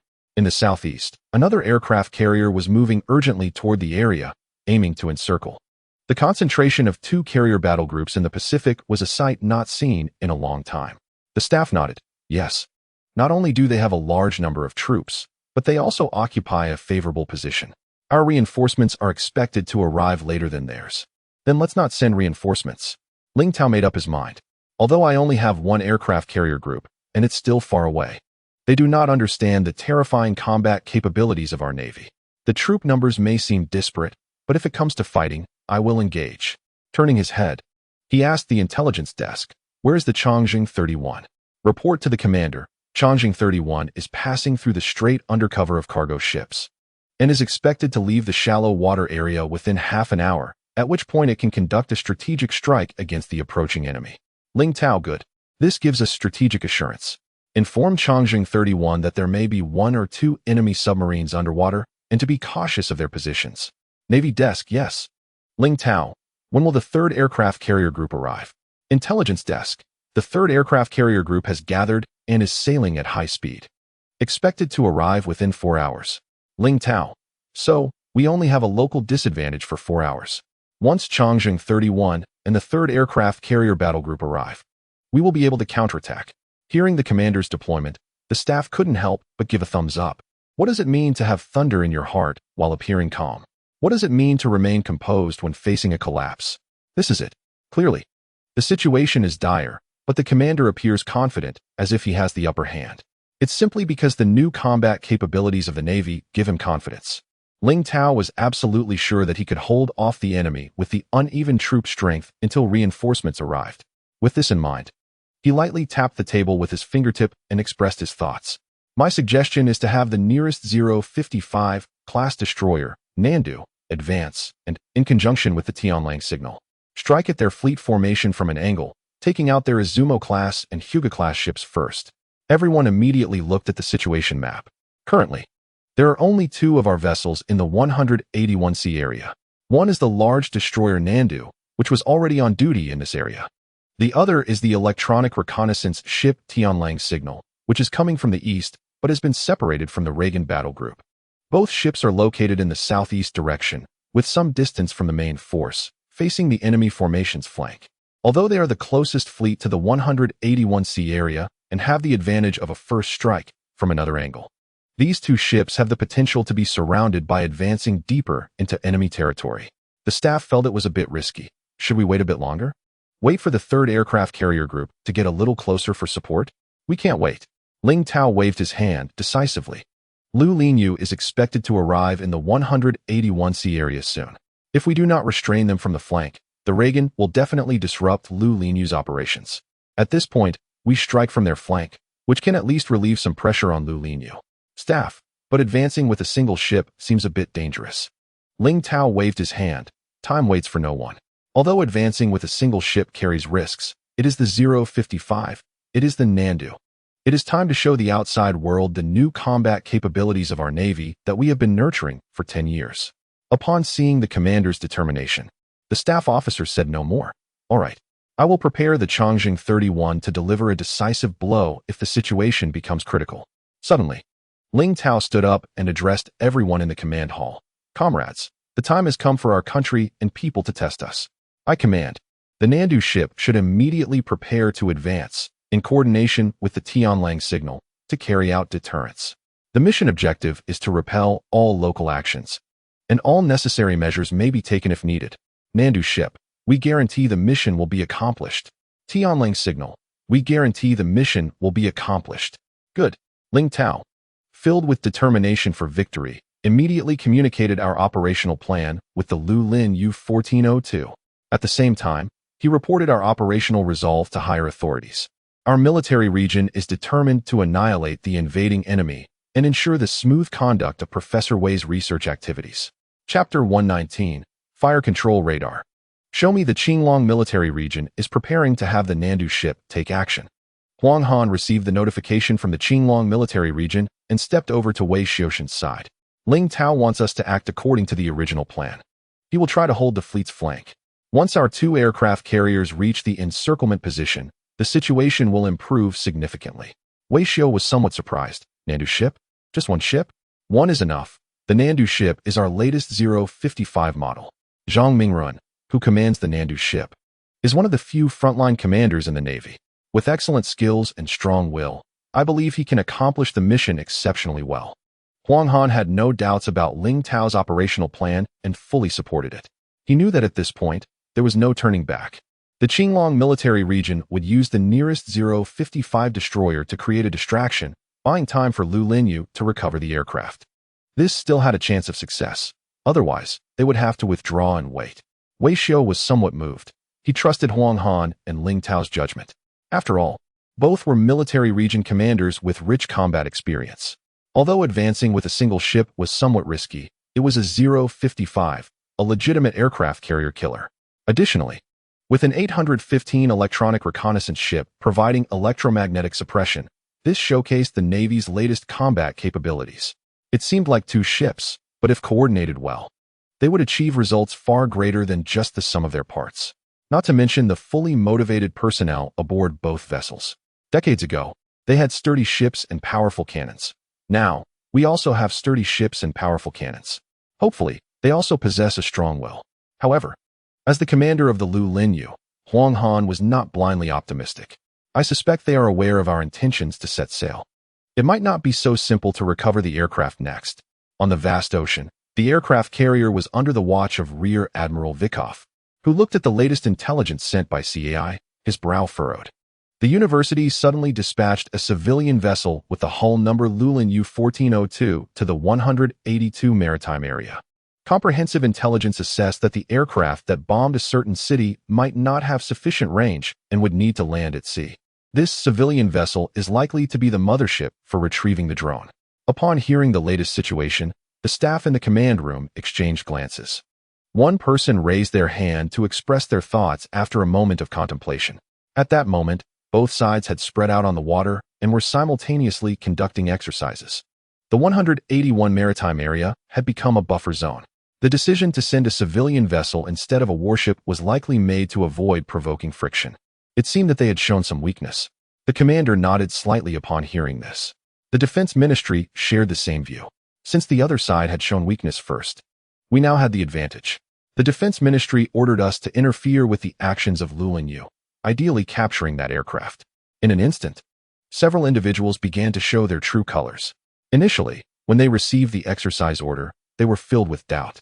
After all, the other side had previously downed a target and then bombed a city, displaying overwhelming momentum and not considering us at all. Under such circumstances, holding an exercise in front of the university seemed somewhat provocative. But now, with the university sending a civilian vessel to the 181 maritime area, it was clear they had backed down. With this shift, the commander aboard the carrier became emboldened. They planned to feign an accidental strike to sink Lulinyu, allowing them to wait for the opportunity to capture that aircraft. Upon hearing the staff's cunning plan, the commander nodded slightly. This was the primary combat objective. However, it was crucial not to give the international community any grounds to criticize. They would first issue a warning to Lulinyu, and if it did not retreat, then they would not hesitate to use their torpedoes. The commander was not only cunning but also mindful of appearances. They knew that all eyes in the international community were focused on the 182 maritime area, so everything had to be seamless. The plan was to communicate as per protocol. You retreat, and you won't receive the aircraft. If you do not retreat, I have reason to sink you. After all, this is an exercise area. Who allowed you to wander here? With this in mind, they immediately arranged for their subordinates to communicate through the public channel. Lulinyu 1402. This is the carrier. We issue you a stern warning. We are conducting military exercises. Please leave the area immediately, or you will bear all consequences. Shortly after, a vibrant voice came through the channel. Carrier, this is Lulinyu 1402. Our vessel is operating in international waters. Please vacate the operational area. Otherwise, we will disregard your vessel's presence, and you will bear all consequences. The commander was taken aback. Wait a minute. You're a civilian vessel. Why do you think you can speak to me like that? You want my warship to clear the operating area? Are you joking? Not only am I tasked with interfering with your operations today, but even under normal circumstances, it would be impossible for you to ask me to vacate the area. I have a carrier battle group here. Do you think I'm kidding? Lulinyu 1402. We have already issued a notice and have the right to conduct military activities in these waters. Please leave immediately, or I will use force to drive you away. Vikov did not expect that as the commander of a carrier battle group, he would get into an argument with a fishing boat. It's been said that the situation has become increasingly tense in recent years. But it's fine. According to international practice, after 3 warnings, one can fire without responsibility. Who told you to go towards the gun? Just as Vikov was preparing for a surprise attack with the Burke-class destroyer, the call from Lu Linyu came again. This is Lu Linyu 1402. If you have the guts, fire and lock your radar on me. If you don't, just shut up. Wei Xiu's response was clearly heard by everyone in the live stream. In that moment, millions of viewers erupted with excitement. Impressive. So bold. Damn. We are in international waters. Why should he be afraid? The intention of the opposing side is clear. They want to take action against Lu Linyu. To be honest, I'm a bit worried, as Lu Linyu is advancing alone and reinforcements haven't arrived yet. Wow, why is Wei so calm? It's hard to imagine he's just a young man like us. If it were me, I would have panicked long ago. It seems Wei still has a big plan. Meanwhile, the Burke-class destroyer advanced and encountered Lu Linyu. Seeing this scene, Sultan felt a bit anxious. The development of the situation was completely beyond his expectations. He didn't expect such a strong interference. He also didn't expect that Wei Xiu, aboard a fishing boat, would be even bolder. I just came to watch the show. There's really no need to escalate. How about you deploy a small boat first, and let me disembark? Thinking of this, Sultan felt quite timid. Mr. Wei, maybe we should cancel the operation? Wei Xiu waved his hand. We're already here. Sultan gathered his thoughts, but judging by the Burke-class's demeanor, it seems they are serious. Their guns are moving. It's fine. I have countermeasures. Chapter 120. Setting fire to the mountain. Sitting in prison for life, your countermeasures are not going to lead to good outcomes, are they? Huang Han felt a tightness in his chest, his face showing clear refusal. Anyone could say that, but it's unacceptable coming from Wei Xiu. He is the most hawkish figure in this world. Even a dog passing by would get slapped twice. If he were in command of this exercise, he would have taken down the opposing forces in the ocean without hesitation. He is a man marked by the devil. His so-called countermeasures would definitely violate international conventions. But now, the situation at sea is merely an exercise, and there hasn't even been any friction yet. Both sides adhere to the principle of not firing the first shot. At most, it's just firing to lock onto something. Huang Han isn't afraid. He just knows that in this situation, Wei Xiu's countermeasures could easily escalate into a hot war. Calm down. The higher-ups have clear instructions. If the other side does not fire, we absolutely cannot fire first, or we will be unable to explain ourselves in the international community. Don't worry. Wei Xiu interrupted directly. I'm talking about civilized means of response. Do you really think you have civilized means in hand? In the command center, every carbon-based life form would doubt that statement.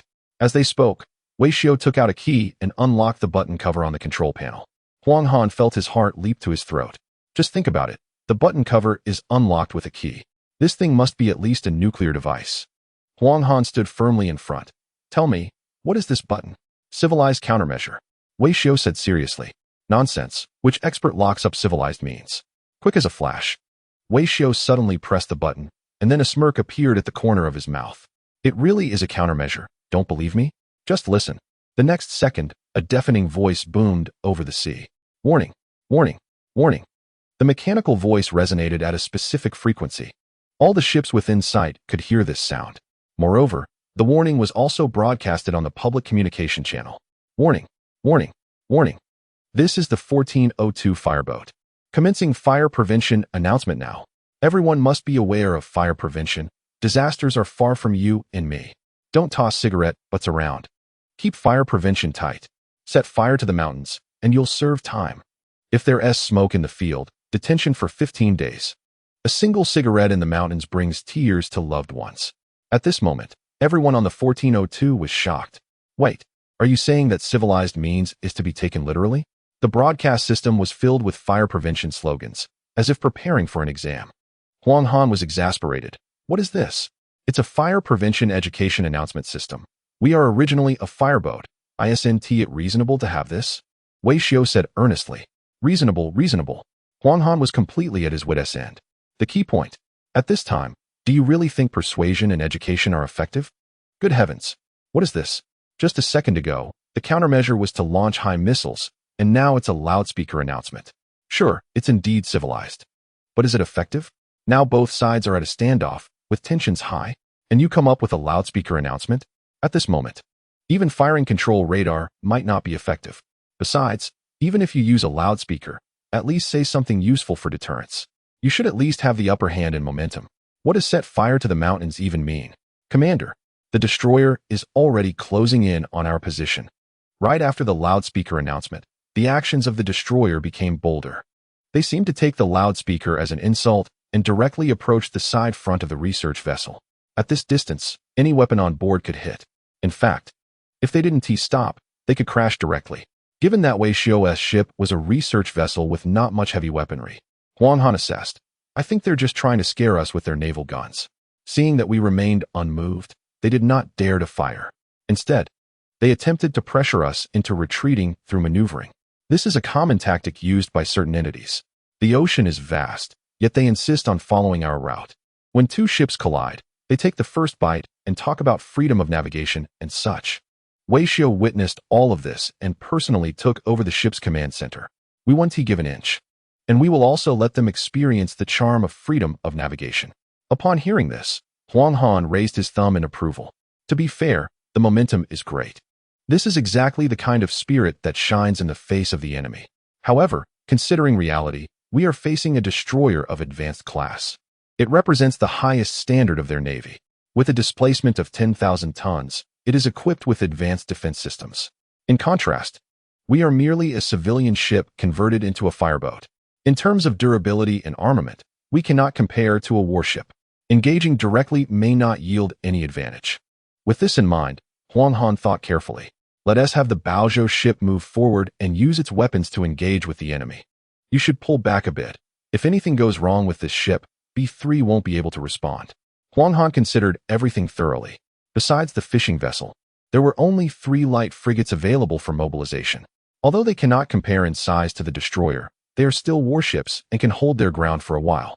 The life of the Baozhou ship is also valuable. Why should I put them at risk?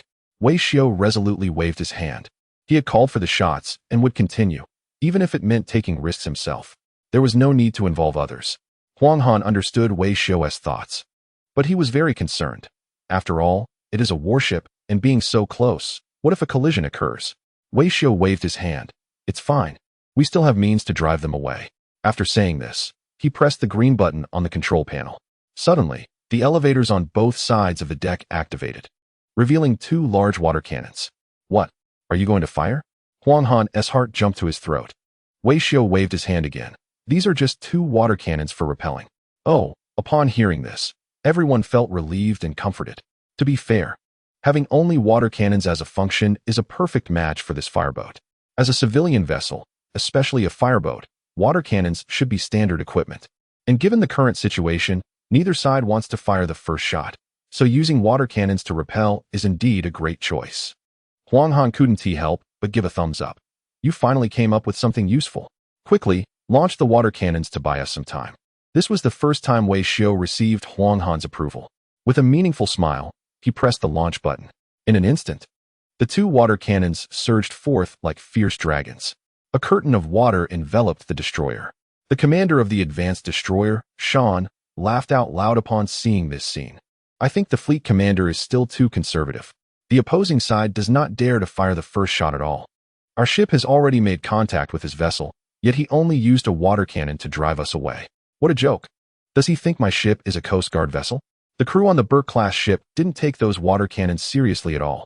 It's just an early celebration for victory with a splash of water. The reason is simple. The Burke-class is a military ship. Water cannons like those are merely weapons used by Coast Guards or maritime patrols. They might work for chasing away fishing boats or merchant ships. But using them against a warship is just absurd. Commander Shan immediately called in the journalists accompanying the ship. Their mission was to follow the exercise and take some photos, which they could then distort for reports back home to incite public excitement. But now, there was no need to distort the facts. The material was right in front of them. Faced with the pressure from the Burke class, the other side could only retaliate with water cannons. How small and ridiculous that was. Using water cannons meant they had completely lost their fighting spirit. Shan felt he could push further. Commander, relay my orders to get a bit closer. Once we reach grenade range, fire tear gas with individual rifles. At the same time, He reported to the fleet command that they would soon take the 181 maritime area. Just as he finished speaking, the chief engineer suddenly stood up, panic in his voice. "Captain, there's damage on the starboard hull and an explosion in the armory. The port engine is disabled. This is bad. The hull is severely damaged and will sink soon." Meanwhile, on board the fishing vessel, seeing the powerful water cannons hindering the enemy, Huang Han felt quite pleased. "Xiao Wei, your water cannon looks even more advanced than the Coast Guard's. You must exchange some technical know-how with them once we get back. This thing is useful for the Coast Guard. The more powerful the water cannon, the better. Just like the two we have equipped on this vessel. Not only does it have a long range, but even the last droplets maintain pressure, effectively disrupting the enemy vessel's operations. Look at that. The Burke class is in a panic." Huang Han picked up his binoculars to observe the distant scene. The enemy vessel seemed flustered, and operators on deck were putting on life jackets. Huang Han was a bit puzzled. Was it really necessary? It's just a water cannon, not a naval cannon. How could it possibly sink a Burke class? But in the next moment, as Huang Han lowered his binoculars to observe the hull, his pupils dilated. There was a crack appearing in the middle of the Burke class, as if it had been severed in half. Huang Han turned to look at everyone in the command room. They all had blank expressions. At this rate, the Burke class would sink in 5 or 6 minutes at most. The key question was why? Midsection destruction. This kind of annihilation was most likely caused by a large missile strike. But during the time we were observing, the Burke class had been in sight the entire time. Not a missile, not even a bullet had been fired. The only attack the Burke class had suffered was from the water cannons of the fishing vessel. "No, Wei Xiao, is your water cannon sourced from a reliable place?" Although Huang Han didn't quite understand, he was certain of one thing. The issue lay with Wei Xiao. Wei Xiao shrugged, adopting a classic indifferent expression. "Water cannon? What's there to discuss about its source? The principle is simple, and there's no innovation involved. My water cannon is just a conventional one." Huang Han pointed outside the porthole at the destroyer. "Then why has that destroyer split in half?" "Probably due to the impurities in the water cannon," Wei Xiao replied. Upon hearing this, everyone widened their eyes. Impurities? Yes. The water used in the cannon certainly isn't of drinking quality. Having some impurities is reasonable, right? Huang Han had a bad feeling. What kind of impurities are we talking about? Garnet sand. Huang Han asked, "What's the density?" Wei Xiao picked his nose. "I haven't calculated it specifically, but probably half and half."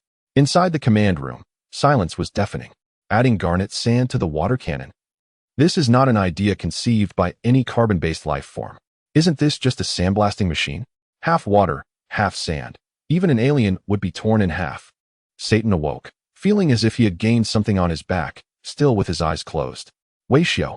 Huang Han faced the living embodiment of death, his throat vibrating slightly. "Every time I think I understand you, you always open up a new world for me. Always something new," Wei Xiao said seriously. "The traditional water cannon method is too slow.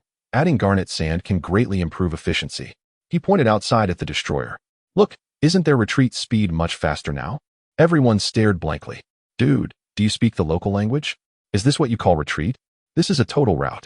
The destroyer, hit by 2 rounds of garnet sand water cannon, was severed in half.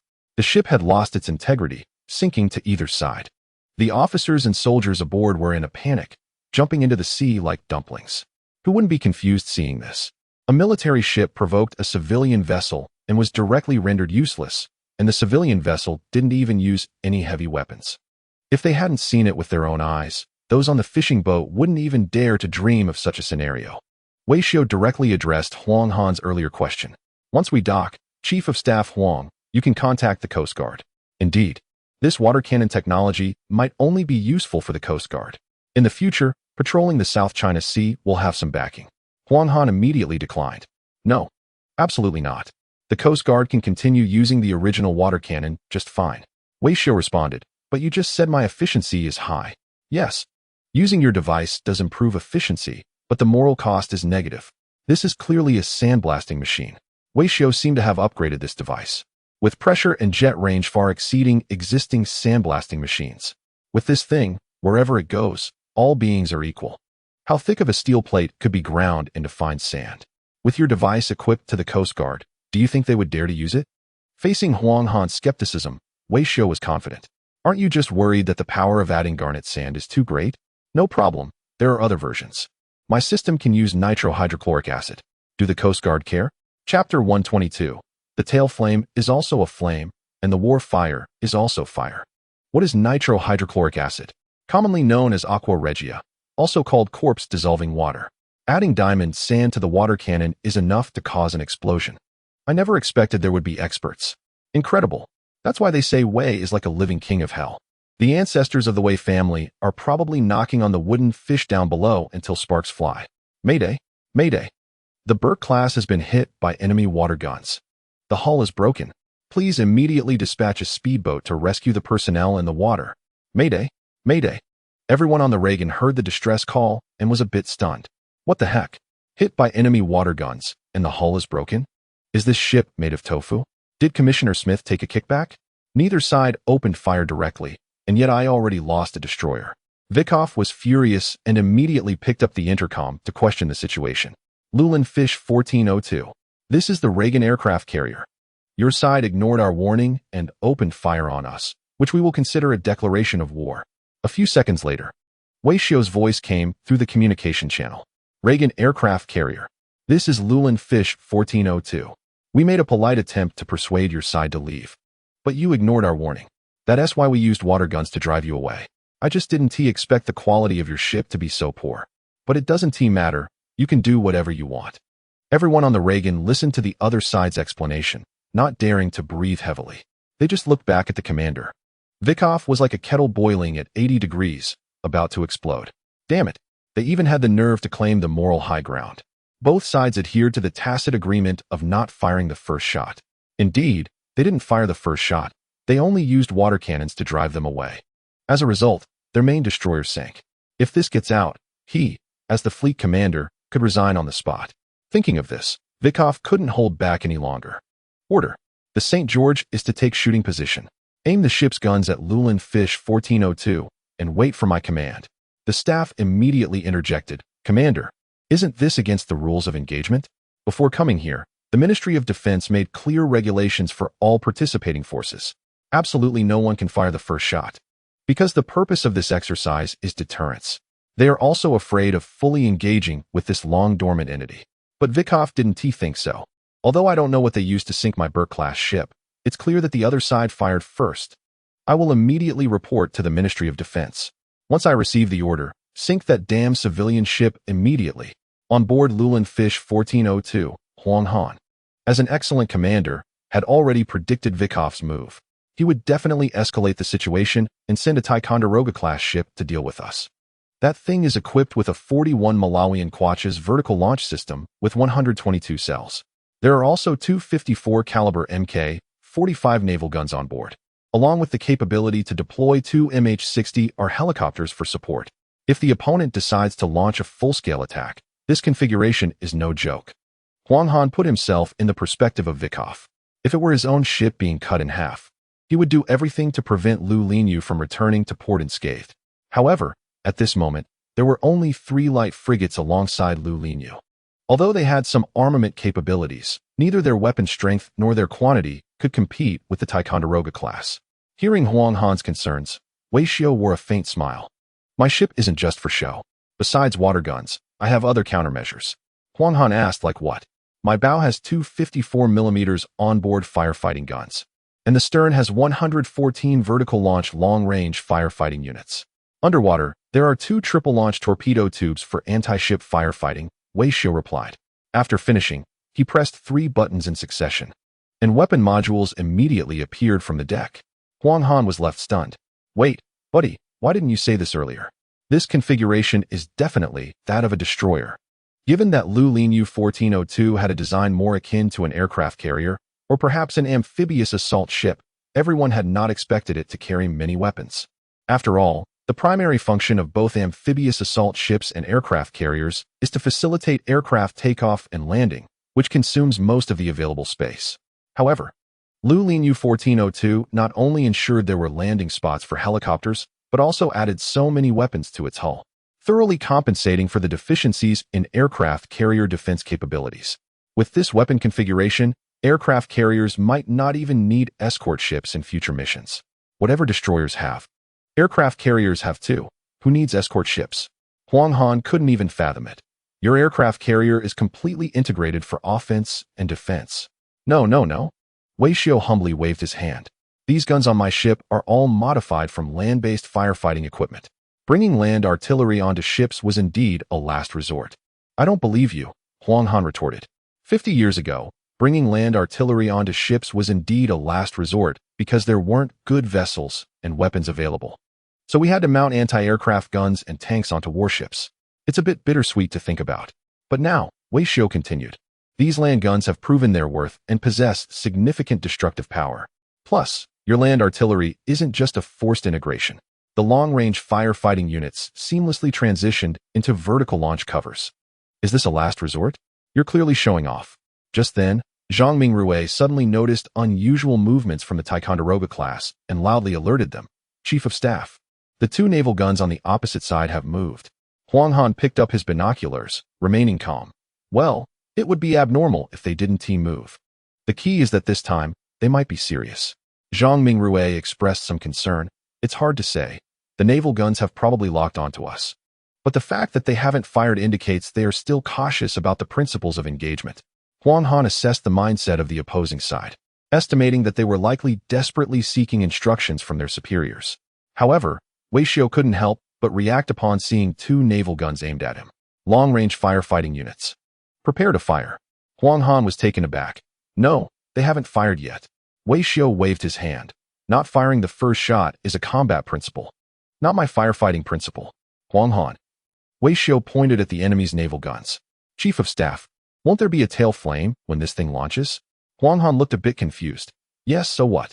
A tail flame is still a flame. And warfare is still fire. As a firefighting vessel, our mission is to extinguish any fire in its cradle. Follow my orders. Prepare for saturation fire. Vertical launch ready. 5, 4, 3, 2, 1. Chapter 123. The harder you work, the luckier you get. Everyone on board the Lulin U-1402, especially the leaders led by Huang Han, was not unfamiliar with the term saturation fire. Translated, it means, open fire at the start of battle and keep firing without stopping. It is well known that, due to historical reasons, there is a fear of insufficient firepower among certain forces. This condition is prevalent within the military.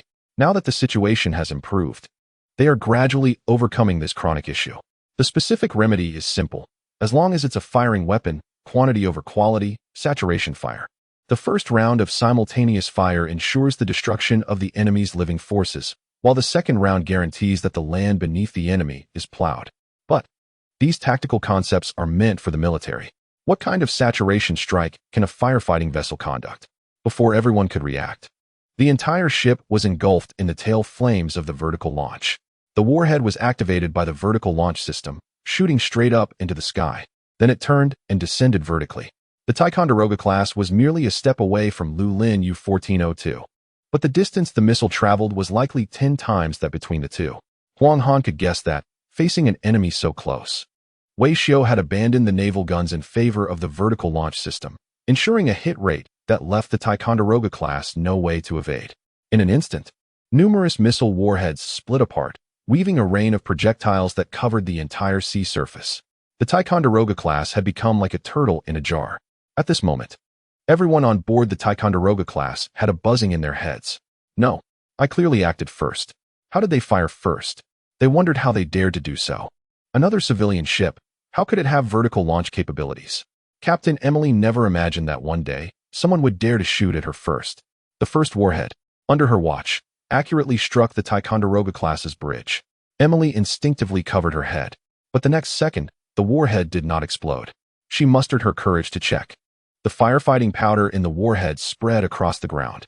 Emily found it hard to believe. Was it really a firefighting vessel? All the warheads that landed had no explosives. At that moment, the Ticonderoga class looked as if it were covered in white snow, all coated with a layer of firefighting powder.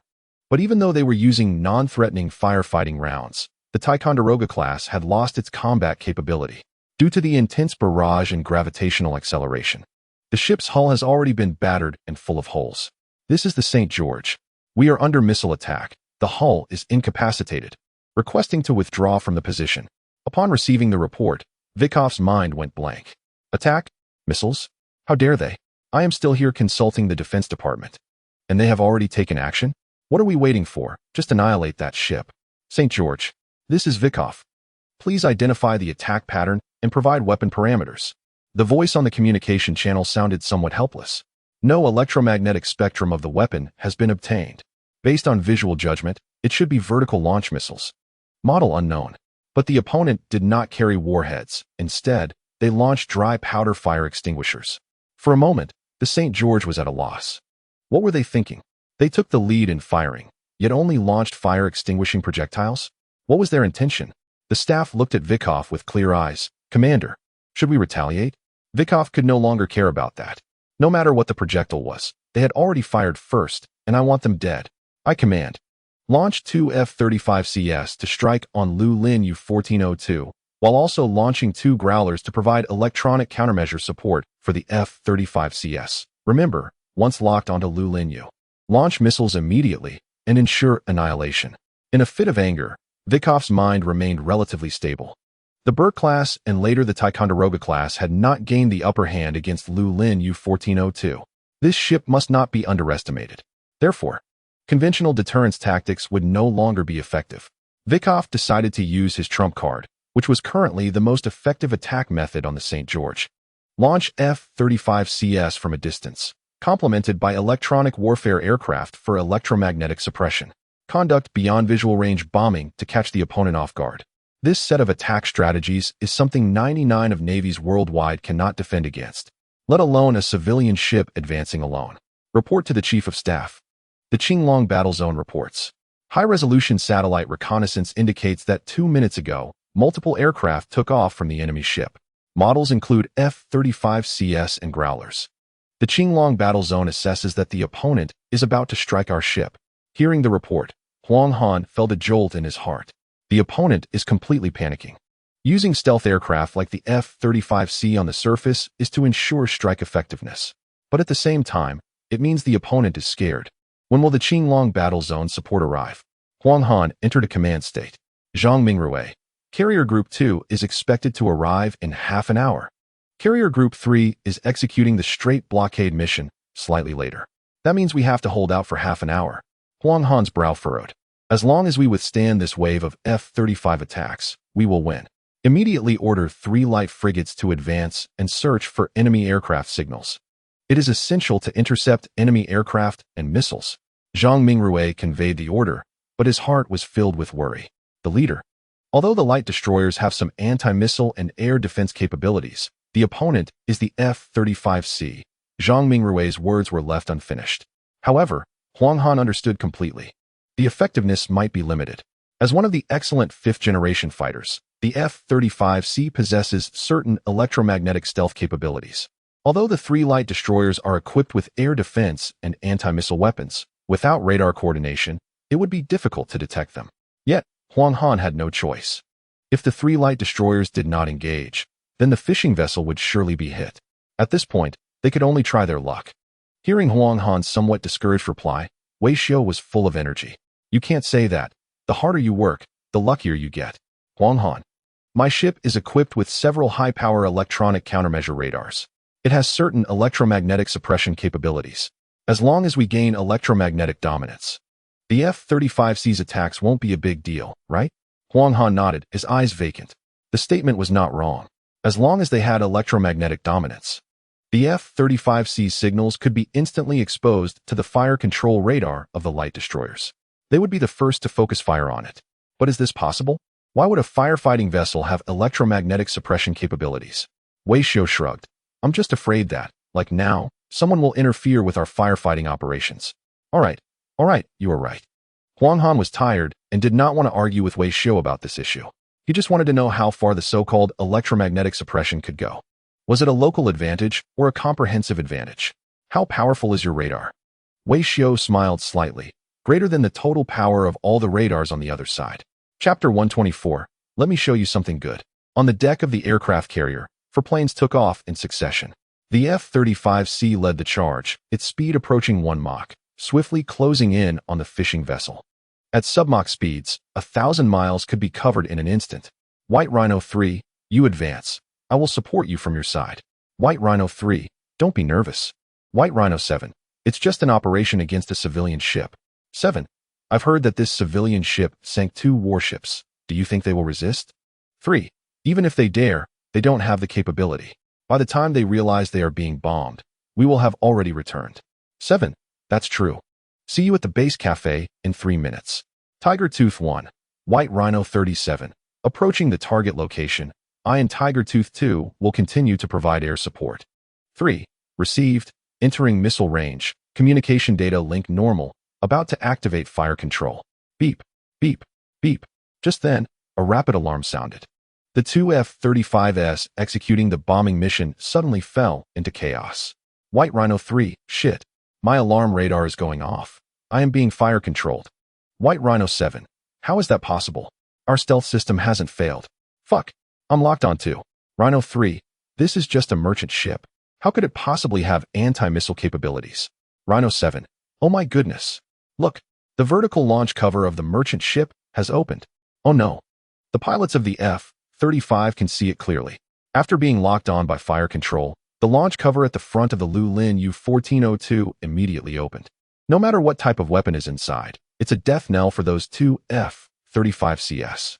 At this moment, in a communication channel that originally had 4 aircraft, for some reason, only 2 lonely F-35CS are left crying out, while the 2 supporting electronic warfare aircraft have disappeared.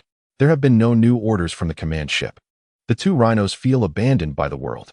As veteran pilots flying the F-35C for years, they are all too aware of the aircraft's capabilities. They can use stealth to engage against inferior forces. However, once the electromagnetic stealth fails, its functionality is actually inferior to that of a certain other aircraft. Moreover, without the support of electronic warfare aircraft, they are completely sitting ducks in the sky. The pilot's CPU is overloaded with confusion. Why would a merchant ship possess anti-stealth capabilities? Even more puzzling is why a merchant ship would have vertical launch missile covers. This setup feels like a grave for them. Rhino 3, what should we do? Should we still drop bombs? Rhino 7, immediately abort. Their missiles might be faster than ours. Rhino 3, you cover my flank. I'm about to turn. Rhino 7, we need to contact those damn electronic warfare aircraft. Aren't they supposed to jam? Why can't they take out that fire control? While executing the disengagement procedure, the 2 Rhinos frantically call for support from the electronic warfare aircraft. But both Tiger 1 and 2 are out of contact. However, the Rhinos can see clearly that they haven't left the battlefield. Their aircraft are still circling relentlessly in the relevant airspace, as if possessed. On the command ship, the communications officer under Vikov is almost hoarse from shouting. But none of the 4 aircraft in the forward unit are responding. It feels as if there is an electromagnetic black hole in front of them. Any equipment entering it would be completely consumed and cut off from the outside world. Why? Tell me why? Didn't they say this was a fireboat? Why? Why does it have an electromagnetic advantage over us? Vikov is furious with helplessness. If your fireboat shot down my destroyer, I wouldn't say anything. After all, you were using water cannons. If your fireboat shot down my cruiser, I wouldn't say anything either. Because your missiles were filled with dry powder. But electromagnetic suppression? On what basis? Have you ever seen a fireboat going out to sea while first engaging in electronic warfare? The most frustrating part is that 2 specialized electronic warfare aircraft, the Roarers, are deployed, and they haven't even engaged with it yet. I don't even know what happened up ahead. Just then, 2 newly launched aircraft arrived in the incident airspace. Their communication channels were relatively clear, so they immediately joined the C4 neural network.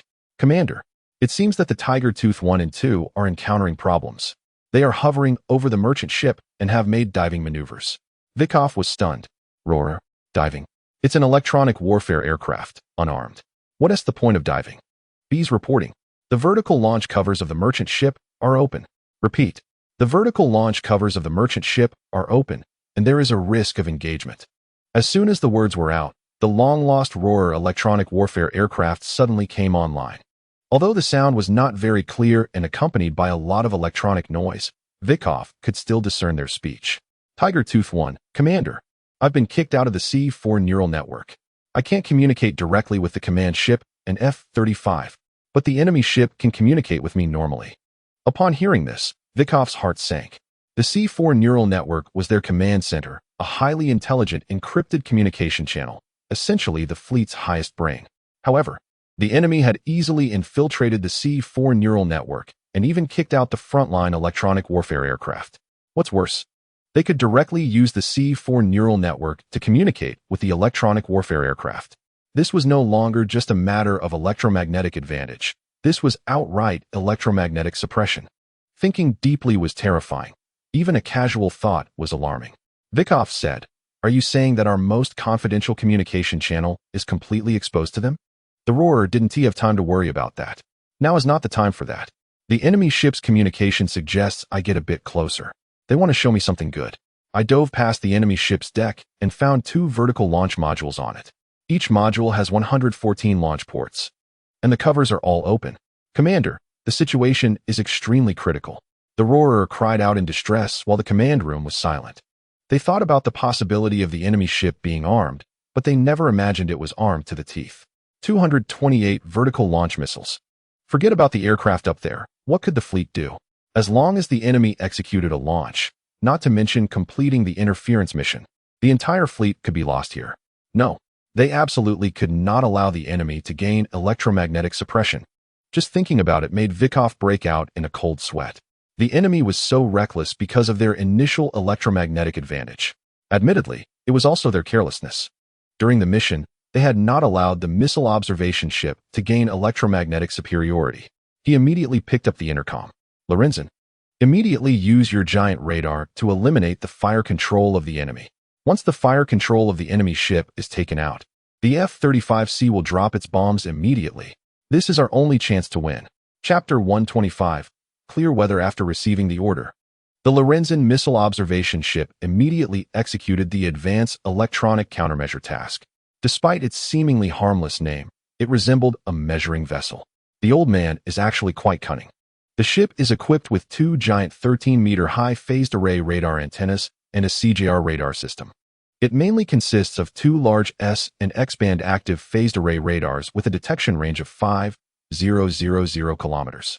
This ship has been operating around a certain region for a long time. The radar antennas are constantly aimed at a specific target with the purpose of achieving comprehensive monitoring. This is just during peacetime. In the event of war or exercises, this vessel would take on the primary role in electronic warfare.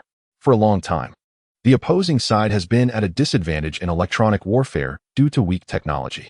Their progress in radar miniaturization has been slow. High-performance radars are large and mostly deployed onshore, with very few on ships. Therefore, this vessel has rarely faced defeat at sea. Upon learning that the enemy is a merchant ship, the captain felt confident. Previously, the Navy had suffered 2 defeats and was in a position of local disadvantage because the commander was careless and did not take precautions. They failed to send this vessel for electromagnetic suppression before engaging. The merchant ship's radar casually detected an advanced fighter jet. But now things are different. In electronic warfare, power is key. It's like 2 cars meeting on a highway at night, both with their lights on. The one with high beams has the right of way. This vessel is essentially just a ship with added radar. All space is given to the 2 phased array radars, making it hard to find a rival on the sea. I don't understand why the commander is so anxious. After all, the opponent is just a firefighting vessel. Even if it has some weapons, what can it do? Once our radar is operational, it will be nothing but scrap metal. Just as the captain finished speaking, a report came from the operations station. Report: radar is operational. Received massive interference signals. The captain furrowed his brow. How can that be? He quickly approached the radar screen. Numerous green spots appeared in the black concentric circles, forming lines and then surfaces, occupying 3/4 of the screen. The quantity is wrong. It's identified as enemy electromagnetic interference. Hearing the operations station's assessment, the captain couldn't help but curse. As if I needed you to tell me. If all these signals are from the opposing side, then this area is filled with their vessels.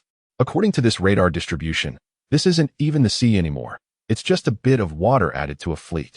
But the captain also found it hard to believe. Intuitively, this doesn't seem like a frequency that a merchant ship could emit. With this frequency, ordinary navies wouldn't compare.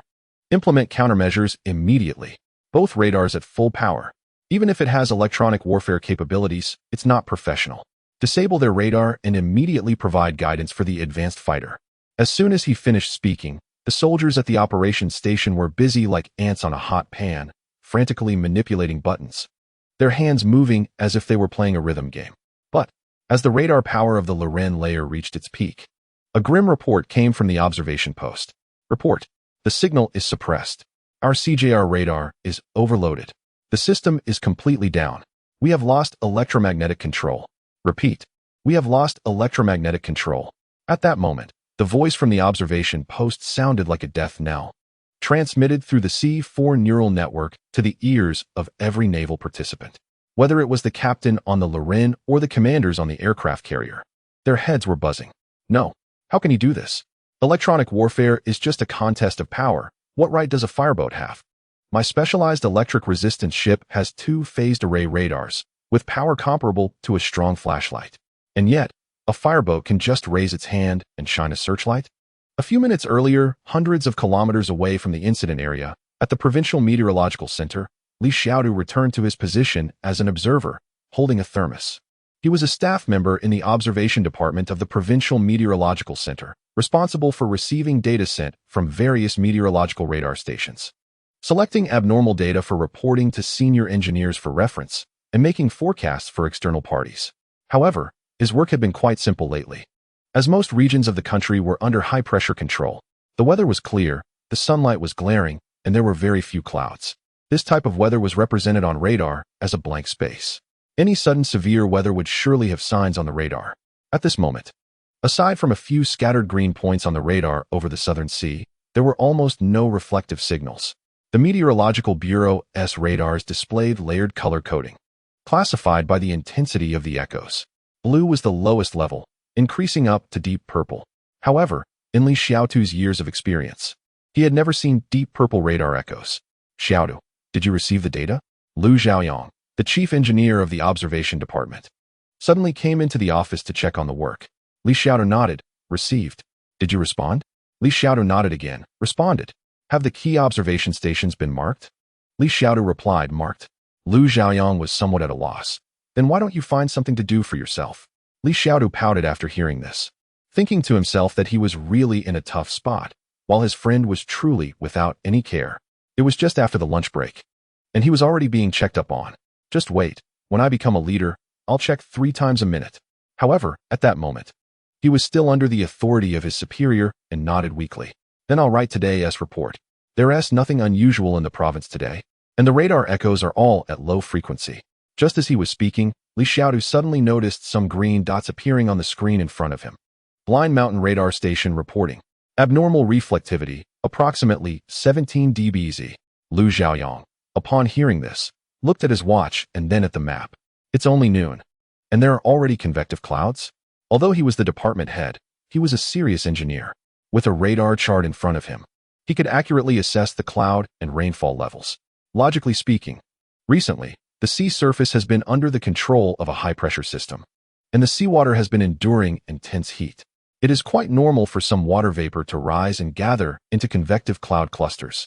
Therefore, after careful consideration, he did not report any anomalies, instead treating it as a normal signal. It is likely just a small-scale convective cloud cluster. It would be wise for the forecasting department to be cautious in their reporting. There may not be any subsequent developments. Just a reminder would suffice. Li Xiaodu quietly nodded, printed out the radar image, and attached the observations department's comments. The weather is mostly clear in our province, with convective cloud clusters forming only in the waters near the island at 1434. Chapter 126. Has the typhoon changed again? The radar echo map is an important reference for weather forecasting. It is first organized by the observations department, then accompanied by the chief engineer's comments, and sent to the higher-level forecasting department. Reports are submitted at fixed times each day. If extreme weather occurs, the reporting interval is shortened. Although there are some convective cloud clusters forming in the waters near the island, the conditions are not yet sufficient to trigger weather changes. There is no need for special notation. The observations department can follow up in due time. Xiaodu, check the radar image of the island personally every 15 minutes. Call me if you notice anything unusual, Lu Zhaoyong instructed as he was about to leave his observation room. Oh no, Li Xiaodu suddenly exclaimed. The reflectivity has increased again. Lu Zhaoyong followed Li Xiaodu's pointing to the feedback image from the island's radar station. The colors at the bottom of the screen were deepening. The scattered blue spots had merged into a small area of green. Confusion was written all over Lu Zhaoyong's face. This is too fast. Strong convective weather? Li Xiaodu agreed. The rapid change in just 1 minute can only be due to strong convective weather. Normal rainfall or snowfall has a gathering process for the clouds. Only strong convective weather can change significantly in a short period. However, the situation was still under control. The strong convective cloud cluster was only covering part of the island. Due to the terrain, it is normal for local weather changes, especially in summer. Many places experience rain within the community while it remains sunny outside. But before Lu Xiaoyang could write this into the report, suddenly, the light green areas combined together.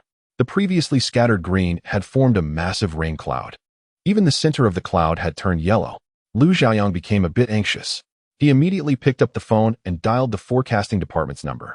If it were just a small convective cloud cluster, there would be no threat. But now, the convective cloud cluster had formed a considerable area, and the central cloud was changing violently. This constituted weather conditions that could produce an impact. Hello, forecasting department. This is the observations department. Yes, we have a special situation. Strong convective weather has developed in the island area, and localized heavy rain is possible.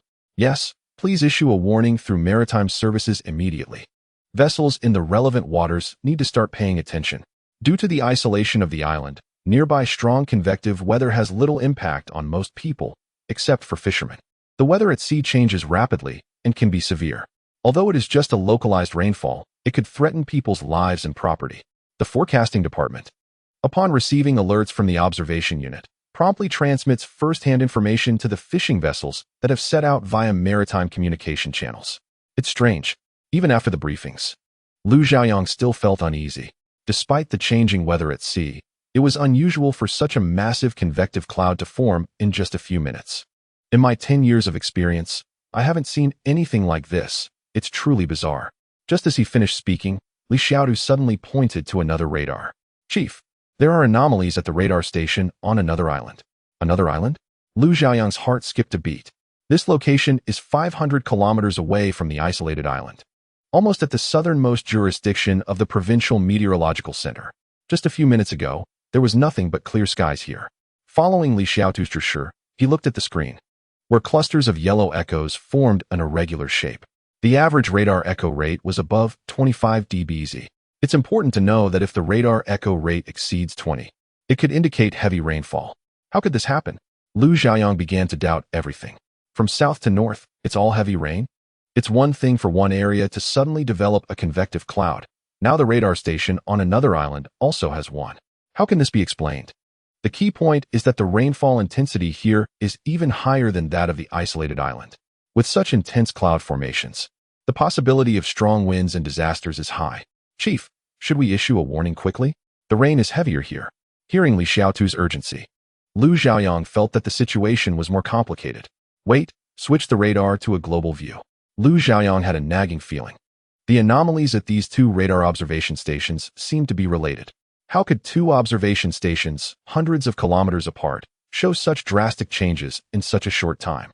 With Li Xiaodu's coordination, the radar coverage across the province was stitched together using AI algorithms, creating a comprehensive radar map. At that moment, the screen displayed turbulent weather. From the isolated island in the north to the other island in the south, convective clouds were forming within a radius of 500 kilometers. The green areas deepened into yellow patches, and even some local areas appeared as orange disaster zones. Seeing this, Li Xiaodu became a bit anxious. Engineer Lu, this doesn't look like convective weather. Such a vast area indicates a typhoon. No, there can't be a typhoon that forms this quickly, Lu Xiaoyang instinctively retorted. The formation of a typhoon usually takes a long time. From an embryo to a tropical storm can take at least a week, or even a month. But today, from Lu Xiaoyang to the observation room, it was only a matter of minutes. In just those few minutes, the radar image transformed from non-existent to a vast area of strong convective activity. But you can't say this isn't a typhoon. That's unreasonable. With such a large area, Lu Xiaoyang couldn't find another explanation besides a typhoon.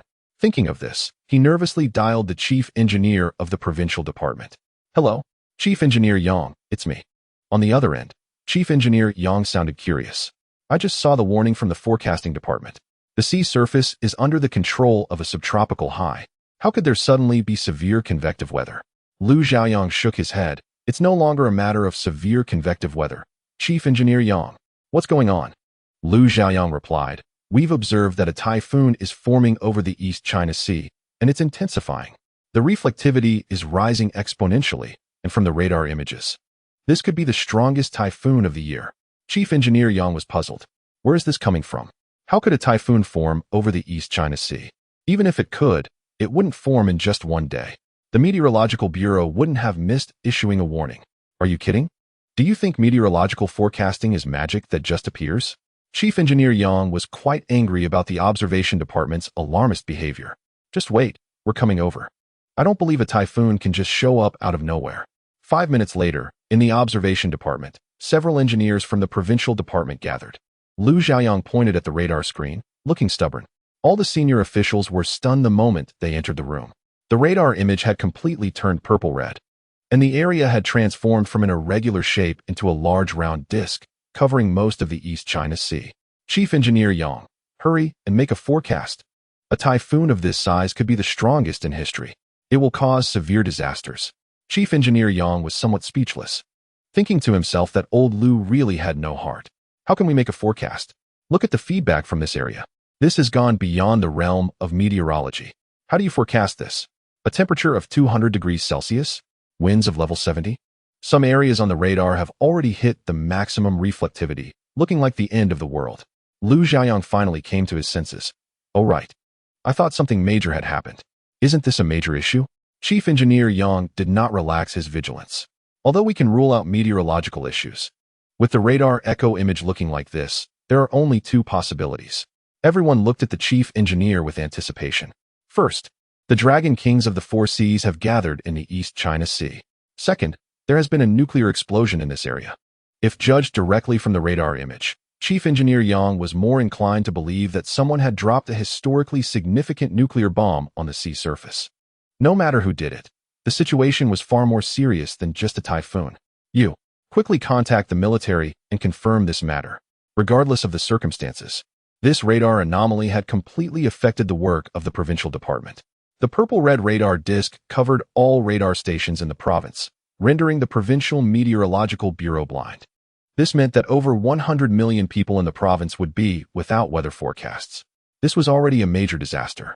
However, if Chief Engineer Yang's inference is confirmed and someone truly launched a nuclear bomb, it would be a harbinger of the end of the world.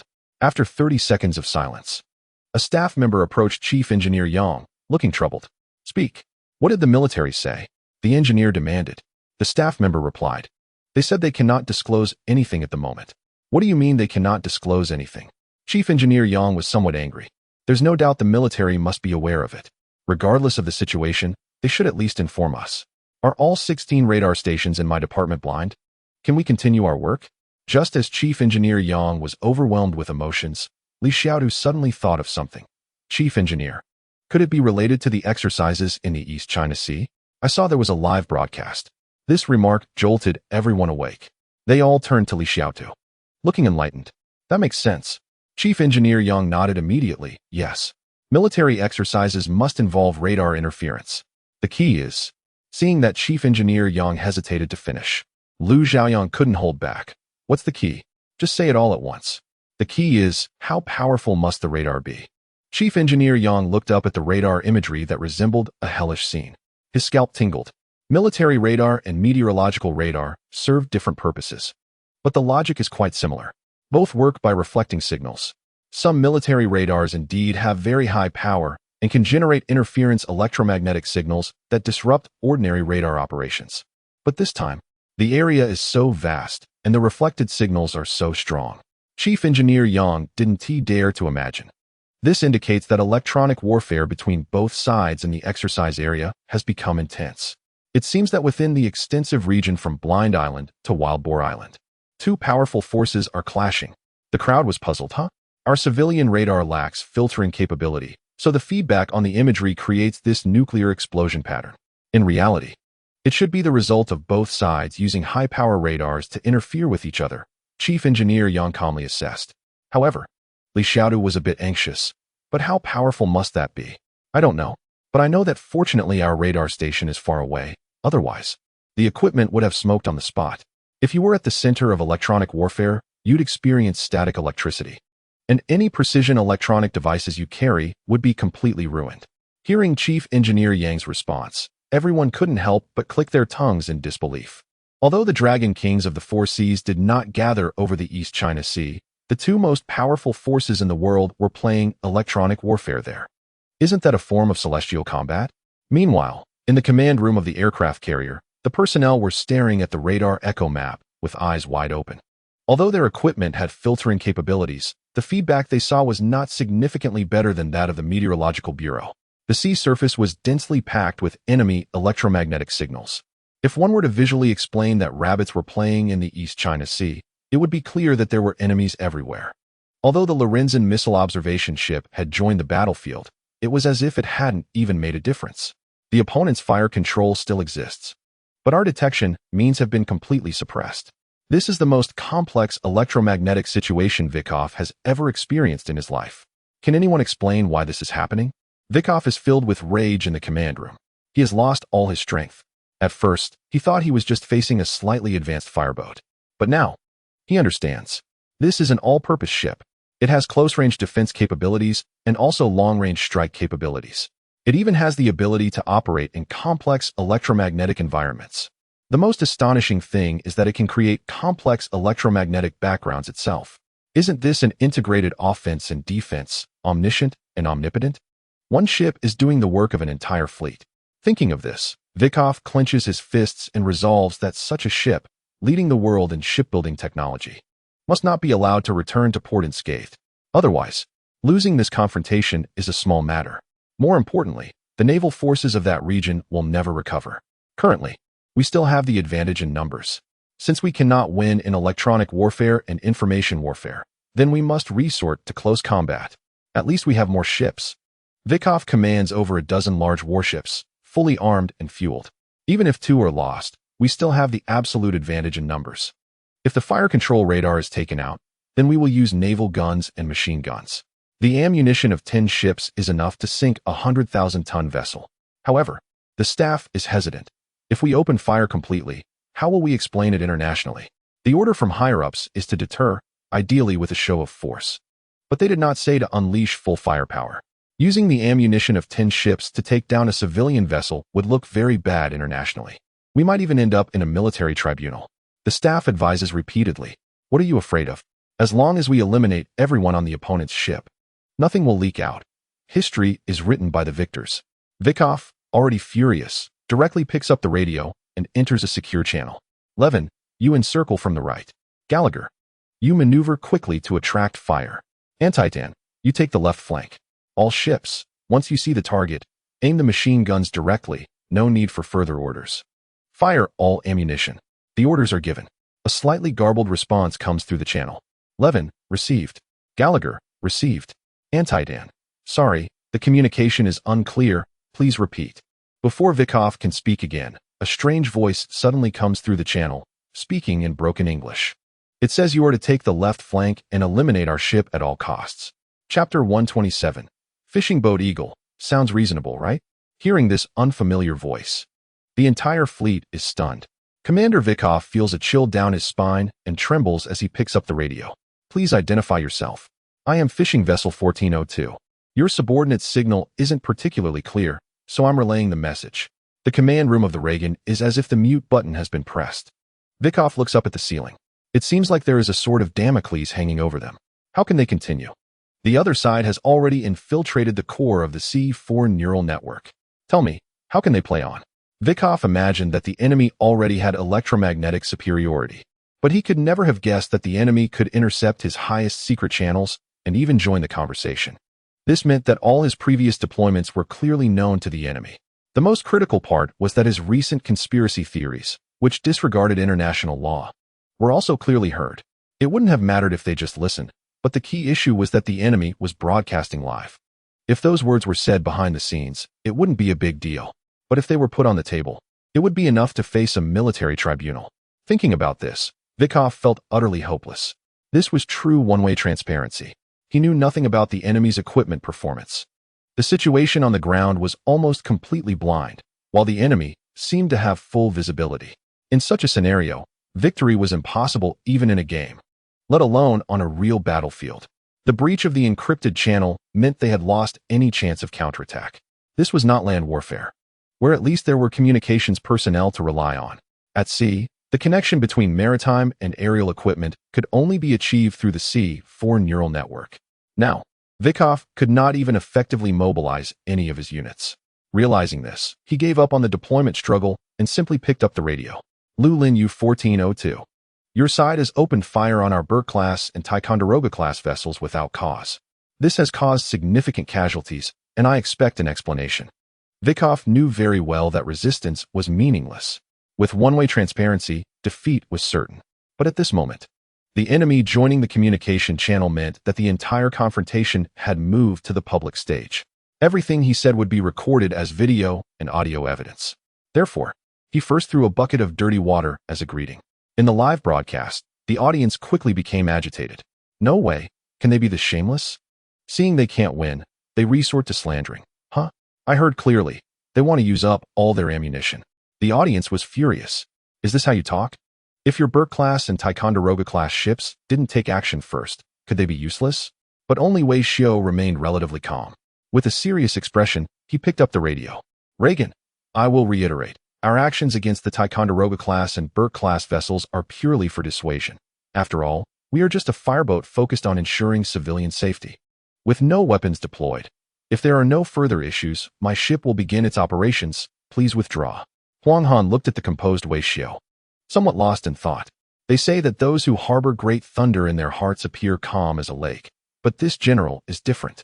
Wei Xiao seems to carry nuclear bombs while maintaining a calm demeanor. Incredible. Faced with the other party's difficulties, one remains neither humble nor arrogant. With reason and evidence. It sounds as if it's based on real events. It's commendable to maintain a clear mind under such pressure. Attention to all units. B3 is approaching the 181 maritime area and will land soon. After checking his watch, Wei Xiao still appeared too relaxed. The deck department is preparing to receive the aircraft into the hangar. A command was given, pulling everyone back from their days. Quick question and answer. What is the purpose of Lulin U-1402? It is to welcome B3's landing. However, since arriving in the 181 area, complications have been continuous. As a result, many on board have forgotten the most important mission and are only focused on competing with others. Huang Han looked at the nearby turbulent sea and couldn't help but feel a bit worried. The fleet of the other side hasn't withdrawn yet. Is landing now safe? No problem. Wei Xiao was surprisingly calm. The electromagnetic control of the battlefield is in our hands. They can only watch helplessly. On the aircraft carrier, the entire carrier group had fallen into a standstill.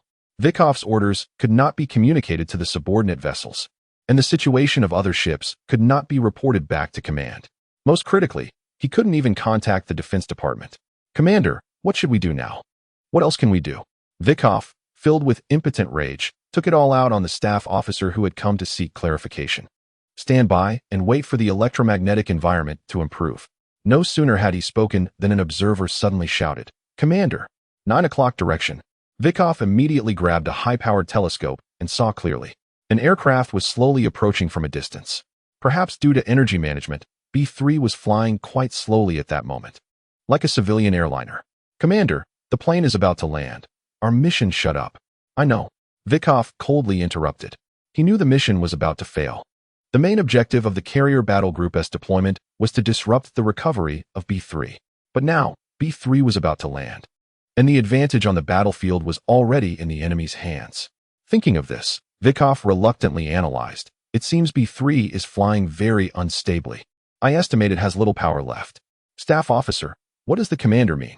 At this speed and height, our handheld anti-aircraft weapons can reach it. Should we make a desperate attempt? Vikov couldn't make that decision. The staff in the operations room exchanged glances, trying to shift the blame. Just then, the communication channel transmitted that familiar voice. This is Lulin U-1402. Warning, my vessel is about to commence operations. Please keep all unrelated vessels away. During operations, my vessel's fire control radar will target all nearby vessels. Please take care. Vikov. Is this a threat? He immediately picked up the intercom. You keep saying you are ensuring public safety as a firefighting vessel, but why are you targeting us with fire control? Lulin Yu. I am preemptively preventing the fire disaster that may occur on your vessel. Vikov was speechless. I can't believe this. Right now, he has no more options and can only put on a brave face with words. I saw planes landing on your ship, and you still claim to be a fireboat. Clearly, you are an aircraft carrier, Clearly a deliberate act of provocation in warfare. Lu Linyu. May I ask what my hull number is? Vikov. Lu Linyu. Lu Linyu. Yes, I am a fishing boat converted into a fireboat. It's reasonable to have a couple of Osprey land on it, right? Chapter 128. Does a prefecture-level city even qualify to name an aircraft carrier? 66 Ospreys. Is that okay? I'm about to laugh my head off. If you can talk, then say more. People are confused. Is this real or fake? Honestly, only Wei Gu would dare to say such bold things seriously at a time like this. The fireboat launches fire-extinguishing projectiles, and it's completely logical for Ospreys to land on a fishing boat. Let us put no problem in the comments. They are still in a surrounded state. Is Wei Gu's mental state really invincible? Defending? Indeed, Wei Gu surrounded the aircraft carrier battle group. The enemy not only refuses to surrender, but also counterattacks, with a joking tone. At this moment, the comments have turned into a sea of red. Even though the colorful comments in the live stream require payment to unlock. When Wei Xiu confronts Lu Linyu at the front line and defends the strongest aircraft carrier battle group in the world with mere human strength, no one cares about the money spent. Meanwhile, the B-3 has safely landed on Lu Linyu's deck. Huang Han's anxious heart finally relaxed. The past hour felt like it was at 0.5x speed, incredibly long. Every minute and every second, Huang Han was worried, concerned that Lu Linyu would fall into danger.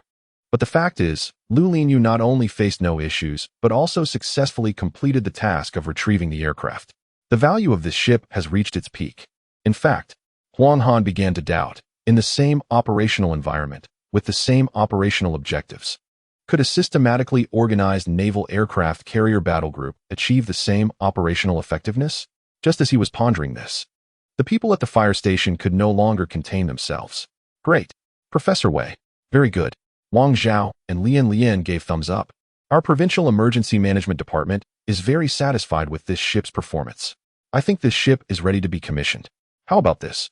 Let us reach a preliminary agreement now, and after docking, our Provincial Emergency Management Department will take over. Qian Wei understood the leader's intentions. If he delayed, it would be gone. So he immediately agreed. It's not quite right to call such a good ship Lu Linyu. I think once it's commissioned, it should be called Linyang. Professor Wei is from Linyang. Let us commemorate it lightly. Looking at their serious expressions, Huang Han and the others from the military were completely baffled. Are you too serious? You really want to commission this ship for firefighting? Is this appropriate? And Linyang? Since when can a prefecture-level city name an aircraft carrier? Meanwhile, Su Latin was also lost in endless bewilderment. Since the moment he saw Wei Xiu actively firing water at the enemy, their entire team had gone completely crazy. The wealthy dog couldn't figure it out no matter how hard he tried. Why are there people in this world who dare to provoke the fungi? Even more frightening is that after provoking the fungi, they don't dare to let out a single sound. What are you doing? What does that make the protection fees we paid to the fungi in the past? The world's landscape is indeed changing every day. However, from that very moment, it seems that a transformation from quantitative change to qualitative change has been achieved. Thinking of this, Sultan couldn't help but open his trembling mouth. Mr. Wei, may I ask what the price of this ship is? Wei Xiu gently waved his hand. It's hard to say specifically for now. We might need to wait until the fire department is incorporated before discussing it in detail. But Sultan was not really interested in the ship. That doesn't matter. I'm willing to contribute some funds to support this project. Wei Xiu explained. You misunderstand. I mean, this ship may not be able to be exported smoothly for the time being. I understand. I just want to do my part for your country's scientific research. Sultan insisted on providing money and didn't he want the ship. He realized that buying any equipment was not as reliable as directly paying the protection fee. The equipment from the university was already several years ahead of theirs. Bringing it back might not be easy to operate. It would be better to pay the protection fee and let the university protect him. As for the former big boss, best not to disturb, for fear of misunderstandings. Meanwhile, 20 nautical miles away from the 181 maritime area, the No. 2 aircraft carrier battle group was fully positioned. The same voice echoed across all ship communication channels. I am Ling Tao. Lu Linyu has been independently facing the fungi for over 10 minutes. Now, it has completed its task excellently and needs to return. I command. The fleet will welcome Lu Linyu 1402 back with the highest specifications and respond resolutely to all invading enemies in this area. According to Plan Number 2, all ships, all carrier-based aircraft squadrons, execute immediately. Upon the issuing of commands, for J-35 aircraft with air-to-air configurations took off from the deck of the number 2 aircraft carrier. 15J-15S had already taken off earlier, waiting in the sky. Sky Eye, this is Flying Shark number 6. Our formation has reached the enemy's early warning aircraft area. Preparing to drive them away. Sky Eye, received. Optical data has been transmitted to the space-based communication network. Keep tracking. Sky Eye, this is Iron Fist number 1. Our formation is covering the H-6K for low-altitude penetration. Sky Eye, received. The enemy's electromagnetic control is expected to recover slightly, and air superiority may change. Iron Fist No. 1 confirmed. Visually, there are numerous carrier-based aircraft taking off from the enemy's deck, intending to disrupt the situation. The Supreme Commander Ling Tao directly joined the communication channel. Just as we judged, the enemy wants to struggle even after regaining electromagnetic control. They want to obstruct Lu Lin U-1402's return. We absolutely cannot allow that. All J-15S. Find enemy airborne units nearby to engage. Ensure to keep all enemy fighter jets engaged. Flying Shark Squadron, understood. Falcon Squadron, understood. Ling Tao continued to issue orders. Iron Fist Squadron, continue to follow plan number 2. Now is the best opportunity. Switching to directional data link. Low intercept mode, minimum power. Be cautious and conceal ourselves in bad weather. Quickly approach the aircraft carrier, open the fuel tanks at low altitude, and swiftly incapacitate the enemy fleet's combat capability. Iron Fist Squadron, understood. Sea Eagle 1, acknowledged. Attention. The rules of engagement are to not fire the first shot. The enemy is already at their wits' end and dares not act rashly. Our overall mission is to humiliate the enemy and send them home. Every air unit is filled with combat enthusiasm. Ensure mission success. 3 minutes later, a dozen aircraft from the carrier scrambled urgently, entangled with incoming J-16S, unable to discern each other's formation intentions. At this moment, for J-35S provided cover for AH-6K that emerged from low altitude. The 40-meter-long H-6K cast a shadow over the deck. As it approached the carrier, it was as if darkness had fallen. Meanwhile, all enemy forces were restrained by the flanking formation. Close-in defense systems were unable to fire due to electromagnetic interference. The commander and junior officers could only watch helplessly as the H-6K opened its fuel tanks, spilling 30 tons of aviation fuel onto its own deck. Chapter 129. Please move the paint barrels further away. Iron Fist, what is the situation? Iron Fist 01. Mission accomplished. Observe the enemy fleet cease operations and begin decontamination. Upon hearing the frontline report, the command hall erupted in deafening cheers. Although this operation did not involve live fire, the 30 tons of aviation fuel splashed onto the carrier had completely incapacitated them. Before the deck was cleaned, the enemy fleet could neither launch any aircraft nor operate any mechanical weapons. Otherwise, it would be catastrophic. Commander, this is great. A staff officer approached with a smile. The enemy fleet has completely lost combat capability. If their cannons move even a bit, the entire fleet would be engulfed in flames. Isn't that perfect? Ling Tao's lips curled into a sly smile. Lu Lin U-1402 is just nearby, ready to put out the fire for him. Several senior staff members displayed hearty smiles. Although this operation did not escalate to real combat, it was even more humiliating. The enemy intruded uninvited to conduct exercises in the East China Sea, not only failing to gain any advantage, but also losing 2 main vessels. In the end, they were further humiliated by the fuel spill that incapacitated their combat capability. The last time the enemy fleet faced such humiliation was probably at Pearl Harbor. Ling Tao glanced at the situation map, gauging the distance with his hand, feeling reassured. Their decontamination work would not be completed anytime soon. The urgently scrambled fighter jets had limited fuel, unable to return to the carrier or reach their base. They might have to seek our assistance for an emergency landing. The staff members all gave thumbs up, exclaiming how impressive it was. The commander had anticipated this when formulating the operational plan, not only to humiliate them with the fuel spill once. When their aircraft must make an emergency landing, they will be humiliated once again. Because within a certain radius, all the airports capable of accommodating emergency landings are under our control. They will either have to plead with us to allow them to land or prepare for a descent into the sea.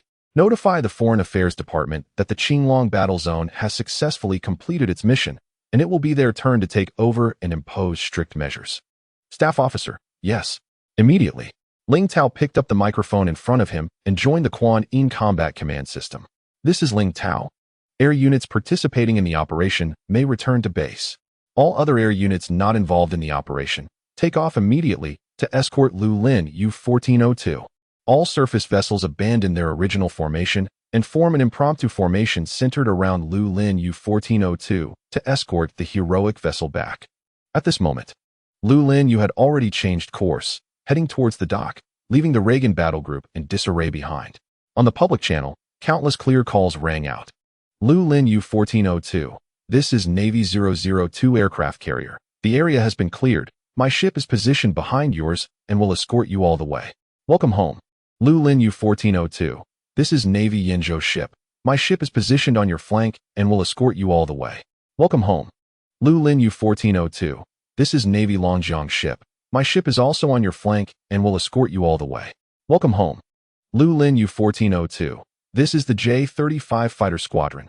We are above your vessel. The airspace is cleared. Welcome home. This is Baozhou ship. Welcome home. This is Huiding ship. Welcome home. This is Lujiang U-42. Welcome home. This is Jianyuan cargo. Welcome home. Along the way, dozens of nautical miles. Any vessel that could enter the frequency range consciously joined the escort team. Whether military ships, civilian vessels, or even small boats. They all welcomed this unfamiliar firefighting vessel home with genuine enthusiasm. At this moment, at Qingshan Port, in the reception area, the sound of gongs and drums filled the air, and firecrackers went off as clean water was splashed on the streets. Colorful flags were hung everywhere in the port, with a national flag fluttering in the center. 14 cannons were lined up, and the ships on duty were fully lit and decorated. 2 real firefighting vessels set up water gates in the docking area, giving the highest honors to Lu Lin U-1402. Wei Xiu on the ship looked at the spectacle, feeling a bit perplexed. Chief of Staff, is there some reception task at Qingshan Port? Huang Han smiled. You can't tell what S for you? Me? Wei Xiu pointed to his own nose. The test went quite well, but it was just a test. There was no need for such a grand reception, right? You're still trying to play it cool. Huang Han was very pleased, thinking that it was nice to pretend. The more, the better, we love to see it. This round of testing completely shattered the hegemony of the maritime forces. It might even push them out beyond the island chain. The Navy emphasizes moving towards the deep blue every day, but who could have imagined? The first step towards the deep blue was surprisingly taken by a fireboat. As Wei Xiu and the crew descended the gangway, the sound of cannon fire rang out. Several officers in military uniforms strode forward, dressed in white, blue, and green, all adorned with the same stars and pine branches on their shoulders. Professor Wei, Commander Sun Chong of the Chilean War Zone Air Force, welcomes you home. The general in blue military attire was the first to salute. Following closely, Professor Wei, the Chief of Staff of the Qinglong War Zone, on behalf of Commander Ling Tao, welcomes you home. Since Ling Tao was still commanding operations at the Frontline Command Center, he couldn't arrive immediately. However, sending his deputy was already a significant show of sincerity. The last person, dressed in deep blue and holding a higher rank than the other two, naturally took the lead in speaking. Professor Wei, Commander Guo Liao of the Coast Guard, on behalf of the Coast Guard, welcomes you home. After the salutes were completed, Guo Liao continued to point to the Coast Guard officers behind him. This is the head of our equipment department. This is our Chief of Staff. But before Guo Liao could finish introducing all the members of the Coast Guard, Huang Han quickly interrupted. Commander Guo, hold on. Why did you bring the whole star lineup along? It's just a welcoming ceremony. The entire Coast Guard is here, from top to bottom. What's going on? Everyone had seen the ship's capabilities showcased worldwide. Guo Liao did not hide his intentions. Chief Huang, you know we in the Coast Guard need this kind of large multi-mission platform, so I brought people to inspect it ahead of time. Everyone was stunned. They had heard of the Coast Guard's quick painting skills, but they didn't expect it to be this fast. Huang Han immediately objected. I represent my war zone to make it clear, Coast Guard comrades. Please move the paint cans further away. Goodness, this thing looks like a fireboat, but in reality, it's a super aircraft carrier, a new generation of integrated naval attack and defense platform. Do you Navy personnel understand this? Wang Zhao from the Emergency Management Office was displeased. Exactly, it's Autumn Ya's wedding, and you Coast Guard are hopping around like this. What's going on? Guo Liao replied, you can't say that. This type of ship isn't needed for firefighting. Wang Zhao retorted, who says? Sultan chimed in, by the way, who is responsible for the foreign trade contract? In an instant, the dock became a chaotic scene. Everyone was scrambling to claim ownership of the ship. Wei Xiu was utterly confused. Who am I? Where am I? Is no one managing this? Am I taking a ride home by myself? Just as the main military leaders were arguing, a young officer rushed over from a distance. Report. Sir, a call from the capital invites Professor Wei to return to Beijing immediately. The plane is ready. Chapter 130. You are responsible for the preliminary research of the first generation. 2 hours later, in the capital, outside the office of the Ministry of Defense, 2 rows of major generals lined up to welcome, clapping enthusiastically. Wei Xiu felt a bit bewildered amidst the applause, thinking, don't just clap, say something. Leaders, what can I do for you? A welcoming officer waved his hands repeatedly. We're not qualified for that yet. Just go in. Mr. Lin is waiting for you. Wei Xiu pushed open the office door with some skepticism. He was familiar with the title Mr. Lin, a slightly gray-haired man with bright eyes and a spirited demeanor. He was the one who last decided that Wei Xiu would oversee the localization of fire safety equipment. Sure enough, Lin Xiao had been waiting for a long time in the room. Beside him was Director Xie from the Science and Technology Commission, whose name seemed to be Xie Jinlin. Seeing the two of them staring at him intently, Wei Xiu forced a smile. Report, leaders. The localization of fire safety equipment has shown initial results. I'm here to report progress. Upon hearing this, the two leaders in the room almost couldn't hold back their laughter. Xie Jinlin asked, No, Xiao Wei, where is your fire safety equipment?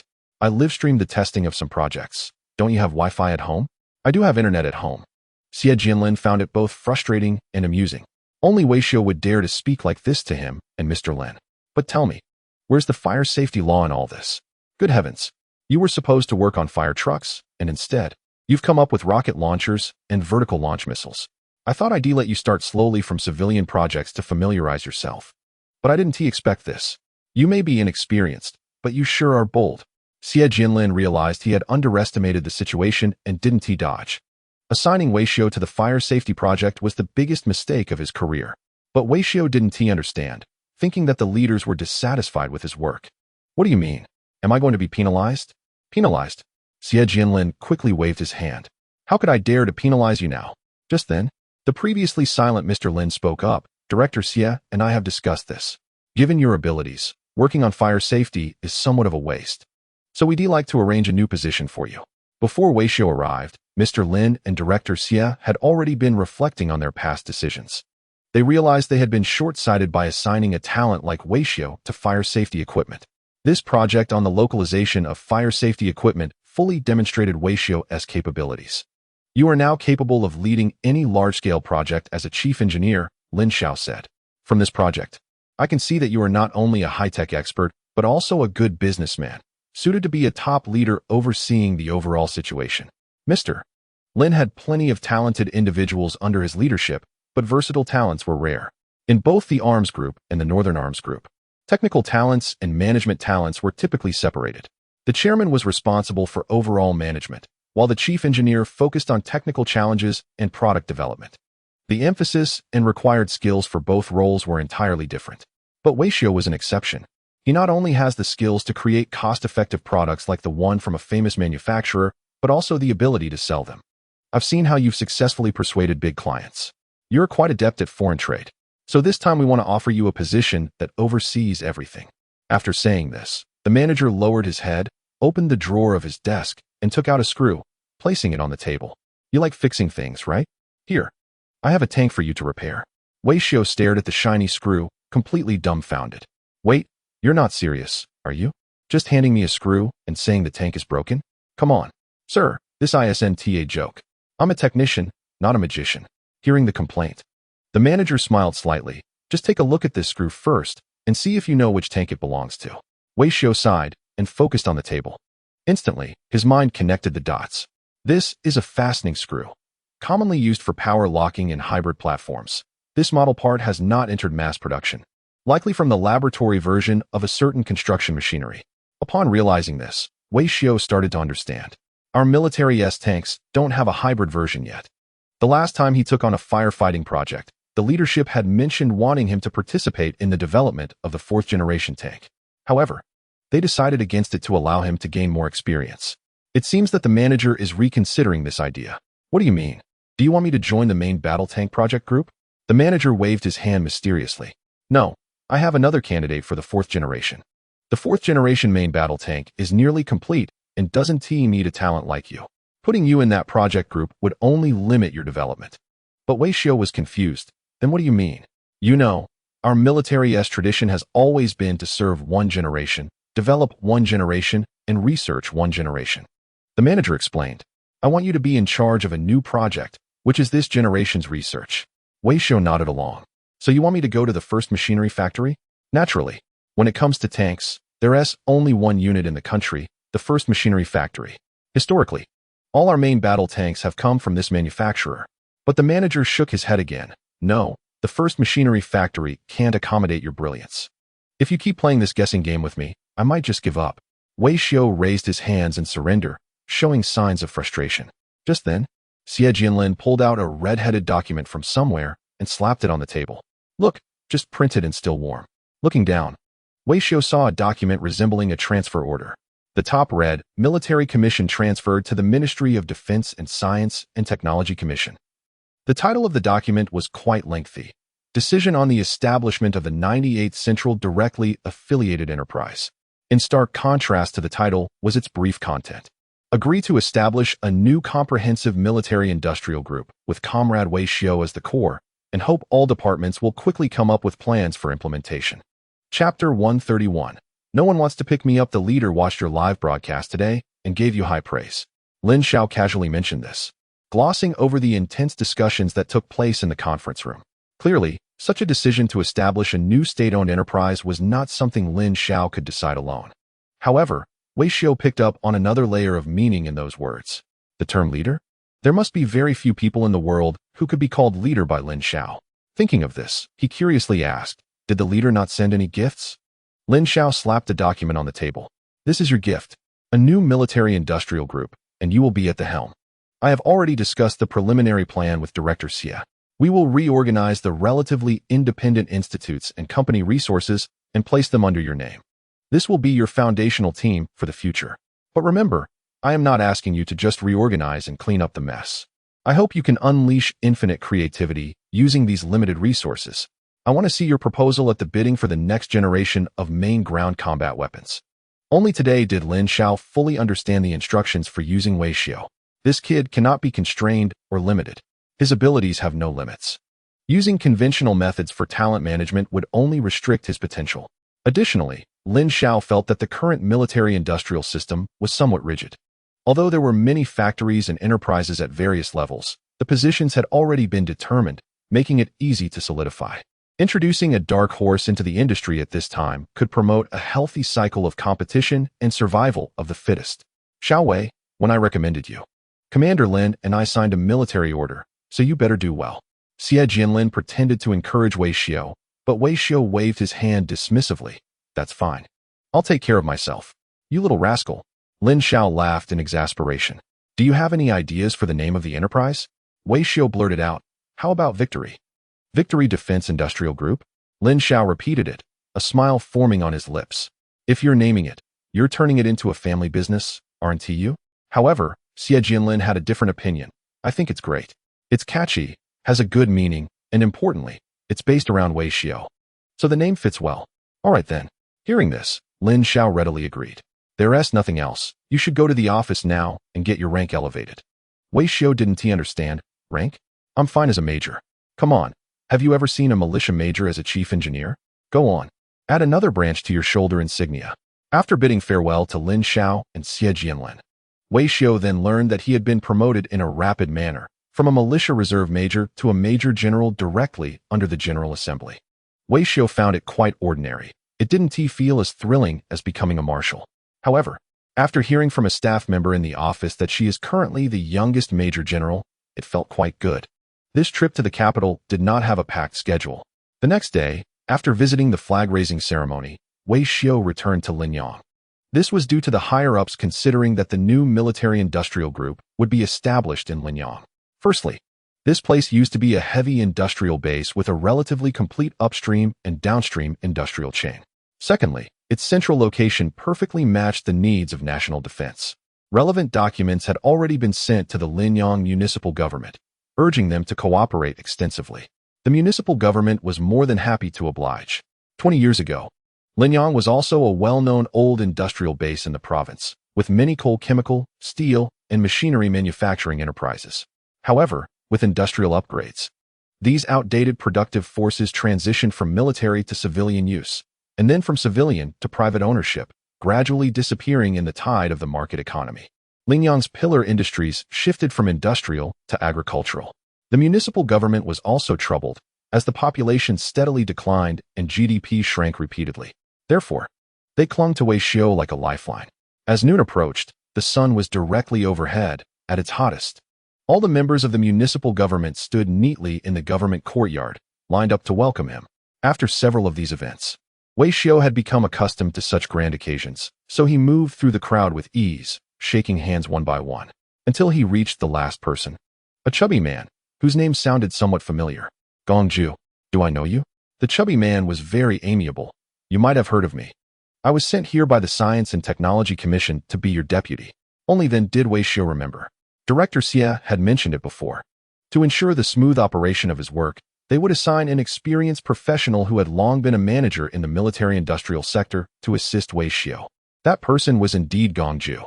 Through their conversation, Weixiu learned about Gongju's credentials. This old guy had worked in almost all institutions under the Science and Technology Commission. He had climbed up from a section chief and had served as the deputy general manager of a military group at his peak. His experience and connections were extensive, and his work capabilities went without saying. When entering the municipal government conference hall and facing off against the municipal leadership for the first time, Gongju had already begun to shine.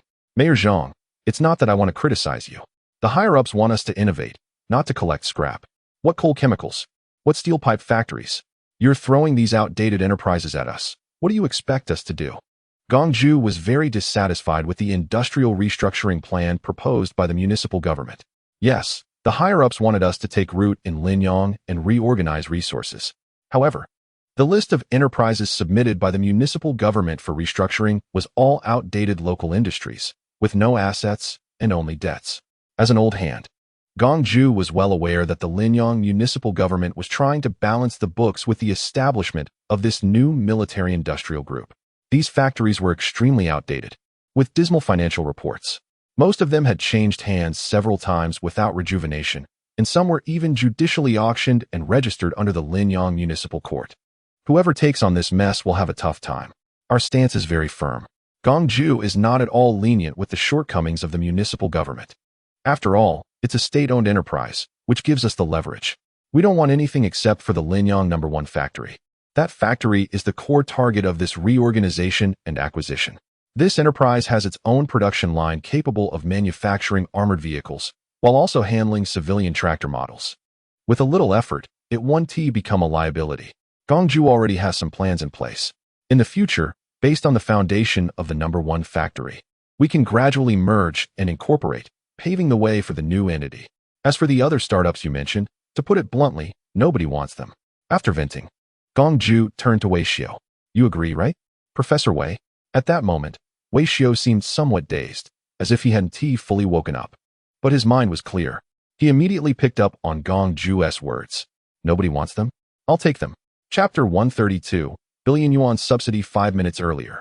While Gongju was having a heated discussion with the municipal leaders, Weixiu was momentarily distracted by a system prompt and found himself in the consciousness space. Ding! A new unit available for binding detected. Would you like to start binding? Weixiu was familiar with this interface. The first thing he heard when he met with the system was this. He then bound the Victory Appliance Repair Shop to the system without hesitation. New unit bound. Victory Defense Industrial Group. Current registered capital of the unit detected to be 80 million. Maintenance point acceleration of 1,000 times activated. Wow. This is a significant upgrade. Weixiu almost exclaimed. It turns out the system adjusts based on the user. Different units have different benefits.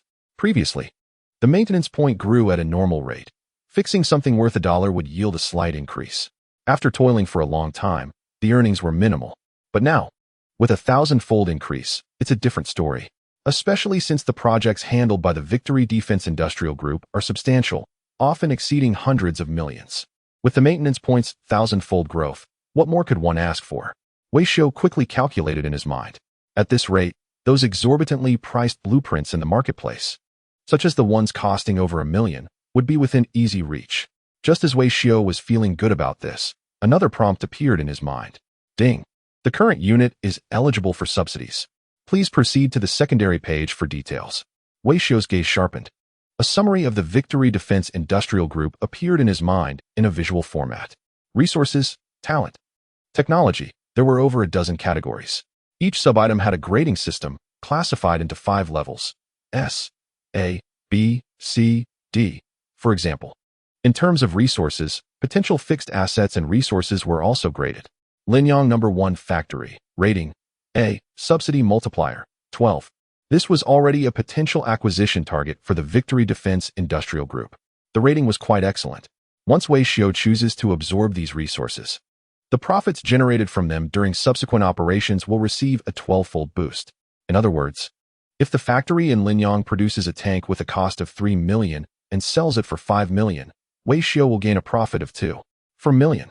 The additional 400,000 will appear in the company's accounts in a reasonable and legal manner. Who wouldn't he be tempted by this? Previously, after much effort, all that was obtained were maintenance points. But now, this is real money. And this isn't even the highest or most explosive return on investment.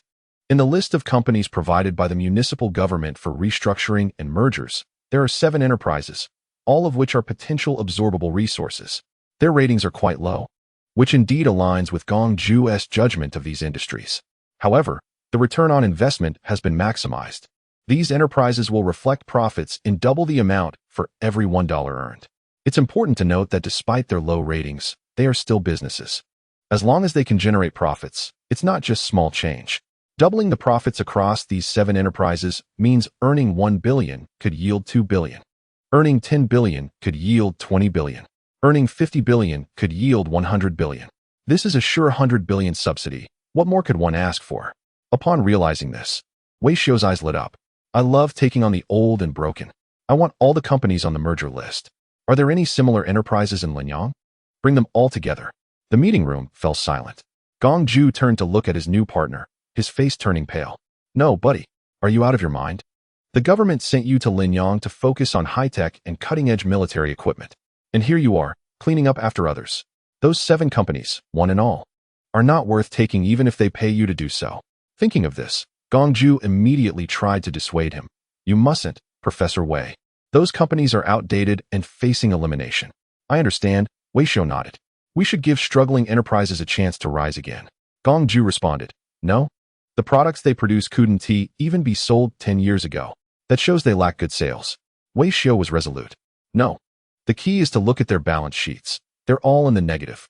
Wei Xiao waved his hand lightly. Someone has to bear the weight and move forward. Turning to the officials from Linyang, Wei Xiao said, the higher-ups have asked me to lead the establishment of the Victory Defense Industrial Group, and specifically chose Linyang as the location. What is the purpose? The municipal officials shook their heads in confusion. The purpose is to promote the development of Linyang. If I don't take over these industries, who will? Collectively, they provide employment for tens of thousands of people. We can't let these people become unemployed and sleep on the streets, right? People often say that with greater ability comes greater responsibility. It's only right for me to endure some hardship for the benefit of Linyang. Just as the words left my mouth, thunderous applause erupted at the scene, all coming from the heart, especially Mayor Zhang, who felt a bit emotional seeing Wei Xiao's righteous demeanor. As a local official, he hadn't managed these industrial chains well, and still hadn't been able to generate positive benefits. Although Wei Xiao came with orders from higher authorities, he could have chosen to ignore the situation and only absorb the excellent assets. However, in the end, he still resolutely chose to burn himself to illuminate others. Isn't this the essence of a true heart? Seeing Mayor Zhang move to tears, Wei Xiao felt quite satisfied. He didn't know whether Linyang would develop, but he knew that the Victory Defense Industrial Group was about to take off. Although the higher-ups provided some policy benefits and startup funds this time, once it got on track, profit and loss would depend on itself. After all, it was a company, not an institution. It had to rely on performance to support its own research and development. This situation was quite good, absorbing Linyang's lagging industries to obtain subsidies and receiving double returns. Wei Xiao didn't even know how to handle it. All right, General Gong, you take charge of negotiating the specifics. Wei Xiao said to the bewildered Gong Ju, with a serious tone. Also, we need to expedite matters regarding talent. I remember a professor named Qin Shi from 906. She is exceptionally capable and has high research standards. Let us find a way to bring her over. In terms of talent, the higher-ups had made commitments. As long as Wei Xiao took a liking to someone, he could choose freely from major institutions across the country. This was also the only shortcut to rapidly build a company with solid research and development capabilities. Wei Xiao could understand the deeper meaning from the higher-ups. They saw the shining points in him and aimed to inject new innovative power into the military industry. Moreover, a new innovative project was set in the army, and he could sense some clues. In the past decade, the military industry has flourished, but the results have mostly concentrated on the air and naval forces. When it came time to showcase new equipment, the Air Force would say, "Look, our new 6th-generation fighter, available in both northern and southern configurations." The Navy would boast, "Look, the 055 is rolling out like dumplings. And I'm making full use of the 052D. Only the Army, when it was time to showcase equipment, would timidly present their individual gear. "Look, I have these new yellow rubber shoes." Therefore, Wei Xiao planned to give the Army some good equipment as well. He entered the system and reasoned that with the materials and repair points he had unlocked, creating a new type of equipment wouldn't be a problem. However, he remembered that the leadership referred to it as a main battle tank project, but the official name was the Army's main battle weapon. This indicated that the leadership had realized the concept of a main battle tank was somewhat outdated. Traditional armor-piercing resistance could no longer meet the needs of ground combat vehicles. The integrated fire and maneuver capability was the ultimate model for future ground combat weapons. Thus, when President Lin assigned the task, the concept given was very broad. Wei Xiao entered the material exchange page. Undoubtedly, the core of the next generation of main battle weapons lies in automation and intelligence. He then shifted his gaze to the right and selected the category, Military AI Large Model, and then moved his gaze down to choose the most expensive material. Battle Brain System. This is a versatile strategic tactical large model that can be embedded in individual weapons or serve as the central command neural network on the battlefield. It can achieve various functions such as multi-device networking, real-time flexible task execution, and timely battlefield command. Looking at the system's introduction, Wei Xiao was somewhat mesmerized. There is a reason for the high price. If this system is adopted, it can basically achieve a complete integration of command and firepower. When the vehicle is in a networked state, as long as a mission target is set, it can execute autonomously. With the help of front-mounted visual or radar sensors, it can achieve reconnaissance and strike capabilities autonomously. Applied to main battle tanks or armored vehicles, the future armored troops will only need to do one thing: charge the batteries and refuel. Add to cart. Without hesitation, Wei Xiao added the battle brain system to his list. With a brain in place, the hardware choices became relatively simpler. Since he was already moving towards the integration of command and firepower, the armored part could be appropriately reduced. If he was already nearly invincible, what more defense did he need? The freed-up space should be allocated more to weapons and power. Weapons are easier to discuss. The basic main and secondary turret still needs to be present, but it should progress towards unmanned turrets, and this should not be the main function. The real burden of strike missions should be long-range intelligent missiles that integrate reconnaissance and strike capabilities, whether transforming shells into drones or drones into shells. The direction is the same. The land strike weapons of the new era must be intelligent, modular, long-range, and capable of reconnaissance and strike. As for the power aspect, the energy conversion rate of traditional fuel routes is too low. While electric energy has a high conversion rate, its reliability is poor. After all, it's a battlefield and can easily be affected by external damage. However, battery packs are costly. It's not feasible to have a vehicle operational for 5 minutes and then require 2 hours of repairs. Although hybrid power can solve some problems, it is not the ultimate form of energy propulsion. If a version-level land combat vehicle is to be built, nuclear power is the only viable option. Thus, Wei Xiao decisively chose controllable nuclear fusion technology. Immediately afterwards, he placed all the previewed materials on the workbench. Battle Brain System, Intelligent Reparable Stealth Armor, Unmanned Turret, Programmable Intelligent Cruise Missile, Controllable Nuclear Fusion, a total of 1 scheme generated, including 1 ultimate purple scheme. Looking at the preview in his mind, Wei Xiao was somewhat stunned. The more materials he added, the fewer schemes he obtained. However, after careful consideration, he could logically reconcile this. The more materials included, The more attributes needed to be integrated, which added many constraints. But that was not a concern. How much is the plan? As long as the level is high enough, it's fine. The ultimate purple, what are you thinking? With a prefix, can he be lacking? Thinking of this, Wei Xiu decisively chose to redeem.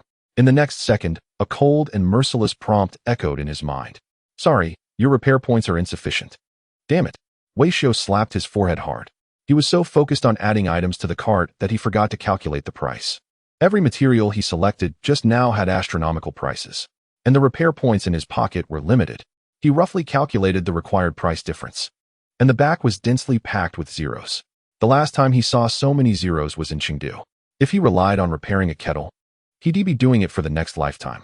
Even though he had now bound to a certain defense industrial group, and sales could be exchanged for repair points, it still seemed far away. Good news. Turnover can be exchanged for repair points. Bad news. The defense group currently has no turnover. Shopping is fun for a moment, but checking out feels like a funeral. When Wei Xiu came out of the system, he felt exhausted and bored, just as he was lost in thought. A group of tall and beautiful girls suddenly appeared before him, looking stunning. Wow, did I just see a goddess? Wei Xiu thought the system's after effects were too strong, and he couldn't recover. But the girl spoke first. Did you reward yourself again? That voice and figure felt familiar. The key was, how did she know I liked to reward myself? Qinshi, why are you here at my place? Wei Xiu realized this was not an illusion and was a bit surprised. Qinshi was wearing a white long-sleeved shirt, and under her black skirt, a pair of straight and slender beautiful legs were exposed. Her lips were lightly tinted, and she had a slightly proud expression. I don't know what happened, but I was transferred from the 906 Institute. The new unit is in Lingyang, so I came to see you first. She was also confused. She was doing well at the 906 Institute, but her superior said she was being promoted and transferred, and it was urgent, requiring her to report to the new unit immediately. Being promoted and transferred is generally a good thing, but the leader didn't specify where she was being transferred to, playing it mysterious. He only said it was a newly established unit that the higher-ups valued.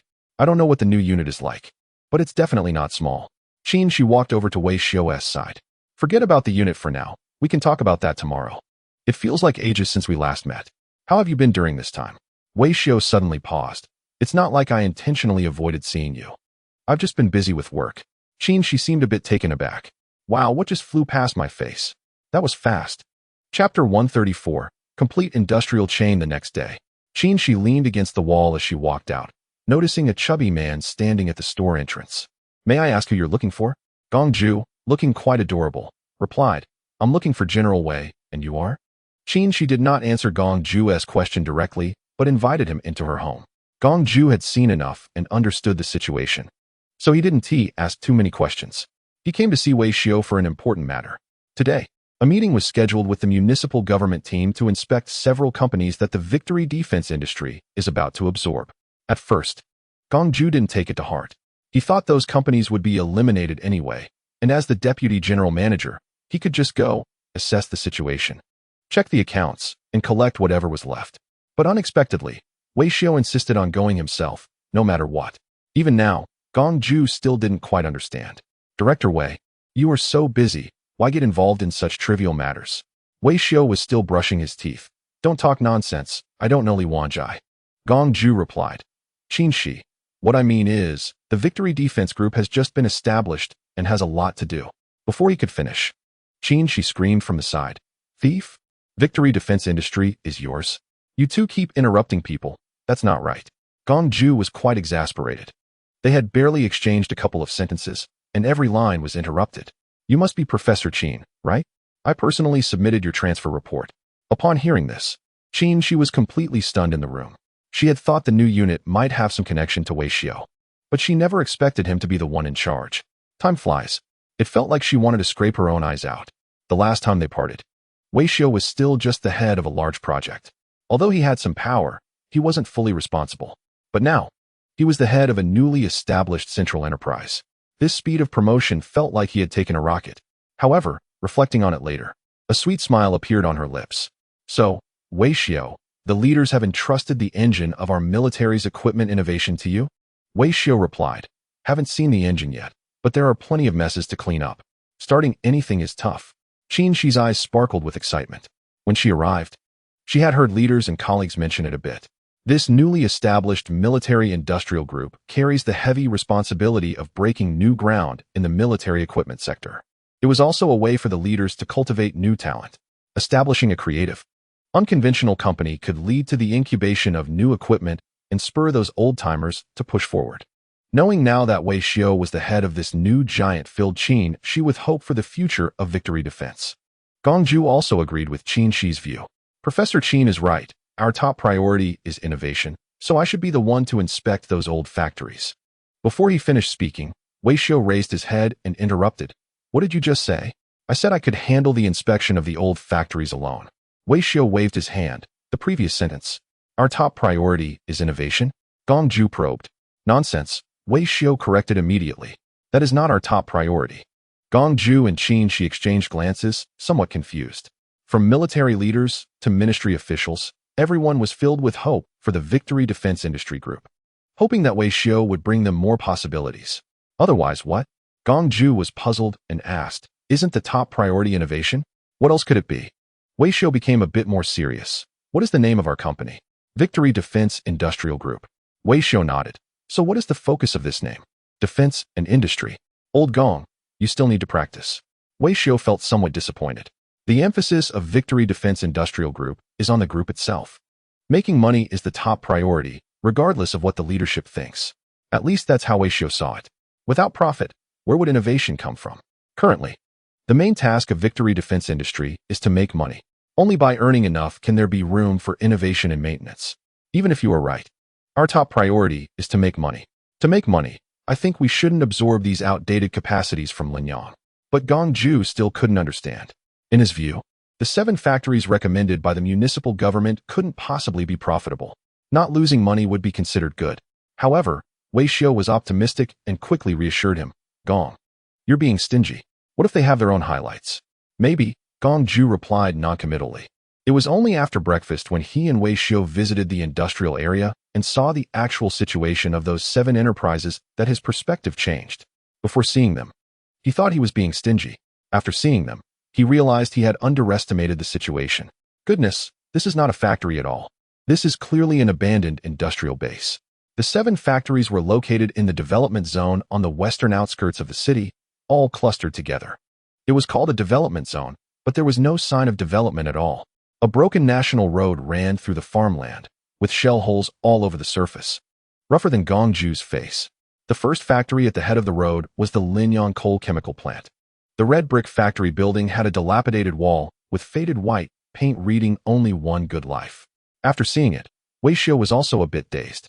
He turned to the leader accompanying him from the Municipal Commerce Bureau. What can you say? Did you miss out on the reform and opening up? Hearing Wei Xiu's teasing, Wang Han from the Commerce Bureau felt somewhat ashamed. Mr. Wei, I've already informed you about the situation. These enterprises have relatively outdated capacities. The city really has no resources to support them, so we can only let them decline. The Municipal Bureau had its own difficulties. Originally, these industries were heavy industries.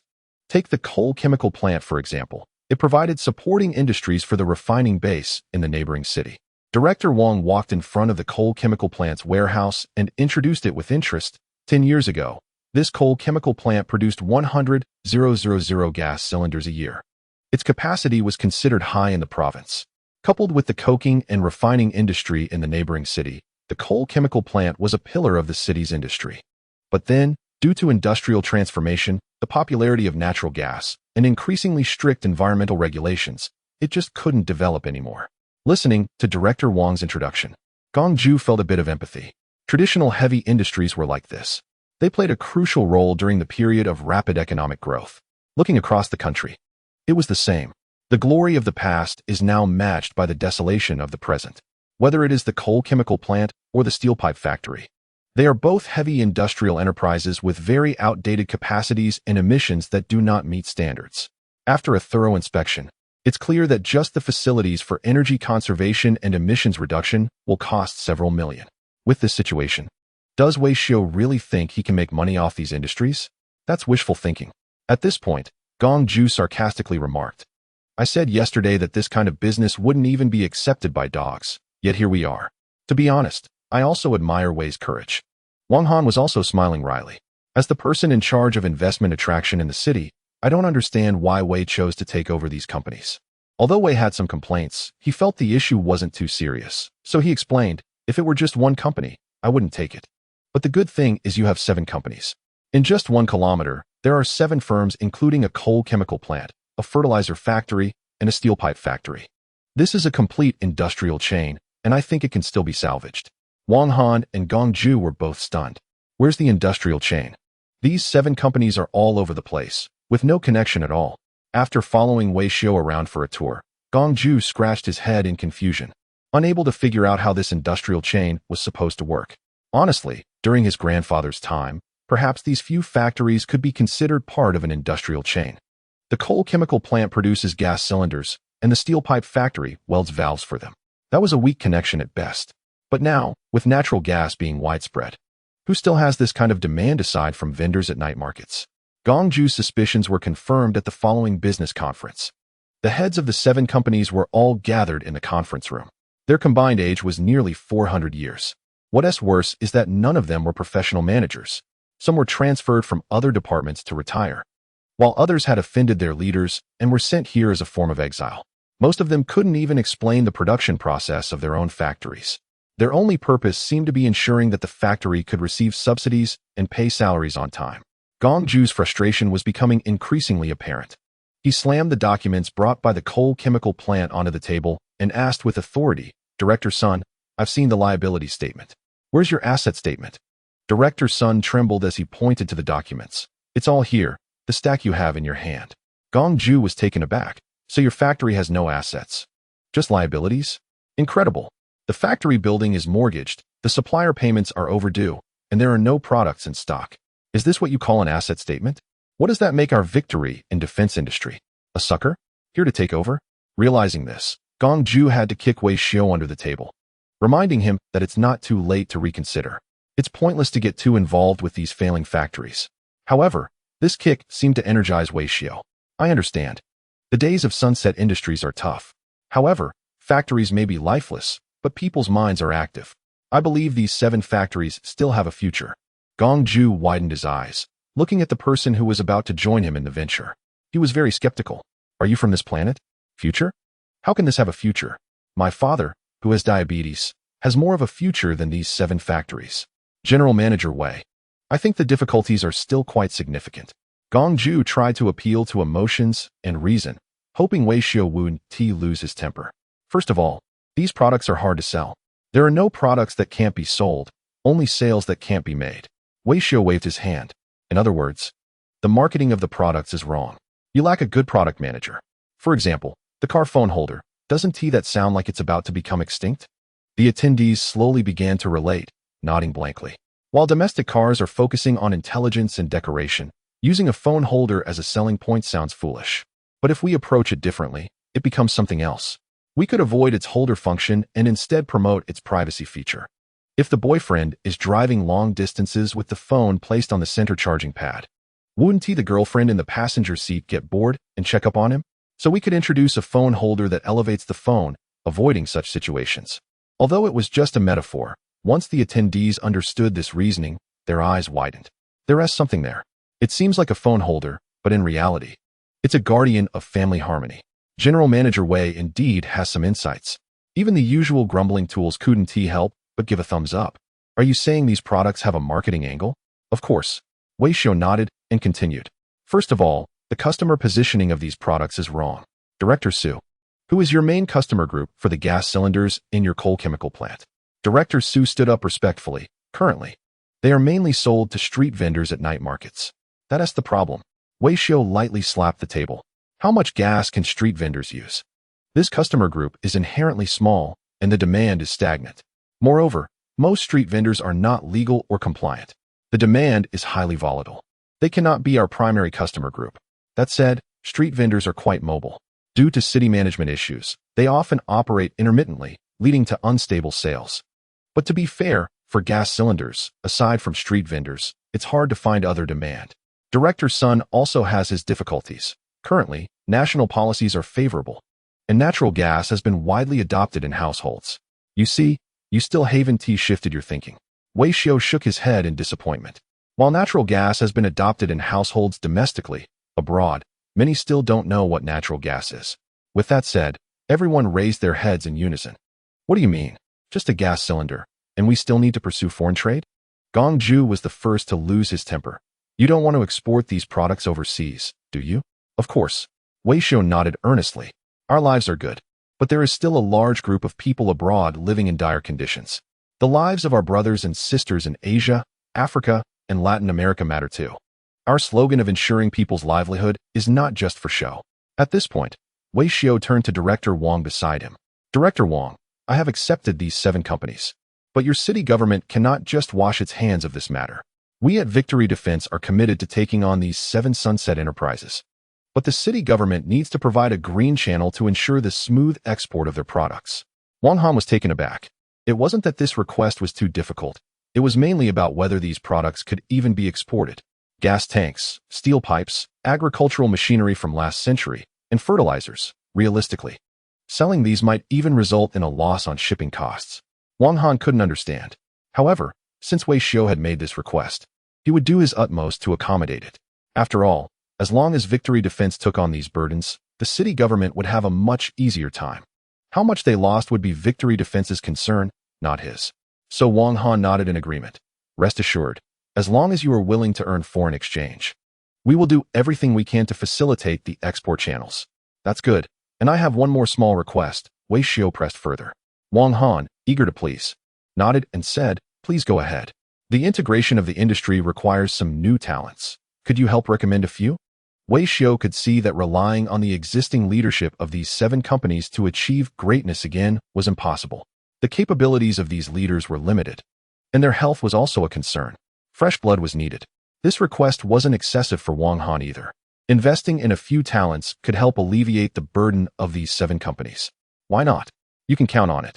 I will organize a public recruitment immediately and recommend some young talent and outstanding individuals under 30. Wang Han said, do you have any specific requirements for these talents? Wei Xiao thought for a moment and put forward 3 requests. They should be young, speak foreign languages, and most importantly, be affordable. Chapter 136, Working it Out. Where can you find affordable talent? Gong Ju's mouth twitched at the thought. You're looking for people capable of leading these 7 companies. Not too high, not too low. Within the system, they should at least be at the department head level. Outside the system, they should at least be professional managers, with annual salaries starting from hundreds of thousands. You can't find good quality at a low price. Gong Ju completely couldn't understand whether Wei Xiao actually wanted these 7 companies to thrive. However, Wei Xiao had thought this through. Hiring talent could also bring in substantial subsidies. The system's classification of talent has 5 levels. Level D is the lowest, but offers the highest subsidy multiplier, while Level S is the highest, but offers the lowest multiplier. Everything is oriented towards securing those substantial subsidies, and of course, hiring Level D talent is the most advantageous. Because Wei Xiao had already devised a highly effective profit-making strategy for these 7 companies, he prepared to personally oversee the execution of preliminary matters. So, talents in this regard are just for show, merely there to deceive subsidies. Hire a mascot to act as the general manager, while the chairman himself is actually pulling the strings behind the scenes. Since it's a mascot, the cheaper, the better. Upon hearing this ridiculous request, Wang Han couldn't help but burst into laughter. If you're looking for capable individuals, there might not be enough in our city. Even if there are, the organization department might not be willing to let them go. But if you want cheap ones, there are plenty. Absolutely. On the same day the meeting ended, Wang Han personally contacted the Human Resources Department, instructing them to conduct a public recruitment with very lenient conditions, just to sift through a few resumes to satisfy Wei Xiao. Of course, relying solely on public recruitment might be too obvious. So, Wang Han made another trip to the organization department to request a few files on certain mid-level officials who were not particularly obedient. If you want cheap talent, you should know that the cheapest can often be the most expensive. Anyway, I've completed the task for you, and the talent is right in front of you. Those 7 sunset enterprises will be your trouble from now on. Wei Xiao walked out of the development zone, feeling refreshed. Besides those 7 enterprises, the restructuring case of Shengli Defense's Linyang subsidiary was also progressing rapidly. After all, Shengli Defense was a major initiative personally overseen by the leadership. Various departments below had not set up any barriers. Any documents related to Shengli Defense were sent through a green channel. It wouldn't take long before Shunli Defense could officially begin its research and development work. However, happy times never last long. Due to Wei Xiao's presence in the urban area being leaked to the family group chat, he was soon dragged by his parents to his uncle's house for dinner. The joy quickly faded from his face. During this time, Wei Xiao hadn't returned home much. If his parents hadn't known that he was now on the right path, they probably would have reported him missing by now. So, upon hearing that Wei Xiao was in the urban area, they took him to his uncle's house. The reason was simple. The Wei family had recently received some good news. Wei Xiao only found out when he got home that his cousin had gone through great difficulties to bring a wife home. Wei Xiao, look at your brother. Aren't you envious? His mother, Yang Huiru, saw Wei Xiao and expressed her feelings with a mix of emotions. Your sister-in-law works at the business bureau, with a monthly salary of 6,000 to 7,000, not counting the 5 insurances and 1 fund. And there will be plenty of promotion opportunities in the future. Life will be much easier for the two of them. After hearing this, Wei Xiao remained silent, just pouting. Envious? I'm so envious I could turn purple. His cousin was indeed lucky to have found a top 3 wife from the North China region. The civil servant job was certainly enough to give their parents something to brag about for half a year.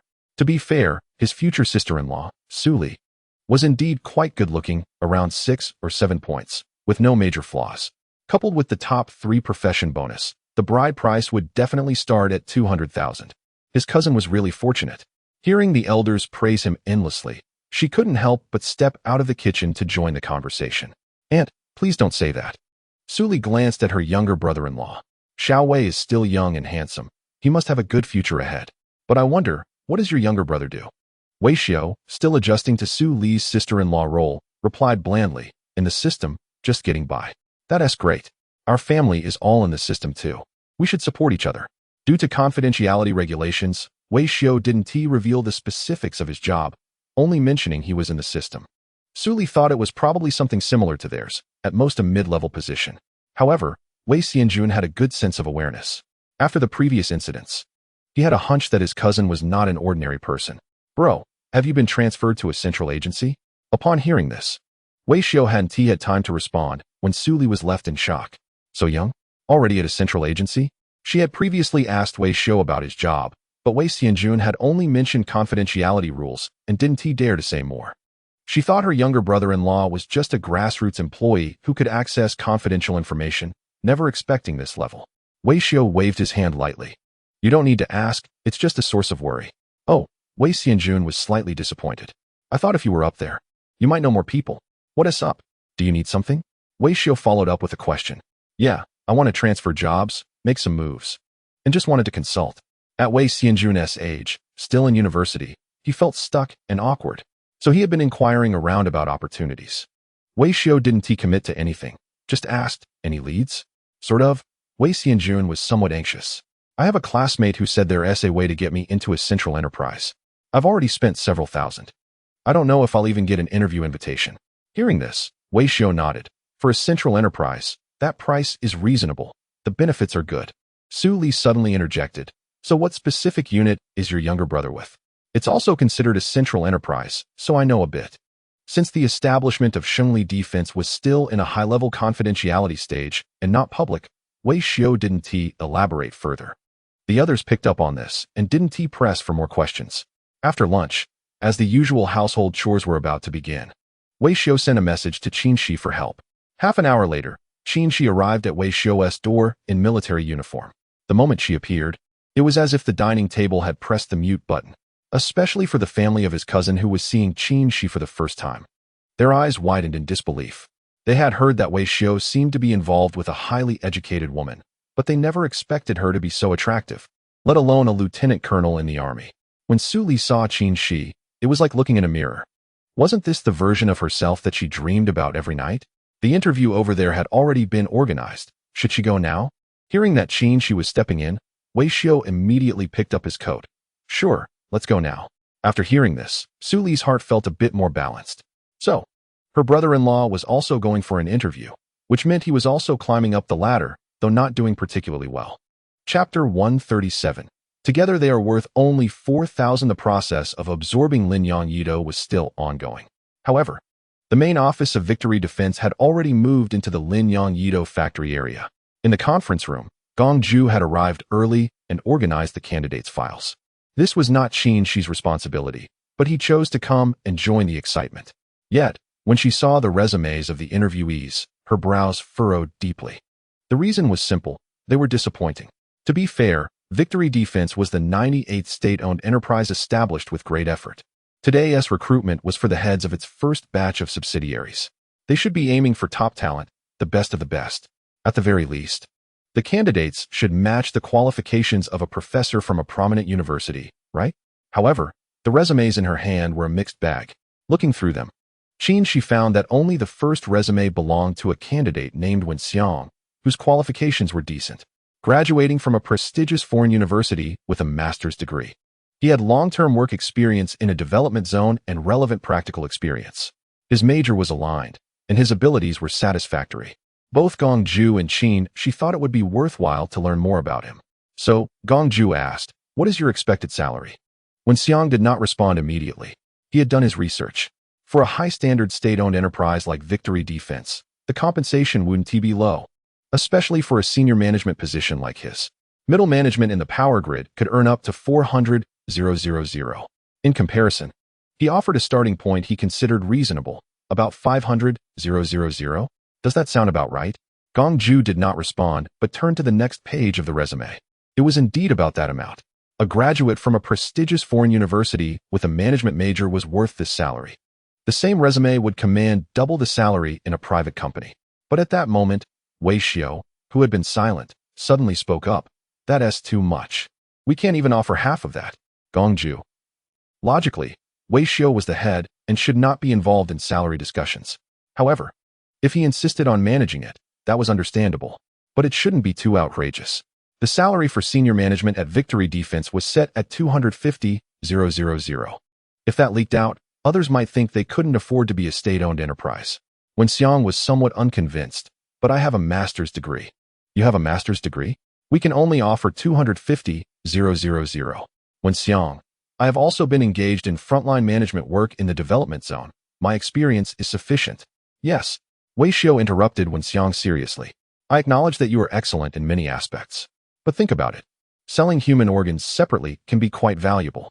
But together they are worth just a monthly salary of 4,000. I've offered you more than that. Think it over." Wen Xiang, "Now that we've reached this point, what is there to consider? An annual salary of 250,000 is even less than what I was earning in my previous position. I came here hoping for improvement. If the salary doesn't increase, what is the point of leaving a stable job to join your newly established state-owned enterprise?" With that, Wen Xiang took his resume and left the office without looking back. His departure caused quite a stir. Gongju was a bit frustrated. "My dear General Manager Wei, we had only one decent candidate among the many, and you let him go?" Wei Xiao replied seriously. "We are a state-owned enterprise, primarily serving the people. He places too much importance on money, but his abilities are truly outstanding. Just look at him." When he heard the salary was not competitive, his face immediately fell. If a person's character is not good, we prioritize character over ability when selecting candidates. What a joke. Wei Xiao put on a performance worthy of an Oscar to fool Gongju, almost losing his composure. "Of course, ability is the primary assessment criterion. But my standard is that the less capable, the better. The candidate who just left had an S-level rating in the system. How capable can he be? A salary of 500,000 isn't that significant. The key is that if I recruit this S-level talent, I want to be able to receive my subsidies." Next, Wei Xiao waved his hand decisively. Gongju was slightly emotional, tapping on the resumes on the desk. "I must remind you, the business bureau is not being straightforward with us. The remaining candidates are not impressive at all." Gongju wasn't joking. The only decent talent has been taken away, leaving behind only those who are not suitable. They've seen out their days nearing retirement, fresh graduates just entering the system, and troublemakers on long-term secondments. After reviewing 3 candidates, none met the recruitment standards. Wei Xiao began to doubt whether his standards were too harsh, until a young man who looked to be about his age walked into the room. "Hello, leaders. My name is Tan Zhongwen." Upon hearing the name, Gongju flipped through the stack of resumes and pulled out one sheet. After seeing the header, his eyes widened in surprise. "A college diploma?" Tan Zhongwen nodded weakly. "Yes." Gongju's face was filled with confusion. "The position we are hiring for is a senior management role, requiring at least a graduate degree. What else with a college diploma? The business bureau is being unreasonable. We want talent. The resumes sent over are all top-notch candidates. How can someone with just a college diploma be a senior executive in a state-owned enterprise? Thinking this, Gong Ju lost interest in the resume and leaned back, preparing to ask a couple of perfunctory questions before letting him go. What was your previous job? Upon hearing this, Tan Zhongwen lowered his head, finding it hard to speak. Gong Ju was even more dissatisfied. Be straightforward. What is there to hide? My last job was. Tan Zhongwen had done a lot of mental preparation. I was actually in labor reform before, and I Haven Tea worked for 2 years. Gong Ju was taken aback. She was also stunned. Wei Xiao, who had been sitting steadily, suddenly straightened up. Labor reform? Imprisonment? Gong Ju took a long time to realize. No. Isn't the business bureau treating people a bit unfairly? I want talent, and I wouldn't complain if you gave me a college graduate. What else with the ex-convicts? We are a legitimate central enterprise, not a rehabilitation base for second chances. Gong Ju stopped pretending. Sorry, we're not discriminatory, but our political review is quite strict, and you don't meet the requirements. Upon hearing this, Tan Zhongwen's heart sank. He didn't hold out much hope. Lowering his head, he stood up and prepared to leave. Just then, Wei Xiao suddenly spoke. Wait a minute, have you looked into this position? Tan Zhongwen weakly nodded. I've looked into it a bit. Do you think you can handle it? Tan Zhongwen, it shouldn't be a big problem. Chapter 138, Facilitated Large-Scale International Trade. No. Why are you two having a deep conversation? Gong Ju started to doubt life at that moment. We represent the latest productive forces in the country. This is not a junkyard. He immediately lowered his voice and whispered in Wei Xiao's ear. Mr. Wei, shouldn't we consider excluding ex-convicts? Why are you still discriminating against him? Wei Xiao replied in a normal tone, then looked at Tan Zhongwen. Sit down. The interview isn't over yet. What makes you think you can handle this job? This is a senior management position in the company. Tan Zhongwen nervously pulled out a chair and cautiously sat down. Because I have some foreign trade experience and have facilitated large-scale international trade. Gong Ju was skeptical. You, a college graduate, have worked in a foreign trade company? You probably can't even speak English clearly, right? What kind of foreign trade experience are you talking about? Selling lighters on a platform doesn't count. Tan Zhongwen spoke softly. After graduating from college, I've been repairing phones in Huiqiangbai. Gong Ju nodded, thinking it made sense. But, what does this have to do with foreign trade?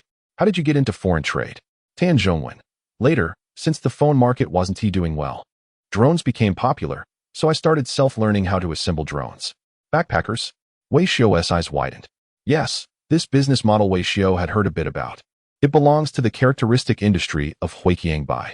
They roam around Huiqiangbai every night, buying parts and assembling things. From watches to computers and electronics. They can assemble anything available in the market. The assembled products are identical to the originals. As for quality, it depends on the conscience of the backpackers. In earlier years, assembling phones and watches was more common in Huiqiangbai. Now the industry has progressed, and assembling drones has also become mainstream. Wei Xiao appreciated him a bit. So you are a technical talent. Tan Zhongwen waved his hand. I only know a bit about basic electromechanical stuff. Gong Ju, to put it bluntly, you're just a middleman. How does that count as foreign trade? Tan Zhongwen continued to explain. The drones I assemble are quite popular. The counterfeit vendors around me all source their goods from me. But after all, these are fake and shoddy products, so they can't be sold openly. That's why I figured out a way to open a store on a certain e-commerce platform. I spread my hands and said, what did I tell you? It really is a certain platform. Nowadays, job seekers are bold enough to write whatever on their resumes. Someone who runs a store on that platform dares to claim they are in foreign trade. Why not just say you were one of the influential figures of the year back in 2008? It's ridiculous. This is not foreign trade. I was really annoyed. You can at most call it a local wholesale platform. The atmosphere around Tan Zhongwen suddenly weakened. Well, you could say that. Wei Xiao, however, got more enthusiastic. What's the most revenue you've ever sold? It's hard to calculate specifically, but I've facilitated bulk international trade. At that moment, I couldn't hold back. Do you even know where the door to bulk international trade opens? Wei Xiao got a bit angry. Don't interrupt. Let him speak. Tan Zhongwen sighed. I run a store on that platform mainly selling toy drones. You know, the kind you see in shopping malls. They cost a few dozen yuan, and there is quite a market for them overseas. Wei Xiao nodded along. This was indeed true. In the drone sector, the outdated production capacity from Huiqiangbai is top-notch technology abroad. However, later on, the client's demands gradually increased. She asked, like what? At first, they said the battery life wasn't enough. So I ran to several vendors, found a supplier, and added larger batteries for them. Later, they complained that the camera wasn't clear enough. Thus, I went to manufacturers outside the province and equipped them with 4K high-definition cameras. She was puzzled, but wouldn't that significantly raise the costs? Tang Zhongwen sighed again. The costs did go up, and I thought the sales would be average. But to my surprise, the sales not only didn't decrease, but instead increased. Plus, they had more requests. She asked, what requests? They wanted me to create a slot at the bottom of the drone. She asked, what kind of slot? Tang Zhongwen gestured, just a long slot. About 20 to 30 centimeters. She was confused. What do you need a slot for in a toy drone? Where is the main market for this toy? In the Middle East, he replied. She was even more puzzled. People in the Middle East can barely afford food. How do they have time to play with drones? Gongju looked at she with a dumbfounded expression. How could such a beautiful woman be so clueless? Think about it. A toy drone, with a big battery, a high-definition camera, and now a slot at the bottom. How can that be a proper toy drone? Gongju finally understood that this person named Tang Zhongwen was indeed quite capable. Once upon a time, major consumer drone manufacturers in the country made promises that their products would only be used for civilian purposes. But guess what? Over the past 3 years, the number of drones on global battlefields has skyrocketed, and the largest drone-producing country domestically has not participated in the conflict. Where did all that extra drone production capacity come from? Now, the answer is clear. It came from small vendors like Tang Zhongwen. Wei Xiu lifted his head and once again scrutinized the young man before him. He really doesn't have any major flaws except for a slightly weak presence. He is well versed in supply chains and industrial chains, and has experience in independently conducting foreign trade. There's a certain charm about him. With an appreciative gaze, he asked again, so, your situation is due to reselling drones? Tang Zhongwen shook his head repeatedly. That's not it. Gongju asked, then what is it? It can't be a criminal offense, right? When talking about that dark period of his life, Tang Zhongwen's presence weakened even more. It is indeed a criminal offense. To better engage in foreign trade, I started self-studying foreign languages. Initially, I learned English by watching American TV shows and English media. As I continued, I began to access the internet through VPNs. One day, while browsing a foreign forum, I stumbled upon a post. Someone was bragging about their country's Arjun tank and Tejas fighter jet, while belittling ours, claiming that our 99A and J-20 were far inferior to those two. I couldn't take it anymore. Hearing this, Wei Xiugongju and she nodded in agreement. That's typical of the third brother. The internet has never lost. What did you do? Tang Zhongwen's presence strengthened a bit. I started to present facts and reason with him, trying to counter them with weapon parameters. But the third brother kept arguing with me. Unable to bear it, I disguised my identity, claiming to be a military expert to add some credibility. No one understands military equipment better than I do. Although Tang Zhongwen spoke softly, almost like a whisper, he expressed himself well and told the story convincingly. Gongju was drawn in, eager to know the plot. So, you were sentenced for leaking information after boasting about our weapons online? Tang Zhongwen shook his head repeatedly. How could that be? What I said were all publicly available parameters, easily found online. Then why? Tang Zhongwen sighed lightly. A few days after that argument, I received a private message. He said he was a Syrian netizen and admired me greatly. Seeing that I had a fan, I got even more excited and started boasting. I claimed to be a senior engineer involved in national key projects. Then one day, he suddenly asked me for 5,000 AKs and 1,000,000 rounds of ammunition. Chapter 139. Shouldn't I win a Nobel Peace Prize for this? At the time, I didn't pay much attention and casually agreed. After all, it's just internet bragging, as you all know. But I never expected him to send a deposit of 150,000. I was dating someone at the time and needed money urgently, so I just went along with it. The room became extremely quiet. The direction of the story was gradually becoming absurd. Isn't this more interesting than a short drama? The plot twists and turns, and every episode has hooks. Seeing that the three people across from me were all captivated, Tang Zhongwen took out his own bottle of mineral water, took a small sip, and continued. So I got a bit carried away. I found some images online, edited them, and showed them to the other party. They believed me, and then said they wanted to add 3 missile defense systems and 200 anti-aircraft missiles. Then they transferred another 1,000,000 as a deposit, which was quite a fortune. She was taken aback and asked, so you were sent for re-education through labor for trafficking arms? Tang Zhongwen quickly waved his hands. No way. Leader, You didn't listen carefully. I was just bragging. I didn't do anything at all. I'm just a small business owner. Where would I get so many AKs and anti-aircraft missiles? Gong Ju was puzzled.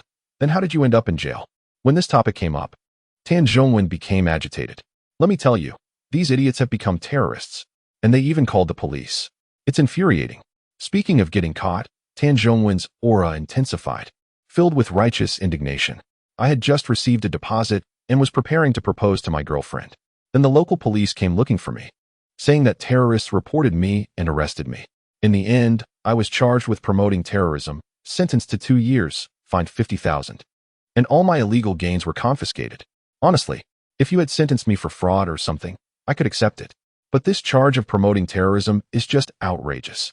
I took the money, but I didn't even deliver the goods. Isn't this just a way of indirectly weakening the terrorists' power? They might as well give me a Nobel Peace Prize. And yet, I got sentenced? Is there any justice in this? Wei Xiu felt a chill run down his spine as he stared at this seemingly frail boy. He was thin and timid. With a body like that, he would need 6 months in the hospital just to recover from hitting a speed bump in a car. But who could have imagined that such a fragile figure was involved in the most explosive matters? It was like a small calf flying on a plane, astonishingly impressive. Gong Ju still found it hard to believe. The reason was simple. The story was too absurd to be true. Is this for real? Is there any fabricated part? Tan Zhongwen replied. It's all true. You can find my judgment on the court documents website. So what you're saying is that the involvement in large-scale international trade stemmed from this fraud case, right? Gong Ju pulled out Tan Zhongwen's resume again. But that doesn't count as foreign trade experience, does it? Tan Zhongwen shook his head. He recalled those days in prison. To be fair, I was lucky. My cellmates respected me once they heard my charges. The guards also looked at me differently, so I didn't suffer much. Then, I served my sentence. And about 2 months later, the guards came to tell me that I had made a contribution and my sentence was reduced by 6 months. At the time, I was puzzled. I thought I hadn't done anything inventive. Later, I found out that the order I couldn't fulfill was taken over by the weapons industry group. So, in a way, I helped the country earn several billion in foreign exchange. I guess that counts as foreign trade experience. After Tan Zhongwen finished speaking, the three opposite him fell into an endless silence. Time seemed to stand still. A talent, truly a talent. With such a twist in the story, who wouldn't be confused? Even TV dramas wouldn't dare to portray it this way. However, after sharing his experience, Tan Zhongwen immediately retracted his imposing aura and became timid again. When I submitted my resume, I knew my past was not glorious. I didn't plan to find a job here. Thank you to the 3 leaders for your valuable time. I'll take my leave now. Tan Zhongwen picked up the bottle of water he had just drunk from and gave a slight bow to the 3 of them. However, when he lifted his head, a pair of large hands appeared in front of him. Welcome to the Victory Defense Industry Group. Wei Xiu stood before him, exuding a commanding presence. Next to them, Gong Ju looked utterly stunned. Wait, have you lost your mind? This guy attempted fraud, and I'm not even commenting on that. The key point is that he is a former convict. We are a state-owned enterprise, a military-industrial state-owned enterprise. With his background, he wouldn't even pass the political review. Mr. Wei, don't tease him. Gong Ju immediately tried to lighten the mood. Our political review process is quite strict. Wei Xiu waved his hand dismissively. No worries. I have connections. I'll help him pass the review. Promoting terrorism isn't a major crime. If that is not a major crime, then what is? With that charge, he is probably the first since the founding of the nation. Yes, he has a bit of cleverness, but he is a lawless character. If he dares to deceive terrorists, what wouldn't he dare? But at that moment, Wei Xiu's eyes sparkled with excitement. His appreciation for talent was evident. First of all, this guy has guts. He dares to fool terrorists by launching a platform. Clearly, he is someone who can accomplish great things. Secondly, he has experience in technology-related fields. Just by working at a stall in Huiqiangbai, he can create toys that satisfy customers. What more could you want? Additionally, his foreign trade experience is impressive. Wei Xiu is recruiting the heads of 7 backward sunset industries. The clients Tan Zhongwen often deals with are the future mainstream clients of those 7 companies. It's as if he comes with his own customer base. Most importantly, he has a D rating in the talent system. He is practically a fraud subsidy expert. On behalf of the Victory Defense Industry team, we warmly welcome you. Now let's discuss the details. This position mainly involves the integration of outdated industries. The annual salary can be set at 500,000. Tan Zhongwen's mouth dropped open in disbelief. What? That is too little. If you think it's low, you can negotiate a bit online. Besides, 500,000 is the base salary. The benefits of a state-owned enterprise are quite strong, adding up to a considerable amount. Tan Zhongwen quickly shook his head. No. I'd be satisfied with 5,000. Are you kidding? With a talent like you, I feel 500,000 is low. Wei Xiu waved his hand. Once you achieve results, we can adjust it. Gong Ju and Qin Shi exchanged glances, both looking bewildered. Yes, Tan Zhongwen is indeed talented, no doubt about that. But he has the kind of abstract talent. We are a serious research unit. How can we handle bringing in such a talent? Chapter 140. Customer Profile. Wei Xiu pulled Tan Zhongwen out of the conference room. He could hardly wait to introduce him to his future unit. However, the interview was not entirely over. The remaining positions were fully entrusted to Qin Shi and Gong Ju by Wei Xiu. After all, the upcoming roles were all administrative and mid-level management positions, which were not particularly significant. However, Tan Zhongwen was somewhat taken aback by Wei Xiu's enthusiasm. Brother Wei, are you really giving me this job? Wei Xiu feigned a serious demeanor and replied, you should address me by my title when at work. Chairman Wei. Though Tan Zhongwen didn't fully understand, he respected it. I'm really worried I might not be able to handle it. What plant? Wei Xiu found it amusing. Don't be so formal. Just call me Chairman Wei from now on. Tan Zhongwen nodded obediently. Chairman Wei, I'm not very confident about the future work. If you're not confident, then no one in this world is, Wei Xiu said, repeatedly patting Tan Zhongwen on the shoulder to ease his mind. The top priority for Victory Defense is to make money and accumulate enough repair points. I'm pinning all my hopes for profit on those 7 old factories. Now with you, the chosen one, in charge, making money will be a piece of cake. This job isn't as difficult as you think. You have the original customer channels, and we have the products here in Linyang. You just need to act as a bridge. It sounded simple to Tan Zhongwen, and he felt a bit more at ease. If you put it that way, I think I can do it. Previously, Tan Zhongwen's biggest concern was his lack of experience in large-scale manufacturing. If you asked me to be a sales representative or something, that would be fine. But taking full responsibility? I was afraid my abilities wouldn't allow it. But now, since Chairman Wei had said that he would handle the products and Tan Zhongwen's job was just to sell them, the pressure was off. Victory Defense Industrial Group. Just hearing that name sounded like a high-end military industrial conglomerate. Presenting these products to his old clients could really hook them in. Just as the two were envisioning a bright future, a black Passat pulled up at the factory gate. Wei Xianjun got out from the passenger seat while his girlfriend, Su Li, cheered him on from the driver's seat. Go for it. You can do it. We're coming in through the back door. Wei Xiu stood at the entrance, puzzled. Wait, are you saying you're working on a new unit to operate within my unit? Using my back door? Wei Xiu, what are you doing here? You're not also trying to get into Linyang Itaw, are you? Wei Xianjun was surprised. Recently, there were rumors circulating in the city that Linyang was about to welcome a new central enterprise, primarily involving a reorganization of Linyang Itaw. So, local officials were working towards this. He never expected that Wei Xiu also wanted to join Linyang Itaw. Immediately, he became curious. So, how strict is the central enterprise? Wei Xiu smirked slightly. It's all right. Have you passed the interview? Wei Xianjun asked. Brother, don't ask so many questions. Too many questions just lead to worries. Hurry up and go in for your interview. Okay, after the interview, I'll let you know the good news, Wei Xianjun said, patting his chest confidently. I've got it all sorted out. It should be a sure thing. As he watched his brother leave, Wei Xiu felt a mix of emotions. Beside them, Tan Zhongwen had a clear understanding of their relationship. Why didn't you tell him that Linyang's project is under your management, Chairman Wei? Wei Xiufeng waved his hand lightly. You wouldn't understand. The first lesson of entering a state-owned enterprise is to know how to put on a show. But that's not the main issue. Wei Xiufeng was too lazy to explain further. The most important thing now is that even before the group is established, corruption has already begun. My brother spent tens of thousands just to secure an interview opportunity. The most ridiculous part is, I haven't seen a single cent of that money. Tan Zhongwen was confused. No wonder he's a leader in a state-owned enterprise.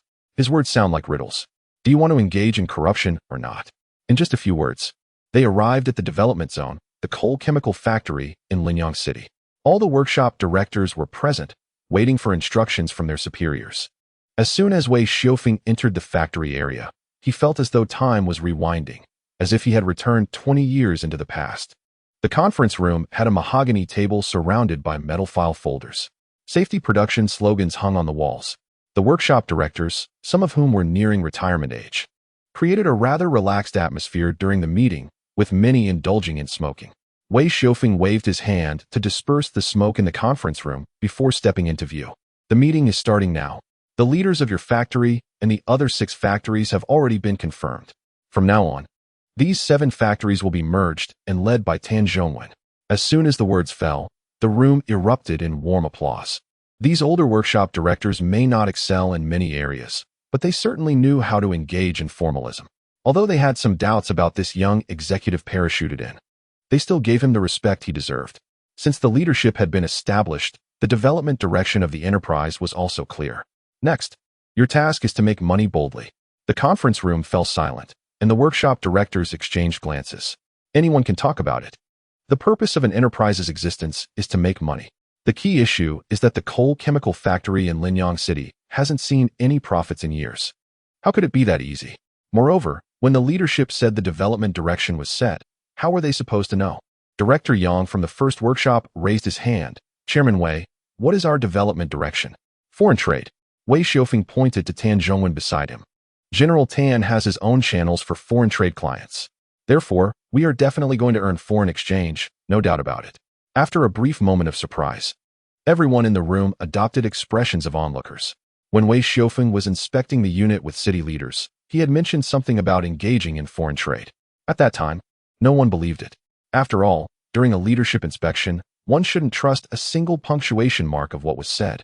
But now, in this closed-door meeting of the enterprise, Wei Xiaofeng repeatedly emphasized the plan for foreign trade, which seemed quite remarkable. The main product of the Linyang City coal chemical factory was gas cylinders. Selling this abroad? It was tough enough to even sell it outside the province. Director Xiao from the second workshop was hinting subtly. Foreign trade is a good thing, but our products and technology are relatively outdated. I'm worried we won't be competitive. Wei Xiao faced the doubts head-on. Our current products definitely lack competitiveness. But first, as the producers, we need to shift our mindset. Everything should be based on the value orientation of our clients and provide what they need. This way, once our products become competitive. Upon hearing this, the director of the third workshop raised his hand. What exactly is our customer profile? Everyone turned their gaze to the newcomer, General Manager Tan. Since you have the channels, you must know your customers well, right? Tan Zhongwen didn't hesitate, thought for 3 seconds, and gave his answer.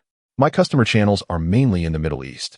If we talk about customer profiles, they might be poor and somewhat difficult. Tan Zhongwen initially thought these old-timers would find it hard to understand him.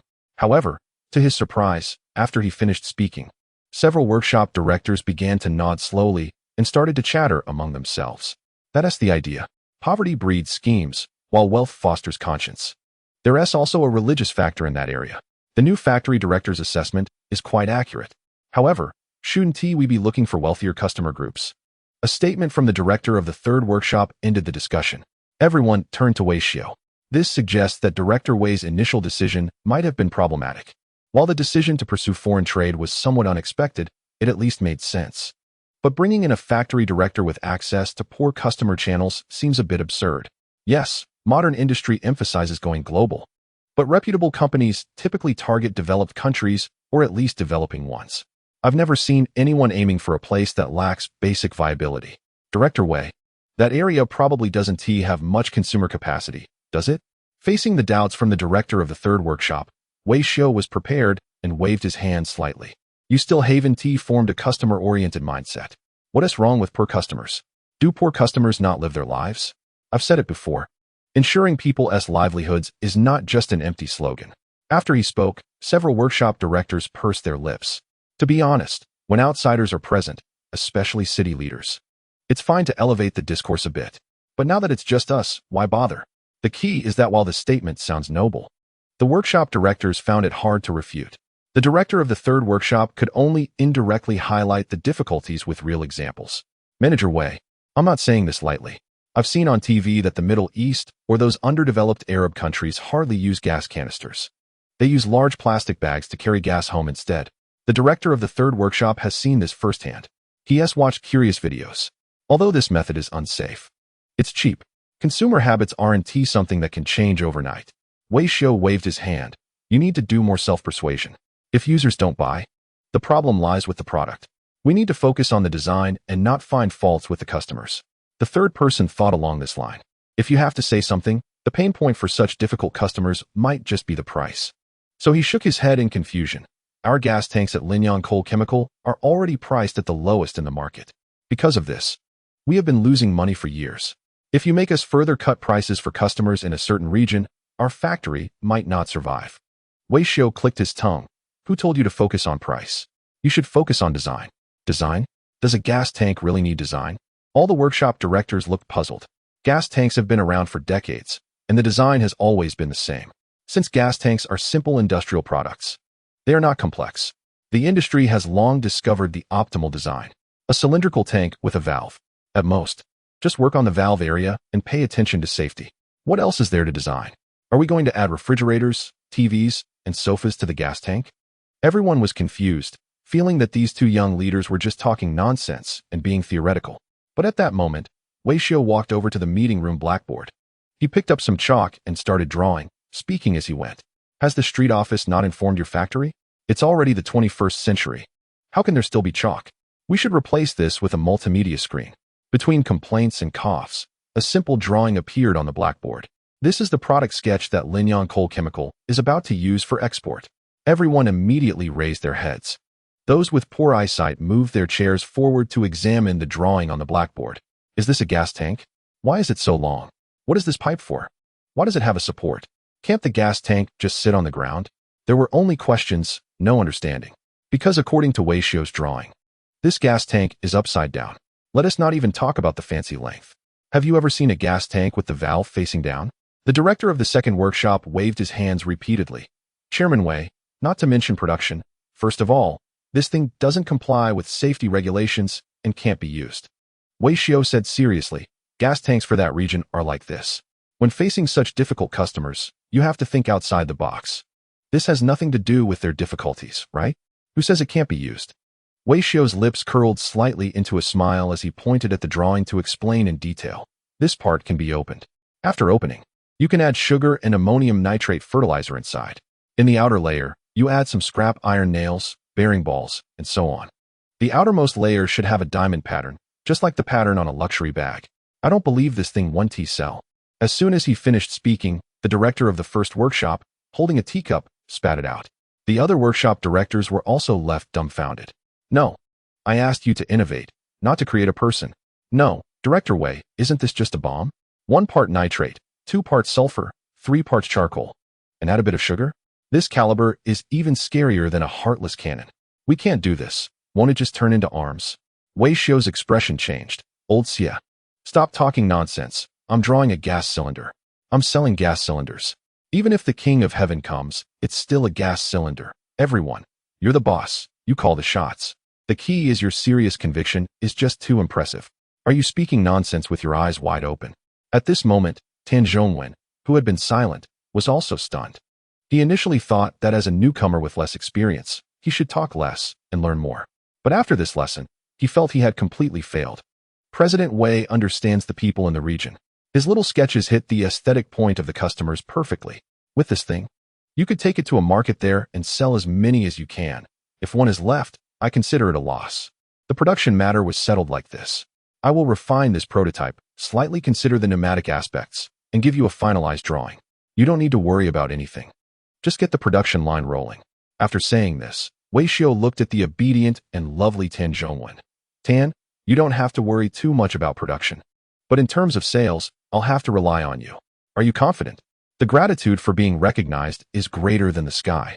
Tan Zhongwen immediately patted his chest. Absolutely. Just set a number. This year, we have to achieve at least 100 million in performance, right? The workshop directors were dumbfounded. As veterans of the factory, they knew very well that 100 million was enough to buy their broken factory 20 times over. But what shocked them the most was that Tan Zhongwen actually agreed. All right. I guarantee to complete the task. Wei Xiu patted his shoulder with satisfaction. Don't feel too much pressure. When I say 100 million, that's the total of 7 factories combined. The third workshop director was confused. What do you mean? Are the steel pipe factory, fertilizer factory, and agricultural machinery factory all going to produce gas cylinders? No, they have their own missions. I still need to hold a meeting to emphasize this to them. Chapter 142. If I assist, things won't be so simple. After the autumn heat, the weather in the capital finally became a bit cooler. Huang Han stood in front of President Lin's secretary, clearly stating his intentions. But after hearing him, the secretary maintained a stiff smile. "Chief Huang, it's best not to mention the equipment issue," Huang Han asked. "Why is that?" "Recently, several heads from the military industry have been coming to the president for projects, and he is quite upset about it." The secretary, who followed President Lin daily, had seen everything. Since the so-called domestic replacement project for firefighting equipment was implemented, the president's office had not been at peace. Although it was labeled firefighting equipment, once it was released, the military industry exploded. They all began to conduct validations, believing that those bundled projects had extremely high military application value. With slight modifications, they could instantly transform into military weapons. At this point in time, major defense contractors are vying for projects, each hoping that new initiatives will land in their companies for production. The executives are overwhelmed with requests.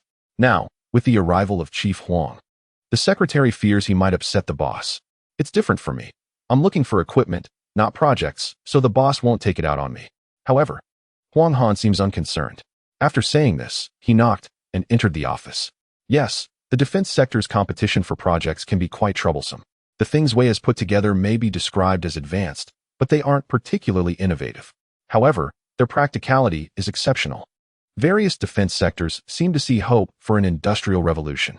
You want missiles, I want individual grenades, and he wants drones, and they are all in fierce competition. They are fighting tooth and nail. I, Huang Han, am a civilized person. I don't engage in that kind of struggle. I just want to meet the boss and hope that when these pieces of equipment are ready for service, the boss might give a little preference to the Chillin battle zone. "Boss, I'm here." When Lin saw Huang Han's sycophantic smile, he knew something was off. "Huang Han, if you have nothing important, you can leave." Huang Han couldn't hold back. "Boss, I haven't even said anything yet, and you're sending me away?" "You don't need to say. I can guess." The boss put down his pen. "Are you trying to say that you hope the equipment Wei put together will receive more consideration for you?" "Huang Han, the lines I prepared are useless now. The boss is unpredictable. Whatever I think, he can see right through me at first glance. How do I proceed?" "I'll make it clear. How production and service are allocated is a macro strategy. I can't favor anyone just because of one person. You can stay on the side." The boss has been receiving people trying to grab projects for the past half-month. He has smoothly rejected this kind of approach. He has turned down the heads of research departments in suits and has to maintain some face. When it comes to direct subordinates like Huang Han in military uniforms, the boss goes straight to the point without any hesitation. There's really nothing to fear. Seeing the boss's expression, Huang Han dared not push further and simply sat down with a thick skin. He stole a glance at the documents on the desk. The original document was written in English, so he flatteringly asked, "Boss, are you dealing with matters concerning foreign military?" President Lin took out a pack of cigarettes from the drawer, pulled one out, and lit it. "It's all nonsense." "Huang Han, can I take a look?" "Sure, but don't share it outside." Huang Han picked up the English original and read it carefully. The letter came from a military attaché of a certain embassy, a general named Autagia. This person is theoretically the highest military representative stationed here. The job is to serve as a conduit, coordinating matters between the two militaries. The tone of the document is very stern, constantly questioning. They expect a reasonable explanation from our military and a public apology. Huang Han was immediately upset. Just a few days after the maritime exercises calmed down, how can they be acting up again? President Lin, however, was accustomed to it. That's how they are. If they don't act for 2 or 3 days, they think they're back in the game. What on earth are they so angry about? Lin Xiao explained. A month ago, several military bases in a certain region were hit by rockets. Huang Han was dismissive. Isn't that a common occurrence? They're staying in someone else's territory, after all. But these attacks were different. Intelligence indicated that this time they were hit not by conventional weapons, but by a new type of improvised rocket. The range is average, and the damage is not severe. But the quantity is overwhelming. At night, there are hundreds or even thousands launched at once. The damage may be minimal, but the insult is significant. President Lin himself reviewed the intelligence and found it somewhat puzzling. The troops stationed in that region often face bombardments from various armed factions.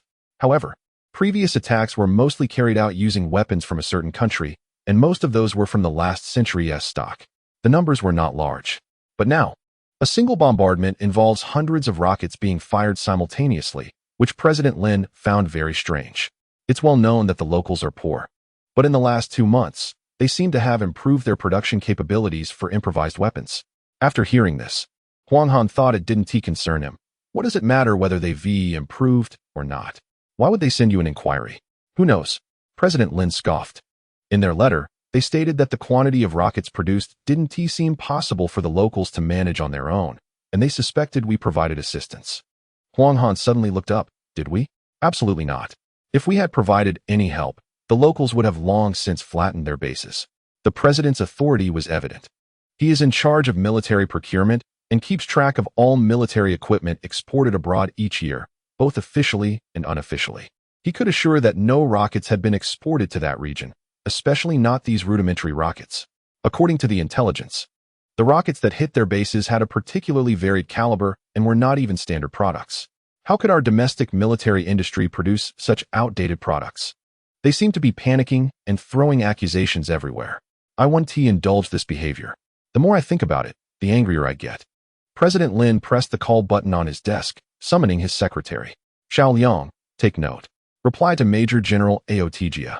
Make a stern declaration that we have never participated in any arms trade in that region, nor have we conducted any so-called technology exports. Their previous letter was unfounded and illogical. We demand clarification and an apology. Make it clear to them that if we had assisted the armed factions in that region, then the situation would not be what it is today. Chapter 143. Promoting Advanced Experience Nationwide. Huang Han understood. The president was genuinely angry. A gentleman focuses on actions, not intentions. Even though we wanted to support the locals, it's crucial to note that we didn't. At this moment, receiving such an unfounded accusation would make anyone angry. The boss said, "Don't get angry. Those people are just foolish." Huang Han quickly reassured him. Lin Xiao remarked, "I think last time Wei Xiu was too lenient with them. He shouldn't have used fire extinguishing measures. He should have dealt with them directly." Huang Han nodded repeatedly. There will be plenty of opportunities. By the way, how has Wei Xiu been doing lately? Upon mentioning Wei Xiu, the boss's expression softened. He looked as affectionate as a grandfather thinking of his grandson. How is the preliminary work for Victory Defense going? Have you checked it out? Huang Han gave a thumbs up. I haven't seen it myself, but I've heard some news. Victory Defense has absorbed the original Linyang partnership and is basically on the right track. They've also taken in several outdated industries from Linyang. Hearing this, the boss suddenly frowned. Outdated industries? Yes, it seems to be coal chemical plants and the like, all old industrial facilities. Bang. The boss was displeased upon hearing this. He slammed his hand on the table. What is Linyang's government doing? The higher-ups asked them to cooperate with Victory Defense and provide all conveniences. Yet, they have pushed their mess onto Wei Xiu. I will hold them accountable for this. The boss was a smart man. He could see through the underlying motives immediately.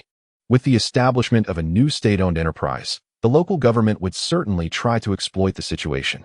They would use the conveniences provided by Victory Defense in Linyang to transfer some historical debts and bad accounts to the state-owned enterprise for resolution, all while claiming that too many lice don't itch.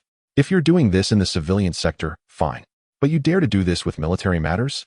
That is outrageous. I established Victory Defense to leverage Wei Xiu's exceptional talents and promote new productivity. But you all are stuffing outdated industries into it. With this approach, before Victory Defense even has a chance to innovate, it will be dragged down by these garbage industries. Seeing the boss heading for the phone to vent his anger, Huang Han immediately blocked him. Boss, you can't blame the Linyang government entirely for this. Lin Xiao asked, then who should we blame? Me? Calm down. I heard that Wei Xiu has been quite proactive in this matter. Is he foolish enough to take on those failing enterprises? The boss looked puzzled. Linyang Coal Chemical? Just hearing that name suggests trouble. It's not aligned with military industry standards, and the name itself is outdated. Others might not know, but Wei Xiu certainly does. This kid is clever. He must see through the tricks and wouldn't take on such a burden voluntarily. But Huang Han explained, according to the information I have, it was Wei Xiu who actively took over these enterprises.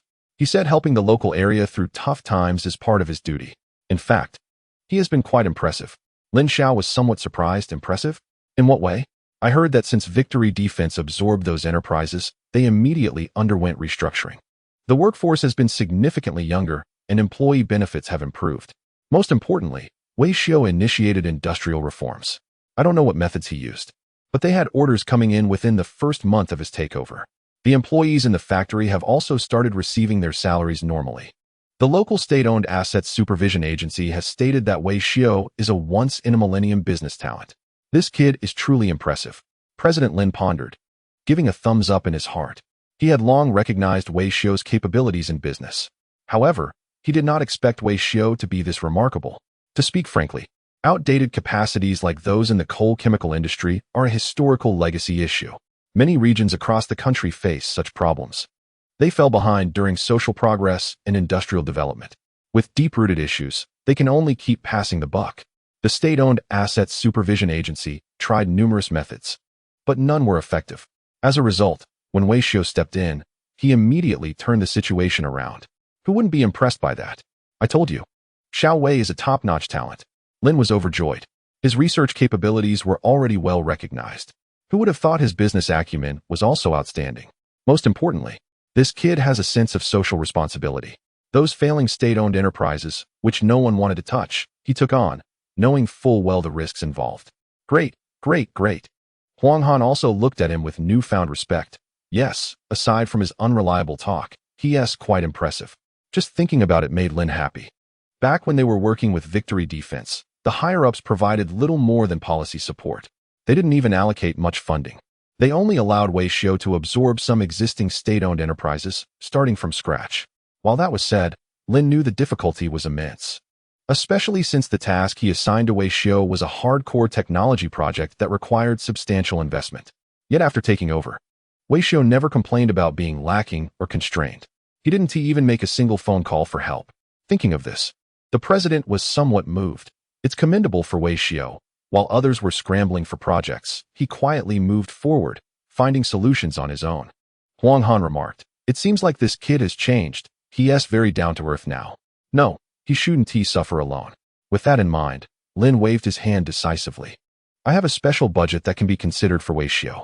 Huang Han was slightly taken aback upon hearing this. The special budget is the ultimate private fund in the president's hands.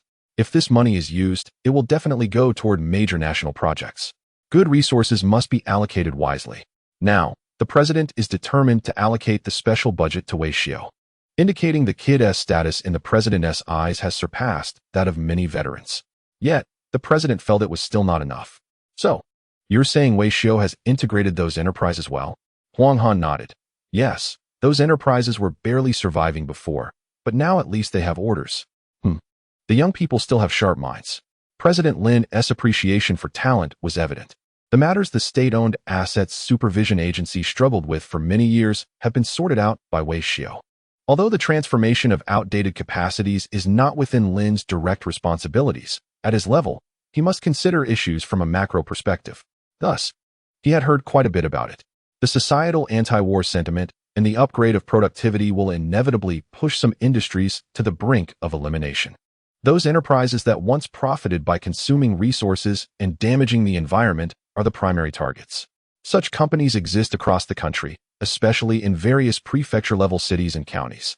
The situation is extremely serious. The relevant authorities are also trying to find ways to resolve debts and address the issues, but the results have been rather mediocre. I will give them a call and suggest they send a delegation to observe the situation there.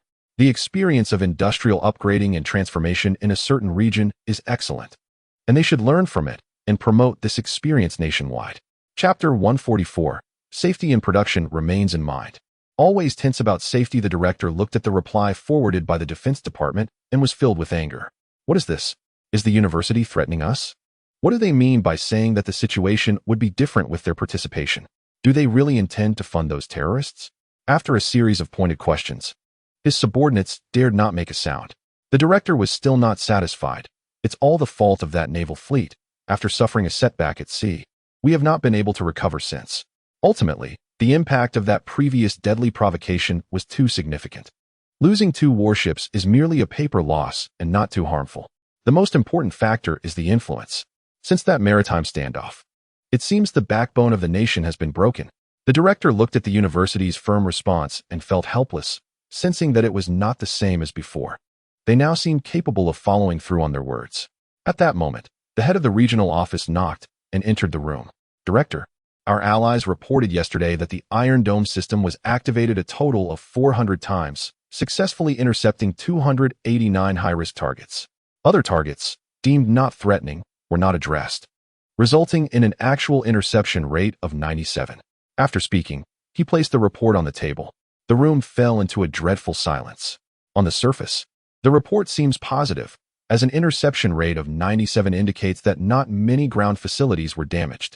However, everyone understood the reality. It was a significant loss. Each Iron Dome interception costs a hefty sum, while the simple rockets launched by the adversary are incredibly cheap. With such asymmetric exchanges happening 400 times a day, it could deplete the resources of allies within a year. Overall statistics show that within 2 months, the firepower of various resistance factions has been strengthened. Along with an increase in quantity, quality has also risen. Analysis of the latest captured weapon fragments indicates they have begun equipping simple rockets with tail fins. Intelligence agencies strongly suspect that this technology comes from a certain mysterious nation in the East. Hearing the report, the director tossed the university's reply back at his subordinate's face. After reading the firm response, the subordinate was taken aback. What does this mean? It means they do not have it. The director analyzed. Even if they did, there would be nothing we could do. So we better hope they don't. Weigel has already given up on treatment. Although he is unwilling to admit it, the fact remains. As long as it's not technology provided by a certain institution, it's manageable, since they still have the possibility of accountability. If it turns out that the technology was indeed provided by that institution, then they wouldn't even have the ability to resist. However, Marshall does not believe the statements in the response letter. They are denying responsibility. We have recently intercepted some high-definition images of unexploded weapons. As he spoke, Marshall began searching through his folder. Soon, a high-definition image was displayed on Weigel's desk. Look, this was obtained by our allies during the last wave of attacks. This rocket is the most complete structure we have intercepted so far. Weigel focused on the image. It was a slender steel object, and with his years of experience as an intelligence officer, he could not determine the model of the weapon. He immediately picked up the phone on the desk and called in a weapons intelligence expert. The expert stared at the photo for a long time before cautiously drawing a conclusion. First, the possibility of it being a standard weapon could be ruled out, as the structure was too simplistic and the craftsmanship too rough. However, in certain technical aspects, it was quite advanced. For example, the aerodynamic layout clearly indicated professional consideration. Additionally, it seemed that the warhead had been reinforced to reduce the possibility of sympathetic detonation. The most puzzling thing was that Weigel noticed the expert's hesitation. What's wrong? He asked. The caliber of this weapon is quite strange. I've never seen anything like it. The interest of the other three was piqued. What do you mean? The weapons expert elaborated. Visually, the caliber of this weapon should be 114 millimeters. There are many calibers of rockets in the world, ranging from as small as 88, 107, and 122, to as large as 220 and 300. The numbers are consistent. There has never been a caliber of 114 millimeters before. Weigel agreed with the expert's assessment. As long as it is something that can be launched, whether it's a bullet, shell, or rocket, the calibers are generally standardized, as this involves compatibility issues. The mainstream weapon calibers in the world are mainly two types, one from a certain region and the other from another region. Even within these two types, there are many similarities. For instance, a 107 artillery shell has more than a dozen compatible launchers available worldwide. Therefore, when developing weapons, everyone tends to unify around standard calibers. However, this 114 mm caliber weapon would require a separate launcher. It is well known that most armed factions in the region rely on weaponry from a certain former superpower. The arms factories and raw materials they have retained are mostly inherited from that legacy. Weigel could not understand why they would start from scratch and create such an odd caliber. Just as everyone was puzzled by this mystery, the assistant suddenly pointed at the photo and said, "Here. Is there something written here?" The image wasn't very clear, but it seemed that there were characters engraved on the side of the projectile. Weigel immediately dispatched technicians to process the image, magnifying the characters tenfold for everyone to see. GBT872012. Some parts of the characters were damaged and could not be identified. However, it was generally clear that this was a string of letters and numbers mixed together. What is this? It looks like some sort of code. No, I think it resembles a cipher more, with some fonts missing. Should we hand it over to the cryptography department for decryption? Amidst the chatter, Weigel squinted his eyes. Wait here. He pointed to a lower part of the image. Is there another line of text here? Everyone focused their gaze, and one by one they gave a thumbs up. The director has a good eye. This is Chinese. Marshall, who had once served in the Far East Division, recognized it at a glance. This is definitely Chinese characters.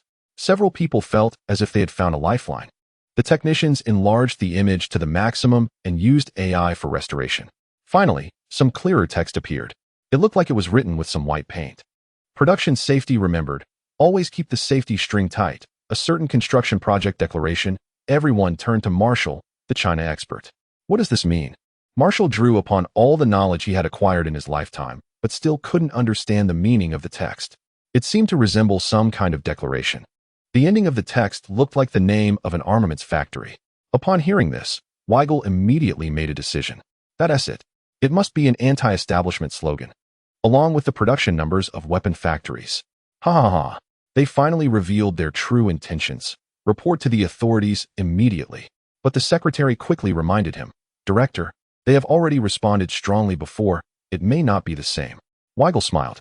This is ironclad evidence. With evidence in hand, we can go public with the media. I don't believe they can still deny it. This is undeniable proof of illegal aid to terrorists.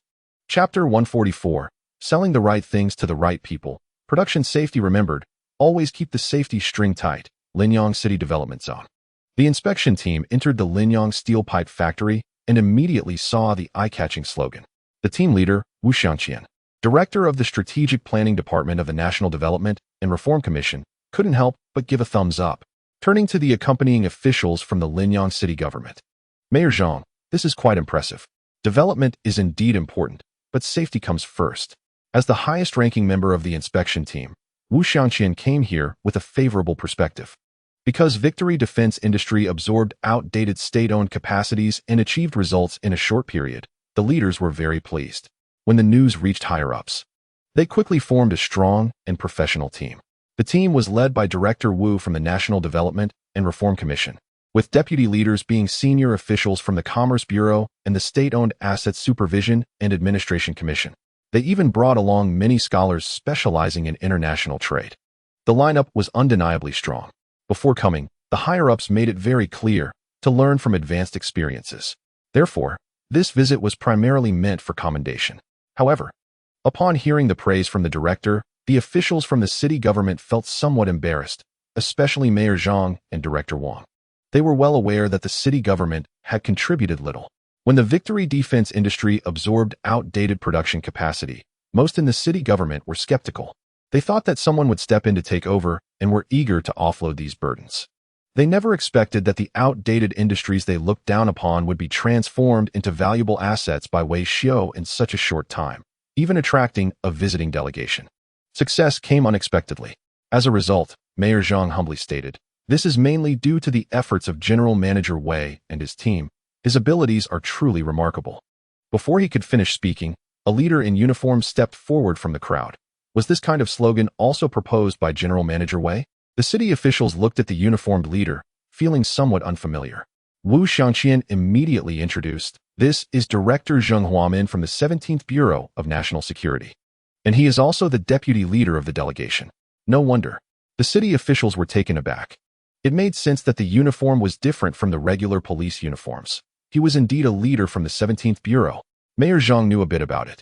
The 17th Bureau, formerly known as the Enterprise Bureau, mainly handles counter-espionage for public institutions and enterprises. It is a key department under national security. Although its rank doesn't sound high, directors serving in national security are typically of high caliber. However, Mayor Zhang didn't understand why a leading figure from an intelligence department would accompany a commercial inspection team. With this question in mind, Mayor Zhang answered Zheng Huamin's inquiry. Safety slogans have always been present. Over the past decade, our state-owned enterprises in Linyang have paid great attention to safety production. Zheng Huamin looked at the slogans on the wall and nodded meaningfully. He was definitely not there just for a commercial inspection. Recently, colleagues from the 5th Bureau had intercepted a lot of intelligence indicating that homemade weapons were rampant in the Middle East, with a significant portion suspected to originate domestically. Moreover, the weapons bore safety slogans in Chinese.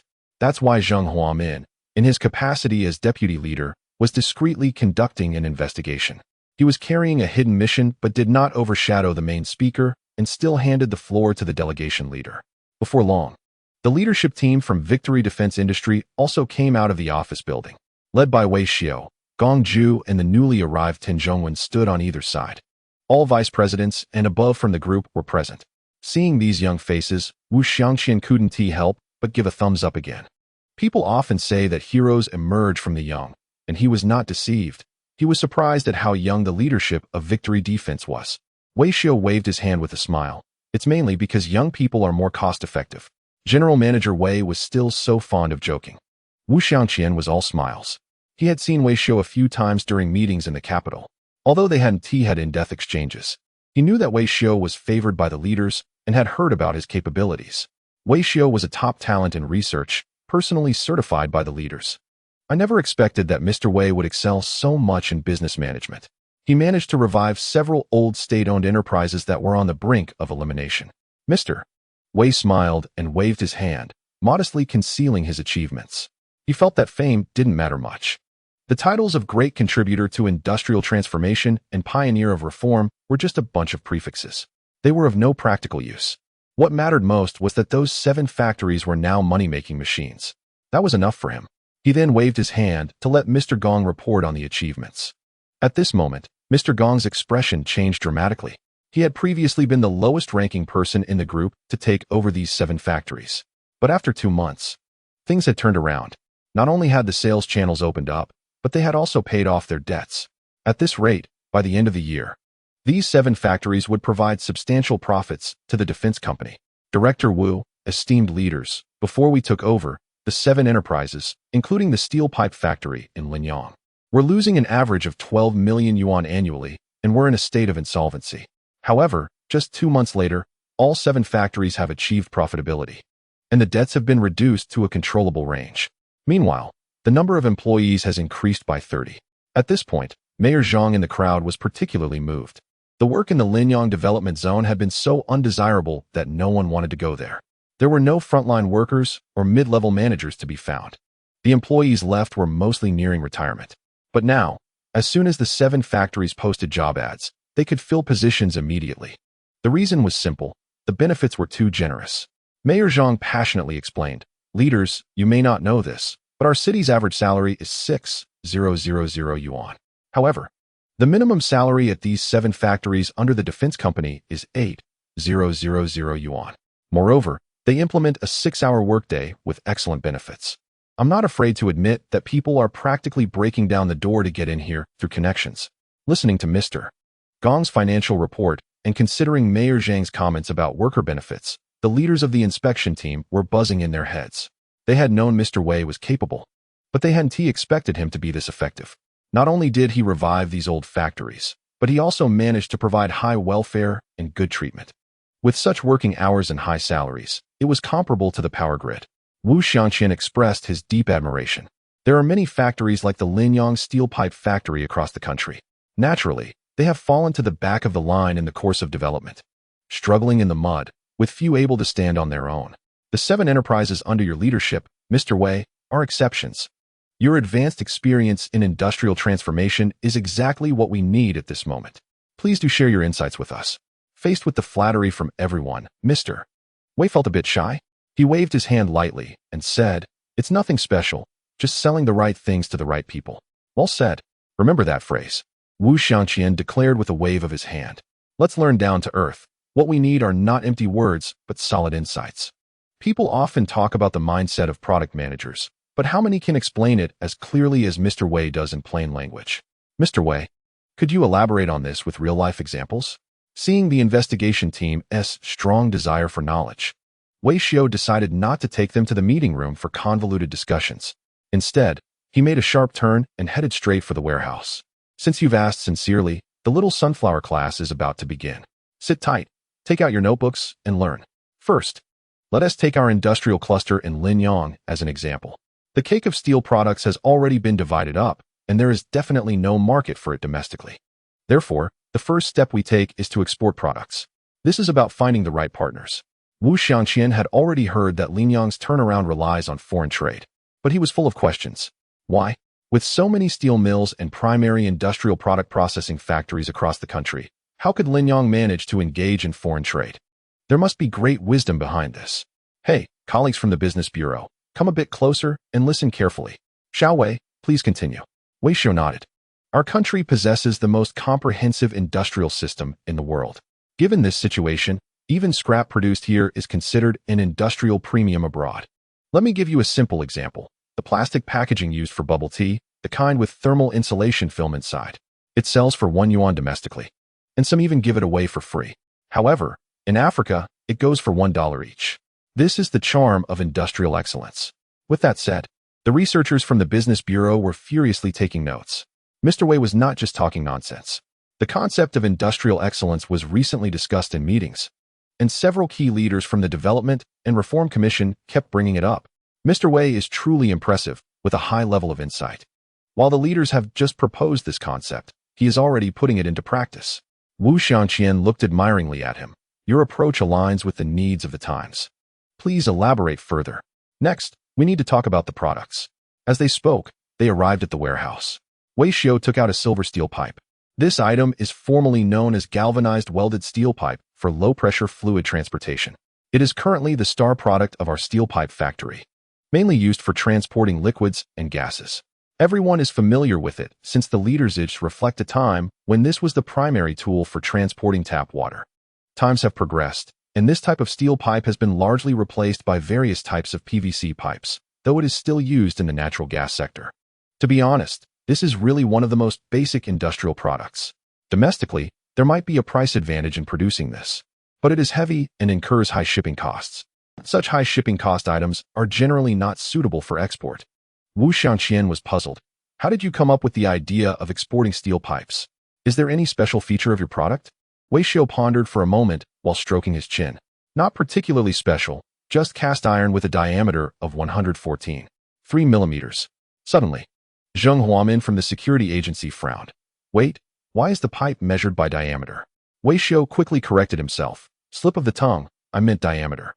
Why is it 114 millimeters? Zheng Huamin was very sensitive to this number. Wei Xiao maintained a calm demeanor and explained. This thing is commonly known as a 4-inch pipe. The standard diameter is 115. The national standard allows for some deviation, so 114.3 is reasonable. Zheng Huamin asked, what is the national standard you refer to? GBT 28708-2012. Wei Xiao was quite open about it.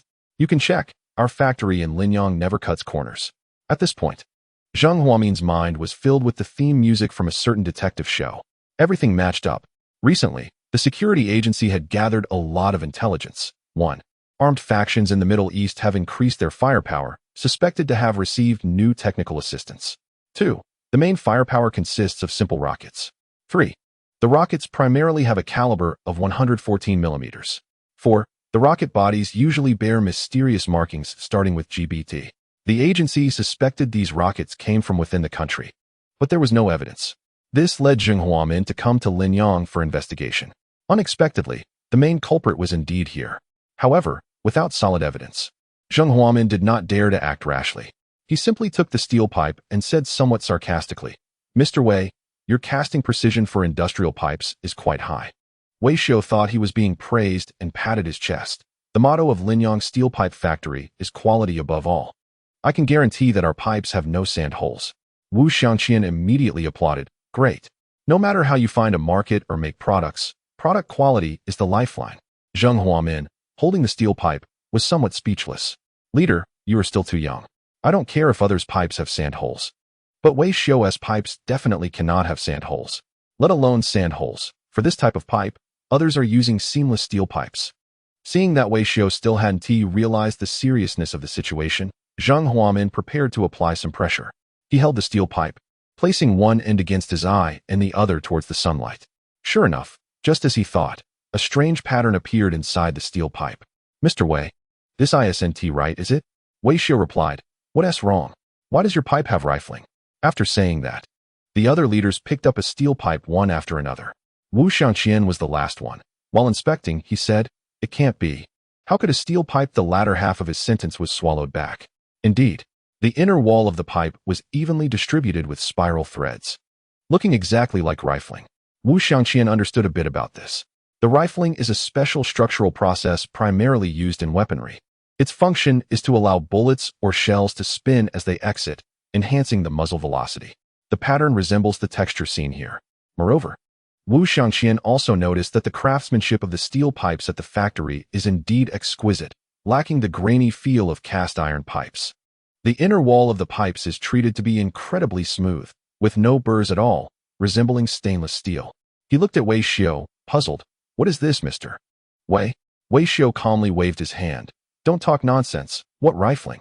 Seeing that Wei Xiao was unyielding, Zheng Huamin picked up a section of the steel pipe and walked straight to the cutting machine. He cut the steel pipe horizontally. The thread-like texture appeared more vividly before everyone. A standard windmill cross-section. Just look at this. What else could it be if not rifling? Wei Xiao smiled slightly. This is our factory's patented technology, called low-pressure fluid acceleration structure. Chapter 146. After cremation, all that's left is a mouth. I don't understand. What is low-pressure fluid acceleration structure? Wu Xiangqian asked. Wei Xiao picked up the cut steel pipe and explained carefully. Don't underestimate these lines. They form a spiral shape within the pipe wall. This allows water to flow through in a way that accelerates it, helping to reduce scale buildup. Wu Xiangqian's eyes lit up after hearing this, and he quickly gave a thumbs up. Mr. Wei, you really have a way with this. You've even patented something in this old industry. Hey, our factory's motto is innovation knows no bounds. Watching Wei Xiao's calm demeanor, Zheng Huamin was completely at a loss. Wait, why does your factory motto change every minute? The key point. He actually explained it well. Zheng Huamin started to feel a bit insecure. The way they presented this patent was as smooth as a well-rehearsed performance. It was hard to find any flaws. What is going on? Have I, a veteran intelligence officer, lost my touch? No, that can't be. Zheng Huamin still hadn't given up, searching for clues on the steel pipes. Soon, he found a hint among another pile of semi-finished products. He picked out a steel pipe. This type of product has a shape that is clearly different from ordinary steel pipes. It's cylindrical, but one end is pointed, clearly exhibiting some aerodynamic characteristics. It looks like a missile. The pointed end is designed to reduce wind resistance. Mr. Wei, can you explain this thing? Zheng Huamin asked, his face full of skepticism. One end is pointed, and it's almost closed. This shape can't be used for transporting liquids, right? Wu Xiangqian felt a bit displeased upon hearing Zheng Huamin's tone. Although I don't know why the director of your National Security Bureau is so eager to join our economic inspection team. Now that you're here, you should at least follow some rules, right? Why the questioning tone all the time? In front of you is a valuable member of our Development and Reform Commission, an advanced worker in the transformation of backward industries nationwide, a favored protege of leaders at all levels. How should one speak? Director Zheng, this is a case of professional habit, so please be mindful. After all, this is an inspection team. There's no need to speak in such an interrogative tone. At this moment, Wei Xiao appeared quite magnanimous. It's fine. It's normal for Director Zheng to have some questions. Wei Xiao stepped forward and took the pipe from Zheng Huamin's hand. This item, scientifically known as a grouting pipe, is mainly used in the construction industry. One end is driven into the ground while the other end is used to inject cement. It is well known that many places abroad are still quite underdeveloped, and infrastructure is often inadequate. Therefore, the market for construction supplies remains quite broad. Upon hearing this, several researchers from the Business Bureau eagerly took notes. Another new knowledge point. This is what is called product added value. Wei Xiao has truly grasped economics. Wu Xiangqian also did not hold back on his praise. I must say, Wei Xiao is indeed a genius in business. The steel pipe factory producing oddly shaped grouting pipes is merely a side endeavor. Yet this side endeavor has significantly enhanced the product's added value. Many domestic companies struggle to navigate this path, sticking to their traditional lines of work. Little do they know that most industrial products are interchangeable, as long as one is willing to think creatively and make some adjustments on the drawings. Sales channels can be broadened.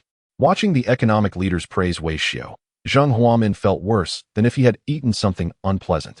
Instinctively, he didn't believe this was a grouting pipe, but how could he counter when others had made it work? As the inspection team delved deeper, Wei Xiao led them to another warehouse.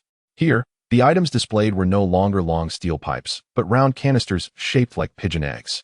Before Wei Xiao could begin explaining, team leader Wu Xiangqian had already jumped in with an answer.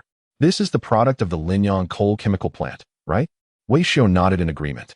Yes.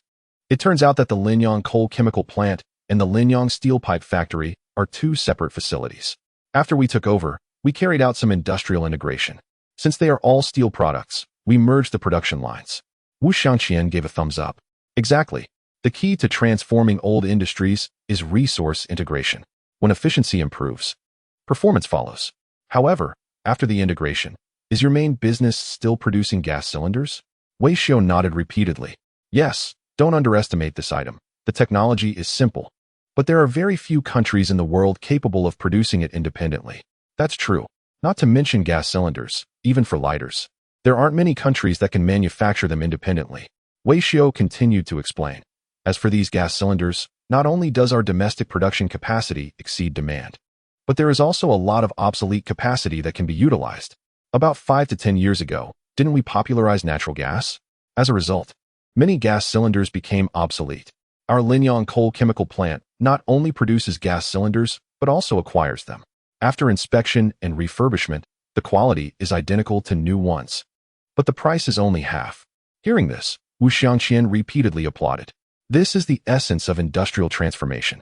Simply eliminating outdated capacity and shutting down old industrial enterprises is only a temporary fix. The key to success lies in effectively managing digestion.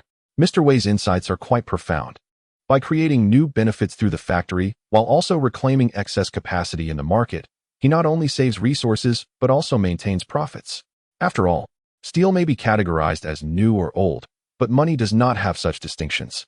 As Wu Xiangqian thought about this, he felt a stir of emotion. He turned to the inspection team behind him, stating that from now on, every word spoken by Mr. Wei should be noted down. Each product must be analyzed in detail. If other steel companies nationwide could learn even half of these experiences, it would be remarkable. The more Wu Xiangqian praised, the more uncomfortable Zheng Huamin felt. The reason was simple. His intelligence included information about gas cylinders. This couldn't be a coincidence, could it? He picked up a cylinder and asked Mr. Wei, "Why doesn't this gas cylinder have a handle?" Wei Xiu quickly replied, "To reduce costs and increase efficiency." Zheng Huamin countered, "But that doesn't mean you skip installing the handle. It looks like a bomb." Wei Xiu spoke earnestly. "I don't know if Director Zheng has been to the regions of Asia, Africa, and Latin America, but those places are poor. Even a slight increase in price feels like stepping on their toes. Besides, they have unique capabilities. They can carry things on their heads. So I thought removing the handle would save materials and lower costs." Zheng Huamin frowned after hearing this. What a tough talker. Fine, you say removing the handle saves costs. But why is this gas cylinder so small? Mr. Wei, this gas cylinder isn't a standard size, is it? Wei Xiu gave a thumbs up, good eye. The usual size in the country is 15 kilograms. But developing countries can't afford that much gas. So I modified it to 10 kilograms. Zheng Huamin nodded thoughtfully. All right. You pass on size, but how do you explain the diamond pattern? Everyone can see that this gas cylinder is not smooth like a regular one. The body is covered with diamond patterns, and they are intentionally cut. Doesn't this reduce the strength of the gas cylinder? If it explodes, wouldn't it be like a fragmentation grenade? Oh, Director Zheng, you seem to forget things easily, Wei Xiu replied calmly. I've removed the handle. But I had to consider the transportation issue, right? Cutting some patterns makes it anti-slip. Villagers can carry it on their heads, using their hands to support it, and take it home. Zheng Huamin persisted. What about safety? Wei Xiu assured him, no problem. The villagers are tough. What's that supposed to mean? Zheng Huamin was thoroughly convinced. Wei Xiu's psychological resilience was truly remarkable. He was an experienced intelligence officer with decades of experience, and this was the first time he had met someone so unwavering. All right, if the diamond pattern is for anti-slip, then what about this tail fin? Zheng Huamin kicked the gas cylinder over, revealing a strange device at the bottom. 4 steel pieces were welded together in a windmill shape, connected to the bottom of the cylinder. Wei Xiu appeared quite composed. What tail wing? This is a base support, and it's more stable like this. Are you sure? It seems to me that you want to fly higher, someone retorted. Come on, don't try to argue. Why are you welding a base for a gas cylinder? The bottom of the gas cylinder is flat as it is. The others present are just suffering from a lack of understanding of aerodynamics. Any object with 4 blades installed is obviously for flight stability. You say this blade is a support, right? Zheng Huamin's gaze shifted, and he found ironclad evidence among a pile of gas cylinders. One gas cylinder had steel pipe supports welded at both ends, oriented at a 45-degree angle, resembling a cannon barrel in launch position. Since there's already a support, why are you welding another iron frame? Wei Xiu scratched his head a bit. Is it to prevent moisture in the gas cylinder? This is your product. You should know. Seeing Zheng Huamin a bit on edge, the head of the inspection team couldn't stand it anymore. Wu Xiangqian said sternly, Director Zhang, what's with your attitude? Why the aggressive questioning? We're here for an inspection, not to hold anyone accountable. Why do you have to act like a leader interrogating Wei Xiao? To be fair, Wei Xiao's rank is even higher than yours right now. Besides, there's nothing wrong with the products he makes. Foreign trade goods are bound to look different from domestic ones. What's so strange about that? Adding some patterns or tail wings, as long as they meet client needs, is fine. As for safety, it's not like we're selling them domestically. I'm not worried, so why are you? After hearing this, Zheng Huamin was extremely anxious. My director Wu, you're my dear director. That is not a diamond pattern. This is clearly a preformed fragment. Wu Xianqian responded. What preformed fragment? A preformed fragment has diamond grooves that weaken the strength of a closed container to quickly release energy during an explosion, like the principle of a grenade. Wu Xianqian's expression tightened as he looked at Wei Xiao. Is that true? Before Wei Xiao could respond, Zheng Huamin connected all the evidence. And that steel pipe support. That is clearly a launch platform. The four tail wings are obviously flight stability devices. The reduced size is to consider range. The lack of a handle takes aerodynamics into account. All these together, it's a complete 500 millimeters artillery. Zheng Huamin vented all the words he had been holding back. Feeling immensely relieved, he pointed at the entire factory area. This is not a steel pipe factory. It's clearly a military factory. The intelligence department has been extremely busy lately, especially with those handling Middle Eastern affairs. I don't know how the locals managed to open up their channels, but suddenly, rockets are being thrown towards the mold like they're free. The intelligence department suspects there's a problem domestically. But after visiting several military-industrial groups, they all said they don't have such products. Who would have thought that the culprit would be found in an old factory in Linyang? Zheng Huamin is now 10,000% certain that the escalating situation in the region is entirely Wei Xiao's responsibility. He looked at Wu Xianqian and explained, Director Wu, here's the thing. The intelligence department suspects that domestic companies are secretly selling weapon components abroad. I can now confirm that these components have been flowing out since they left the Linyang steel pipe factory. Over the past month, the area has endured more than 10 times the number of rocket attacks, totaling around tens of thousands. I suspect that 80% of these makeshift explosives were supplied by Wei Xiao. Before Wu Xianqian could respond, Wei Xiao waved his hand dismissively. Nonsense. You're still trying to argue. I have pictures of weapon fragments that clearly show the domestic standards for pipes. Wei Xiao waved his hand again. What I mean is, your data is wrong.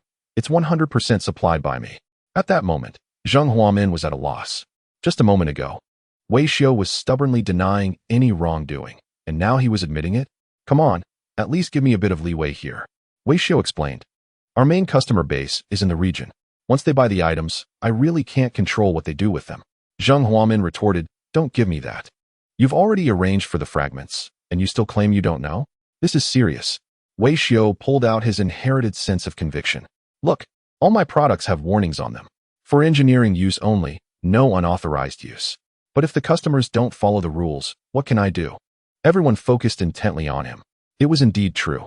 Each product had white spray-painted letters detailing precautions, and some even had safety slogans. But Zheng Huamin was exasperated. What good does that do? Those are all a bunch of desperate individuals. What is the point of writing warnings? Even if you do write them, shouldn't you write them in their native language? Why are you writing in Chinese? At this point, whether it was the inspection team or the accompanying personnel from Linyang City, they were all buzzing with confusion. Where did the fragments come from? Where was the aerodynamics? Did we miss some plot twist? Especially Mayor Zhang, who looked bewildered at Zheng Huamin. Is there a mistake with the evidence? Our industry chain here in Linyang is purely civilian. Zheng Huamin was infuriated. According to this logic, shouldn't your industry chain also include a sugar factory and a fertilizer factory? Mayor Zhang paused in surprise. How do you know that? Zheng Huamin was taken aback. I was just making an analogy. I didn't expect it to be true. Goodness. A gas canister factory produces containers. A sugar and fertilizer factory provides ammunition. Yes. Separately, there's no issue. Shoes are fine. Socks are fine. Feet are fine. But put them together, and it stinks. Director Wu, I'm not saying this lightly. With this, the higher-ups still expect us to learn from this experience and promote it nationwide. How do you promote this experience? Are we calling on everyone to handcraft grenades? The members of the inspection team were left dazed by Zheng Huamin's rhetorical questions. It wasn't until my brain cells were nearly dead that I finally understood. No wonder. With so many outdated and backward industries across the country, How could they still make money after transforming? Now that I think about it, it makes sense. Selling arms. How could that not be profitable? Chapter 148. Innovation and Sales Model. At this point, I bear the responsibility for both the achievements and the mistakes. Wei Xiu realized he could no longer hide the truth. He stopped pretending and laid everything on the table. Leader, don't make it difficult for yourself. Just act as you see fit. If it's time for punishment, then go ahead. Upon hearing this, Wu Xiangqian waved his hands repeatedly. What are you talking about? It hasn't come to that. Who do you think I am? Would I dare to punish you? Even if the CEO were here, I wouldn't say such a thing. However, Xiao Wei, you are exporting for civilian use, but employing it for military purposes. That is quite a serious issue. This could lead to regional instability and significant casualties. Wu Xiangqian's expression turned serious as he began to emphasize values. Where is your conscience? Where is your morality? Where are your client channels? Wei Xiu. Zheng Huamin. Wait, Director Wu, what do you mean? As long as it's profitable. It doesn't matter if people die, does it? Director Wu suddenly smirked. Of course, this should only be discussed behind closed doors. We must not let it leak out. It's fine as long as we don't harm the heavens or the Republic. There's excess capacity domestically and demand abroad. One side is willing to sell. The other side is willing to buy. Wu Xiangqian felt there was no major issue. Wei, I don't care how you export it. As long as the money comes back. Wei Xiu repeatedly gave a thumbs up. No wonder you are the head of the inspection team. Some people can only be the deputy head. Zheng Huamin. Who are you talking about? Are you referring to me? Why are you being so sarcastic in front of others? However, Wei Xiu. After Wu Xiangqian finished joking, he got back to the main topic. How did you come up with this idea? How did you connect with clients in the Middle East? To be honest, to achieve such an industrial transformation, product technology is one aspect. First, you need someone like Wei Xiu who can turn waste into something valuable. He took a galvanized steel pipe and managed to groove it for use as a weapon. Secondly, you need channels. Wu Xiangqian knew that doing business in the Middle East is not easy. Armed factions are as numerous as the stars, and they are often at odds with each other. Linking them together for large-scale exports is not straightforward. Wei Xiu's ability to integrate channels in a short time and successfully sell products shows he has some skills. Tan Zhongwen stepped forward. Wei Xiu waved at the crowd behind him, bringing the main culprit, the biggest contributor, to the forefront. This is Tan Zhongwen, the head of the steel industry in Linyang after the integration. All my client channels were brought in by him. After the introduction, everyone seemed a bit incredulous. This young man looked frail, like someone who could be blown away by a gust of wind. He couldn't be much older, maybe 24 or 25 at most. How is that possible? Those who frequently engage in foreign trade know that client channels take time to build. Time is an essential condition. So young. How does he have such a wide network? Wu Xiangqian's admiration for talent was evident as he asked, Xiao Tan, are you majoring in Arabic? No, leader, I just self-studied. Tan responded. Wu Xiangqian continued. Then does your family have connections there? No, leader, my dad is a local. Wu Xiangqian said, I admire you a bit. How did you acquire these client channels? It's all accumulated. I've done business with them before, Tan explained. Wu Xiangqian gave a thumbs up. At such a young age, you're already involved in foreign trade. Heroes emerge young. Wait. Zheng Huamin suddenly interjected. You look so familiar. Tan Zhongwen felt uneasy seeing someone in uniform and quickly reported, Report. I've served time. Don't shout. Wei Xiu said. It's not something to be proud of. Zheng Huamin immediately recalled, pointing at Tan Zhongwen. Hey, I remember you. You're the one who promoted terrorism, right? The first one in the country to advocate for terrorist acts. Wei Xiu quickly restrained Zheng Huamin. I told you not to shout. Shouting has turned over a new leaf. At that moment, everyone's minds were buzzing. Tan Zhongwen's reputation was known, and everyone had heard something about him. Before serving his sentence, he managed to make money off terrorists. Now that he had turned a new leaf and was supported by Wei Xiu, with products in hand, earning some extra income shouldn't be too difficult. After understanding all this, Wu Xiangqian looked at Wei Xiu with admiration and gave him a thumbs up. What does it mean to be open-minded and nurturing talent? Then he turned to the inspection team. This is it. Not only providing opportunities for someone like Xiao Tan who made mistakes, but also making full use of resources. You all really need to observe and learn. Wei Xiu responded. Leader, you speak so well. Please say more. Wu Xiangqian asked. So Xiao Wei, are all 7 of your factories involved in this line of work? At this point, Wei Xiu seemed a bit troubled. Not all of them. The remaining enterprises, like the agricultural machinery factory, sell products that do not fit our user profile. So we are still attempting adjustments. Wu Xiangqian inquired, what is your user profile? Poor and tough. Poor means they can't afford higher-end industrial products like agricultural machinery. Tough means they don't need such advanced industrial products, Wei Xiu explained. Upon hearing this, everyone couldn't help but nod. Indeed, Wei Xiu's summary was both vivid and accurate.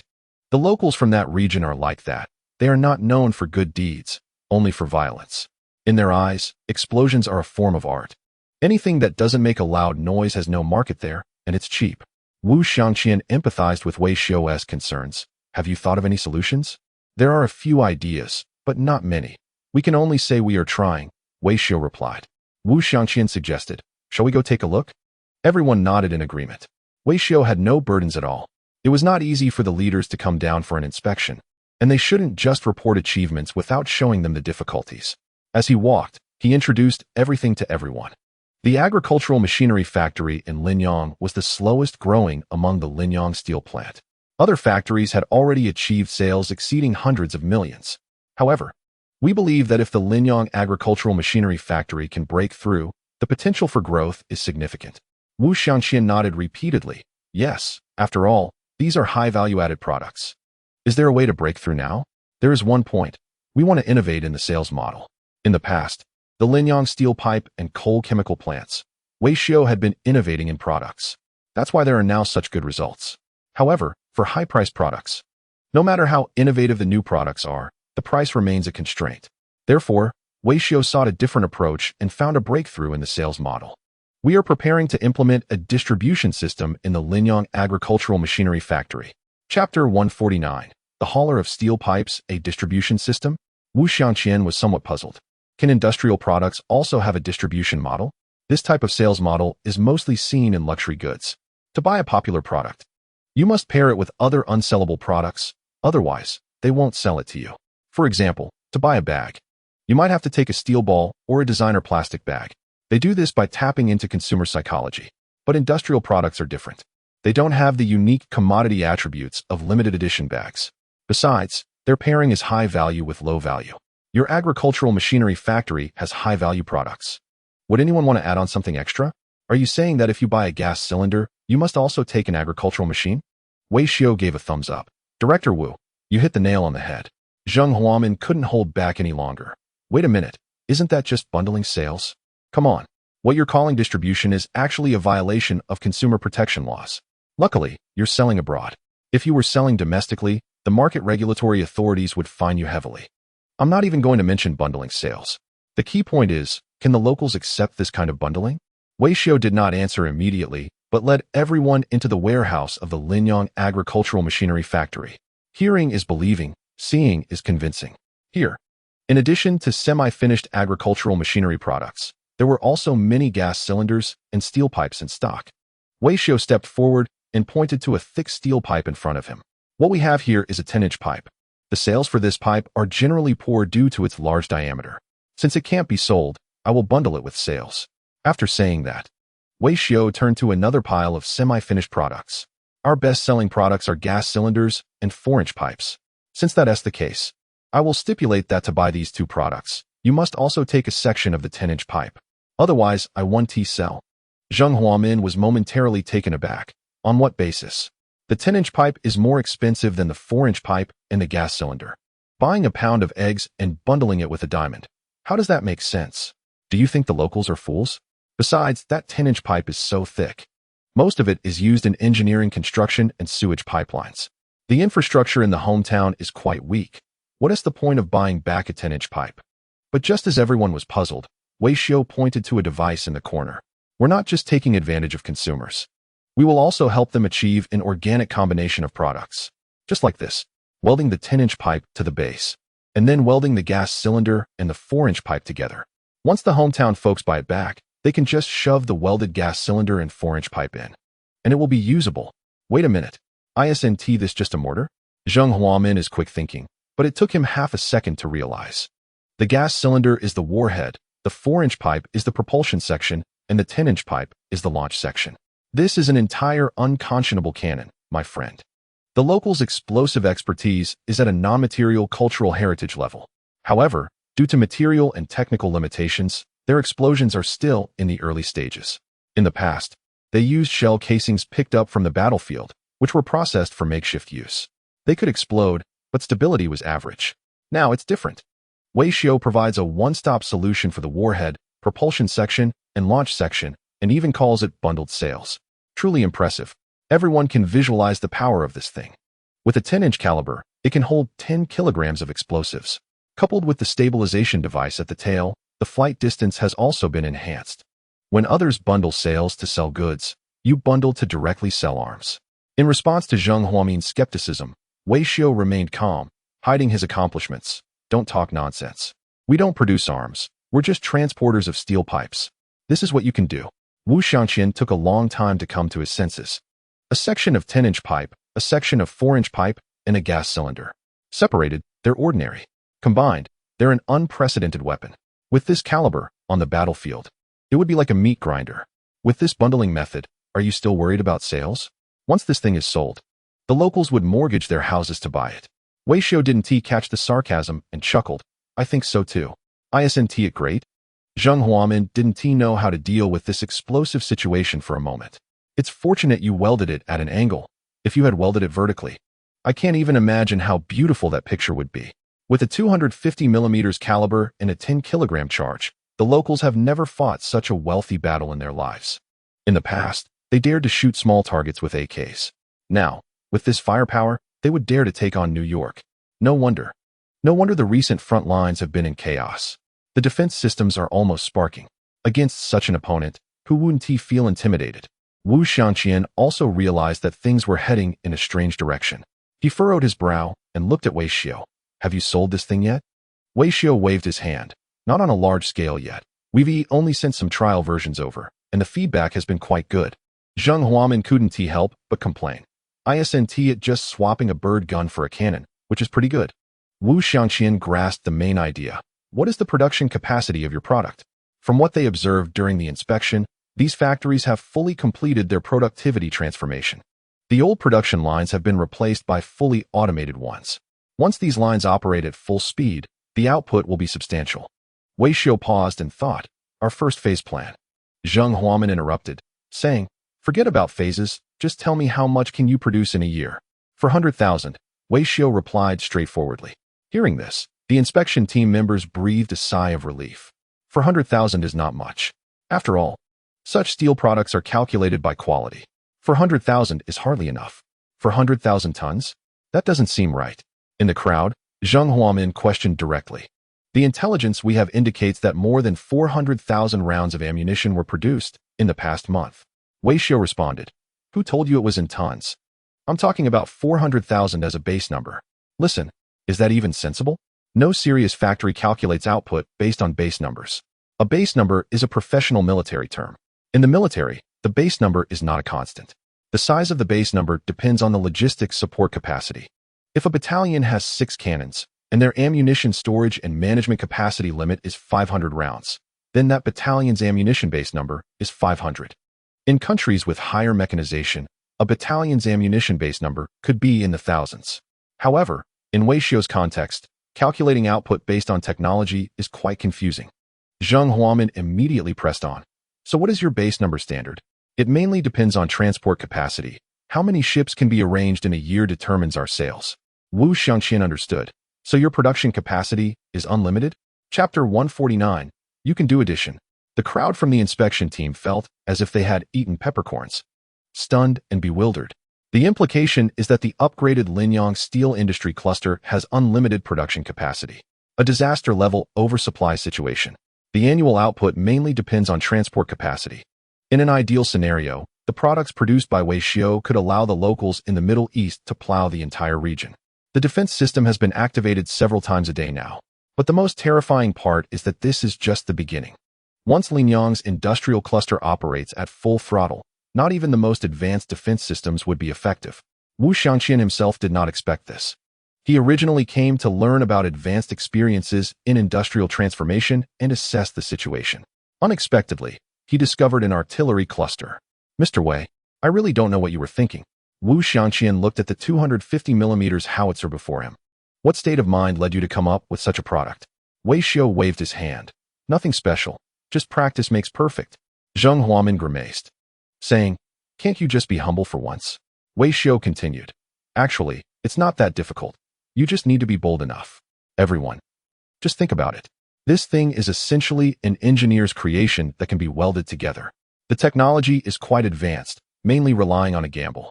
Fortunately, our customers are all gamblers." Wu Xianqian, what do you mean?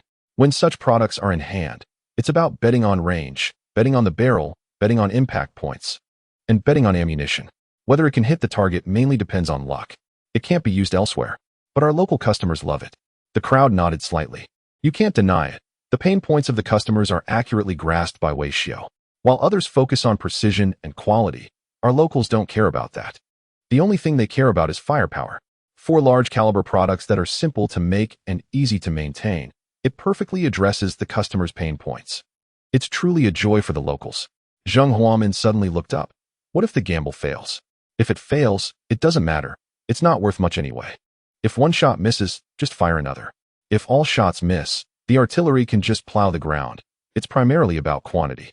After saying this, the few who had previously recorded furiously in the business bureau silently tore out 2 pages from their notebooks. The advanced experiences they had recorded earlier were all nonsense. Mere superficial efforts. This is the real deal. This accurately captures the pain points of the customers. Originally, these were simple technology products, and our prices aren't high.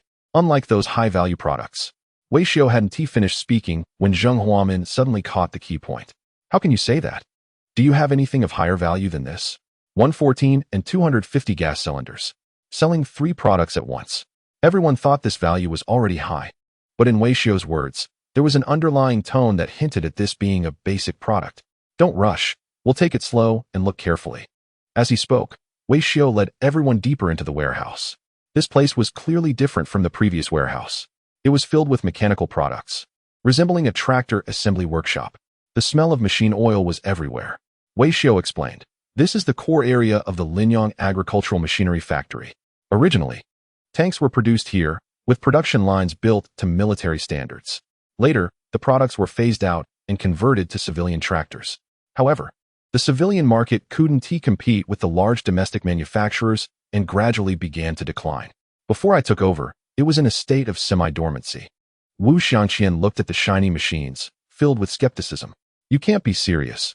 This place doesn't look abandoned at all. This production line is spotless. Clearly one that has been in operation." Wei Xiao nodded with a smile.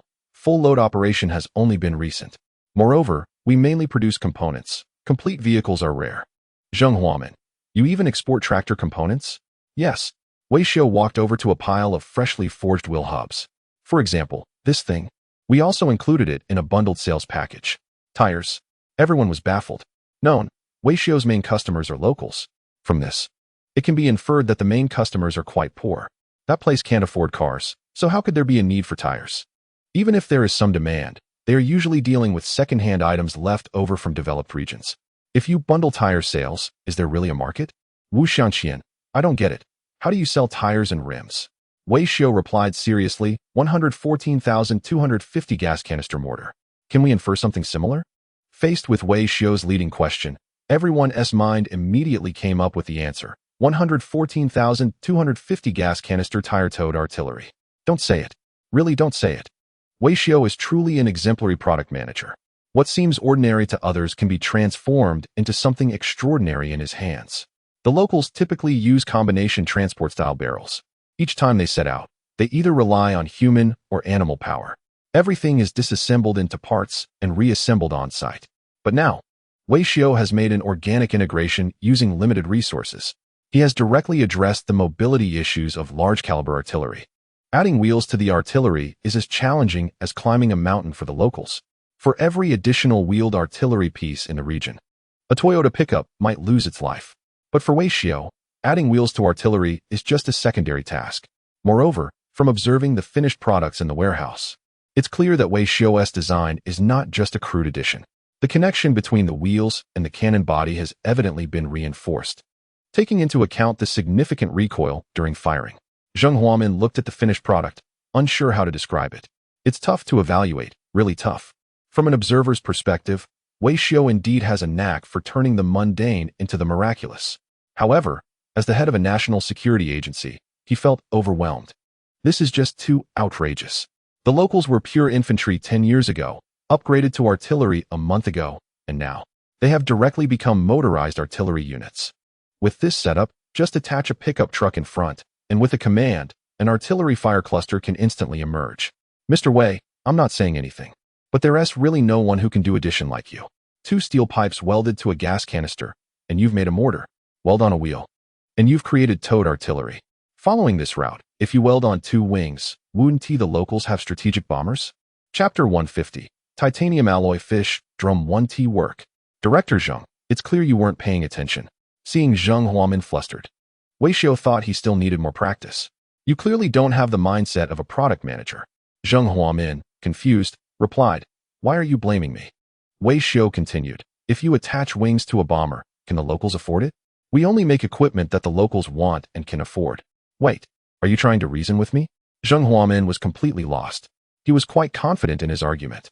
Wei Xiao then explained, attaching wings to bombs is technically too difficult. We can't produce that for now. At most, we can provide a slightly more expensive vehicle for the bombs. Wu Xiangqian asked with concern, how expensive exactly? You know about loading vehicles, right? As soon as he finished speaking, everyone exchanged glances. Originally, the plan was to explore the transformation of old industries. However, it turned out to be a cluster of surprises. The key is that as we were investigating, the vehicles started to appear. With the previous teachings from a certain mentor, the guests began to grasp the essence of this additive approach. Adding steel pipes, gas tanks, and tires equals a self-propelled artillery. So what happens if we add a loader? Just as everyone was lost in thought, a clattering sound came from outside the factory. Zheng Huamin was very sensitive to this sound. It was undoubtedly the sound of tracks grinding against the concrete surface. Everyone followed the sound outside the factory. A small track loader had arrived on the scene. Its deep green paint and simple cabin gave it a somewhat rough appearance. Such vehicles are quite common in the region, versatile for pushing and loading. Priced at around 10,000, anyone could afford one. With great interest, the mentor introduced, due to our limited technology at the Linyang Agricultural Machinery Factory, this is the largest piece of equipment we can produce. To be honest, this product lacks competitiveness in the domestic market. This statement was indeed true. The competition for such simple agricultural industrial vehicles is fierce domestically. Large manufacturers have better technology, higher output, and lower prices, while mid-range manufacturers may have average technology but offer excellent cost-performance ratios. The market share has almost been entirely divided among them. This product before us is roughly made, and it seems there are no significant advancements in functionality, so it's understandable that it wouldn't sell well. If in someone else's hands, such a product would likely be eliminated by the times. However, in the hands of the mentor, there was skepticism in everyone's eyes. The old industries in Linyang face similar predicaments. Whether it's steel pipes or chemical products, they are all technologically outdated and lack competitiveness. But the mentor took a different approach. While others innovate products, he innovated people, effectively combining steel pipes and gas tanks. This loader may not have a market, but who knows how the mentor will utilize it? Zheng Huamin immediately asked, how do you add functionality to this thing? The mentor didn't respond right away, but waved his hand, signaling Tan Zhongwen to demonstrate with the team. Shortly after, another forklift drove out of the warehouse. On its front was a strange object. At first glance, it appeared to be 4 thick steel pipes welded together. The mentor explained, the loader has good maneuverability and high load capacity. Therefore, we used the loader as a base and collaborated with the steel pipe factory. As he spoke, workers began assembling the 2 products. By removing the loader's front and connecting it to this welded object made of thick pipes, they could empower the loader. The connection point was a quick-release device. In less than a minute, the workers completed the operation. In that instant, everyone's eyes widened. What is this? A self-propelled artillery. For steel pipes welded together serve as the launch component. Equipped at the front of the loader, it gives the cannon a self-propelled capability. Just look at those 4 thick tubes, with a caliber of at least 500 millimeters. In other words, this is a tracked, large-caliber, quadruple-barrel self-propelled artillery. Wei Xiao is there boasting about it, continuously introducing it. For products like this, the compatible gas tank is relatively large, requiring a household gas tank of 480 millimeters. Zheng Huamin was stunned. Hey buddy, that 480 caliber is all warhead.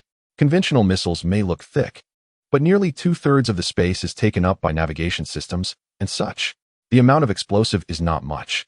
But this self-propelled artillery has no other components in the 480 caliber, just lethality. With this thing being a quadruple launcher and self-propelled, it saves the trouble of transportation. What kind of firepower is this? Wei, how much explosives can you load? Zheng Huamin couldn't even imagine. The standard for a gas tank of this caliber is 15 kilograms of liquefied gas. When Zheng Huamin heard this number, he was taken aback. Wow. But before he could finish his exclamation, Wei Xiu continued. However, because the density of liquefied gas is high, you can load less. If it were solid explosives, you could load 45 kilograms. The locals probably want to use high-quality explosives, relying on nitrocellulose. Converted, one gas tank equals about 2 152mm shells. Everyone shivered at this. This thing is sheer power producing miracles. Zheng Huamin then asked, what about aiming? I see you don't have any aiming device. Wei Xiu waved his hand. No need to aim. Zheng Huamin. Wei Xiu, the locals' equipment is all about sheer power. As long as the amount of explosives is sufficient, there is no margin for error. Zheng Huamin fell silent. Translated, it means equality for all. The locals fire intuitively without regard for subsequent effects. This thing is absurdly outrageous. This method seems unreliable, but in fact, there is no precision at all. The hit rate is all about luck, but the large amount of explosives can cover all shortcomings. This is exactly what the locals love. Zheng Huamin could imagine that once this product enters the Middle East, it would definitely be sold out. However, Wei Xiu suddenly pulled out a magnetic compass from his pocket. When we are ready to sell, we'll include a compass, which can also count as an aiming device. Listen to this. Can carbon-based life forms really say such things? A lethal explosive weight of 45 kilograms, and you give it a compass? You don't make products like that. Wei, with your approach, you've definitely identified the user pain points. But what about your ethics? Wei Xiu gently waved his hand. It's fine anyway. The company's legal person isn't me, it's Tan Zhongwen. Zheng Huamin. Tan Zhongwen, standing nearby, spoke up. I often burn incense and pray, and sometimes strike a wooden fish, so I can accumulate some merit. Upon hearing this, Zheng Huamin completely shut down. Damn, this factory is full of devils. Is your kind of weaponry really something that can be remedied by a wooden fish? Even a titanium alloy wooden fish would be useless if it's broken. Chapter 151. The village kids are now eating city goods. Of course, Wei Xiu added. Such strategic equipment is bought by the locals primarily for deterrence. We don't expect them to go for quantity. Tactical equipment is what goes in volume, and it still has a certain level of precision. Now, every time Zheng Huamin hears those three words, he feels a bit of PTSD.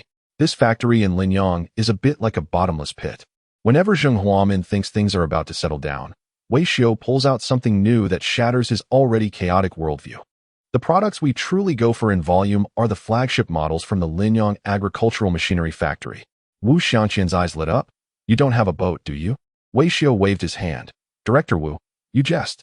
We are an agricultural machinery factory situated on a vast plain. How could we possibly have something as ridiculous as a boat? Everyone expressed skepticism at this statement.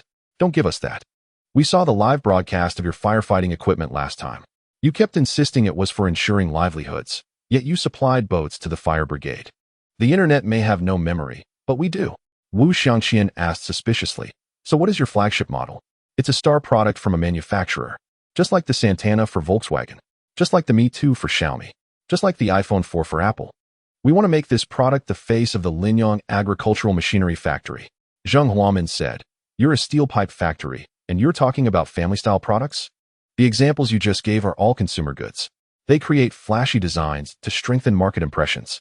What you're selling is a primary industrial product. How do you explain that? Not pretending anymore.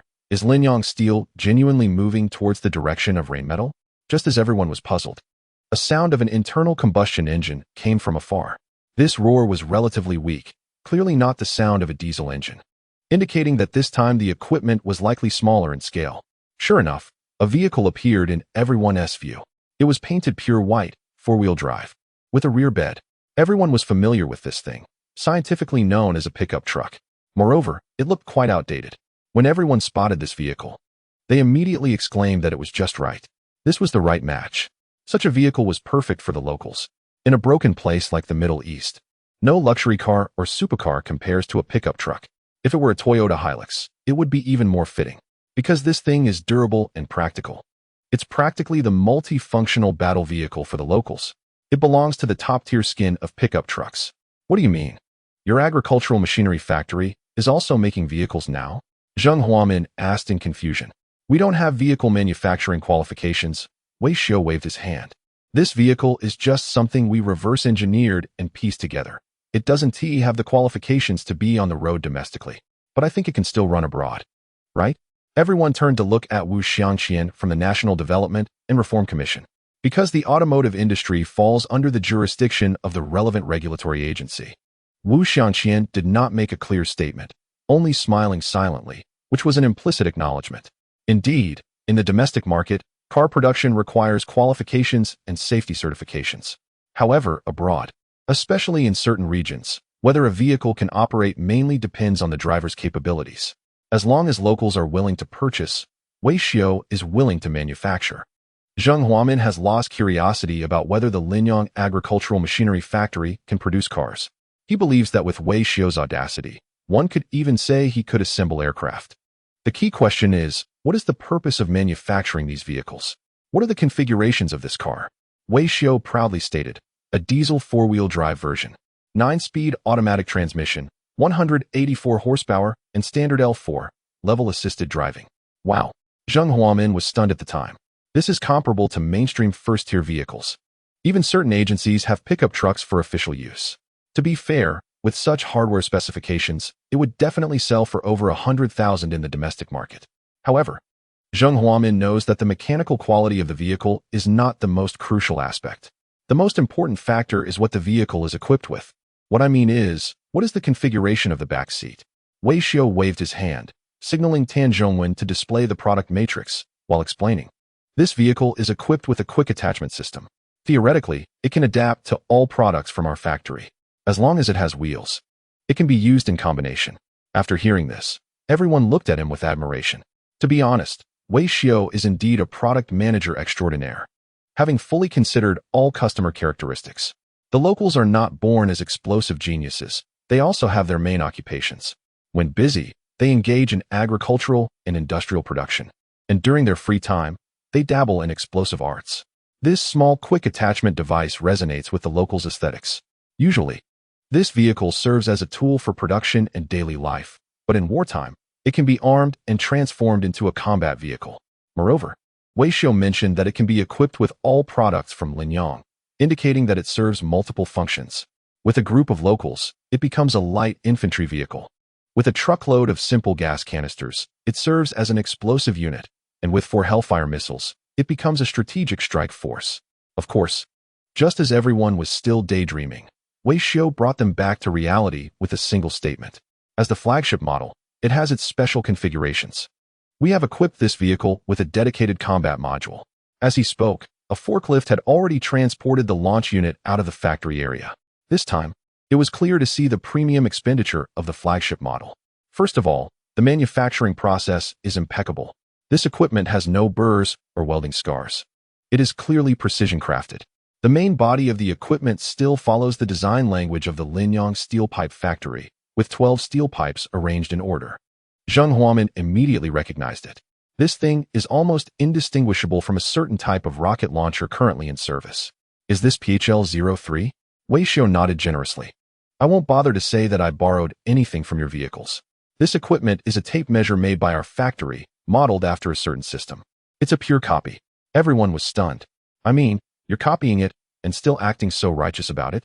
We internally named this equipment the Youth Edition.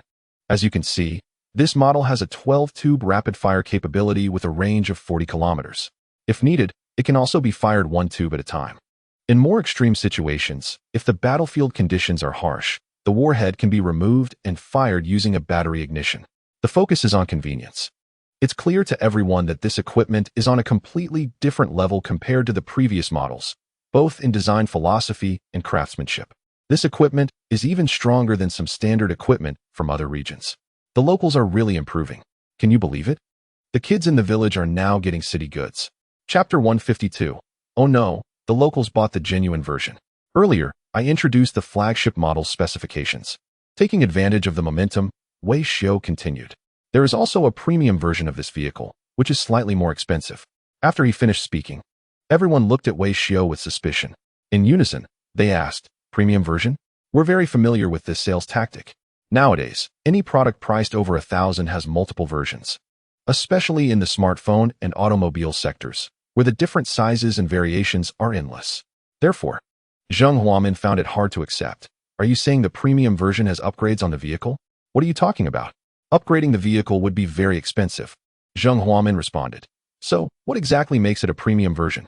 Wei Xiao approached the vehicle and, tapping on the door, explained. The basic configuration of the flagship and premium versions has not changed at all. However, we added some flashy features, such as extra weapon interfaces and an automatic ammunition box in the rear.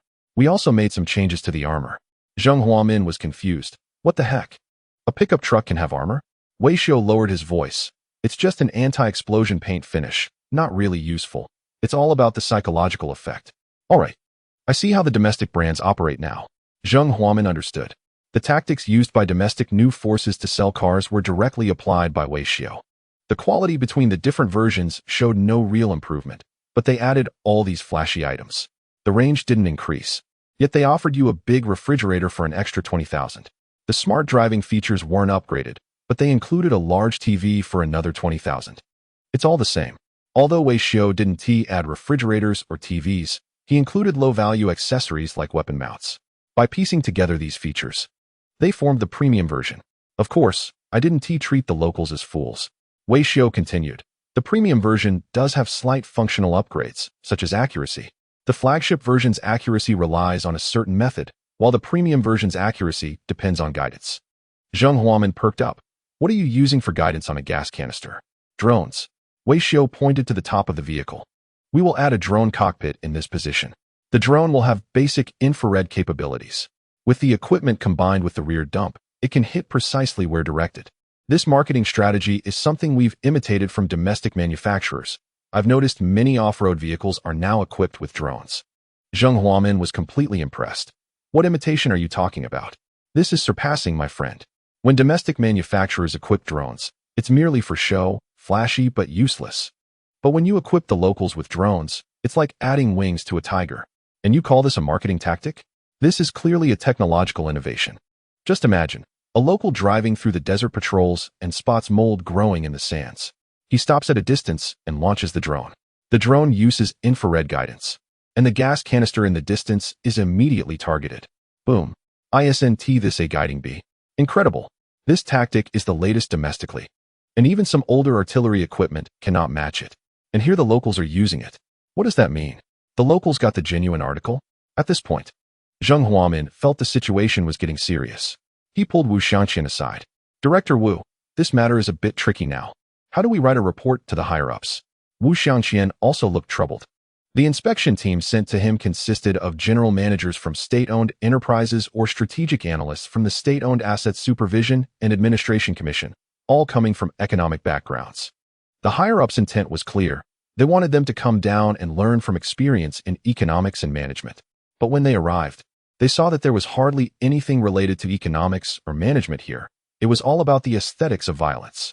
Most members of the inspection team looked bewildered, facing professional terms like caliber, base, and a guiding bee as if they were outsiders. Now, we can say it, but the higher-ups might not believe us. We can't just say we discovered a direct arms factory from a certain region here, right? Just as the two were deep in thought, Wei Xiao suddenly received a call and hurried over. Sorry, gentlemen, but I have a shipment to oversee today. I need to take a look myself. Zheng Huamin immediately stepped in front of Wei Xiao. A shipment? What do you mean? Is it headed to a certain region? No, it's going to another place. We have clients beyond just that region. Zheng Huamin and Wu Xiangqian exchanged glances and asked in unison, where? To the north, but rest assured, it's purely for civilian use. The inspection team members shook their heads in unison. They were not reassured at all. Your so-called civilian use is definitely not genuine. After repeated requests from Zheng Huamin and Wu Xiangqian, Wei Xiao reluctantly agreed to take them deeper into the loading area.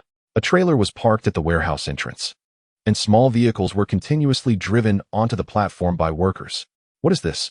Zheng Huamin could identify the type of vehicle, but he didn't dare to jump to conclusions. It's a certain type of small vehicle. You can't tell? Wei Xiao asked. I can tell, but I don't dare to say. Zheng Huamin observed closely again. It was indeed a certain type of small vehicle, smaller than normal ones, with very simple configurations. And some even lacked roofs. Wei Xiao introduced, our Linyang agricultural machinery factory does not have the qualifications to manufacture vehicles. In the past, when tractors were not selling well, we considered many solutions. The elderly vehicle was one of them. The leaders also know that the elderly vehicle is a major mode of transportation in the Central Plains region. Everyone nodded slightly at his words. After so many days of inspection, he finally heard a bit of truth from Wei Xiao.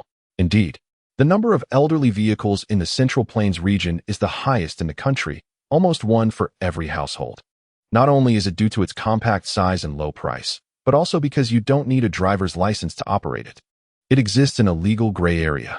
The Linyang agricultural machinery factory is perfectly suited to engage in this kind of industry. In fact, most of the elderly vehicles across the country are produced by manufacturers like Linyang agricultural machinery, which take advantage of loopholes due to their weak technology. But Wu Xiangqian didn't understand. How did you come up with the idea of exporting this thing? Out of necessity, Wei Xiao shrugged. Our factory's elderly vehicles can't sell at all domestically. Zheng Huamin pouted and sarcastically remarked, that's true. The domestic market is so peaceful. The rubbish from your factory is explosive. It's strange that your products can sell in the country. But Wei Xiao felt a bit wronged. Director Zheng, you misunderstood. Our elderly vehicles are really civilian vehicles. If you don't believe me, check them. If you find any military attributes, I'll take you to the electrical switch.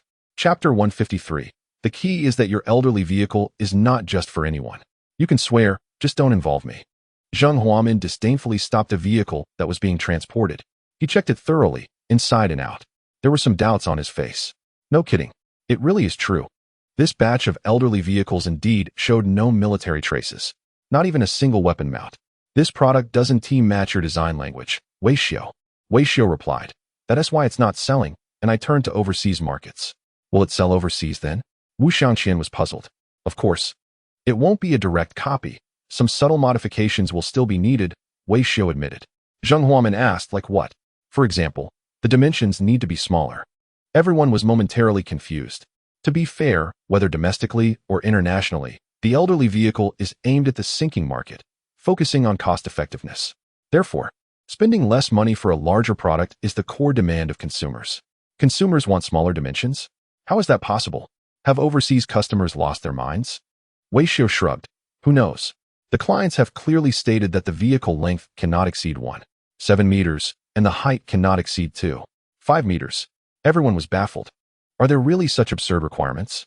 The better elderly vehicles domestically have already been developing towards semi-trailers, yet foreigners are still stuck on 1.7 and 2.5 meters. What can you fit in such dimensions? However, the number 1.7 kept echoing in Zheng Huamin's mind. He felt there was something odd about this figure. After thinking for a while, he suddenly came back to his senses. Could it be that you're selling this vehicle to the northern neighbors? Wei Xiao nodded, yeah. How did you know? How would I know? The height of 1.7 meters is just the height of their helicopters. Wei Xiao gave a thumbs up, completely impressed. Impressive.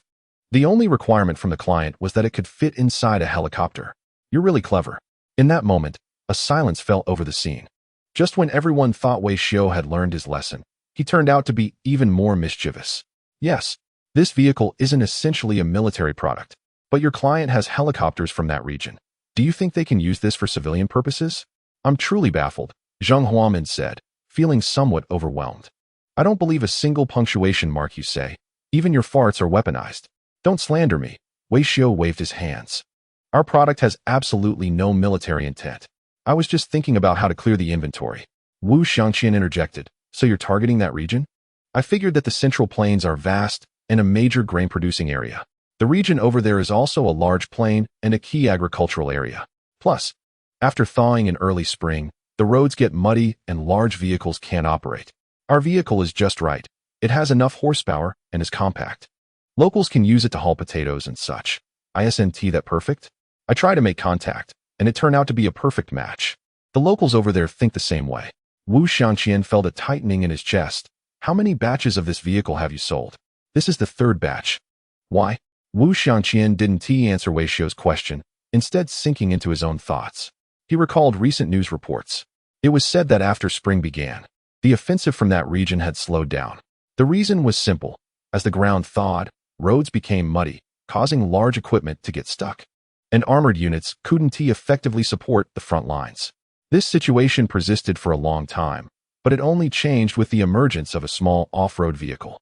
Thinking of this, Wu Xiangqian immediately pulled out his phone to check the news. Soon, he found a picture to show Wei Xiao. "Is this vehicle behind the leader one of yours?" Wei Xiao examined it carefully. Aside from the paint job not looking quite right, everything else is pretty similar. Of course, they took it and repainted it green. Wu Xiangqian felt a chill at the back of his neck. "You're saying this vehicle, the so-called old man's joy, is not endorsed by the leader?" Wei Xiao feigned ignorance. "I don't know. They said they needed it to haul potatoes, and I didn't think much of it." Zheng Huamin was speechless. "Is this madness? Your product is being endorsed by the leader, and you're still trying to argue. This is a nuclear-powered piece of junk. This thing is called Old Man's Joy in the plains of Shandong, but in the eastern plains, it's referred to as a universal vehicle. Without this vehicle, the counteroffensive wouldn't even be possible. Other companies' products might get a third-rate celebrity endorsement, but you guys went straight for a top-tier endorsement.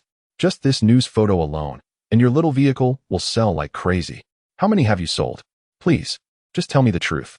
Zheng Huamin had become much more humble. Wei Xiao looked up and thought for a moment. "About 6,000 vehicles, 3 models, I guess."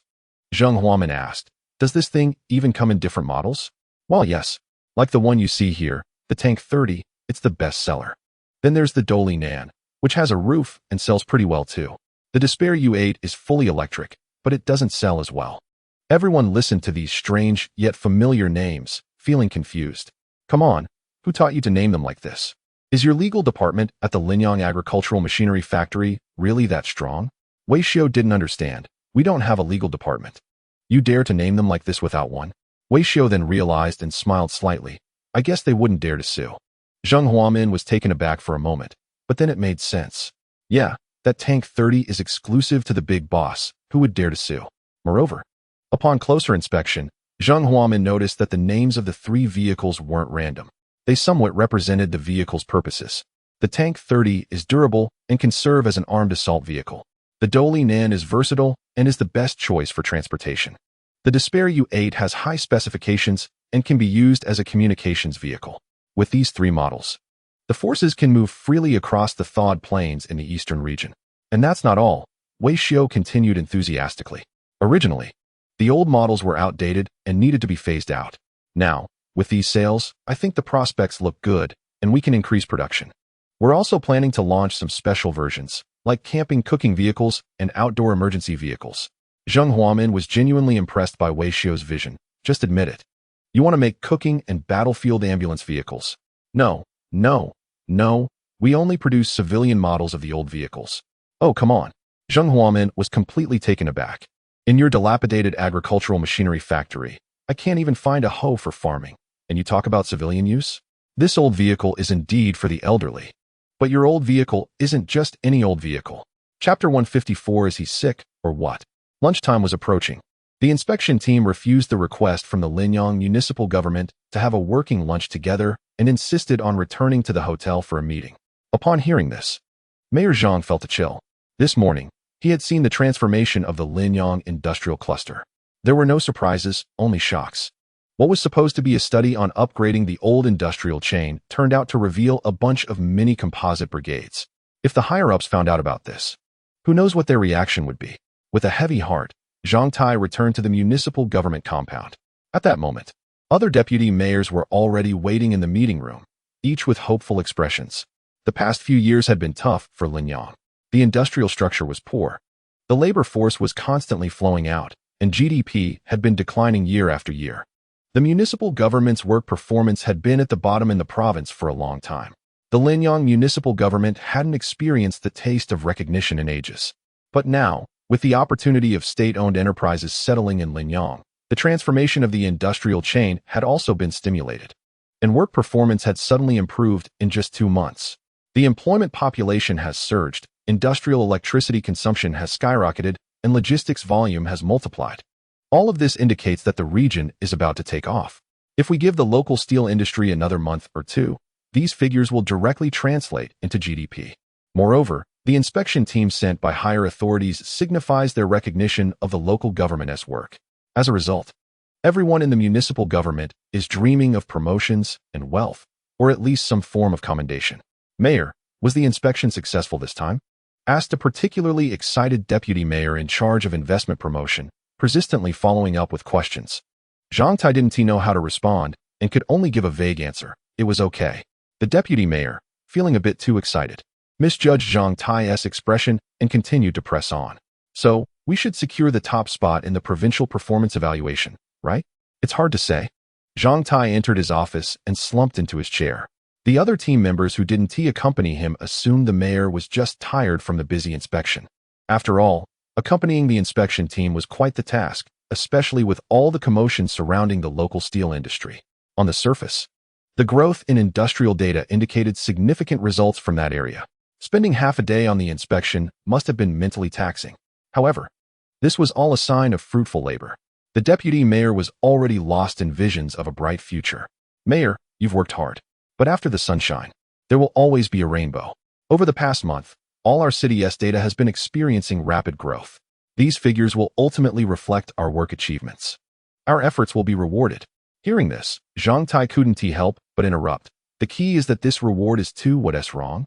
The deputy mayor finally noticed that Zhang Tai's expression was off. Zhang Tai caught himself and swallowed the rest of his sentence. Never mind, it's nothing. I'm just really tired. Let me take a quick nap. All right then. Once the others left the office, Zhang Tai leaned back in his chair and closed his eyes. This morning had been exhausting. Initially, he had shared the same excitement and pride as the deputy mayor while accompanying the leaders on the inspection. He thought the future of the region was bright, and his own future looked promising as well. Who would have thought that the inspection would yield no solid feedback? Yes, foreign trade had contributed positively, but it wasn't exactly due to favorable circumstances. Gas tanks, water pipes, and that damned old man-s game. They told you to transform your industry. They didn't mean to switch to military production, General Wei. With this thought, Zhang Tai felt that both his future and the region's future were rather bleak. Startled from his thoughts, he grew increasingly irritated. No, Wei Xiao must be out of his mind. The next day, in the capital, Wu Xiangqian and Zheng Huamin rushed back on the first flight. The matter was too significant. They couldn't hide it for a second and wanted to report it to the leaders immediately.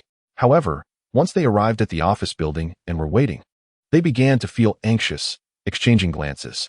Director Zheng, I pondered all night and struggled to write this report, but now I'm starting to feel scared. Zheng Huamin could fully understand the feelings of Director Wu. You're worried the leader won't believe you. Indeed, even if my report is written in the most conservative manner, it's still quite outrageous. The 3-page report detailed their observations that morning in a certain location. Many parts had already been drafted by Wu Xiangqian. Even so, it was still absurd that Wei Xiao was handling rocket launchers there. If this had been done by someone else, it would be easier to manage. Where there are violations, punishments should be meted out without leniency. But the key point is, the one who caused this issue is Wei Xiao. He is a favored figure in front of the leadership, the favored son of President Lin. Previously, the leader praised him greatly, organizing victory defense initiatives and awarding him accolades. Now, submitting this report is like slapping the leader in the face. Given Wei Xiao's significant standing with President Lin, how should President Lin handle such a big issue now? Zheng Huamin was silent for a moment, steeling himself. Let us do this. We'll go in and gauge the leader's expression. If the expression is good, we'll go with Plan A. We'll find a way to smooth things over for Wei Xiao, trying to avoid embarrassing the leader and not causing trouble for Wei Xiao. Wu Xiangqian asked, what about Plan B? If the leader's expression isn't good, we want to submit the report right away. We'll make do for the time being and wait for a suitable opportunity. Wei Xiao has gone a bit too far this time. But I still think we should protect him. Talents are hard to come by. Wu Xiangqian nodded. All right, we'll go with your suggestion. As the two were discussing, suddenly President Lin's secretary approached. Gentlemen, the president is ready for you. Please come in. All right. Wu Xiangqian and Zheng Huamin picked up the report and walked towards the office with a feeling of trepidation. Upon entering, they realized that the office wasn't just occupied by the president. In addition to him, Director Xie from the Science and Technology Commission was also present, as was General Su from the Armaments Group. However, there was a difference. Director Xie and President Lin were seated, while General Su stood with his head bowed. The president didn't pay any attention to Zheng Huamin and Wu Xiangqian. He raised his hand and threw the report on the floor. How have you done your job? 6,000 Type 95 rifles flowing into the black market. What kind of nature is this? To put it mildly, you are neglecting your duties. To put it more seriously, this is smuggling weapons. Zheng Huamin reacted quickly, immediately crouching down to pick up the documents, trying to calm the leader's anger. After all, he worked in a confidential position and had a keen sense of the situation. Just a glance allowed him to see the gist of the report. 6,000 Type 95 rifles returned to the armaments group for dismantling and scrapping, yet the parts flowed abroad through other channels. Before Zheng Huamin could process this, the president pointed angrily. I warn you, Sui-Min. If you don't clarify this matter, I will treat you as a smuggler. You can resign and wait for your disciplinary action. Hearing this, Zheng Huamin's heart sank. He immediately looked at his colleague Wu Xiangqian with a meaningful glance. Plan B. Plan B. Losing the parts of 6,000 scrapped guns is already enough to warrant disciplinary action. Regarding the situation with Wei Xiao, isn't it necessary to take drastic measures? Chapter 155. It's understandable to take the path of rogue practices. Wu Xiangqian also had sharp insight. He immediately advised Sui-Min to leave the room, suggesting a cautious approach. However, after he played the mediator, the CEO's gaze suddenly shifted to him. Weren't you two just in Linyang for an inspection? How come you're back so soon? The CEO, still unsettled, was breathing heavily. Wu Xiangqian felt a moment of panic. In such a situation, the matter with Wei Xiao definitely couldn't be reported. He needed to buy some time to fabricate a more convincing story. But his hesitation was noticed by the CEO. The CEO turned to Zheng Huamin and asked, "Why are you here too?" Zheng Huamin replied, "Is there any progress on the case I handed over to your national security team?"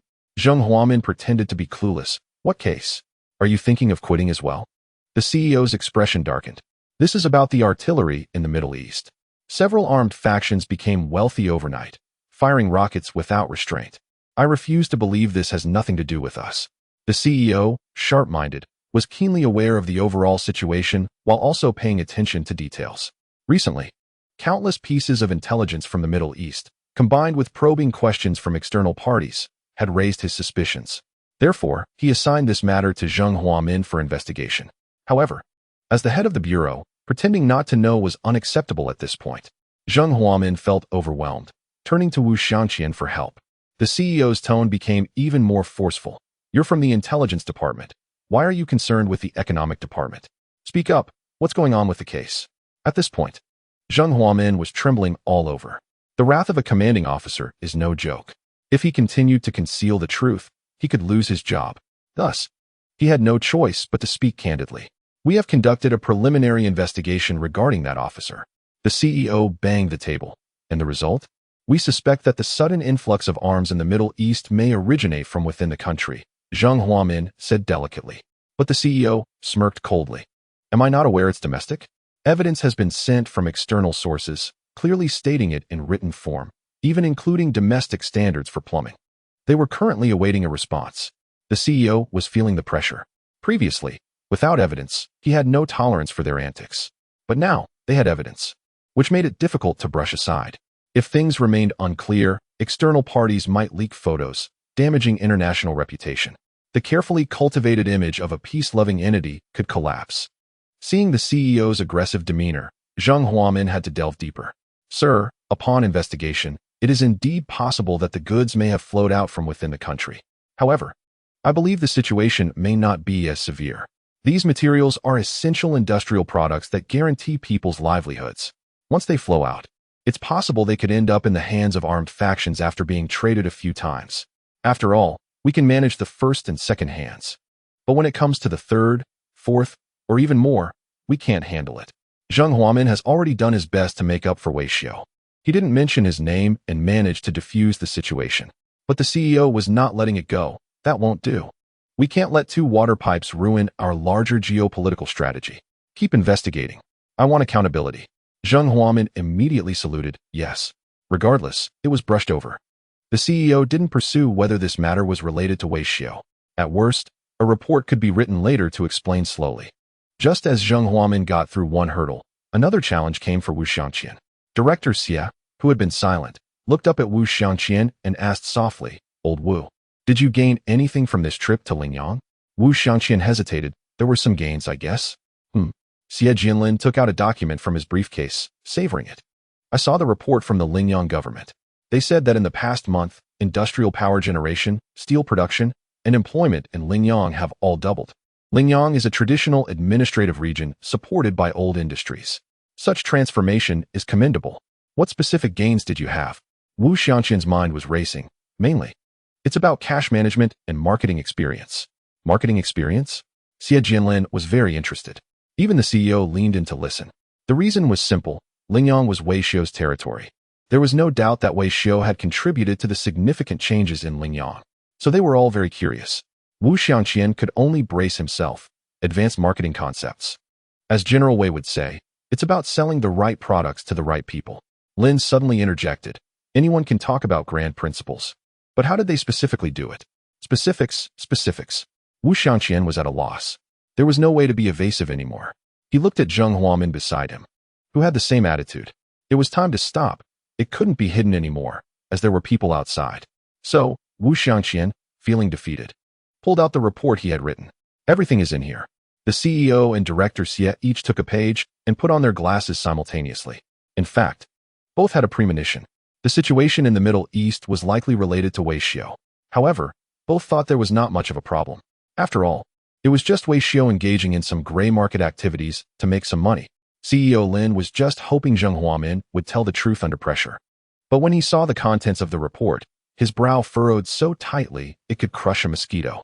Steel pipe rockets? Gas tank self-propelled artillery? Old man's all-terrain assault vehicle? Is this accurate? Wu Xiangqian nodded.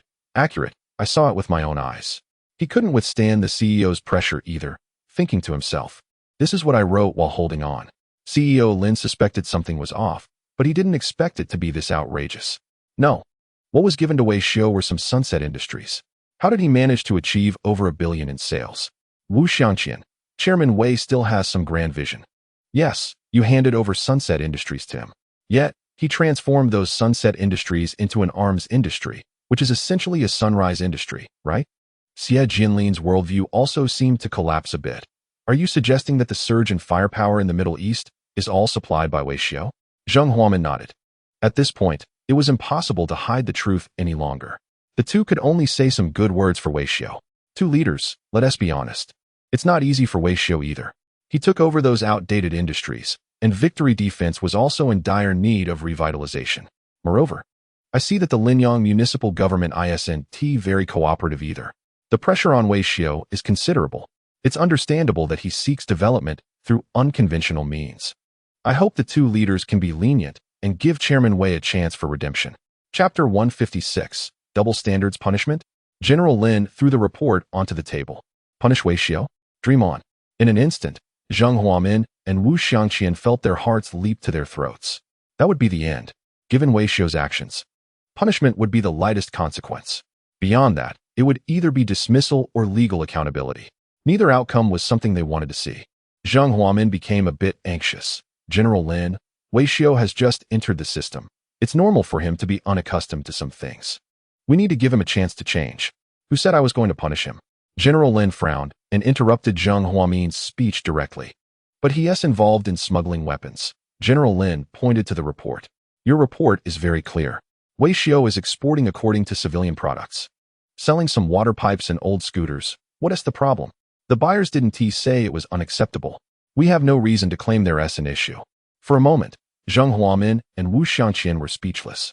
No, leader, you can't just change your stance like that. Are you suggesting we turn a blind eye to this? Xie Jinlin seemed to have guessed General Lin's thoughts, but he only got half of it right. No. General Lin waved his hand. Director Zheng didn't say anything wrong. Wei Xiu and his team are in a tough spot. Otherwise, they wouldn't be forced to sell off everything just to make ends meet. So we need to support them. Both manpower and resources need to be backed. I've already approved the budget, and it will be available once the process is completed. Director Xie, please coordinate with the local authorities to ensure they provide all-out support in terms of manpower and resources. We absolutely cannot allow any instances of corruption. Zheng Huamin and Wu Xiangqian were left speechless, both wearing puzzled expressions. This is truly a double standard. General Lin's ancestors probably weren't from Sichuan. How can he perform such smooth Sichuan opera? General Su from the equipment group merely misplaced 6,000 sets of scrap parts and faced dismissal and investigation. Yet, Wei Xiao sold over $1 billion worth of large-caliber artillery and not only faced no punishment, but also received more funds and resources. Isn't this pure reward? Wu Xiangqian quickly intervened. Leaders, this doesn't seem right. If this is shown to others, won't they all follow suit? They will have to follow suit. A smile finally appeared on Mr. Lin's face. In fact, he had guessed some issues from the very beginning. He just didn't expect Wei Xiao to do this well. From the report, it seemed he had replaced others and become the largest arms supplier in the region. Achieving such a scale requires capability.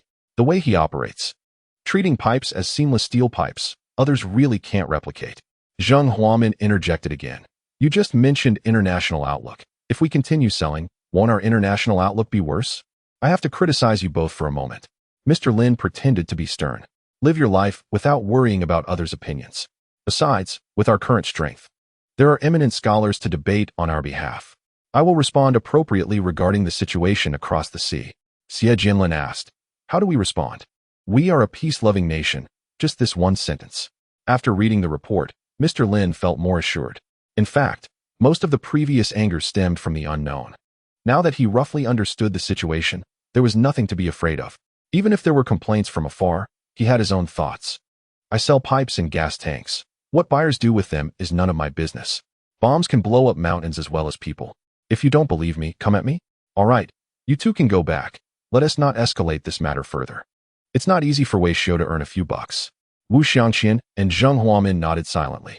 The two of them instinctively lit up a couple of cigarettes at the end of the corridor. They kept smoking until the fire almost burned their fingers. Zheng Huamin couldn't hold back any longer. Wait, is Wei Xiao Mr. Lin's illegitimate son? Meanwhile, in the office, Director Xie did not leave. He completely understood Mr. Lin's thoughts and supported his approach. However, he felt that Mr. Lin's favoritism towards Wei Xiao was a bit too obvious, which he found inappropriate. Mr. Lin, I understand that you like Wei Xiao, but you seem to spoil him a bit too much. Spoil him? Mr. Lin smiled slightly. Maybe. But the key is that Wei Xiao is quite capable. How many people in the country have such ability? Xie Jinlin thought for a moment and realized there really weren't many. A few nearly bankrupt, outdated factories were revived by this young man. The key is that he can also connect with foreign trade clients in a short time and produce what they need. Fortunately, this young man is with a defense company now. If he were out in society, he would at least be a shrewd businessman. When Mr. Lin talked about Wei Xiao, his eyes sparkled. This young man has some strategic vision. I see that the armed factions with increased firepower lately are all following a pattern. They are harmless to us, but pose a severe threat to others. Let them stir things up a bit. It's not necessarily a bad thing for us. Xie Jinlin nodded perfunctorily. There are plenty of reasons to praise someone. Anyway, this matter is up to you. I won't interfere. After saying this, Xie Jinlin took out a document from his pocket, and his expression became a bit more serious. What was just mentioned were all happy matters. But now I have to pour a bucket of cold water on you. Lin Xiao took the stack of documents, and his brows suddenly furrowed. After reading a few lines, his tone became somewhat heavy. Is it really that difficult? Yes, Xie Jinlin nodded seriously. Right now, the bottleneck lies in the arresting wires. Several research institutes in the country are working hard, but their capabilities are lacking. Currently, the best data shows that they need to be replaced every 50 uses. Lin Xiao was somewhat angry. Not even half of the internationally leading standard? Although domestic development has been quite good in recent years, there are still certain constraints in some areas. For example, in materials science and in the arresting wires for aircraft carriers. This thing may seem like a steel wire, but the technical difficulty is very high. Without it, the use of aircraft carriers would be greatly restricted. Previously, the country relied on procurement, which barely ensured usage. However, now, as the domestic capacity grows larger, foreign trade channels have almost been blocked. What they can produce, they want to sell to you. Independent research and development is urgent. But the more anxious we are, the more the development goes awry. 7 or 8 research institutes in the country have yet to come up with a mature solution. President Lin finally felt some pressure. This won't do. Our inventory can't hold out much longer. Xie Jinlin proposed a stopgap measure. What if we find a way to buy some through other countries, since they won't sell directly, using shell companies and layers of disguise to acquire some for use? Lin Xiao thought for a moment. This stopgap measure is the only way.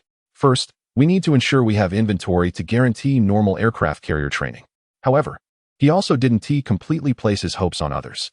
Of course, independent research and development cannot be relaxed. Since our research institutes are not performing well, we should expand the scope and sift through the options. You should consider this immediately.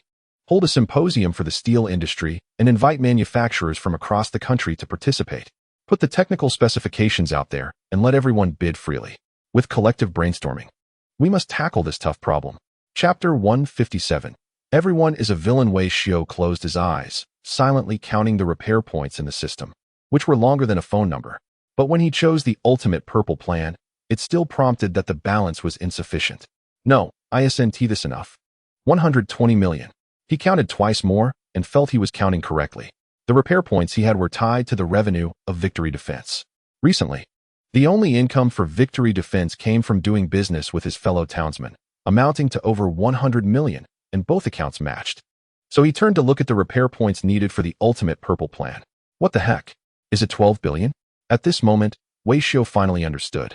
It turns out it wasn't his problem. He had miscounted the requirements of the system. Great. After a flurry of operations, he checked the results. However, Wei Xiao did not lose heart. It's just the beginning, and we've already accumulated 1/10 of the revenue, so there is hope. Besides, we currently have a single customer group and a limited product range. We are only selling to fellow villagers, and the products are simple noodle-making equipment. The market has not been fully developed. With the backing of the most comprehensive industrial system in human history and the help of a certain individual, making some money shouldn't be difficult. With this in mind, Wei Xiao turned to exchange for the blueprint of a fixed-wing drone from the materials shop, spending 50,000 repair points. At this price, it's naturally hard to get anything good. Wei Xiao just wanted to use this blueprint to mass-produce a low-end drone and test the foreign trade channels. After all, the outsiders haven't experienced much, so it doesn't need to be too high quality. Just as he was considering how to take the drone overseas, there was a knock at the office door, and Tan Zhongwen walked in. Seeing Tan's timid and nervous expression, Wei Xiao felt a bit impatient. Tan, how many times have I told you? If the sky falls, there's someone tall to hold it up, so what are you afraid of? Tan Zhongwen had been experiencing internal turmoil lately. The reason was simple. The day the inspection team left, their faces weren't too pleasant. He had suffered a lot in prison and had PTSD, not wanting to go back to sewing machines. So he looked up and asked, Boss, how tall are you? I'm 183 centimeters. Tan Zhongwen scoffed. Then I have to hold it up, right? I'm 186 centimeters. Come on. Don't you understand metaphors? Wei Xiao explained patiently. I have connections up there, so generally, nothing major will happen. Tan Zhongwen replied. But I see that person named Zheng Huamin also has connections up there. Are your connections strong enough? Let me put it this way. My connections up there aren't that significant, so don't worry. Turning around, Wei Xiao pulled out the blueprint he had exchanged from the system. Didn't you do drone business before? Do you think this kind of thing has potential? Tan Zhongwen took the blueprint and looked. It was a vertical takeoff and landing fixed-wing rotorcraft drone. This type has a relatively large payload and range, usually used for industrial purposes, like surveying and monitoring. This was a bit beyond his usual scope. I can't understand it. I used to deal with small rotor drones. Wei Xiao responded. I said you don't have to worry about production. Just tell me if this thing has a market. Of course it does. Tan Zhongwen nodded without hesitation. In the field of drones, this particular type is unique. The products from this source are treated as treasures by other countries. Not to mention the unconventional channels like the locals. Even the normal channels in other countries, such as legitimate industrial needs, are lacking in large fixed-wing drones. Mr. Wei, are you looking to enter the drone market? Wei Xiao nodded. I think the current speed of making money is too slow. Tan Zhongwen nodded on the surface, but was full of complaints internally. Is this slow? It's just that the current factory capacity hasn't been optimized. Once the steel industry cluster fully ramps up production, even a money printer wouldn't keep up. I was thinking of opening another production line to make drones and expand the product range. Tan Zhongwen nodded. I agree, but we really need to find professionals for this. Wei Xiao initially intended to hand over the drone project to Tan Zhongwen. However, seeing his attitude, Wei Xiao decided not to push it further. After all, there were already enough issues with the steel industry cluster for him to worry about. Just as he was about to end the conversation, Tan Zhongwen suddenly brightened up. Mr. Wei, I can recommend someone to you. Wei Xiao replied. You have such connections? I need someone who can manage and understands technology. Yes. Tan Zhongwen confidently patted his chest. The only problem is I don't know if he has completed his sentence. Wei Xiao was taken aback. Tan Zhongwen quickly added, don't misunderstand. He is very capable, studied a related major in university, and has led teams of tens of thousands. Oh, was it for economic reasons that he went in? Tan Zhongwen replied, I don't know the specifics, but his sentence shouldn't be long. Wei Xiao frowned, finding it hard to evaluate. I currently have only 2 profitable projects. If the main person is a former inmate, it might not look good. If others see this, they might say our company is filled with bad people. However, he didn't want to dismiss Tan Zhongwen's suggestion outright. How about this? You contact him and arrange an interview. Sure. Tan Zhongwen readily agreed and happily ran to the door. Then he came back, almost forgetting, I have something important. A client wants us to customize a type of steel cable. It's a pretty big order. Should we take it? Wei Xiao was not very concerned. Steel cable? What's it for? The client mentioned it was for constructing an airport. They might need a perimeter barrier around the airport. Previously, Linyang Steel also had a similar cable business, and the production line is ready. I estimate we can upgrade the technology a bit to handle it. Wei Xiao asked, what is the profit margin? The client offered 600,000, and I estimate we can make 100,000 profit. This is the price for a single product. For airport construction like this, if the client is satisfied, there may be continuous orders in the future. Wei Xiao nodded. All right, even the smallest profit counts. You handle it. Chapter 158. Don't get blood on me. The next morning, Zhang Tai arrived at the Victory Defense Factory with officials from Linyang City. This time, he had a cloud of doom hanging over him. Mr. Wei, how can you still be smiling? Faced with the mayor's question, Wei Xiao was momentarily at a loss. Why? Is it illegal to smile now? It's not illegal to smile, but your previous matters are hard to say. Zhang Tai did not elaborate, but his meaning was clear. Victory Defense had messed up in front of the inspection team. Since the last inspection team left Linyang, there had been no decisions from the higher-ups. It was as if everyone had forgotten about the incident. What does this indicate? It indicates that Wei Xiao had gotten into serious trouble. The higher-ups were frantically studying how to handle the situation. The longer the study took, the more severe the punishment would be. Zhang Tai could already roughly guess Wei Xiao's fate. If the situation is mild, there could be a dismissal followed by disciplinary action. If severe, it could lead to immediate removal as a warning to others. After all, the crime of arms smuggling is serious. Because of this, Zhang Tai is somewhat inclined to distance himself from the defense firm. Mr. Wei, since the establishment of the defense firm, our city government hasn't been of much help. Mr. Wei waved his hand repeatedly in a courteous manner. You're too modest. Your support in the merger in Linyang has been significant. No. That was just our duty. Zhang Tai quickly declined. In the past, that was a contribution. Now it feels like a liability. The closer I get to you, the bigger my problems seem. Our city government has indeed limited capabilities and hasn't been able to assist much. The success of the defense firm today is entirely due to your hard work, Mr. Wei. We in the Linyang city government are not seeking credit. Seeing Zhang Tai's evident desire to avoid association, Mr. Wei could guess the general situation. It seemed he was worried about trouble and wanted to steer clear of it. In that case, I will accommodate you. Mr. Wei smiled slightly. When the leaders arrive later, I want to mention you. Please don't mention us. It's best not to. This was exactly what Zhang Tai wanted. He was not there for any other reason. A higher-up leader was coming for an inspection.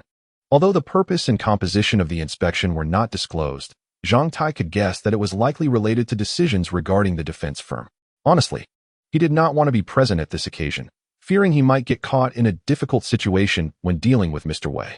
However, as the top official of Linyang, not showing up would also be inappropriate. He had some inner conflict, but now that Mr. Wei mentioned not bringing him up, that was the best outcome. In such critical situations, it was preferable to keep him out of it. Amidst the chatter, a vehicle entered the defense firm's premises. 2 individuals stepped out of the bus. The one in a police uniform was familiar to Mr. Wei. It was Director Zhang from the 17th Bureau. The other individual seemed a bit unfamiliar. After introductions, it was revealed that he was Director Feng Xiaoyang from the Economic Planning Division of the Science and Technology Commission. Upon hearing their titles, Mayor Zhang and the other members of the city government felt a lump in their throats. The last time it was the Development and Reform Commission, clearly focused on economic matters. This time, the involvement of the Science and Technology Commission was quite unusual. The commission oversees the development of the defense industry, which has a somewhat sensitive nature. Moreover, the commission has its own strong confidentiality department, making it a rather sensitive matter. Having a director from the Science and Technology Commission and a national security director personally visit was significant. Mr. Wei was in for it. Director Feng kept a calm demeanor, but there was a hidden sharpness in his smile. As soon as he got out of the car, he began conversing with Mr. Wei. Mr. Wei, the chairman and director Xia have already reviewed the inspection team's report. I'm here today to address several issues regarding your defense firm on behalf of the higher authorities. So, let us skip the formalities. Mr. Wei seemed unconcerned. That's best. I'm quite busy today. Director Feng suddenly furrowed his brow, his tone taking on a questioning note. Did the Lingyang city government participate during the establishment of the defense firm?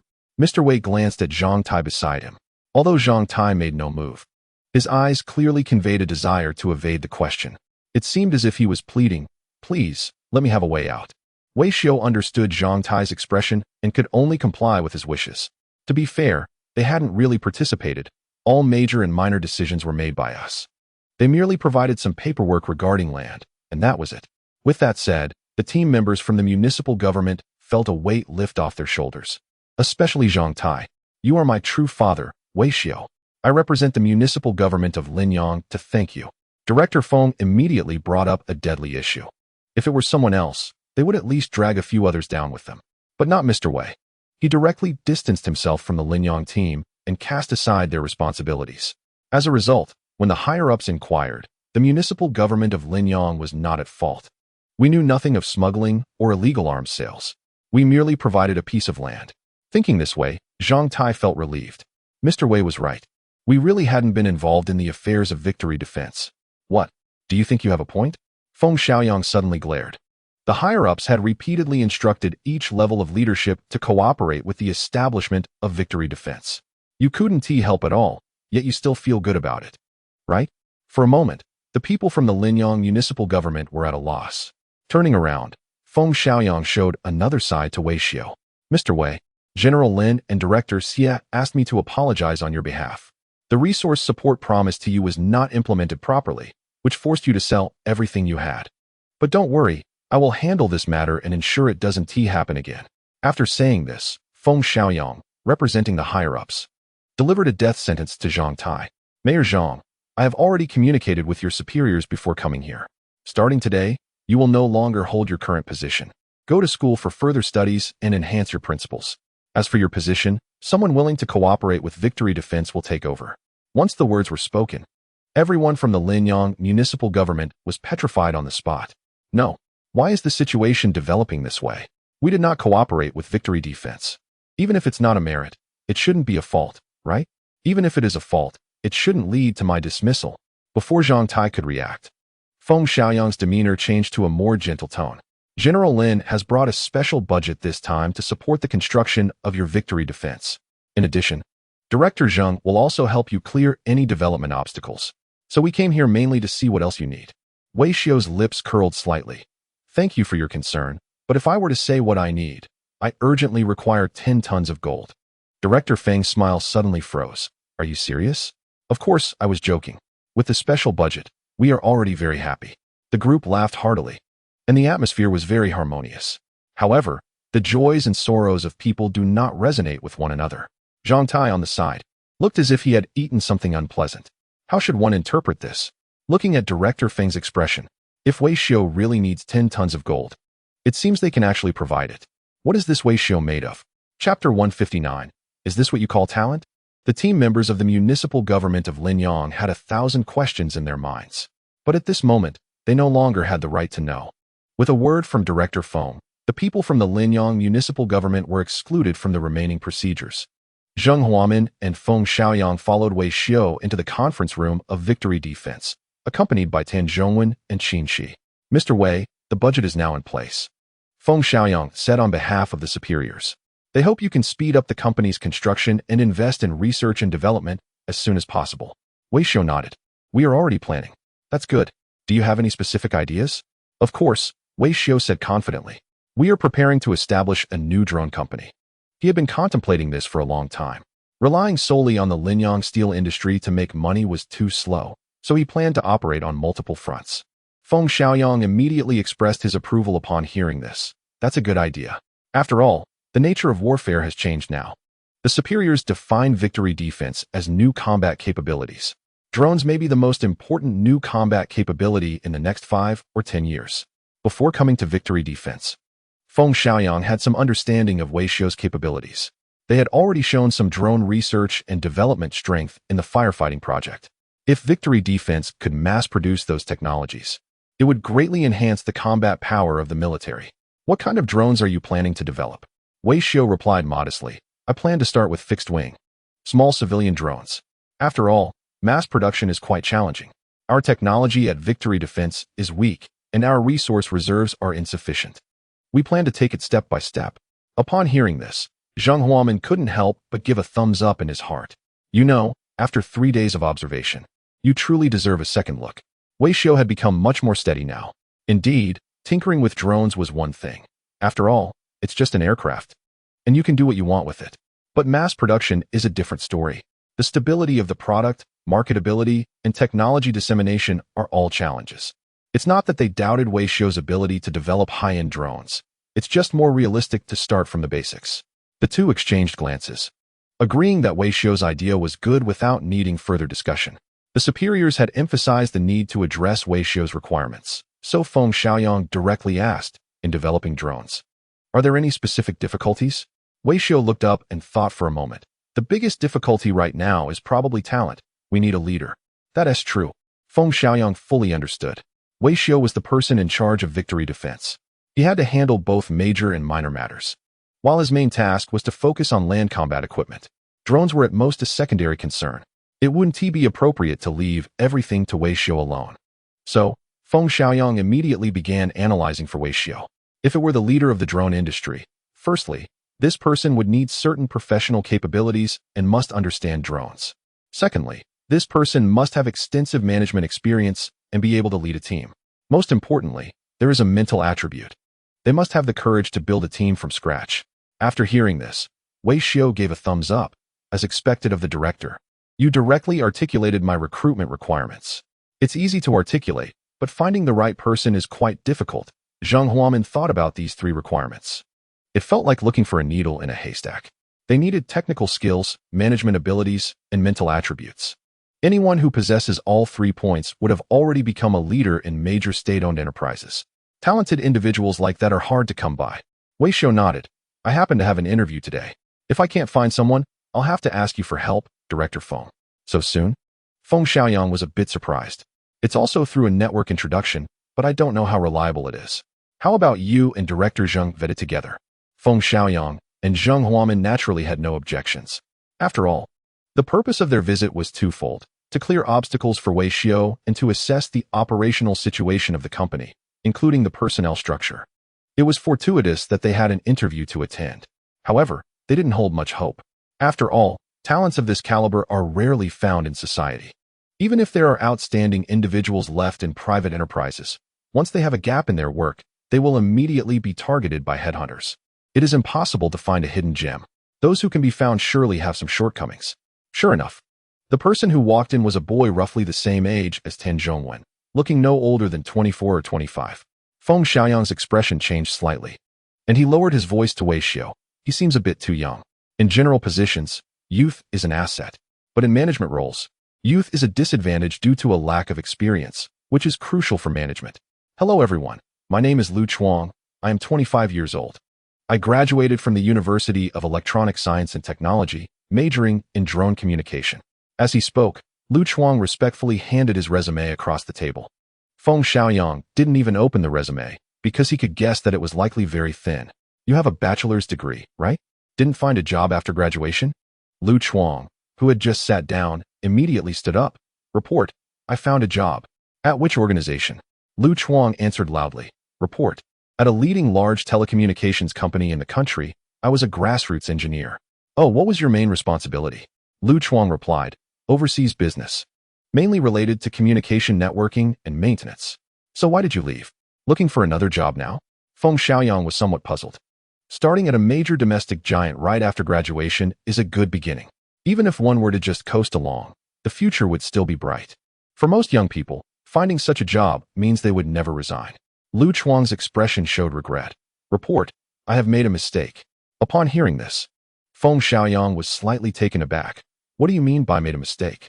Zheng Huamin, who was nearby, also woke up. I thought your tone was off. You weren't involved in labor education, were you? As the head of the 17th Bureau, Zheng Huamin couldn't quite understand the talent aspect, but he was familiar with the protocol of reporting before speaking. Aside from the military, the only other option is prison. Lu Chuang nodded. Report, yes. I was in labor education for a year. Everyone turned to look at Wei Xiao in unison. No way, buddy. Are you sure you want talent and not scum? Lu Chuang's candid response felt like a death sentence for himself. Originally, Zheng Huamin and Feng Xiaoyang weren't planning to get too involved in the management of Victory Defense. But now, it was no longer acceptable. At the very least, they couldn't allow a person who had served their sentence to enter Victory Defense. This position is quite sensitive. I don't think Mr. Lu is suitable. Feng Xiaoyang turned to Wei Xiao. What do you think, Wei? Wei Xiao didn't answer Feng Xiaoyang's question, but instead showed great interest in the young man. What were you in for? Lu Chuang hesitated. For issues of conduct. Upon hearing this, Feng Xiaoyang and Zheng Huamin's expressions grew even more serious. Generally, conduct issues would only lead to administrative detention at most.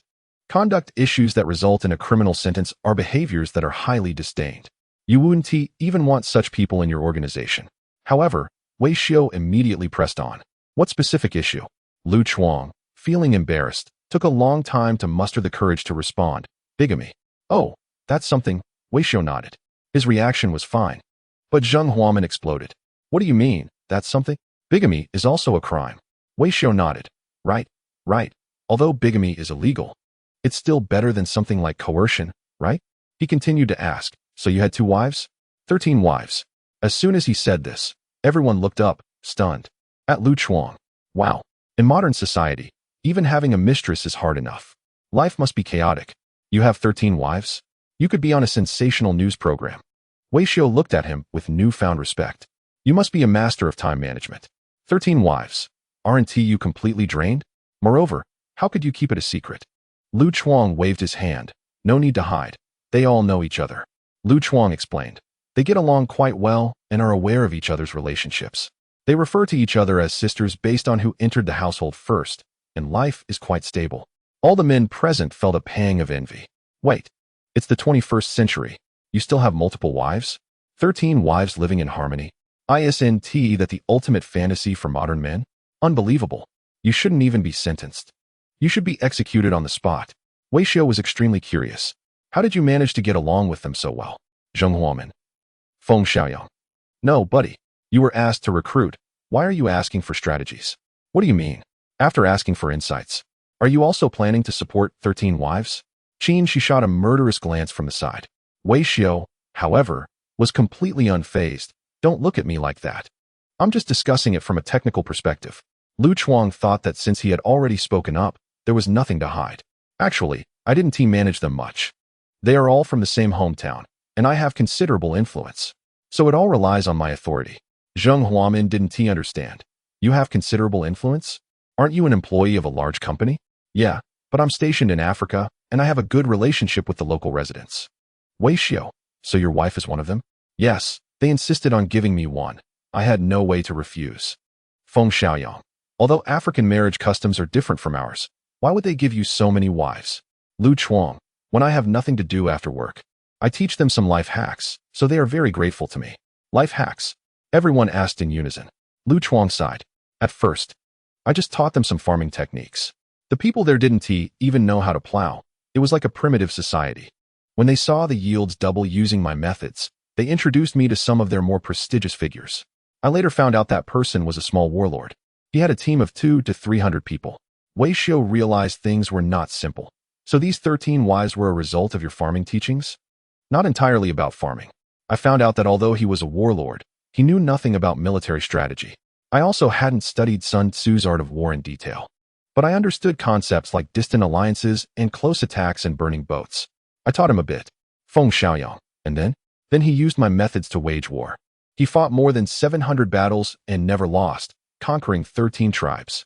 His team grew from over 200 to more than 40,000 people, becoming the largest warlord faction in the region.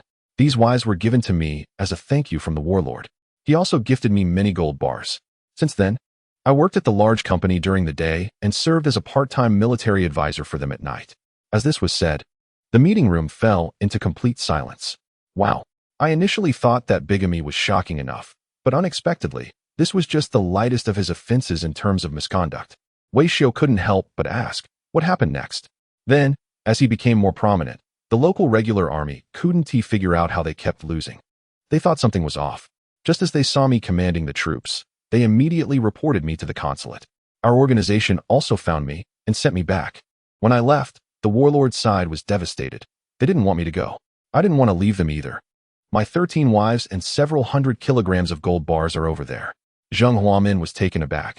You really should be ashamed. With such a big issue, you still think about wives? Of course, after all, there are feelings involved.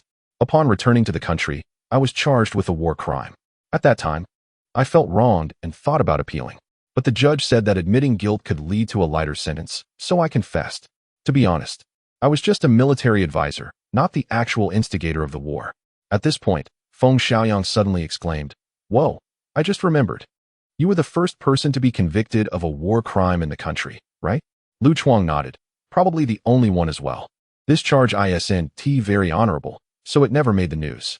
But it is quite intriguing. Anyone with a bit of status within the system has heard of it. Until this moment, Wei Xiu felt he was too young.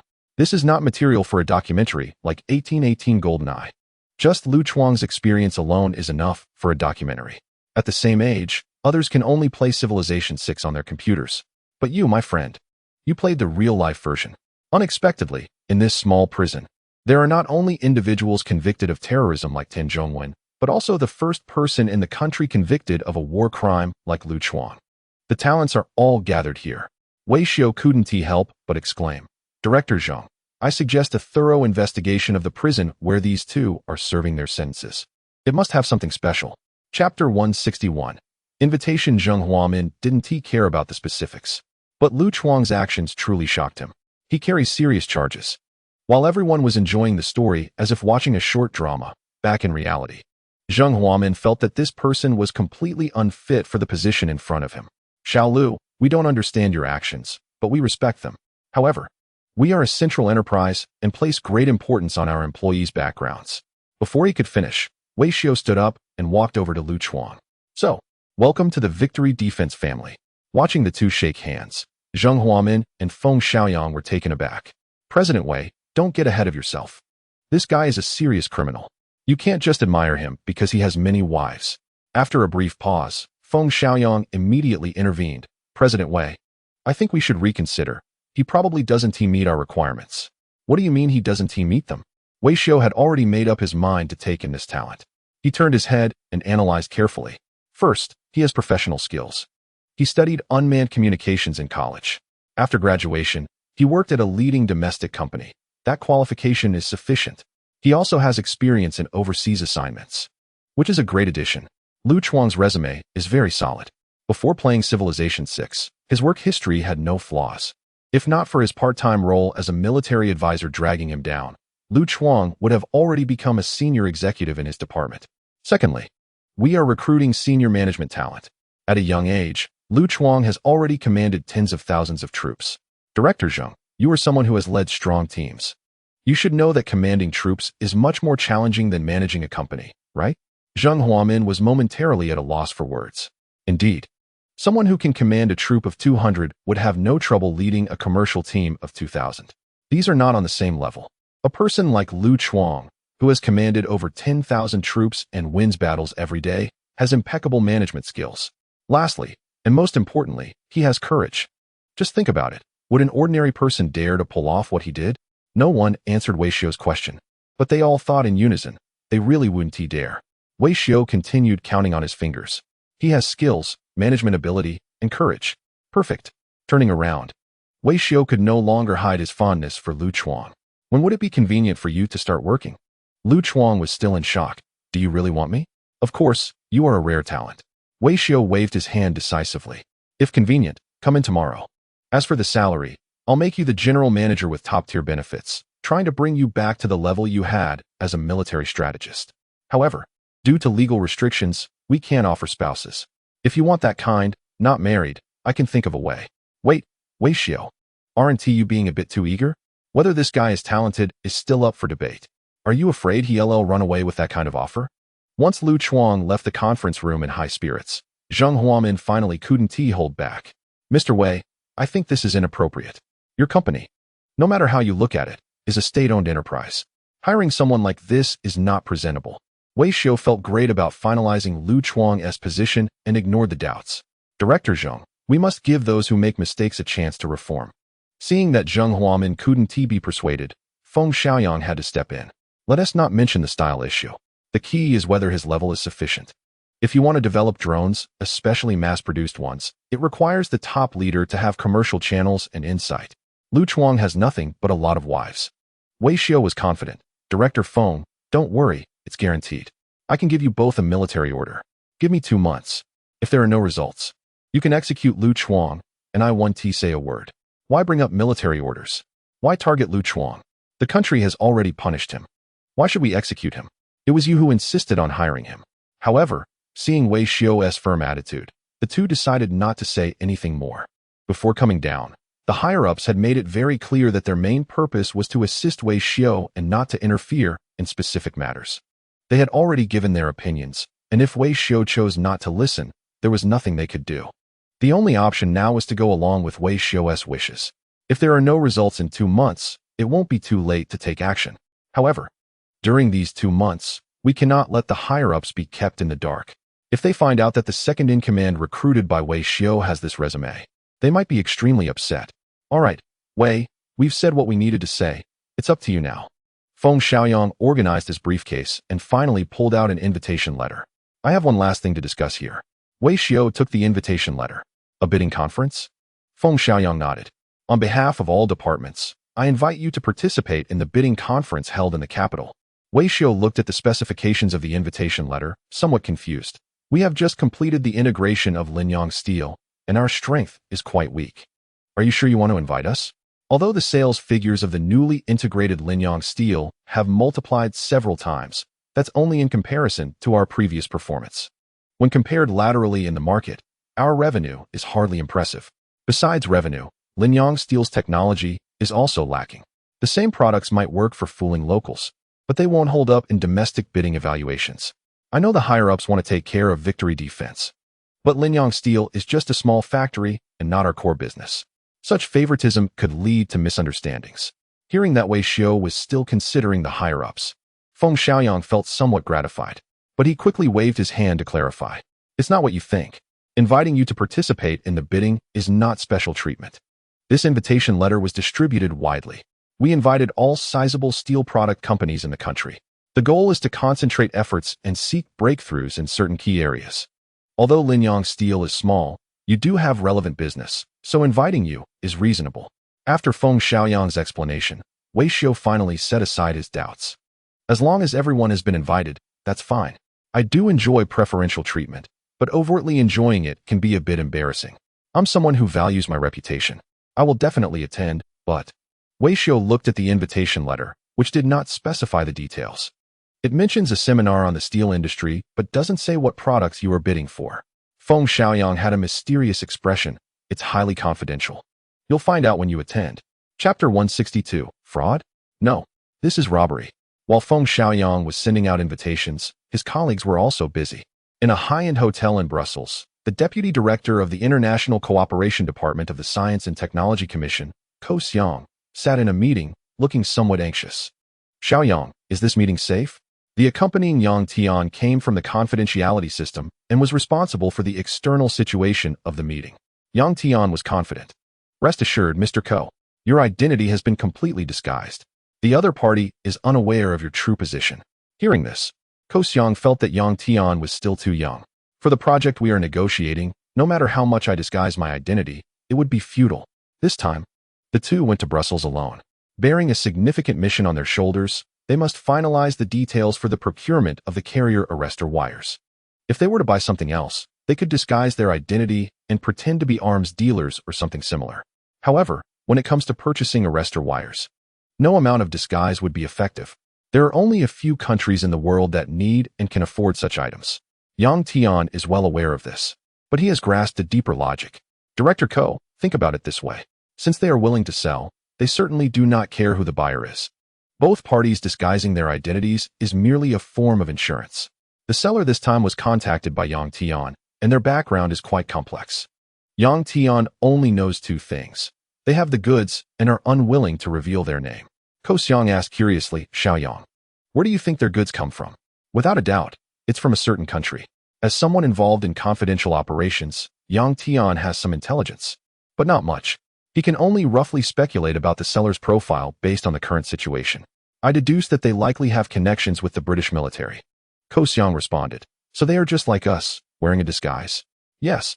I suspect they obtained the stock of carrier arrestor wires from a certain country and are now reselling it internationally for profit. Upon hearing this, Yang Tian fell silent, feeling a sense of frustration. The domestic technology for this item is relatively backward and currently not at an internationally leading level. That's why he needs to run around and hide his identity to make purchases. Meanwhile, the stock from that certain country has already accumulated to the point where they can resell to allies. Just thinking about it makes him feel bitter. Before long, two blue-eyed negotiation representatives entered the conference room. One of them used a detection device to conduct a thorough check of the room, confirming that there were no listening devices before beginning the formal conversation. Mr. Yang, I can offer a small quantity of the product you requested, but the price will be above market value. Ko Xiang and Yang Tian, both proficient in English, were somewhat surprised by the straightforwardness of the other party. How much higher? The other party seemed to have anticipated everything and simply held up one finger. Ko Xiang immediately pressed, in dollars or euros? Dollars. Ko Xiang felt a pang in his heart. $1 million was actually higher than their psychological expectation. After all, this item is a consumable with a usage cycle. A fixed price that high means that the subsequent maintenance costs for the carrier would skyrocket. Ko Xiang still wanted to negotiate. Sir, $1 million is really... Before he could finish, the other party suddenly showed a look of disdain. What are you joking about? I said $10 million. With $1 million. You won't even see the arrestor wires. Yang Tian and Ko Xiang were momentarily stunned. This is how it is abroad. If it were at home, Ko Xiang would have called the police by now. Hello? Is this the police? There's someone scamming here. It's robbery. Damn it. How can you shamelessly quote $10 million for a piece of rope? Ko Xiang immediately retorted, Sir, you are going too far. This price is already several times beyond a reasonable range. The redneck across the table suddenly smirked. Do you really think there's a reasonable price range for this kind of product? At that moment, Ko Xiang was at a loss for words. Negotiations require leverage, and right now he had none. Products like aircraft carrier arrestor wires are priced, but have no market. The seller completely controls the pricing power. So their attitude is tougher than a rock in a latrine. Sir, if you want to continue this discussion, we need to reach a consensus on the price. Starting from $10 million each, we can negotiate the quantity and delivery method. You should know that selling you this product puts us under considerable pressure. Upon hearing this, Ko Xiang found himself with no room to struggle. The other party had made their identity clear. It was as if everyone had laid their cards on the table, just not openly acknowledging it. Because the other side held all the initiative, they could come and go as they pleased. Sir, I understand you need to consider and consult. I'll give you 3 hours. 10 million. Accept it, and we continue negotiations. If not, I wish you good luck. One thing I can tell you for sure. Besides me, there's no one else in the world who can sell you this kind of product. After finishing his statement, the two men in casual attire picked up their briefcases and left elegantly. They walked 20 meters to the left, to the end of the corridor. One of them stopped, standing guard, while the other confirmed safety before pulling out his phone to make a call, lowering his voice to report. We met as scheduled. Everything is as you imagined. They have no room for choice. In my judgment, they have no option but to accept our proposal. I estimate we will soon secure a large order. On the other end of the line, the response was simply, okay. Once they adopt this, it will definitely be a large order. Is your inventory sufficient? The tone on the other end was very confident. Don't worry, my contacts have guaranteed me that there will be as much as needed. Meanwhile, in the conference room, Yang Tian looked at the silent Ko Xiang and felt uneasy. Director Ko, can you say something? What is there to say? This is a disgrace. What more should I say? Ko Xiang slammed his pen down on the floor. The price of 10 million each was already humiliating. After throwing out that price, the other party left the conference room without even considering them as people. Yet, he didn't storm out because the burden on his shoulders was too heavy. He felt cornered. Ko Xiang took a deep breath. This is one of the few products we can find. If we don't buy it, the maintenance of the active aircraft carriers will be problematic. But if we do buy it, the humiliation is secondary. I can bear it personally. The most important thing is the cost. Yang Tian understood this as well. Once they procure such a high-priced product, It would mean that the cost of each takeoff and landing of the carrier-based aircraft would be higher than that of other countries. This is a significant matter. Should we consult with the authorities back home? Ko Xiang nodded and took out his phone. Chapter 163. No hope, what a joke. In the capital, Feng Xiaoyang received the call and was immediately taken aback. $10 million? They are directly seizing it. Isn't that enough? There's no need to trouble me with a rope. It's impossible, absolutely impossible. If they don't sell, so be it. First, we cannot be humiliated. Second, we don't have that many resources. You two should come back early. The secretary beside him looked at Feng Xiaoyang's expression and probably guessed the issue. Director Feng, is the negotiation on the other side not going smoothly? Feng Xiaoyang put away his phone, feeling somewhat overwhelmed. It's not just that it's not going smoothly. It's a dead end. Relying on external procurement is only a stopgap measure. We still have to depend on ourselves. The project to block the cable has been fully entrusted to Feng Xiaoyang, making him completely responsible. The higher-ups proposed two general plans, self-research and procurement running in parallel. However, based on the current report from Ko Xiang, the possibility of procurement seems decent. Buying one or two to make do is still feasible. But if used on a large scale, bankruptcy is inevitable. With this thought in mind, Feng Xiaoyang walked into the conference room with a heavy heart. At that moment, the conference room, which could accommodate 50 people, was filled to capacity. Representatives from the steel industry across the country were eagerly awaiting. They all received the same invitation but did not know the purpose for which they were called by the higher-ups. Everyone, please quiet down. We will officially start the meeting now. Feng Xiaoyang took the stage, tested the microphone, and got straight to the point. You are all the backbone of the domestic steel products industry. I believe after seeing the composition of the attendees, you will understand the purpose of my invitation. Yes, we are facing significant difficulties. Feng Xiaoyang set a very somber tone for the meeting to inspire the participants' determination to fully commit to this project. Currently, we urgently need a type of three-layer composite structure steel cable. This cable is an important strategic material that affects our military's combat capability. The Naval Engineering University has been working on this technology, but so far, there have been minimal results. Therefore, I want to gather all of you engaged in steel products to brainstorm together. After saying this, the attendees exchanged glances. Although Feng Xiaoyang never explicitly mentioned the aircraft carrier arrestor cable, every word he spoke was related to it. Everyone could already guess what the three-layer composite structure steel cable was intended for. Because of this, the expressions of the attendees were gradually changing. You can consider this meeting as a bidding session. I will unconditionally share all research materials from domestic research institutes with you. Everyone can use these materials as a research foundation and then tackle the challenges. Whoever can develop a product that meets the requirements will be a national hero. The detailed materials are in front of you. Please read them first. After he finished speaking, the sound of pages turning filled the room. Wei Xiao, sitting in the front row, looked at the thick materials that were even thicker than a dictionary and felt a chill run down his spine. He didn't even want to look at the materials because he believed he shouldn't be there at all. He was representing Linyang Steel. At first, he naively thought this was an industry seminar. But upon arriving, he realized that the attendees were all industry giants. Next to him in the front row were representatives from major steel companies, which are the backbone of the national steel industry. To put it bluntly, the output of just one of their furnaces was greater than the total output of his company. What was a small enterprise like his doing mingling with such heavyweights? As he flipped through the materials, Wei Xiao discovered that they needed a type of high-strength steel cable composed of 6 strands, each containing 742 wires with a diameter exceeding 6 millimeters. Based on the basic data, Wei Xiao felt it was manageable. His company did have the production line for such cables. It was just a matter of arranging the wires. However, as he continued reading, he was taken aback. The tensile strength requirement was over 1900 MPa. This standard exceeded the limits of any steel cable. Not to mention the additional process requirements, zinc aluminum coating, plastic immersion treatment, and high corrosion resistance. The detailed specifications involving aramid fiber belts, polyurethane elastomers, and ceramic microsphere coatings far surpassed any civilian product. Wei Xiao calculated the costs in his head and felt it might not be worth it. After all, he represented his company, and what was its primary goal? To make a profit. If he took on this burden, it would mean relentless research and development. Anyone familiar with running a business knows that R&D is a bottomless pit.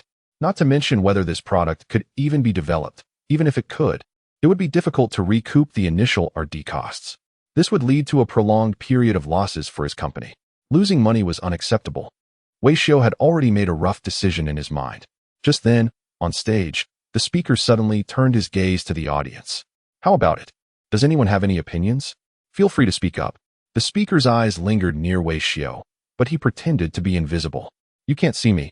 You can't see me. Because Wei Xiao resolutely ignored the speaker's gaze, the representative from the cable company beside him became anxious, thinking the leader was calling for him to speak. So he stood up. Director Feng, to be honest, this is quite challenging. Your project has already exceeded existing processes in both materials science and mechanical design.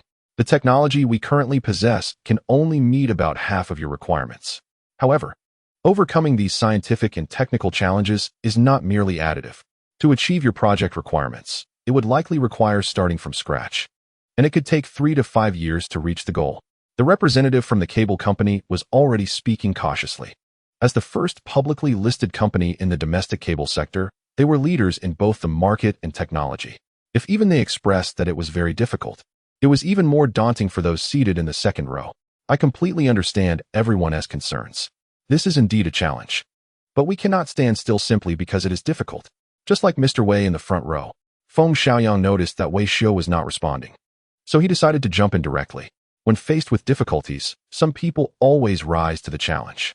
Not only did they manage to revitalize their defense efforts, but they also turned a profit. Everyone should learn from Mr. Wei. After he finished speaking, others cast envious and appreciative glances at Wei Xiao. However, Wei Xiao felt a bit lost. Wait, are you playing tricks? Why are you praising me at this moment? Feng Xiaoyang revealed a cunning smile. Mr. Wei, does your company have confidence in this project? Wei Xiao stood up with some reluctance. Our company is small, with outdated technology and weak R&D capabilities. I don't think we have much hope.